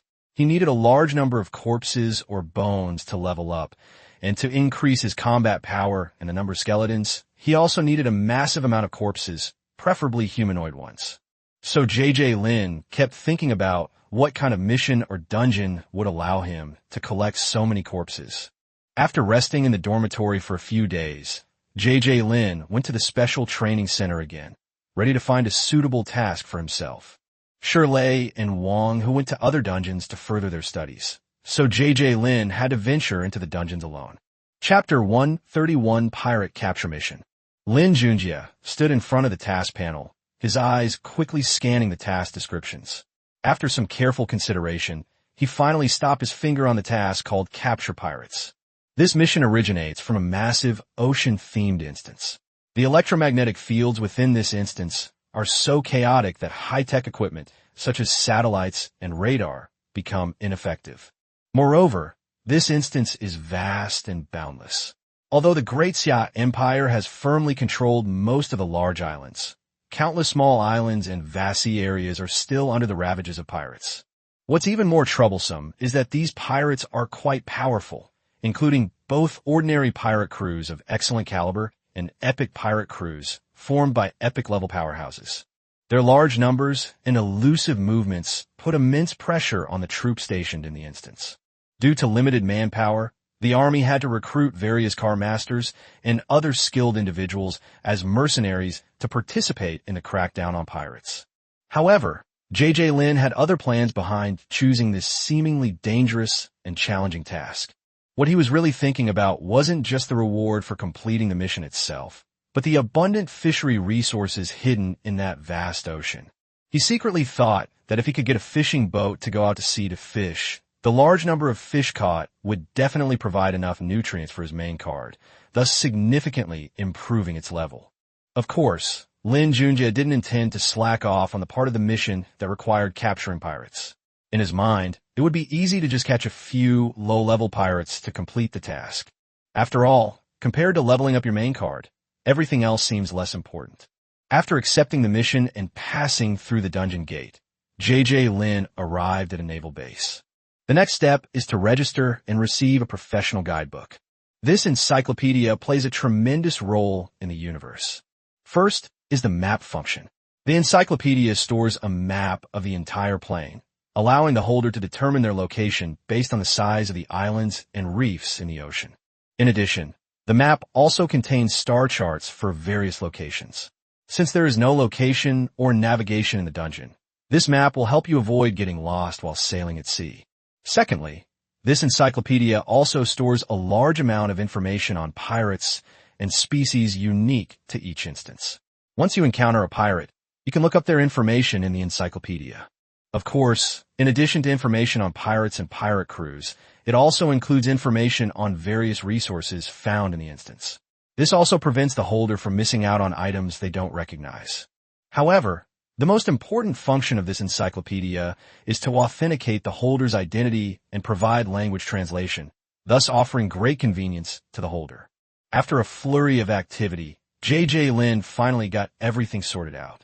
He headed towards a naval dock, ready to catch a boat with favorable winds and head out to sea.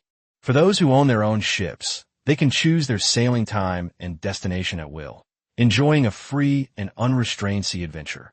However, a ship capable of safely setting sail is quite expensive, which is undoubtedly a huge expense for J.J. Lin, who is entering this instance for the first time to carry out a mission. Left with no other choice, he had to temporarily abandon the idea of buying a seagoing vessel and instead choose to travel to some small islands by other ships. Although this would mean losing some degree of autonomy, it is currently the most feasible approach. When J.J. Lin arrived at the naval pier, he saw a large crowd gathered there, with boats of all sizes neatly moored along the shore. Some of the boats were ornately decorated, clearly belonging to wealthy merchants or powerful figures, while others appeared simple and unadorned, likely used by ordinary fishermen or transporters. J.J. Lin weaved through the crowd, his eyes constantly scanning the surrounding boats, searching for a suitable vessel to board. Just then, a slightly dilapidated but still sturdy merchant ship caught his attention. The captain was standing at the bow, shouting orders as if it were about to set sail. J.J. Lin quickly stepped forward, ready to ask if he could hitch a ride.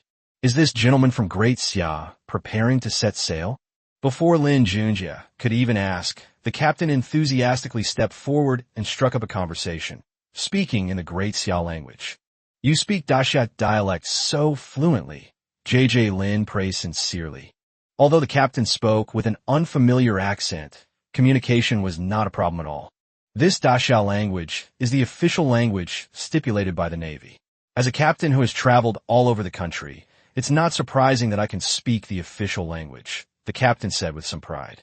"I'm planning to go to sea, but I don't know how much the fare will be," J.J. Lin asked. 30 gold coins, plus food and lodging, the captain quoted. Gold shells are a type of currency used in this instance. They are made of gold and shaped like seashells. 30 gold shells are quite a fortune. "I just arrived here and haven't earned any gold coins yet," J.J. Lin said somewhat embarrassedly. He had originally intended to ask if he could pay in advance, but the captain immediately replied, "No problem. I can give you the money first." The captain then took out his money bag, counted out 30 gold coins, put them into a small money bag, handed it to Lin Junjie, and warmly invited him onto the merchant ship. Looking at the golden shell in his hand, J.J. Lin was a little confused, but he quickly realized that the captain had invited him aboard, hoping he would also serve as a merchant ship escort. J.J. Lin was extremely relieved that the captain hadn't quite mastered the Xia dialect. Otherwise, he might not have earned those 30 gold coins. He successfully boarded the merchant ship, and the captain even arranged a relatively comfortable single room for him. Chapter 132: Sea Fishing. With a melodious horn sounding, the merchant ship slowly sailed away from the dock and headed into the depths of the sea. During the rest of the journey, J.J. Lin enjoyed the beautiful sea views along the way while secretly pondering the details of the mission. This sea area is near the headquarters of the Great Xia Navy. Even if pirates appear, they are only small and insignificant pirate groups. Such pirate groups could only attack lone merchant ships or fishing boats and plunder some property. J.J. Lin actually hopes to encounter a few pirate crews like that, so that his mission will be settled. Of course, if possible, he also planned to capture a pirate ship as his future means of sailing.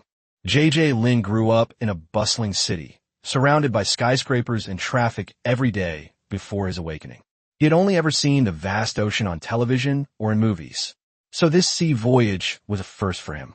He stood on the deck, letting the cool sea breeze gently caress his cheeks. Looking out, the vast, undulating sea shimmered under the sunlight, and the distant horizon where the water met the sky seemed to unfold like a mysterious and enchanting painting. Such beauty was truly breathtaking, possessing a unique charm. However, even the most beautiful scenery can cause visual fatigue and aesthetic burnout if viewed continuously for a long time. J.J. Lin got bored after less than 4 days on the ship.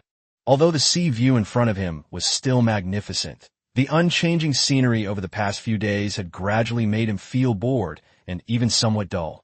The captain noticed J.J. Lin's change in mood and warmly invited him to go sea fishing together. You know, during a long sea voyage, sea fishing is one of the few ways that can bring fun and relieve boredom for the crew. Faced with the captain's invitation, J.J. Lin readily agreed. Sunlight streamed onto the shimmering sea, and he enthusiastically embarked on his sea fishing adventure. He stood on the deck with the crew, the sea breeze gently caressing his face, carrying the unique salty scent of the ocean. Lin Junjie is, after all, an elite-level caster.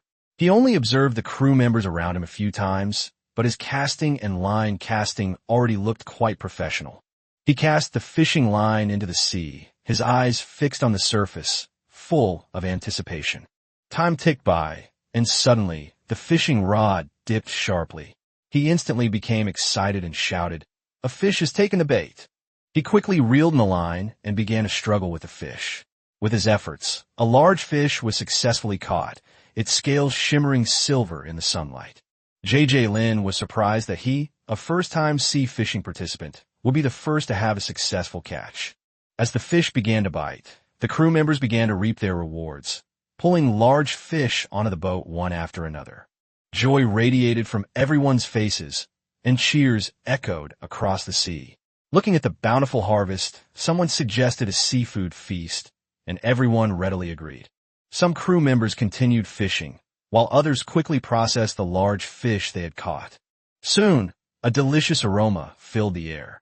Lin Junjie and the crew of the deep-sea fishing crew lost their interest in continuing to fish.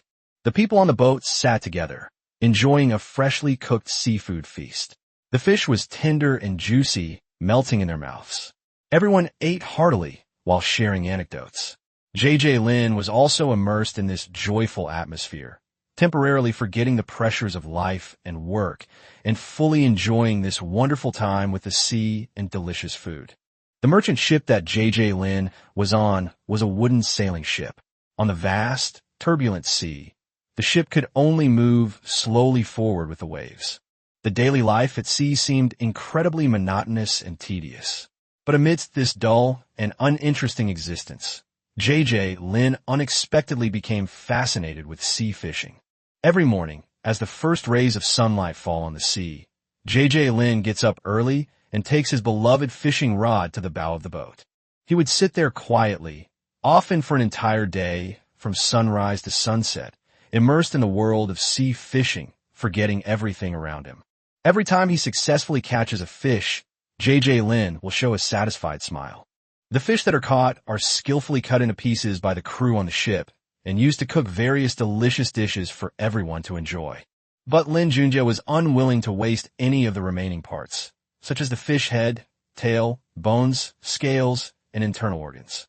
He will collect these treasures and then put them all into the bone wasteland. Although the crew didn't know what Lin was collecting these things for, it didn't stop them from handing over any leftover small fish bones, scales, and entrails to him after their sea fishing trips. Chapter 133, Fishmen and Green Hammerfish. The day was calm, and the sun shone on the shimmering sea, making it another perfect day for sea fishing. As usual, Lin stood leisurely on the side of the merchant ship, holding a fishing rod and enjoying the fun of sea fishing. However, just as he was immersed in this tranquility, he suddenly glimpsed what appeared to be an unidentified object on the distant horizon, hurtling toward the merchant ship at an alarming speed. Lin's heart tightened. He squinted and observed carefully. Judging from the part that was above the surface, he was surprised to find that it was very likely an extremely rare giant sea fish. Its massive body appeared and disappeared in the waves like a moving hill. Boom! With a deafening roar, the entire merchant ship began to shake violently, as if it had encountered a sudden storm. Lin Junjie quickly steadied himself, inwardly realizing the danger. Without hesitation, he reached out and grabbed a sharp harpoon placed beside him. His arm muscles tensed instantly, and he used all his strength to throw the harpoon fiercely at the sea fish. The harpoon shot towards the giant fish like lightning, drawing a sharp arc in the air. At this moment, Lin not only used all his strength, but also secretly mobilized some of the power of his natal card, injecting it into this attack. However, to his utter surprise, such a powerful attack failed to break through the giant fish's defenses. The harpoon made a crisp sound when it collided with the fish scales, and then bounced off as if it had hit a wall of copper and iron, flying back into the sea. To make matters worse, Lin's attack seemed to have enraged the giant fish, which then rammed into the merchant ship with tremendous ferocity once again. Fortunately, because this impact did not involve as much acceleration over the previous one, its impact was relatively less powerful. Although the merchant ship was still rocking violently, at least for the time being, there was no longer any concern about the ship's safety. "Sir, this is a green hammerfish tamed by merfolk. There might be merfolk pirates nearby." Realizing what was happening, the captain immediately rushed to Lin Junjie's side. While telling Lin Junjie his suspicions, he began to organize his crew to prepare for defense. Sure enough, dozens of fishmen suddenly appeared on the surrounding sea. Like orcs, fishmen are actually a general term for several races. Generally, any subhuman race with a fish head and human body that can live in water is called a fishman. However, the different races of merfolk are all very large in both size and combat power.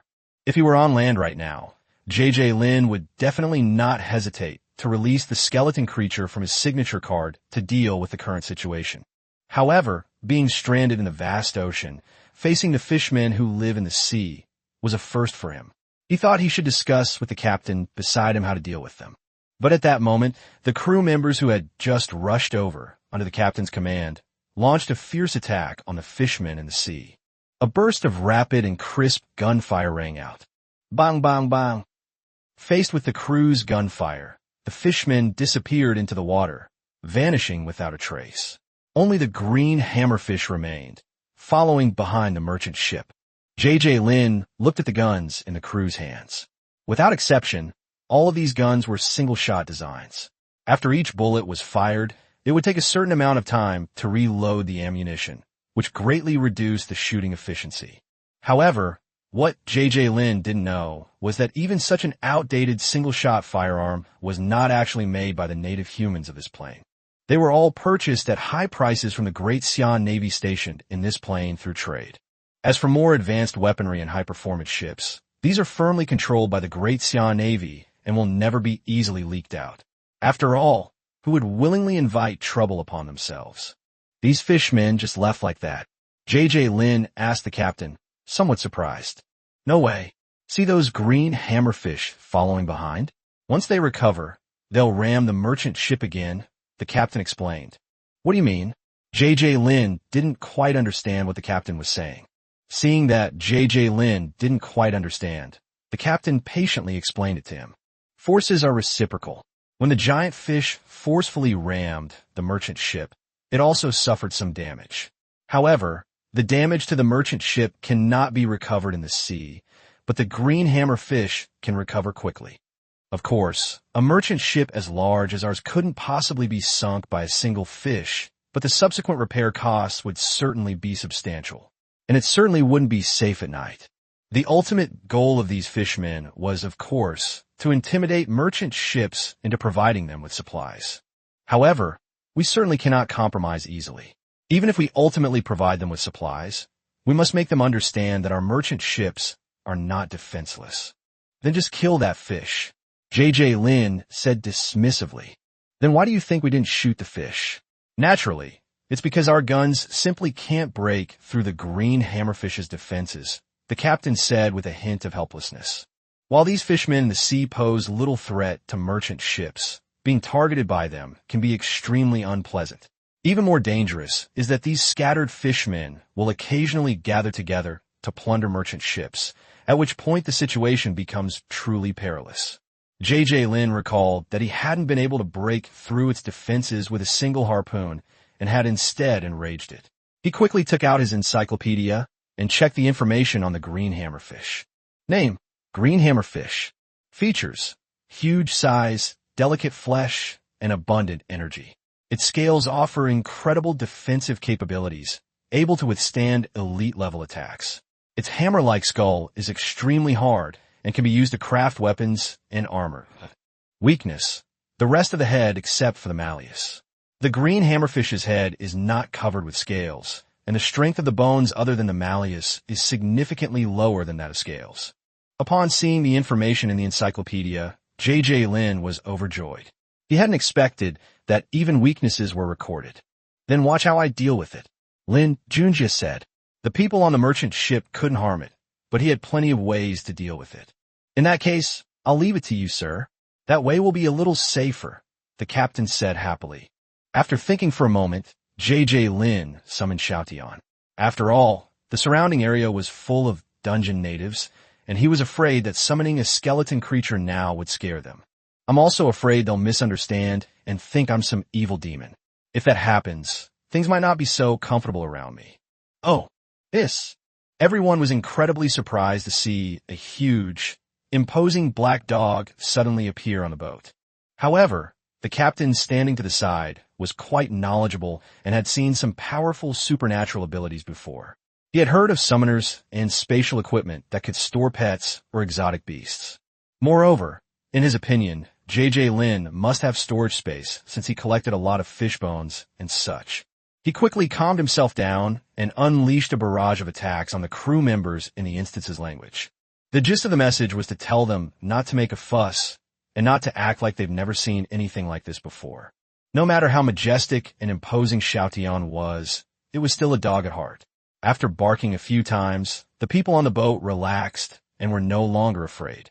Lin didn't say much, but pointed to the green hammerfish that was partially exposed behind the boat and asked, "Do you think you can kill that fish?"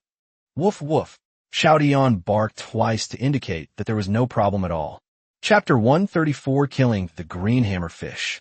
Lin explained the green hammerfish's weaknesses to Xiaotian in detail, then looked at him expectantly, eager to see how Xiaotian would show his skills. Xiaotian nimbly arrived at the stern of the ship, lowered his head slightly, and then suddenly opened the vertical eye between his eyebrows. Immediately afterwards, a powerful energy wave surged continuously from the vertical eye and began to rapidly converge. The green hammerfish was enormous. Even its head was quite large. However, the tricky part is that, apart from the malleus and dorsal fin, the rest of its body is hidden underwater. Therefore, this crucial strike not only needs to successfully penetrate the seawater layer, but also needs to hit the green hammerfish's head with pinpoint accuracy. The slightest deviation will render the entire effort futile. Boom! A deafening roar followed, and a wave erupted from the sea. When Xiaotian had accumulated the energy in his vertical pupil to its peak, a dazzling fluorescent ray suddenly shot out from his vertical pupil, striking the sea surface to the side of the green hammerfish's head with lightning speed. This fluorescent ray was incredibly condensed, penetrating the seawater with almost no loss, and striking the green hammerfish's vulnerable gills directly. The green hammerfish, struck by such a fierce attack, felt an excruciating pain, its massive body thrashing and twisting wildly in the sea. Moments later, unable to sustain itself any longer, it slowly surfaced, lifeless. The fishermen who had been following closely behind witnessed this scene and were terrified. They dared not linger any longer and turned to flee back to their nests deep in the sea, no longer daring to follow them. The crew waited quietly for a while, and seeing that the green hammerfish still did not make any move, the captain decisively ordered the crew to quickly and carefully approach the boat. This green hammerfish was 8 or 9 meters long, making it a king among fish in the sea. Lin stepped forward and sealed it into a card. Lin was very happy with the fruitful results. However, the fish was too big to handle on the merchant ship. Lin simply threw it into the bone wasteland. There's enough space here to handle fish this big. Lin contacted Lin Mubai and instructed him to bring the skeleton stationed in the bone wasteland to dissect the entire fish. Before long, Lin had a stack of cards in his hand. These cards are the various parts of the green hammerfish's body after it has been disassembled. Such a big fish, with bones big enough to make quite a few things. Lin had already figured out the uses of these things. He took out a card and unlocked it. A large piece of fish suddenly appeared in front of him. As the saying goes, whoever sees it gets a share.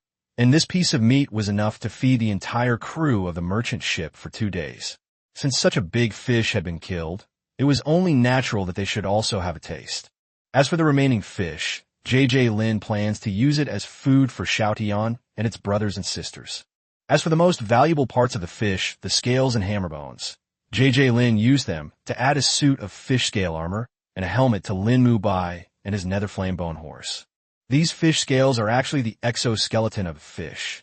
As a skeletal creature, Lin Junjie naturally has the ability to add 2 pieces of armor to himself and his mount. With these 2 pieces of armor, Lin Junjie's defensive capabilities have been significantly enhanced. As for the other miscellaneous items, they were naturally left in the bone wasteland to slowly transform into undead energy in its land. However, JJ Lin still kept the entire vertebrae and ribs of the green hammerfish. He had a brilliant idea to use these bones, combined with necromancy, to create a ghost ship. However, the bones from just one green hammerfish are definitely not enough. So for now, JJ Lin's idea is just that, an idea. He'll have to wait until he has enough materials before he can actually implement it.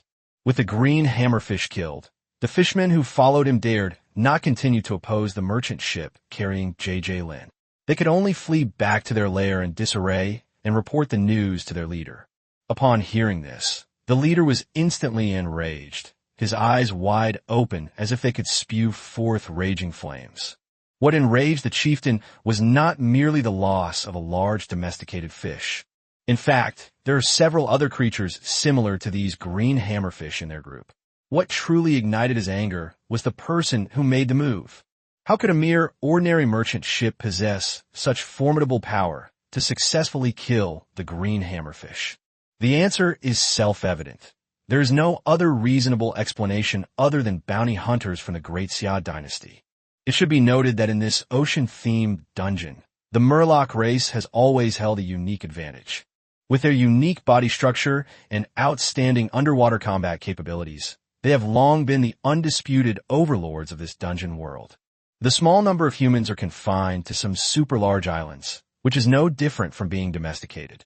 If it weren't for the fact that the fish people like the various exquisite items made by humans, humanity would have gone extinct in this instance long ago. However, ever since the Great Xia Empire's navy, which appeared out of nowhere, stepped into this territory, the situation has undergone a dramatic reversal. The fish people not only lost all the islands they once firmly controlled, but even their large-scale underwater settlements were constantly being raided by powerful individuals. Nowadays, they don't even dare to gather in large numbers, for fear of being detected and locked down by the powerful bounty hunters of Great Xia. If that happens, they will surely face annihilation and be wiped out in one fell swoop. Before the arrival of the Great Xia Navy, this area of the sea was ruled by the powerful Sharkman tribe. Even now, the Sharkman's influence among the many fisherman tribes is still not to be underestimated. For this reason, the leaders of the fish people in the area have always come from the Shark people tribe. However, the Sharkmen have always been known for their bloodlust and volatile temper, and now this Sharkman leader has long been fed up with the current life of running around and hiding. The pent-up violent emotions within were like a volcano about to erupt, desperately needing an outlet to be released. Just then, JJ Lin appeared.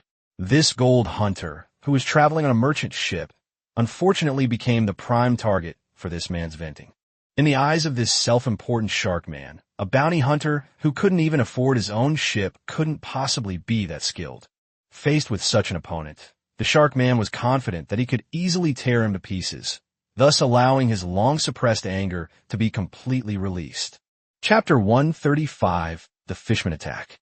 On this day, the merchant ship carrying JJ Lin was slowly sailing along its predetermined route.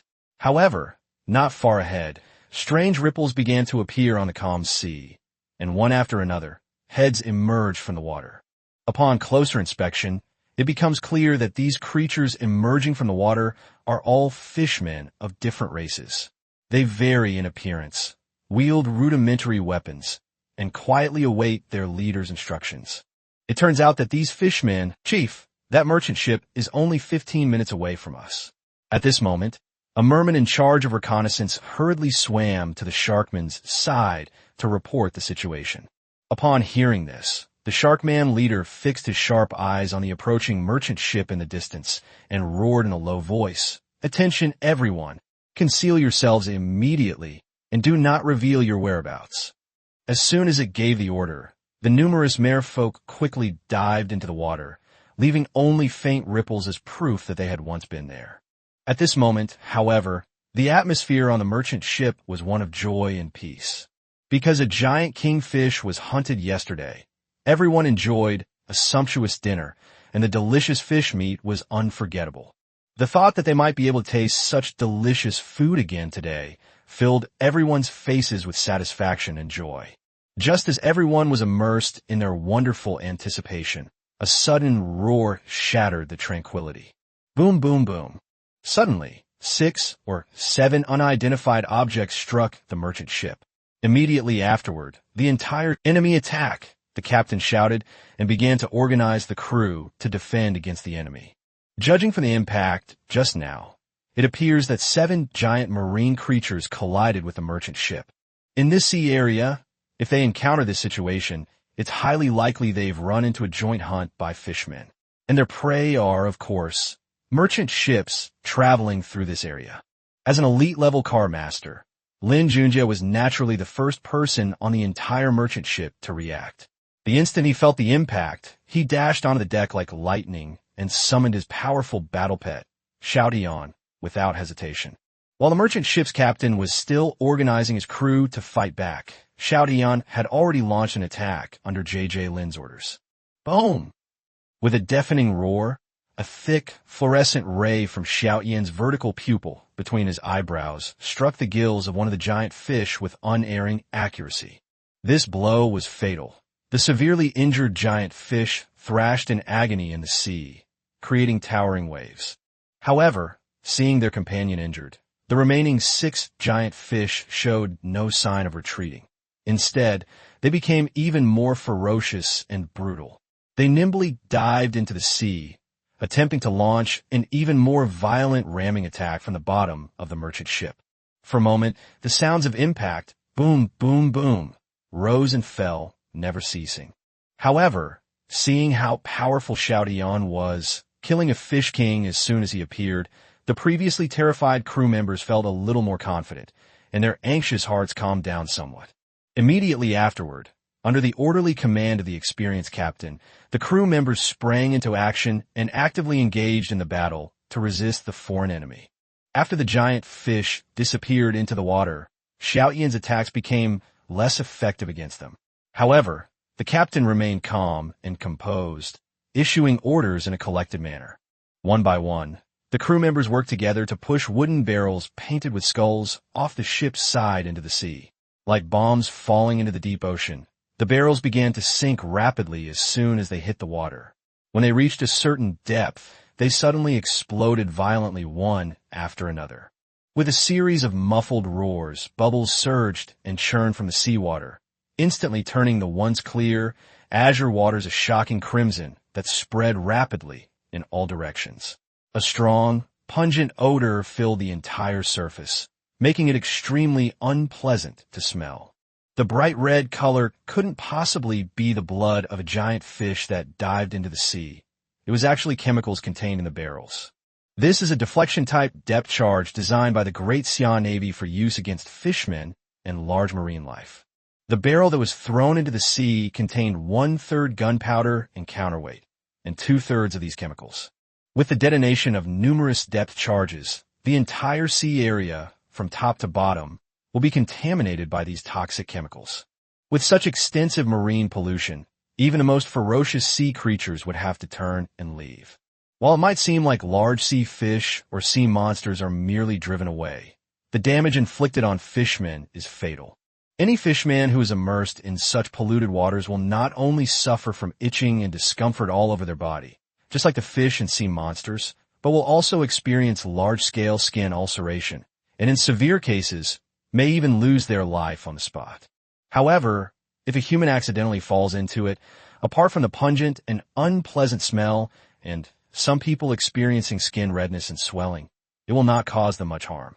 It is said that this is because it contains a large number of allergens specifically for fish people. This is also a major reason why fishermen are generally unwilling to approach passing merchant ships and only dare to drive these giant fish to attack. As the sea became polluted, the severely injured giant fish struggled violently for a moment before losing its life. The other 6 giant fish scattered and fled, their whereabouts unknown. The unsettling thumping sounds from the bottom of the ship finally ceased. Just when everyone thought they could finally catch their breath and relax their tense nerves, something unexpected happened. Everyone's gaze was drawn to the distant sea, where a dilapidated wooden sailboat, like a ghost, slowly rose from the deep seabed. Even more astonishingly, the sailboat then hurtled towards the merchant ship at lightning speed. Could this be the legendary ghost ship? Lin Junjie's eyes widened, his face filled with undisguised curiosity as he stared intently at the mysterious ship that was constantly approaching. In this ocean-themed instance, what could be more captivating for J.J. Lin than a ghost ship? Finally, as the distance gradually closed, the scene before him became clearer. When the strange sailboat came close, Lin Junjie was astonished to find that its wide deck was densely packed with countless fishmen. Not only that, but even more fishmen were struggling to propel the sailboat forward in the seawater. Upon seeing this, J.J. Lin immediately lost interest. It turns out that this is actually a unique combat tactic often used by the fishmen to avoid polluted sea areas when they hunt together. They would first perform some basic repairs on the light vessels that had sunk to the bottom of the sea, and then use their strong manpower to tow these vessels to the designated hunting area. When the attack is launched, they will work together to lift the sunken ship to the surface and use manpower as a driving force to propel it forward. In this ingenious way, the fishmen were able to successfully avoid polluted waters that posed a serious danger to them, while also greatly reducing the difficulty of boarding the target merchant ships, achieving two goals at once. Chapter 136 Bloodlust Technique. Boom! With a deafening roar, the fishmen pushing the ship strained together, and the dilapidated wreck slid across the polluted waters as if propelled by stress, hurtling straight toward the merchant ship at an astonishing speed. In the blink of an eye, it slammed violently against the merchant ship's sturdy hull, producing a chilling crash and the sound of wood snapping. Charge! Rush! With a series of roars, the decks of both ships instantly erupted in chaos. The fishmen, wielding various rudimentary weapons, charged towards the merchant ships like a tidal wave. Bang, bang, bang! In the tense atmosphere, the crew members acted swiftly under the captain's command. They quickly found their positions on the merchant ship and secured themselves. Gripping their weapons tightly, they pulled the triggers without hesitation. Gunfire erupted incessantly, one after another. Blazing bullets whistled through the air as they hurtled towards the charging merfolk. Instantly, merfolk were struck by bullets, screaming as they fell into pools of blood. However, despite the crew's valiant resistance, their weapons were only single shot, and reloading took time. Moreover, their numbers were vastly different from the numerous fishmen. To make matters worse, the two ships were so close together that the space available for the crew to react and fire was extremely limited. With only the strength of these crew members, it was almost impossible to stop the ferocious fishmen from charging. At this critical moment, J.J. Lin decisively made a hand gesture to Xiao Tian beside him. Upon receiving the instruction, Xiao Tian did not hesitate at all. He flashed into the air like an arrow and leaped high into the air, then landed steadily in front of the crew. Xiao Tian's tall and mighty body was like an indestructible fortress, exuding a chilling aura. With his immense strength, he easily swatted away every fisherman who charged forward with his claws. Meanwhile, J.J. Lin was not idle either. He equipped himself with his weapons and armor, nimbly moving through the battlefield, sometimes wielding his sword to kill the approaching fishmen, sometimes using his agility to dodge enemy attacks, and cleverly assisting Xiao Tian in defending the point where the two ships met. Thanks to their tacit cooperation, although the situation remained dire, they managed to temporarily withstand the fishermen's fierce charge, giving the merchant ships a precious respite. Because the fish people have lived in the water for a long time, they have no opportunity to develop smelting technology. As a result, the weapons and equipment they use are quite backward and rudimentary, and can be described as extremely vulnerable. When faced with attacks from Xiao Tian and his crew, these murlocs are often easily defeated with a single blow, and sometimes a single attack can even kill a murloc. As a result, they appear particularly vulnerable in battle. However, despite this, it is undeniable that the merfolk still possess their own unique advantages. One of their most prominent features is their astonishing reproductive rate.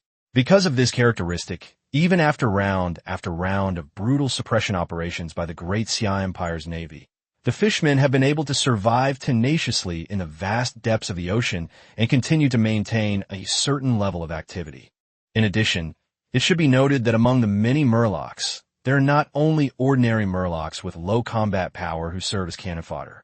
In fact, due to differences between races, there will be great differences in both the size of an individual and the level of strength they possess. Just then, a dozen or so exceptionally tall and powerful merman warriors suddenly rushed out from the crowded merman crowd. With their strong and powerful bodies, they forcefully pushed aside their other merman companions blocking their way and charged straight at Xiaotian, who was responsible for blocking their path. Seeing this, the crew members standing at the rear raised their guns and fired repeatedly at the menacing merman warriors. Surprisingly, when the bullets struck the bodies of these merman warriors, they had no effect whatsoever, as if they had sunk into the sea. On the contrary, the injuries, pain, and the strong smell of blood in the air acted like a stimulant, completely igniting the long-dormant frenzy within these merman warriors. At this moment, they no longer cared about life, death, or pain. Their eyes were only fixed on their target, Xiaotian. So they frantically brandished their weapons, launching wave after wave of ferocious attacks on Xiaotian with an almost reckless attitude, completely abandoning defense and only wanting to kill him, as if they had fallen into madness. Although Xiaotian's strength far surpassed that of those fishmen, it did not want to engage in a direct confrontation or force a fight with these mad fishmen. He nimbly leaped and bounded, skillfully dodging the enemy's fierce attacks that surged like a tidal wave. At the same time, its vertical pupil between its eyebrows continuously emitted beams of fluorescent light, which shot towards the fishmen in front of it with lightning speed and precision, each beam capable of taking the life of a fishman. However, something unexpected happened. In the blink of an eye, the ordinary fish people who were originally afraid of Xiaotian suddenly seemed to be controlled by some mysterious force. Their eyes turned blood red and revealed an aura of near madness. At this moment, they were no longer afraid of death and pain. They had only one thought in their minds as they frantically rushed toward the merchant ship. The situation took a sharp turn for the worse. The fishmen, who could be easily killed with a single shot before, now required 2 or 3, or even 4 or 5 shots to kill completely. What's even more terrifying is that these fishmen seem to become more ferocious and violent the more seriously injured they are, making them nothing more than a group of mindless killing machines. We can't hold on. This must be the bloodlust spell cast by the Murloc shaman. The merchant ship's captain shouted in terror to J.J. Lin beside him. His desperate expression showed that he had already decided to give up. Chapter 137 Fierce Battle. Seeing the situation deteriorate rapidly and the pressure on his side increasing, J.J. Lin decided to stop hiding it. Just as J.J. Lin was about to summon the skeleton army, a sudden chill rose from his spine and spread throughout his body in an instant, making him feel terrified and his hair stand on end. This intense, unusual sensation is the body's instinctive warning response when encountering danger. Before J.J. Lin could take any action, 3 crisp and short impact sounds rang out. Immediately afterward, J.J. Lin felt as if he had been struck hard in the chest by a heavy hammer, a searing pain shooting through him. The powerful impact sent him flying backward like a kite with a broken string. Only then did J.J. Lin realize, as if waking from a dream, that he had been assassinated. The assassin clearly possessed terrifying elite-level strength, and coupled with the despicable sneak attack, had caught J.J. Lin completely off guard. Faced with such a formidable enemy and insidious tactics, J.J. Lin had no time to mount an effective resistance, and was even powerless to fight back. Fortunately, in that critical moment of life and death, J.J. Lin subconsciously shifted his body a few centimeters thanks to his keen intuition, narrowly avoiding fatal vital parts. However, just as one crisis subsided, another arose. At the same moment J.J. Lin was knocked away, an even more dangerous crisis descended upon him. A dark figure leaped high from the ship like lightning and slashed straight at J.J. Lin with overwhelming force. Upon closer inspection, the dark figure turned out to be a shark man wielding a sharp steel knife. This shark man was burly and muscular, exuding a chilling aura. Without a doubt, he was the leader of this group of fishmen. With a deafening roar, boom! At this critical moment, Xiao Tian, who was always watching his master, suddenly leaped up like an arrow, opened his blood-red maw, and fiercely pounced on the shark man.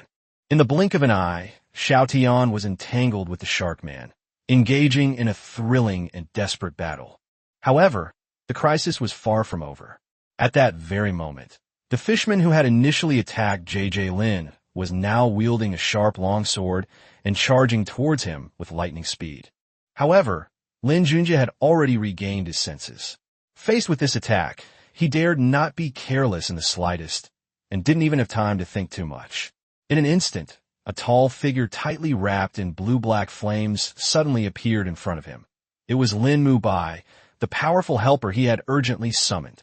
Lin Mubai sat astride his mount, gripping the bone spear wreathed in flames with both hands. Without hesitation, he swung it with all his might, the spear tip flashing like lightning as it pierced straight at the merman who had launched a sneak attack. The fishman was clearly surprised by Lin Mubai's sudden appearance, not expecting such a surprise. But he was, after all, an elite being with extremely rich combat experience and exceptionally fast reflexes. Seeing the spear coming at him, he suddenly turned around, completing the maneuver with astonishing speed, narrowly avoiding the fatal blow. However, the spear in Lin Mubai's hand was no ordinary weapon. Just as the fishman thought he had successfully escaped, the originally straight and hard-boned spear underwent an astonishing transformation in an instant. As if it had come to life, it instantly transformed into a huge, ferocious fire python, roaring as it swept towards the fishman's wrist. The merman was terrified at the sight, but it was too late to break free.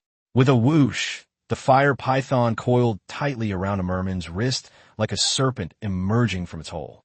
Then, a torrent of surging, dark blue flames erupted from the python's head, instantly engulfing the merman completely. Amidst a piercing scream, the elite-level murloc instantly lost its life. After Lin Mubai dealt with the enemies rushing towards Lin Junjie, he stood silently beside him, protecting his safety. As for the other merfolk who rushed onto the merchant ship, they were naturally dealt with by the other skeleton creatures summoned by J.J. Lin. Currently, J.J. Lin's signature card, Whitebone Wasteland, contains thousands of ordinary skeleton creatures, hundreds of which are of superior quality. Besides Lin Mubai, there's also an elite-level bone bat leader and an elite-level skeleton commander who have reached the elite level. At Lin Junjie's signal, the tall, heavily armored skeleton commander brandished his massive battle axe, leading 100-strong skeleton warriors behind him at lightning speed towards Xiaoyan's location. Meanwhile, the bone bat leader on the other side was equally determined. It flapped its wings and took flight, leading a large number of other skeleton creatures like a dark cloud as it rushed towards the fishmen on the sunken ship. Although the number of skeletons that J.J. Lin sent out to participate in the battle was not as large as the massive merman army, the elite forces among them, those of superior quality or above, were in no way inferior to the menacing merman before them.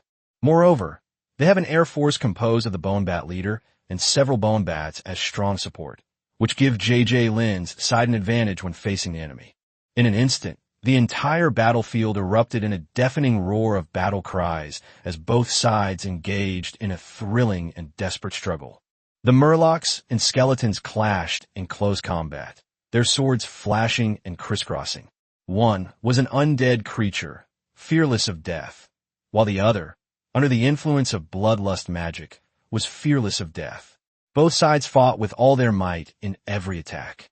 In an instant, blood splattered everywhere, limbs and bones flew about, and the originally rotten and dark shipwreck was stained with a large amount of scarlet color. The fierce battle briefly reached a stalemate, with neither side willing to give way and neither able to easily achieve a decisive victory. In this brutal and bloody battle, both the fishmen and the skeletons suffered heavy casualties, with a large number of vibrant lives withering and perishing in an instant. However, the battle took a dramatic turn after Xiao Tian and the skeleton commander worked together to defeat and kill the ferocious Sharkman leader. With the shark leader crashing to the ground, J.J. Lin's side instantly unleashed two elite-level combatants. With the intervention of two elite-level combatants, a large number of skeletons pressed their advantage. As a result, the balance of the battle quickly tilted towards Lin Junjie's side, and victory was only a matter of time. Chapter 138, Leaving the Merchant Ship. Seeing that the situation was settled, J.J. Lin began to examine his wounds. The breastplate, made of a special alloy, was deformed and had 3 thin, elongated notches. Through the notches, it could be seen that a large amount of blood had stained Lin Junjie's clothes red. It can be seen that J.J. Lin's breastplate was deformed by the immense force contained in the attacker's longsword before it was finally broken, which shows that it still played a significant protective role. So when he removed his breastplate and clothing, he discovered that although the wound was bleeding profusely, the enemy's sword had not pierced his chest cavity or damaged his organs. Lin Junjie breathed a sigh of relief upon seeing this, and reluctantly used a small healing scroll that he had purchased in advance. After a flash of golden light, the wound healed instantly. J.J. Lin was very satisfied with the results, but the price was a bit high. As time slowly passed, the effects of the bloodlust spell gradually faded.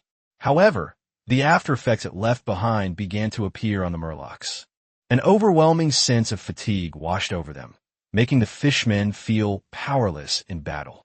As the bloodshot light in their eyes faded, a sense of powerlessness crept into their hearts, filling them with fear. In this extremely brutal battle, the merfolk suffered heavy casualties, their blood staining large sections of the deck. Faced with this situation, they began to feel fear, especially when they discovered that their enemies were skeletal creatures they had never seen before. This fear was amplified to an extreme degree. These pale skeletons seemed to come from the depths of hell, exuding an aura of death and decay that chilled the fishmen to the bone. Finally, one of the fishmen could no longer bear the immense pressure and recklessly leaped into the turbulent sea. This action was like lighting a fuse, triggering a chain reaction. Seeing this, the other fishmen followed suit, completely disregarding the fact that the surrounding seas were already polluted. In an instant, countless figures leaped into the sea, splashing water everywhere. With the final scream fading away, this thrilling battle finally came to an end. On the battlefield lay countless cold corpses, some of them merfolk, others of the skeletal creatures. Broken bones lay scattered everywhere, mingling with crimson blood to create a horrifying, bloody scene. The sea breeze howled past, seemingly whispering the story of this brutal war. The battle finally came to an end, leaving the battlefield in ruins. Under Lin Junjie's command, a large number of skeletons began to diligently clean up the battlefield that had just witnessed fierce fighting. Meanwhile, the captain on the merchant ship, who had been hiding in a corner trembling with fear since seeing the army of skeletons, only cautiously and tentatively stepped forward to speak with J.J. Lin now that the situation was settled. With a fawning expression, he bowed deeply and said respectfully, "On behalf of all our crew members, we sincerely thank you, sir. Thank you for saving us. We will never forget this great kindness." J.J. Lin looked quietly at the captain in front of him and couldn't help but sigh inwardly, because he could see right through it. Although the captain was expressing his gratitude, his body language and facial expressions revealed a deep sense of fear. Especially when the captain looked up at J.J. Lin. His flickering gaze and slightly trembling lips revealed the extreme unease deep within him. Turning our attention to the crew members, their condition was arguably even worse than the captain's. At this moment, each of them had their head bowed, their eyes darting around, not daring to meet Lin Junjie's gaze for even a second. Some of them gripped the hem of their clothes tightly with both hands, some trembled uncontrollably with their legs, and some didn't even dare to breathe for fear that they might offend the terrifying being in front of them if they were not careful. Seeing this, J.J. Lin shook his head helplessly, sighed softly, and said, all right. Since I've accepted your payment, it's only right that I protect you. I just hope that after this battle, you can reach your destination safely." After saying that, he slowly turned around, looked at the vast sky in the distance, and felt a surge of emotions. Yes, everything is irreversible. The once hospitable captain and crew will never return after today, and it's time for me to leave as well. This huge change was actually expected by Lin. After all, most of the local indigenous people are short-sighted and ignorant, and they tend to have an instinctive fear of the unknown. Moreover, such bizarre and strange beings as skeletons.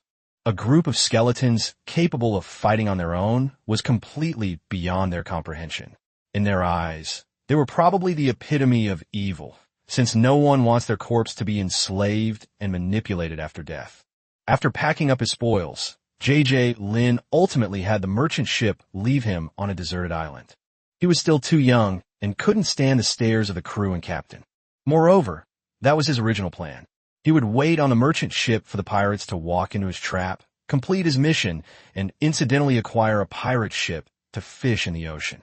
On the island, Lin found a dry, flat spot and retrieved the 2 elite-level merfolk corpses he had acquired. There was no need to scan the other merfolk one by one. You can't exchange contribution points unless you reach the elite level. Even if a small number of murlocs have their own bounties, the amount is very small. The 2 corpses that were retrieved were the Sharkman leader and the Murloc who attacked Lin. It's just a pity that the Murloc shaman who cast the bloodlust spell was never found. Position the 2 corpses face up, then scan and save the images using the encyclopedia. Upon leaving, simply submit the encyclopedia entry to receive the mission reward. Name, Shark. Identity, Chief of a small Sharkman tribe, / Captain of a Shark Bite Pirates. Strength, Elite. Bounty, 48 gold coins. Name, Lanchi. Identity, Chief of a small sailfish tribe, / Vice Captain of the Shark Bite Pirates. Strength, Elite. Bounty, 41 gold coins. After verifying the identities of the 2 merfolk, Lin made a record of them before sending them to the Bone Wasteland.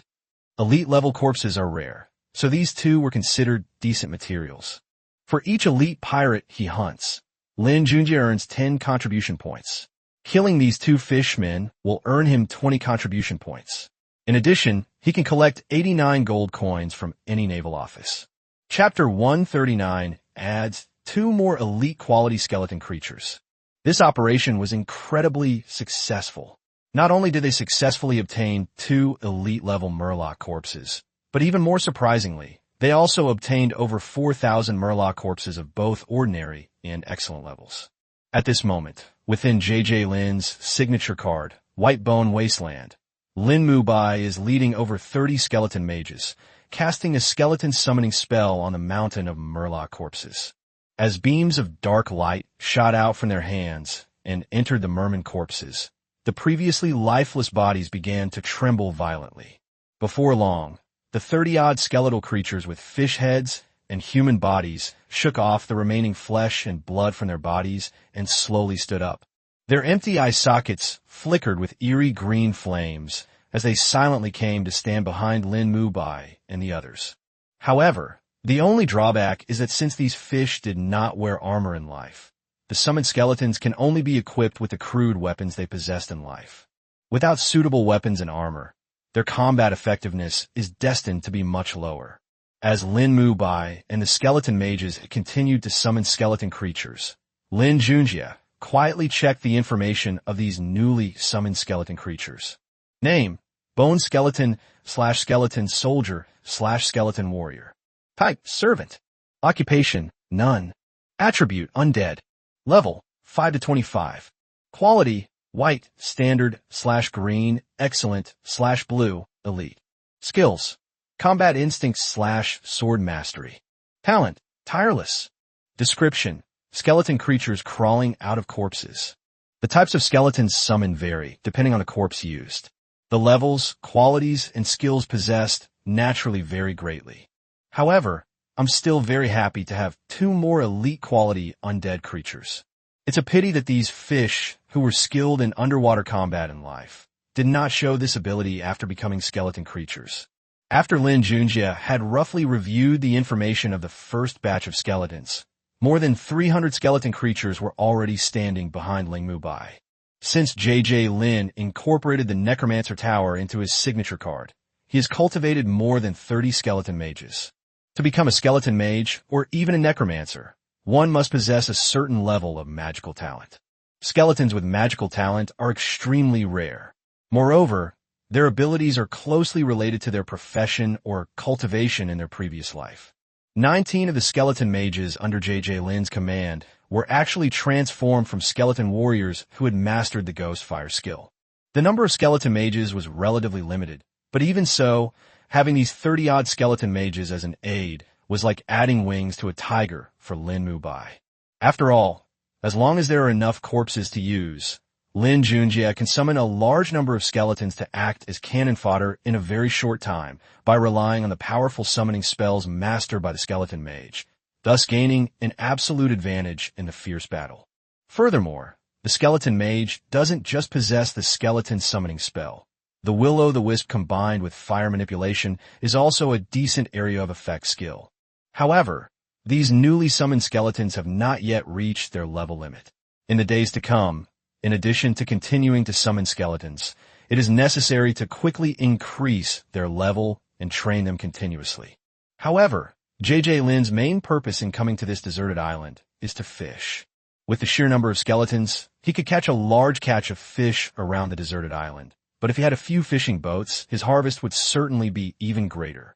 After thinking for a moment, J.J. Lin summoned the skeleton commander and handed over 400 skeleton warriors and 1,000 skeleton warriors to him as his commander. This deserted island will be J.J. Lin's base in the dungeon for a long time, so it's natural to thoroughly investigate this island.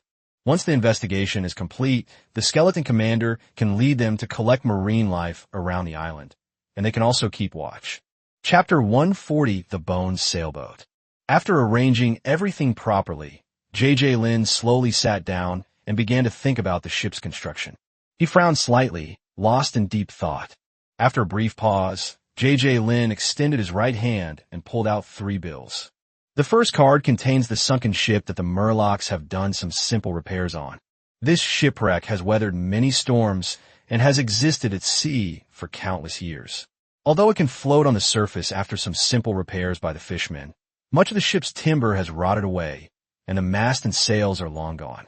The second card contains the corpse of a giant green hammerfish. The last picture shows some of the bones of the green hammerfish, which were left over after the bone armor was made for Lin Junjie last time. Initially, J.J. Lin planned to use the fish bones to build a bone boat. However, the idea was ultimately abandoned. Boats made of fish bones would not only be too rudimentary and crude, but they would also likely be unable to withstand the harshness of the sea, let alone be used for activities like fishing that require a certain level of strength and stability.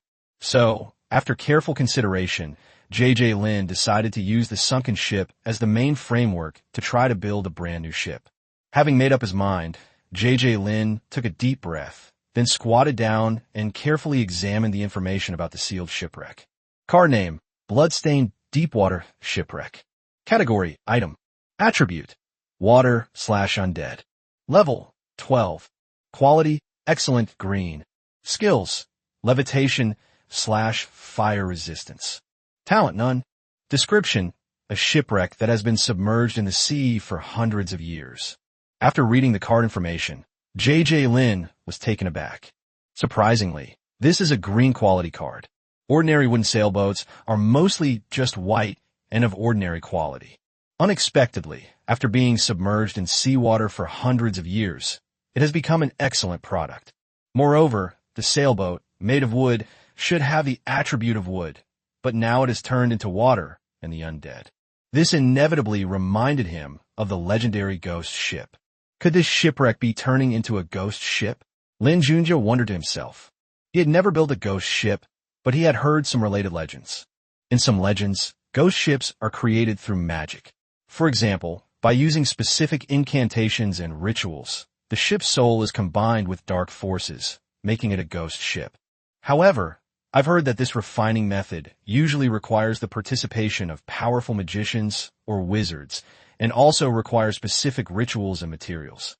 Of course, besides magic, it's said that in some science fiction or fantasy scenarios, ghost ships can also be crafted using high-tech methods. For example, using advanced technology or special energy sources, the physical form of a ship could be altered, rendering it ghost-like. However, this method typically involves complex technology and specialized knowledge, which was not within his scope of consideration. Of course, Crafting ghost ships also requires a large amount of special crafting materials. These materials need to possess special magical properties, capable of turning the ship into a ghostly state. These materials may be rare ores, magical plants, or other mystical substances. J.J. Lin felt that the shipwreck with its undead properties was the perfect material for making a ghost ship. Unfortunately, J.J. Lin did not have a method to forge a ghost ship. Left with no other choice, I could only try it out of curiosity. However, J.J. Lin doesn't know many spells related to crafting ghost ships these days. He only knows a basic skeleton summoning spell. The next morning, as the sun rose above the sea, its gentle rays bathed the deserted island, bringing a touch of warmth and life to this barren land. J.J. Lin got up early and began preparations to summon the ghost ship with great enthusiasm. The reason this is called summoning rather than crafting is that J.J. Lin plans to use a skeleton summoning spell to summon a ghost ship. This would save him the tedious crafting process and allow him to directly summon the necessary items. Of course, the main reason is that he doesn't know how to craft them anyway. Lin Junjie stood on the beach, took out a card, and with a flash of white light, the originally calm sea surface suddenly rippled, and then a dilapidated ship exuding a decaying aura sank on the beach. According to the original plan, J.J. Lin wanted to use fish bones and scales to piece together a boat shape, and then use a skeleton summoning spell to turn it into a fishing boat that could go out to sea to catch fish. However, after discovering the differences in this shipwreck, he carefully considered the matter and decided to improve the plan. That is to incorporate this shipwreck into the fishing boat that is to be summoned. J.J. Lin now possesses the bones and scales of a giant sea fish, but these alone are certainly not enough. First, he commanded numerous skeletons to begin capturing various marine creatures around the deserted island. At the same time, these captured marine creatures and giant sea fish were dismantled. The dismantled fish bones were buried one by one in the rotting wood of the shipwreck, serving as a sturdy support. These fish bones are mostly selected from the vertebrae and ribs of large fish. They are hard and, if used to build a skeleton ghost ship, will be strong enough to support the weight of the entire ship.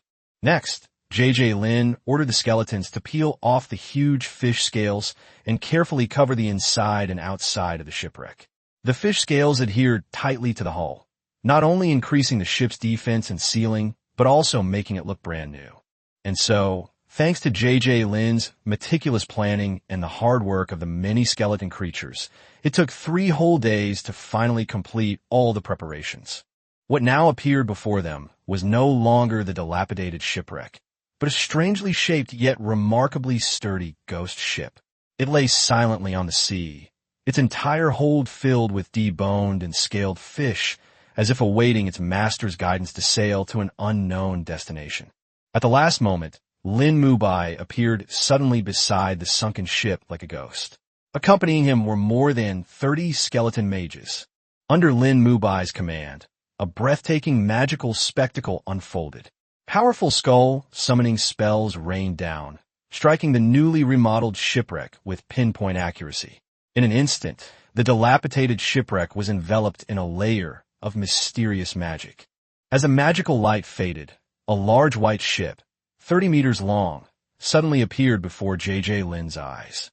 The fishing boat is pure white, with smooth and beautiful lines, as if it were carved from a single piece of huge white jade, and you can't see any trace of the original color of the sunken ship. It's a success, J.J. Lin exclaimed excitedly. Without having time to examine it closely, J.J. Lin sealed it into a card and fused it into his signature card. Suddenly, a 30-meter-long ship appeared in the bone wasteland. J.J. Lin quickly checked the information about the ship. Name, bone sailboat. Type, servant. Occupation, none. Attribute, undead. Level, 40. Quality, excellent, green. Skills, acceleration, collision, sailing, loading. Talent, never tired. Description, this is a ship with life. After reading the information, J.J. Lin discovered that the ship was not the ghost ship he had imagined, but rather what was known as the bone sailboat. But for him, whether it's a ghost ship or a skeleton sailboat, as long as it can go out to sea to fish, it's a good ship. J.J. Lin took a deep breath and summoned the white bone sailboat again, which landed directly in the sea. He flashed forward, leaped up, and landed steadily on the boat. This skeletal sailboat is no ordinary vessel. It is actually a gigantic skeleton creature. However, unlike the skeletons people usually imagine, this giant skeletal creature is not good at fighting. Its abilities are more evident in other areas. This can be glimpsed from its skills. The enormous fish head at the bow of the ship, shimmering with eerie blue flames, is the control core of this mysterious creature. At J.J. Lin's command, 2 enormous sails rose at an incredible speed from 2 masts made of tightly connected vertebrae of a giant fish. Upon closer inspection, the sail is actually made up of countless tiny scales carefully arranged and combined, shimmering with a faint but enchanting light under the sunlight. The sea breeze howled in, violently whipping the sails. In an instant, the skeletal ship shot away from the island at an astonishing speed, like an arrow released from a bow. A moment later, the white-boned sailboat entered the deep-sea area.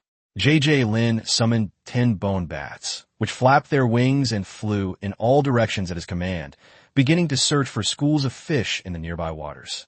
Time ticked by, and just as J.J. Lin was anxiously waiting, a bone bat finally flew back to the boat like lightning. Clearly, it had successfully located its prey. Following the returning bone bat, the bone sailboat entered a sea area. J.J. Lin immediately summoned 30-level 20 skeleton warriors, took out the fishing nets and other fishing tools he had prepared before entering the dungeon, and installed them on the bone sailboat. The white bone sailboat instantly transforms into a large fishing boat. Chapter 141, The Bone Sailboat Sets Sail to Fish. J.J. Lin stood at the bow of the white bone sailboat, his eyes fixed on the sea ahead. A dozen skeleton warriors, each wielding a giant fishing net, worked together to cast it into the sea. With their combined effort, the fishing net slowly sank into the water, waiting for marine life to fall into its trap. After a while, the skeleton warriors began to haul in the net. They worked together, turning the winch to slowly pull the heavy fishing net from the sea. Finally, a net full of marine life burst out of the water and was successfully hauled onto the boat. The skeleton warriors quickly opened the fishing nets, and the catch poured down like a waterfall, instantly spilling all over the deck. J.J. Lin quickly stepped forward to take a look, only to find that the catch was not ordinary fish, but a bunch of round, bouncy, and translucent jellyfish. Upon closer inspection, these jellyfish have soft, elastic bodies that appear as if they would break at the slightest touch. Jellyfish are mostly water, with a water content as high as 90% to 98%. Nevertheless, when J.J. Lin saw the huge pile of jellyfish in front of him, he felt an overwhelming sense of joy. Lin Junjie's signature card, White Bone Wasteland, is essentially a barren wasteland composed of bones and small hills. If there's anything else, it's just some corpses that haven't fully transformed into undead energy and bones. However, after he successfully summoned the bone sailboat, he kept thinking that it would be great if there was a lake in the bone wasteland. But in reality, there isn't even a drop of water in the bone wasteland. When J.J. Lin saw that a large number of jellyfish had been captured, he couldn't help but have an idea. Imagine having skeletons dig a lake in the bone wasteland and then filling it with the corpses of jellyfish. If all the water is squeezed out of the jellyfish carcass, there's no problem creating multiple artificial lakes, let alone the many lakes in the bone wasteland. Thinking of this, J.J. Lin couldn't help but smile with satisfaction, filled with anticipation for the future. The dozen or so skeleton warriors moved swiftly and in an orderly fashion, splitting into 2 groups in perfect harmony. One group of about 6 or 7 skeleton warriors continued to manipulate the fishing nets and began fishing.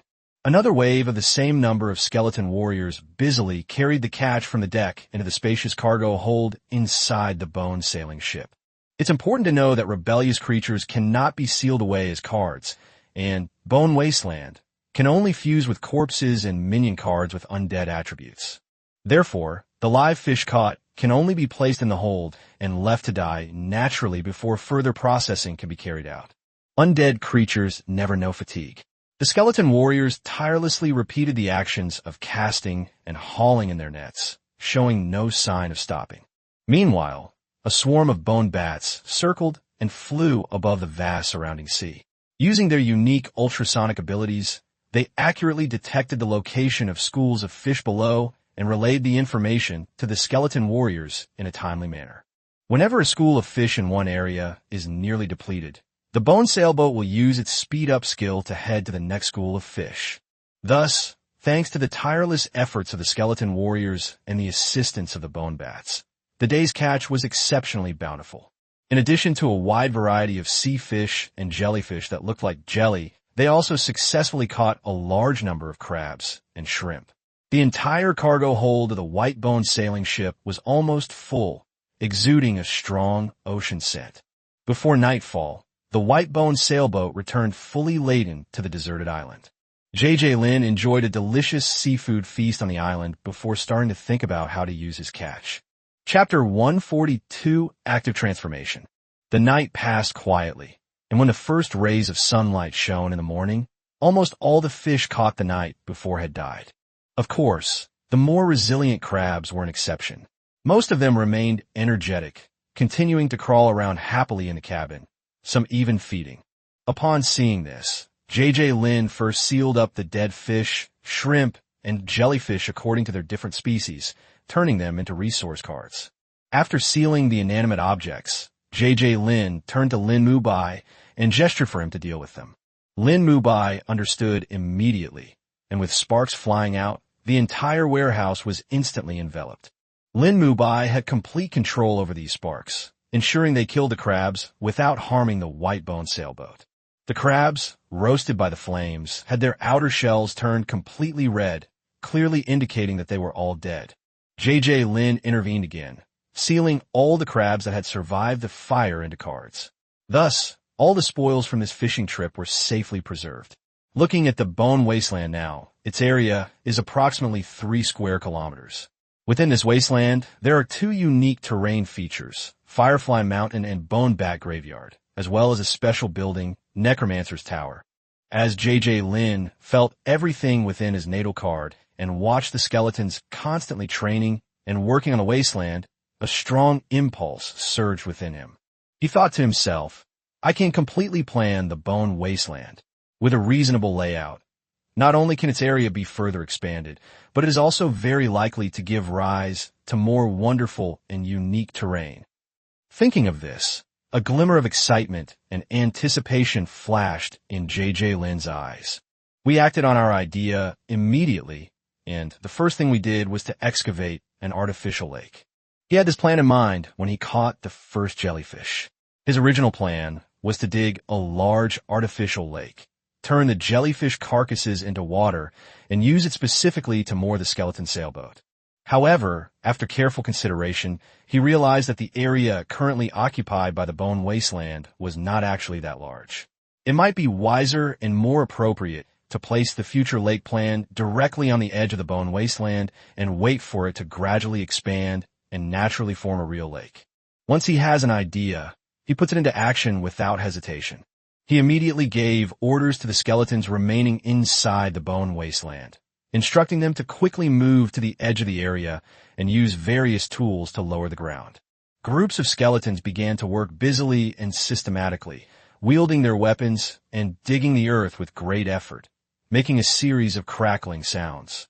Time passed slowly, and finally, thanks to the persistent efforts of the skeletons, the terrain modification was beginning to show results. At this point, the edge area presents a relatively low-lying terrain, appearing significantly lower than its surroundings. Seeing the results before him, he nodded in satisfaction. Immediately afterwards, he took out a card that sealed dozens of tons of jellyfish, and then directly integrated it into his own natal card. As the 2 cards merged, a large number of jellyfish corpses suddenly appeared on the bone wasteland.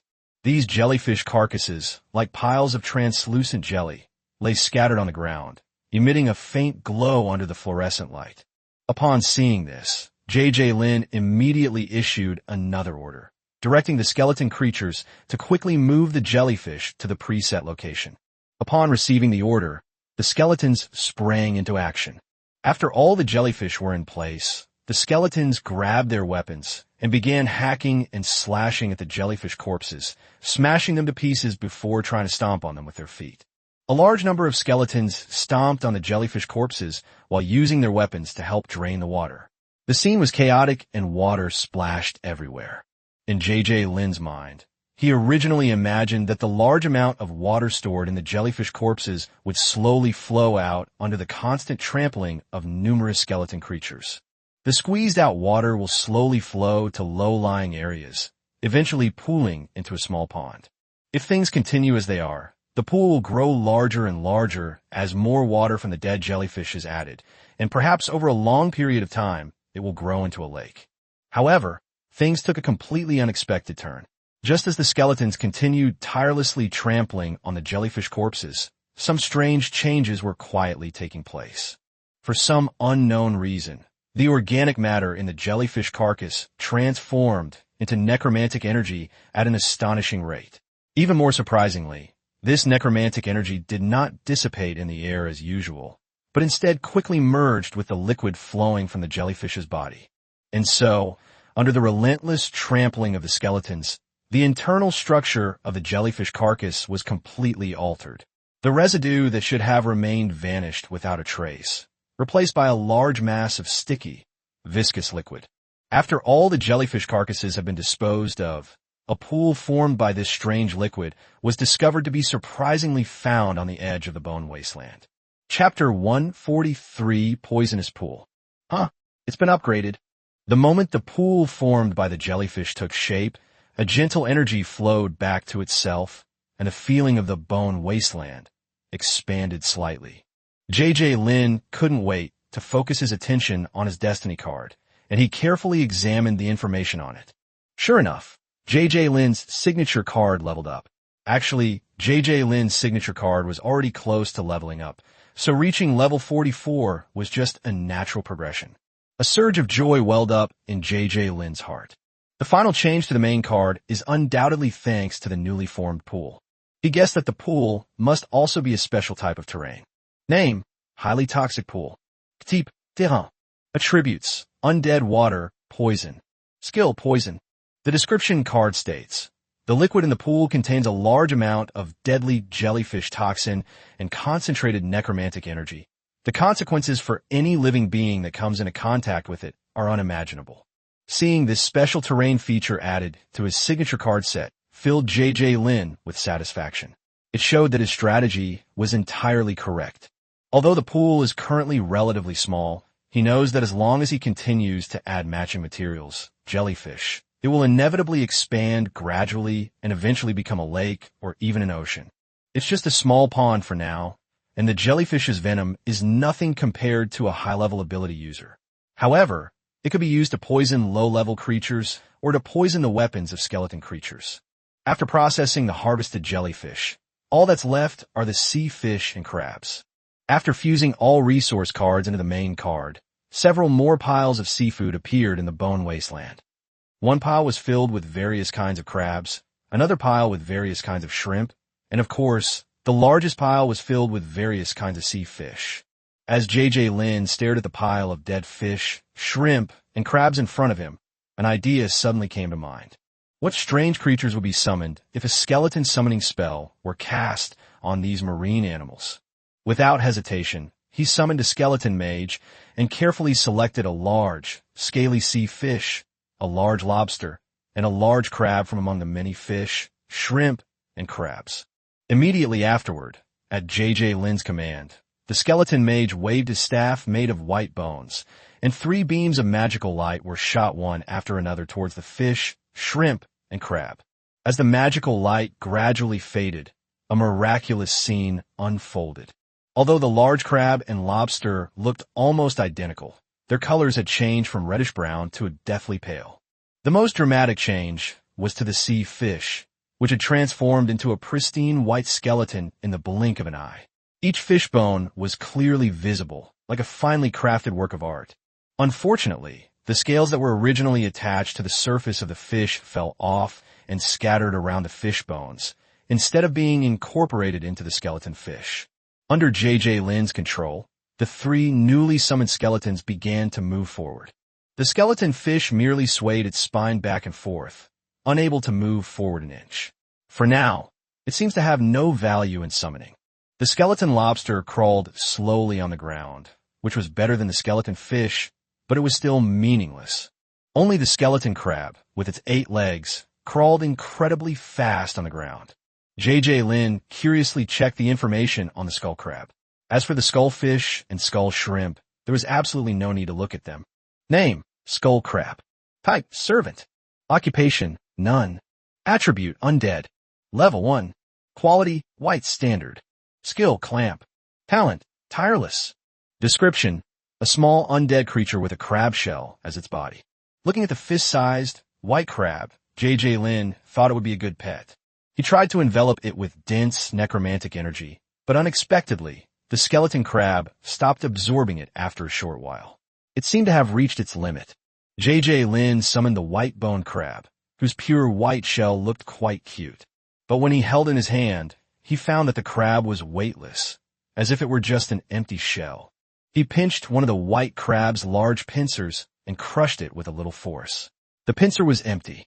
Lin reluctantly put it away, feeling it was all show and no substance. However, anything can function properly if it is placed in the right place. Lin thinks they could be sold as pets. Skeletons don't need to be fed, and their intelligence far surpasses that of real crabs. As for their appearance, they're quite good-looking, completely lacking the sinister feel of undead creatures. They can even develop a patina over time. The more he thought about it, the more feasible it seemed, and he prepared to find an opportunity to try selling it in this instance first. I've even thought of a name for it. White Jade Crab. Chapter 144 Arrangements on the Desert Island. The fishing boat, converted from a white-bone sailboat, can harvest dozens of tons of fish a day. However, Lin's signature card has only been upgraded to level 1. He feels that at the current fishing speed, it might take 2 months to upgrade to level 1 again.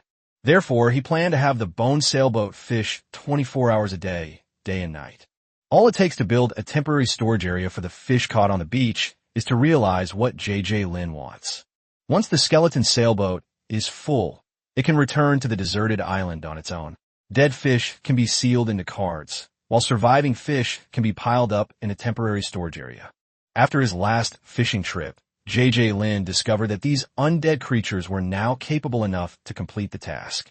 He himself would no longer need to do everything personally and could devote more energy to other important matters. Of course, although Lin himself doesn't go on the ship, he will still put a few elite-level skeleton creatures on board in case of any emergencies at sea. Moreover, he had already decided on the candidates. He planned to have the Bone Bat leader and 2 skeleton warriors, newly transformed from the corpses of elite murlocs, take charge of the fishing mission on the bone sailboat. However, before the bone sailboat sets sail again, Lin has one crucial task to complete. He plans to first mobilize the necromantic energy contained within the bone wasteland to upgrade the levels of his several elite quality skeleton creatures to their peak. Especially the 2 newly joined elite quality skeleton warriors. Lin collected several elite quality skeleton creatures into the bone wasteland and began to gather undead energy to accelerate their leveling up. He also directed the other skeletons to begin building a temporary storage area for the fish on the deserted island. He currently commands several thousand skeleton creatures, which, with a few months of training, will amount to several thousand skeleton warriors. Moreover, once the skeleton mages in the bone wasteland summon all the murloc corpses they harvested in the past few days into skeleton creatures, this number will directly exceed 10,000. This so-called temporary storage yard is nothing more than choosing a relatively flat area near the beach of the deserted island, leveling it, and then building a low wall around it. To prepare for potential rainy weather operations, Lin also plans to build a canopy over the storage yard. Although the deserted island is not large, there are still quite a few coconut trees and banyan trees on it. With sufficient manpower, materials were sourced locally, and the storage yard was completed in less than a day. At that moment, several elite-level skeletons in the bone wasteland also reached their peak. Lin didn't waste any more time and summoned them all to assigned tasks. He first sent 2 elite skeleton warriors and the bone bat leader with 20 skeleton warriors and 10 bone bats aboard the bone sailboat. After watching them set sail and leave, J.J. Lin began to continue making arrangements. The skeleton commander was assigned by him to lead all the skeleton warriors to continue patrolling and guarding the deserted island, and they were also responsible for unloading the bone sailboat when it returned to the island. In addition, all the skeleton soldiers and skeletal skeletons that had not yet been promoted to skeleton warriors were recruited by J.J. Lin into the Bone Wasteland. Lin Mubai will train them into skeleton warriors there. Meanwhile, the undead energy within the Bone Wasteland is even more concentrated, meaning that even without Lin Junjie mobilizing the energy, his level will increase much faster. Of course, the newly summoned skeletons need to go into the Necromancer Tower first to see if they have the talent to become mages. As for the dozens of skeleton mages, they naturally continued to summon the remaining Murloc corpses into skeleton creatures. Everything was arranged, and nearly 2,000 skeleton warriors remained on the deserted island. These skeleton warriors have reached their limit. Without opportunities, their level and strength will not improve significantly in the short term. So J.J. Lin simply let them stay on the deserted island and catch marine life in the surrounding shallow waters. This also provided an additional way to obtain resources. However, these skeletons do not yet possess such skills, so J.J. Lin must first demonstrate and teach them. It was already getting dark when J.J. Lin turned on his powerful flashlight and led a large group of skeletons to the east side of the deserted island. Skeleton creatures perceive things through their souls, so only J.J. Lin actually needs a flashlight. Therefore, nighttime doesn't affect their work. To the east, facing the sea, lies a rocky area. Under the strong light of a flashlight, one can see a large number of shellfish and snails clinging to the rocks. Because it is an uninhabited island, oysters, barnacles, Buddha's hand citrons, mussels, and whelks gather together in large numbers. J.J. Lin stepped forward and grabbed 2 large handfuls in a few moments. But then he was in a bit of a predicament because he had nowhere to put all these things. Although J.J. Lin has a full range of daily necessities, it's impossible for him to prepare thousands of containers to hold things. Left with no other choice, they could only temporarily store their loot in the chest cavities of these skeleton warriors. These skeleton warriors were mostly summoned using the corpses of alien warriors killed in the underground dungeon and some of the goblin corpses killed during the martial arts exam. Many of those alien warriors wore armor in their previous lives, and the native human village chief they met in the underground dungeon had also forged a lot of iron armor for them in an attempt to curry favor with them. Therefore, all 2,000 skeleton warriors were equipped with armor. Now, by simply sealing the bottom of their chest cavities, these skeleton warriors essentially have their own built-in containers. Skeleton creatures excel at assembling bones. Although all the humanoid corpses in the Bone Wasteland are used to summon skeletons, fish bones are never in short supply. He instructed Lin Mubai to organize a team to remove the larger bones and scales from the sea fish. Before long, J.J. Lin retrieved a large pile of fish bones and scales from the Bone Wasteland. When it comes to manipulating bones, these skeletal creatures are the real experts. He didn't even need to lift a finger. He simply conveyed his ideas to them, and a skeleton warrior took the materials, fiddled with them a few times, and Lin Junjie's requirements were met. After solving the container problem, J.J. Lin taught the first batch of skeleton warriors how to collect the shellfish and snails from the reefs. Most of these snails and shellfish can be picked up slowly, but some species require their own tools to pry them off.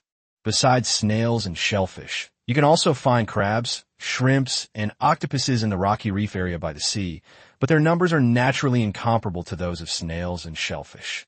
Leaving behind 100 skeleton warriors to collect the ocean's bounty in the rocky reef area, J.J. Lin led the other skeleton warriors into the shallow waters. Chapter 145, Leaving the Desert Island. Skeletons don't need to breathe, so they can easily collect marine life in shallow waters. However, their agility will definitely be affected to some extent in the water. They have difficulty catching those agile sea fish, so they mainly collect snails and shellfish. Of course, besides snails and shellfish, there are other slow-moving marine creatures in these shallow seas that can be caught. For example, sea urchins, sea anemones, and sea cucumbers. J.J. Lin held his breath and went underwater. After giving some casual instructions, he left 400 skeleton warriors to collect resources in the sea while he went ashore. After all, although he can swim and his physical fitness is much better than that of ordinary people, he is not used to staying underwater as a land creature. J.J. Lin divided the island into 4 areas: east, south, west, and north, assigning 500 skeleton warriors to each area. He figured he could reap a considerable harvest each day.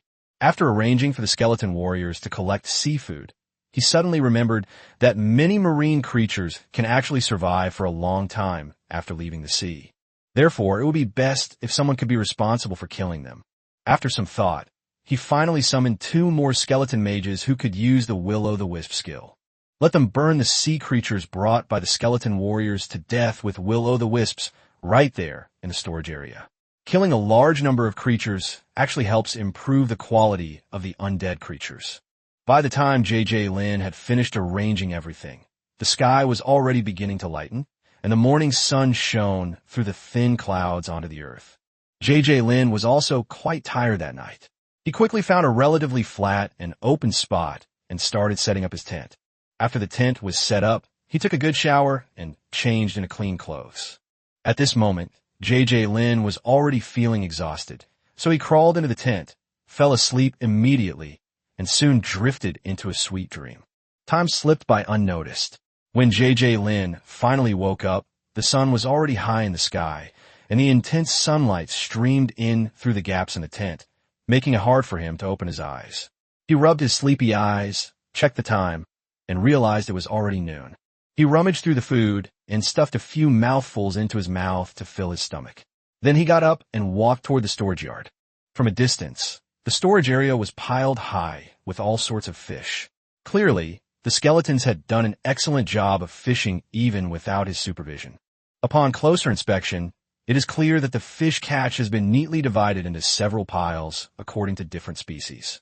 Among them, sea fish gathered in one group, snails and shellfish piled up together, shrimp and crabs each formed their own group, jellyfish of various colors formed another group, and other unidentified marine creatures were grouped together in yet another group. J.J. Lin nodded in satisfaction, then sealed all the resources on the ground into cards. As the light flashed, these cards were all merged into the bone wasteland. Following that, Lin Mubai led the group of skeletons who were still undergoing training to move the cards to the designated location and process them in an orderly manner, according to the arrangements made by Lin Junjie yesterday. Inside the bone wasteland, not only have a large number of shellfish and snails appeared, but the other hills and the highly toxic pools have also become much larger. Time flies, and before anyone knew it, J.J. Lin had been living alone on this deserted island for a whole month. For the past month, his numerous skeleton warriors and bone sailboats have been fishing for marine life day and night around the deserted island. However, in recent days, his harvest has gradually decreased. Helpless, he had no choice but to recall all the skeleton warriors who were originally scattered around the deserted island, responsible for collecting various marine creatures, as well as the skeleton warriors who carried out patrol missions back to the bone wasteland so that they could rest and recuperate. After the white bone sailboat returns, J.J. Lin plans to find another island and start his fishing journey again. At noon, under the blazing sun, the skeletal sailboat that had gone out fishing finally returned to the shore of the deserted island once again. J.J. Lin boarded the boat without hesitation. This time, there was no need to unload the fish. He skillfully handled the catch in the hole from boat. Just as he finished giving the order to depart, a strange fluctuation suddenly emanated from the natal card he carried with him. The hills, originally formed from the corpses of marine creatures and nestled against the edge of the bone wasteland, were now changing at an alarming rate. These mountains of corpses seemed to be controlled by some mysterious force, rapidly decomposing and transforming into dense death energy and pale bones. At the same time, the area of the bone wasteland expanded outwards at an extremely rapid pace, like an inflating balloon. The bones of various marine creatures intertwined and formed the land of the bone wasteland. After the changes ended, the area of the entire bone wasteland expanded by nearly a quarter and is now about 4 square kilometers. Without a doubt, the reason for such a change in this wasteland of bones is that he has leveled up. Upon checking, Lin confirmed that the level had indeed reached 45. At the same time, the original highly toxic pool, with its unique terrain, has been transformed into a highly toxic pond. However, apart from the name change, nothing else has changed. However, over the past month, the white-bone sailboat has been catching large quantities of various jellyfish from time to time, and the area of the pool is now dozens of times larger than before. Calling it a pool is not inaccurate. Let's go! Lin shouted with high spirits. With the order given, Lin began his journey toward a small island he had chosen beforehand. He had a map in his hand, and, according to the detailed description, the island Lin Junjie had carefully selected was called Midway Island, and its area was many times larger than the deserted island in front of him. More importantly, it was located precisely on the route that the Great Xia Empire's navy routinely patrolled. This was also the origin of the island's name. The fleet of the Great Xia Empire passes through here from time to time, so there's a military supply station on this island, so its security is quite guaranteed. After all, whether they are fishmen or pirates, as long as they are of sound mind, no one would choose a military port as their target. In addition, there's a bustling town belonging to the human race on this island. This is absolutely fantastic news for Lin, because at that time, both accommodation and daily necessities will become very convenient.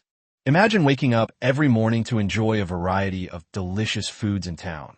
In your free time, you can interact with the locals, learn interesting stories and legends, and perhaps even meet fellow countrymen from the Great Xia Empire who are also exploring dungeons. Just thinking about these wonderful scenarios makes Lin's heart race with excitement. He was utterly fed up with his days alone on the deserted island, and if it weren't for the need to level up and become stronger, he would have left long ago. Chapter 146 swallowed.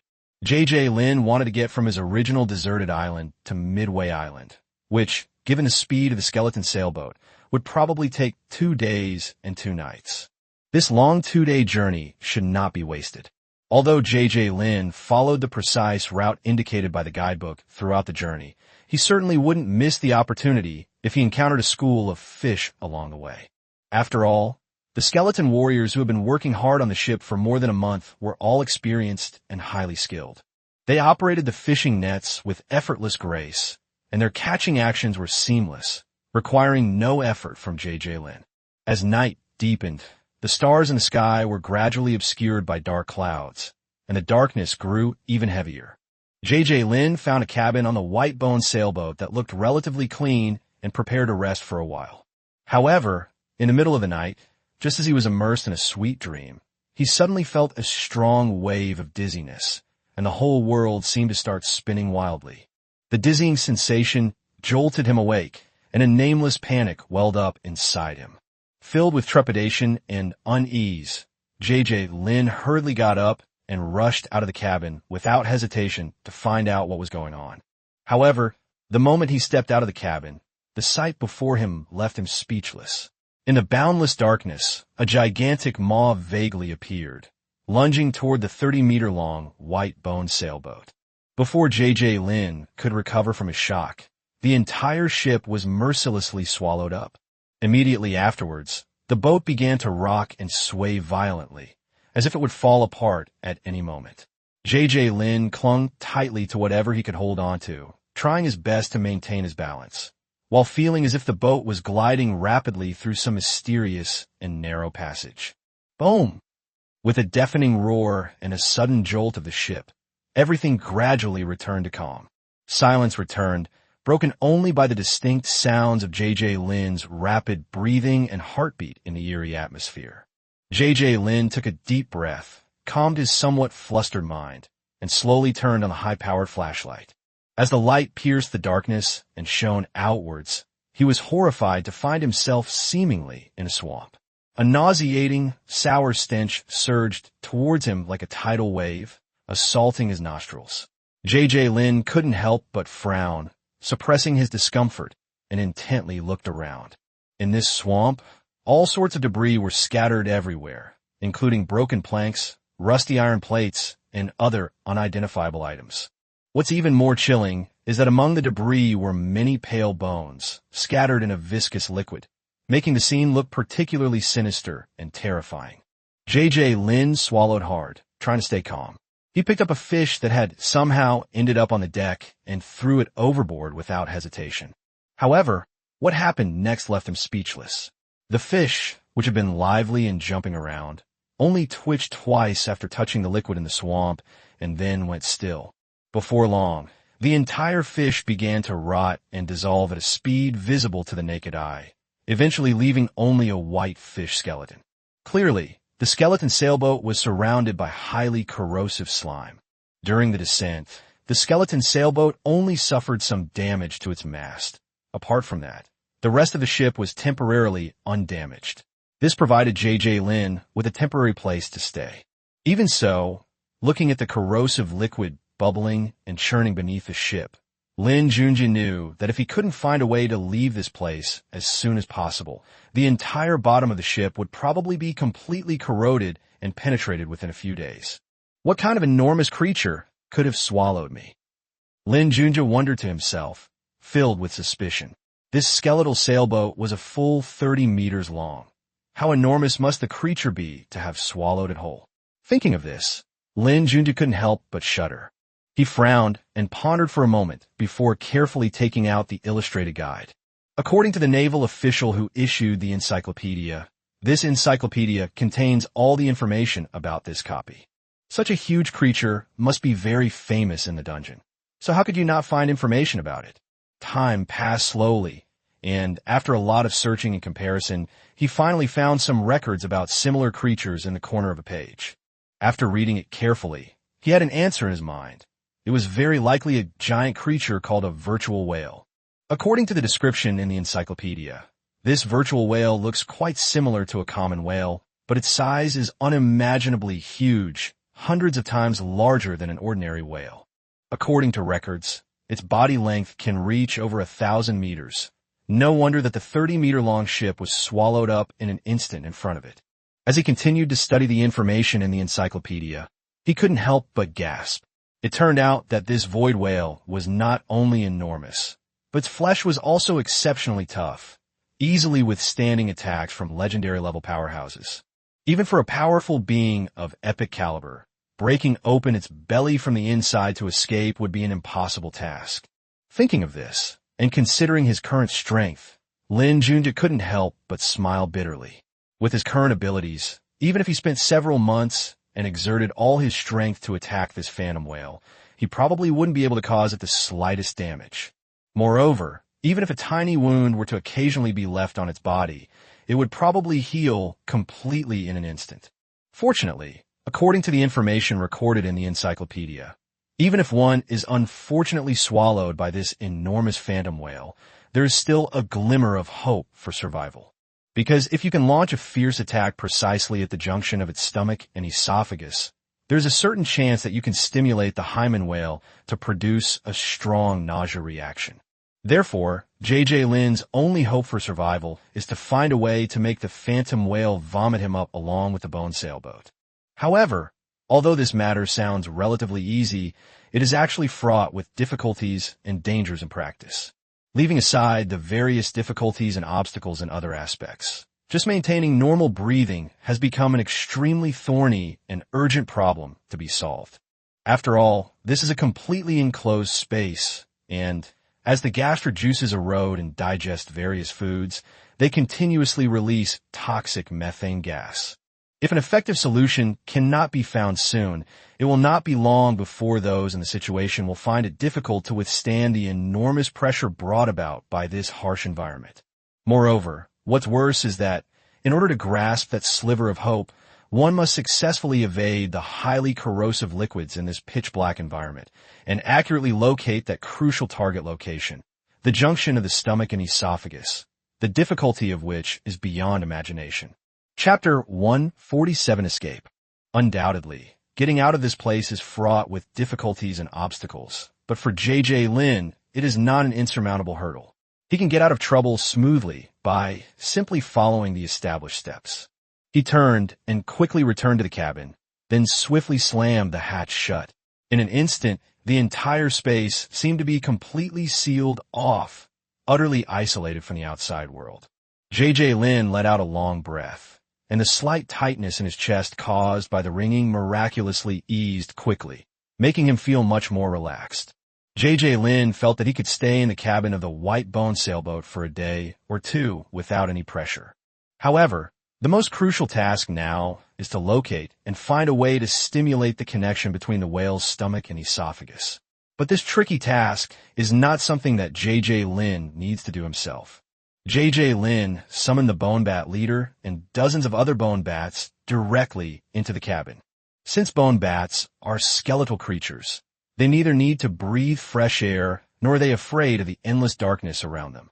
In addition, their innate ability to fly allows them to easily avoid highly corrosive liquids in their surroundings. Therefore, what is an insurmountable problem for others is simply a matter of time for these bone bats. JJ Lin had a good talk with a group of bone bats and their leader before opening the hatch and letting them out to work. JJ Lin has done all he could. All that's left is to let nature take its course. Unconsciously, he slowly closed his eyes in the dark cabin. His consciousness gradually blurred, and finally he fell into a deep sleep as heavy as a lead weight. In its dream, the skeletal sailboat, following the rhythm of the waves, glided lightly through a narrow tunnel barely wide enough for one ship to pass through. The waves propelled the vessel forward until it returned to the open sea. However, at that very moment, JJ Lin suddenly woke up without any warning. I felt as if the entire ship beneath me had lost control, bobbing up and down and swaying violently, like a wild horse galloping towards some unknown direction. A series of loud, surging sounds came from outside the cabin, growing louder and louder until they were deafening. Immediately afterward, JJ Lin clearly felt the ship shake violently, as if it had been hit by a huge impact. Have we managed to escape? JJ Lin wondered to himself, but he dared not draw any conclusions. At this moment, he remained quietly seated in the cabin, holding his breath and waiting for the outside world to become completely quiet before taking any action. Time passed slowly, and after an unknown amount of time, when the outside noise finally stopped, JJ Lin carefully stood up and walked towards the cabin door. Stepping onto the ravaged deck, JJ Lin was stunned by what he saw. The entire ship was completely unrecognizable, a scene of utter devastation. The two masts that once stood tall have long since disappeared, leaving only two bare bases standing there abruptly. The hull has suffered severe corrosion, with pits and craters everywhere, as uneven as the surface of the moon. The deck is piled with all sorts of debris and corrosive liquids that emit a pungent odor. On the scene not far away, a huge black shadow, as large as a small island, was slowly moving away from them. Standing on the damaged bow of the ship, JJ Lin watched the dark figure gradually disappear into the distance, his heart filled with doubt and unease. He only came to his senses after the dark figure sank into the water. Only then did he truly feel his own insignificance. Perhaps in the eyes of this colossal beast, I am nothing more than an ant. JJ Lin's gaze shifted and he saw the bone bat leader and his swarm of bone bats thrashing about in the sea. He took a deep breath and stored them all in the bone wasteland to recover. Immediately afterwards, JJ Lin summoned more than a dozen skeleton warriors. The deck was a mess, littered with trash and nauseating slime. The stench was unbearable, and it needed to be cleaned up as quickly as possible. After careful observation, Lin Junjie realized that the trash was likely vomited up by the enormous phantom whale from before. Thinking about this, he frowned, wondering to himself, just how much junk did that phantom whale eat? Despite some internal complaints, JJ Lin didn't stop what he was doing. While the skeleton warriors were diligently cleaning, he also helped out himself. Finally, most of the trash on the deck was cleared to the side, and the slime was washed away. Just then, JJ Lin's eyes lit up. He discovered that some useful items were hidden among a pile of trash. Among the trash, besides some wooden planks, iron pieces, and scattered bones that had been corroded to the point of being unrecognizable, there was also a complete and pitch-black fishman skeleton. The fishman skeleton had turned black from being soaked in a highly corrosive liquid, yet it still appeared intact. J.J. Lin was secretly delighted. It seems that this fish must have been a powerful person in his previous life. He tossed all the useless pieces of iron and went back into the sea, while collecting the surviving bones into the bone wasteland. Finally, his gaze fell once more on the dark, gleaming merman skeleton, his eyes gleaming with excitement. Click! J.J. Lin tried stepping on the bone, and to his surprise, the bone shattered instantly. Looks like I was overthinking it. J.J. Lin muttered to himself, scratching his head. This fisherman may have been a master in life, but after being soaked in that corrosive liquid for countless years, it is now nothing but an empty shell. However, this skeleton was still special after all. After Lin Junjie acquired it into the White Bone Wasteland, he still had Lin Mu-bai use the skeleton summoning skill to summon it into a skeleton creature. From then on, a black skeleton appeared in the Bone Wasteland. J.J. Lin checked the information about the black skull. Name, poisonous skull. Type, servant. Occupation, none. Attribute, undead/poison. Level 1. Quality, white standard. Skills, none. Talent, tireless/toxin.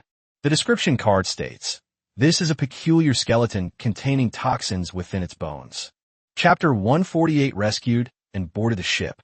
The White Bone sailboat was severely damaged. Its mast was broken and missing, and its sails had vanished without a trace. Poor J.J. Lin had no choice but to let the wrecked ship drift slowly on the vast ocean. Moreover, all the fishing gear that was originally installed on the boat was also damaged. Therefore, even if he wanted to catch a fish to pass the time, he couldn't. He was hoping to be lucky enough to find an island where he could stop temporarily so that he could store the damaged bone sailboat in his destiny card for repair. If he were lucky enough to find an inhabited island, that would be even better. Then he could purchase new fishing gear and continue his fishing plans. Time flies, and in the blink of an eye, J.J. Lin has been drifting on this vast and boundless sea for 2 whole days. However, the road ahead is still long, and when will this aimless wandering end? That morning, the sun was shining brightly, and J.J. Lin lay lazily on the deck, enjoying the warm sunshine. Before he knew it, most of the morning had passed. Just as he stretched and was about to get up and return to his cabin, he suddenly noticed a small black dot on the distant horizon. At first, he didn't pay much attention, but as time went by, the small black dot gradually became clearer and turned out to be a large ship sailing towards him. Upon seeing this, J.J. Lin was overjoyed. Although we didn't get to see the island, it's not bad to be able to hitch a ride on this big ship that's going the same way. Thinking of this, he hurriedly took action, fearing that the skeletal creature on his ship would frighten the crew of the approaching ship. So he quickly recalled all the skeletons. After doing this, J.J. Lin stood at the bow, looking expectantly at the approaching ship, silently praying that he could successfully board a favorable wind and escape his current predicament as soon as possible. As the large ship drew closer, J.J. Lin could already see the red flag fluttering in the sea breeze. It was the flag of the Great Xia Empire. Well, upon seeing this, he quickly stepped forward and shouted, "Why are you the only one on the ship?" A voice asked with some suspicion. The large ship approached, but did not immediately come close. It was clear that the people on board were quite cautious. "I'm a card dealer." Upon hearing the authentic local dialect, J.J. Lin was overjoyed and quickly explained. Upon hearing J.J. Lin's explanation and his authentic Xia dialect, the large ship slowly approached the White Bone sailboat. "Young man, what happened to you?" a middle-aged man on a nearby large ship asked, seeing the pitiful state of the skeleton sailboat. After J.J. Lin jumped onto the large ship and stowed away the skeleton sailboat, he said, "Bad luck. I ran into a big guy while fishing in the middle of the night and almost lost my life." After boarding the ship, J.J. Lin began to look around curiously. The ship in front of us was enormous, at least 100 meters long. Its sturdy hull gleamed metallically in the sunlight, and various advanced equipment and instruments were neatly arranged in every corner. It was clearly a modern, large fishing vessel. At this moment, besides the enthusiastic uncle who had spoken to him earlier, Lin Junjie also noticed several other human figures busy at work. Some were tidying up fishing nets, while others were checking various facilities on the boat. Everyone was doing their job in an orderly manner. However, to J.J. Lin's surprise, in addition to the many humans on the ship, there were also quite a few small fishmen. These fishmen are generally only about 1.45 meters tall, and they have unique physical characteristics: smooth green skin, large eyes, and gill-like respiratory organs. Despite their small stature, they are very agile and flexible, moving freely on the boat. J.J. Lin remained quite calm in the face of the situation. After all, in this fantastical world, there are quite a few card players like him who can command skeleton warriors as crew members, so it's not surprising that other card players choose to use Murloc minions to help with the work. Hey, young man, you're a gambler, aren't you? You're so young, but you're quite skilled. The two boats are so far apart, I didn't expect you to jump over them in one go. The middle-aged man patted Lin Junjie on the shoulder and praised him. Uncle, you flatter me. I haven't thanked you for saving me from danger yet. J.J. Lin quickly said modestly. It's nothing, don't worry about it. You're being too modest. To be able to add a 30-meter-long ship to your cards, you must be at least a level 30 or above, an excellent card master. The middle-aged man said confidently, his sharp eyes scrutinizing the young man who had suddenly appeared before him. J.J. Lin smiled and nodded, offering no further rebuttal. He replied, That's right, Uncle.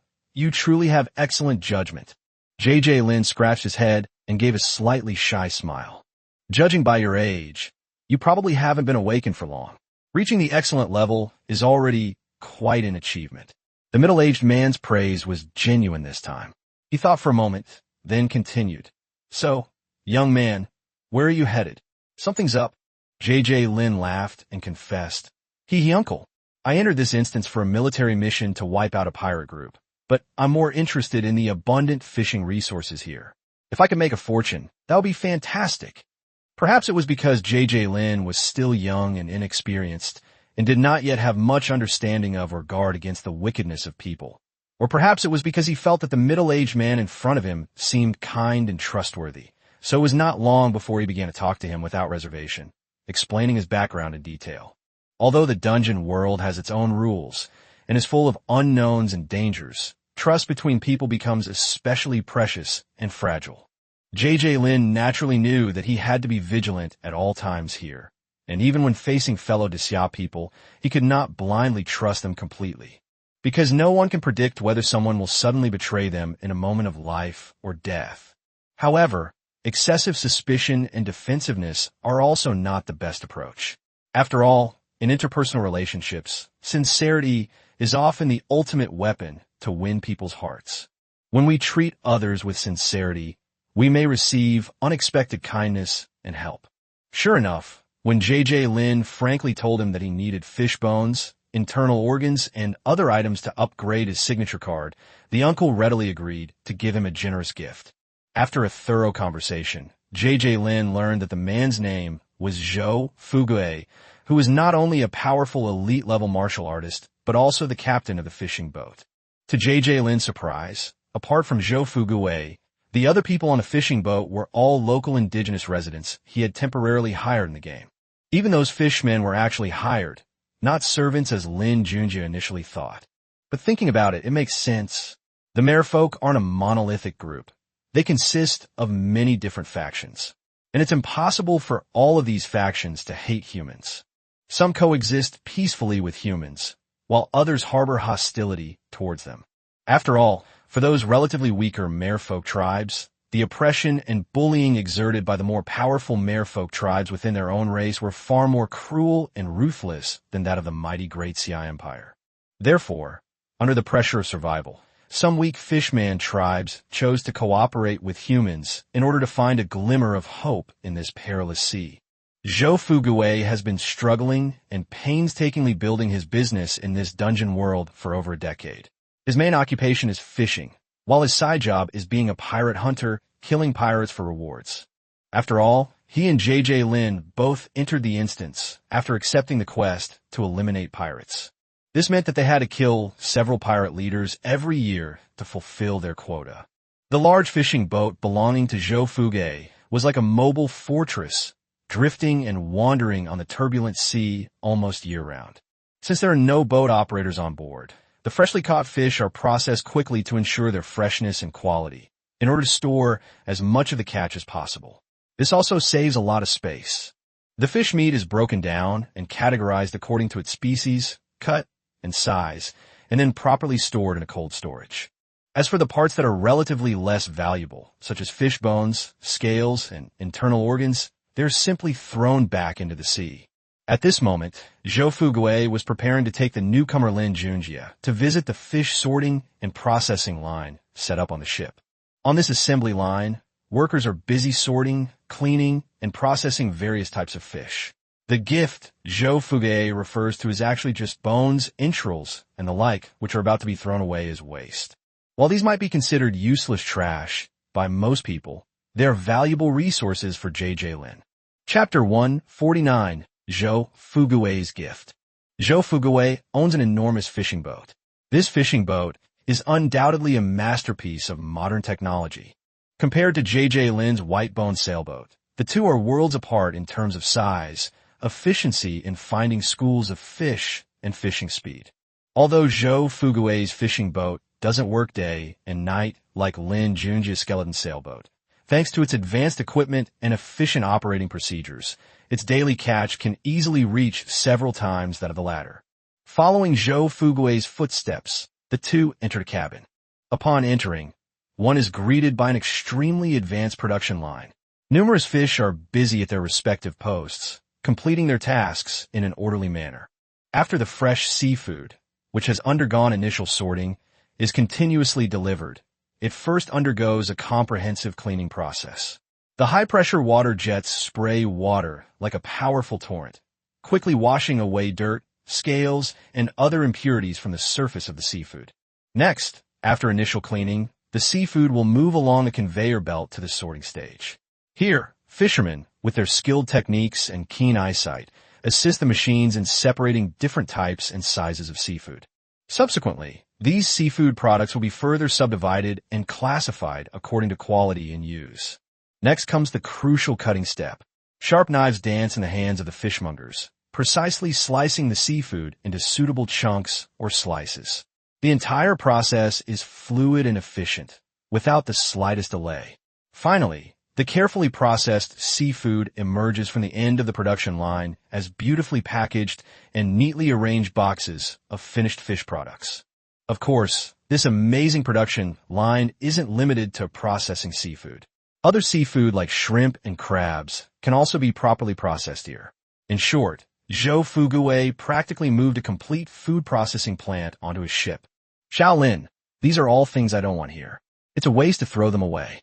You can take them if you need them, Zhou Fugui said to Lin Junjie, pointing to the sorted miscellaneous fish and the cleaned fish bones, skin, scales, and internal organs.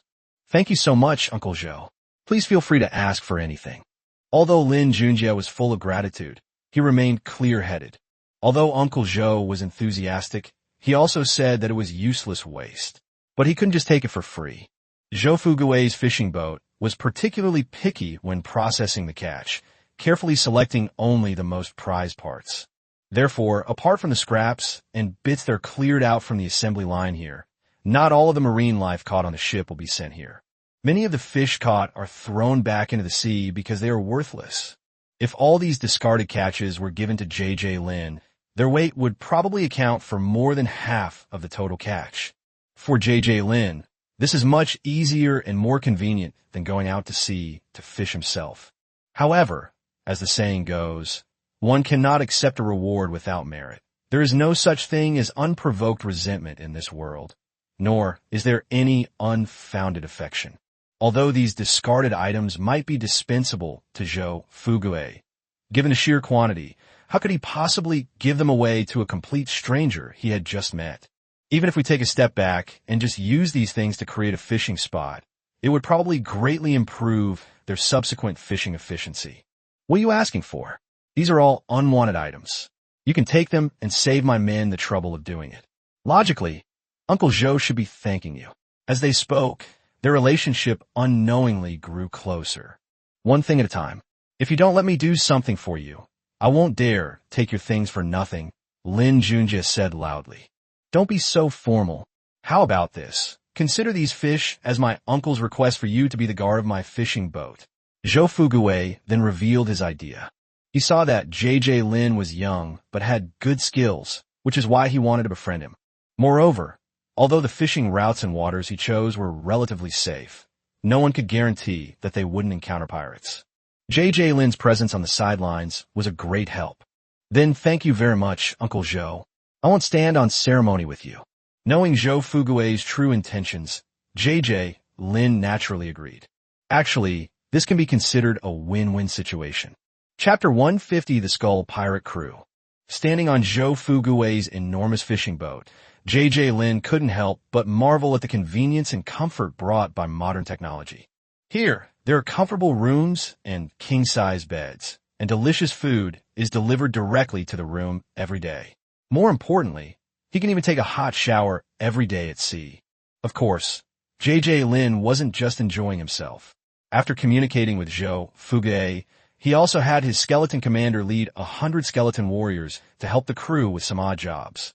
Of course, the main purpose was to collect the cheap marine life that Zhou Fugui didn't want and the various scraps that were cut off. This relaxed, enjoyable, and fulfilling life made JJ Lin feel incredibly comfortable, and he even thought about staying on this ship permanently. As large quantities of fish were thrown into the bone wasteland, many small hills formed by the corpses of marine creatures appeared at the edge of the space. However, as the level of his signature card increases, the resources required for further upgrades will also increase. This means that if JJ Lin wants to continuously enhance his strength, he'll have to find more ways to generate revenue. Lately, JJ Lin has had some free time, so he has taken the opportunity to calmly consider his own strengths and what methods he should use to make money. After careful consideration, he suddenly realized that his most prominent advantage was undoubtedly the massive number of skeleton creatures in his signature card and the relatively spacious area within the card. Through the persistent efforts of the skeleton mages in casting skeleton summoning spells, all the human corpses that originally existed in the bone wasteland have been transformed into skeleton creatures. To date, the total number of skeleton creatures has successfully exceeded 10,000. It's a real shame to have such a large workforce idle there. Moreover, he's currently on someone else's ship, so he can't do anything at all. Boom, boom, boom. Just as JJ Lin was pacing in deep in thought in the room that had been specially arranged for him, a series of deafening explosions suddenly came from outside. What on earth happened? Lin Junjie was startled by the sudden loud noise. He pondered to himself and didn't dare to delay for a moment, running towards the deck in 3 steps at a time. When he rushed out of the room, he quickly learned what had happened. Unbeknownst to them, 3 large sailing ships had somehow lined up in a straight line on the sea not far from them, blocking the path of their fishing boat. The explosions that JJ Lin heard earlier were from the fierce cannon fire fired from those 3 sailboats.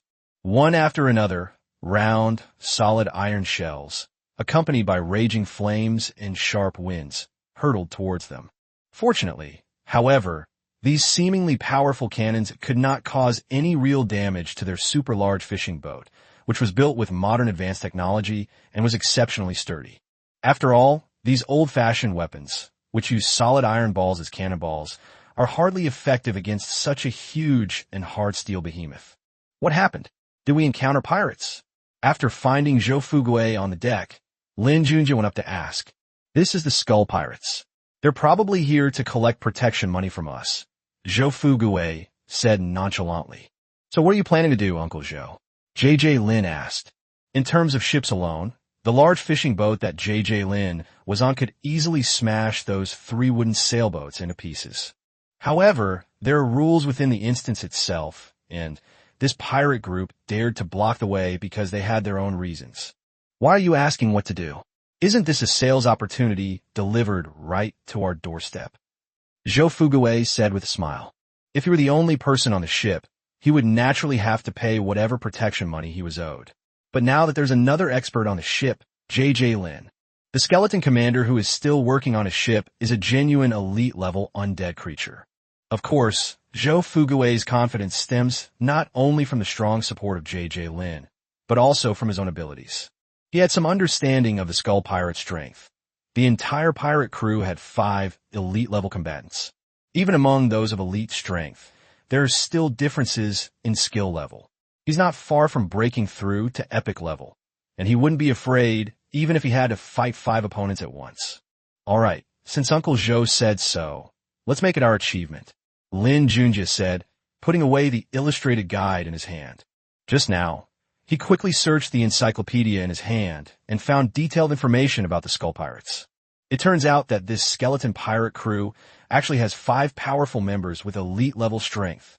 Among them, Lin Junjie is most concerned about the captain, who turns out to be a genuine elite-level necromancer. If one could acquire his magical knowledge, the combat power of one's own card would surely be greatly enhanced. It's said that because the captain is skilled at controlling the undead, the pirate crew is relatively small. Those who handle various tedious tasks and act as cannon fodder are mostly undead creatures. That's probably why this pirate crew is called the Skull Pirates. Moreover, their vice captain is not to be underestimated either. He is an elite water mage with exceptional strength. You should know that this vast ocean is practically the deputy commander's home turf. With his mastery of water magic, he can unleash astonishing power in naval battles. Besides these 2 core figures, there are 3 other high-ranking officers within the Skull Pirate crew. Without exception, they all possessed extraordinary strength at the elite level. It has to be said that it is rare for such a small pirate crew to be able to gather so many elite combatants. Even within the entire instance space, it would probably hold its own among all elite pirate crews of the same level. JJ Lin has 6 elite combatants under his command. Lin Mubai, Xiao Tian, the Bone Bat leader, the skeleton commander, and 2 elite-level skeleton warriors. With Zhou Fuguei brimming with confidence, he faced the Skull Pirates without any pressure. "Watch me," Zhou Fuguei said excitedly when he saw that JJ Lin agreed with his opinion. He gave a few instructions to the crew members beside him, and soon after, 6 crew members came to the bow of the ship, each carrying a rocket launcher. Whoosh, whoosh, whoosh, whoosh, whoosh. 6 rockets were launched simultaneously, streaking towards the 3 pirate ships. Chapter 151 Zombies Appear. Lin Junjie makes his move. Boom boom. Several white flashes appeared, and the 6 rockets exploded and disintegrated in mid-air when they were still more than 10 meters away from the pirate ship. Clearly, the 3 high-ranking officers of the Skull Pirates were the ones who intercepted the rockets, and the flashes of white light were probably attacks of battle aura or sword aura. Attack with all your might. Seeing that his attack was easily intercepted, Zhou Fuguei was not worried and ordered all the crew members to attack without restraint. Upon receiving the order, the crew launched a fierce attack, raining down bullets on the pirate ship in addition to rockets. After issuing the order, Zhou Fuguei smiled and said to JJ Lin, "I want to see if I have more rockets or more energy in their bodies." Cultivation also follows the law of conservation of energy. Launching an attack consumes energy, and even physical cultivators need to expend physical strength. Even elite-level powerhouses cannot recover at a rate that keeps up with their consumption. Faced with the fierce attack of modern weapons raining down from the fishing boat, the pirate crew naturally had their own countermeasures. Suddenly, towering waves surged up on the sea in front of the 3 pirate ships, forming an impenetrable wall of water between them and the fishing boat. The rockets and bullets that came hurtling and were like pebbles thrown into the sea, exploding into brilliant splashes on the giant waves, but they couldn't penetrate this natural barrier at all and didn't harm the pirate ship behind it in the slightest. The 3 pirate ships followed closely behind the surging waves in front of the fishing boat, rushing towards it at lightning speed. Boom, boom, boom. With a series of deafening crashes, the pirate ship slammed violently into the giant fishing boat. However, the 2 boats differed greatly in size, and one was made of wood while the other was made of steel. Although the impact caused the fishing boat to shake violently a few times, it remained stable and did not suffer any substantial damage. However, due to this violent collision, the giant wave that had previously played a crucial protective role also disappeared without a trace. At this moment, the situation on both sides instantly reversed. The pirate ship, which was already much lower than the fishing boat, was now completely exposed to the view of everyone on the fishing boat. In this way, the crew on the fishing boat immediately gained a superior position, making it easy for them to attack the pirate ship below. Swish, swish.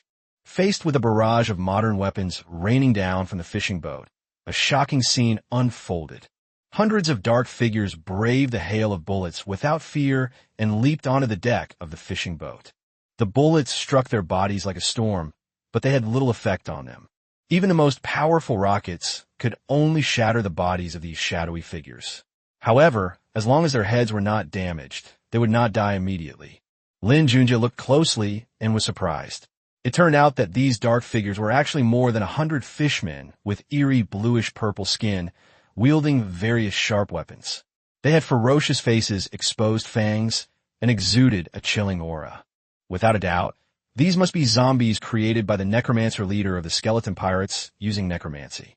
The moment these zombie warriors stepped onto the deck, they launched a frenzied attack on the crew of the fishing boat without hesitation.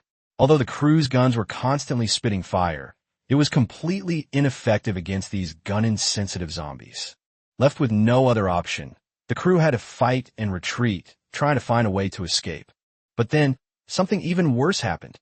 Taking advantage of the chaos, swarms of skeleton pirates surged from the pirate ship onto the fishing boat like a tidal wave. To easily distinguish friend from foe, the skeleton warriors of the pirate crew will be temporarily referred to as skeleton pirates. Their empty eye sockets flickered with eerie flames, and they gripped rusty swords and shields tightly, closing in on the desperate crew. The situation was rapidly turning against them. A bloody and brutal life-or-death struggle was about to unfold. I really underestimated them. It seems I'll have to take action myself. After saying that, Zhou Fugui turned to Lin Junjie and continued, Junjie, I'll need you to back me up later. Why would Uncle Zhou need to lift a finger for these things? Watch me. Lin Junjie was itching to get his hands dirty when he saw that the enemy this time was actually an undead creature. As soon as he finished speaking, he began summoning his skeletal creatures, and a vast, dense swarm of skeletons surged forth like a tide. Although these skeletons varied in size, they were all fully equipped. At the very front stood the elite-level skeleton commander. He was tall and robust, wielding a huge and sharp weapon, and wearing heavy armor, making him appear imposing.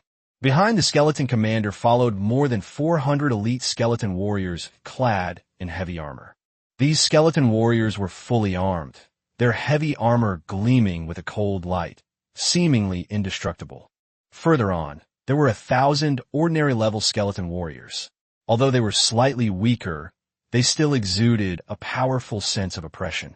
Moreover, among this group of ordinary skeleton warriors, there are 2 elite-level skeleton warriors leading the group. Upon seeing that J.J. Lin could summon so many powerful skeleton warriors and skeleton knights in an instant, even Zhou Fugui, who had some knowledge of car masters, couldn't help but widen his eyes, his face filled with disbelief. He never expected that J.J. Lin would possess such an amazing ability to summon so many servant-like creatures at once. However, Zhou Fugui was experienced and quickly recovered after a brief moment of shock. Seeing his crew caught between 2 groups of undead creatures, he made a decisive decision and shouted the order to retreat to his crew who were still fighting the enemy. Quick! Everyone retreat immediately! Hearing the shout, the crew members, who were already exhausted, snapped out of their daze and turned to flee to the rear. Almost at the same time the crew began to evacuate, the skeleton warriors in the front row charged headlong at the zombie warriors without hesitation. In an instant, the 2 collided violently, producing a deafening roar. The skeleton warriors' weapons gleamed coldly as they mercilessly slashed at the zombie warriors. The zombie warriors, however, were equally resilient, attempting to tear through the skeleton warriors' defenses with their own weapons. Thus began an incredibly fierce battle. Chapter 152, Elite Level Battle. These skeleton warriors from the Bone Wasteland were all clad in heavy armor, their cold, hard plates incredibly thick, seemingly capable of withstanding any attack. Their defense was so strong that attacks from ordinary, excellent-level combatants could not break through them. Moreover, nourished by the rich necromantic energy within the Bone Wasteland, each of them reached level 40. Within the excellent level, this level and strength can be considered top tier. Moreover, These skeleton warriors not only have a large number of skeleton warriors as support and backup, but also 3 elite-level commanders who lead and direct the entire team's battle. In stark contrast to the skeleton warriors are the pirate crew's zombie warriors. Although these zombie warriors also possess excellent strength. In terms of individual strength, most zombie warriors are still slightly inferior to skeleton warriors. The skeleton warriors held the advantage in numbers, individual strength, and leadership. Once the two sides clashed, the difference in strength was immediately apparent, and the situation quickly became one-sided. Before long, the more than 100 zombie warriors who were originally fearless of gunfire were all decapitated, their heads rolling on the ground, completely losing their ability to move. Without the effective resistance and restraint of the zombie warriors at the front, the numerous skeleton pirates who continued to board the ship were already in dire straits. For ease of distinguishing friend from foe, the skeleton warriors of the pirate crew will be referred to as skeleton pirates here. The skeleton warriors, like a pack of ferocious beasts, wielded their sharp weapons, mercilessly slicing off the heads of the unfortunate skeleton pirates of the pirate crew as easily as slicing watermelons. In an instant, bones flew everywhere and severed limbs littered the ground. A truly gruesome scene. As the pirate crew was steadily retreating and about to be completely driven off the fishing boat, at this critical moment, the 3 high-ranking officers with elite-level strength who had been hiding among the skull pirates suddenly launched an attack like ghosts. In an instant, a cold light flashed, and 3 extremely sharp long swords slashed through the void, bringing with them a fierce gust of wind, directly striking the 2 elite-level skeleton warriors and the skeleton commander who were still wreaking havoc.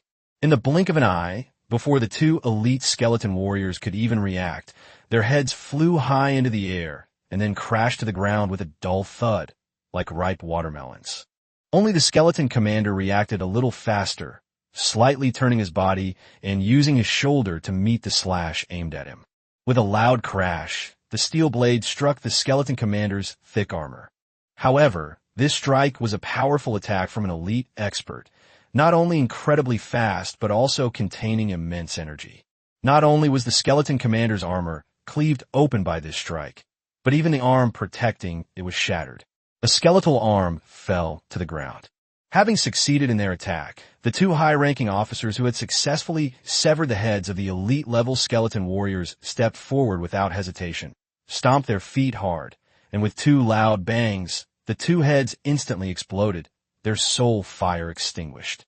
They need to help deal with the remaining skeleton commanders as quickly as possible. Meanwhile, seeing that the other 2 pirate leaders had succeeded in their sneak attacks, while he alone had failed to complete his mission, the high-ranking pirate officer launched a fierce attack on the skeleton commander. He wanted to kill him before the other 2 high-ranking pirate officers could arrive to provide support. Damn it! Upon seeing this, J.J. Lin couldn't help but curse out loud.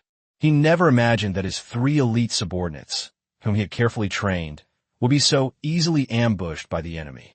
However, J.J. Lin had seen large-scale battles before. So, despite his anger, he quickly calmed down and realized that in such a chaotic battle, whoever exposes their position first is most likely to become the enemy's primary target. Unfortunately, while these undead creatures are quite formidable in combat, their intelligence is ultimately limited, making them more vulnerable to ambushes than humans. However, the moment the 3 senior officers of the Skull Pirates made their move, J.J. Lin summoned Lin Mubai, the Bone Bat leader, and Xiaodian. Just as J.J. Lin was about to give the attack order, something unexpected happened. Someone beat him to it. Zhou Fuge, who was originally standing next to J.J. Lin, had already rushed to the battlefield without anyone noticing. In the blink of an eye, Zhou Fuge, wielding a heavy sword, unleashed a fierce slash with sharp sword energy and an indomitable spirit towards the elite pirate officer who was locked in a fierce battle with the skeleton commander who was missing an arm. With a soft thud, Zhou Fugue's sneak attack succeeded, his sword aimed straight at the neck of the high-ranking pirate officer. The officer, who was entangled with the skeleton commander, didn't even have time to react before being killed on the spot by this lightning-fast strike. However, Zhou Fugue did not pause for a moment after his successful attack.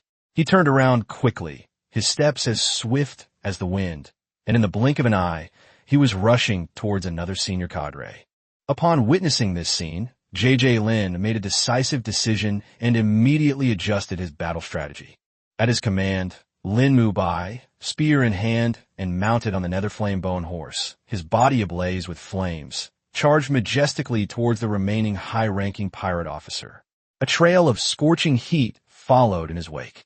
At the same time, Xiao Tian, at Lin Junjie's prompting, opened the vertical pupil between his eyebrows, gathering all his strength to prepare to deliver a fatal blow to the enemy.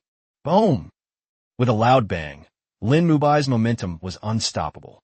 The long spear in his hand transformed into a fire snake and struck the last high-ranking officer of the Skull Pirates. The man was prepared for the attack. The moment Lin Mubai thrust out his spear, he dodged to the side, not daring to take Lin Mubai's charged attack head-on. But just as he leaped into the air, a thick, fluorescent ray shot straight towards him. It was Xiao Tian, who had been gathering strength beside J.J. Lin, who made his move. The pirate executive, suspended in midair, was powerless to dodge the attack and could only muster his remaining strength to slash at the beam of light. With a loud boom, the fluorescent rays exploded, and the pirate officer used the force of the explosion to leap backward. But how could he possibly handle the combined attack of Lin Mubai and Xiao Tian? He felt his right foot get tangled in something, and he could no longer maintain his balance as he leaped backward. It turned out that the bone spear in Lin Mubai's hand had transformed into a soft whip, instantly binding his right foot. With screams of agony, the raging ghostly flames on Lin Mubai's body spread directly to the entire body of this high-ranking pirate officer, who soon lost his life. Chapter 153, The Pirate Crew Escapes. 3 high-ranking officers of Skull Pirates were first ambushed and killed by Zhou Fuguwei. Then, Lin Mubai and Xiao Tian worked together to quickly eliminate the other one. Now only one remains, but it is completely suppressed by Zhou Fuguwei and has no power to fight back. Zhou Fuguwei charged forward like a tiger descending a mountain, his weapon flashing and gleaming, forcing the last high-ranking pirate officer into a desperate retreat. At that very moment, the skeleton commander, whose combat strength had been greatly reduced due to the loss of an arm, quickly reattached his severed arm and charged forward at an astonishing speed to join the battle against the last high-ranking pirate officer. Zhou Fuguwei was already much stronger, and now with the assistance of an elite-level skeleton commander, their combined power was even greater. The poor pirate high-ranking officer, who was already only able to parry when facing Zhou Fuguwei alone, was now suddenly attacked by the skeleton commander. After only a few moves, he was no match for their fierce offensive and died tragically at the hands of Zhou Fuguwei. With the death of this last senior pirate officer, all 3 elite members of the Skull Pirate crew have now perished. Upon seeing this, Zhou Fuguwei immediately withdrew from the battlefield without hesitation and sped all the way to Lin Junjie's side. Before you are strong enough to be unafraid of being ambushed, it is extremely dangerous to casually expose your whereabouts on the battlefield, as you may attract a sneak attack at any time. However, Lin Mubai and the skeleton commander remained steadfast on the fierce battlefield, continuing to fight bravely against the enemy. As part of J.J. Lin's signature card, they're not afraid of being ambushed. Even if they lose their heads, they'll be back in action in a few days. At this moment, the 2 sides were locked in fierce combat, but Lin Junjie's side clearly held an absolute advantage. Their morale was high, and their battle cries shook the heavens. In a very short time, they drove the remaining skeleton pirates, who were barely clinging to life, off the fishing boat. Within those few short minutes, 3 high-ranking officers of the Skull Pirates had fallen one after another. All of this happened so quickly that even if the 2 pirate captains wanted to help, they were too far away to do so. Faced with such a powerful opponent, the usually fierce Skull Pirates had no choice but to make a difficult decision: retreat. However, now that the war has begun, how could Zhou Fuguwei and Lin Junjie let them off so easily? In the blink of an eye, Lin Mubai took the lead, leaping from the fishing boat like a fireball and landing steadily on one of the pirate ships. In an instant, the ghostly flames raging around him spread rapidly like a burst dam. In the blink of an eye, the entire pirate ship was engulfed by the terrifying flames, the fire shooting into the sky, making it impossible for ordinary pirates to even get close. At the same moment, at J.J. Lin's signal, the Bone Bat leader flapped its wings and took flight, streaking across the sky like lightning, heading straight for the top of one of the pirate ships. It opened its ferocious mouth, spewing out bursts of dark green, ghostly, poisonous flames. These poisonous flames struck the pirate ship with unerring accuracy.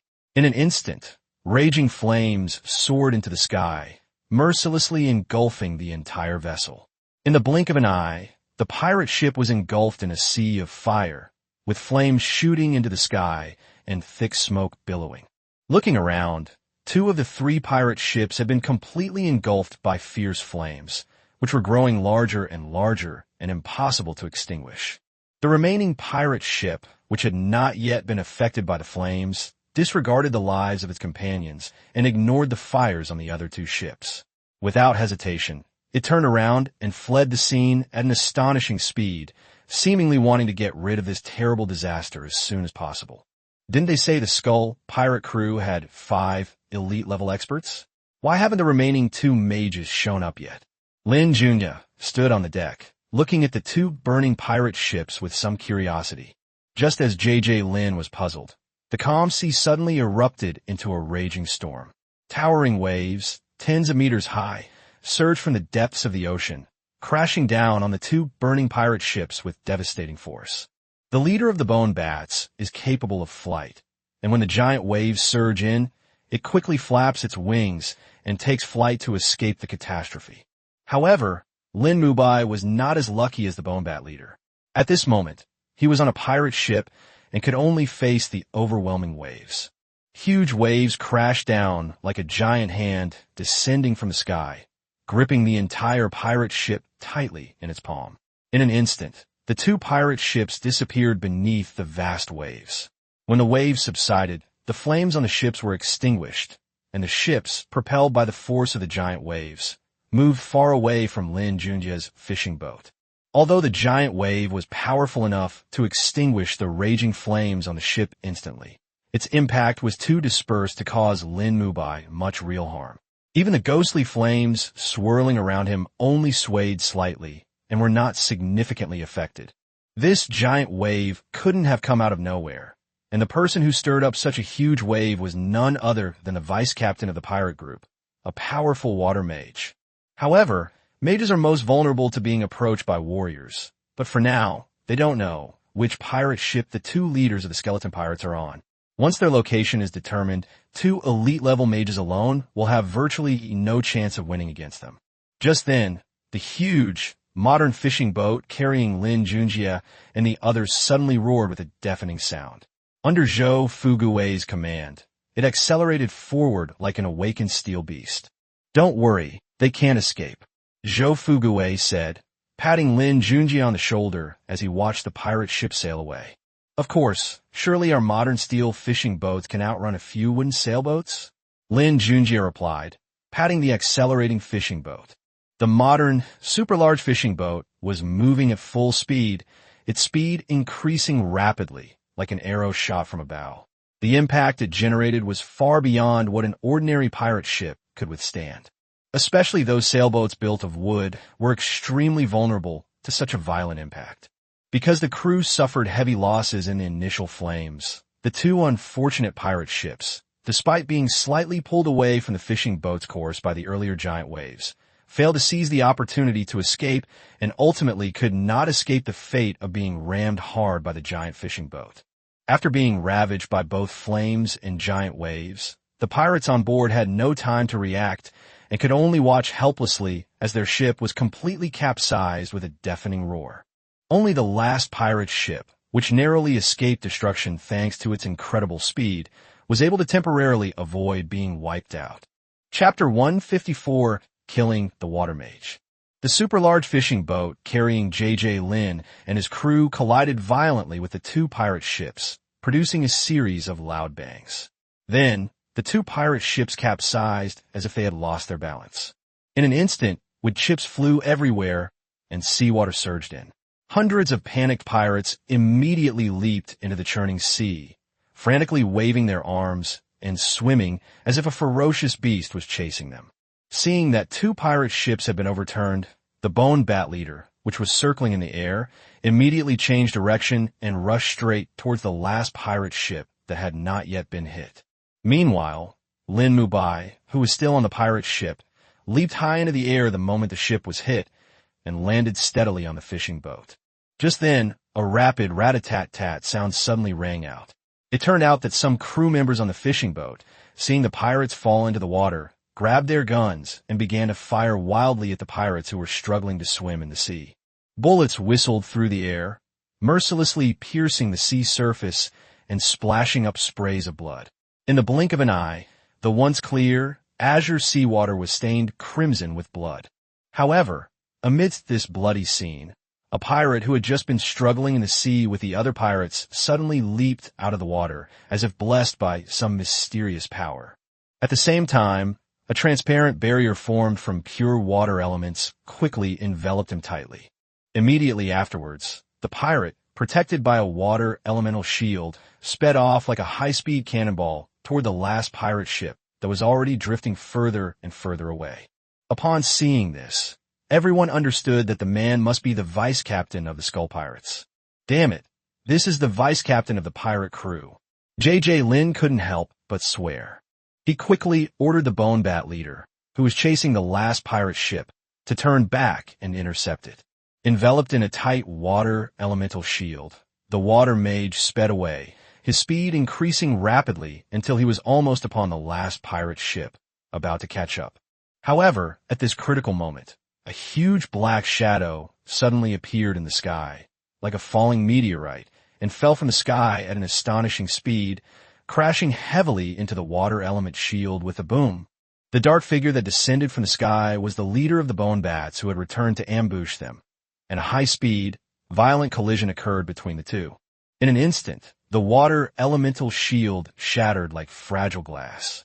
The Bone Bat leader was not spared either. Its massive body, under the powerful impact, was slammed into the turbulent sea like a kite with a broken string.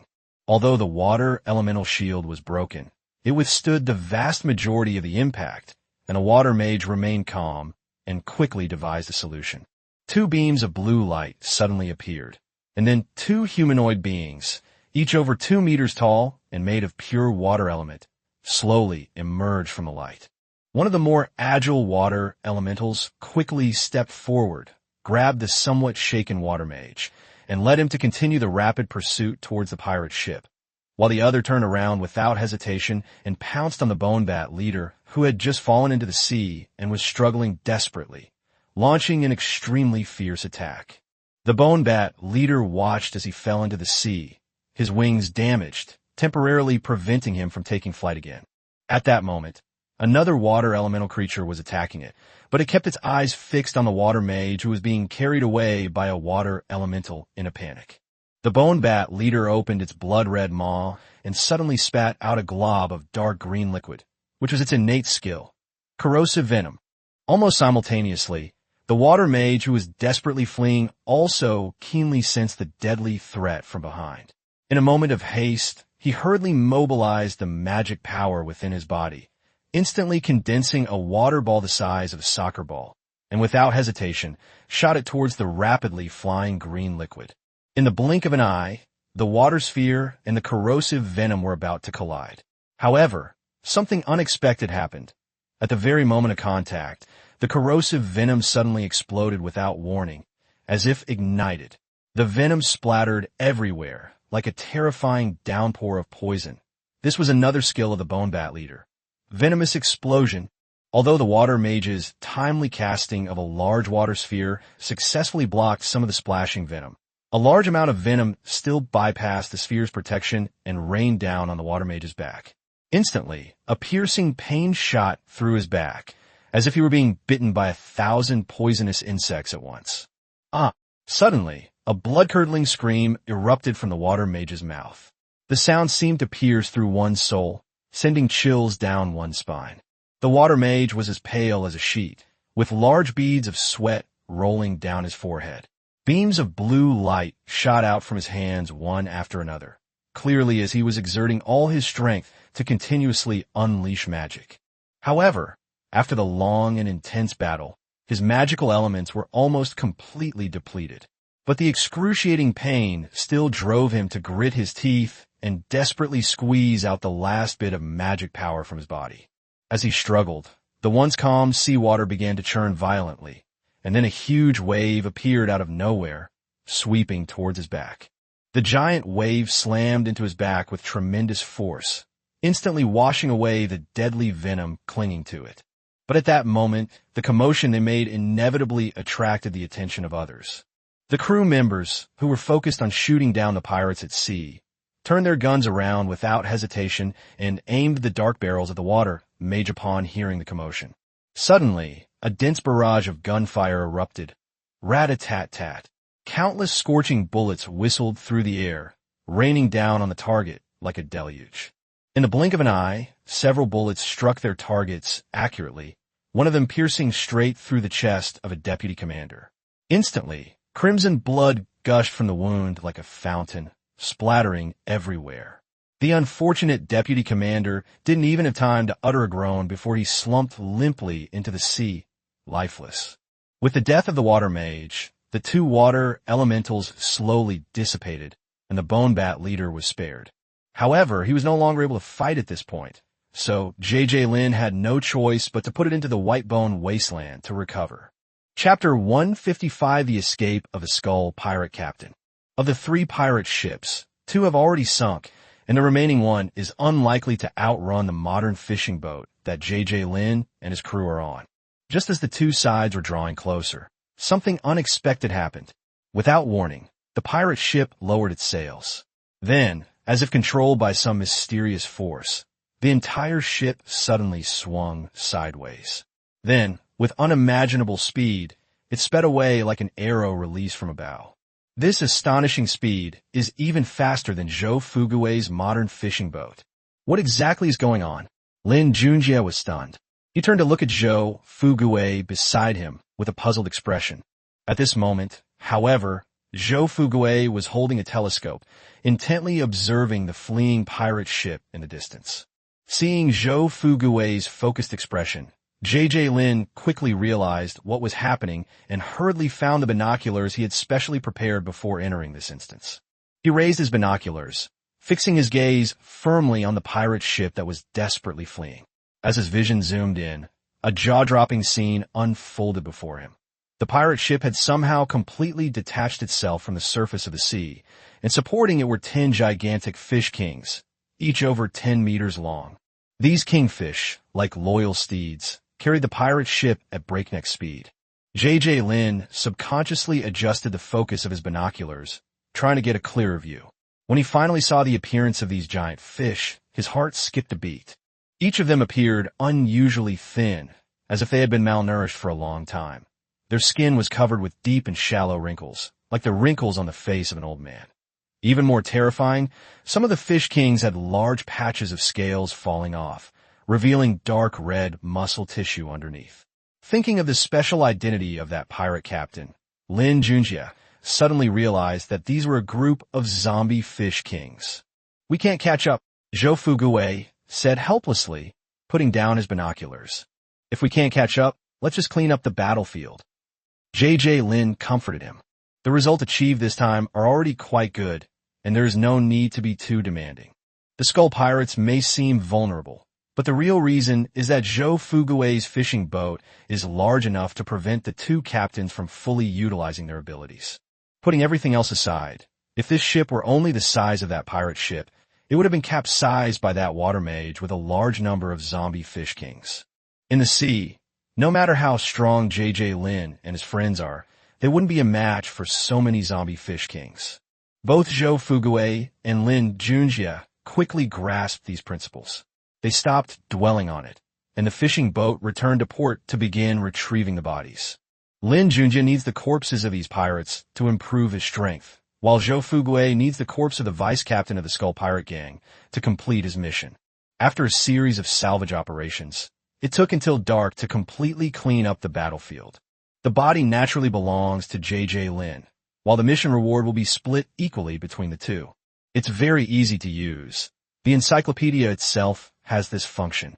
As night fell, the sea was pitch black, with only the lights on the fishing boats flickering faintly in the darkness.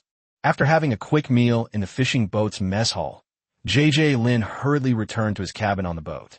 Recalling the battle that had just ended, Lin couldn't help but feel a surge of emotion. In this battle, the skeleton warriors in my signature card, Bone Wasteland, suffered considerable losses, but fortunately, they can recover given enough time and energy. However, after the battle, he also obtained a large number of humanoid corpses.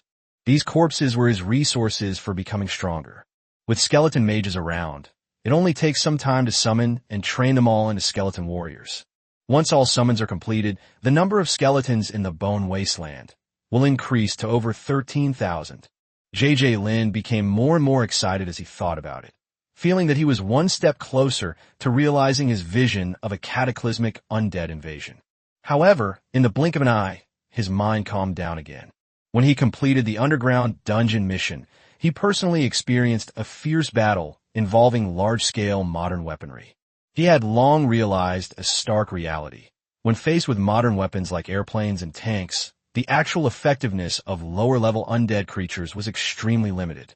On the main battlefield, these low-level undead creatures often serve only as cannon fodder to consume ammunition or conceal high-level combat power, and are unlikely to pose a substantial threat to the enemy.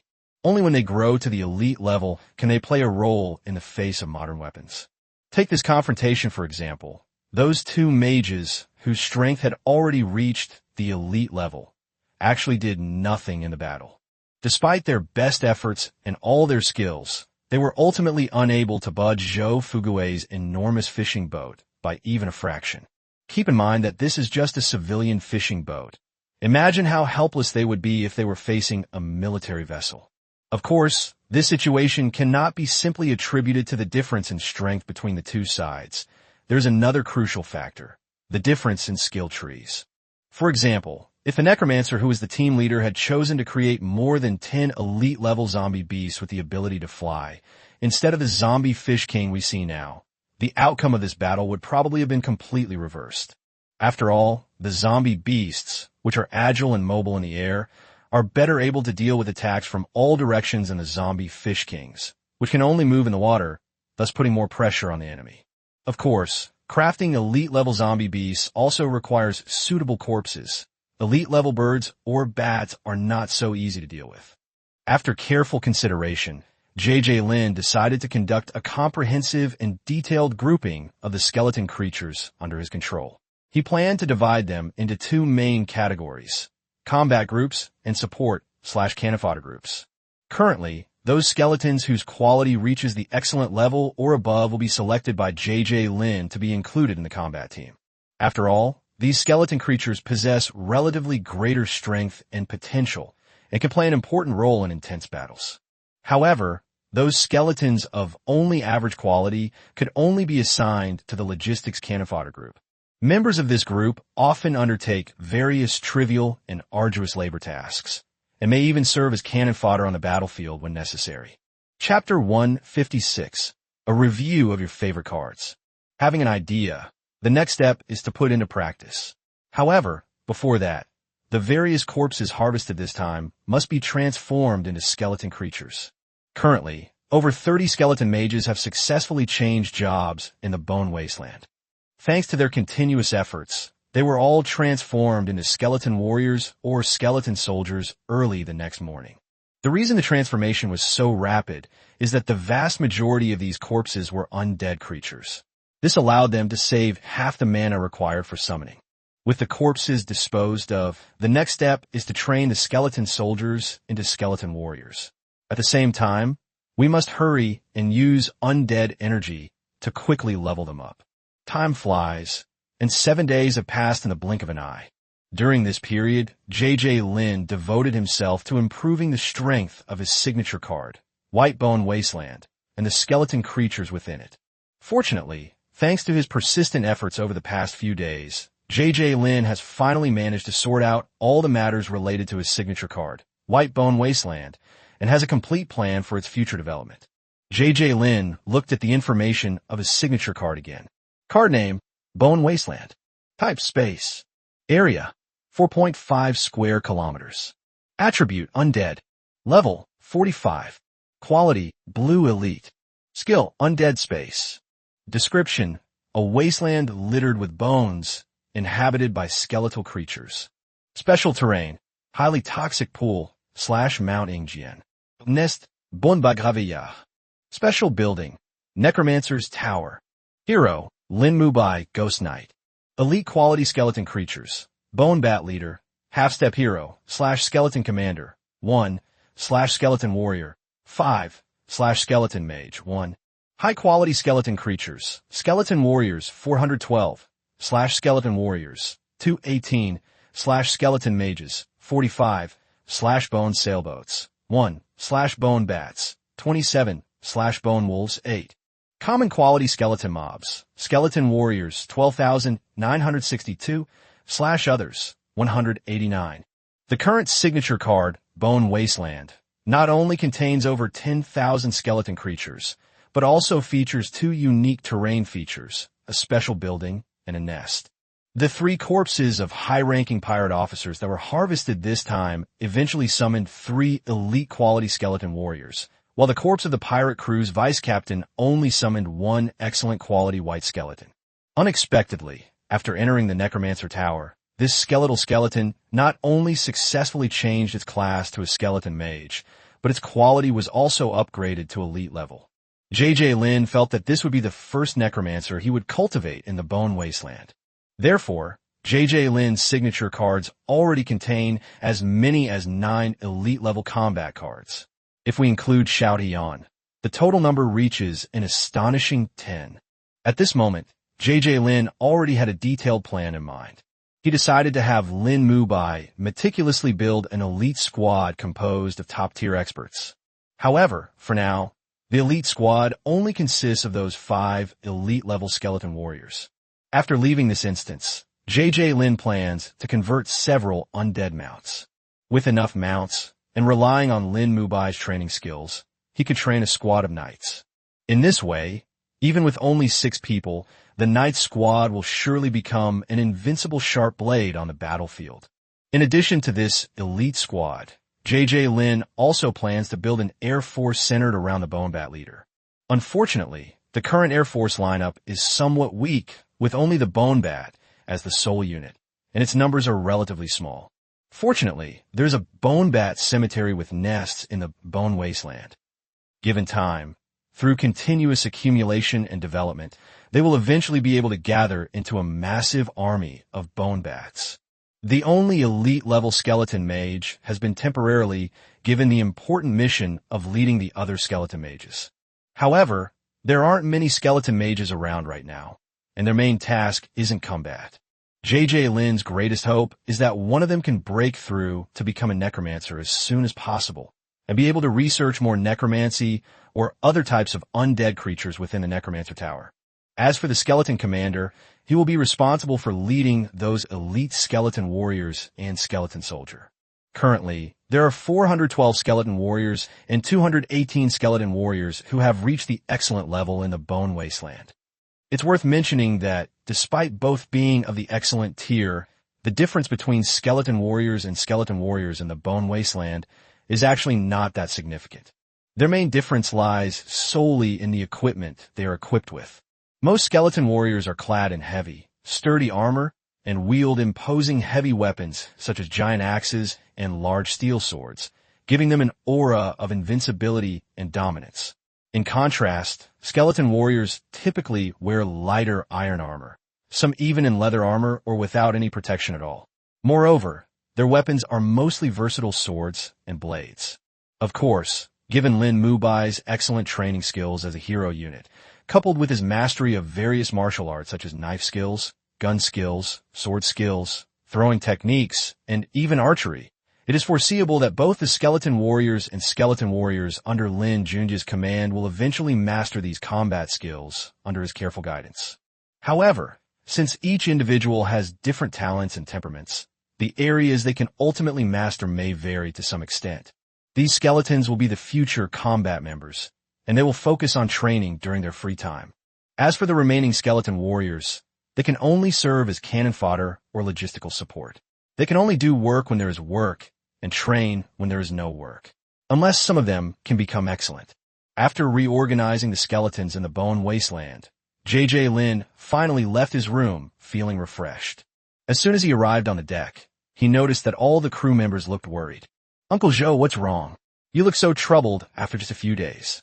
Lin Junjie asked with concern upon seeing Zhou Fugui's somewhat haggard appearance. "Sigh." Zhou Fugui sighed before saying, "It looks like I can't make a living in this area anymore. There are several zombie fish kings following our fishing boat every day, always driving away the schools of fish we find before we can catch them. These days, we've barely caught a single fish."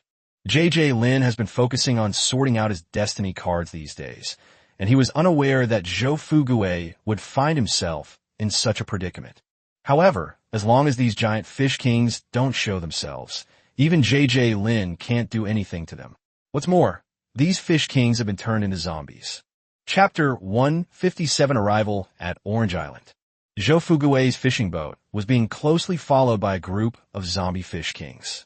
These zombie fish kings were enormous and had ferocious faces. They were sent by the leader of the Skull Pirate Gang to retaliate against them. A whole week has passed, and Zhou Fugui's fishing boat still can't shake off these annoying creatures. Driven and harassed by the zombie fish kings, the fishing nets on the boat have repeatedly failed, and the fishing gear has been severely damaged, resulting in Zhou Fugui catching almost nothing these past few days. Faced with the relentless zombie fish king lurking deep in the ocean, Zhou Fugui could only sigh helplessly. After careful consideration, he decided to temporarily leave the instance and rest. After all, having been away adventuring for so long, he hadn't had a proper chance to spend time with his family in a long time. However, for J.J. Lin, who had been enjoying plenty of food and drink and easily gathering resources on the fishing boat, Zhou Fugui's decision was a great pity. After all, this fishing boat was a free resource-gathering vessel they had finally discovered. Since boarding this fishing boat, J.J. Lin's resource collection speed has increased several times over. But as people often say, all good things must come to an end. Despite his deep reluctance, J.J. Lin understood that he couldn't stay on that fishing boat forever. So, at J.J. Lin's request, Zhou Fugui finally took him to an inhabited island. Standing on the shore, watching the fishing boats disappear into the vast sea, J.J. Lin couldn't help but feel a sense of loss and sadness. The island where J.J. Lin is currently located is affectionately known as Orange Island, and the lives of the island's residents are closely intertwined with oranges. Most of them rely on growing oranges to make a living. The orange trees covering the mountains and fields are like a green ocean, and the orange fruits scattered among them are as dazzling as jewels. Of course, besides growing oranges, some residents also choose to go out to sea to fish. The sea has bestowed upon them abundant gifts, making life on this small island full of vitality. Oranges, as the most representative product of the island, are not only delicious and juicy, but also rich in nutrients such as vitamins and fiber. More importantly, it can be stored for a long time without spoiling. For this reason, oranges became an essential supply for seafarers, effectively preventing diseases such as scurvy and indigestion. It was precisely because oranges held such an important position at sea that the Imperial Navy established an office on this small island. This area is responsible for overseeing the safety of the surrounding waters and handling various matters related to navigation and the Navy. After arriving on the island, J.J. Lin first went to the Navy office. He walked confidently through the gate and submitted his mission record of successfully eliminating the pirates to the staff. After entering the instance, J.J. Lin encountered 2 pirate forces, and 6 of them were killed and were on the wanted list. However, the 4 members of the Skull Pirates would share the spoils with Zhou Fugui. Even so, he still received a generous reward of 189 gold coins. In addition to the 30 gold coins he originally carried, he now has a total of 219 gold coins. On this relatively simple and unpretentious island, J.J. Lin, with his enormous wealth, is undoubtedly a truly rich man. After leaving the office, he walked briskly straight to a nearby fishing tackle shop. As soon as he entered the shop, a dazzling array of fishing nets and fishing tools came into view. After careful selection and comparison, he finally bought a large number of high-quality fishing nets and various practical fishing tools. Next, he rushed to the island's dock. There, many warehouses of various sizes were available for rent. After some haggling, he successfully rented one of the spacious and well-ventilated warehouses. This would be his temporary storage yard and fish processing area on the island. Besides fishing, J.J. Lin also plans to engage in some fish trading. He'll sell the valuable catch and buy the cheaper fish and scraps. This way, his resource collection efficiency can be increased several times over. After everything was arranged, he stood on the dock, looking at the surging sea, his heart filled with anticipation for the fishing life that was about to begin. However, he now faces a real problem. He only has the white bone sailboat available, and although it has a unique design, its fishing efficiency is relatively low. Thus, a bold idea gradually took shape in his mind. He would personally try to build a second bone sailing ship. Moreover, considering the unknown dangers that may be encountered at any time in the vast ocean, especially those enormous and incredibly powerful fish kings, ships alone are clearly far from sufficient. Therefore, he also plans to modify some undead creatures that can move underwater, making them his powerful assistants in underwater battles. In this way, even if he were to unfortunately encounter the terrifying Fish King, he would have enough strength to contend with it. J.J. Lin is now preparing to try building a large fishing boat that can catch fish in the sea using fish bones and scales. However, the problem at hand was quite thorny. He had neither a large and sturdy Fish King skeleton as the main structure, nor a ready-made shipwreck that could be modified. After careful consideration, J.J. Lin decided to take a different approach and use a large number of fish bones and scales to build this unique boat. Speaking of fish bones needed to build the ship's skeleton, while giant fish kings over 10 meters long are extremely rare in the ocean, large fish 1 or 2 meters long are not difficult to find. This undoubtedly gave him a glimmer of hope. As long as he could collect enough suitable fish bones, he could initially build the basic framework of the bone sailboat. Immediately afterwards, J.J. Lin entrusted the task of finding suitable materials to the skeleton warriors in charge of logistics. They needed to carefully search and sift through the mountains of fish corpses in the bone wasteland to find fish bones and scales that met the requirements. Meanwhile, J.J. Lin himself didn't stand idly by. He personally went to the market near the pier, hoping to find some larger fish for sale. After all, if he was lucky enough, buying ready-made large fish bones would greatly speed up the shipbuilding process. The pier on Orange Island is not large, but merchant ships come here every day to resupply. It was precisely because of the large number of ships coming and going from the dock that a sizable natural market naturally formed near the dock over time. The large fish bones that J.J. Lin was looking for could only be found here. Chapter 158, Rebuilding the Bone Sailboat. J.J. Lin strolled leisurely through the bustling market, his gaze wandering curiously around. The dazzling array of goods overwhelmed him, but he always kept one clear goal in mind, to find what he needed. Persistance payoff. After a patient search, J.J. Lin unexpectedly discovered a businessman's ice storage in an inconspicuous corner. The moment he stepped into the ice storage, a bone-chilling cold hit him. But what attracted his attention even more was the pile of sharks in the corner. These sharks vary in size, with the smallest being 1 or 2 meters long and the largest nearly 4 meters long. The sharks' fins and skin have all been cut off, leaving only their bodies and other parts unattended. It turns out that shark meat is inedible without special processing because it tastes bad and contains mild toxins. Therefore, even with a low price, most people still hesitated to buy them. The shop owner was also in a bind. After all, these dozen or so sharks were quite heavy, and if they couldn't be sold in time, they would not only take up space but also increase costs. However, this is several tons of meat, and it would be a real waste to throw it away, so we have had to keep it until now. However, for J.J. Lin, this was undoubtedly a golden opportunity. Fortunately, the owner here also spoke Dachau language, so he didn't hesitate to start a negotiation with the owner and finally successfully purchased the batch of sharks at a very low price, leaving the ice storage satisfied. Furthermore, he had already made arrangements with several seafood merchants at the dock, telling them that if they had any unwanted, low-priced, or spoiled seafood, they could come to him. As for the excuse, it's already been thought of, making animal feed. This experience not only allowed him to snag a small bargain and save a considerable amount of money, but also enabled him to reach a preliminary agreement with the vendors. It was a very fruitful experience. After wandering around all day, as night fell, J.J. Lin finally returned to the rented warehouse. However, to his great surprise, the skeleton warriors in the Bone Wasteland had not been idle during this time. They had successfully cleared out an astonishing amount of various materials. These materials come in many varieties, but the most important of them are the fish bones and scales of all sizes and shapes. After a short rest, J.J. Lin immediately got back to work. He methodically directed the skeleton warriors, first selecting thousands of large fish vertebrae, each over a meter long, from the mountain of fish bones, and then skillfully weaving them together to form the sturdy frame of the entire fishing boat.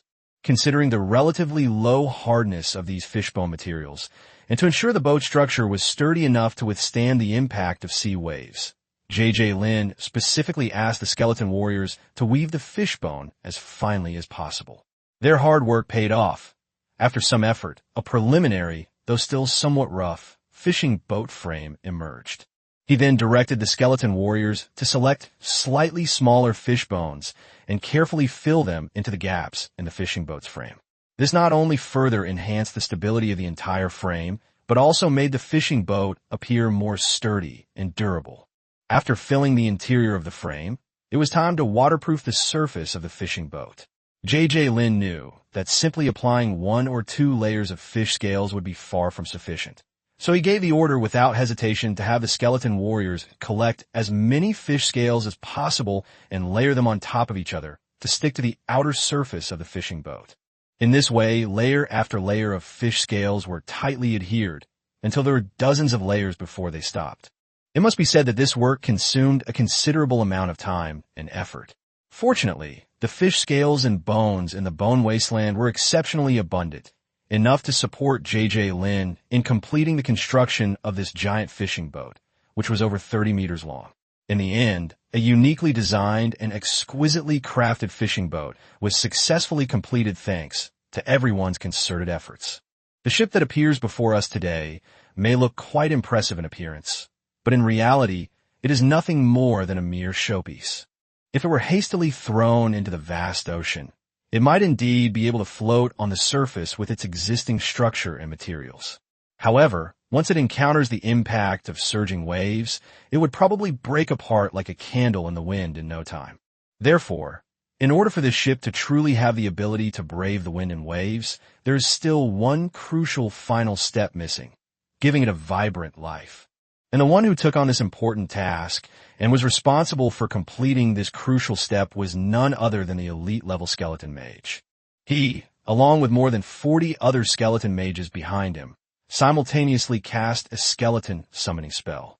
As the spell was cast, the shark's skull, which had long been installed on the bow deck, seemed to be suddenly infused with a magical power. Its previously empty, lifeless eye sockets instantly ignited with a blazing fire of soul. In an instant, the entire shark skull was enveloped in a strange light, which eventually covered the entire fishing boat. Immediately, the once cold and rigid scales and white bones came to life, connecting and fusing together seamlessly. Gradually, a fishing boat meticulously crafted from countless bones was finally completed. J.J. Lin quickly checked the information on the fishing boat. Name, Bone Sailboat. Type, Servant. Occupation, None. Attribute, Undead. Level, 20. Quality, White Standard. Skills, Navigation/loading. Talent, Never Tired. Description, this is a ship with life. This new ship was meticulously crafted based on the design of another bone sailing ship, so its appearance is not significantly different from the previous one.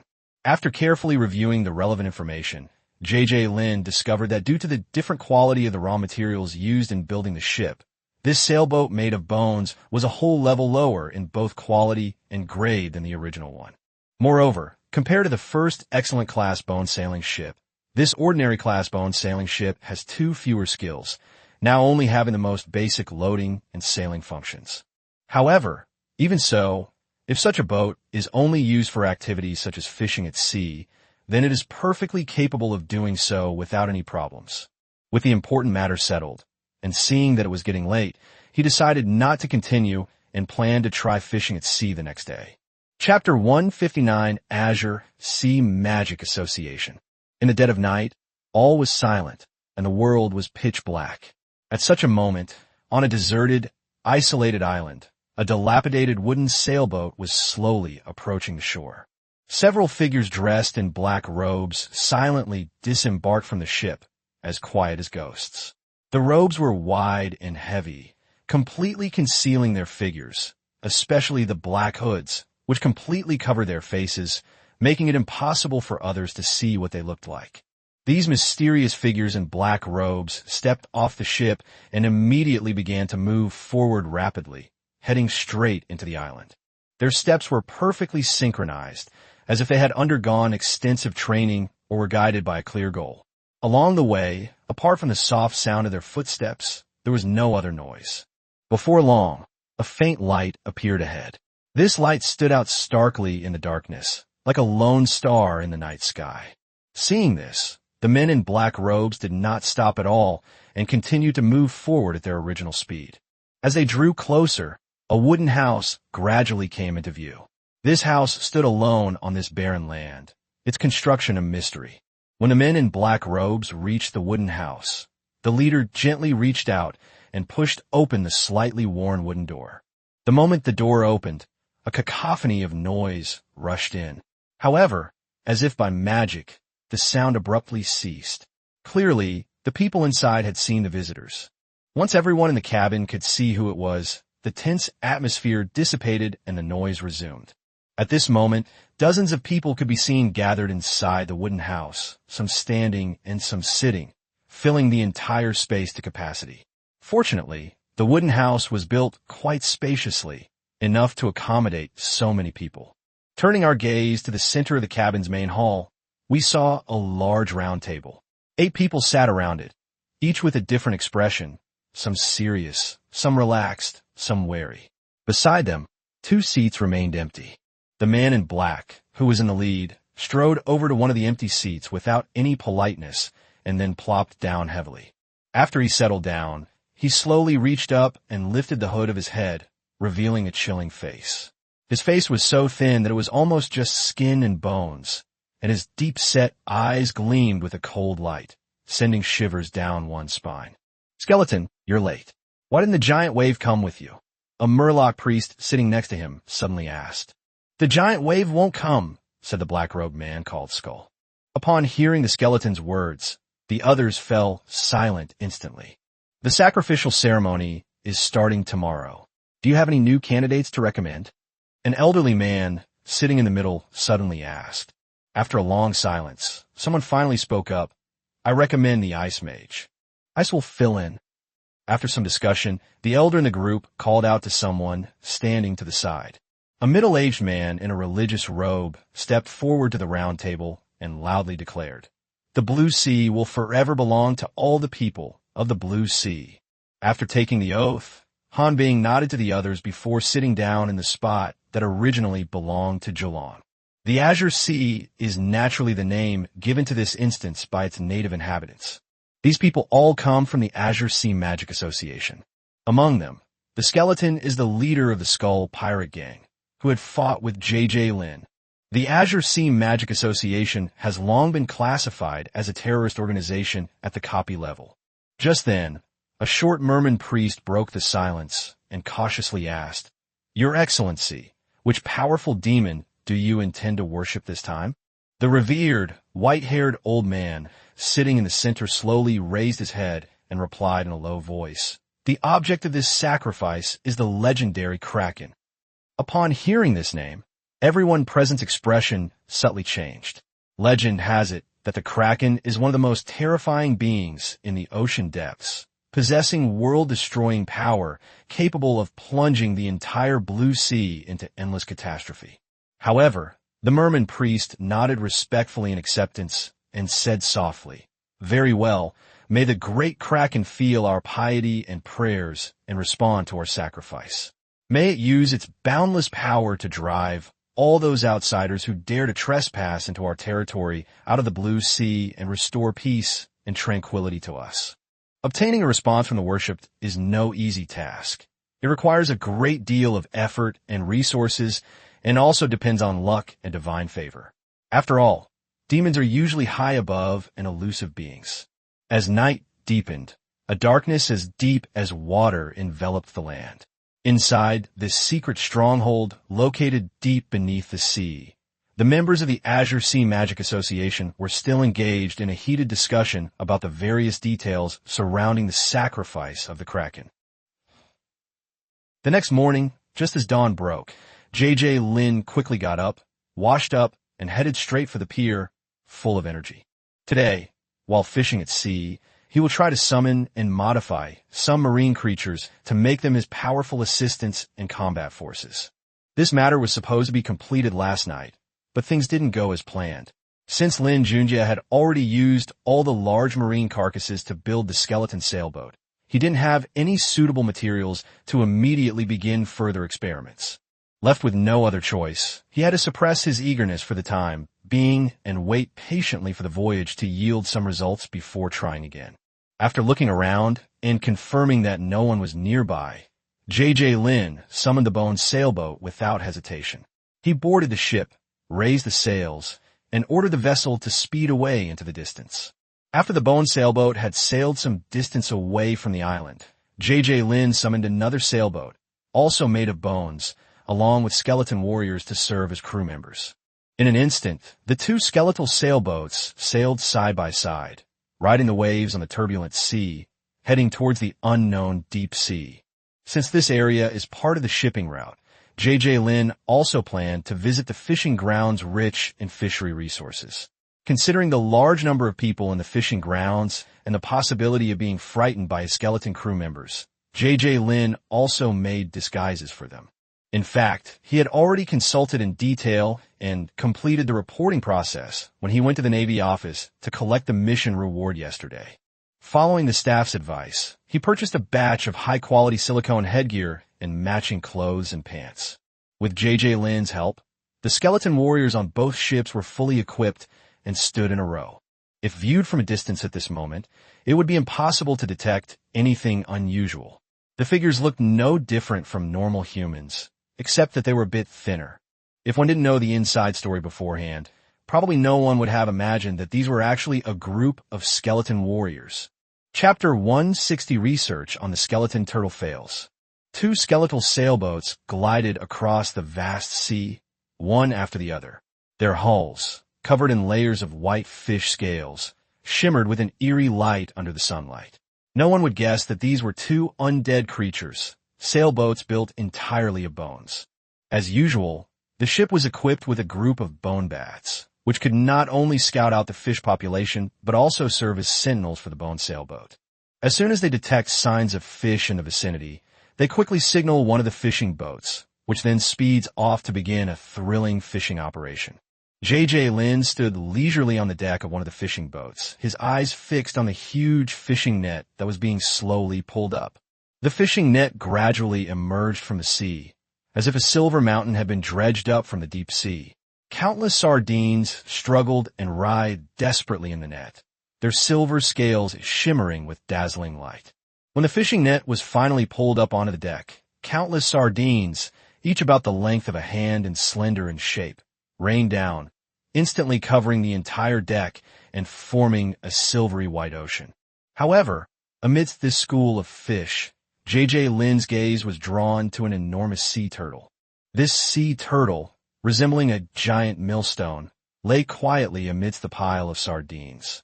It had clearly fallen into the fishing net by accident while hunting for sardines. J.J. Lin was secretly delighted. He hadn't expected that after the fishing boat had worked so hard at sea for so many days, it would finally catch such a worthy prey. He then loudly issued the order, and the skeleton warriors immediately sprang into action upon hearing it. They marched in orderly, heavy steps to the sea turtle, their sharp weapons striking without mercy. After a few muffled thuds, the sea turtle utterly died. Immediately afterwards, several skeleton warriors, following J.J. Lin's orders, carried the turtle's carcass to a corner of the deck. J.J. Lin approached the turtle's corpse, took a deep breath, and cast the skeleton summoning spell he inherited from the skeleton mage. In an instant, he channeled a surge of dark energy into the turtle's corpse. As the dark energy spread through the corpse, a millstone-sized undead turtle suddenly appeared before J.J. Lin's eyes. This undead sea turtle was pure white, with ghostly soul fire emanating from its skull. J.J. Lin stared intently at the skeletal sea turtle before him. It may have once been a predator in the ocean, but now only a bare skeleton remained. Although the sea turtle was a marine creature in its previous life, given its current appearance, if it were to venture into the ocean, it would likely sink to the bottom of the sea instantly. However, the skeleton turtle shell is a natural cavity, and after some observation, he was pleasantly surprised to find that sealing the skeleton turtle's shell did not affect the movement of its limbs. Once this cavity is completely sealed, it should be no problem for it to float on the surface of the sea or even swim freely in the ocean. After finalizing the plan, he acted swiftly. First, he found some larger bones and cut and polished them to fit perfectly into the gaps in the tortoise shell. Next, he collected many fish scales and carefully attached them to the outer layer of the tortoise shell to enhance the seal. Just when everything seemed to be going smoothly, J.J. Lin suddenly realized that there was still a key problem that had not been solved. Because the skull turtle's neck can extend and retract, improper handling could cause seawater to seep in from the neck. After much deliberation, he decisively decided to solve the problem once and for all by completely retracting the turtle's head and neck into its shell. This not only eliminated the potential for leakage, but also provided an extra layer of protection for the turtle's vital areas. Hard work pays off. After a period of busy work, a modified skeleton turtle with exposed limbs was finally presented to J.J. Lin. Boom! With a loud bang, the giant skeletal turtle was thrown into the turbulent sea by the two skeleton warriors. Standing on the deck, J.J. Lin's eyes were fixed on the skeleton turtle that had fallen into the water. He gave the skeleton turtle a command to test its abilities. The first test was of the skeleton turtle's buoyancy. After entering the water, its massive body quickly stabilized, and it floated effortlessly on the surface, as light and free as a falling leaf. Next was a test of paddling ability. J.J. Lin covered the skeleton turtle's limbs with a layer of fish scales, and as it paddled continuously in the seawater, the reaction force propelled it slowly forward. However, somewhat disappointingly, although the skeleton turtle was able to successfully float and paddle on the surface, its swimming speed was rather slow. Furthermore, due to its hollow structure, it also had difficulty sinking and swimming underwater. Of course, this isn't the only problem that needs to be solved. There's also the question of how to fight underwater. J.J. Lin frowned slightly, thinking to himself, what he hoped to obtain was not merely an undead creature that could float on the water's surface, but a being with powerful combat capabilities that could roam freely underwater. Unfortunately, this first attempt at modification clearly ended in failure. But he was not discouraged. Instead, he secretly resolved to continue to work hard to improve it until he created an underwater combat undead creature that satisfied him. J.J. Lin put away the half-finished skeleton turtle and handed it over to the skeleton mages in the Bone Wasteland for research and improvement. This wasn't laziness on his part. He simply intended to train these skeleton mages. He had always wanted to train these skeleton mages into research talents. Lin Junjie wasn't in a hurry to make this change. It would be a good opportunity for them to conduct thorough research. Most undead creatures are of questionable intelligence, with only a very few possessing intelligence comparable to that of humans, like Lin Mubai. However, J.J. Lin also discovered that the undead of the mage class are slightly more intelligent than ordinary undead due to their higher mental strength. Using your brain more often is very helpful in improving intelligence. He arranged it this way in the hope that some of these skeleton mages would emerge with intelligence comparable to that of humans. Perhaps their increased intelligence will make them more suited to becoming necromancers. Before he knew it, it was already late. J.J. Lin arrived at the cabin of a skeleton sailboat, where more than 30 skeleton warriors were sorting and cutting fish. The most striking one was a black skeleton. He could cut fish meat twice as fast as the other skeleton warriors. J.J. Lin still has a strong impression of this unique black skull. He thought it would definitely be a high-quality skeleton creature, but the result was a huge disappointment. However, J.J. Lin didn't completely give up, so he often assigned him tasks. Now it seems that this skeleton is a bit different. He learned to butcher the fish directly in the hold on Zhou Fugui's modern fishing boat. The cut fish meat is definitely more valuable than the whole fish, and he can use the money from selling the fish meat to buy more of those relatively cheap fish. He directly sealed the fish meat and the dissected fish bones into cards. He naturally kept the more valuable fish meat, while the rest were directly fused into his own signature cards. The marine carcasses that enter the bone wasteland will undergo further processing. Jellyfish and the like will be used to fill the highly toxic pools. In addition, large fish bones or scales will be removed and placed separately. These are all good materials for crafting weapons or modifying skeleton creatures. Chapter 161, Successful Sacrifice. Night fell, shrouding the world in darkness. After entering a cabin, J.J. Lin quickly took out a small tent from his backpack, skillfully set it up, and then crawled inside to get some rest. The bone sailboat was too rudimentary, lacking any living facilities. Even on board, the only option was to set up a tent. However, on a rocky islet not far from the ship, a sinister sacrificial ceremony was in full swing. The moonlight cast a faint glow, illuminating a group of figures dressed in strange attire with grotesque faces. They surrounded a massive, meticulously crafted magic circle, chanting incantations. "Awaken, Kraken, giant from the deep sea," the merman high priest shouted hoarsely. As soon as the words were spoken, a dazzling beam of light suddenly shot out from the magic circle, soaring straight into the sky. At the same time, those who were participating in the ritual around them unhesitatingly poured bucket after bucket of fresh shrimp into the beam of light. As time passed, the once calm rocky islet suddenly began to shake violently. Sensing the approaching danger, everyone's expression changed drastically. They turned and fled as fast as they could, running desperately away from the island. With a deafening roar, the entire island seemed to be instantly lifted away by an irresistible force. When it crashed heavily onto the sea, it stirred up towering waves tens of meters high. These surging waves, like a pack of ferocious beasts, crashed wildly in all directions. Nearby ships were mercilessly capsized one after another under the impact of this powerful force, some even breaking into pieces. Amidst the chaos, a colossal octopus of astonishing size gradually emerged from the sea. The portion of it that was above water alone was already over 100 meters tall. Countless thick, powerful tentacles waved in the air, stirring up gusts of wind and splashes of water. Its enormous body exuded a chilling aura of terror, as if it were a demon crawling out of the depths of hell. "Hold head high!" The silent roar echoed all around, and anyone within a kilometer who heard it felt a splitting headache. The Great Kraken. Most of those who participated in the sacrifice were quite powerful, but at this moment they could only suppress the excruciating pain in their brains and prostrate themselves on the sea surface, praying for the help of the giant kraken.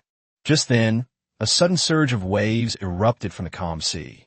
A massive tentacle, like a pillar supporting the sky, emerged from the seabed and swiftly wrapped around a merman who was kneeling in devout worship. The sharp barbs on the tentacles gleamed coldly, like a sharp spear, piercing straight into the back of the fishman's head. In an instant, blood splattered everywhere, staining the surrounding seawater red. However, to everyone's astonishment, the fishman tightly wrapped by the tentacles was still able to open his mouth and speak. His voice trembled and was weak, but still clearly audible. "Tell me, what exactly do you need me to do? And what price are you willing to pay for it?" Witnessing this scene, the merman priest standing to the side turned pale with fright and trembled all over. He stepped forward tremblingly, bowed respectfully to the kraken, and then said in a tone full of awe, "Great Kraken, you are the master of the blue sea, the god we all worship. Now, this once peaceful and tranquil ocean has been invaded by those despicable outsiders who wantonly plunder our resources and kill our fellow beings. We beg you to have mercy, to use your boundless divine power, and to drive these invaders out of here." Upon hearing the merman priest's plea, the kraken let out a deep, deafening roar that seemed to make the entire sea tremble. Then, its massive body slowly began to move, stirring up surging waves that surged forward. "Let's go." With the Murloc priest's command, the Murlocs followed closely behind Kraken, swimming in a mighty procession towards the distant naval base. Along the way, this team, led by the giant octopus, was virtually invincible. Whether they encountered schools of fish or fishing boats floating on the sea, none could escape their clutches. The Kraken brandishes its terrifying tentacles, easily swallowing schools of fish whole. The poor fishing boats are instantly capsized or smashed to pieces, and the human crew members on board are all destined to become the Kraken's meal. The merman priest stared intently at everything unfolding before him, his heart filled with unease. You should know that in legends, the deep-sea monster is notorious for its brutality and ferocity, and is feared by all. Back in the day, it was only by taking advantage of its slumber that the ancestors of the fish people managed to seal it away with great difficulty and effort. Now, however, they have no choice but to release this terrifying existence again. The merman priest can hardly predict what the consequences of this action will be, whether it will be a blessing or a curse. However, unexpectedly, things seem to be going more smoothly than expected. Despite its brutality, the Kraken seems somewhat gullible. What's even more surprising is that, judging from its behavior, it seems to have no memory of the experience of being sealed away for over 1,000 years.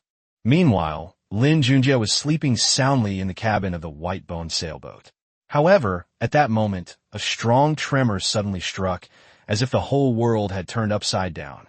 When JJ Lin woke up with a start and rushed out of the tent, he was stunned to see that the entire boat had completely capsized. At that moment, he felt it was slowly sinking into the water. Lin Junjie was terrified and rushed to the hatch, trying to open it to escape.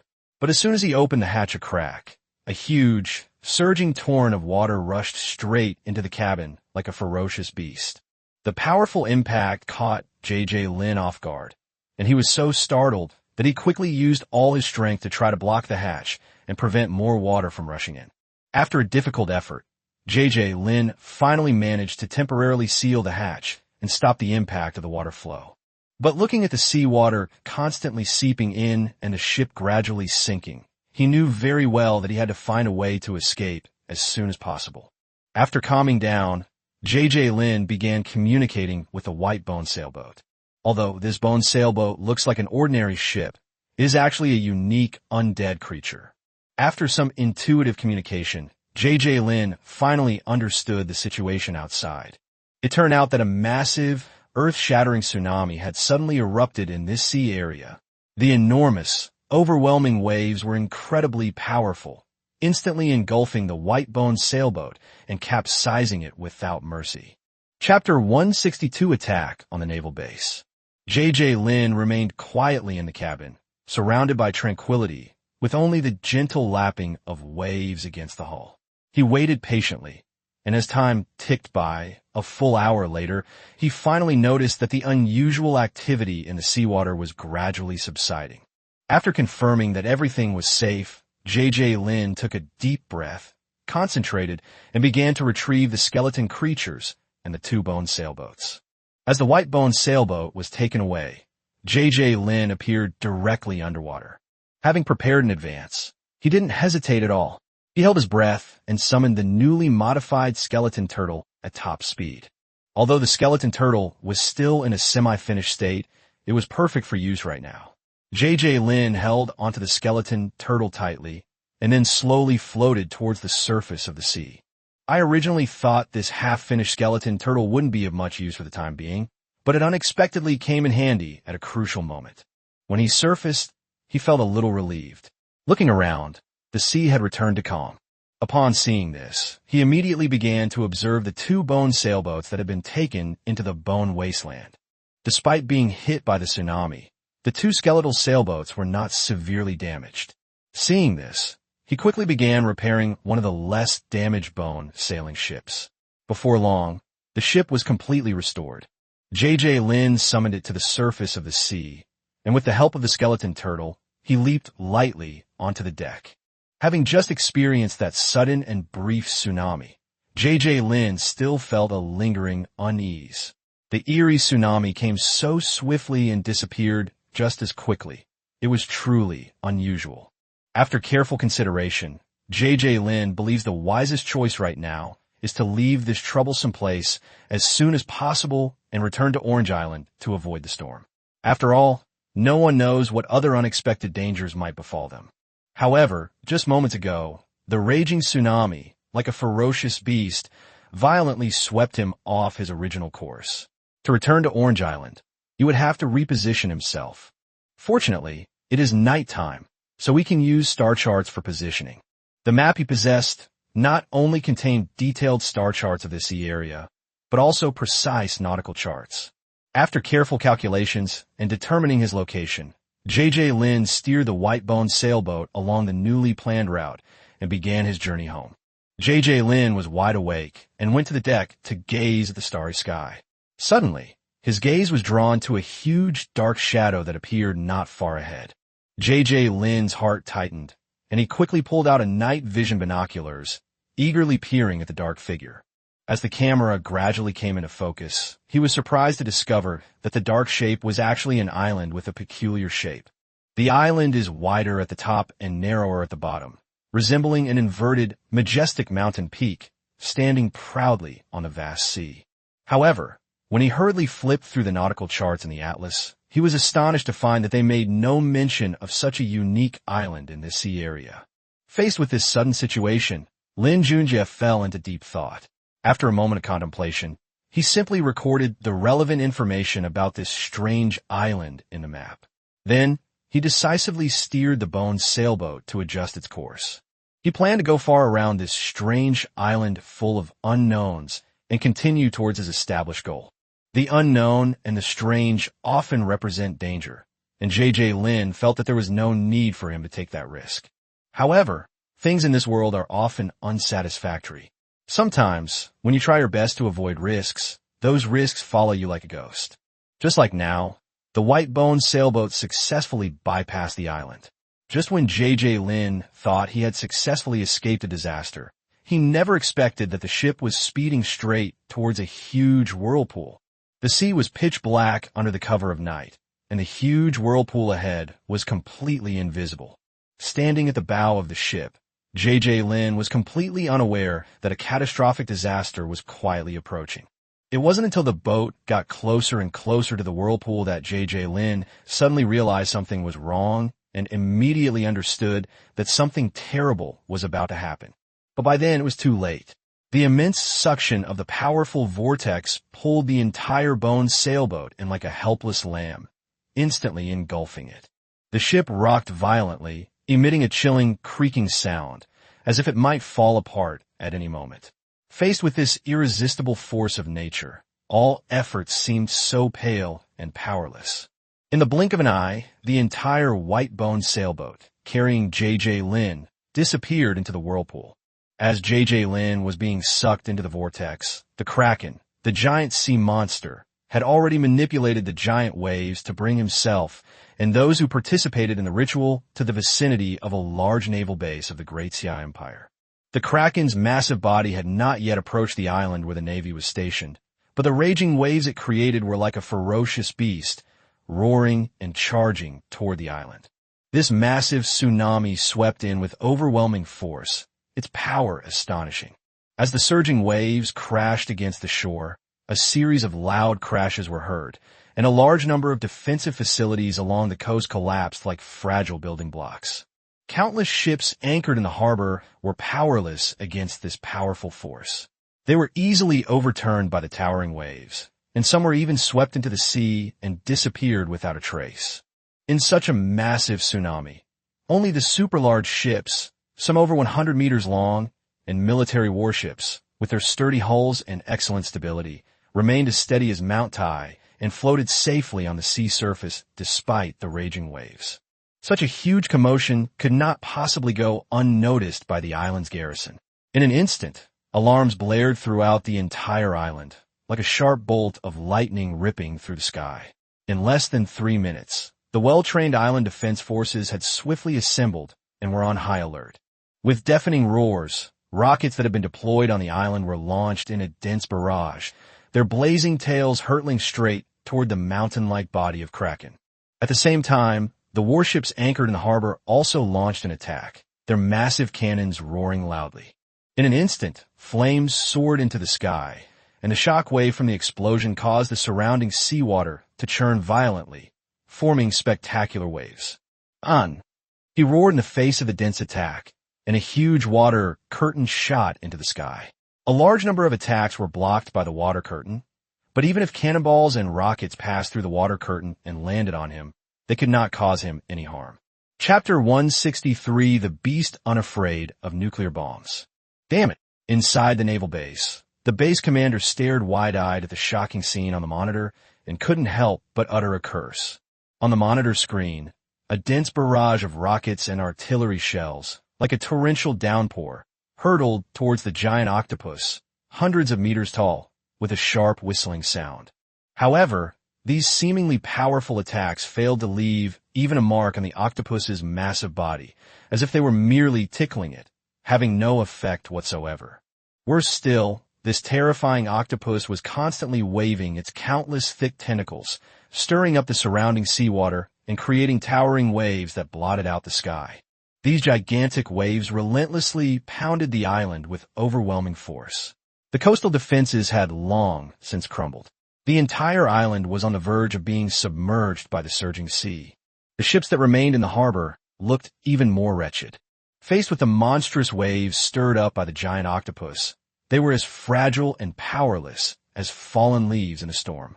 Smaller boats were tossed high into the air by waves tens of meters high and capsized, while giant boats hundreds of meters long were tightly entangled by the octopus's huge tentacles and mercilessly dragged into the unfathomable depths of the sea, disappearing without a trace. Faced with such a powerful and seemingly invincible enemy, the base commander's forehead beaded with sweat. After a brief moment of thought, he made a decisive move, shouting, "Everyone evacuate to the underground base. A miniature nuclear missile will be launched in 3 minutes." This decision was not made on a whim, but rather was a contingency plan that had been prepared long before the existence of such a powerful giant creature in this instance was discovered. As the base commander's authoritative and resounding voice echoed across the entire island via the broadcast system, all personnel immediately sprang into action. They dropped what they were doing and sprinted toward the entrance to the underground base. Shouts, footsteps, and alarms filled the air. The scene was chaotic yet orderly. Fear and tension were written on everyone's face, but they still resolutely carried out orders, racing against time to fight for a chance to survive. Even a few remaining massive warships abruptly ceased their fierce artillery barrage. The crew members sprang into action, quickly boarding the pre-prepared underwater lifeboats. As the hatches slowly closed, these small yet sturdy lifeboats were launched into the sea like torpedoes by a special launcher and nimbly swam towards the deep seabed. They will enter the underground base through underwater tunnels built on the seabed. Time ticked by, and when the 3-minute countdown ended, the entire underground base seemed to be activated instantly. All the entrances seemed to come alive, automatically and slowly closing. At the same time, more than a dozen miniature nuclear bombs were launched from every corner of the island, like streaks of lightning ripping across the sky. Boom! With a deafening roar, the miniature nuclear bombs exploded almost simultaneously upon striking the giant octopus, instantly sending a massive mushroom cloud soaring into the sky.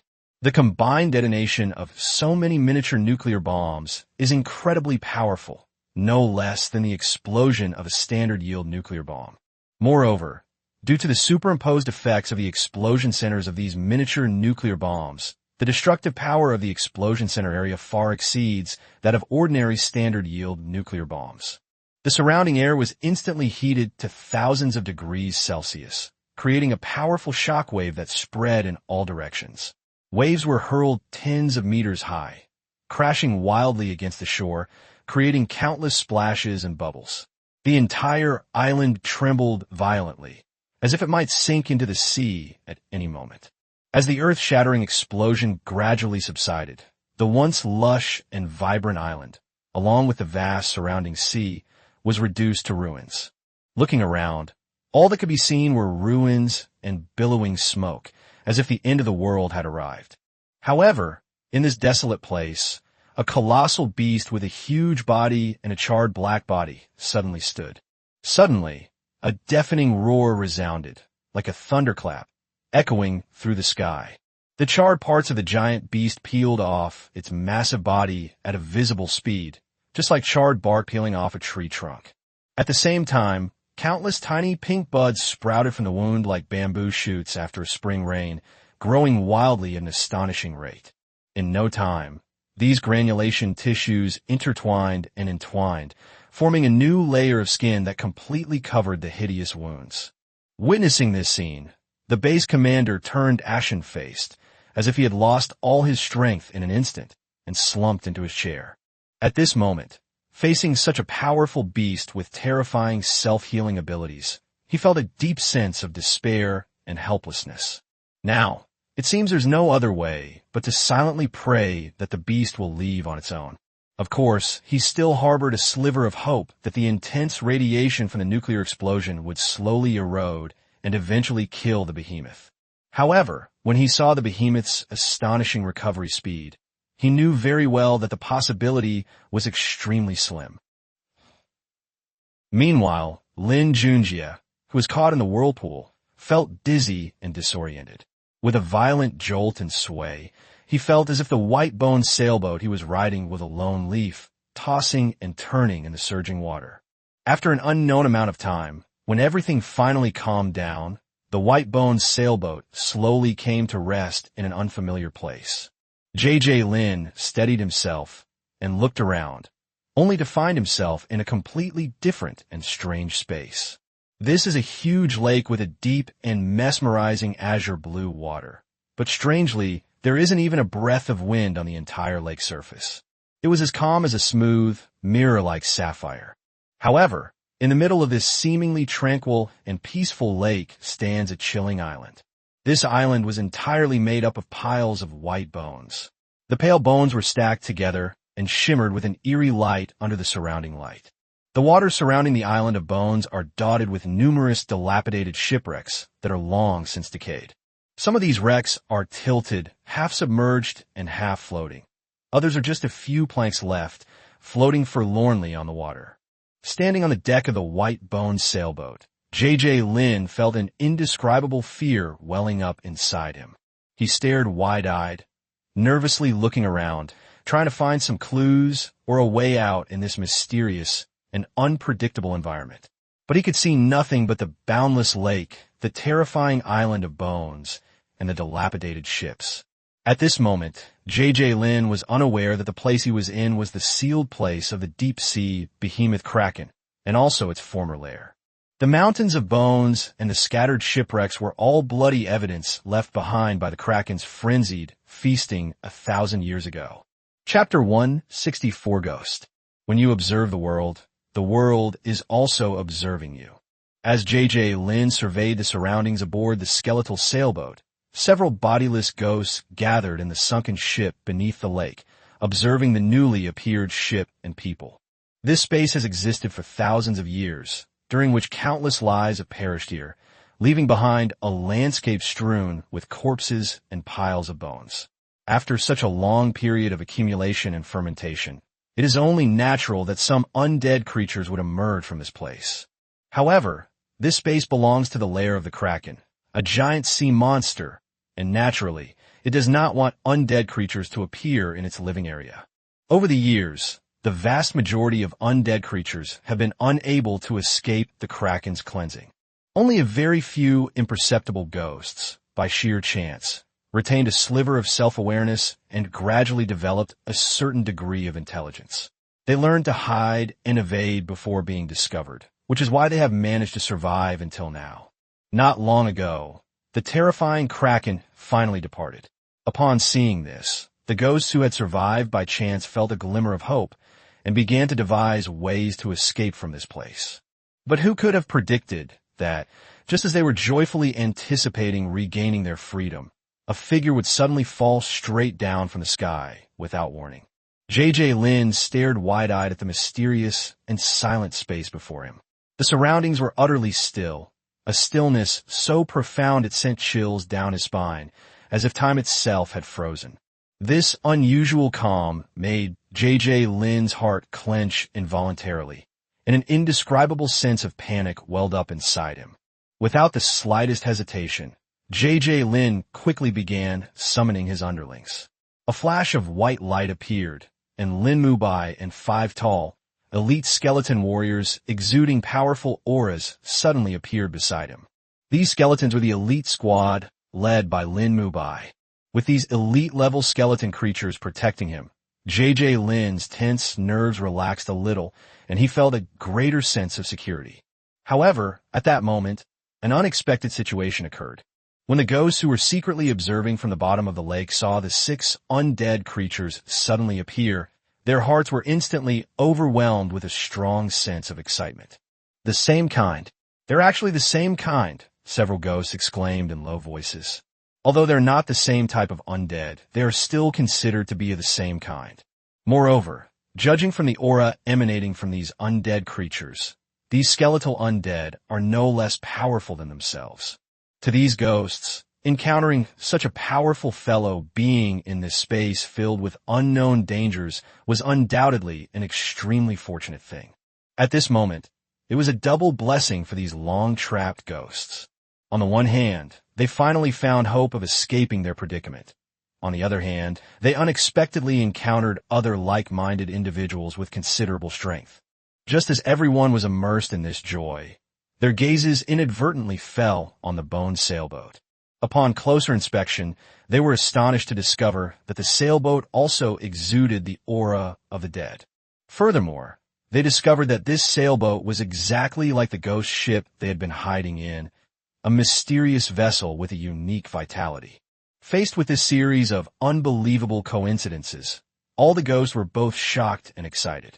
In the end, unable to suppress their inner impulses, they ignored J.J. Lin's presence and revealed themselves one by one.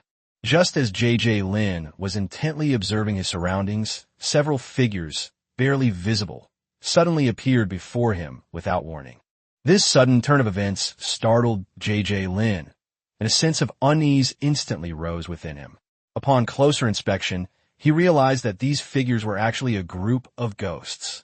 Although J.J. Lin had never seen a real ghost before, he did not feel any obvious malice or threat when facing them. These ghosts floated silently in the air, seemingly with no intention of taking any further action. Nevertheless, J.J. Lin remained vigilant and dared not let his guard down. The ghosts muttered incantations in a strange, low voice. This language was completely foreign to J.J. Lin, and he couldn't understand its meaning at all.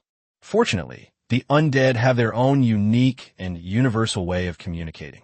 Moreover, these ghosts were communicating with Lin Mubai, who was standing nearby. As a hero unit, Lin Mubai's intelligence is now no less than that of an ordinary person. He calmly communicates with the ghosts. After a period of communication, Lin Mubai finally figured out the ghost's intentions and turned to tell Lin Junjie the important information he had obtained. It turned out that these ghosts were willing to help J.J. Lin and the others find a way out of this place. Hearing this, J.J. Lin was overjoyed. After all, in such an environment full of unknown dangers, having some local spirits familiar with the area to help would undoubtedly greatly increase the chances of a successful escape. So he nodded without hesitation, welcoming the ghosts to join the team. Led by J.J. Lin, Lin Mubai, and the others carefully leaped from the huge deck and landed steadily on the small island in the middle of the lake, which was made up of piles of white bones. Following the ghosts, they headed towards the heart of the island. According to the ghosts, this entire space didn't seem particularly remarkable, but if there truly was a way out, it must be hidden within this small island built of bones. The Kraken, a giant sea monster, once roamed this island, deterring these ghosts from approaching. Now, although the Kraken is gone, its lingering presence still terrifies them. The group searched the island thoroughly, but found no clues. Seeing that he had no clue how to get out, J.J. Lin looked down at the skeletons at his feet. Even after thousands of years of erosion, the general shape of the original creature to which each bone belonged could still be clearly distinguished. Some of these bones are thick and huge, clearly belonging to a large beast, while others are small and delicate, perhaps once belonging to some kind of agile little animal. After some thought, J.J. Lin summoned all the undead creatures from his signature card. These skeletons split in two. One half dispersed throughout the space to search for anything unusual, while the other half surged like a tide towards the piles of bones scattered across the island, quickly rummaging through them. J.J. Lin plans to seal all the bones on the entire Bone Island and store them in the Bone Wasteland. This way, he can collect resources and also see what's happening beneath the bones. Based on information obtained from the ghosts, it is possible that the exit passage is buried beneath these bones.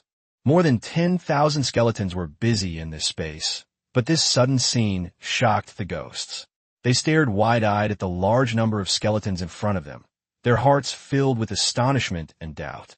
When they learned from Lin Junjie that all the skeleton warriors were actually Lin Junjie subordinates, the ghosts' attitude towards Lin Junjie immediately changed, and they began to look at him with awe and admiration. Chapter 165, an epic-level powerhouse arrives to reinforce the way.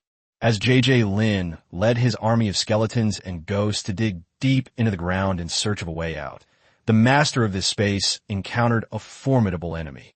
With deafening roars, countless enormous tentacles lashed out at the island. The Kraken withstood the fierce bombardment with its powerful body.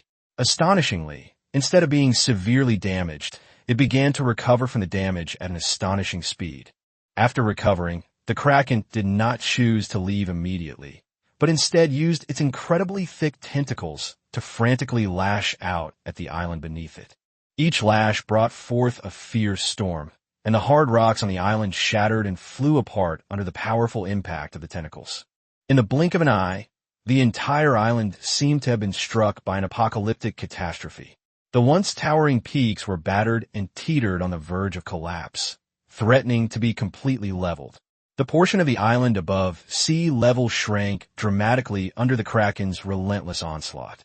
At this rate, given enough time, it would likely ruthlessly expose the underground base hidden beneath the island. Boom! Just as Kraken was venting his anger, a dazzling, thick beam of energy shot towards Kraken's right eye like lightning. The sudden attack caught the Kraken off guard, and it instinctively raised one of its tentacles in an attempt to block the deadly beam. With a deafening roar, the energy beam collided with the tentacles, unleashing a blinding burst of light. The surrounding air was instantly distorted and deformed by the scorching heat. Although Kraken successfully blocked the attack with his tentacles, the power contained in this energy beam was simply too terrifying. It directly charred a large section of the tentacles, emitting billowing black smoke and a pungent burnt smell. Only then did Kraken suddenly notice a figure hovering in mid-air in the distance.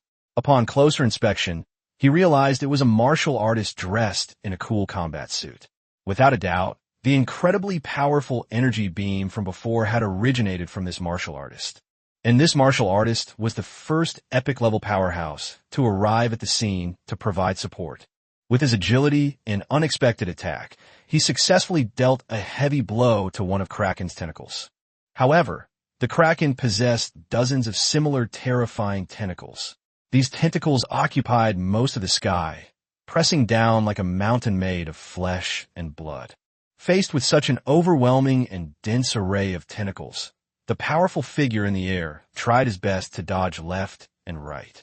But unfortunately, the number of tentacles was simply astonishing, as dense as raindrops in a storm, making it impossible to escape. Finally, after a thrilling chase, an incredibly thick tentacle flashed across the sky like lightning and lashed down on the powerful figure. A deafening bang resounded, as if the entire world trembled. Immediately afterward, a massive wave, tens of meters high, exploded on the sea surface like a giant underwater bomb detonating. The unfortunate, powerful figure struck was sent plummeting straight into the unfathomable depths of the ocean like a cannonball. Time passed second by second, and a full half-minute later, a figure gradually emerged on the calm sea surface. It was the powerful figure who had just been pulled into the sea. He looked rather disheveled, soaking wet and his clothes tattered. However, he didn't seem to have suffered any fatal injuries and still retained some fighting ability. Without a doubt, it is clear from the brief exchange that even though this powerful figure is quite strong, he is still far inferior to the Kraken, the giant sea monster. Just when the powerful figure thought the battle was about to end in his defeat, a strange noise suddenly came from the distant sea. He looked up and saw a dark figure rushing towards him at lightning speed. As it drew closer, he could finally make out its details. It turned out that someone was standing on the back of an enormous yellow raptor, flying towards them at high speed. This raptor has a wingspan of several meters, and each flap of its wings creates a powerful gust of air, making its flight speed unimaginable. Old Sheen, be careful, this guy is really tough to deal with. Upon seeing the newcomer, the epic-level expert immediately flew into the air and shouted a warning. Ha ha, old M.O., what happened to make you look so disheveled? Old Sheen asked with a laugh. Clearly, they are both powerful individuals stationed in the instance, and not only do they know each other, but they also have a good relationship. Don't joke around with me. This thing definitely has legendary strength, old M.O. said very seriously. Damn it, what's the point of fighting then? Let's retreat, Old Sheen said, preparing to leave. Although both are epic-level powerhouses, legendary-level creatures cannot be defeated by multiple people. Damn it, what are you chickening for? This thing may have legendary strength, but I don't think it's in great shape. We'll have a cross-level kill later, old M.O. said seriously. So, it wasn't the complete form after all. No wonder you were beaten up by a legendary behemoth, and you're still full of energy. Let's do it.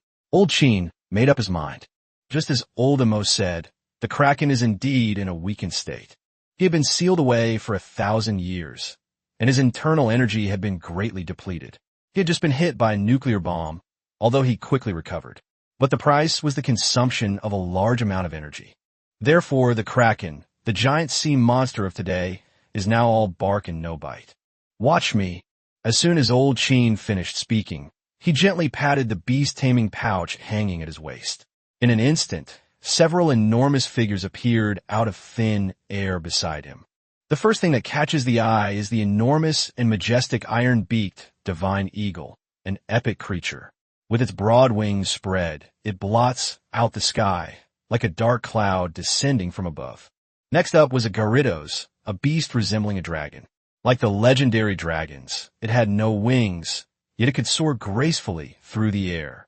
Looking further out at the sea, amidst the surging waves, a colossal whale, nearly 100 meters long, loomed in and out of sight. A thick, long, and hard horn adorned its forehead, and its mountain-like body burst forth from the water, sending sprays dozens of meters high into the air. Its imposing presence awed everyone present. This was none other than Old Mo's other epic beast, the narwhal. You should know that this Old M.O. is a renowned epic-level beast tamer, and all the beasts he summons are powerful beings that have reached the epic level. At this moment, along with the majestic yellow thunderbird beneath Lao M.O. and Lao Qin's feet, a total of 5 epic-level combatants had gathered on the scene. As for Qin himself, although he is an epic-level beast tamer with a high level of energy, his expertise lies in nurturing and training beasts. He is not particularly adept at directly participating in combat, and can at most be considered a half-epic level combatant. Chapter 166 Battle against the Deep Sea Kraken. The battle began instantly, with countless bolts of lightning, like silver snakes, gathering madly in front of the Thunderbird. These lightning bolts intertwined and entangled, eventually coalescing into dazzling orbs of electricity. These orbs streaked across the sky at astonishing speed, shooting straight towards the colossal beast on the turbulent sea like meteors.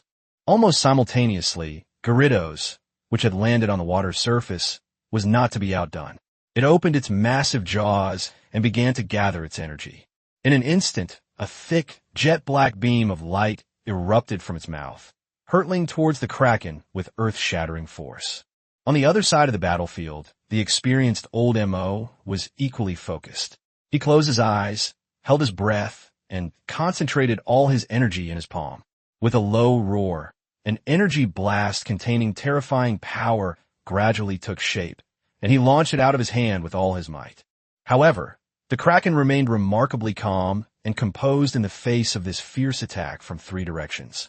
It simply waved its thick tentacles, easily deflecting each attack. The violent collision they caused produced a deafening roar and a massive explosion. The aftershocks of the explosion even created waves tens of meters high. These attacks were, after all, the most powerful blows from an epic-level powerhouse. Even though all the attacks were successfully blocked by Kraken's tentacles, a considerable area of wound appeared on Kraken's incredibly tough tentacles as a result.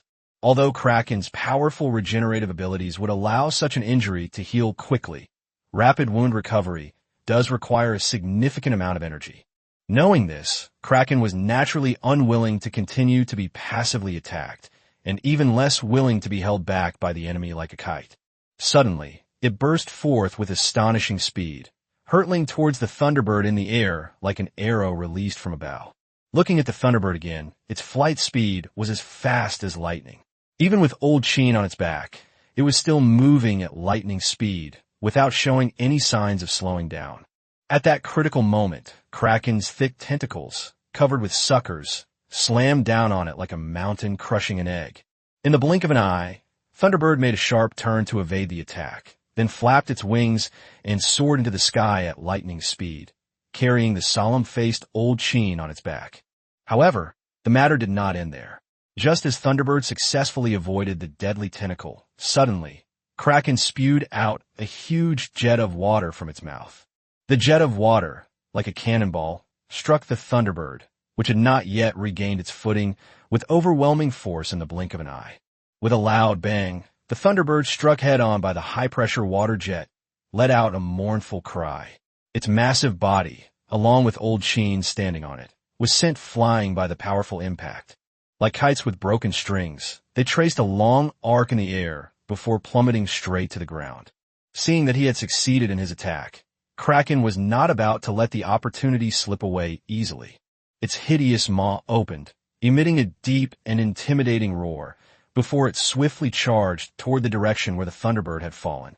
Just as Kraken was about to catch up with Thunderbird and Old Sheen, the iron-beak eagle, which had been circling high in the sky, suddenly folded its wings and swooped down like an arrow, its target Kraken's head.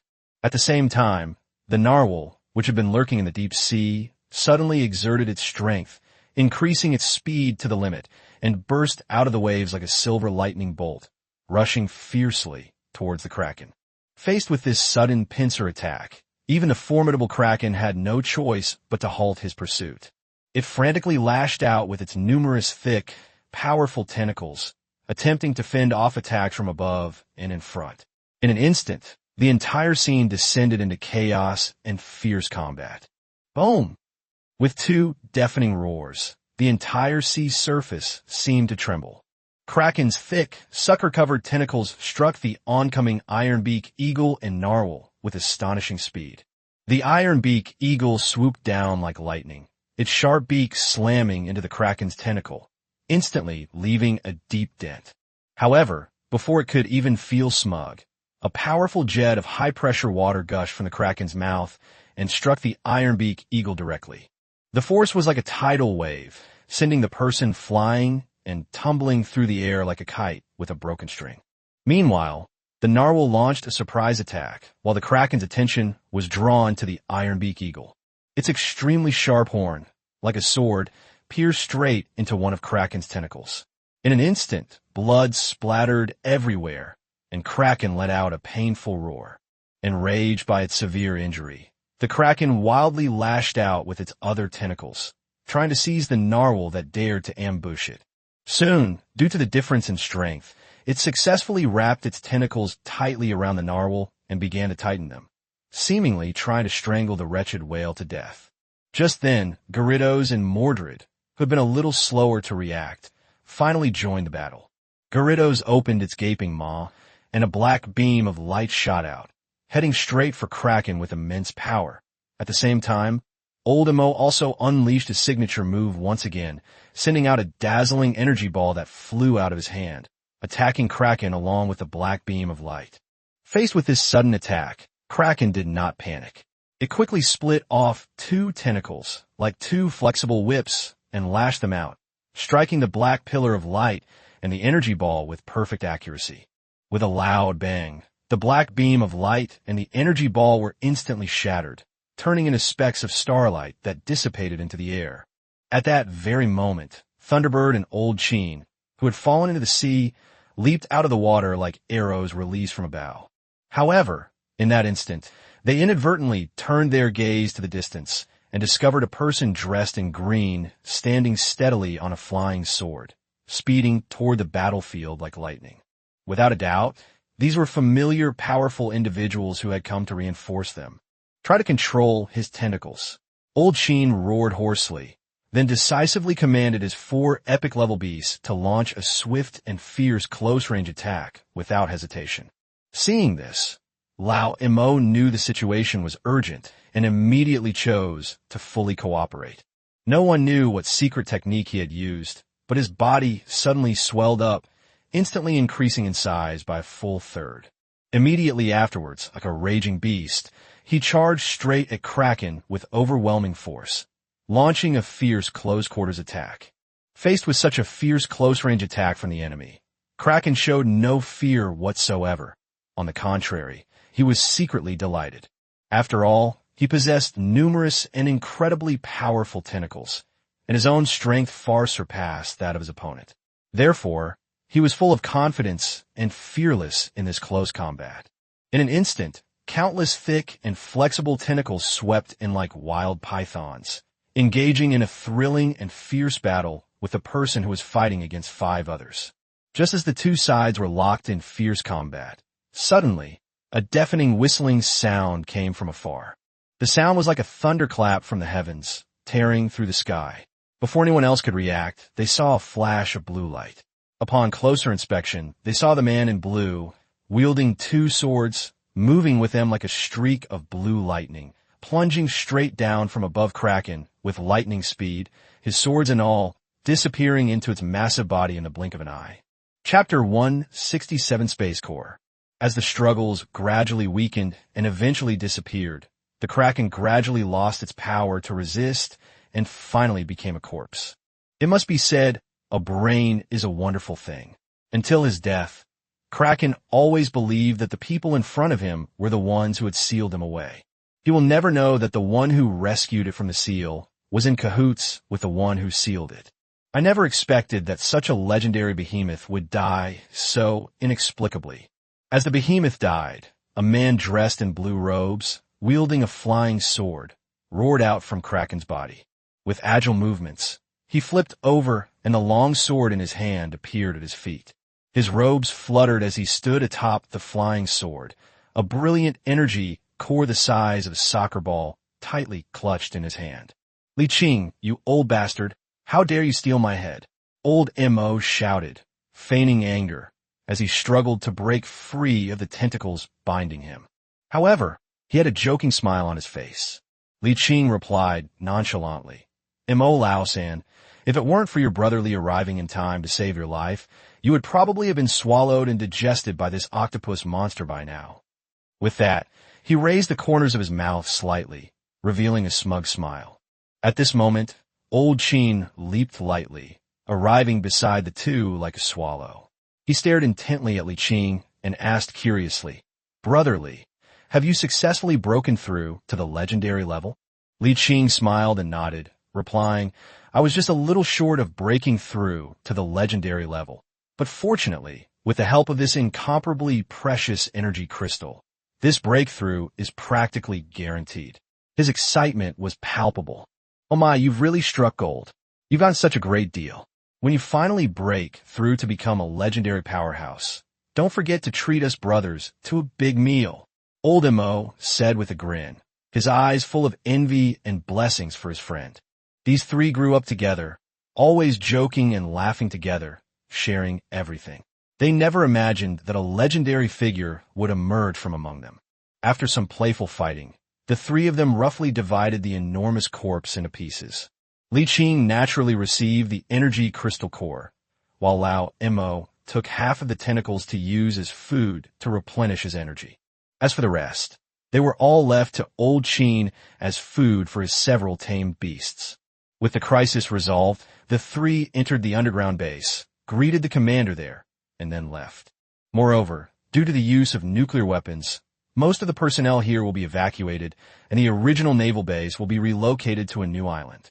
Useless, on a desolate island, the head of the Azure Sea Magic Association, who had witnessed the entire process through the water mirror technique, muttered under his breath.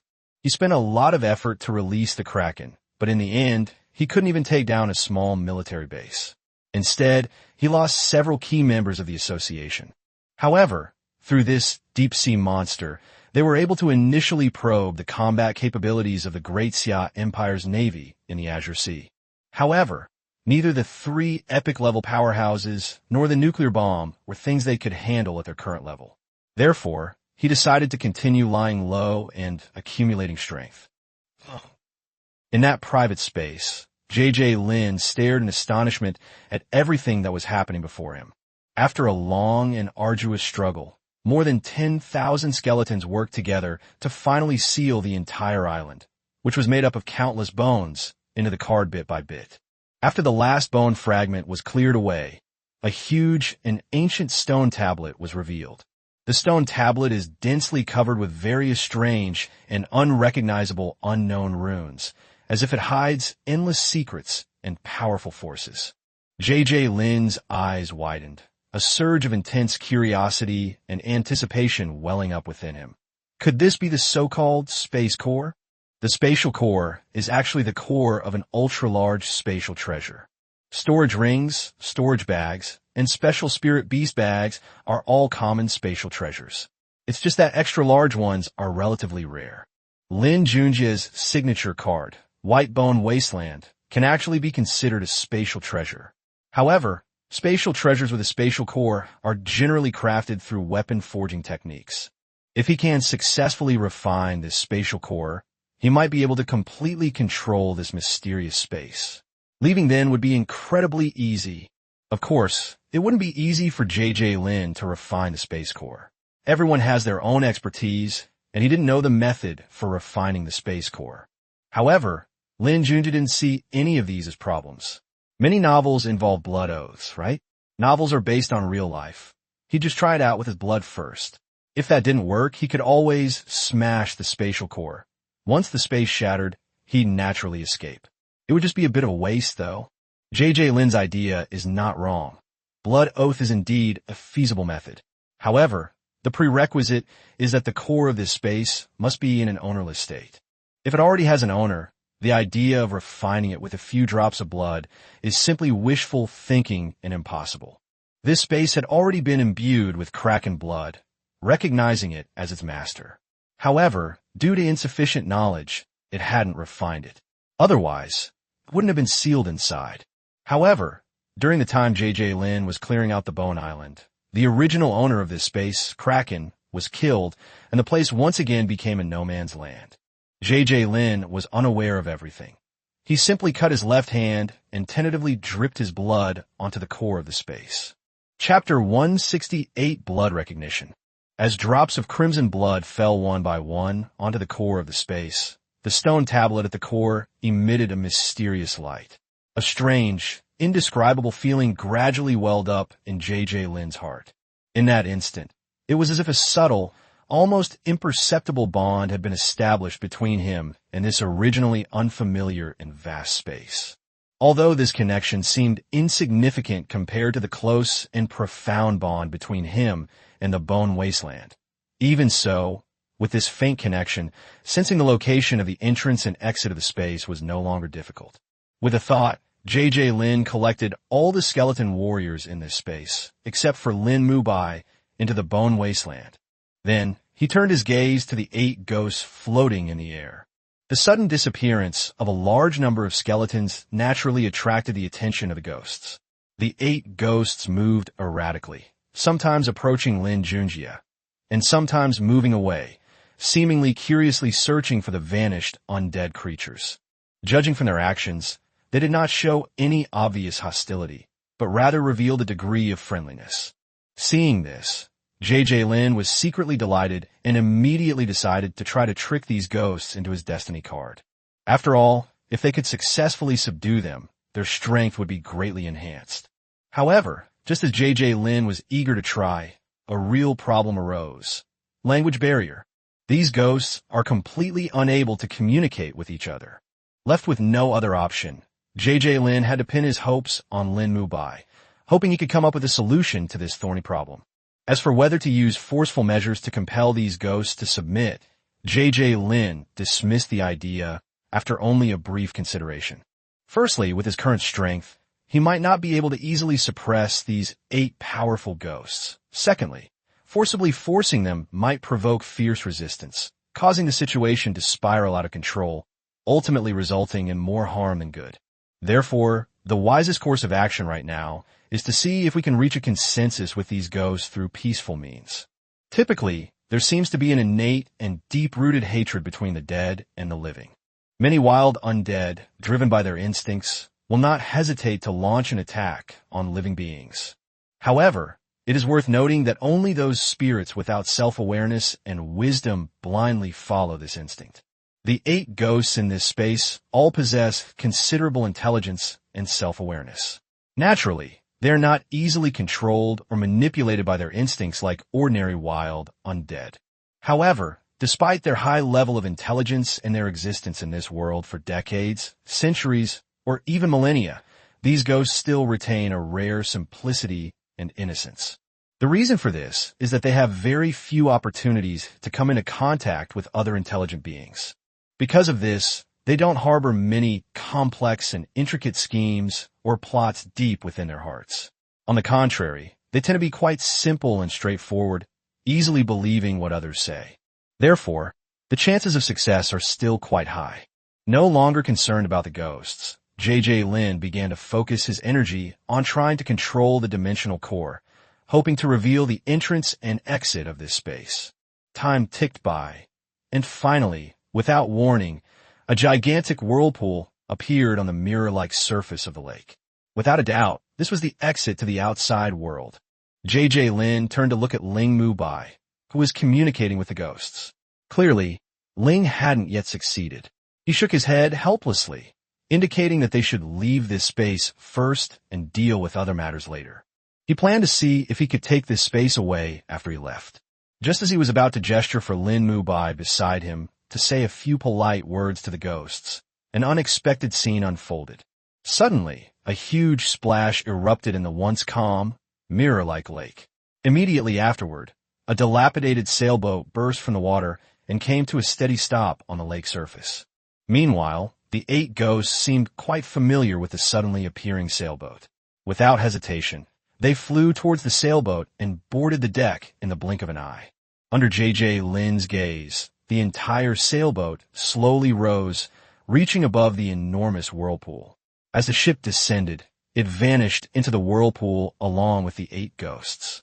"Ghost ship," JJ Lin exclaimed in shock as if waking from a dream, only after the mysterious sailboat had completely disappeared into the whirlpool. What I saw before me was truly astonishing. This ghost ship can not only dive freely and travel across the ocean, but it also has the ability to soar through the sky. Such a magical ship is simply the most perfect existence in JJ Lin's mind. In comparison, JJ Lin's white-boned sailboat instantly paled in comparison. Lin Junjie snapped out of his reverie and looked at Lin Junjie beside him, saying softly, "We should go out too." As soon as they finished speaking, the two of them took a step together and resolutely stepped into the whirlpool on the lake. As they stepped out of that space, JJ Lin felt a sudden lightness in his body, and the next moment he found himself directly in the bottomless seabed. The surroundings were dark and deep, with only faint light filtering through the seawater, giving it a hazy and mysterious feel. Not far from them stood a massive stone tablet. The tablet was entirely black, covered with dense, obscure runes, and exuded an ancient and powerful aura. Lin Junjie stared at the stone tablet and naturally sensed a connection. After careful observation, he discovered that it was exactly the same as the core of the previous space. Without a doubt, this should be the vessel that carried the space they were just in. JJ Lin's eyes lit up and an idea suddenly flashed through his mind. He decided to try and see if he could seal the stone tablet into a card. As he used the card sealing skill, beams of light shot out from his hand and wrapped around the stone tablet. Surprisingly, this seemingly whimsical move actually succeeded. As the light gradually faded, the stone tablet transformed into a card and disappeared into J.J. Lin's hand. However, Lin Junjie had no time to examine the information contained in the card. Because they were deep underwater, even an elite-level card master couldn't stay submerged for long. He quickly summoned a skeleton turtle, and together with Lin Junjie, they grabbed the turtle and rose rapidly towards the surface. Finally, after some effort, they successfully surfaced. J.J. Lin let out a long sigh of relief, and then summoned a white bone sailboat. J.J. Lin and Lin Junjie leaped onto the sailboat, and only then did they truly feel at ease. Chapter 169 Plains of Bones. In J.J. Lin's eyes, this experience was nothing short of an amazing adventure. The whole process went so smoothly, without encountering any thrilling or exciting situations, that he easily obtained an astonishing number of skeletons in a vast, boundless space. However, when he thought of those 8 powerful ghosts and that ghost ship, J.J. Lin couldn't help but feel a little regretful. He stood silently on the deck, his gaze fixed on the ghost ship as it receded into the distance and disappeared from sight. A gentle breeze caressed his cheek, as if sighing softly at this parting. Finally, J.J. Lin slowly raised his hand and waved gently into the distance, as if to bid a final farewell to those who had briefly met and then left in haste. As the ghost ship completely disappeared from sight, J.J. Lin took a deep breath and turned to deal with the spoils of his haul. First, there are the collected bone fragments. After thousands of years of erosion, most of them have turned into tiny fragments, making it impossible to recognize their original appearance. However, this did not affect the fusion of these skeletons in the bone wasteland. After all, once the main card is upgraded, the biggest use of the bones that J.J. Lin collected is to fill the expanded bone wasteland instead of the land. As cards continuously merged with each other, a hill made of piled bones gradually rose up within the bone wasteland. However, the gains from this expedition were not limited to that. The biggest gain was the space itself. At this moment, J.J. Lin couldn't help but feel uneasy, secretly wondering if this lake could be successfully integrated into the white bone wasteland. Junjie took out the card and checked the information. Card name, Silent Lake. Type, terrain/space. Attribute, water/undead. Level, 43. Quality, blue elite. Special terrain, shipwreck domain. Description card states, this is a lifeless lake. After reading all the relevant information, J.J. Lin looked surprised. He never expected that this seemingly calm lake would contain undead properties, which undoubtedly brought him an unexpected surprise. This is normal. After all, there used to be a small island made of bones in this lake. Not only that, a ghost ship and 8 elite-level ghosts were also born in this space. Considering this, it makes perfect sense that they possess undead attributes. When you fuse a card with the undead attribute with your main card, the success rate is almost guaranteed.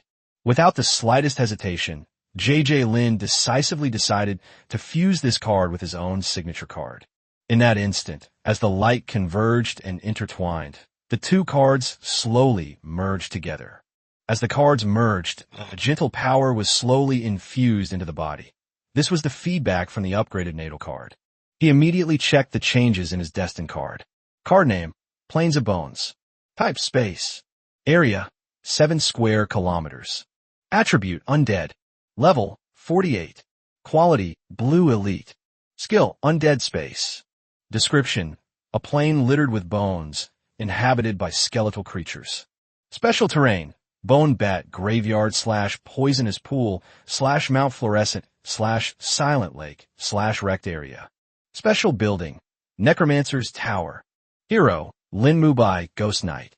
Elite quality skeleton creatures, bone bat leader, half-step hero/skeleton commander, 1/skeleton warrior, 5/skeleton mage, 1. High-quality skeleton creatures, skeleton warriors 412/skeleton warriors, 218/skeleton mages, 45, slash bone sailboat, 1, slash bone bats, 36, slash bone wolves, 8. Common quality skeleton creatures, bone sailboat, 1 ship, skeleton warriors, 12,963, slash others. J.J. Lin never expected that simply merging with a lake would change the name of his signature card. The White Bone Wasteland has become the White Bone Plain, with a combined area of 7 square kilometers. In addition, the card level was directly increased by 3 levels, reaching level 48. In addition, 2 special terrains have been added to the space of the main card, Silent Lake and Wreck Ship Domain. It is unknown what is so special about them. J.J. Lin examined the 2 buildings again to see what made them special. Silent Lake. It can absorb the remaining fragments of soul from corpses and gently transform them into ghosts. Wreckland. A graveyard of sunken ships, which can imbue ships with undead attributes. Note, ghosts will choose ships with undead attributes as their homes and transform them into ghost ships. After reading the introduction, J.J. Lin was somewhat surprised. He hadn't expected the ghost ship to come about in this way. My Own Bone Sailboat also possesses undead attributes, so it can naturally be transformed into a ghost ship. It's just that it's currently lacking a few ghosts. Now all we have to do is wait for the Silent Lake to automatically conjure up ghosts. We don't know how long it will take to conjure 1 ghost, or what the quality of the ghosts created from marine life will be. J.J. Lin calmed down and carefully sensed the space within his natal card. The current Bone Plains is much larger in area than the original Bone Wasteland. The majority of the area remains a vast wasteland composed of countless bones. Several unique terrain features and structures are scattered throughout. In contrast, there's a tranquil lake that occupies a small portion of the area. This lake is naturally the Lake of Silence, and that area of shipwrecks is the Wreckland. However, with the existence of this lake, the entire space has an ample water supply. In this way, not only can the truly undead survive and train here, but also some plants with undead attributes, as well as various animals and even intelligent beings, may enter this space and further reproduce and develop here. However, the only drawback is that the lighting conditions inside this space are extremely limited. Looking around, only the area surrounding Mount Ingjian has a reasonably good amount of light. Ingjian Mountain is a unique terrain formed by fluorescent stones, bringing a rare glimmer of light to its surroundings. Having not slept all day, after checking the changes in his natal card, J.J. Lin went into the cabin to rest, while the White Bone Sailboat began its return voyage according to the predetermined route. Chapter 170 Reunion. Time flies like an arrow, and after returning to Orange Island, J.J. Lin decided not to personally venture out to sea again. After all, he still has a group of elite-level undead at his disposal. While these elite undead lacked the intelligence of humans, they were perfectly capable of leading a fishing expedition. Thus, these capable individuals took on the important task of fishing at sea. J.J. Lin himself stayed on the island to run his business. He would resell the fish that his men caught that had some value, and then use the money to buy a more substantial amount of cheap fish. Occasionally, he would also add some large fish that were not too expensive. On this day, when J.J. Lin was checking the changes in the White Bone Plain, he suddenly discovered that a ghost had appeared in the Silent Lake at some point. J.J. Lin immediately checked the information about the ghost. Name: Ghost. Type: Servant. Attribute: Undead. Level: 11. Occupation: None. Quality: White Standard. Skill: Invisibility/Levitation. Talent: Shifting between reality and illusion / tireless.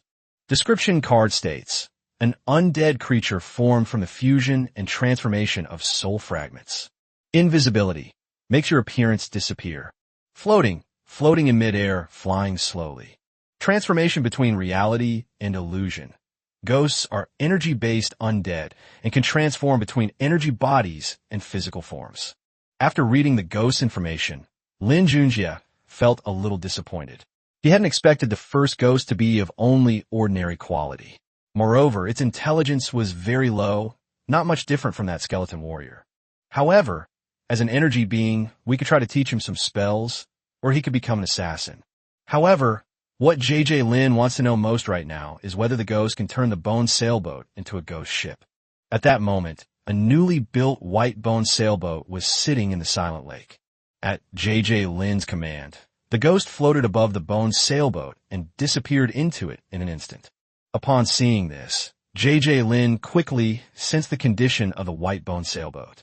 However, it was discovered that although the conversion was indeed possible, the process was rather slow. If we rely solely on this one ghost, it might take hundreds of years to completely transform a skeleton sailboat into a ghost ship. Lin Junjie wasn't bothered by this. He planned to first transform the excellent level bone sailboat into a ghost ship. Perhaps once it was fully transformed into a ghost ship, it could be upgraded to an elite level vessel. J.J. Lin plans to stop using it for fishing and instead gradually convert it into a warship. In the blink of an eye, a year has passed. J.J. Lin's plan went very smoothly, and his signature card even successfully leveled up again during this period. Not only that, the plane of bones also contains mountains of corpses of various marine creatures. However, we are still far from having enough resources to break through to level 50. Since breaking through to the elite level, the resources required for each level upgrade of my main card have increased exponentially. After careful consideration, J.J. Lin finally decided to leave this place to explore new opportunities and challenges. J.J. Lin successfully handed over the mission and left the instance where he had lived for a year. Back in his dorm, he collapsed onto his bed as if all his strength had been drained and soon fell into a deep sleep. However, just as J.J. Lin was immersed in a sweet dream, a series of hurried footsteps and noises approached from afar. It turned out that Shirley and Wang, who had heard that he had returned and couldn't wait to come to his door. "Old Lin, you're finally back." Before he even arrived, Wang Hu's rough shouts pierced through the walls and reached Lin Junjie's ears. Immediately afterwards, the door was pushed open, and the two rushed in. Upon seeing J.J. Lin still lying on the bed, the two men immediately grabbed his arm and pulled him off the bed without saying a word. "Hey, wake up! Get up! It's been so long since we brothers have seen each other.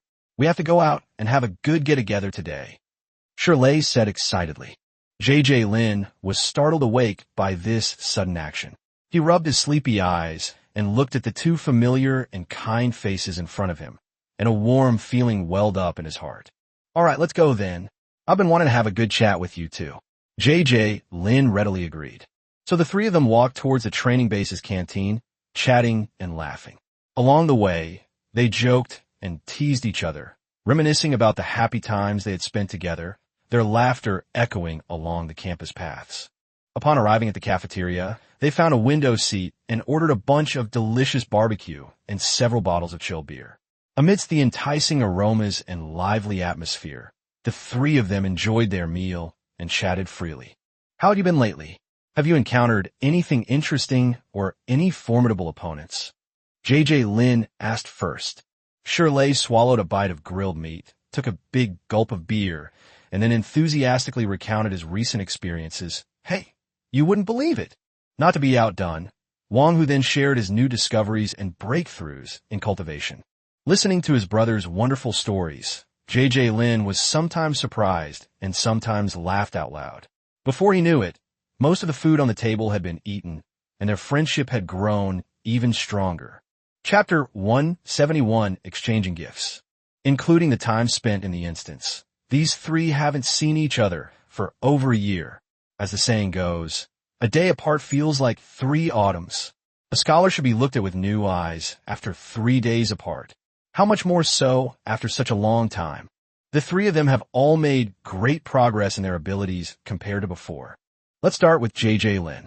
He has now broken through the elite level and successfully advanced to level 49. It's important to know that every level up is hard won, and for J.J. Lin to reach level 49 so quickly is truly remarkable. Looking at Shirley and Wang Hu, their levels have also improved, especially Wang Hu, who entered the instance to learn the second profession, trainer. After a long period of hard work and training, he not only successfully broke through to the excellent level in his body tempering technique, but also gained 6 Pokemon as his battle partners. The term elf used here originates from the special instance that Wang Hu entered. However, in the eyes of J.J. Lin and others, these creatures called elves are actually just a type of mythical beast. According to Wang Hu, these strange beasts can even evolve and become more powerful if certain conditions are met. These days, Wang Hu trains rigorously with these exotic beasts every day. They encourage and grow together, truly complementing each other perfectly. In comparison, Shirley's progress has been somewhat slower. Although he has now successfully broken through to the excellent level, his battle chi cultivation is still at the beginner level. However, with Shirley's perseverance and determination, I believe that he will catch up in time and go further and further on the path of cultivation. Here, take this. After a satisfying meal, Wang Hu let out a contented burp, then carefully took out a delicate red and white sphere from his pocket and handed it to Lin Junjie. Upon seeing this, JJ Lin quickly reached out and took it, curiously examining the unfamiliar sphere. He asked with some confusion, "What is this? It looks quite special." Wang Hu smiled slightly, revealing a row of clean, white teeth, and explained, "This is a treasure, you know. It's called a pokeball, and inside is an extremely rare ghost-type Pokemon. I went through a lot of trouble to get it, and I brought it to you as a gift." Hearing this, Lin Junjie felt a surge of warmth in his heart. He looked at Wang Hu gratefully and said sincerely, "Thank you, Wang Hu. I never expected you to prepare a gift for me." As he spoke, he tightly gripped the pokeball in his hand. After happily accepting the precious gift, JJ Lin's mind immediately began racing, trying to think of something suitable he could give back to Wang Hu and Shirley. After all, it's customary for friends to reciprocate. Just then, Shirley, who was standing to the side, saw that Wang Hu had already given out a gift. Not to be outdone, he quickly took out a card from his pocket, handed it to JJ Lin, and said, "This is a small token of my appreciation. Please don't find it offensive." JJ Lin quickly reached out and took the card. Upon closer inspection, he was surprised to find that it was a card that sealed the corpses of 10 excellent grade magical beasts, the Qing Feng horses. JJ Lin had long wanted to form a cavalry unit, and the arrival of these horse carcasses was perfectly timed. "Here, these are for you." JJ Lin took out a few cards and handed the gifts to the two people with a smile. Wang Hu took his gift first. It consisted of 2 cards. These 2 cards each contain a full 10 tons of specially treated sea cucumbers and 10 tons of processed abalone.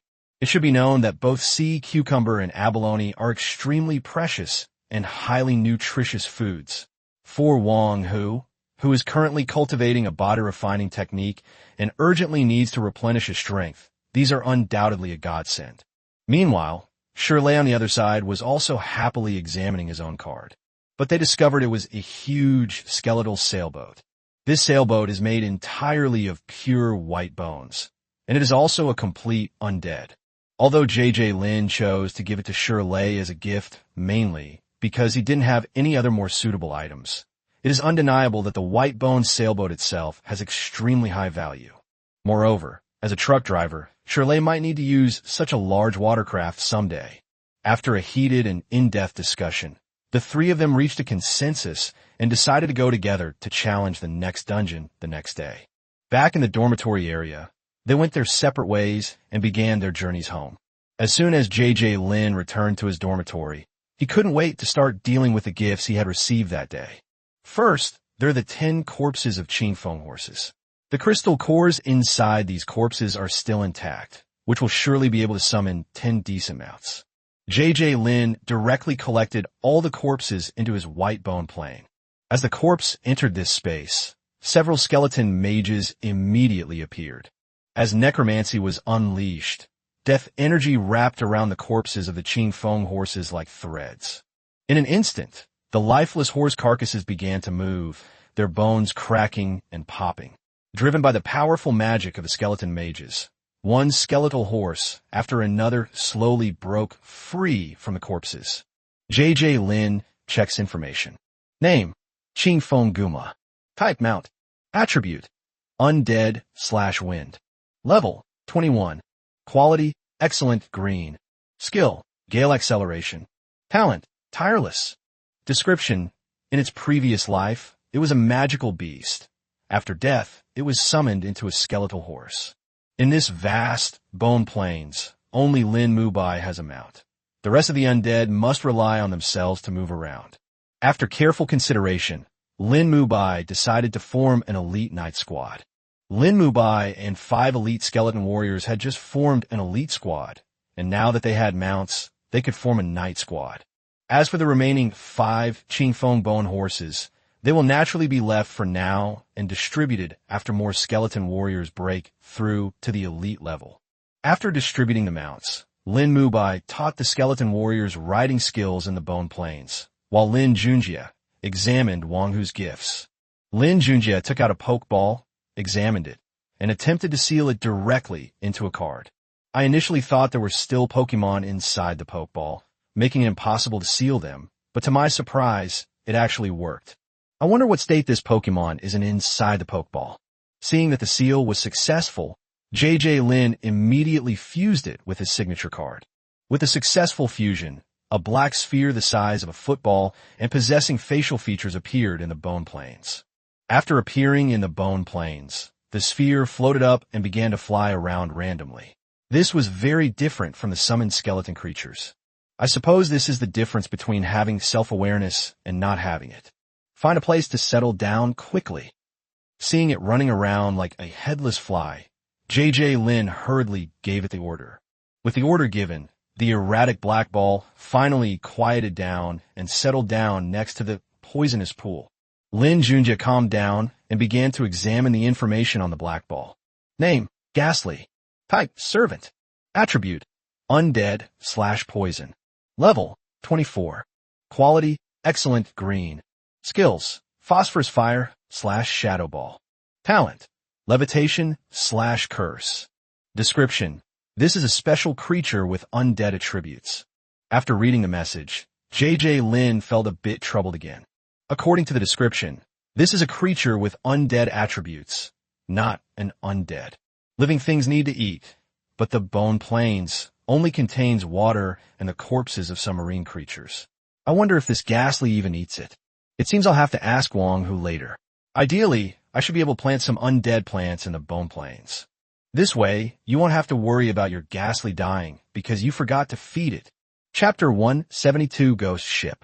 JJ Lin, Wang Hu, and Shirley had planned to challenge the dungeon together today.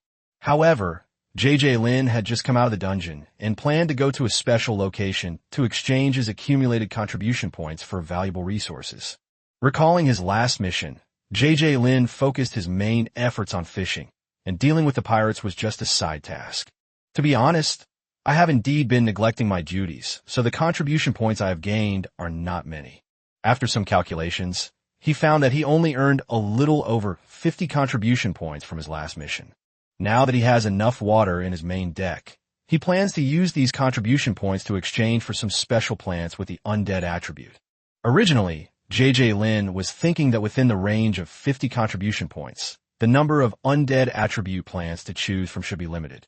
However, when he arrived at the exchange device, after searching, he was surprised to find that the exchange list contained dozens of different kinds of plants. The list of plants was filled with increasingly bizarre specimens. Corpse Cynodomorpho-phallus, tiger's whiskers, 100-year-old leaf, zombie fruit, skull head, voodoo lily, mistletoe, Cladosporium arcari, hairy Caprinus comatus, and voodoo. Faced with such a large number of strange and unusual plants, JJ Lin's eyes widened, and he began to carefully study their characteristics and uses. After careful consideration, taking into account the role each plant could play and its survival rate, JJ Lin finally made his final decision. He selected a large fungus known as the ghost face mushroom. This mushroom has a unique shape.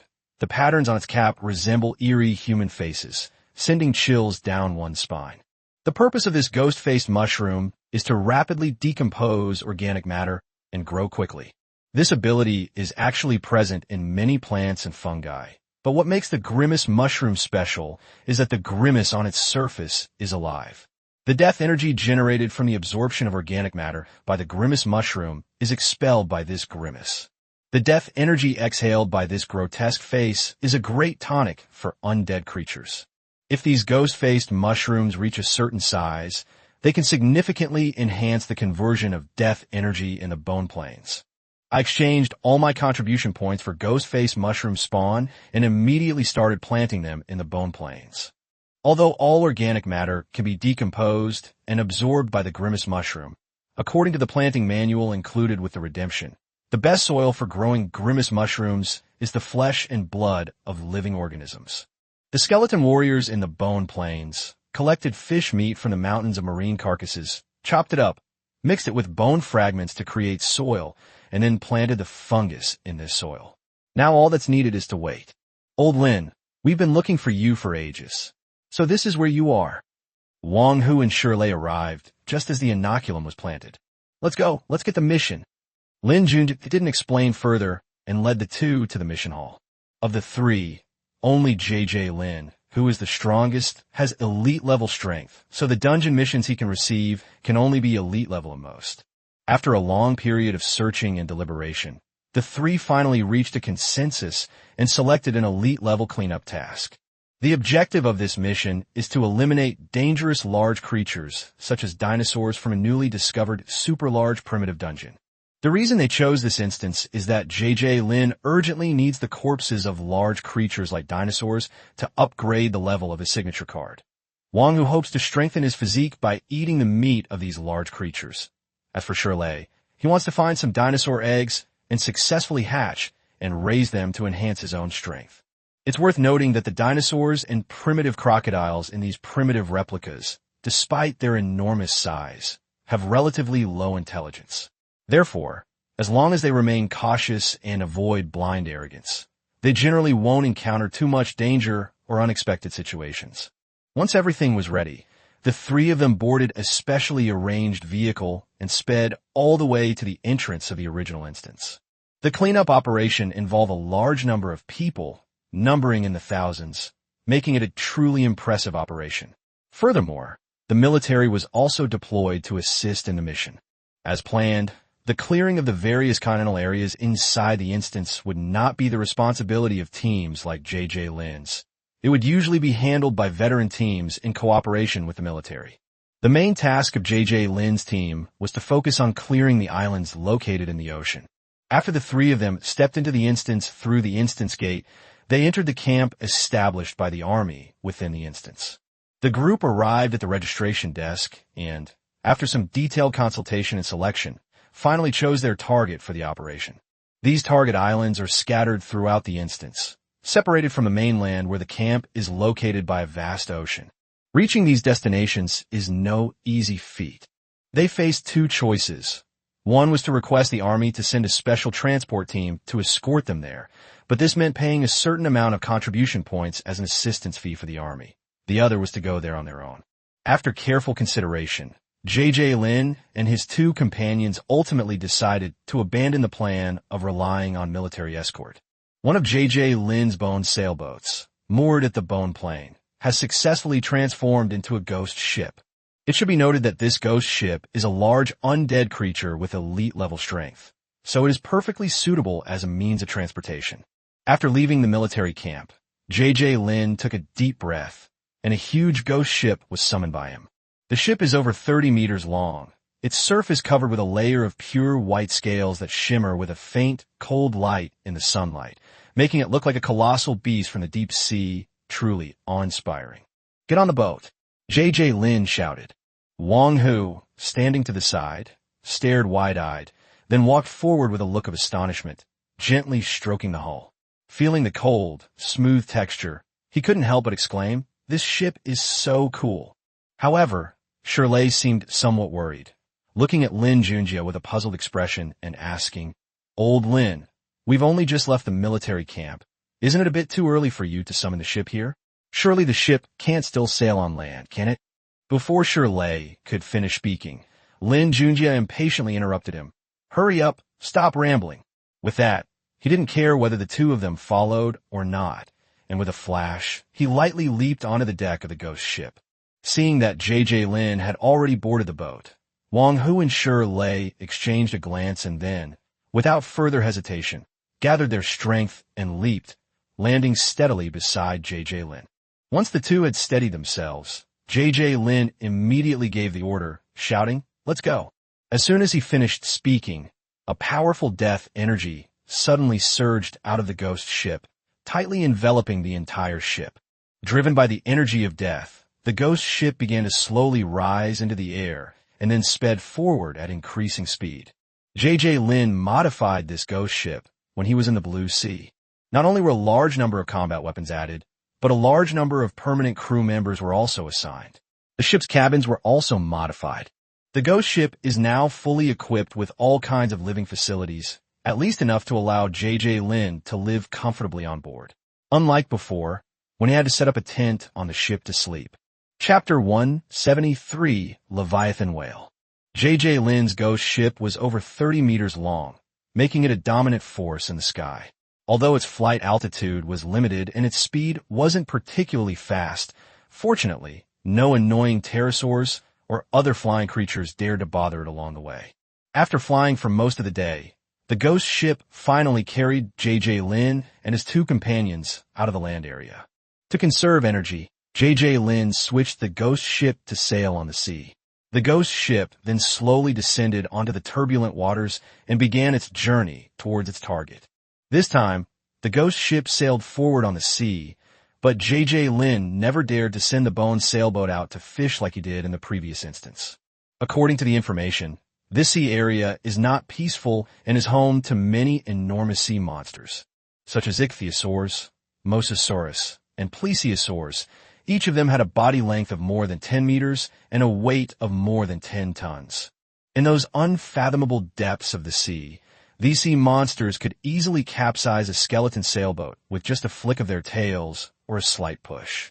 To avoid being attacked by these sea monsters along the way, J.J. Lin maneuvered the ghost ship at full speed toward the target island.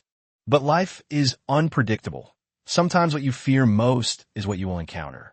Just as the ghost ship was moving at high speed, suddenly a huge impact, like a tidal wave, came crashing down from the side of the ship without warning.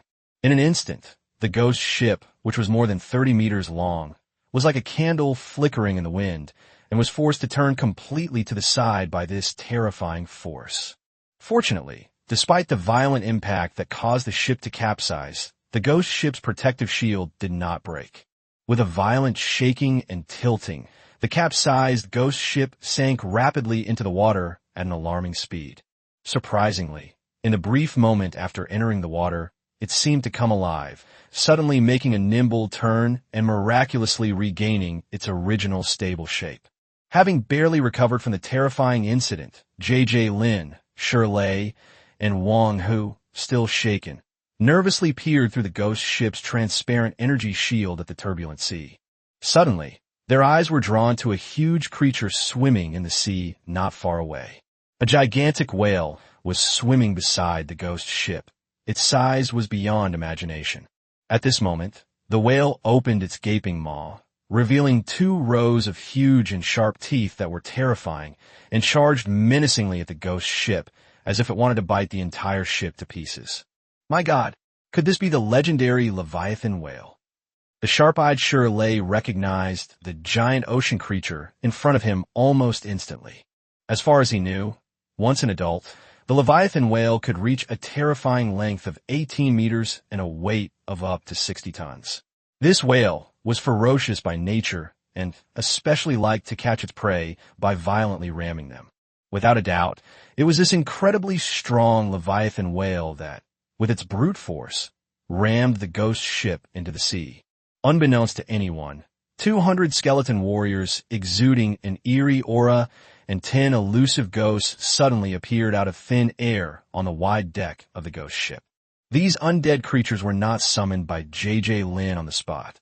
They were actually crew members he had assigned to the ghost ship. Looking around, the 200 skeleton warriors each held a bow and arrow, the bowstrings taut, the arrowheads gleaming with a cold, eerie light. At a command, they simultaneously released their bows, and countless arrows rained down upon the colossal Leviathan whale. At the same time, the 10 ghosts unleashed their unique abilities, rapidly condensing energy spheres and fusing them together. Then, this giant fused energy sphere, like a cannonball, hurtled towards the Leviathan whale at astonishing speed. However, once the dense swarm of arrows passed through the powerful protective shield surrounding the ghost ship and entered the water, their speed immediately slowed down. Although the arrows continued to fly forward without hesitation, when they finally hit the Leviathan whale, they could only leave some shallow marks on its thick skin, which was several tens of centimeters thick, and could not break through its strong defenses at all. In stark contrast, the massive energy blast formed by the fusion of the ghosts exploded with a deafening roar the moment it collided with the Leviathan whale. With this loud noise, huge waves immediately surged up in the sea. The sudden and violent explosion abruptly stopped the Leviathan whale, which had been charging forward, its body brought to a halt by the powerful impact. However, even after such a powerful attack, the behemoth did not suffer any substantial damage. Instead, this completely enraged the Leviathan whale, which opened its blood-red maw and let out a deafening roar. Immediately afterwards, relying on its enormous size and terrifying strength, it rammed headlong into the ghost ship without hesitation. In an instant, a deafening roar was heard. The entire sea surface trembled, and towering waves were created. Fortunately, J.J. Lin had made preparations in advance. Faced with the Leviathan whale's fierce impact, he reacted quickly and adjusted the direction of the boat in the water. In the blink of an eye, the enormous Leviathan whale charged forward with overwhelming force. But because the ghost ship had successfully changed course, its thunderous impact only slammed into the stern. In an instant, a deafening roar resounded, shaking the entire sea surface and sending waves crashing and spraying. Using this powerful impact, the ghost ship shot through the sea like an arrow, hurtling towards the sky. Chapter 174, The Pterodactyl Attack. Although this ghost ship is an elite-level undead creature, capable of both flying and diving, it is not primarily designed for combat. At least, J.J. Lin's ghost ship is not adept at fighting. Therefore, although it is much larger than these sea overlords in terms of size, it can only defend itself in a real battle. During this perilous journey, the ghost ship carrying J.J. Lin and his companions encountered numerous sudden attacks. Each attack was as fierce as a storm. Fortunately, thanks to their clever response and the ghost ship's powerful defenses, all the dangers were ultimately averted. As the first rays of dawn pierced through the clouds and shone upon the sea the next day, the target island finally came into view. The ghost ship, like a giant bird, gracefully landed in a quiet, deep valley. With a deafening roar, swathes of trees fell to the ground. Once the ship came to a steady stop, the arduous cleanup operation officially began. After putting away the ghost ship, J.J. Lin summoned 10,000 fully armed skeleton warriors without hesitation. These skeleton warriors lined up in neat square formations, awaiting J.J. Lin's orders. As planned, 5,000 skeleton warriors quickly changed their weapons, picked up logging tools, and marched with firm and powerful steps toward the fallen trees. They had a clear division of labor and worked with practiced skill. Some were responsible for felling tree trunks, while others carried the felled timber to the side and piled it up. For a time, the valley echoed with the clack-clack of logging, and wood chips flew everywhere like a grand carnival. Meanwhile, the other 5,000 skeleton warriors were not idle either. They were divided into 500 groups of 10 and dispersed to carry out hunting operations deep into the valley. Each group remained highly vigilant, carefully searching for beasts that might be hiding in the grass or behind rocks. Once they spot a target, they will launch an attack immediately. However, if they encounter a beast that is too powerful and difficult to fight, these skeleton warriors will send a signal requesting J.J. Lin to lead an elite squad to provide support. This valley is located in the heart of the island. Due to its underground location, J.J. Lin did not find any large dinosaurs or ferocious beasts in the valley, making an ideal place to build a temporary base. He plans to turn this place into their hunting base on the island once it has been completely cleared. J.J. Lin assigned Shirley and Wang Hu to command the 5,000 skeleton warriors to cut down trees, while he himself set off on his own to explore the valley. Wang Hu and Shirley originally wanted to go along, but considering the danger, Lin Junjie had dissuaded them. He also promised to take them dinosaur hunting after the skeleton warriors finished their exploration. They summoned Lin Mubai and his elite squad, and the group began to search around the valley. Not long after, the group encountered a swarm of large mosquitoes about 7 or 8 centimeters long, flying towards them. Damn, these mosquitoes are so big, it would hurt so much if they bit me. Lin muttered to himself. Just as he was about to have Lin Mubai use flames to get rid of the swarm of mosquitoes, he saw a giant dragonfly fly over from afar and begin feeding among the mosquitoes. A giant dragonfly. Lin immediately recognized the dragonfly. The giant dragonfly has a wingspan of up to 75 centimeters. It feeds on other insects, amphibians, and even small reptiles, and its size is not much smaller than a human. An insect's exoskeleton is like an exoskeleton. With such a large insect, Lin plans to try and see if he can summon a flying undead creature. Under Lin's orders, Lin Mubai personally took action. Mosquitoes and dragonflies alike were reduced to corpses and neatly arranged before him. Without even needing to summon a skeleton mage, Lin Mubai casually unleashed 2 summon skeleton spells. Although Lin Mubai is a nether knight, his mastery of necromancy is far superior to that of the skeleton mages. As the spell was cast, the giant dragonfly instantly transformed into an undead creature and took flight. As for the mosquito, unsurprisingly, the summoning failed. It must have been because it was too small. Under Lin Mubai's control, the undead dragonfly gently landed on Lin Junjie's hand. Despite its large size, it felt weightless to him. When you gently squeeze it with your hand, cracks actually appear on the entire outer shell. Lin sighed. Like the crab he had tried before, this dragonfly was a success, but not a complete one. Not only was its defense too weak, but it also encountered a bottleneck every 2 or 3 levels. However, these undead dragonflies can fly, and they're not slow at all. They can be used to bluff or deceive others. After putting away the undead dragonfly, the group continued on their way. They had only been traveling a short distance when they were surprised to find a large number of various kinds of huge insects in the valley. There were large spiders covered in black hairs and over 30 centimeters long, as well as large scorpions that were dark brown and over 70 centimeters long, and even a gigantic centipede that was over a meter long and sent chills down your spine. These insects are not only unimaginably large, but many also possess potent venom. Fortunately, however, this venom has no effect on undead creatures. Once this valley is cleared, it is estimated that a large number of large insects can be collected. It's a pity that the skeleton mages in the Bone Plains have limited knowledge. Otherwise, these giant insects would be excellent research material. Such a huge commotion in the valley was like a boulder being thrown into a calm lake, naturally attracting the attention of many creatures in the surrounding area. And the first to arrive were undoubtedly the pterosaurs with their agile figures and broad wings. In the distance, you can see a large group of pterosaurs flapping their wings and flying in from the towering, steep cliffs around the valley. With their wide wingspans reaching 5 or 6 meters, they traced graceful arcs in the air before circling and hovering above the logging area, seemingly filled with curiosity and vigilance about what was happening below. At this moment, Lin Junjie, who was observing this scene from a distance, secretly thought that something was wrong. He knew that these pterosaurs were no benevolent creatures. Without hesitation, he led Lin Mubai and the elite team members to rush towards the logging area, hoping to stop the impending crisis in time.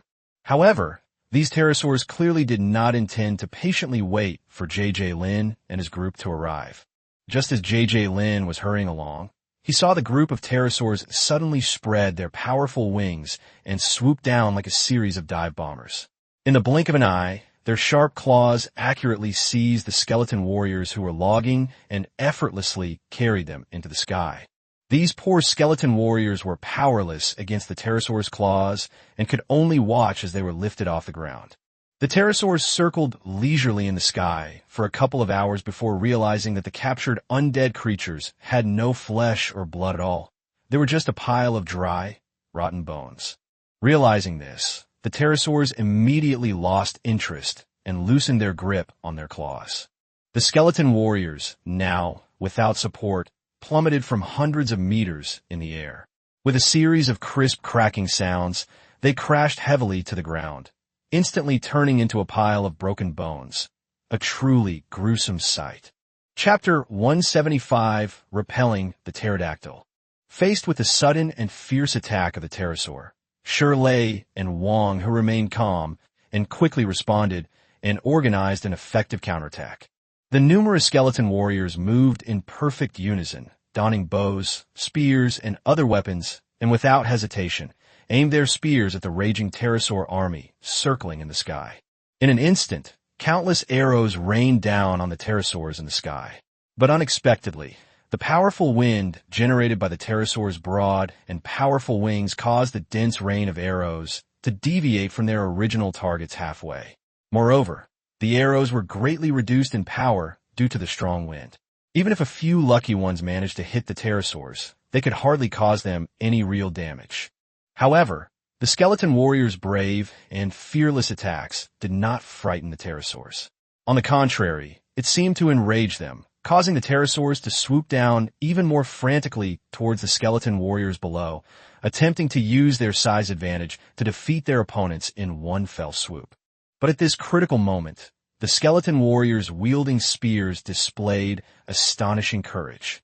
Instead of retreating, they raised their spears high to meet the swooping pterosaurs and thrust them straight at the oncoming enemy with overwhelming force. Because the pterosaur's dive speed was extremely fast and its impact force was exceptionally strong, the spear pierced deeply into the pterosaur's body the moment it made contact with it. The intense pain and powerful impact caused these pterosaurs to instantly lose their balance and crash to the ground like kites with broken strings. The spears that had pierced deep into the pterosaur's body broke apart under the immense pressure, scattering all around. At the same time, the skeleton warriors below, unable to dodge in time, also suffered heavy losses. Many skeletons were even smashed to pieces by the falling pterosaurs. Under the pterosaurs' fierce and relentless attacks, the skeleton warriors suffered considerable losses. However, the pterosaurs also suffered significant casualties. After several intense exchanges, the pterosaurs gradually figured out the skeleton warriors' attack patterns. They skillfully used their extremely fast speed to nimbly dodge the skeleton warriors' powerful thrusts. Despite the relentless and increasingly fierce attacks from the pterosaur swarm, the skeleton warriors still suffered heavy losses, but the pterosaurs themselves were significantly less affected than before. Just as the battle was at a stalemate and the skeleton warriors were at a disadvantage, Lin and his group finally arrived in time. Facing the swooping, menacing pterosaurs, they leaped into the air without hesitation, their various weapons flashing like lightning as they stabbed at the creatures. In an instant, blood splattered everywhere. The scene was incredibly gruesome, and 7 pterosaurs perished on the spot. It's important to understand that everyone in the elite team, whether it's Lin Mubai or the other members, possesses formidable strength at the elite level. Even Lin Junjie himself, excluding his cards, has combat abilities that are already very close to the elite level. At the same time, as Lin joined the battle, countless skeletons were continuously summoned from the bone plains, instantly filling the entire battlefield. In this valley, the thrilling battle intensified. The elite-level skeleton commander led a large number of skilled skeleton warriors and skeleton soldiers, forming a tight battle formation to continuously repel the swooping pterosaurs. Meanwhile, the bone bat leader was equally formidable. It flapped its wings and soared into the sky, leading over 100 bone bats like a black cloud, engaging the pterosaurs in a fierce battle. The bone bats nimbly weaved among the pterosaurs, constantly emitting sharp noises to disrupt their attacks. On the ground, the skeleton mages continuously cast the few spells they possessed.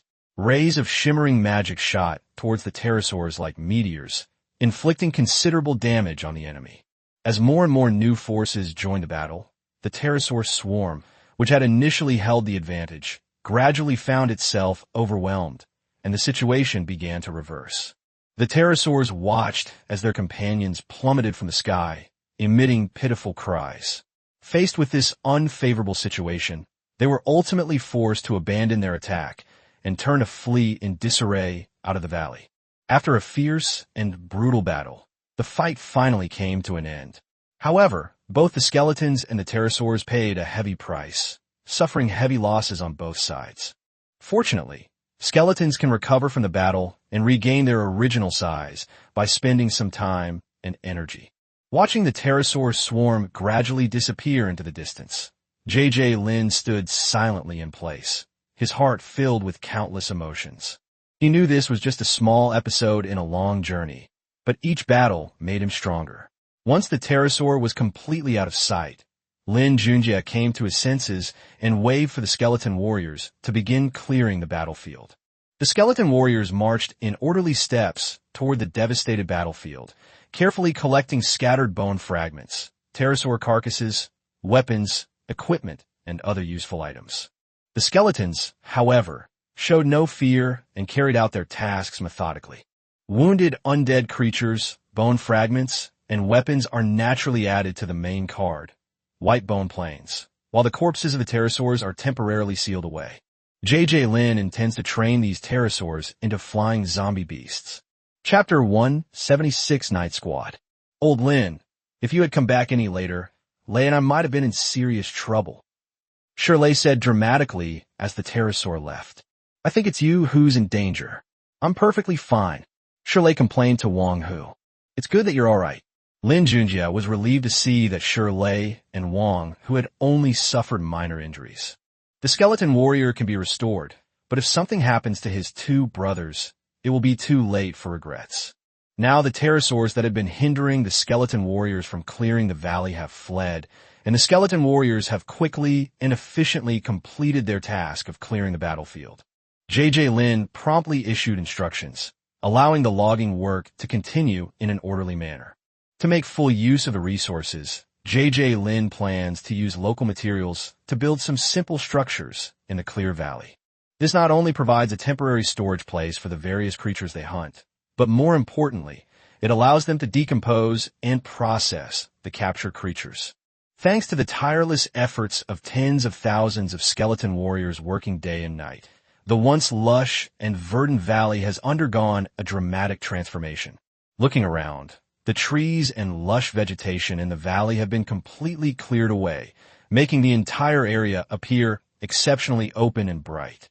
In the very center of this valley stands a striking and sturdy wall.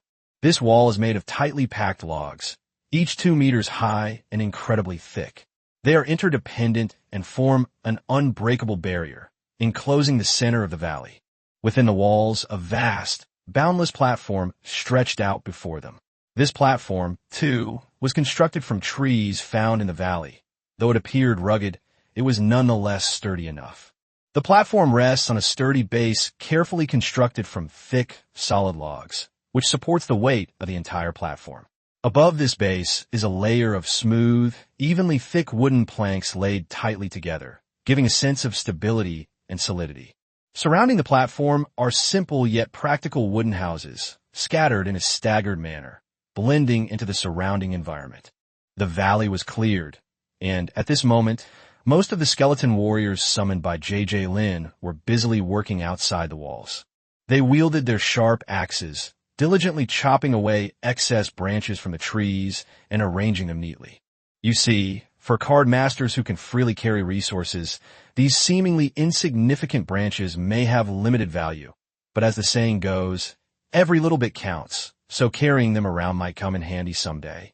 Meanwhile, Shirley and Wang were not idle either. They stood aside, methodically directing the skeleton warriors to meticulously dissect the various insects they had just killed. As the saying goes, even a mosquito's leg is still meat. Surprisingly, the mosquito legs caught in this mysterious valley actually contained real meat. Even mosquitoes that are only a few centimeters long have flesh, let alone those giant insects that are over a meter long. You should know that, outside of dungeons, insect meat is quite rare. After leaving the dungeon, it might fetch a good price. Moreover, the two not only focused on dismantling the giant insects to obtain their flesh, but also meticulously directed their skeleton warriors to collect the venom secreted by the highly poisonous insects. After all, whether to sell the venom for money or keep it for personal use in case of emergency, it's a perfectly good option. In addition to a large number of trees and the corpses of large insects, the clearing of the valley also yielded a large number of large insect eggs.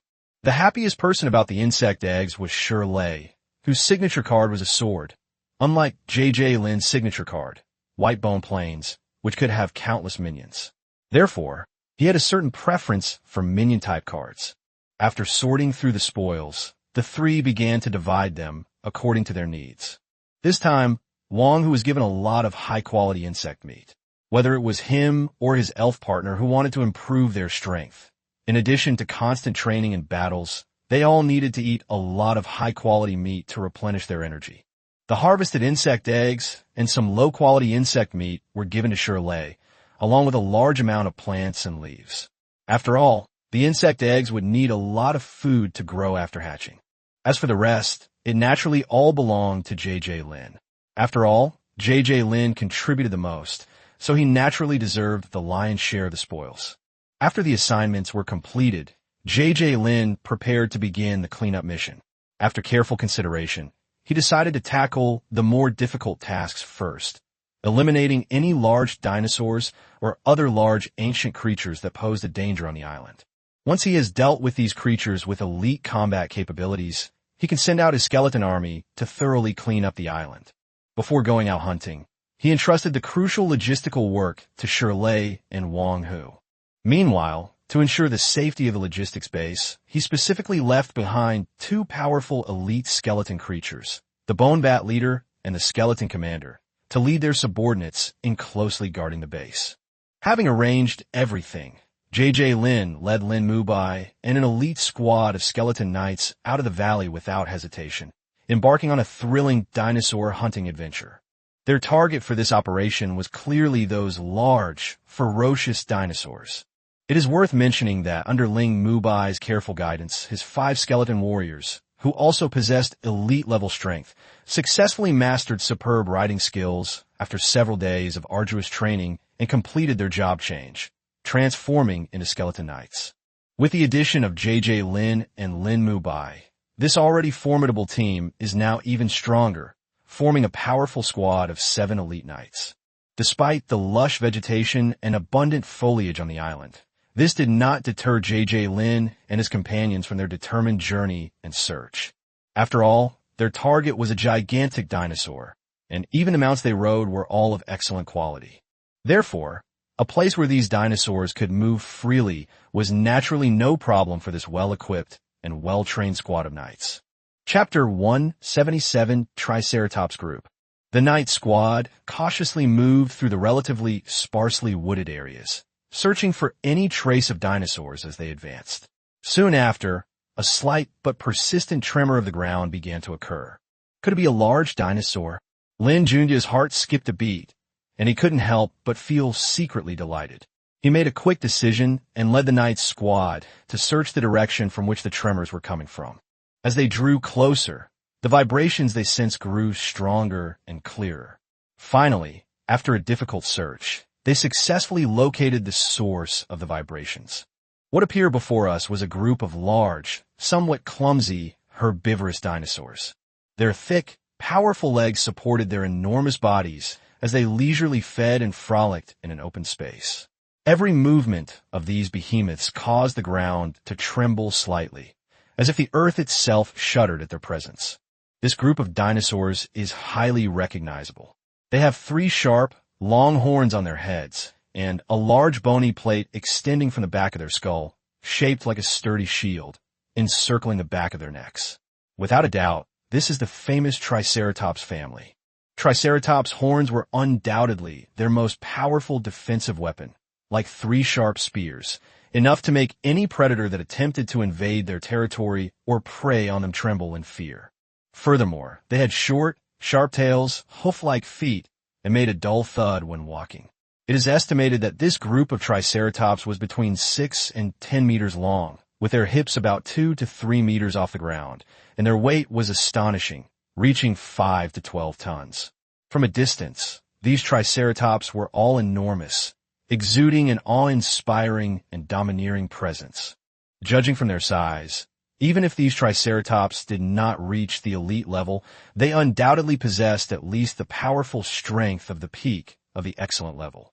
Moreover, this group of Triceratops numbered as many as 10. Given J.J. Lin's current strength, if they chose to confront these behemoths head-on, The outcome would certainly be unfavorable, and they would not gain any advantage whatsoever.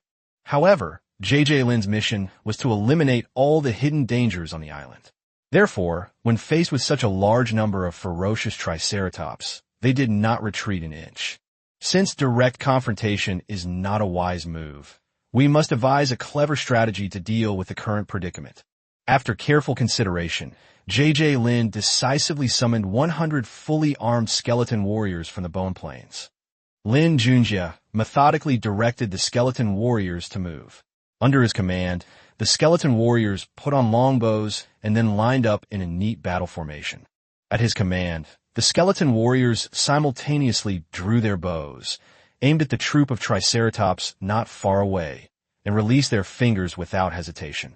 In an instant, countless arrows flew towards the triceratops like a dense rain of bullets. Unfortunately, despite the fierce barrage of arrows, when the sharp arrowheads struck the triceratops's hard, iron-like body, they were either deflected or fell to the ground. Most arrows could only leave shallow wounds on the thick skin of a triceratops, and could not cause any real damage. Enraged by the attack, the triceratops lowered their heads, revealing their sharp horns, and charged forward like rampaging heavy tanks, roaring as they sprang into action, their powerful limbs unleashed. Faced with the surging onslaught, the skeleton warriors seemed completely oblivious, steadily holding their longbows and mechanically continuing to fire. A faint flame of their soul flickered in their empty eye sockets, seemingly oblivious to the impending danger. However, J.J. Lin stood to the side, his gaze fixed on the rapidly accelerating troop of triceratops. A barely perceptible smile appeared on his face.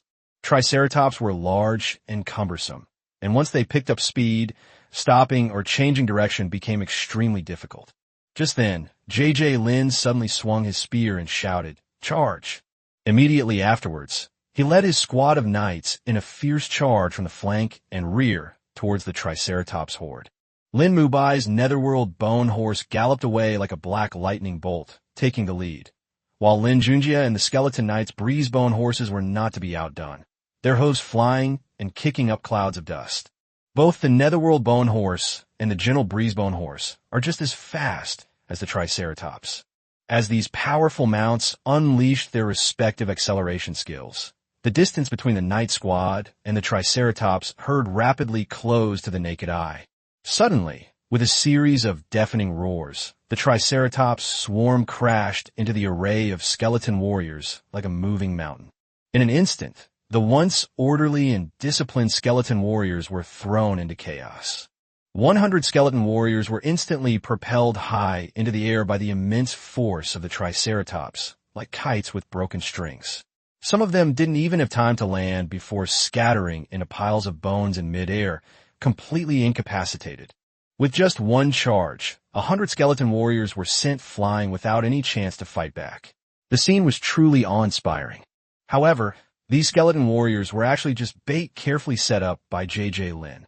As the triceratops finished their fierce attack on the enemies in front of them and gradually slowed down, J.J. Lin led his elite squad of knights and appeared on their flanks like ghosts.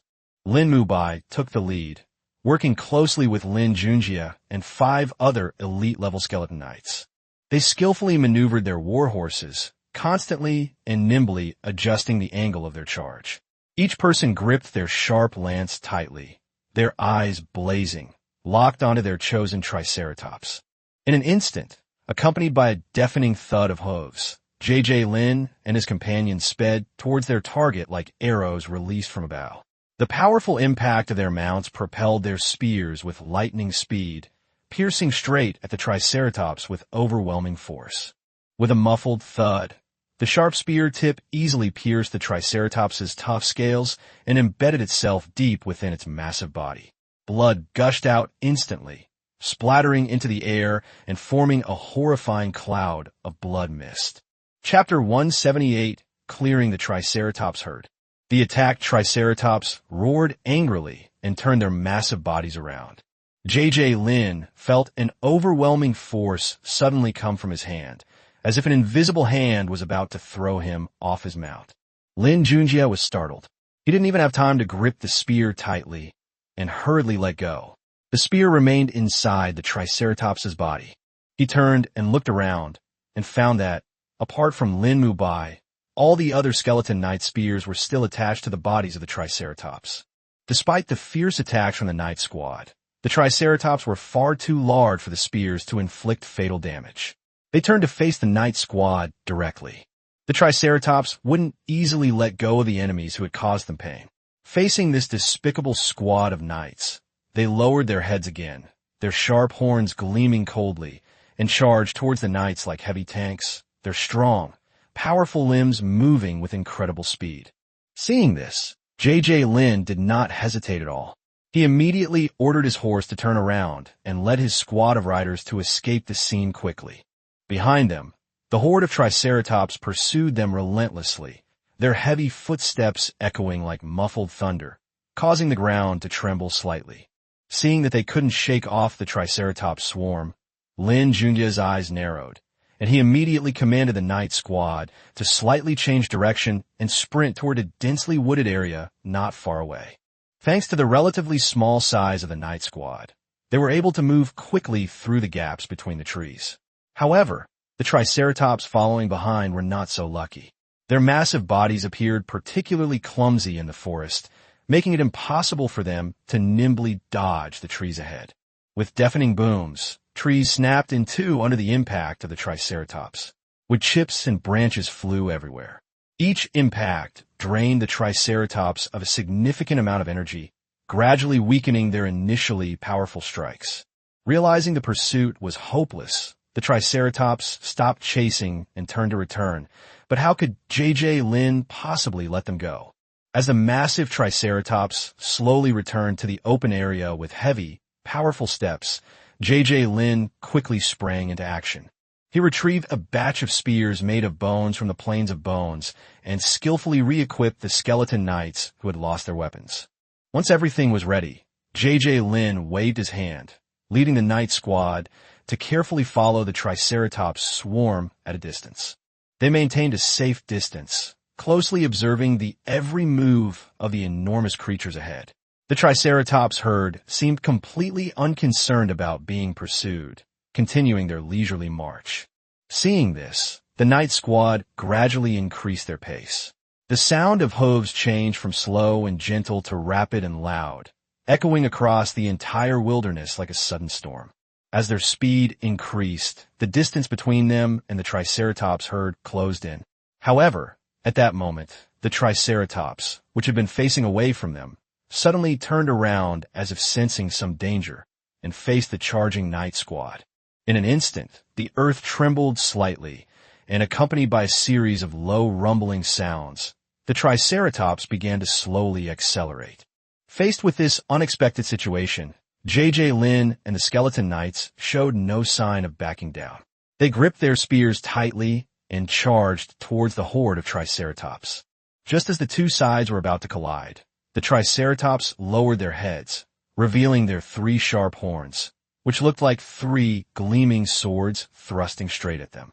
Despite the danger, Lin and the skeleton knights remained calm and skillfully avoided the deadly attacks, instead forcefully crashing into the Triceratops's hard bony plates that protected its neck. A loud bang was heard, and Lin Junjie and the skeleton knights felt an overwhelming force transmitted through their spears to their hands. The feeling was like their spear hitting an indestructible iron wall. The powerful impact made their arms numb and their hands ache.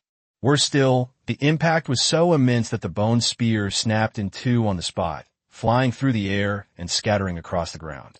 Only the spear used by Lin Junjie was different. It could be both flexible and rigid. When encountering a strong impact, this spear could automatically soften, effectively dissipating most of the recoil force, and thus was not greatly affected.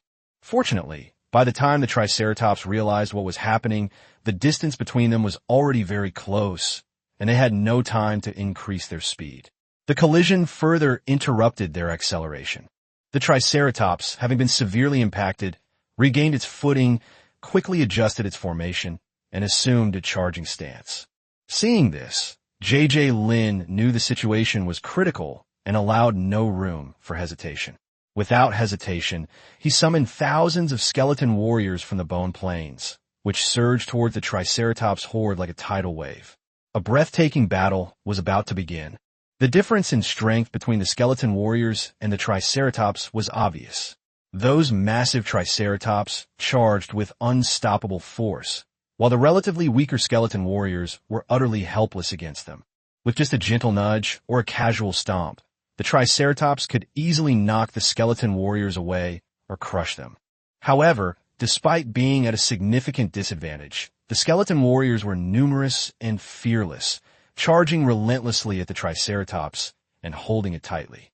Although this suicidal attack could not cause any real damage to the Triceratops, it successfully disrupted their movement, preventing them from accelerating and running at their own pace. It's important to know that speed is a crucial factor for Triceratops.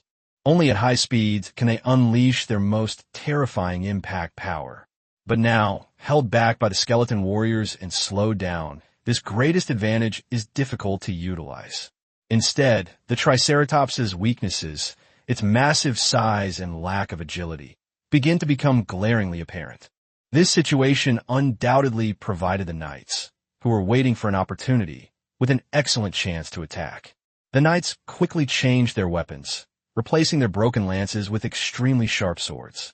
Immediately afterwards, they pounced on the Triceratops like a pack of hungry wolves, their swords flashing and their attacks relentlessly aimed at the Triceratops.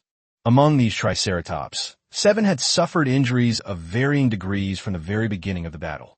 Coupled with the long chase and the fierce fight with the skeleton warriors, they had already exhausted a great deal of their strength. Faced with the knights' fierce offensive, they gradually felt powerless and showed signs of exhaustion. As time ticked by, blood continued to gush from the Triceratops' wounds, staining the ground beneath their feet. Their breathing grew heavier, and their steps became increasingly unsteady. Finally, after a fierce battle, the Triceratops were exhausted and could no longer resist. It could only helplessly let the knights slaughter them at will. Chapter 179, Spinosaurus. After a thrilling and fierce battle, the 10 massive Triceratops with sharp horns fell to the ground, raising clouds of dust. However, the skeletons summoned by J.J. Lin also suffered heavy losses, with extremely high casualties. Originally numbering in the thousands, the skeleton warriors suffered heavy losses in this fierce battle, their mutilated skeletons scattered all over the ground, a truly horrifying sight. The stronger skeleton knights were not spared either, with cracks and damage to many bones, significantly reducing their combat effectiveness. If it weren't for Lin Junjie's constant vigilance and his willingness to step forward and protect J.J. Lin at crucial moments, even J.J. Lin himself might not have been able to avoid being seriously injured. After the battle ended, J.J. Lin quickly activated his signature card, recalling all the skeleton creatures except Lin Junjie back to the bone plane. Next, he used sealing magic to seal the crisscrossing Triceratops corpses on the ground into cards. After doing this, J.J. Lin was just about to rest for a bit before heading back to his base. But at that moment, the earth suddenly trembled slightly, and heavy footsteps came from not far away. J.J. Lin looked up and saw an extremely large dinosaur slowly but steadily walking towards him. Without a doubt, this behemoth must have been attracted by the intense commotion from the battle just now and the lingering stench of Triceratops blood in the air. This is a Spinosaurus. J.J. Lin immediately recognized the dinosaur in front of him. Although Spinosaurus is not as famous as Tyrannosaurus rex, it was still larger than Tyrannosaurus rex, both being large carnivorous dinosaurs. The Spinosaurus in front of us is nearly 20 meters long and weighs around 20 tons. Spinosaurus had a long, narrow head with a hooked mouth, similar to a crocodile skull. Its teeth were conical with fine serrations, which were well suited for capturing and securing prey. Its forelimbs are robustly skeletal, with 3 fingers and flexible joints, allowing for a variety of grasping movements. Its claws are huge and sharp. A large, sail-like bulge on its back, supported by elongated vertebral neural spines, reaches a height of 1.6 meters, making it appear even taller and more imposing. However, Spinosaurus was an amphibious dinosaur that primarily fed on fish. I don't know how it got attracted here. As a large carnivorous dinosaur, its enormous size, amazing running speed, and agility far surpassed those of the Triceratops. At this moment, the Skeleton Knights squad, having fought a fierce battle, had little fighting strength left. Faced with such a perilous situation, and to ensure their own safety, J.J. Lin made a decisive decision to retreat. J.J. Lin and Lin Mubai spurred their horses and galloped towards the dense woods. However, unexpectedly, the Spinosaurus's speed far exceeded that of the two of them. Lin Junjie and his companion used their superb riding skills to constantly change the direction of their mounts to increase their agility, trying to shake off the relentlessly pursuing Spinosaurus. But all their efforts seemed to be in vain. Seeing that he could not shake off the relentless pursuit of the Spinosaurus no matter what, Lin Junjie suddenly had a flash of inspiration. A ghost ship appeared in front of him without warning. J.J. Lin and Lin Mubai quickly calculated the best landing point to board the ghost ship's deck. The moment the ghost ship appeared, they both spurred their horses high into the air, and in the blink of an eye, they and their horses leaped onto the ghost ship's wide deck. A loud boom came from behind. It turned out that when J.J. Lin and Lin Mubai successfully boarded the ghost ship's deck, the Spinosaurus behind them crashed into the ghost ship without warning. The entire ghost ship lurched forward due to inertia. Despite its enormous size, the Spinosaurus is still somewhat smaller than the ghost ship. Suddenly, a colossal creature appeared before it, and the Spinosaurus unconsciously slowed down at the last moment. Although it ultimately crashed into the ship, neither side sustained significant damage. The ghost ship quickly took off, reaching midair before the Spinosaurus could even react. J.J. Lin stood steadily on the deck, his gaze fixed on the Spinosaurus below, roaring angrily yet helplessly. Seeing this, his previously tense nerves finally began to relax. The Spinosaurus was helpless against the ghost ship in midair. Even though it was unwilling to give up so easily, it was powerless to do anything about it. So, the giant beast had no choice but to turn around helplessly and slowly walk away with heavy steps. But at that moment, J.J. Lin, who had been standing on the deck closely watching the situation, was not about to let the Spinosaurus go. He began to summon his servants, and in an instant, Xiao Tian and a group of skeleton mages appeared beside him. Without the slightest hesitation, J.J. Lin immediately gave the order to attack. In an instant, the ghost ship flashed with light, and various flames and rays of light poured down like raindrops, heading straight for the Spinosaurus on the ground. Faced with such a dense and fierce ranged attack, the Spinosaurus's massive body immediately became a sitting duck. Even with its immense strength and agility, it had no way to avoid the attacks. Left with no other choice, the Spinosaurus had to withstand the assault while desperately running towards the sea, attempting to use the water as cover to escape the relentless bombardment from above.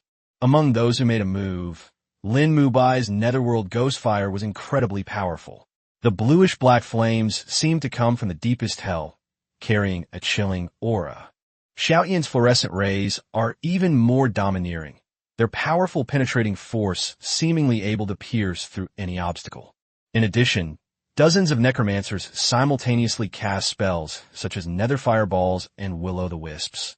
And for a moment, all sorts of eerie lights intertwined and flickered in the air.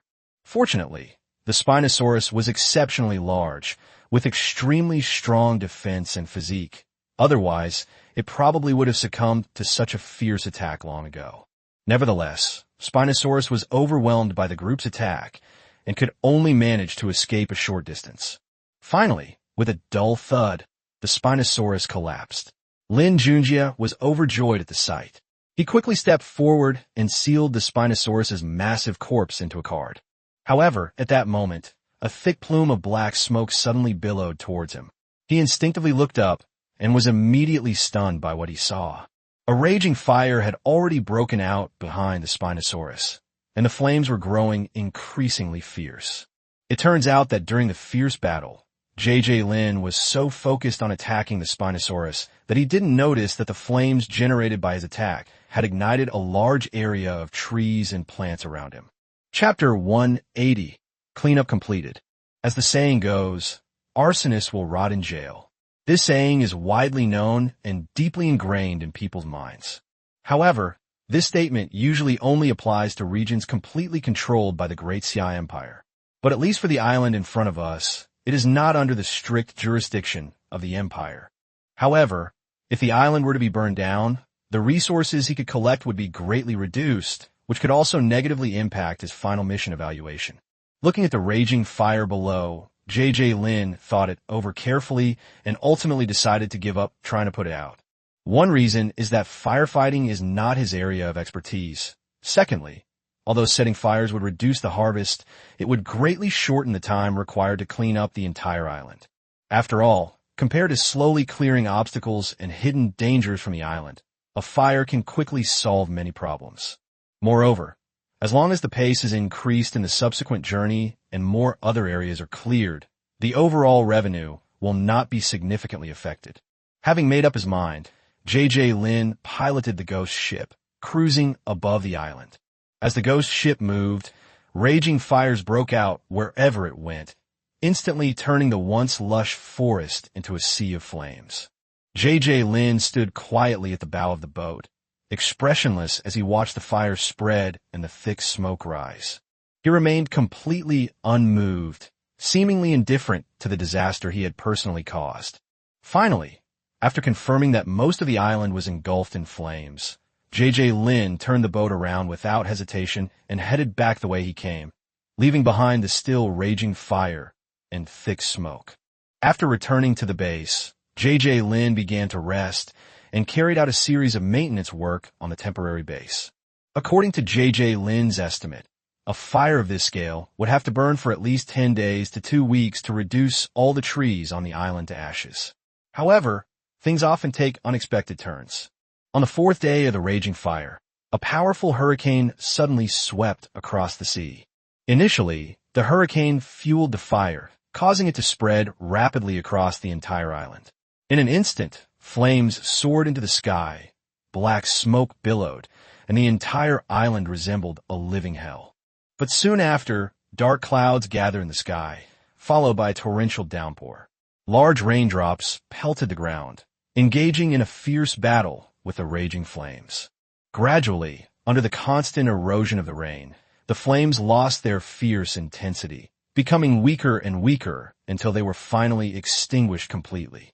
After all this turmoil, only a dark ruin remained on the island. The once lush forest has vanished, replaced by charred trees, burnt branches, and black ash. Fortunately, the temporary base that J.J. Lin and others had carefully built was not greatly affected.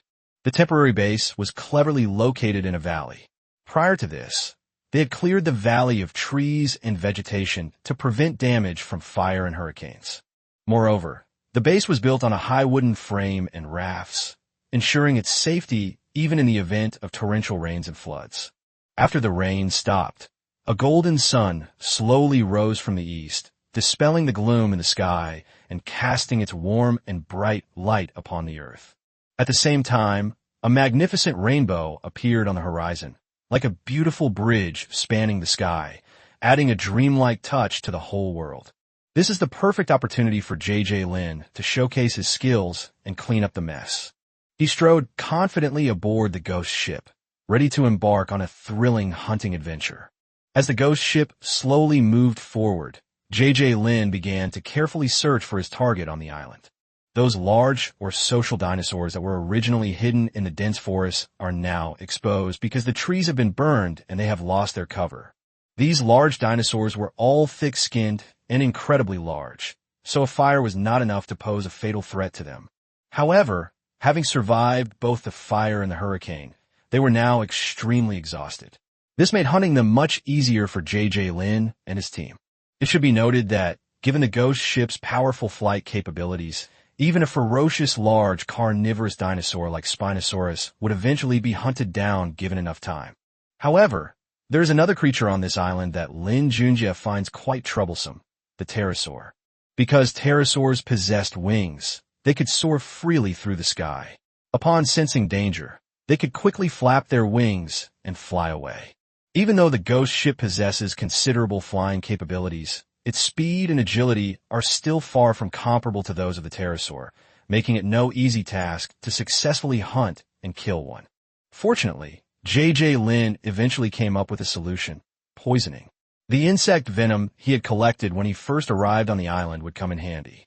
Lin Junjie led all the elite-level combatants to hunt down the large dinosaurs and pterosaurs, while the other skeleton creatures were responsible for clearing the fire and collecting resources. Shirley and Wang Hu, on the other hand, directed the skeleton warriors at the temporary base to dismantle the various resources collected by the large group of skeleton creatures.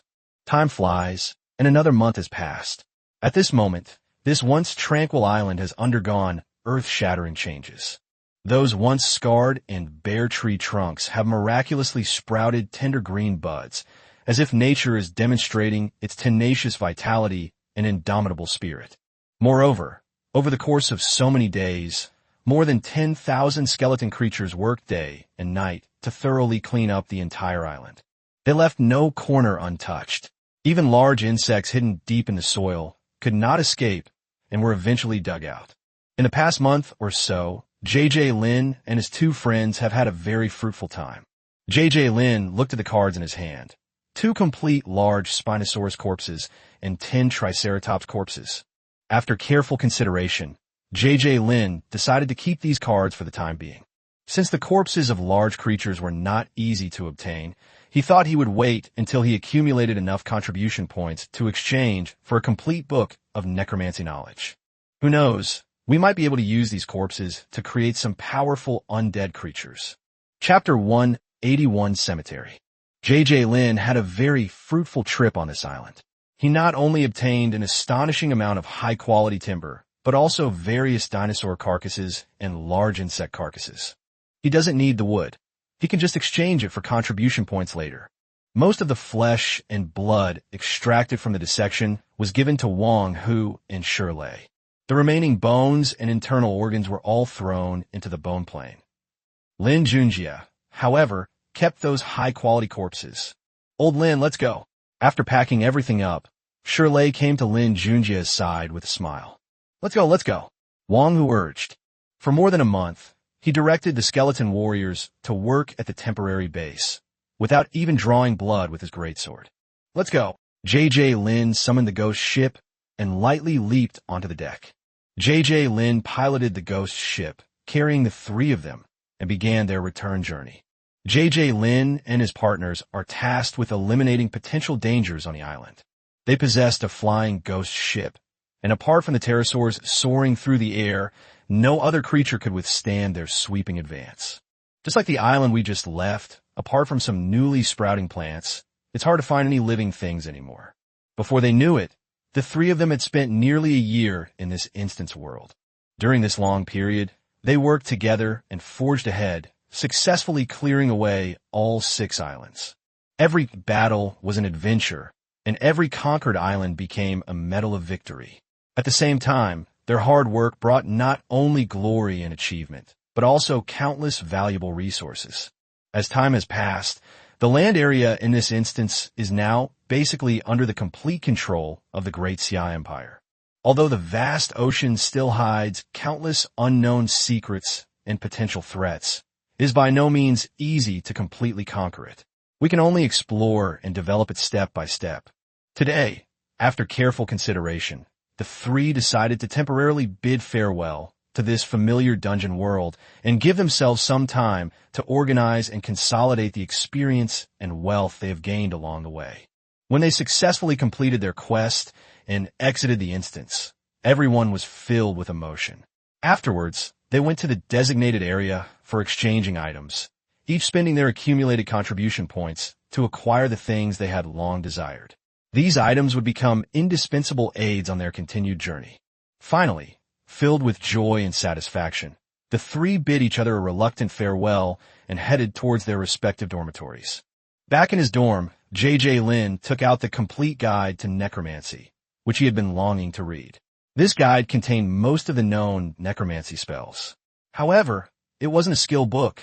To learn it, he would have to study it on his own. Among Lin Junjie's subordinates, the most suitable to learn this magic encyclopedia are naturally Lin Mubai and the elite-level skeleton mage. However, Lin Junjie is currently the head steward of the White Bone Plains, so this matter should be handled primarily by the elite-level skeleton mage. Once they've learned it, it can be recorded into the Necromancer Tower, making it easier for other undead to learn as well.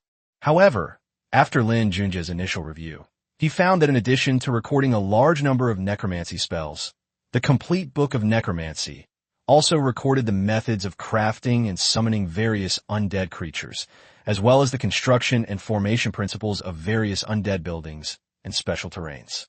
Upon seeing this content, J.J. Lin was overjoyed.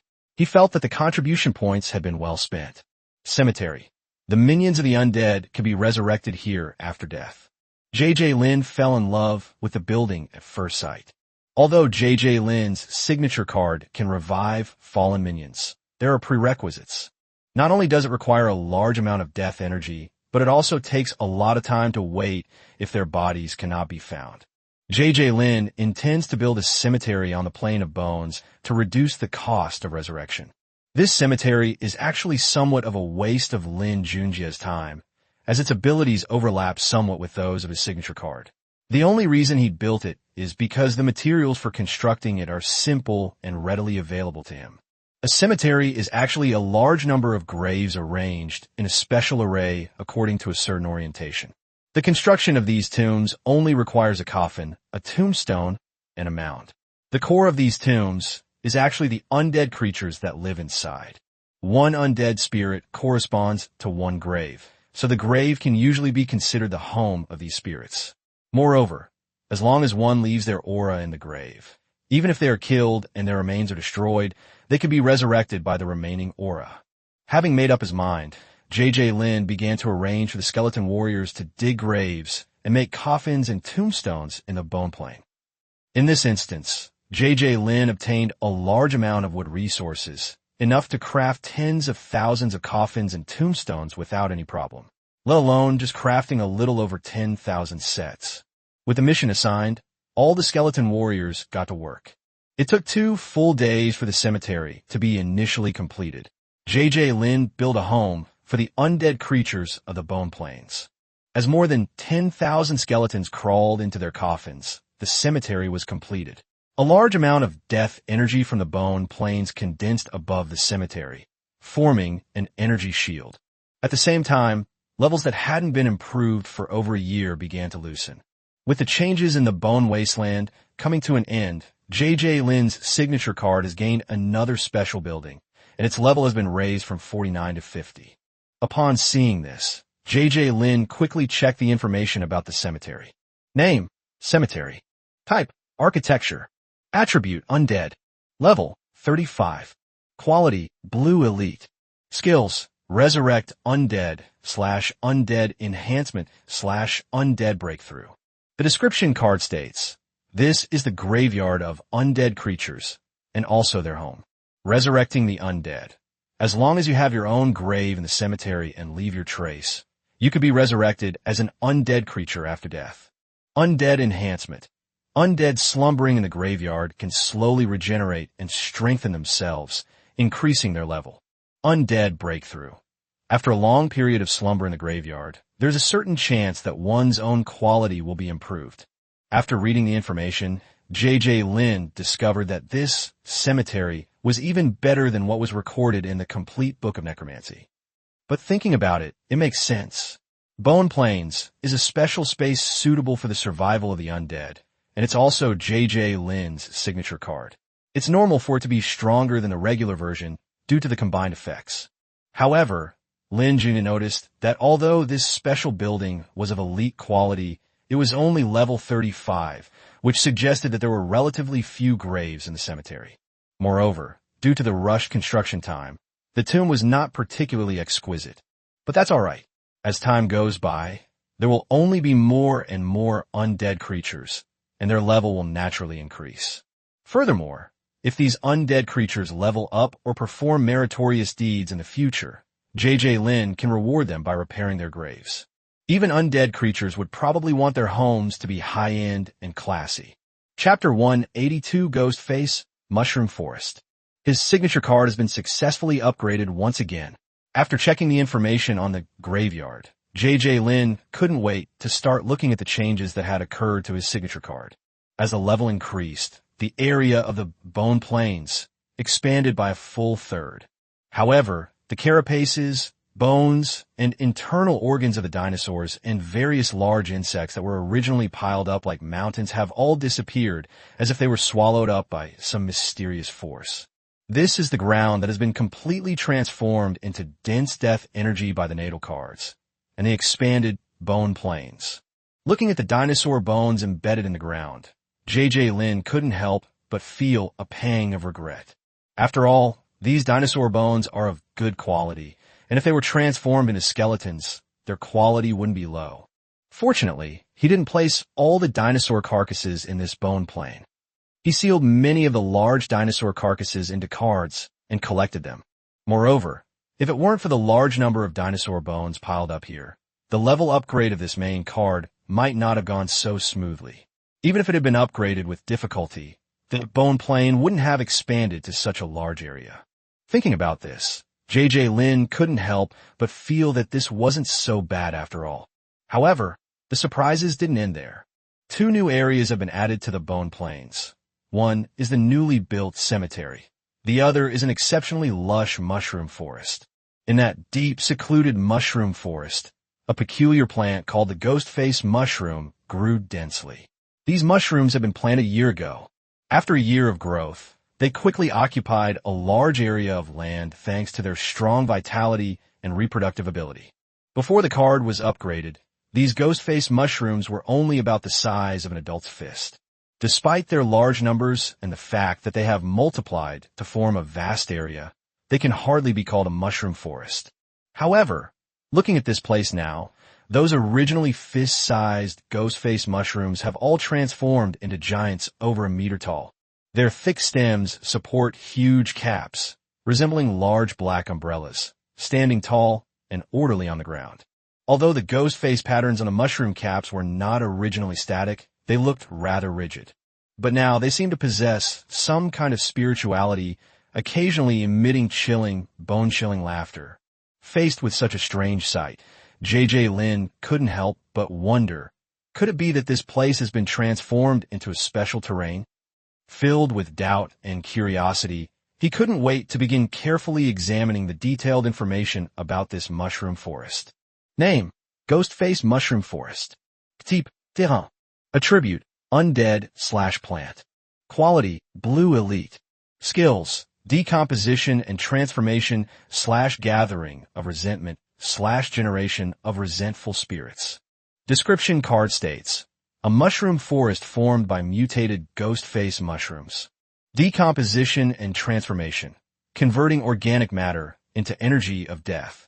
Gathering of resentment, absorbs and gathers surrounding negative emotions, strengthening the ghostly faces on the mushroom cap. Wraith formation, after chopping down a ghost-face mushroom, the ghost face on the mushroom will transform into a vengeful spirit. The quality of the vengeful spirit is related to the quality and quantity of resentment absorbed by the ghost face. From now on, another type of undead creature will appear in the bone plains, which JJ Lin is very satisfied with. Chapter 183 Vengeful Spirits.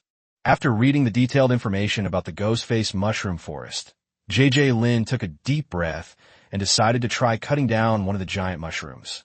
At his command, a skeleton warrior approached the ghost mushroom forest from afar. He approached a giant, grotesque mushroom and swung his weapon. With a soft crack, the enormous mushroom crashed to the ground. Unexpectedly, the moment the giant gassed mushroom fell, it melted at an unimaginable speed, turning into a thick, ink-like black slurry in the blink of an eye. The pool of black slime seemed to come alive, beginning to writhe and churn. Gradually, a blurry figure slowly emerged from the slime. As time passed, the figure became clearer and clearer, transforming into a pitch-black, vengeful spirit. It floated leisurely into the air, lingering above the mushroom forest. It is worth mentioning that although this vengeful spirit and the ghost that arise from the silent lake have similar names and both appear to be special forms of energy, there are actually fundamental differences between them. Those ghosts are usually formed by the fusion of soul fragments and death energy, so they are generally white and have a rounded and soft shape, giving people a relatively gentle feeling. In contrast, the vengeful spirit before them was entirely different. Born from resentment and death energy, it was pitch black and exuded a strong aura of evil. Moreover, its form appeared exceptionally sharp and menacing, as if it were about to launch a fatal attack on everything around it at any moment. Unable to contain his curiosity, Lin checked the information about the vengeful spirit. Name, vengeful spirit. Type, servant. Occupation, none. Attribute, undead/cursed. Level 2. Quality, white standard. Skills, levitation/curse of life. Talent, energy body. Description card states, an undead creature formed from resentment combined with death energy. Floating in midair and moving in all directions. Curse of life, reduces the life force of a creature and increases its death aura by using one's own resentment. Energy body. The body is composed of energy and is immune to most physical damage. After reading the information about the vengeful spirit, Lin was very satisfied, especially with the skill Curse of Life. Isn't this just a disguised form of healing for undead creatures? Moreover, these vengeful spirits, like ghosts, are energy entities. Ghosts can fuse with ships of the undead attribute to become ghost ships, so it's unknown whether these vengeful spirits can also fuse with items of the undead attribute. Having reviewed the changes in his chosen card, Lin plans to build more special structures or generate some special terrain within the bone plains. Lin gently opened the thick, complete book of necromancy again, his eyes eagerly scanning the dense text and complex patterns on the pages. He meticulously searched for records related to buildings and special terrains associated with the undead, leaving no detail overlooked. As Lin Junjie read, he secretly pondered the resources he currently possessed. He carefully took stock of the wealth, materials, and manpower at his disposal, trying to assess what kind of special undead buildings he could construct using these limited resources. Lin plans to develop his forces into Legion-type combat forces, but even if he forms an undead legion, he will still need a lot of resources. However, Lin Junjie still needs to think carefully about how to transform the bone plains into a powerful undead supply base. Chapter 184, Eating Late-Night Snack. Hey Lin, let's go get some skewers. As night fell, Lin suddenly heard someone calling him from downstairs in his dormitory. He ran to the balcony and saw Wang Hu and Shirley waving at him. Lin has been cooped up in his dorm for several days now. It's time for him to go out and relax. After all, improving one's skills isn't something that can be done overnight. Hearing Wang Hu and Shirley's calls, he was slightly taken aback at first. Then a smile appeared on his face, and he readily replied, "Okay, wait for me a moment. I'll be right down." And so, the three of them, chatting and laughing, climbed over the wall and left the base. Before long, they arrived in front of a barbecue restaurant. After entering the store, the three of them found an empty seat and sat down. This time, they really went all out, paying a hefty processing fee to get the owner to help roast the large insect and dinosaur meat that the three of them brought out. The three of them ordered some vegetables and chilled beer. They watched the owner grill the food. Before long, a sizzling sound could be heard, and the owner had grilled the skewers until they were fragrant and juicy. After all the meat skewers were grilled, the owner carried a huge stainless steel tray filled with skewers and walked towards Lin's table. However, when he was halfway there, he was suddenly stopped by a group of customers at the next table. "Boss, give us an order of these skewers too." The speaker was a man who looked to be in his 30s, with a neat buzz cut. His eyes were fixed on the skewers on the tray in the boss's hand, and he couldn't help but swallow hard. Faced with the customer's request, the owner looked embarrassed and quickly explained, "I'm so sorry, sir. These meats were brought by the customers themselves. We don't have this kind of ingredient in our shop." To everyone's surprise, the man with the buzz cut didn't give up. Instead, he turned to Lin Junjie's table and said with a smile, "Brothers, it's fate that we met. How about this? We can each have half of your skewers." "Not good at all. We don't even have enough to eat ourselves. Why should we share with you?" Wang Hu said disdainfully. "You're new recruits from the base, aren't you? Aren't you afraid I'll report you?" The man's companion threatened. Military bases naturally have their own rules, and soldiers are strictly managed. Going out at night is definitely not allowed. Although J.J. Lin and his group were trained under the military, they were not usually supervised, which is why they dare to climb over the wall. Go ahead and sue. So what if you're a veteran? I bet you guys climbed over the wall too. Shirley said with a laugh. The rules in the military are that might makes right. Let's have a little spar. If we win, we can have half the meat. If we lose, I'll pay for your table, said the first customer. No problem. Who's afraid of who? Wong, who was the first to stand up. Stop when it's over. Don't hurt feelings. The military is full of hot-blooded young men, so exchanging sparring is quite normal. As long as no one gets killed and no one reports it, generally no one cares. Just as both sides were eager to test their strength with their fists, someone suddenly spoke up. Fighting is too noisy. Let's arm wrestle instead. I'll be the referee. The group turned around and saw a middle-aged man in his 40s walking towards them. Okay, I'll do as you say. Lin Junjie agreed. The middle-aged man looked very imposing and was likely a high-ranking officer in the base. No problem. The other guest clearly shared the same thought as J.J. Lin. Actually, there was no real grudge between the two sides. It was just a meal of meat, and J.J. Lin and his group weren't lacking in any way. In a 3-on-3 arm wrestling match, Shirley was the first to go. Of the three, he was the weakest, so he was the first to make a move. Shirley was already an excellent level card master, and after learning Battle Chi, his strength was not weak either. However, the veterans on the other side are also quite capable. Apart from those in technical branches, everyone who can stay in the army has some skill. Clearly, his opponent was no less skilled than Shirley, and even slightly stronger.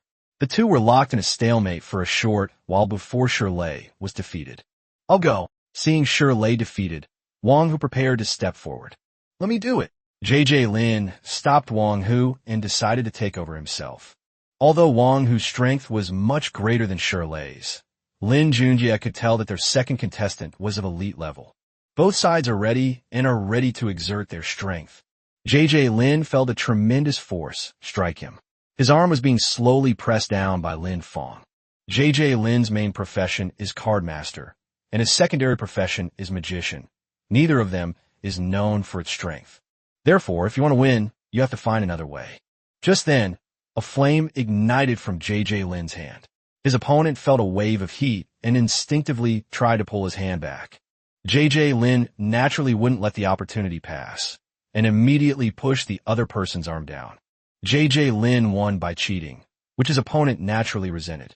However, the middle-aged referee ultimately ruled in favor of J.J. Lin. The reason is simple. Since one can use battle aura and other means to enhance one's power, one can naturally also wrap flames around one's hands. How about this? We'll call it a draw. I'll pay for the barbecue. The three of you guys can pay for the meat, and you can cover the drinks, the middle-aged man suggested. Great. More people means more fun. After saying that, J.J. Lin asked Wang Hu to get some more meat for the owner to grill. Regardless of the circumstances, J.J. Lin's victory was somewhat unfair, and he should at least have a way to save face. Okay, as a veteran on the other side, there was naturally no reason to refuse. They were in the wrong to begin with, and now they were getting meat to eat without having to pay. Such a good thing was hard to come by.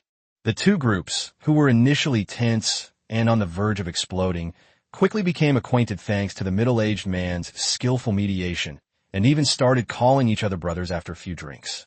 2 tables of people sat together, drinking from large bowls, eating meat with gusto, and chatting and laughing, having a great time. After a lively exchange, everyone gradually gained a better understanding of each other. It turns out that these veterans were all elites carefully selected from a special unit responsible for guarding the instance, and they were only temporarily summoned to this base to assemble and await orders. As for the middle-aged man, it is said that he came from one of the most dangerous frontline battlefields.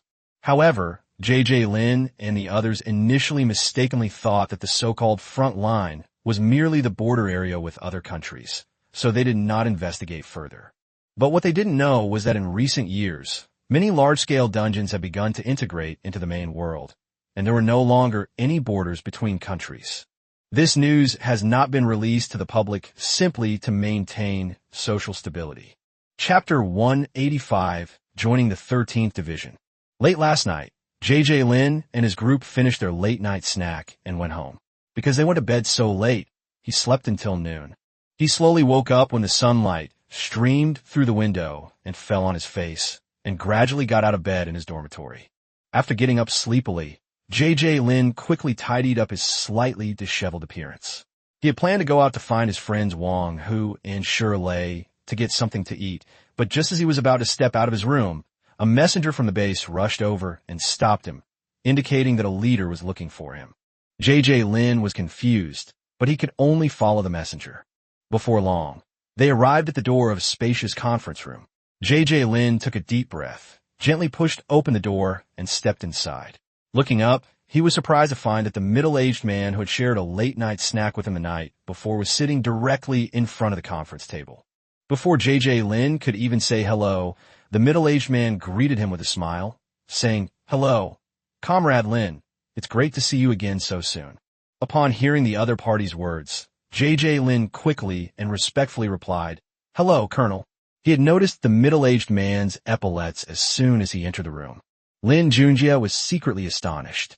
He had never expected that this seemingly ordinary middle-aged man would possess such a high military rank. After all, a senior colonel was only one step away from a major general, a very high-ranking officer position. The senior colonel stood up with a serious and solemn expression and said in a loud voice, "I am Wan Kai, commander of the 13th Division of the 8th Army Group. On behalf of the 13th Division, I sincerely invite you to join us." After saying this, Commander Wan stared intently at Lin Junjie, awaiting his reply. 3 months ago, the extremely high-risk dungeon that was guarded by the 13th Division underwent an unexpected mutation. Moreover, as time went on, this mutation became more and more severe to the point that the entire instance began to gradually integrate into the main world. To this day, some areas have completely connected and integrated with the main world. This means that the originally relatively concentrated defensive lines suddenly become longer and longer, and the difficulty of defense increases exponentially. An even more challenging issue is that this extremely high-risk instance contains a unique magnetic field and special energy.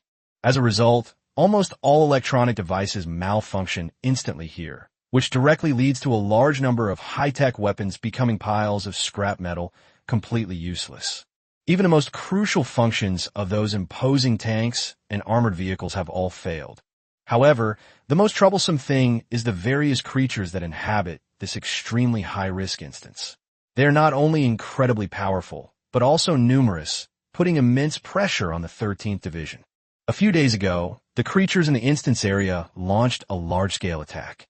Faced with such a predicament, all officers and soldiers of the 13th Division did not back down. They fought bloody battles and paid an immeasurable price to barely stabilize the precarious defense line. He came here on a crucial mission, to replenish the ranks of soldiers. In his eyes, elite-level powerhouses who could rival tanks and armored vehicles were undoubtedly the primary targets. After all, only such strong individuals can play a crucial role in this arduous and extraordinary battle. JJ Lin is an excellent choice that cannot be missed. He could be considered a low-budget version of a one-man army. Seeing that JJ Lin did not answer immediately, he began to talk about the recent experiences of the 13th Division and played the emotional card.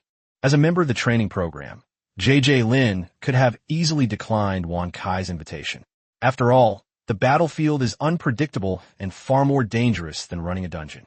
However, after Wan Kai explained the changes in the current situation to him, he couldn't bring himself to refuse. "Comrade Lin, the country and the people need you, and our 13th Division needs you too." Wan Kai finished speaking with great emotion, his eyes filled with expectation as he looked at Lin Junjie. "Okay, I agree." JJ Lin finally agreed to join the 13th Division. It was really a bit scary to be stared at like that by a middle-aged man. Wan Kailai's primary purpose in coming to this base was to receive elite veterans transferred from other places. As for luring in elite newcomers like JJ Lin, it was purely a spur-of-the-moment decision on his part. It is worth mentioning that although this action was not reported to the military in charge of the elite training program in advance, they did not express any opposition or obstruction.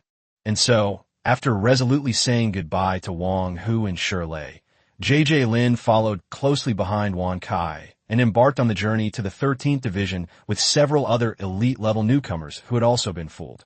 After a bumpy car ride, JJ Lin finally arrived at the 13th Division's base before his bones started to fall apart. He wanted to suggest changing to his own ghost ship several times, but he held back in the end. When he first arrived here, what truly shocked him was not how magnificent the military camp was, but a steel Great Wall that stood more than 10 meters high not far from the camp. This must be the front line Wan Kai was talking about. The fact that such a tall steel wall is used to hold it back means that the strength must be extremely powerful. Before the car even arrived at the military camp, people came to greet it, banging drums and gongs and hanging banners. Although it looked very unprofessional, it was quite lively. A group of people got off the car and lined up. Wan Kai, the division commander, began to speak. Welcome everyone to the 8th Group Army, 13th Division. From now on, we are all comrades in arms. After giving a long, rambling welcome speech, Wan Kai finally left and began discussing the assignment with the officers who had come to pick him up. After they had reached an agreement, a special person came to guide them shortly afterward. The once bustling and crowded playground gradually dwindled in number as time passed. Finally, when there were very few people left, an officer slowly walked towards JJ Lin and took the initiative to strike up a conversation. Hey, you must be JJ Lin, right? Come on, come with me. We're in the same dormitory. As he spoke, the officer unceremoniously took some of the heavy luggage from JJ Lin's hands and then led the way without saying a word. Okay, thank you so much. JJ Lin quickly thanked him and followed closely behind him. It turned out that the officer who came to pick up the person was named Li Ming. He wore shoulder insignia with 1 bar and 2 stars, indicating that he was a lieutenant.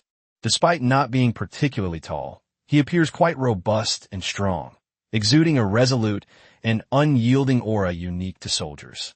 And so, the two chatted and laughed all the way, the atmosphere quite harmonious. Before they knew it, they had arrived at the dormitory assigned to JJ Lin. Chapter 186, The Frontline. JJ Lin is now an elite-level expert, so it's impossible for him to start from the bottom and work his way up in the army. In addition, he completed several missions during the year, and the military ultimately awarded him the rank of lieutenant. The position of lieutenant in the military corresponds to the position of platoon leader, and he usually commands about 30 soldiers. After consulting with JJ Lin himself, the military readily transferred him to the reconnaissance company. Not long ago, the reconnaissance company of the iron-blooded 3rd Regiment unfortunately lost a platoon leader. JJ Lin's appearance perfectly filled this void.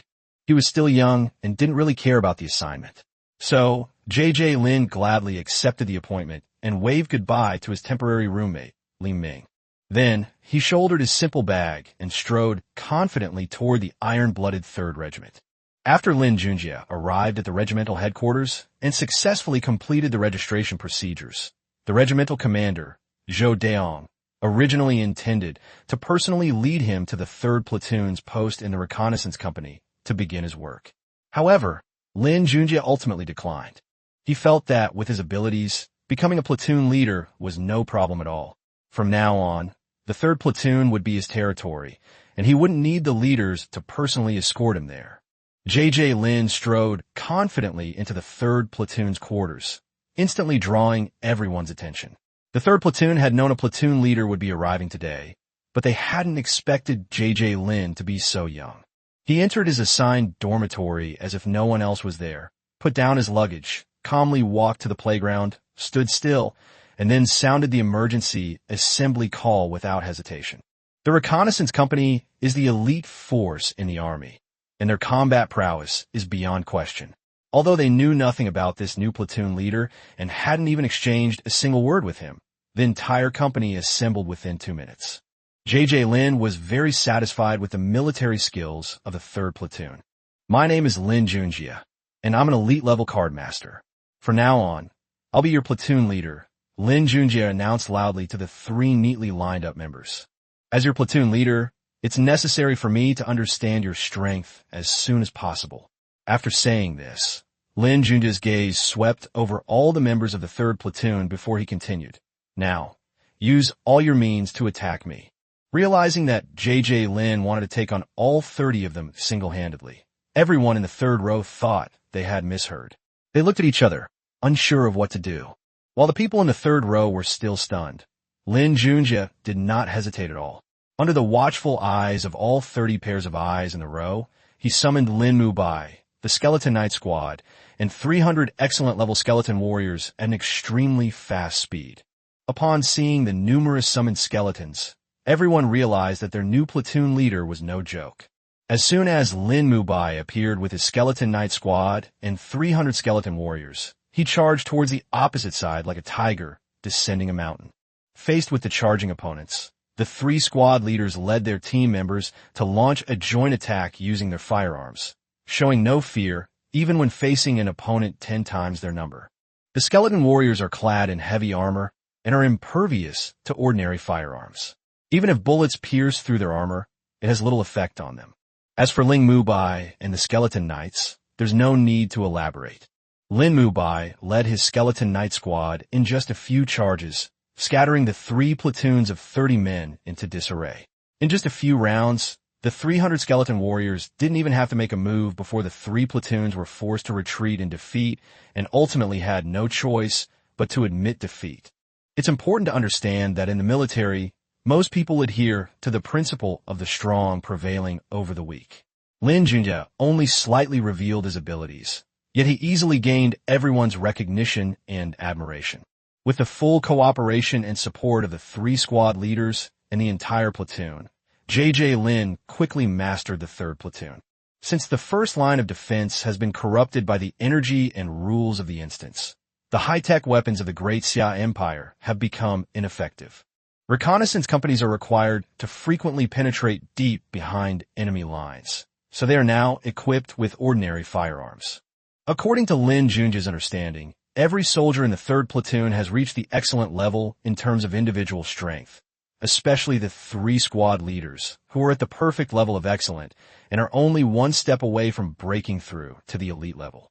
Once they successfully cross this threshold, they will not only receive higher rank and benefits, but will also have more opportunities to be promoted to officer. However, the reconnaissance platoon mainly carries out high-risk missions, and its strength is only barely sufficient within the platoon. Due to the heavy losses suffered during the last arduous mission, the 3rd platoon suffered devastating casualties, with many experienced veterans and strong soldiers wounded or even killed. As a result, a significant portion of the current team members were recently transferred from other units. Consequently, their overall combat effectiveness has declined considerably compared to before. Time flies, and a week has passed in the blink of an eye. During this time, J.J. Lin, with his generous and outgoing personality and outstanding talent, quickly became close with his teammates in the front row, and they got along very well. Just then, the 3rd platoon's rest and recuperation period came to an end. So, J.J. Lin led the entire 3rd platoon, closely following behind the iron-blooded 3rd Regiment, and marched in a mighty procession toward the first line of defense. Due to the terrain, the Iron-Blood 3rd Regiment chose to proceed on foot. A group of soldiers dressed in camouflage uniforms and fully armed marched in neat and firm steps, slowly passing through the second line of defense. After a difficult trek, the view finally opened up before them. This was the first line of defense and the true front line. When they arrived at their destination, they found that the 7th Steel Regiment, which had been stationed there, had been waiting for them for a long time. The handover was completed swiftly and smoothly by both sides, without a single error. The iron-blooded 3rd Regiment thus took over this important defense zone without any mishaps. Over the next 2 days, the soldiers of the iron-blooded 3rd Regiment actively adapted to the new environment at the camp, familiarizing themselves with the surrounding terrain and defensive facilities. Everyone was well aware of the heavy responsibility they bore and dared not slacken in the slightest. On the 3rd day, the regimental headquarters issued a mission, and the 3rd platoon was no exception. The frontline command is preparing to conduct a sweep of the enemy at the front. Most of the frontline combat zone is still within range of Imperial long-range rockets and heavy artillery, only lacking precision-guided targeting capabilities. Therefore, the reconnaissance company must first determine the enemy's exact location before guiding long-range artillery strikes. Upon receiving the order, J.J. Lin led his third platoon of soldiers out of the defensive line without hesitation, embarking on a perilous and unknown exploration journey. Chapter 187: Abyssal Lesser Demons. After leaving the fortified defenses, what lay before them was a vast, devastated land. The land was riddled with craters of varying sizes and depths, a testament to the devastation left by countless artillery fires. Due to numerous fierce battles, the original terrain had been completely altered and was virtually unrecognizable. The reconnaissance company in charge of this mission acted swiftly, dividing their 3 platoons into 3 groups to conduct reconnaissance. The 3rd platoon was assigned to the rightmost route. Led by J.J. Lin, the 30 soldiers of the 3rd platoon dispersed according to the established tactical formation and cautiously advanced, leaving no corner unchecked that might conceal danger or clues. However, before that, J.J. Lin had already summoned the Bone Bat leader and a full 100 Bone Bats after stepping out of the defensive line. At his command, the Bone Bats scattered and began to carefully search for any traces left by the enemy. Since the Abyss instance was integrated into the main world, this area has acquired a terrifying new name, the Abyss.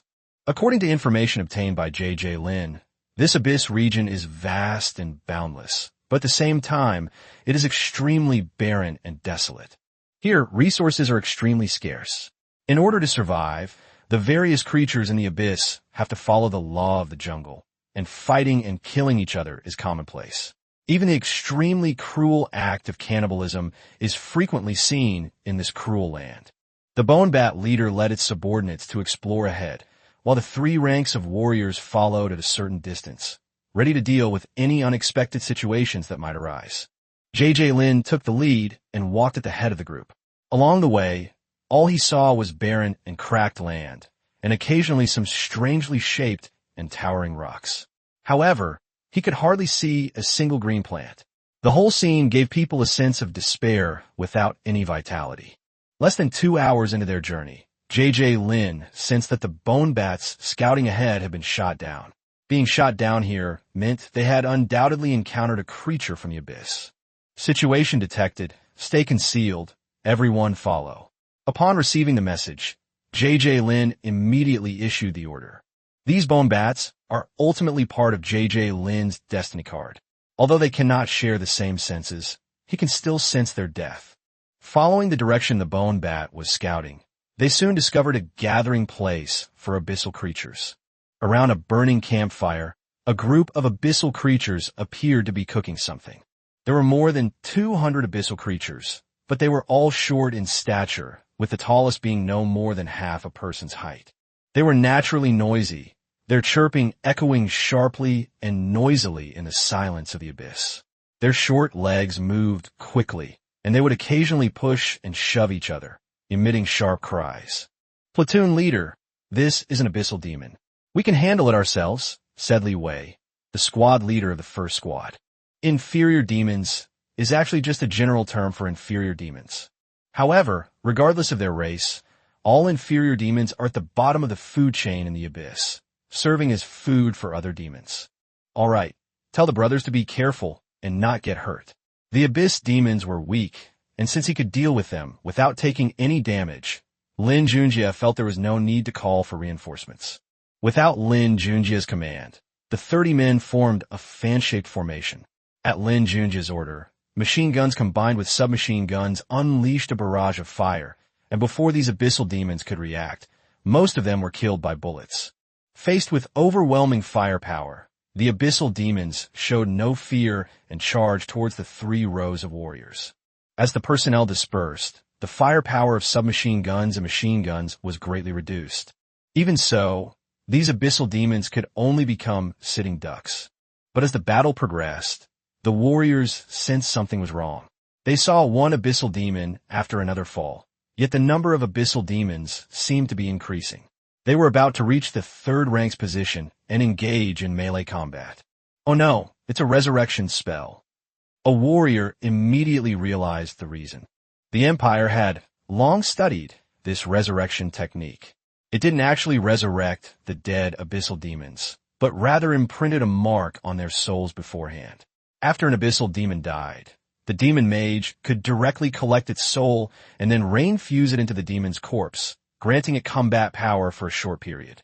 And this trick can be used repeatedly. Lin took out his binoculars and began to look intently ahead. Through the clear lens of the telescope, he indeed spotted some figures quietly hiding behind cover in the distance. The figures continuously waved their staffs, unleashing beams of magical light that struck the fallen demons with pinpoint accuracy. In the blink of an eye, the previously lifeless demons slowly rose to their feet and rejoined the battle. Seeing this, Lin was very surprised, not expecting that these inferior demons actually possessed resurrection spells. These guys who can keep casting spells to revive inferior demons must be mages among these inferior demons. Although the battle appeared to be a one-sided massacre, it lasted for quite a while and caused considerable disturbance. If this delay continues, it may lead to more unexpected troubles. With this in mind, Lin made a quick decision to end the fight as soon as possible. So he took a deep breath and summoned Lin Junjie and the Skeleton Knight squad.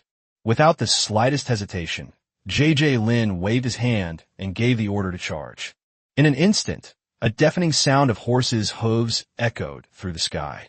Lin Junjie and the Skeleton Knight squad rushed towards the inferior mages hiding in the rear cover like a surging torrent. Faced with this sudden and fierce attack, the inferior mages who were still casting spells were thrown into chaos. However, it was too late to escape. Lin Junjie led the charge, his body wreathed in raging flames, each swing of his weapon sending up a trail of blood. The Skeleton Knight squad worked closely together, supporting each other, and wherever their spears passed, enemies screamed and fell to the ground. Faced with this overwhelming offensive, the inferior mages hiding behind cover were completely powerless to fight back. In a short time, they all perished. Seeing their mage force wiped out in an instant, the remaining demons were terrified and could no longer care about fighting against Lin and the others. They turned around and fled in all directions. However, Lin was not about to let them off easily. He directed the soldiers of the 3rd platoon to keep firing. Before long, only corpses and the pervasive stench of blood remained on the battlefield. In less than a minute or two, this thrilling battle finally came to a successful conclusion. Chapter 188, Giant Abyss Worm. The battle had just ended, and before Lin Junjie could even order his skeleton warriors to clean up the devastated battlefield, he suddenly felt the ground beneath his feet begin to tremble violently, as if an earthquake was about to strike. Retreat! Lin Junjie's internal alarm bells rang, and without hesitation, he shouted at the top of his lungs. His voice boomed like thunder, instantly echoing throughout the entire team. However, before he could finish speaking, a loud boom resounded. Immediately afterward, the ground in front of Lin seemed to be torn apart by an invisible giant hand, collapsing with a crash. The next moment, a gigantic worm, its body so enormous it was astonishing, burst forth from the bottomless pit. Covered in mud, it sprayed dirt everywhere like raindrops as it emerged from the earth. What's even more chilling is that this giant worm opened its blood-red maw and swallowed several inferior demon corpses whole, along with the soil on the ground. Platoon leader, it's a giant abyssal worm. Don't provoke it. Squad leader Li Wei shouted in terror to Lin Junjie. The abyss worm was enormous, almost like a moving hill. It was covered with a hard, rough layer of keratin, rendering ordinary guns and cannons completely ineffective against it. Normally, these abyssal worms live underground, feeding on soil, but if the opportunity arises, they will not hesitate to hunt. It must have been the strong, bloody smell emanating from the corpses of these inferior demons that attracted this terrifying behemoth. At this moment, while the abyssal worms were busy greedily devouring the corpses of the inferior demons, the entire 3rd platoon dared not delay for a moment and used all their strength to retreat to a distant place as quickly as possible. Fortunately, although this abyssal worm was enormous and incredibly strong, it wasn't very intelligent and acted entirely on instinct. Therefore, it simply ignored the 3 rows of people who were rapidly retreating. I thought that although encountering the abyss worm was a bit dangerous, I would at least be able to get through it safely. Just as JJ Lin and his group were walking further and further away, secretly rejoicing and preparing to relax their tense nerves, something unexpected happened. The abyssal worm that had just devoured the corpse of the inferior demon did not quietly return underground as everyone expected. Instead, it pounced straight at JJ Lin and his group at an astonishing speed. Clearly, this greedy beast was not satisfied with the previous snack and wanted to treat itself to another sumptuous meal. This abyssal worm is not only as large as a small mountain, but its body is also incredibly strong. Even powerful attacks from elite-level experts cannot easily penetrate its defenses. If they were to rely solely on 3 rows of ordinary soldiers to confront them head-on, surviving would be nothing short of a pipe dream. Faced with such a critical situation, JJ Lin made a decisive decision. Without hesitation, he shouted, "Fire a signal flare immediately and request thermobaric support." As his decisive command rang out, brightly colored signal flares quickly rose into the sky, piercing the tense and oppressive atmosphere. At the same time, JJ Lin summoned the ghost ship without hesitation. While urging the soldiers to board the ghost ship, he kept a close eye on the movements of the abyssal worms. As the soldiers hurriedly boarded the ship, JJ Lin was extremely anxious, large beads of sweat constantly rolling down his forehead. Finally, after the last soldier successfully stepped onto the ghost ship, JJ Lin immediately activated his magic power, urging the ghost ship to shoot straight into the sky like an arrow released from a bow. However, before the ghost ship had flown far, the ferocious abyssal worm had already rushed to the position where the 3 rows of warriors had been standing. Just then, more than a dozen powerful bombs rained down from the sky like meteors. Immediately afterward, a deafening explosion rang out, instantly unleashing a massive wave of fire and thick smoke. In an instant, the entire area was engulfed by raging flames, turning it into a living hell. Even the ghost ship, which had long since sailed away, was tossed about by the massive shock wave, its protective shield flickering and threatening to shatter at any moment. Thermobaric bombs, a weapon of mass destruction capable of destroying the world, each contained terrifying power that inspires fear. When more than a dozen thermobaric bombs detonated simultaneously, the overwhelming force was like the end of the world, and it was only slightly inferior to a nuclear bomb. With a deafening explosion, endless flames and shock waves swept across the surroundings. The abyssal worm at the epicenter of the explosion was the first to be hit, its massive body instantly scorched to a carbonized state by the extremely high temperature.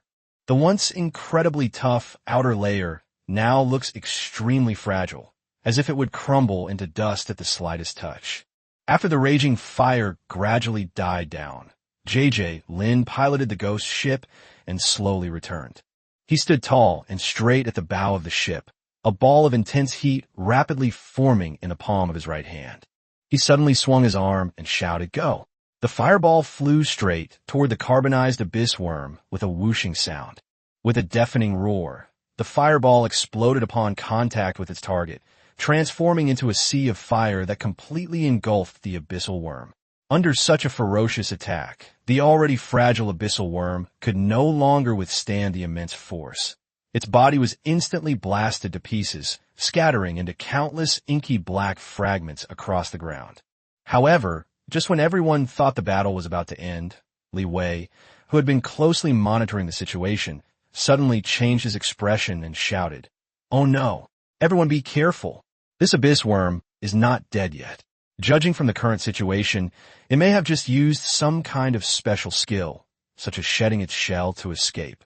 Sure enough, almost as soon as Li Wei finished speaking, the previously calm ground suddenly began to tremble violently without warning. Immediately afterwards, the land beneath the ghost ship seemed to be torn apart by an invisible, immense force, spraying upwards violently. At the same time, an abyssal worm, noticeably smaller than before, burst from the ground and crashed straight into the bottom of the ghost ship with lightning speed. With a deafening roar, the elite-class ghost ship, over 30 meters long, was actually thrown away by the immense force of the abyssal worm. Chapter 189, Killing the Abyss Worm. Although ghost ships are considered elite-level super-large undead creatures, The ghost ship that J.J. Lin owns is not known for its combat capabilities. When it encountered that giant abyssal worm that was tens of meters long, it was simply at a disadvantage. The abyssal worm charged menacingly towards the ghost ship. Each impact was like a heavy hammer blow, causing the ghost ship's protective shield to teeter on the brink of collapse. In just a few moments, the incredibly sturdy shield could no longer withstand such a fierce attack and shattered instantly. Without the protection of the shield, the ghost ship was in a sorry state, unable to even maintain a normal flight attitude, and finally crashed heavily to the ground. As for the soldiers in the 3rd platoon, they were so shaken that they could barely stand on the boat. Fortunately, they all had some basic skills and quickly adjusted, disembarking from the ship under J.J. Lin's command. Seeing that the 3 rows of people had left, J.J. Lin unhesitatingly put away the severely damaged ghost ship. At the same time, with a flash of light, Lin Mubai and the Skeleton Knight squad appeared in front of Lin Junjie, blocking everyone in the 3 rows behind them. As soon as Lin Mubai and the Skeleton Knight appeared, they launched a fierce charge straight at the abyss worm without the slightest hesitation. The sound of horses' hooves echoed through the sky, like the sound of war drums from hell. Seeing this, the abyss worm opened its gaping maw, large enough to swallow an elephant, and fiercely met the knight squad that was rushing towards it. However, the knights had a plan. Just as they were about to clash head-on with the abyssal worms, the 6 knights quickly spread out and simultaneously activated their speed-boosting skills. In the blink of an eye, they skillfully avoided the abyss worm's deadly maw. A series of loud booms rang out, the sound of the knight's lance colliding with the tough outer skin of the abyssal worm. Despite facing enormous, terrifying abyssal worms, these knights, being undead creatures, showed no fear. After all, undead creatures are not even afraid of death, so there are not many things that can frighten them. 6 spears, each with impeccable precision, pierced deeply into the massive body of the abyssal worm. The immense impact caused most of the spears to disappear into the worm's flesh. As the spear plunged into its body, the abyssal worm suddenly sprayed out a large amount of dark green, highly corrosive mucus, which splattered everywhere like raindrops. The intense, stinging pain made the already ferocious abyss worm even more agitated. It began to frantically shake its massive body, trying to break free from the spears that were causing it so much pain. As the abyssal worm thrashed about, a powerful force traveled through the spear. Sensing this immense power, the knight's squad dared not hesitate. They immediately released their grip on the spear and scattered at lightning speed. Immediately afterwards, they quickly switched to long swords and launched a new round of fierce attacks on the still struggling and writhing abyssal worms. Faced with the knight's fierce offensive, the abyssal worm naturally wouldn't sit idly by. It desperately thrashed its massive body, repeatedly ramming its head into the knights. In an instant, sand and stones flew everywhere, and a fierce wind arose. The impact generated by that enormous body was simply astonishing, and even the ground began to shake violently. If you're accidentally bumped into, you will be thrown into the air. The abyss worm's counterattack sent the 6 knights staggering, barely able to stand. Fortunately, Lin Mubai and his knight squad demonstrated extraordinary resilience and tenacity. Despite the extremely unfavorable situation, they gritted their teeth and fought with all their might against the frenzied attacks of the abyssal worms. It was their perseverance that bought precious time for the warriors behind them to escape. Just as the abyss worm was about to break through the knight's encirclement, the bone bat leader, who had gone out on a reconnaissance mission, returned in time with a group of bone bats. The bone bat leader opened its blood-red maw, and a burst of raging poisonous fire instantly erupted, sweeping straight towards the abyss worms that were locked in a fierce battle with the knights. At the same time, the other bone bats also unleashed their unique ultrasonic abilities, sending out a continuous stream of piercing and noisy sound waves at the abyss worm, constantly interfering with and harassing it. Skeleton creatures generally possess the innate characteristic of being tireless. They seem to never feel tired and can launch attacks continuously. In stark contrast, the severely injured abyssal worm gradually exhausted its strength as time passed. Although powerful, the abyss worm was still made of flesh and blood, and ultimately could not withstand the fatigue brought on by prolonged battle. Moreover, the abyss worm had also suffered considerable injuries. On the other hand, the Knights team maintained their initial fierce attitude and were not affected by the passage of time. However, after a fierce battle, dozens of their bones were broken. Finally, after the Knight squad's relentless assault, the abyssal worm's massive body collapsed to the ground. Its once majestic appearance was now wretched, its life force gradually extinguished. Immediately afterward, Lin Junjie swiftly sealed its corpse away. After completing all this, Lin led the 3 platoons of soldiers to quickly retreat. Because he knew that this place was fraught with danger, and that the slightest carelessness could lead to utter ruin. The bone bats dispersed again, circling and hovering in the air, constantly alert to any movement around them. Using the information relayed by the bone bats, Lin Junjie successfully found a relatively safe place. Recalling the thrilling battle just now, although they finally succeeded in killing the abyss worm, Lin Mubai and the Skeleton Knight squad also paid a heavy price. At this moment, they were battered and exhausted and desperately needed to rest and recuperate to regain their strength and return to their peak condition. After all, in this area full of unknown dangers, only by maintaining the strongest combat power at all times can we deal with all kinds of dangers. Whenever he recalls that giant abyss worm, Lin feels a chill of fear. It's important to know that Lin Mubai and his squad of skeleton knights were incredibly powerful. However, even with their strength, they seemed somewhat overwhelmed when facing those enormous, colossal creatures. After careful consideration, Lin made a firm decision. He had to find a way to summon another colossal undead creature. Only in this way could he remain invincible in the fight against these terrifying colossal creatures, protect everyone's safety, and fulfill his mission. Chapter 1, 90 Poisonous, Sticky Spirits, and the Deadly Poison Swamp. After setting up camp, Lin solemnly began summoning skeleton creatures to help with guard duty. With a flash of white light, the towering, sinister-looking skeleton commander was summoned. At the same time, 100 heavily armored skeleton warriors wielding giant axes were also summoned. They stood in neat rows, their empty eye sockets gleaming with eerie blue fire, as if ready to meet an enemy attack at any moment. Lin methodically directed the skeleton commander to lead the skeleton warriors on patrols around the camp and arrange for the warriors to rest. After everything was arranged, he finally breathed a sigh of relief and began to think about how to dispose of the corpses of the abyssal worms. He took out the card that sealed the corpse of the abyss worm, pondered for a moment, and then fused it into his own signature card. However, something unexpected happened as soon as the corpse of the abyss worm fell into the bone plains.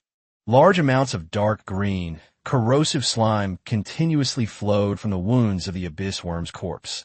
These slimes are extremely corrosive. Wherever they go, they rapidly erode the ground, creating deep, bottomless pits and holes, and the area affected continues to expand. Seeing that the situation was not good, Lin's heart tightened. It's obviously not going to work to just leave it like this. So he hurriedly searched for a suitable place in the bone plains to contain the corrosive liquid. After examining the area, his gaze suddenly settled on a small pond on the plain. This pool is a highly poisonous pool with a unique topography in the Plain of Bones. It looked like a pool of thick, toxic, stagnant water with an eerie dark green hue. Lin had previously poured a large amount of venom and blood into it out of curiosity, trying to observe whether it would trigger some kind of strange evolutionary phenomenon, but the result was quite disappointing to him. Apart from the venom in the pool becoming increasingly potent and deadly, there seemed to be no other noticeable changes. Using this pool of water temporarily to store the abyssal worms is quite suitable now. However, to Lin's surprise, when the enormous abyss worm was pushed into the poisonous pool by a group of skeleton warriors working together, a thrilling turn of events unfolded. As a massive amount of corrosive liquid from the abyss worm continuously poured into the pool, the once calm surface of the water instantly rippled, and then, like a powder keg being ignited, the liquid in the entire pool suddenly boiled. In an instant, Water splashed everywhere, steam rose, and a pungent, toxic fumes filled the air, making it suffocating. The corpse of the abyss worm was no match for the intense corrosive power of the surging venom. In the blink of an eye, it was completely corroded and melted at an astonishing speed, eventually becoming part of the venom in the pool and disappearing without a trace. Just as the entire abyssal worm was being completely corroded, Lin Junjie, who had been intently observing the situation, suddenly felt a strange fluctuation emanating from his natal card. He was very familiar with this feeling.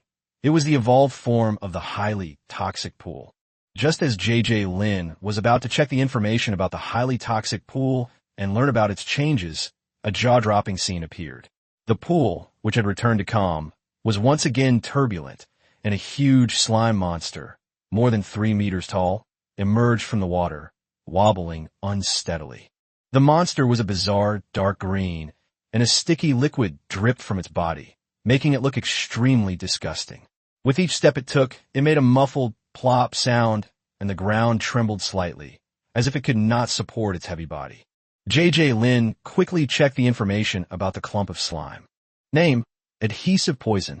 Type, servant. Occupation, none. Attribute, undead/poison. Level, 48. Quality, purple epic. Skills, poisonous slime / great strength / poisonous mist / devour and feedback. Talent, undead symbiosis. Description, the vengeful spirit spontaneously merged into the energy of the recently corroded flesh and blood. Highly toxic slime. Spits out a glob of corrosive and highly toxic slime. Immense strength. The immense power granted by a large physique. Poisonous mist. Emits a toxic mist that obscures visibility and poisons creatures within. Devour and feedback. Consume the flesh and blood of corpses to restore your own condition and replenish what you've consumed. Undead symbiosis. Achieve symbiosis with any undead, sharing life and attributes. After reading the information, JJ Lin was overjoyed. He hadn't expected that this sticky, gooey thing would actually be of purple epic quality. Lin Junjie took a look and found that each of the poisonous sticky spirit skills was very useful. As long as he found a suitable symbiotic partner, it would become a powerful combat force with unlimited potential. However, judging from the description of this sticky poison, it seems that for some unknown reason, the vengeful spirits in the bone plains were tempted by the blood and flesh energy of the corroded abyssal worms and eventually fused together to form this clump of slime. After searching the plane of bones, JJ Lin found that the vengeful spirit had indeed disappeared. After reviewing the information about the poisonous sticky spirit, JJ Lin then checked the information about the highly poisonous pool. Name, poisonous swamp. Type, terrain. Attribute, undead/poison. Skill, flesh corrosion / slime monster drop. Description card states, a swamp with highly poisonous substances. Flesh and blood corrosion. Corrosion of flesh and blood, converting it into energy. Slime monster drops. Undead creatures form from the energy converted from flesh and blood, combined with the highly toxic slime from the swamp. After reading the information, JJ Lin had a general understanding of the situation in this highly poisonous swamp. The name may have changed from poisonous pool to poisonous swamp because the toxic liquid in the original pool was too viscous. JJ Lin took out a card that contained a large amount of dinosaur meat, integrated it into his signature card, and then threw all the meat into the poisonous swamp.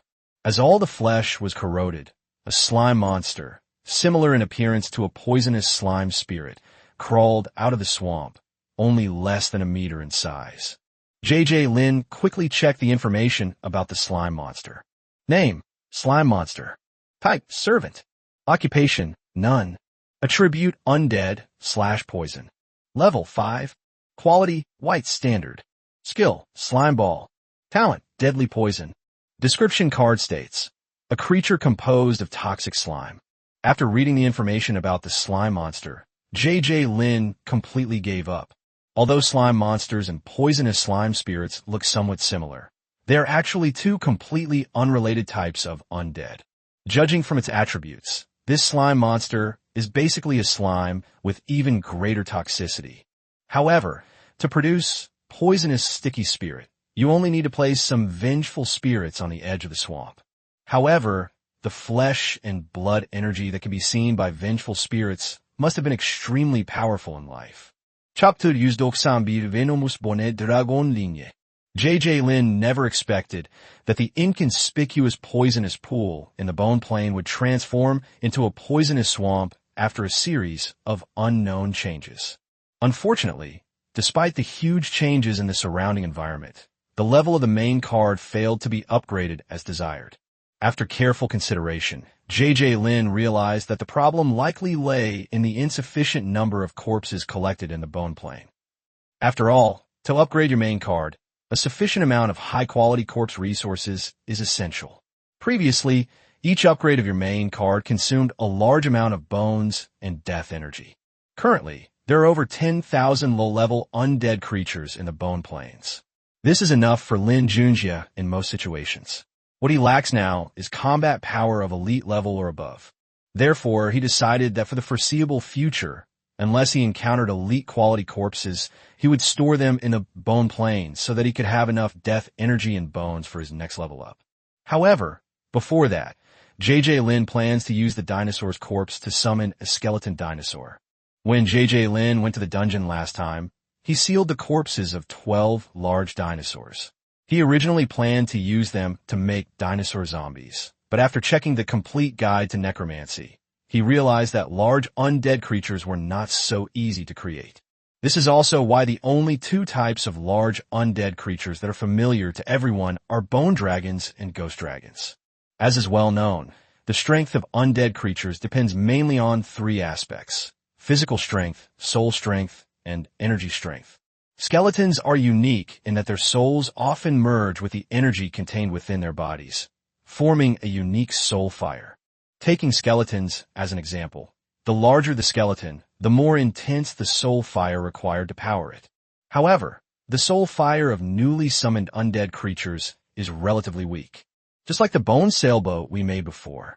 The bone sailboat is a relatively special category of skeleton creatures, but because the power of its soul fire is too weak after it is summoned, the entire ship can only have very limited control over its sails. As for the later evolved ghost ship, it gained the ability to fly and dive into the sea after fusing with 20 ghosts and reached the elite level. Therefore, the skeletal dinosaur that Lin prepared to summon for Junjie was actually just a symbiotic carrier of the poisonous sticky spirit. J.J. Lin took out a card that sealed the corpse of a Spinosaurus and then integrated it into his signature card. In an instant, a huge corpse appeared on the Bone Plain. As a skeleton mage cast a skeleton summoning spell, a giant skeletal dinosaur shook off its flesh and slowly stood up.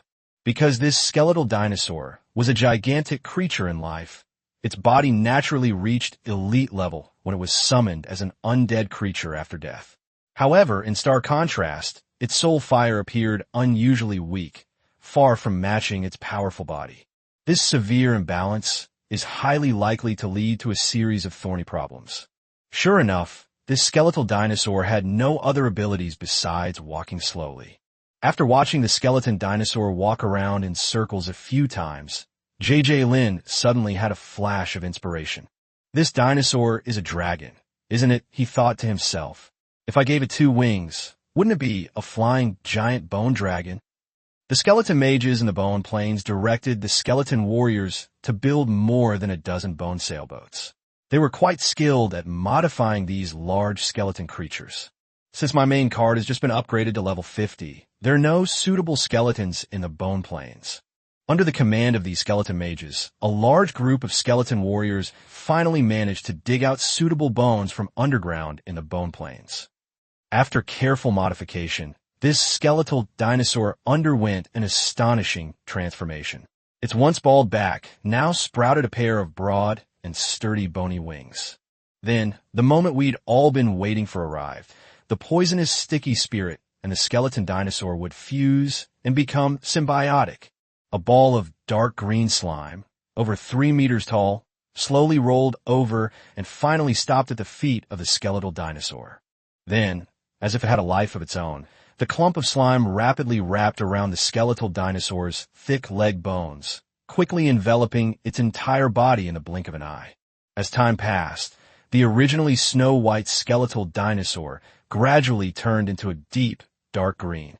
In particular, its wings, which were originally somewhat hollowed out, were now covered with a thick layer of dark green mucus, like a mysterious veil, making its overall appearance even more majestic and eerie. From a distance, it looked just like a dark green bone dragon from the underworld. Just then, a flight command was issued. Upon receiving the command, the dark green bone dragon suddenly spread its wings and flapped them forcefully. In an instant, a gale arose and dust flew everywhere. With continuous flapping of its wings, its massive body soared into the air, hovering steadily above the plane of bones. Its agile figure soared and danced in the air, creating ripples in the air, causing the skeleton warriors below to look up in awe. Lin Junjie was overjoyed upon seeing this and quickly checked its information. Name: Venomous Bone Dragon. Type: Hero. Occupation: None. Attribute: Undead/Poison. Level: 50. Quality: Purple Epic. Skills: Venomous Slime/Great Strength/Venomous Mist/Devour and Feedback/Flight. Talent: Tireless. Description: Originally a symbiotic entity of a poisonous sticky spirit and a skull dinosaur, it fused together and became a variant of the bone dragon. After all, dinosaurs are, in a sense, dragons. Highly toxic slime. Spits out a corrosive and highly toxic slime. Immense strength. The immense power granted by a large physique. Poisonous mist. Sprays a poisonous mist that obscures visibility and poisons creatures within it. Devour and feedback. Consume the flesh and energy of corpses to restore its own condition and replenish what it has consumed. Flying in the sky. After reading the message, J.J. Lin was overjoyed. He never expected to acquire an epic quality bone dragon. Most importantly, he even broke through to become a hero creature. Now that you become a hero unit, let's give you a name. Just like Lin Mubai, you'll share the same surname, Lin. Your main body is actually a lump of slime, so calling you Lin Yi, Lin Liquid, isn't quite right. Let's call you Lin Yi, Lin Knight. Lin Junjie conveyed his idea to Lin Yi. Lin Yi knew he had a name, and immediately looked up to the sky and howled, clearly very satisfied with the name. Lin Yi is actually a community of 3 undead creatures. The first vengeful spirit in the bone plains plus the first slime monster in the bone plains plus the first skeleton dinosaur in the bone plains equals venomous bone dragon. Chapter 192, The Night Demon Strikes. Night fell silently, like a huge, thick black curtain draping the earth. Led by J.J. Lin, the soldiers of the 3rd Platoon, after a long day of marching and fierce fighting, finally decided to spend the night here to rest and recover their strength for the unknown challenges of tomorrow. However, in the still of the night, a sharp, piercing alarm suddenly tore through the darkness. It turned out that the skeleton commander on night watch had discovered something amiss. A large number of abyssal creatures were rapidly converging on their location like a surging tide. Enemy attack. Upon receiving this urgent news, Lin Junjie immediately sounded the assembly call. The soldiers responded instantly, rising swiftly and disciplinedly to take up their weapons and lining up in the prearranged tactical formation, ready for the impending fierce battle. Several muffled gunshots broke the silence of the night, and several dazzling flares shot out in all directions like meteors. Under the intense light of the flares, dark figures could be seen flashing and leaping like ghosts between the light and shadow, and in the blink of an eye, they had completely surrounded the temporary camp. It's night demons. A sharp-eyed person in the crowd was the first to recognize the identities of these hostile enemies. Night demons are evil creatures from the abyss.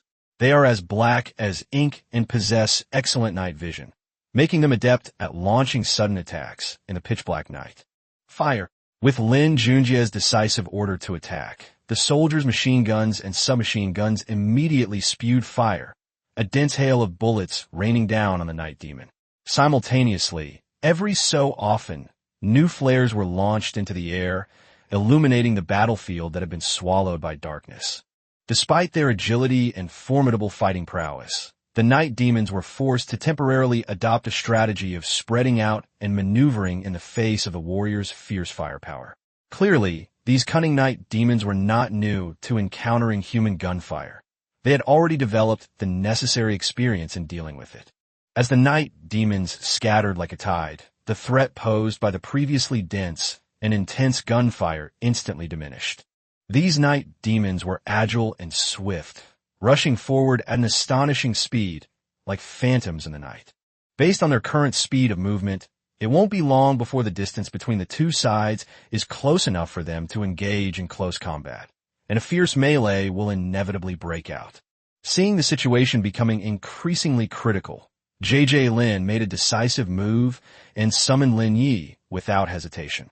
In an instant, a deafening dragon's roar echoed across the sky, reverberating throughout the entire battlefield. Immediately afterward, a colossal figure appeared. It was Lin Yi, whom Lin Junjie had successfully summoned. As soon as Lin Yi appeared, it opened its hideous and terrifying maw and sprayed a large amount of highly corrosive mucus at the surging horde of night demons below. The slime fell like raindrops, and upon contact with the night demon's body, it immediately produced a violent chemical reaction, hissing and quickly corroding out horrifying bloody holes. Caught off guard, the night demons were struck one after another, their shrill screams echoing throughout the land.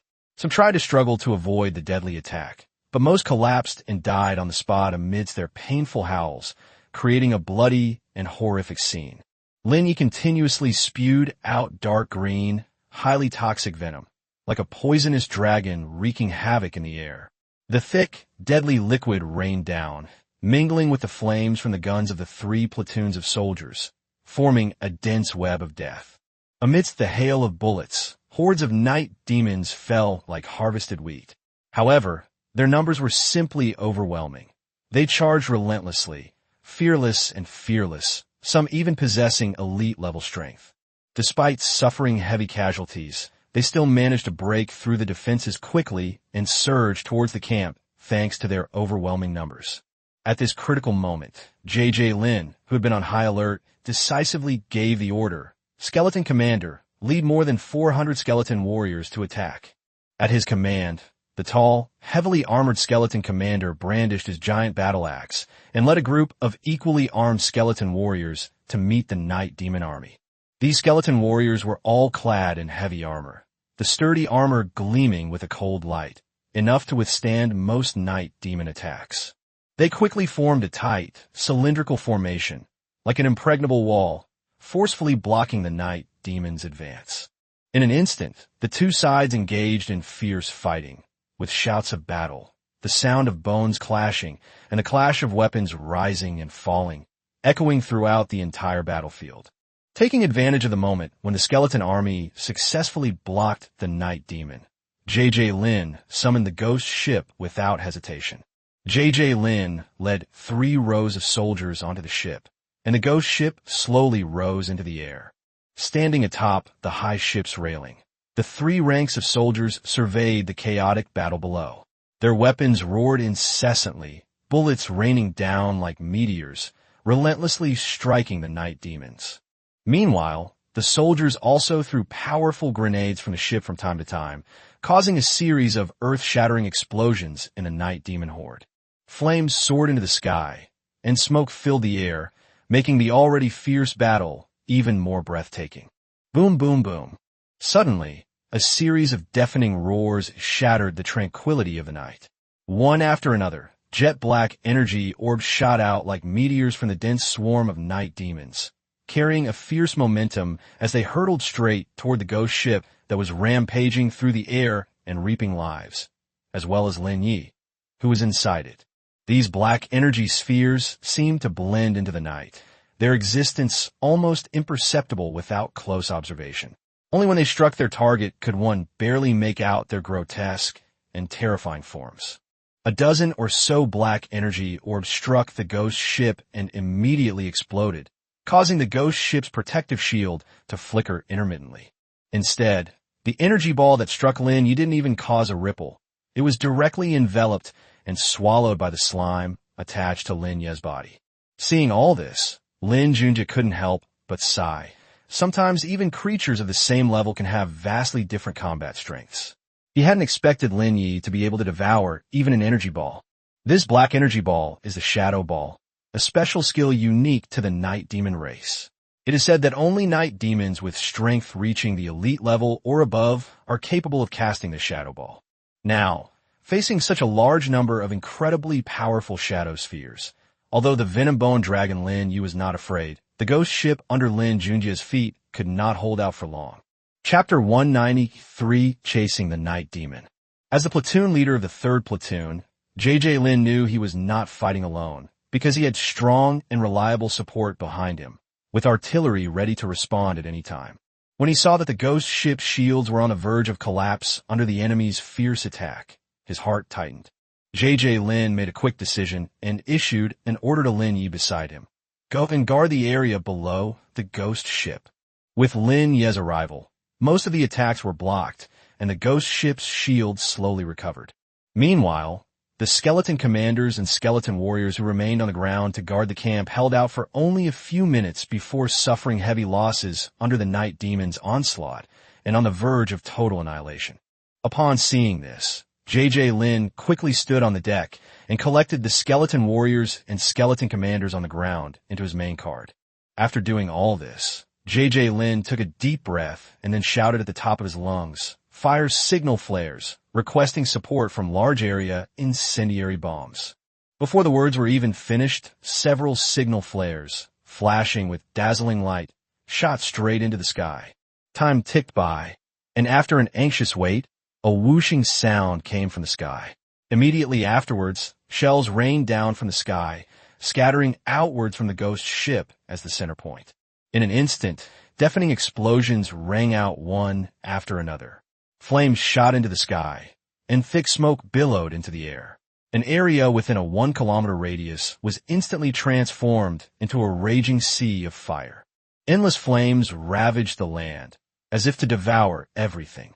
The hordes of night demons engulfed in flames howled in agony, struggling desperately to escape, but to no avail.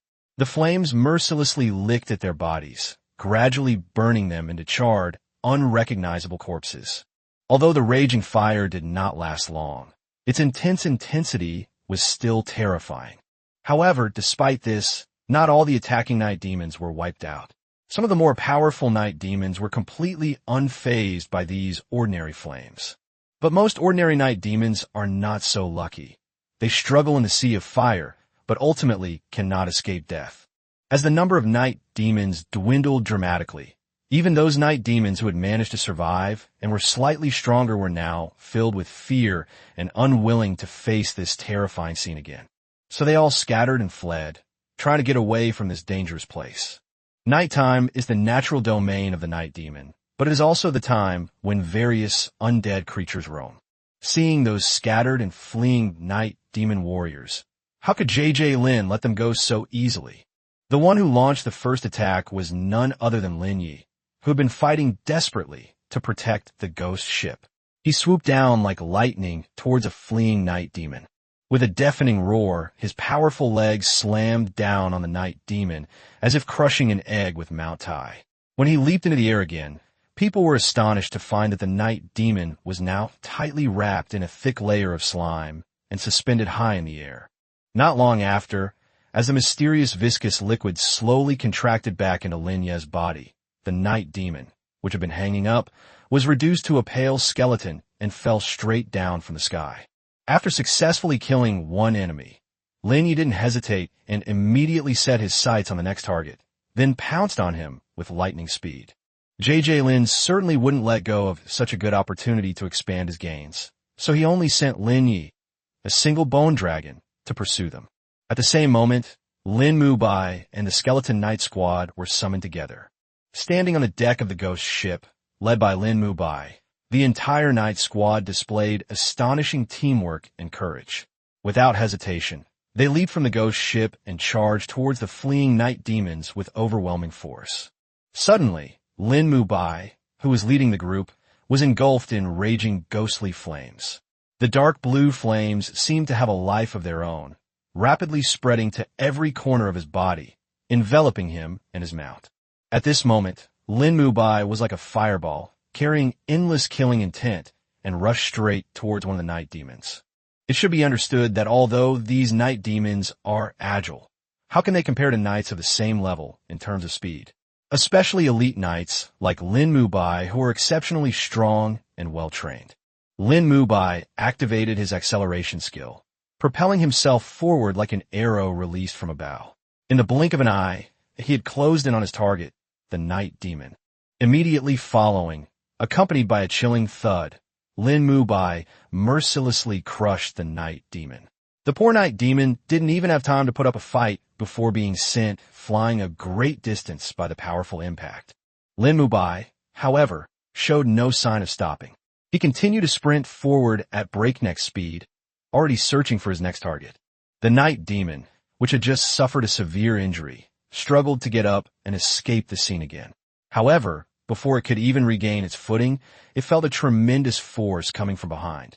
It turned out that the skeleton knights who were following closely behind Lin Junjie had caught up and launched another fierce attack on it. As a skeleton knight rode his warhorse, he charged in like a storm, instantly knocking the still-standing night demon to the ground once more. For other skeleton knights followed closely behind.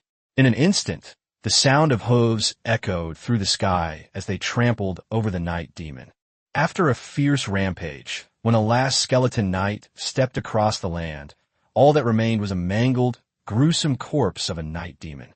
The mangled body and the blood flowing everywhere testified to the cruelty and bloodshed of this manhunt.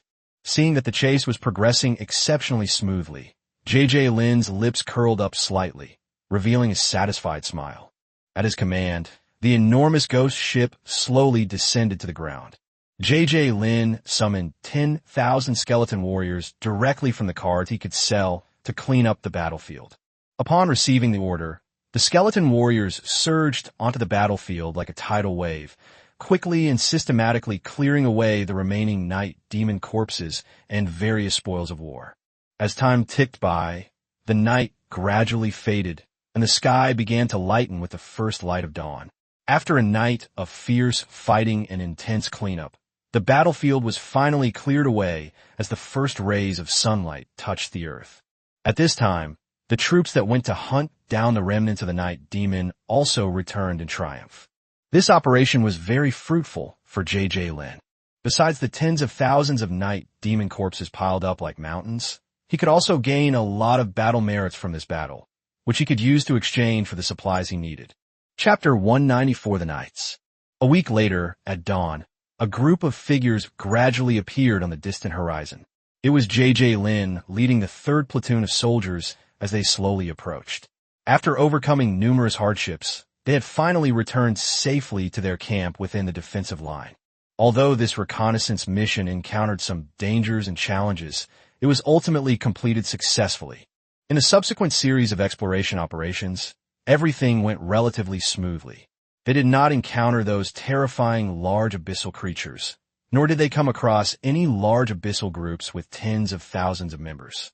Moreover, JJ Lin himself possesses considerable strength, coupled with powerful long-range firepower support from the rear, enabling the entire team to cope with various dangers with ease. During this mission, not a single soldier in the 3rd platoon was injured or killed, which is quite an achievement. This result earned the deep respect of all the soldiers for JJ Lin's outstanding leadership and formidable combat skills, leaving them completely convinced of his abilities. The moment they stepped into the camp, a sense of relief washed over them. Lin Junjie quickly organized the mission information and then personally went to the command post to submit a detailed combat report to the company headquarters. After the handover was completed, everyone was able to enjoy a long-awaited week-long holiday. This brief rest period was undoubtedly a good opportunity for these soldiers who had experienced life-or-death situations to relax their minds. The troops have a well-deserved leave. As long as the soldiers don't leave the barracks, they're usually not bothered and can enjoy this short period of leisure. However, permission is still required to go out. The number of times the troops are allowed to leave each day is limited. However, unlike his comrades, JJ Lin did not relax and rest. He stayed alone in his dormitory, focusing intently on examining his own destiny card. The reconnaissance mission was fraught with danger and crisis, But at the same time, they also obtained a large number of corpses of abyssal creatures. J.J. Lin already had his own plans for those ordinary corpses. He planned to place them all in the bone planes, so that when his strength increased and he needed to upgrade, these corpses could become the foundation and support for his natal cards. But for those elite-level corpses, J.J. Lin naturally intends to transform them into undead creatures. He had the skeleton warriors search through the pile of corpses and eventually found 32 elite-level corpses, most of which were night demon corpses. Several skeleton mages were summoned, and with a single cast of a skeleton summoning spell, the 32 corpses were easily transformed into 32 elite-quality skeleton warriors. At this moment, J.J. Lin was secretly delighted because he had been working with Lin Junjie as the core to build an elite knight order. Now, with the addition of these 32 newly born elite-quality skeleton warriors, a small knightly order of 38 elite knights can be formed.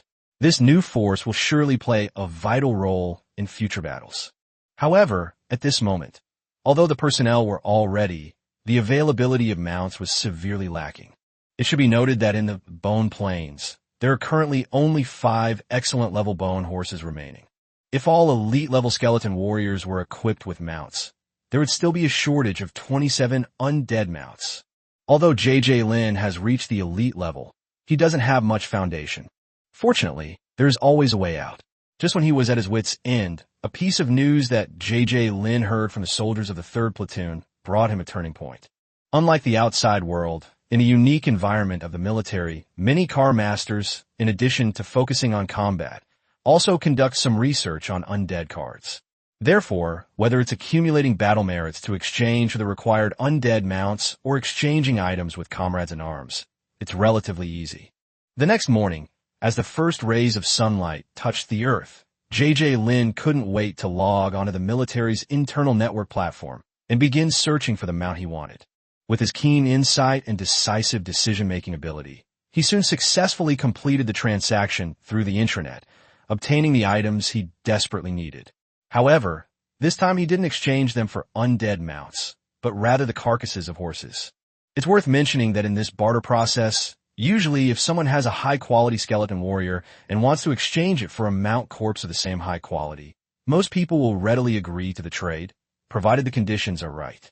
After all, not everyone possesses necromancy, nor can everyone have a servant skilled in necromancy. In this way, both sides get what they need, and everyone is happy. This time, he exchanged for a full 100 excellent level mount corpses in one go. Then, he skillfully cast a spell, using the skeleton mage's powerful summoning ability to successfully transform the 100 corpses of mounts into 100 high-quality bone horses exuding a chilling aura. Each bone horse was lifelike, as if ready to gallop at any moment. However, it's important to note that simply having an ordinary elite-level skeleton warrior ride a bone horse doesn't automatically transform him into a majestic knight. To truly become a qualified knight, one must master a series of key skills that match that skill. Fortunately, Lin Junjie possesses training skills and is himself a powerful knight. This gave him the full ability to cultivate and shape an elite knightly order. However, all of this will require considerable time and effort to meticulously craft. But with Lin Junjie's wisdom and strength, it is believed that he will ultimately achieve this goal, leading this powerful legion of skeleton knights to conquer the battlefield and create their own glorious legend. Chapter 195 Marching. Time flies like an arrow, and the holiday is over in the blink of an eye. During this precious period, J.J. Lin and the soldiers of the 3rd Platoon enjoyed their rare leisure time to the fullest, which greatly relieved and relaxed their long-suppressed emotions. However, although J.J. Lin enjoyed this relaxing and pleasant week, he did not slack off on his serious work in the slightest. First, during this week, relying on Lin Junjie's training skills, he successfully trained more than 30 elite-quality skeleton warriors into even more powerful skeleton knights in the Bone Plains.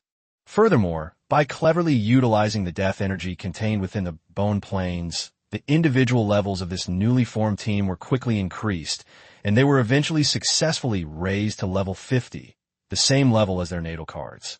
The holiday has just ended, and new tasks are coming one after another. All assemble. As Lin Junjie's powerful command suddenly rang out, the previously somewhat disorganized 3rd Platoon soldiers instantly sprang into action. Their movements were synchronized and swift. In just a moment, everyone had assembled in the predetermined formation, ready for battle. After a period of rest, everyone was refreshed and in high spirits. A new journey awaited them. However, this mission is different from the past. It is no longer a simple reconnaissance mission, but requires us to follow the main force deep into enemy territory to carry out a large-scale extermination operation against those abyssal creatures, thereby further advancing the battle line and expanding our advantage.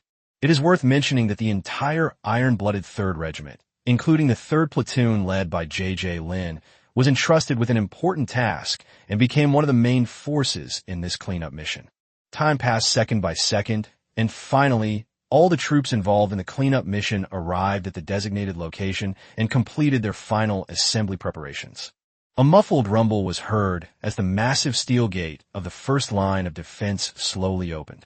Immediately afterwards, the various regiments belonging to the 13th Division stepped out of the defensive line in turn, advancing forward with firm steps. A massive and dramatic purge is about to begin on this vast and boundless battlefield. Boom! The deafening roar of engines ripped through the sky like rolling thunder.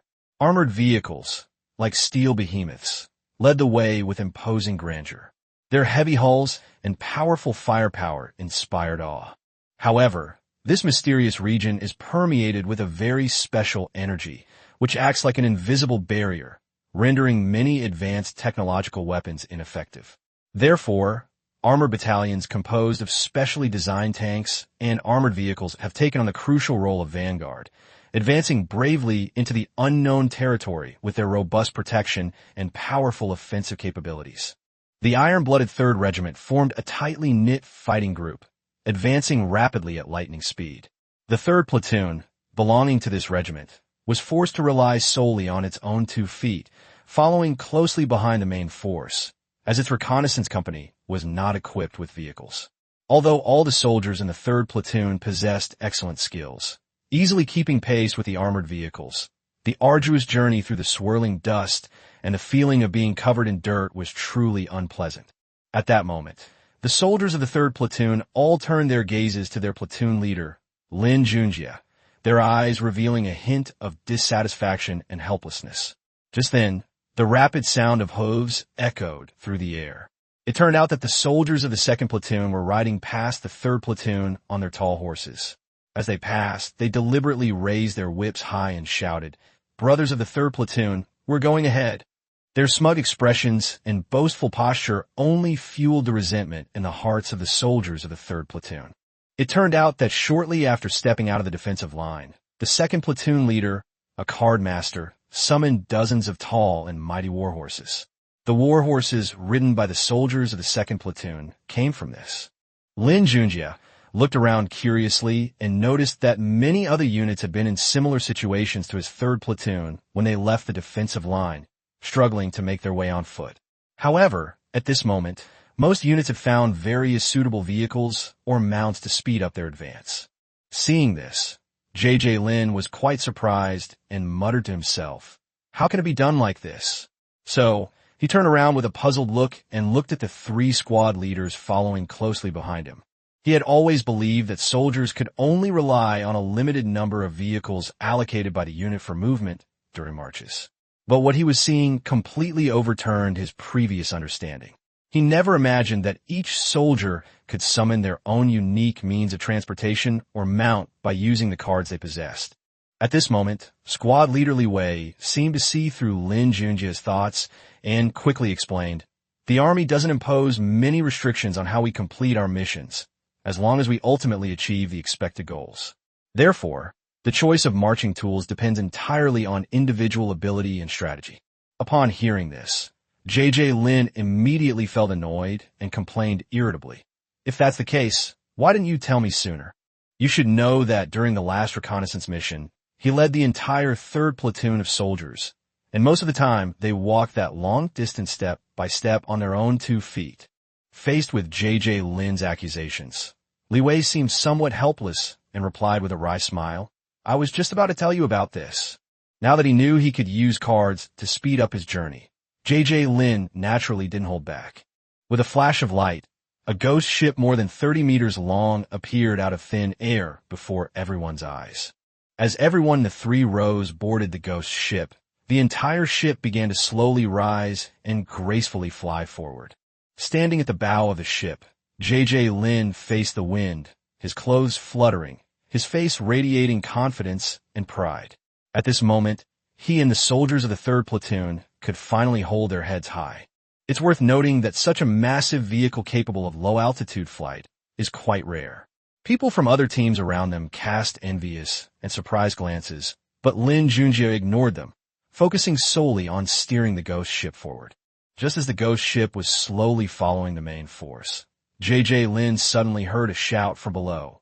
"Platoon leader Lin, wait for us. Let's go together."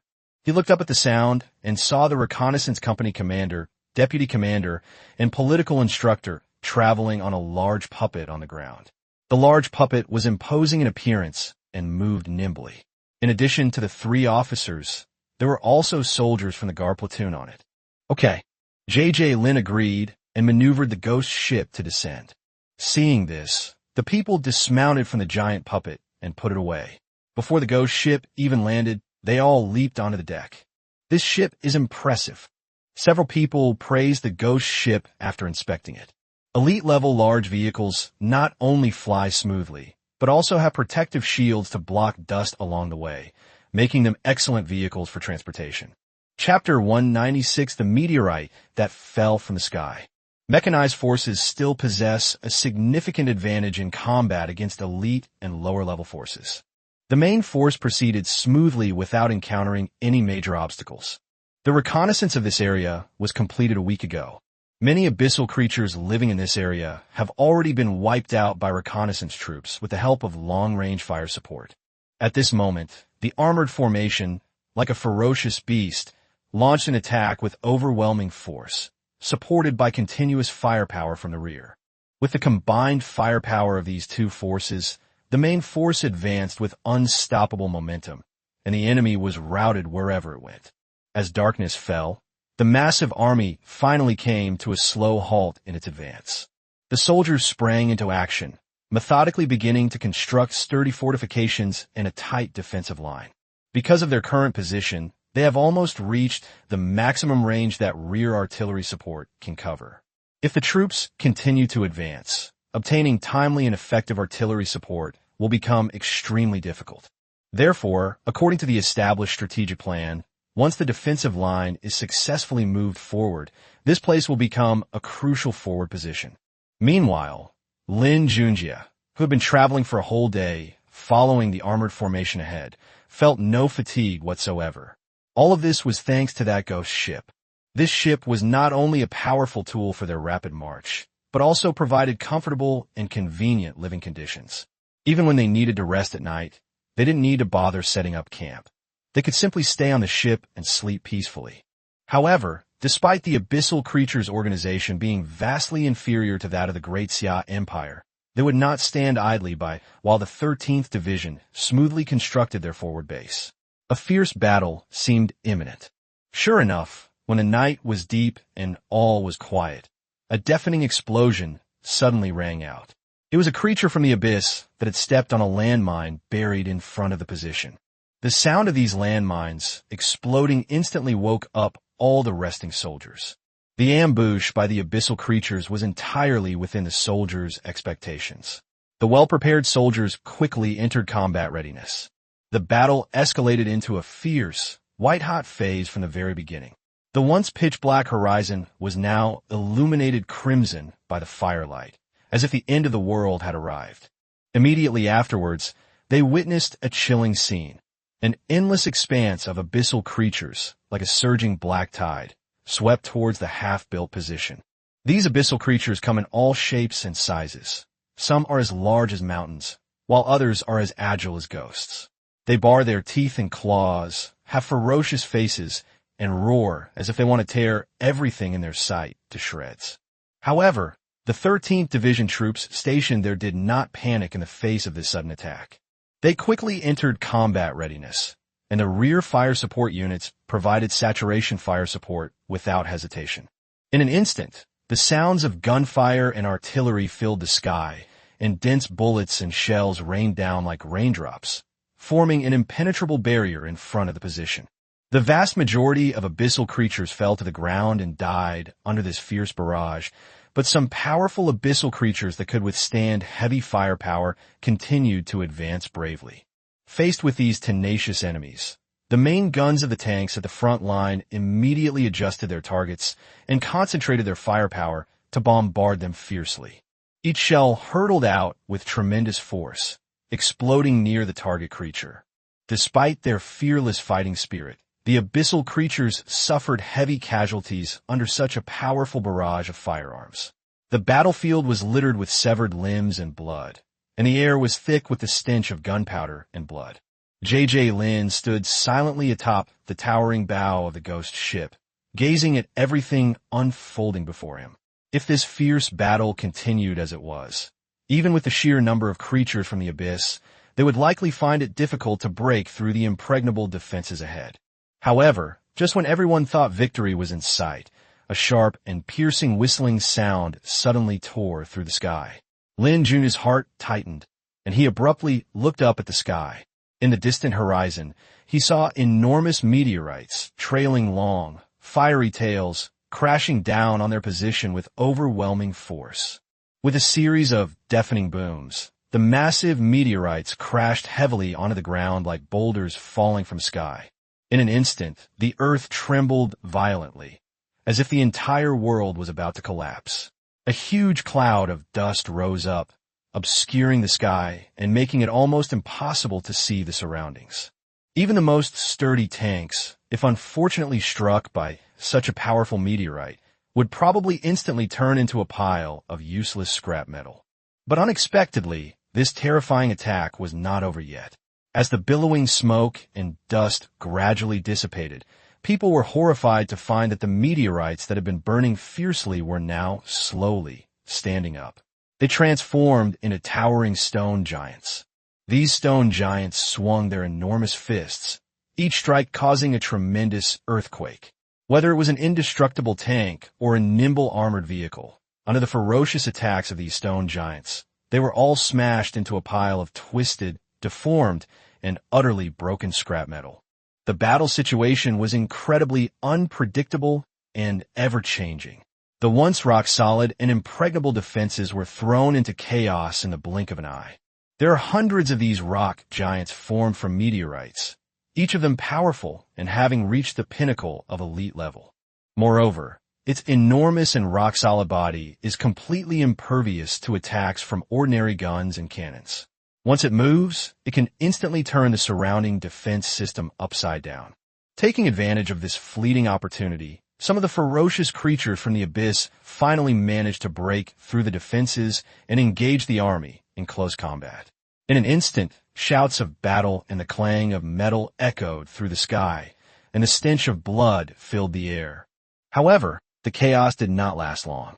In less than a minute, under the orderly command and organization of many junior officers, the chaos was quickly quelled, and the defense line soon returned to an orderly state.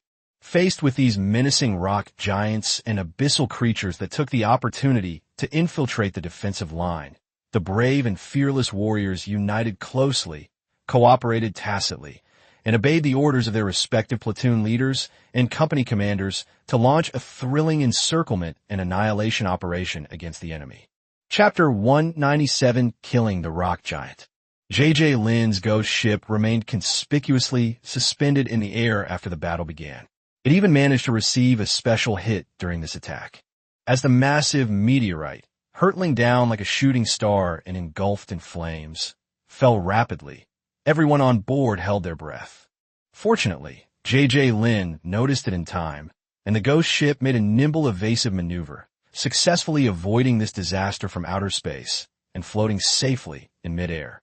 Although the ghost ship and its crew were unharmed, the sheer power of the massive meteorite that fell from the sky inevitably plunged the entire scene into brief chaos. The area surrounding the meteorite's impact points suffered even heavier casualties. Upon seeing this, the The company commander and political instructor who were on the same ship as J.J. Lin did not hesitate to leave the ghost ship quickly.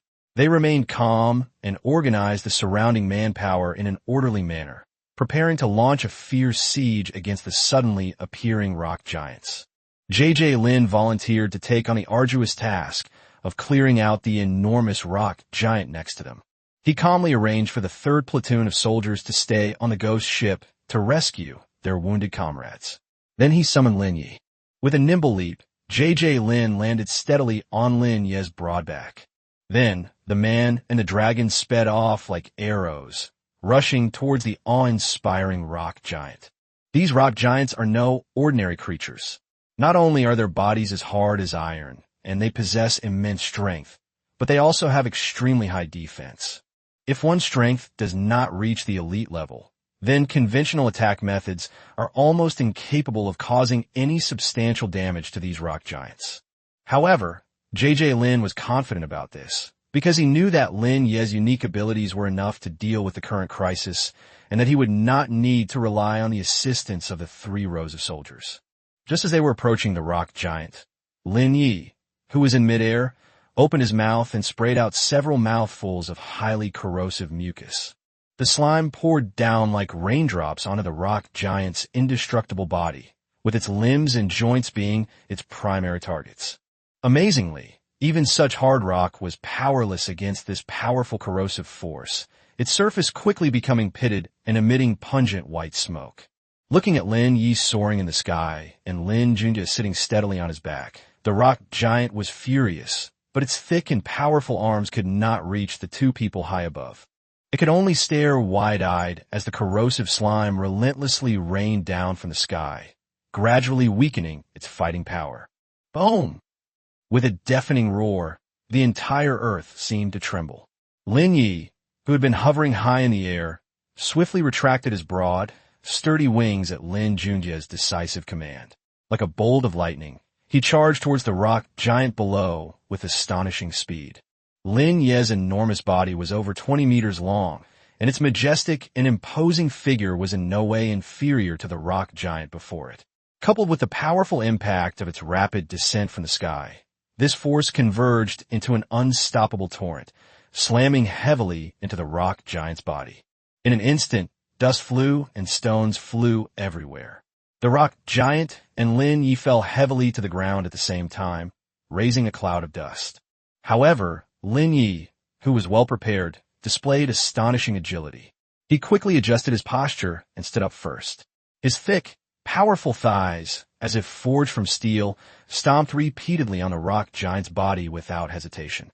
Each stomp produced a dull thud, like the beating of war drums, awe-inspiring and terrifying.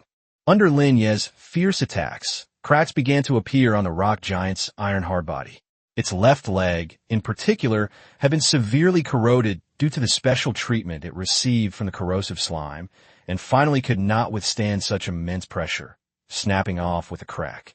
At the same time, J.J. Lin, who had been sitting steadily on Lin Yi's back, immediately issued new instructions upon seeing the situation.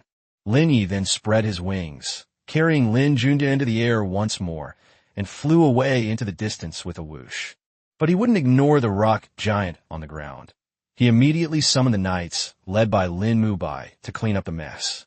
The knightly order, composed of Lin Mubai and the skeleton knights, faced the rock giant before them, who had lost a leg and whose movements were noticeably slow. They felt no pressure whatsoever. They worked in close coordination, skillfully employing their respective skills and tactics, and easily subdued it completely. However, killing it would take some time, as the rock giant's rocky body was simply too hard.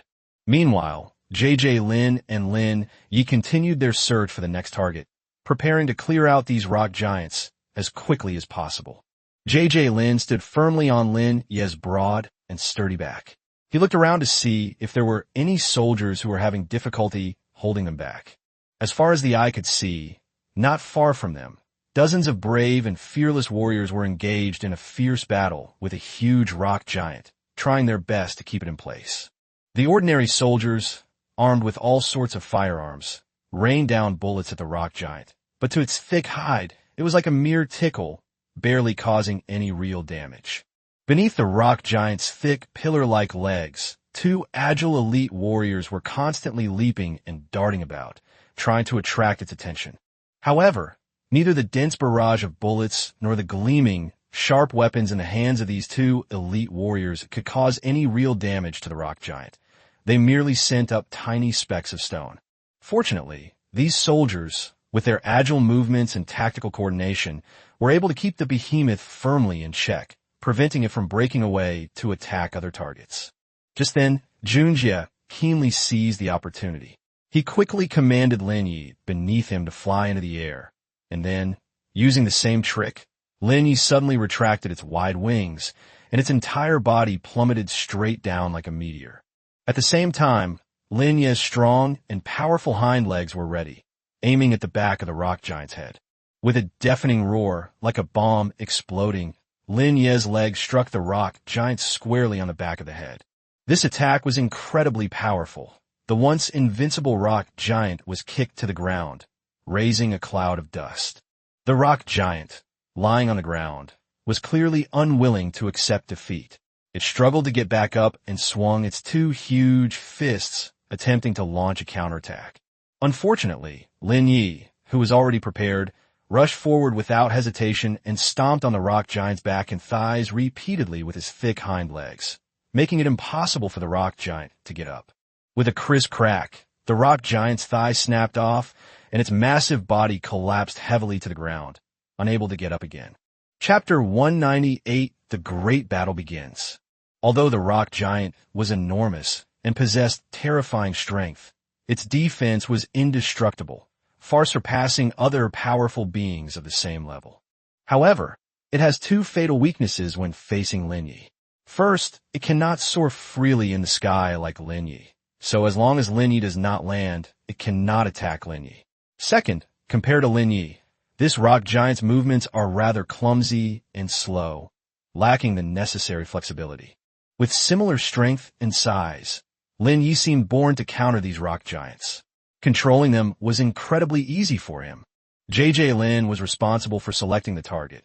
Lin Junjie was responsible for keeping the rock giant firmly under control, and Lin Mubai led the Skeleton Knights to deliver the final blow to the enemy and complete the cleanup.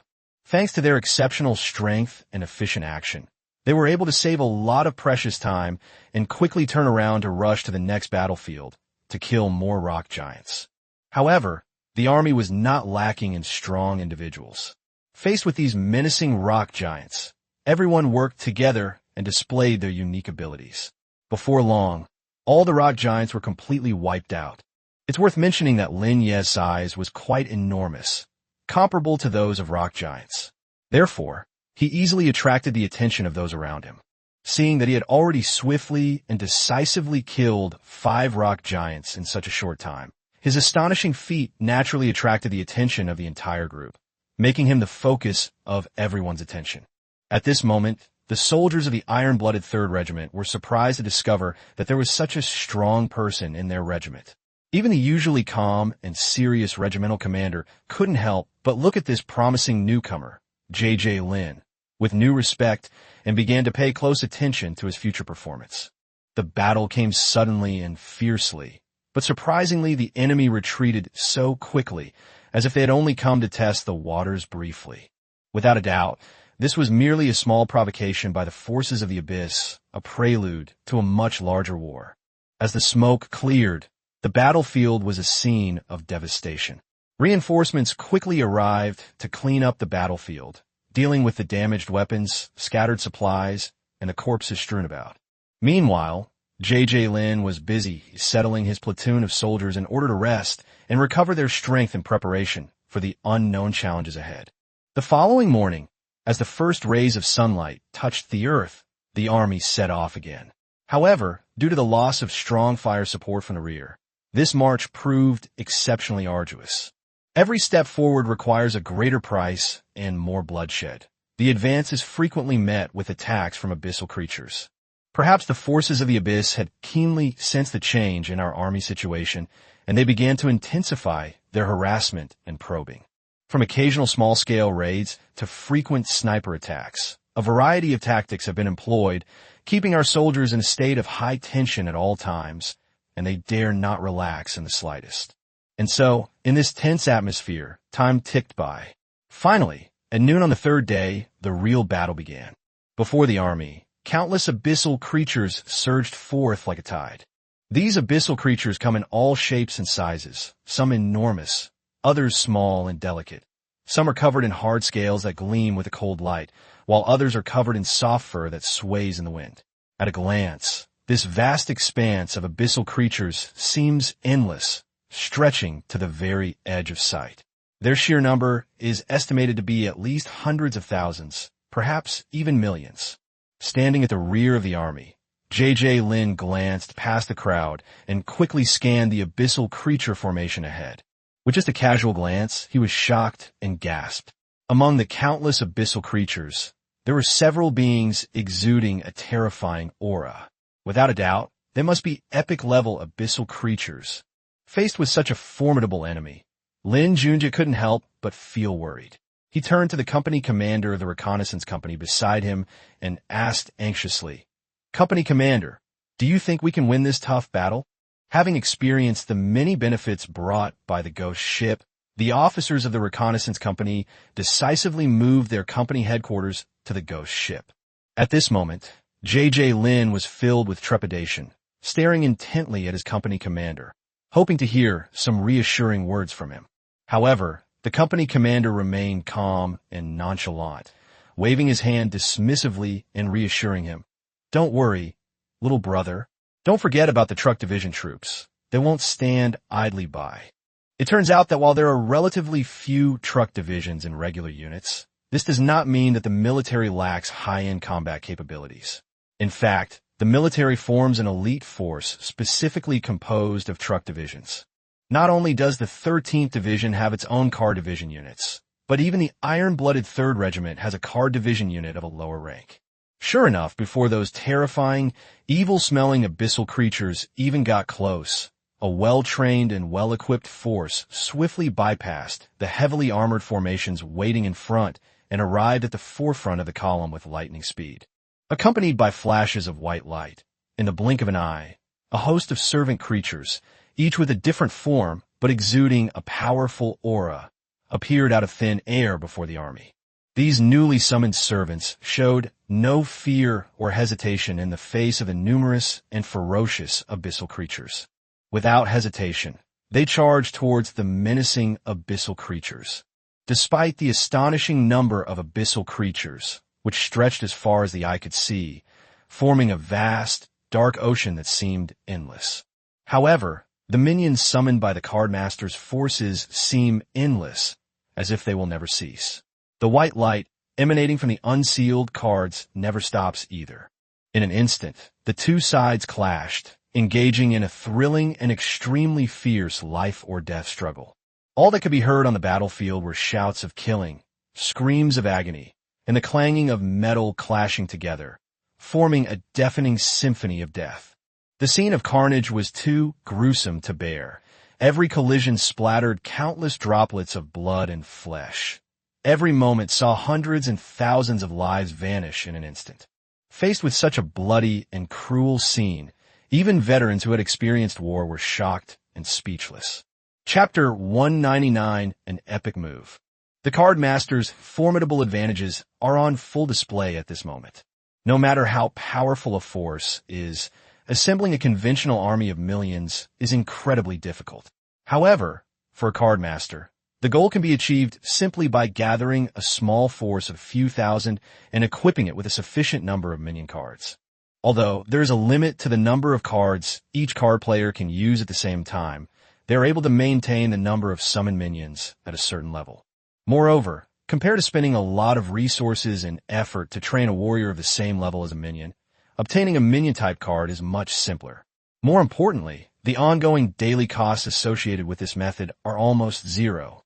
As the Abyss Force's assault was successfully blocked and sealed off by the minions summoned by the Cardmaster forces, a dozen or so fierce demons, each 7 or 8 meters tall and wielding giant spike clubs, suddenly appeared on the battlefield and joined the fierce battle. These burly demons wielded enormous spiked clubs, each swing accompanied by a dull thud and the screams of over a dozen summoned minions as they were crushed to death or sent flying. In an instant, the battlefield was a scene of carnage, a truly horrific spectacle. Meanwhile, the dozen or so card masters in the card master army, whose strength reached the epic level, calmly gathered together. They were composed and at ease, as if the thrilling battle before them was just a trivial interlude. "Who will make a move this time?" the leader asked. "I'll do it." An epic-level card player stood up. As the card in his hand was unsealed, a white light flashed, and then a fully armed epic Death Knight order appeared before everyone's eyes. This knightly order was enormous, numbering over 1,000.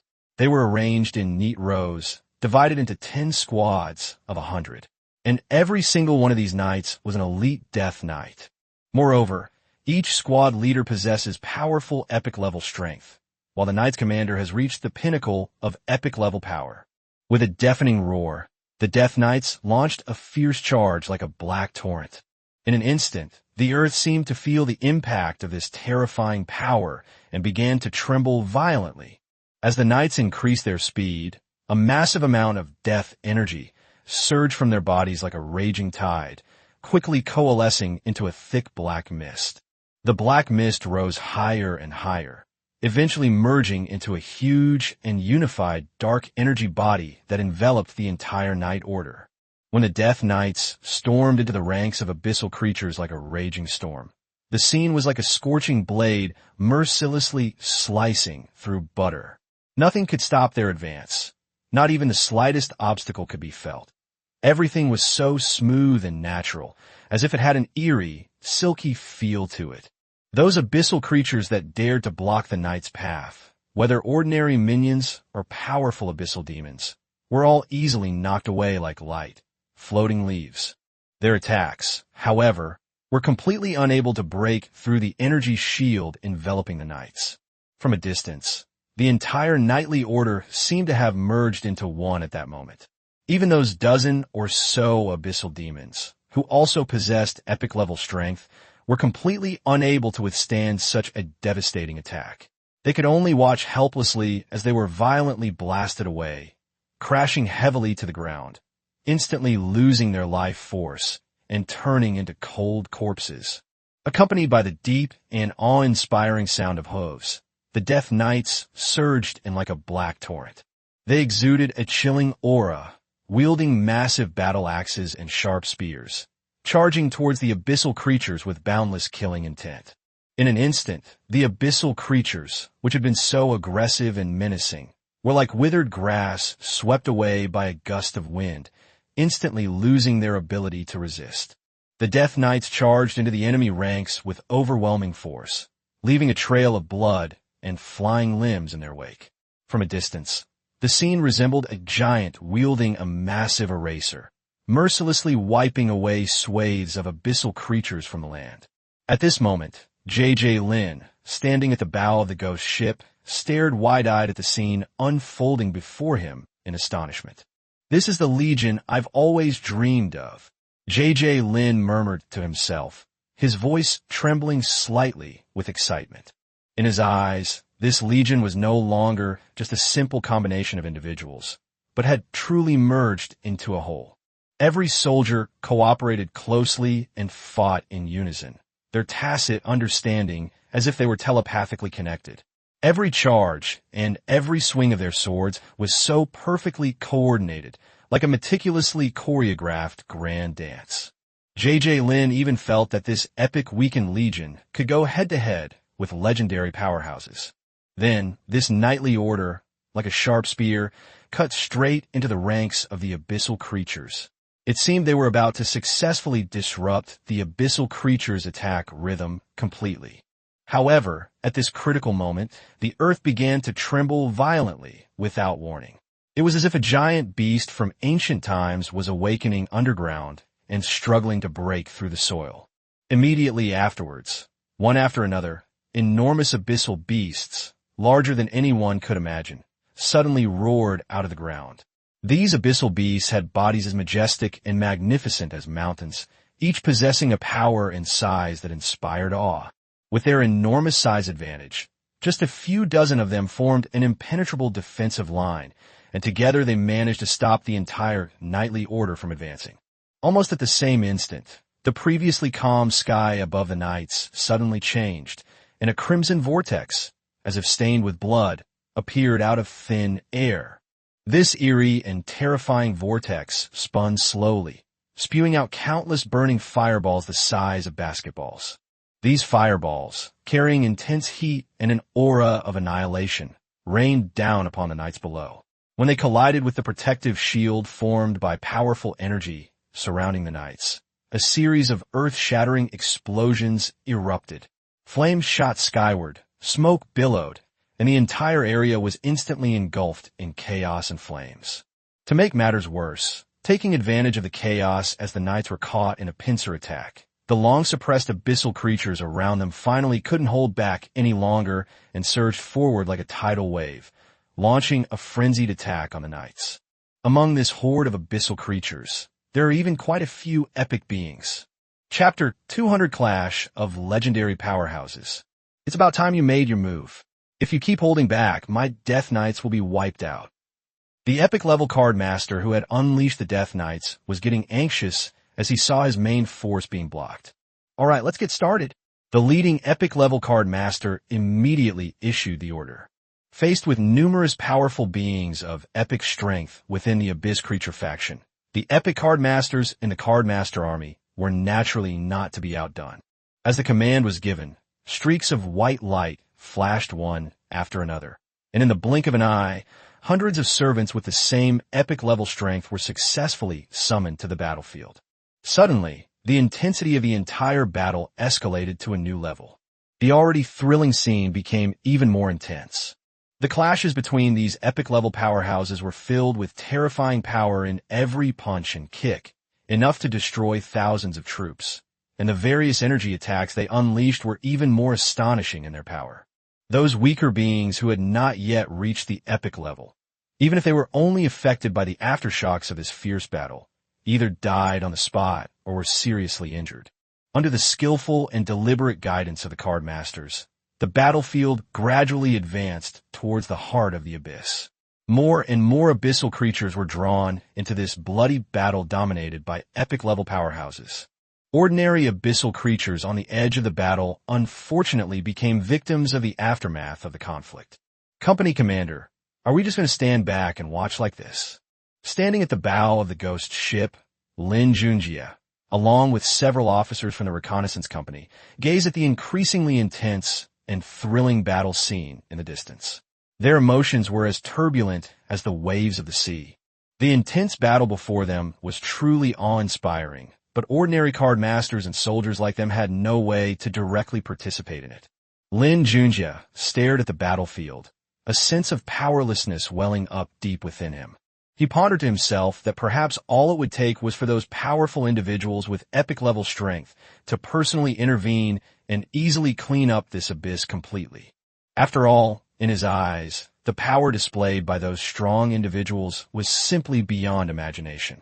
Seemingly seeing through Lin Junjie's thoughts, the company commander turned his head, gave him a deep and meaningful look, and slowly said, "Little Lin, don't think that just fighting a battle can solve all the problems. This Abyss instance is an extremely high-risk instance, and is gradually being integrated into our main world. For the safety of the people, the Empire must gain complete control over the Abyss. You don't actually think that such a large Abyss dungeon can be completely controlled by just a dozen or so epic-level powerhouses, do you? Just watch. After we successfully kill those Abyss powerhouses, it'll be our turn to step in." Time passed second by second, and the situation on the battlefield became increasingly tense, with massive casualties among the epic-level powerhouses on both sides. Just as the card masters were gaining the upper hand, and everyone thought victory was in sight, an unexpected turn of events occurred. In the blink of an eye, the sky above the battlefield transformed into a blinding, crimson sea of blood, as if a scene from hell had descended upon the world. Moreover, this eerie sea of blood was rapidly engulfing the battlefield below at an astonishing speed. "Ha, good. You finally couldn't hold back anymore? This sea of blood is just the right amount to add another layer to my hellish underworld. Just then, a bold voice suddenly echoed across the entire battlefield, and a figure appeared in the sky without anyone noticing. With his arrival, a gloomy and oppressive world of the dead appeared in the sky. Unlike the monotonous sea of blood, this world of the dead is more complex and diverse, and its aura is more powerful. The rugged, cold cobblestone path was adorned with eerie, blue, ghostly flames. The jagged, twisted rocks resembled a black mountain where countless suffering souls struggled. The river was murky and reeked of decay. The river of the dead was said to be filled with mournful cries. The towering, ancient palaces and cities, and the various ghosts and monsters living within them. At first glance, it seems to be a bizarre and fantastical world inhabited by ghosts and monsters. Do you humans really intend to exterminate us all? With this roar, a figure slowly emerged from beneath the sea of blood. This person had a pair of sharp horns on his head, a pair of huge wings extending from his back, and his whole body was covered with a blood-red color, which made him awe-inspiring. What do you mean by exterminating? It's just asking you to find another place to live. My underworld, Lin Junjie, is not a place that just anyone can enter. The speaker was none other than Lin Junjie, the legendary powerhouse at the pinnacle of human combat strength and the king of hell. He was tall and imposing, exuding boundless majesty and domineering aura. Upon hearing this, the legendary powerhouse from the great demon clan retorted without backing down. In that case, why should my great demon clan fear a battle? Before he finished speaking, he launched a fierce attack.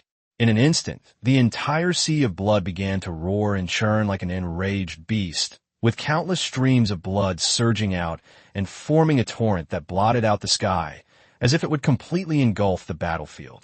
Blood transformed into crimson waterfalls that cascaded down from the sky. Wherever they passed, whether they were abyssal creatures or servants summoned by the cardmaster, they were instantly melted and dissolved upon touching the blood, leaving only pale skeletons scattered on the ground. Faced with such a terrifying scene, Lin Junjie remained unfazed and roared, "Suppress!" As the roar resounded, a wide and long river suddenly flew out from the mysterious world of the dead. This river surged and roared, its momentum overwhelming, like a giant dragon winding and coiling, rushing straight towards the raging sea of blood and quickly encircling it tightly. At the same time, 10 magnificent halls detached from the world of the dead, pressing down upon the sea of blood with immense power. The sea of blood, which had been churning violently, instantly became calm and still under this powerful pressure, no longer able to stir up a ripple. "Stop," Lin Junjie said again. The suppressed sea of blood seemed to be dragged by an invisible force toward that world of the dead. As the distance between the two continues to shorten, the area of the blood sea also begins to shrink, becoming smaller and smaller. Finally, at a certain moment, this vast and boundless sea of blood completely disappeared, merging entirely into that mysterious world of the dead. Just as the sea of blood was completely absorbed by the world of the dead, an unparalleled and enormous suction force suddenly erupted from it. This force was like a surging torrent, unstoppable. The blood that had been flowing on the ground gathered together like red streams, forming a scarlet ocean. The scattered bones, like iron filings attracted by a magnet, flew towards the sea of blood, intertwining and entwining with it. At the same time, a large number of abyssal creatures that had survived by sheer luck either screamed in terror or struggled desperately to escape. But none of them could resist the powerful suction force and ultimately fell into the sea of blood that had just been swallowed by the world of the dead. Only the surviving servant creatures were unaffected. Having lost the support of the blood sea, the legendary powerhouse of the great demon clan suffered an unprecedented blow. His once tall and mighty body now appeared swaying precariously, like a candle flickering in the wind, ready to be extinguished at any moment. However, this legendary demon, who had been through countless battles, did not sit idly by and wait for his death. Seeing that the situation was beyond saving, he unleashed his final ultimate technique without hesitation. Despite the powerful suction that almost tore him apart, he transformed into a streak of blood-red light and sped towards the depths of the abyss. Where do you think you're going? Just then, a deafening roar erupted from Lin Junjie's mouth. With his shout, dozens of golden chains made of mysterious runes shot out from the world of the dead like lightning. These golden chains shimmered with dazzling light in the air, each containing boundless power and the force of law. In the blink of an eye, they caught up with the legendary demon who was trying to escape and tightly bound him. No. Faced with this sudden turn of events, the legendary demon let out a desperate and shrill scream. But no matter how hard he struggled, he could not break free from the dozens of golden chains binding him. After a series of futile resistances, he could only watch helplessly as he was dragged little by little towards that terrifying sea of blood. Immediately afterwards, the entire sea of blood began to churn violently, with countless bubbles rising from the bottom, as if cheering for the arrival of yet another prey. The Blood Sea Hell is complete. As Yan's voice fell, the enormous world of the dead suddenly flashed with a dazzling stream of light. Then, as if it had completed its mission, it slowly faded from the sky until it disappeared without a trace.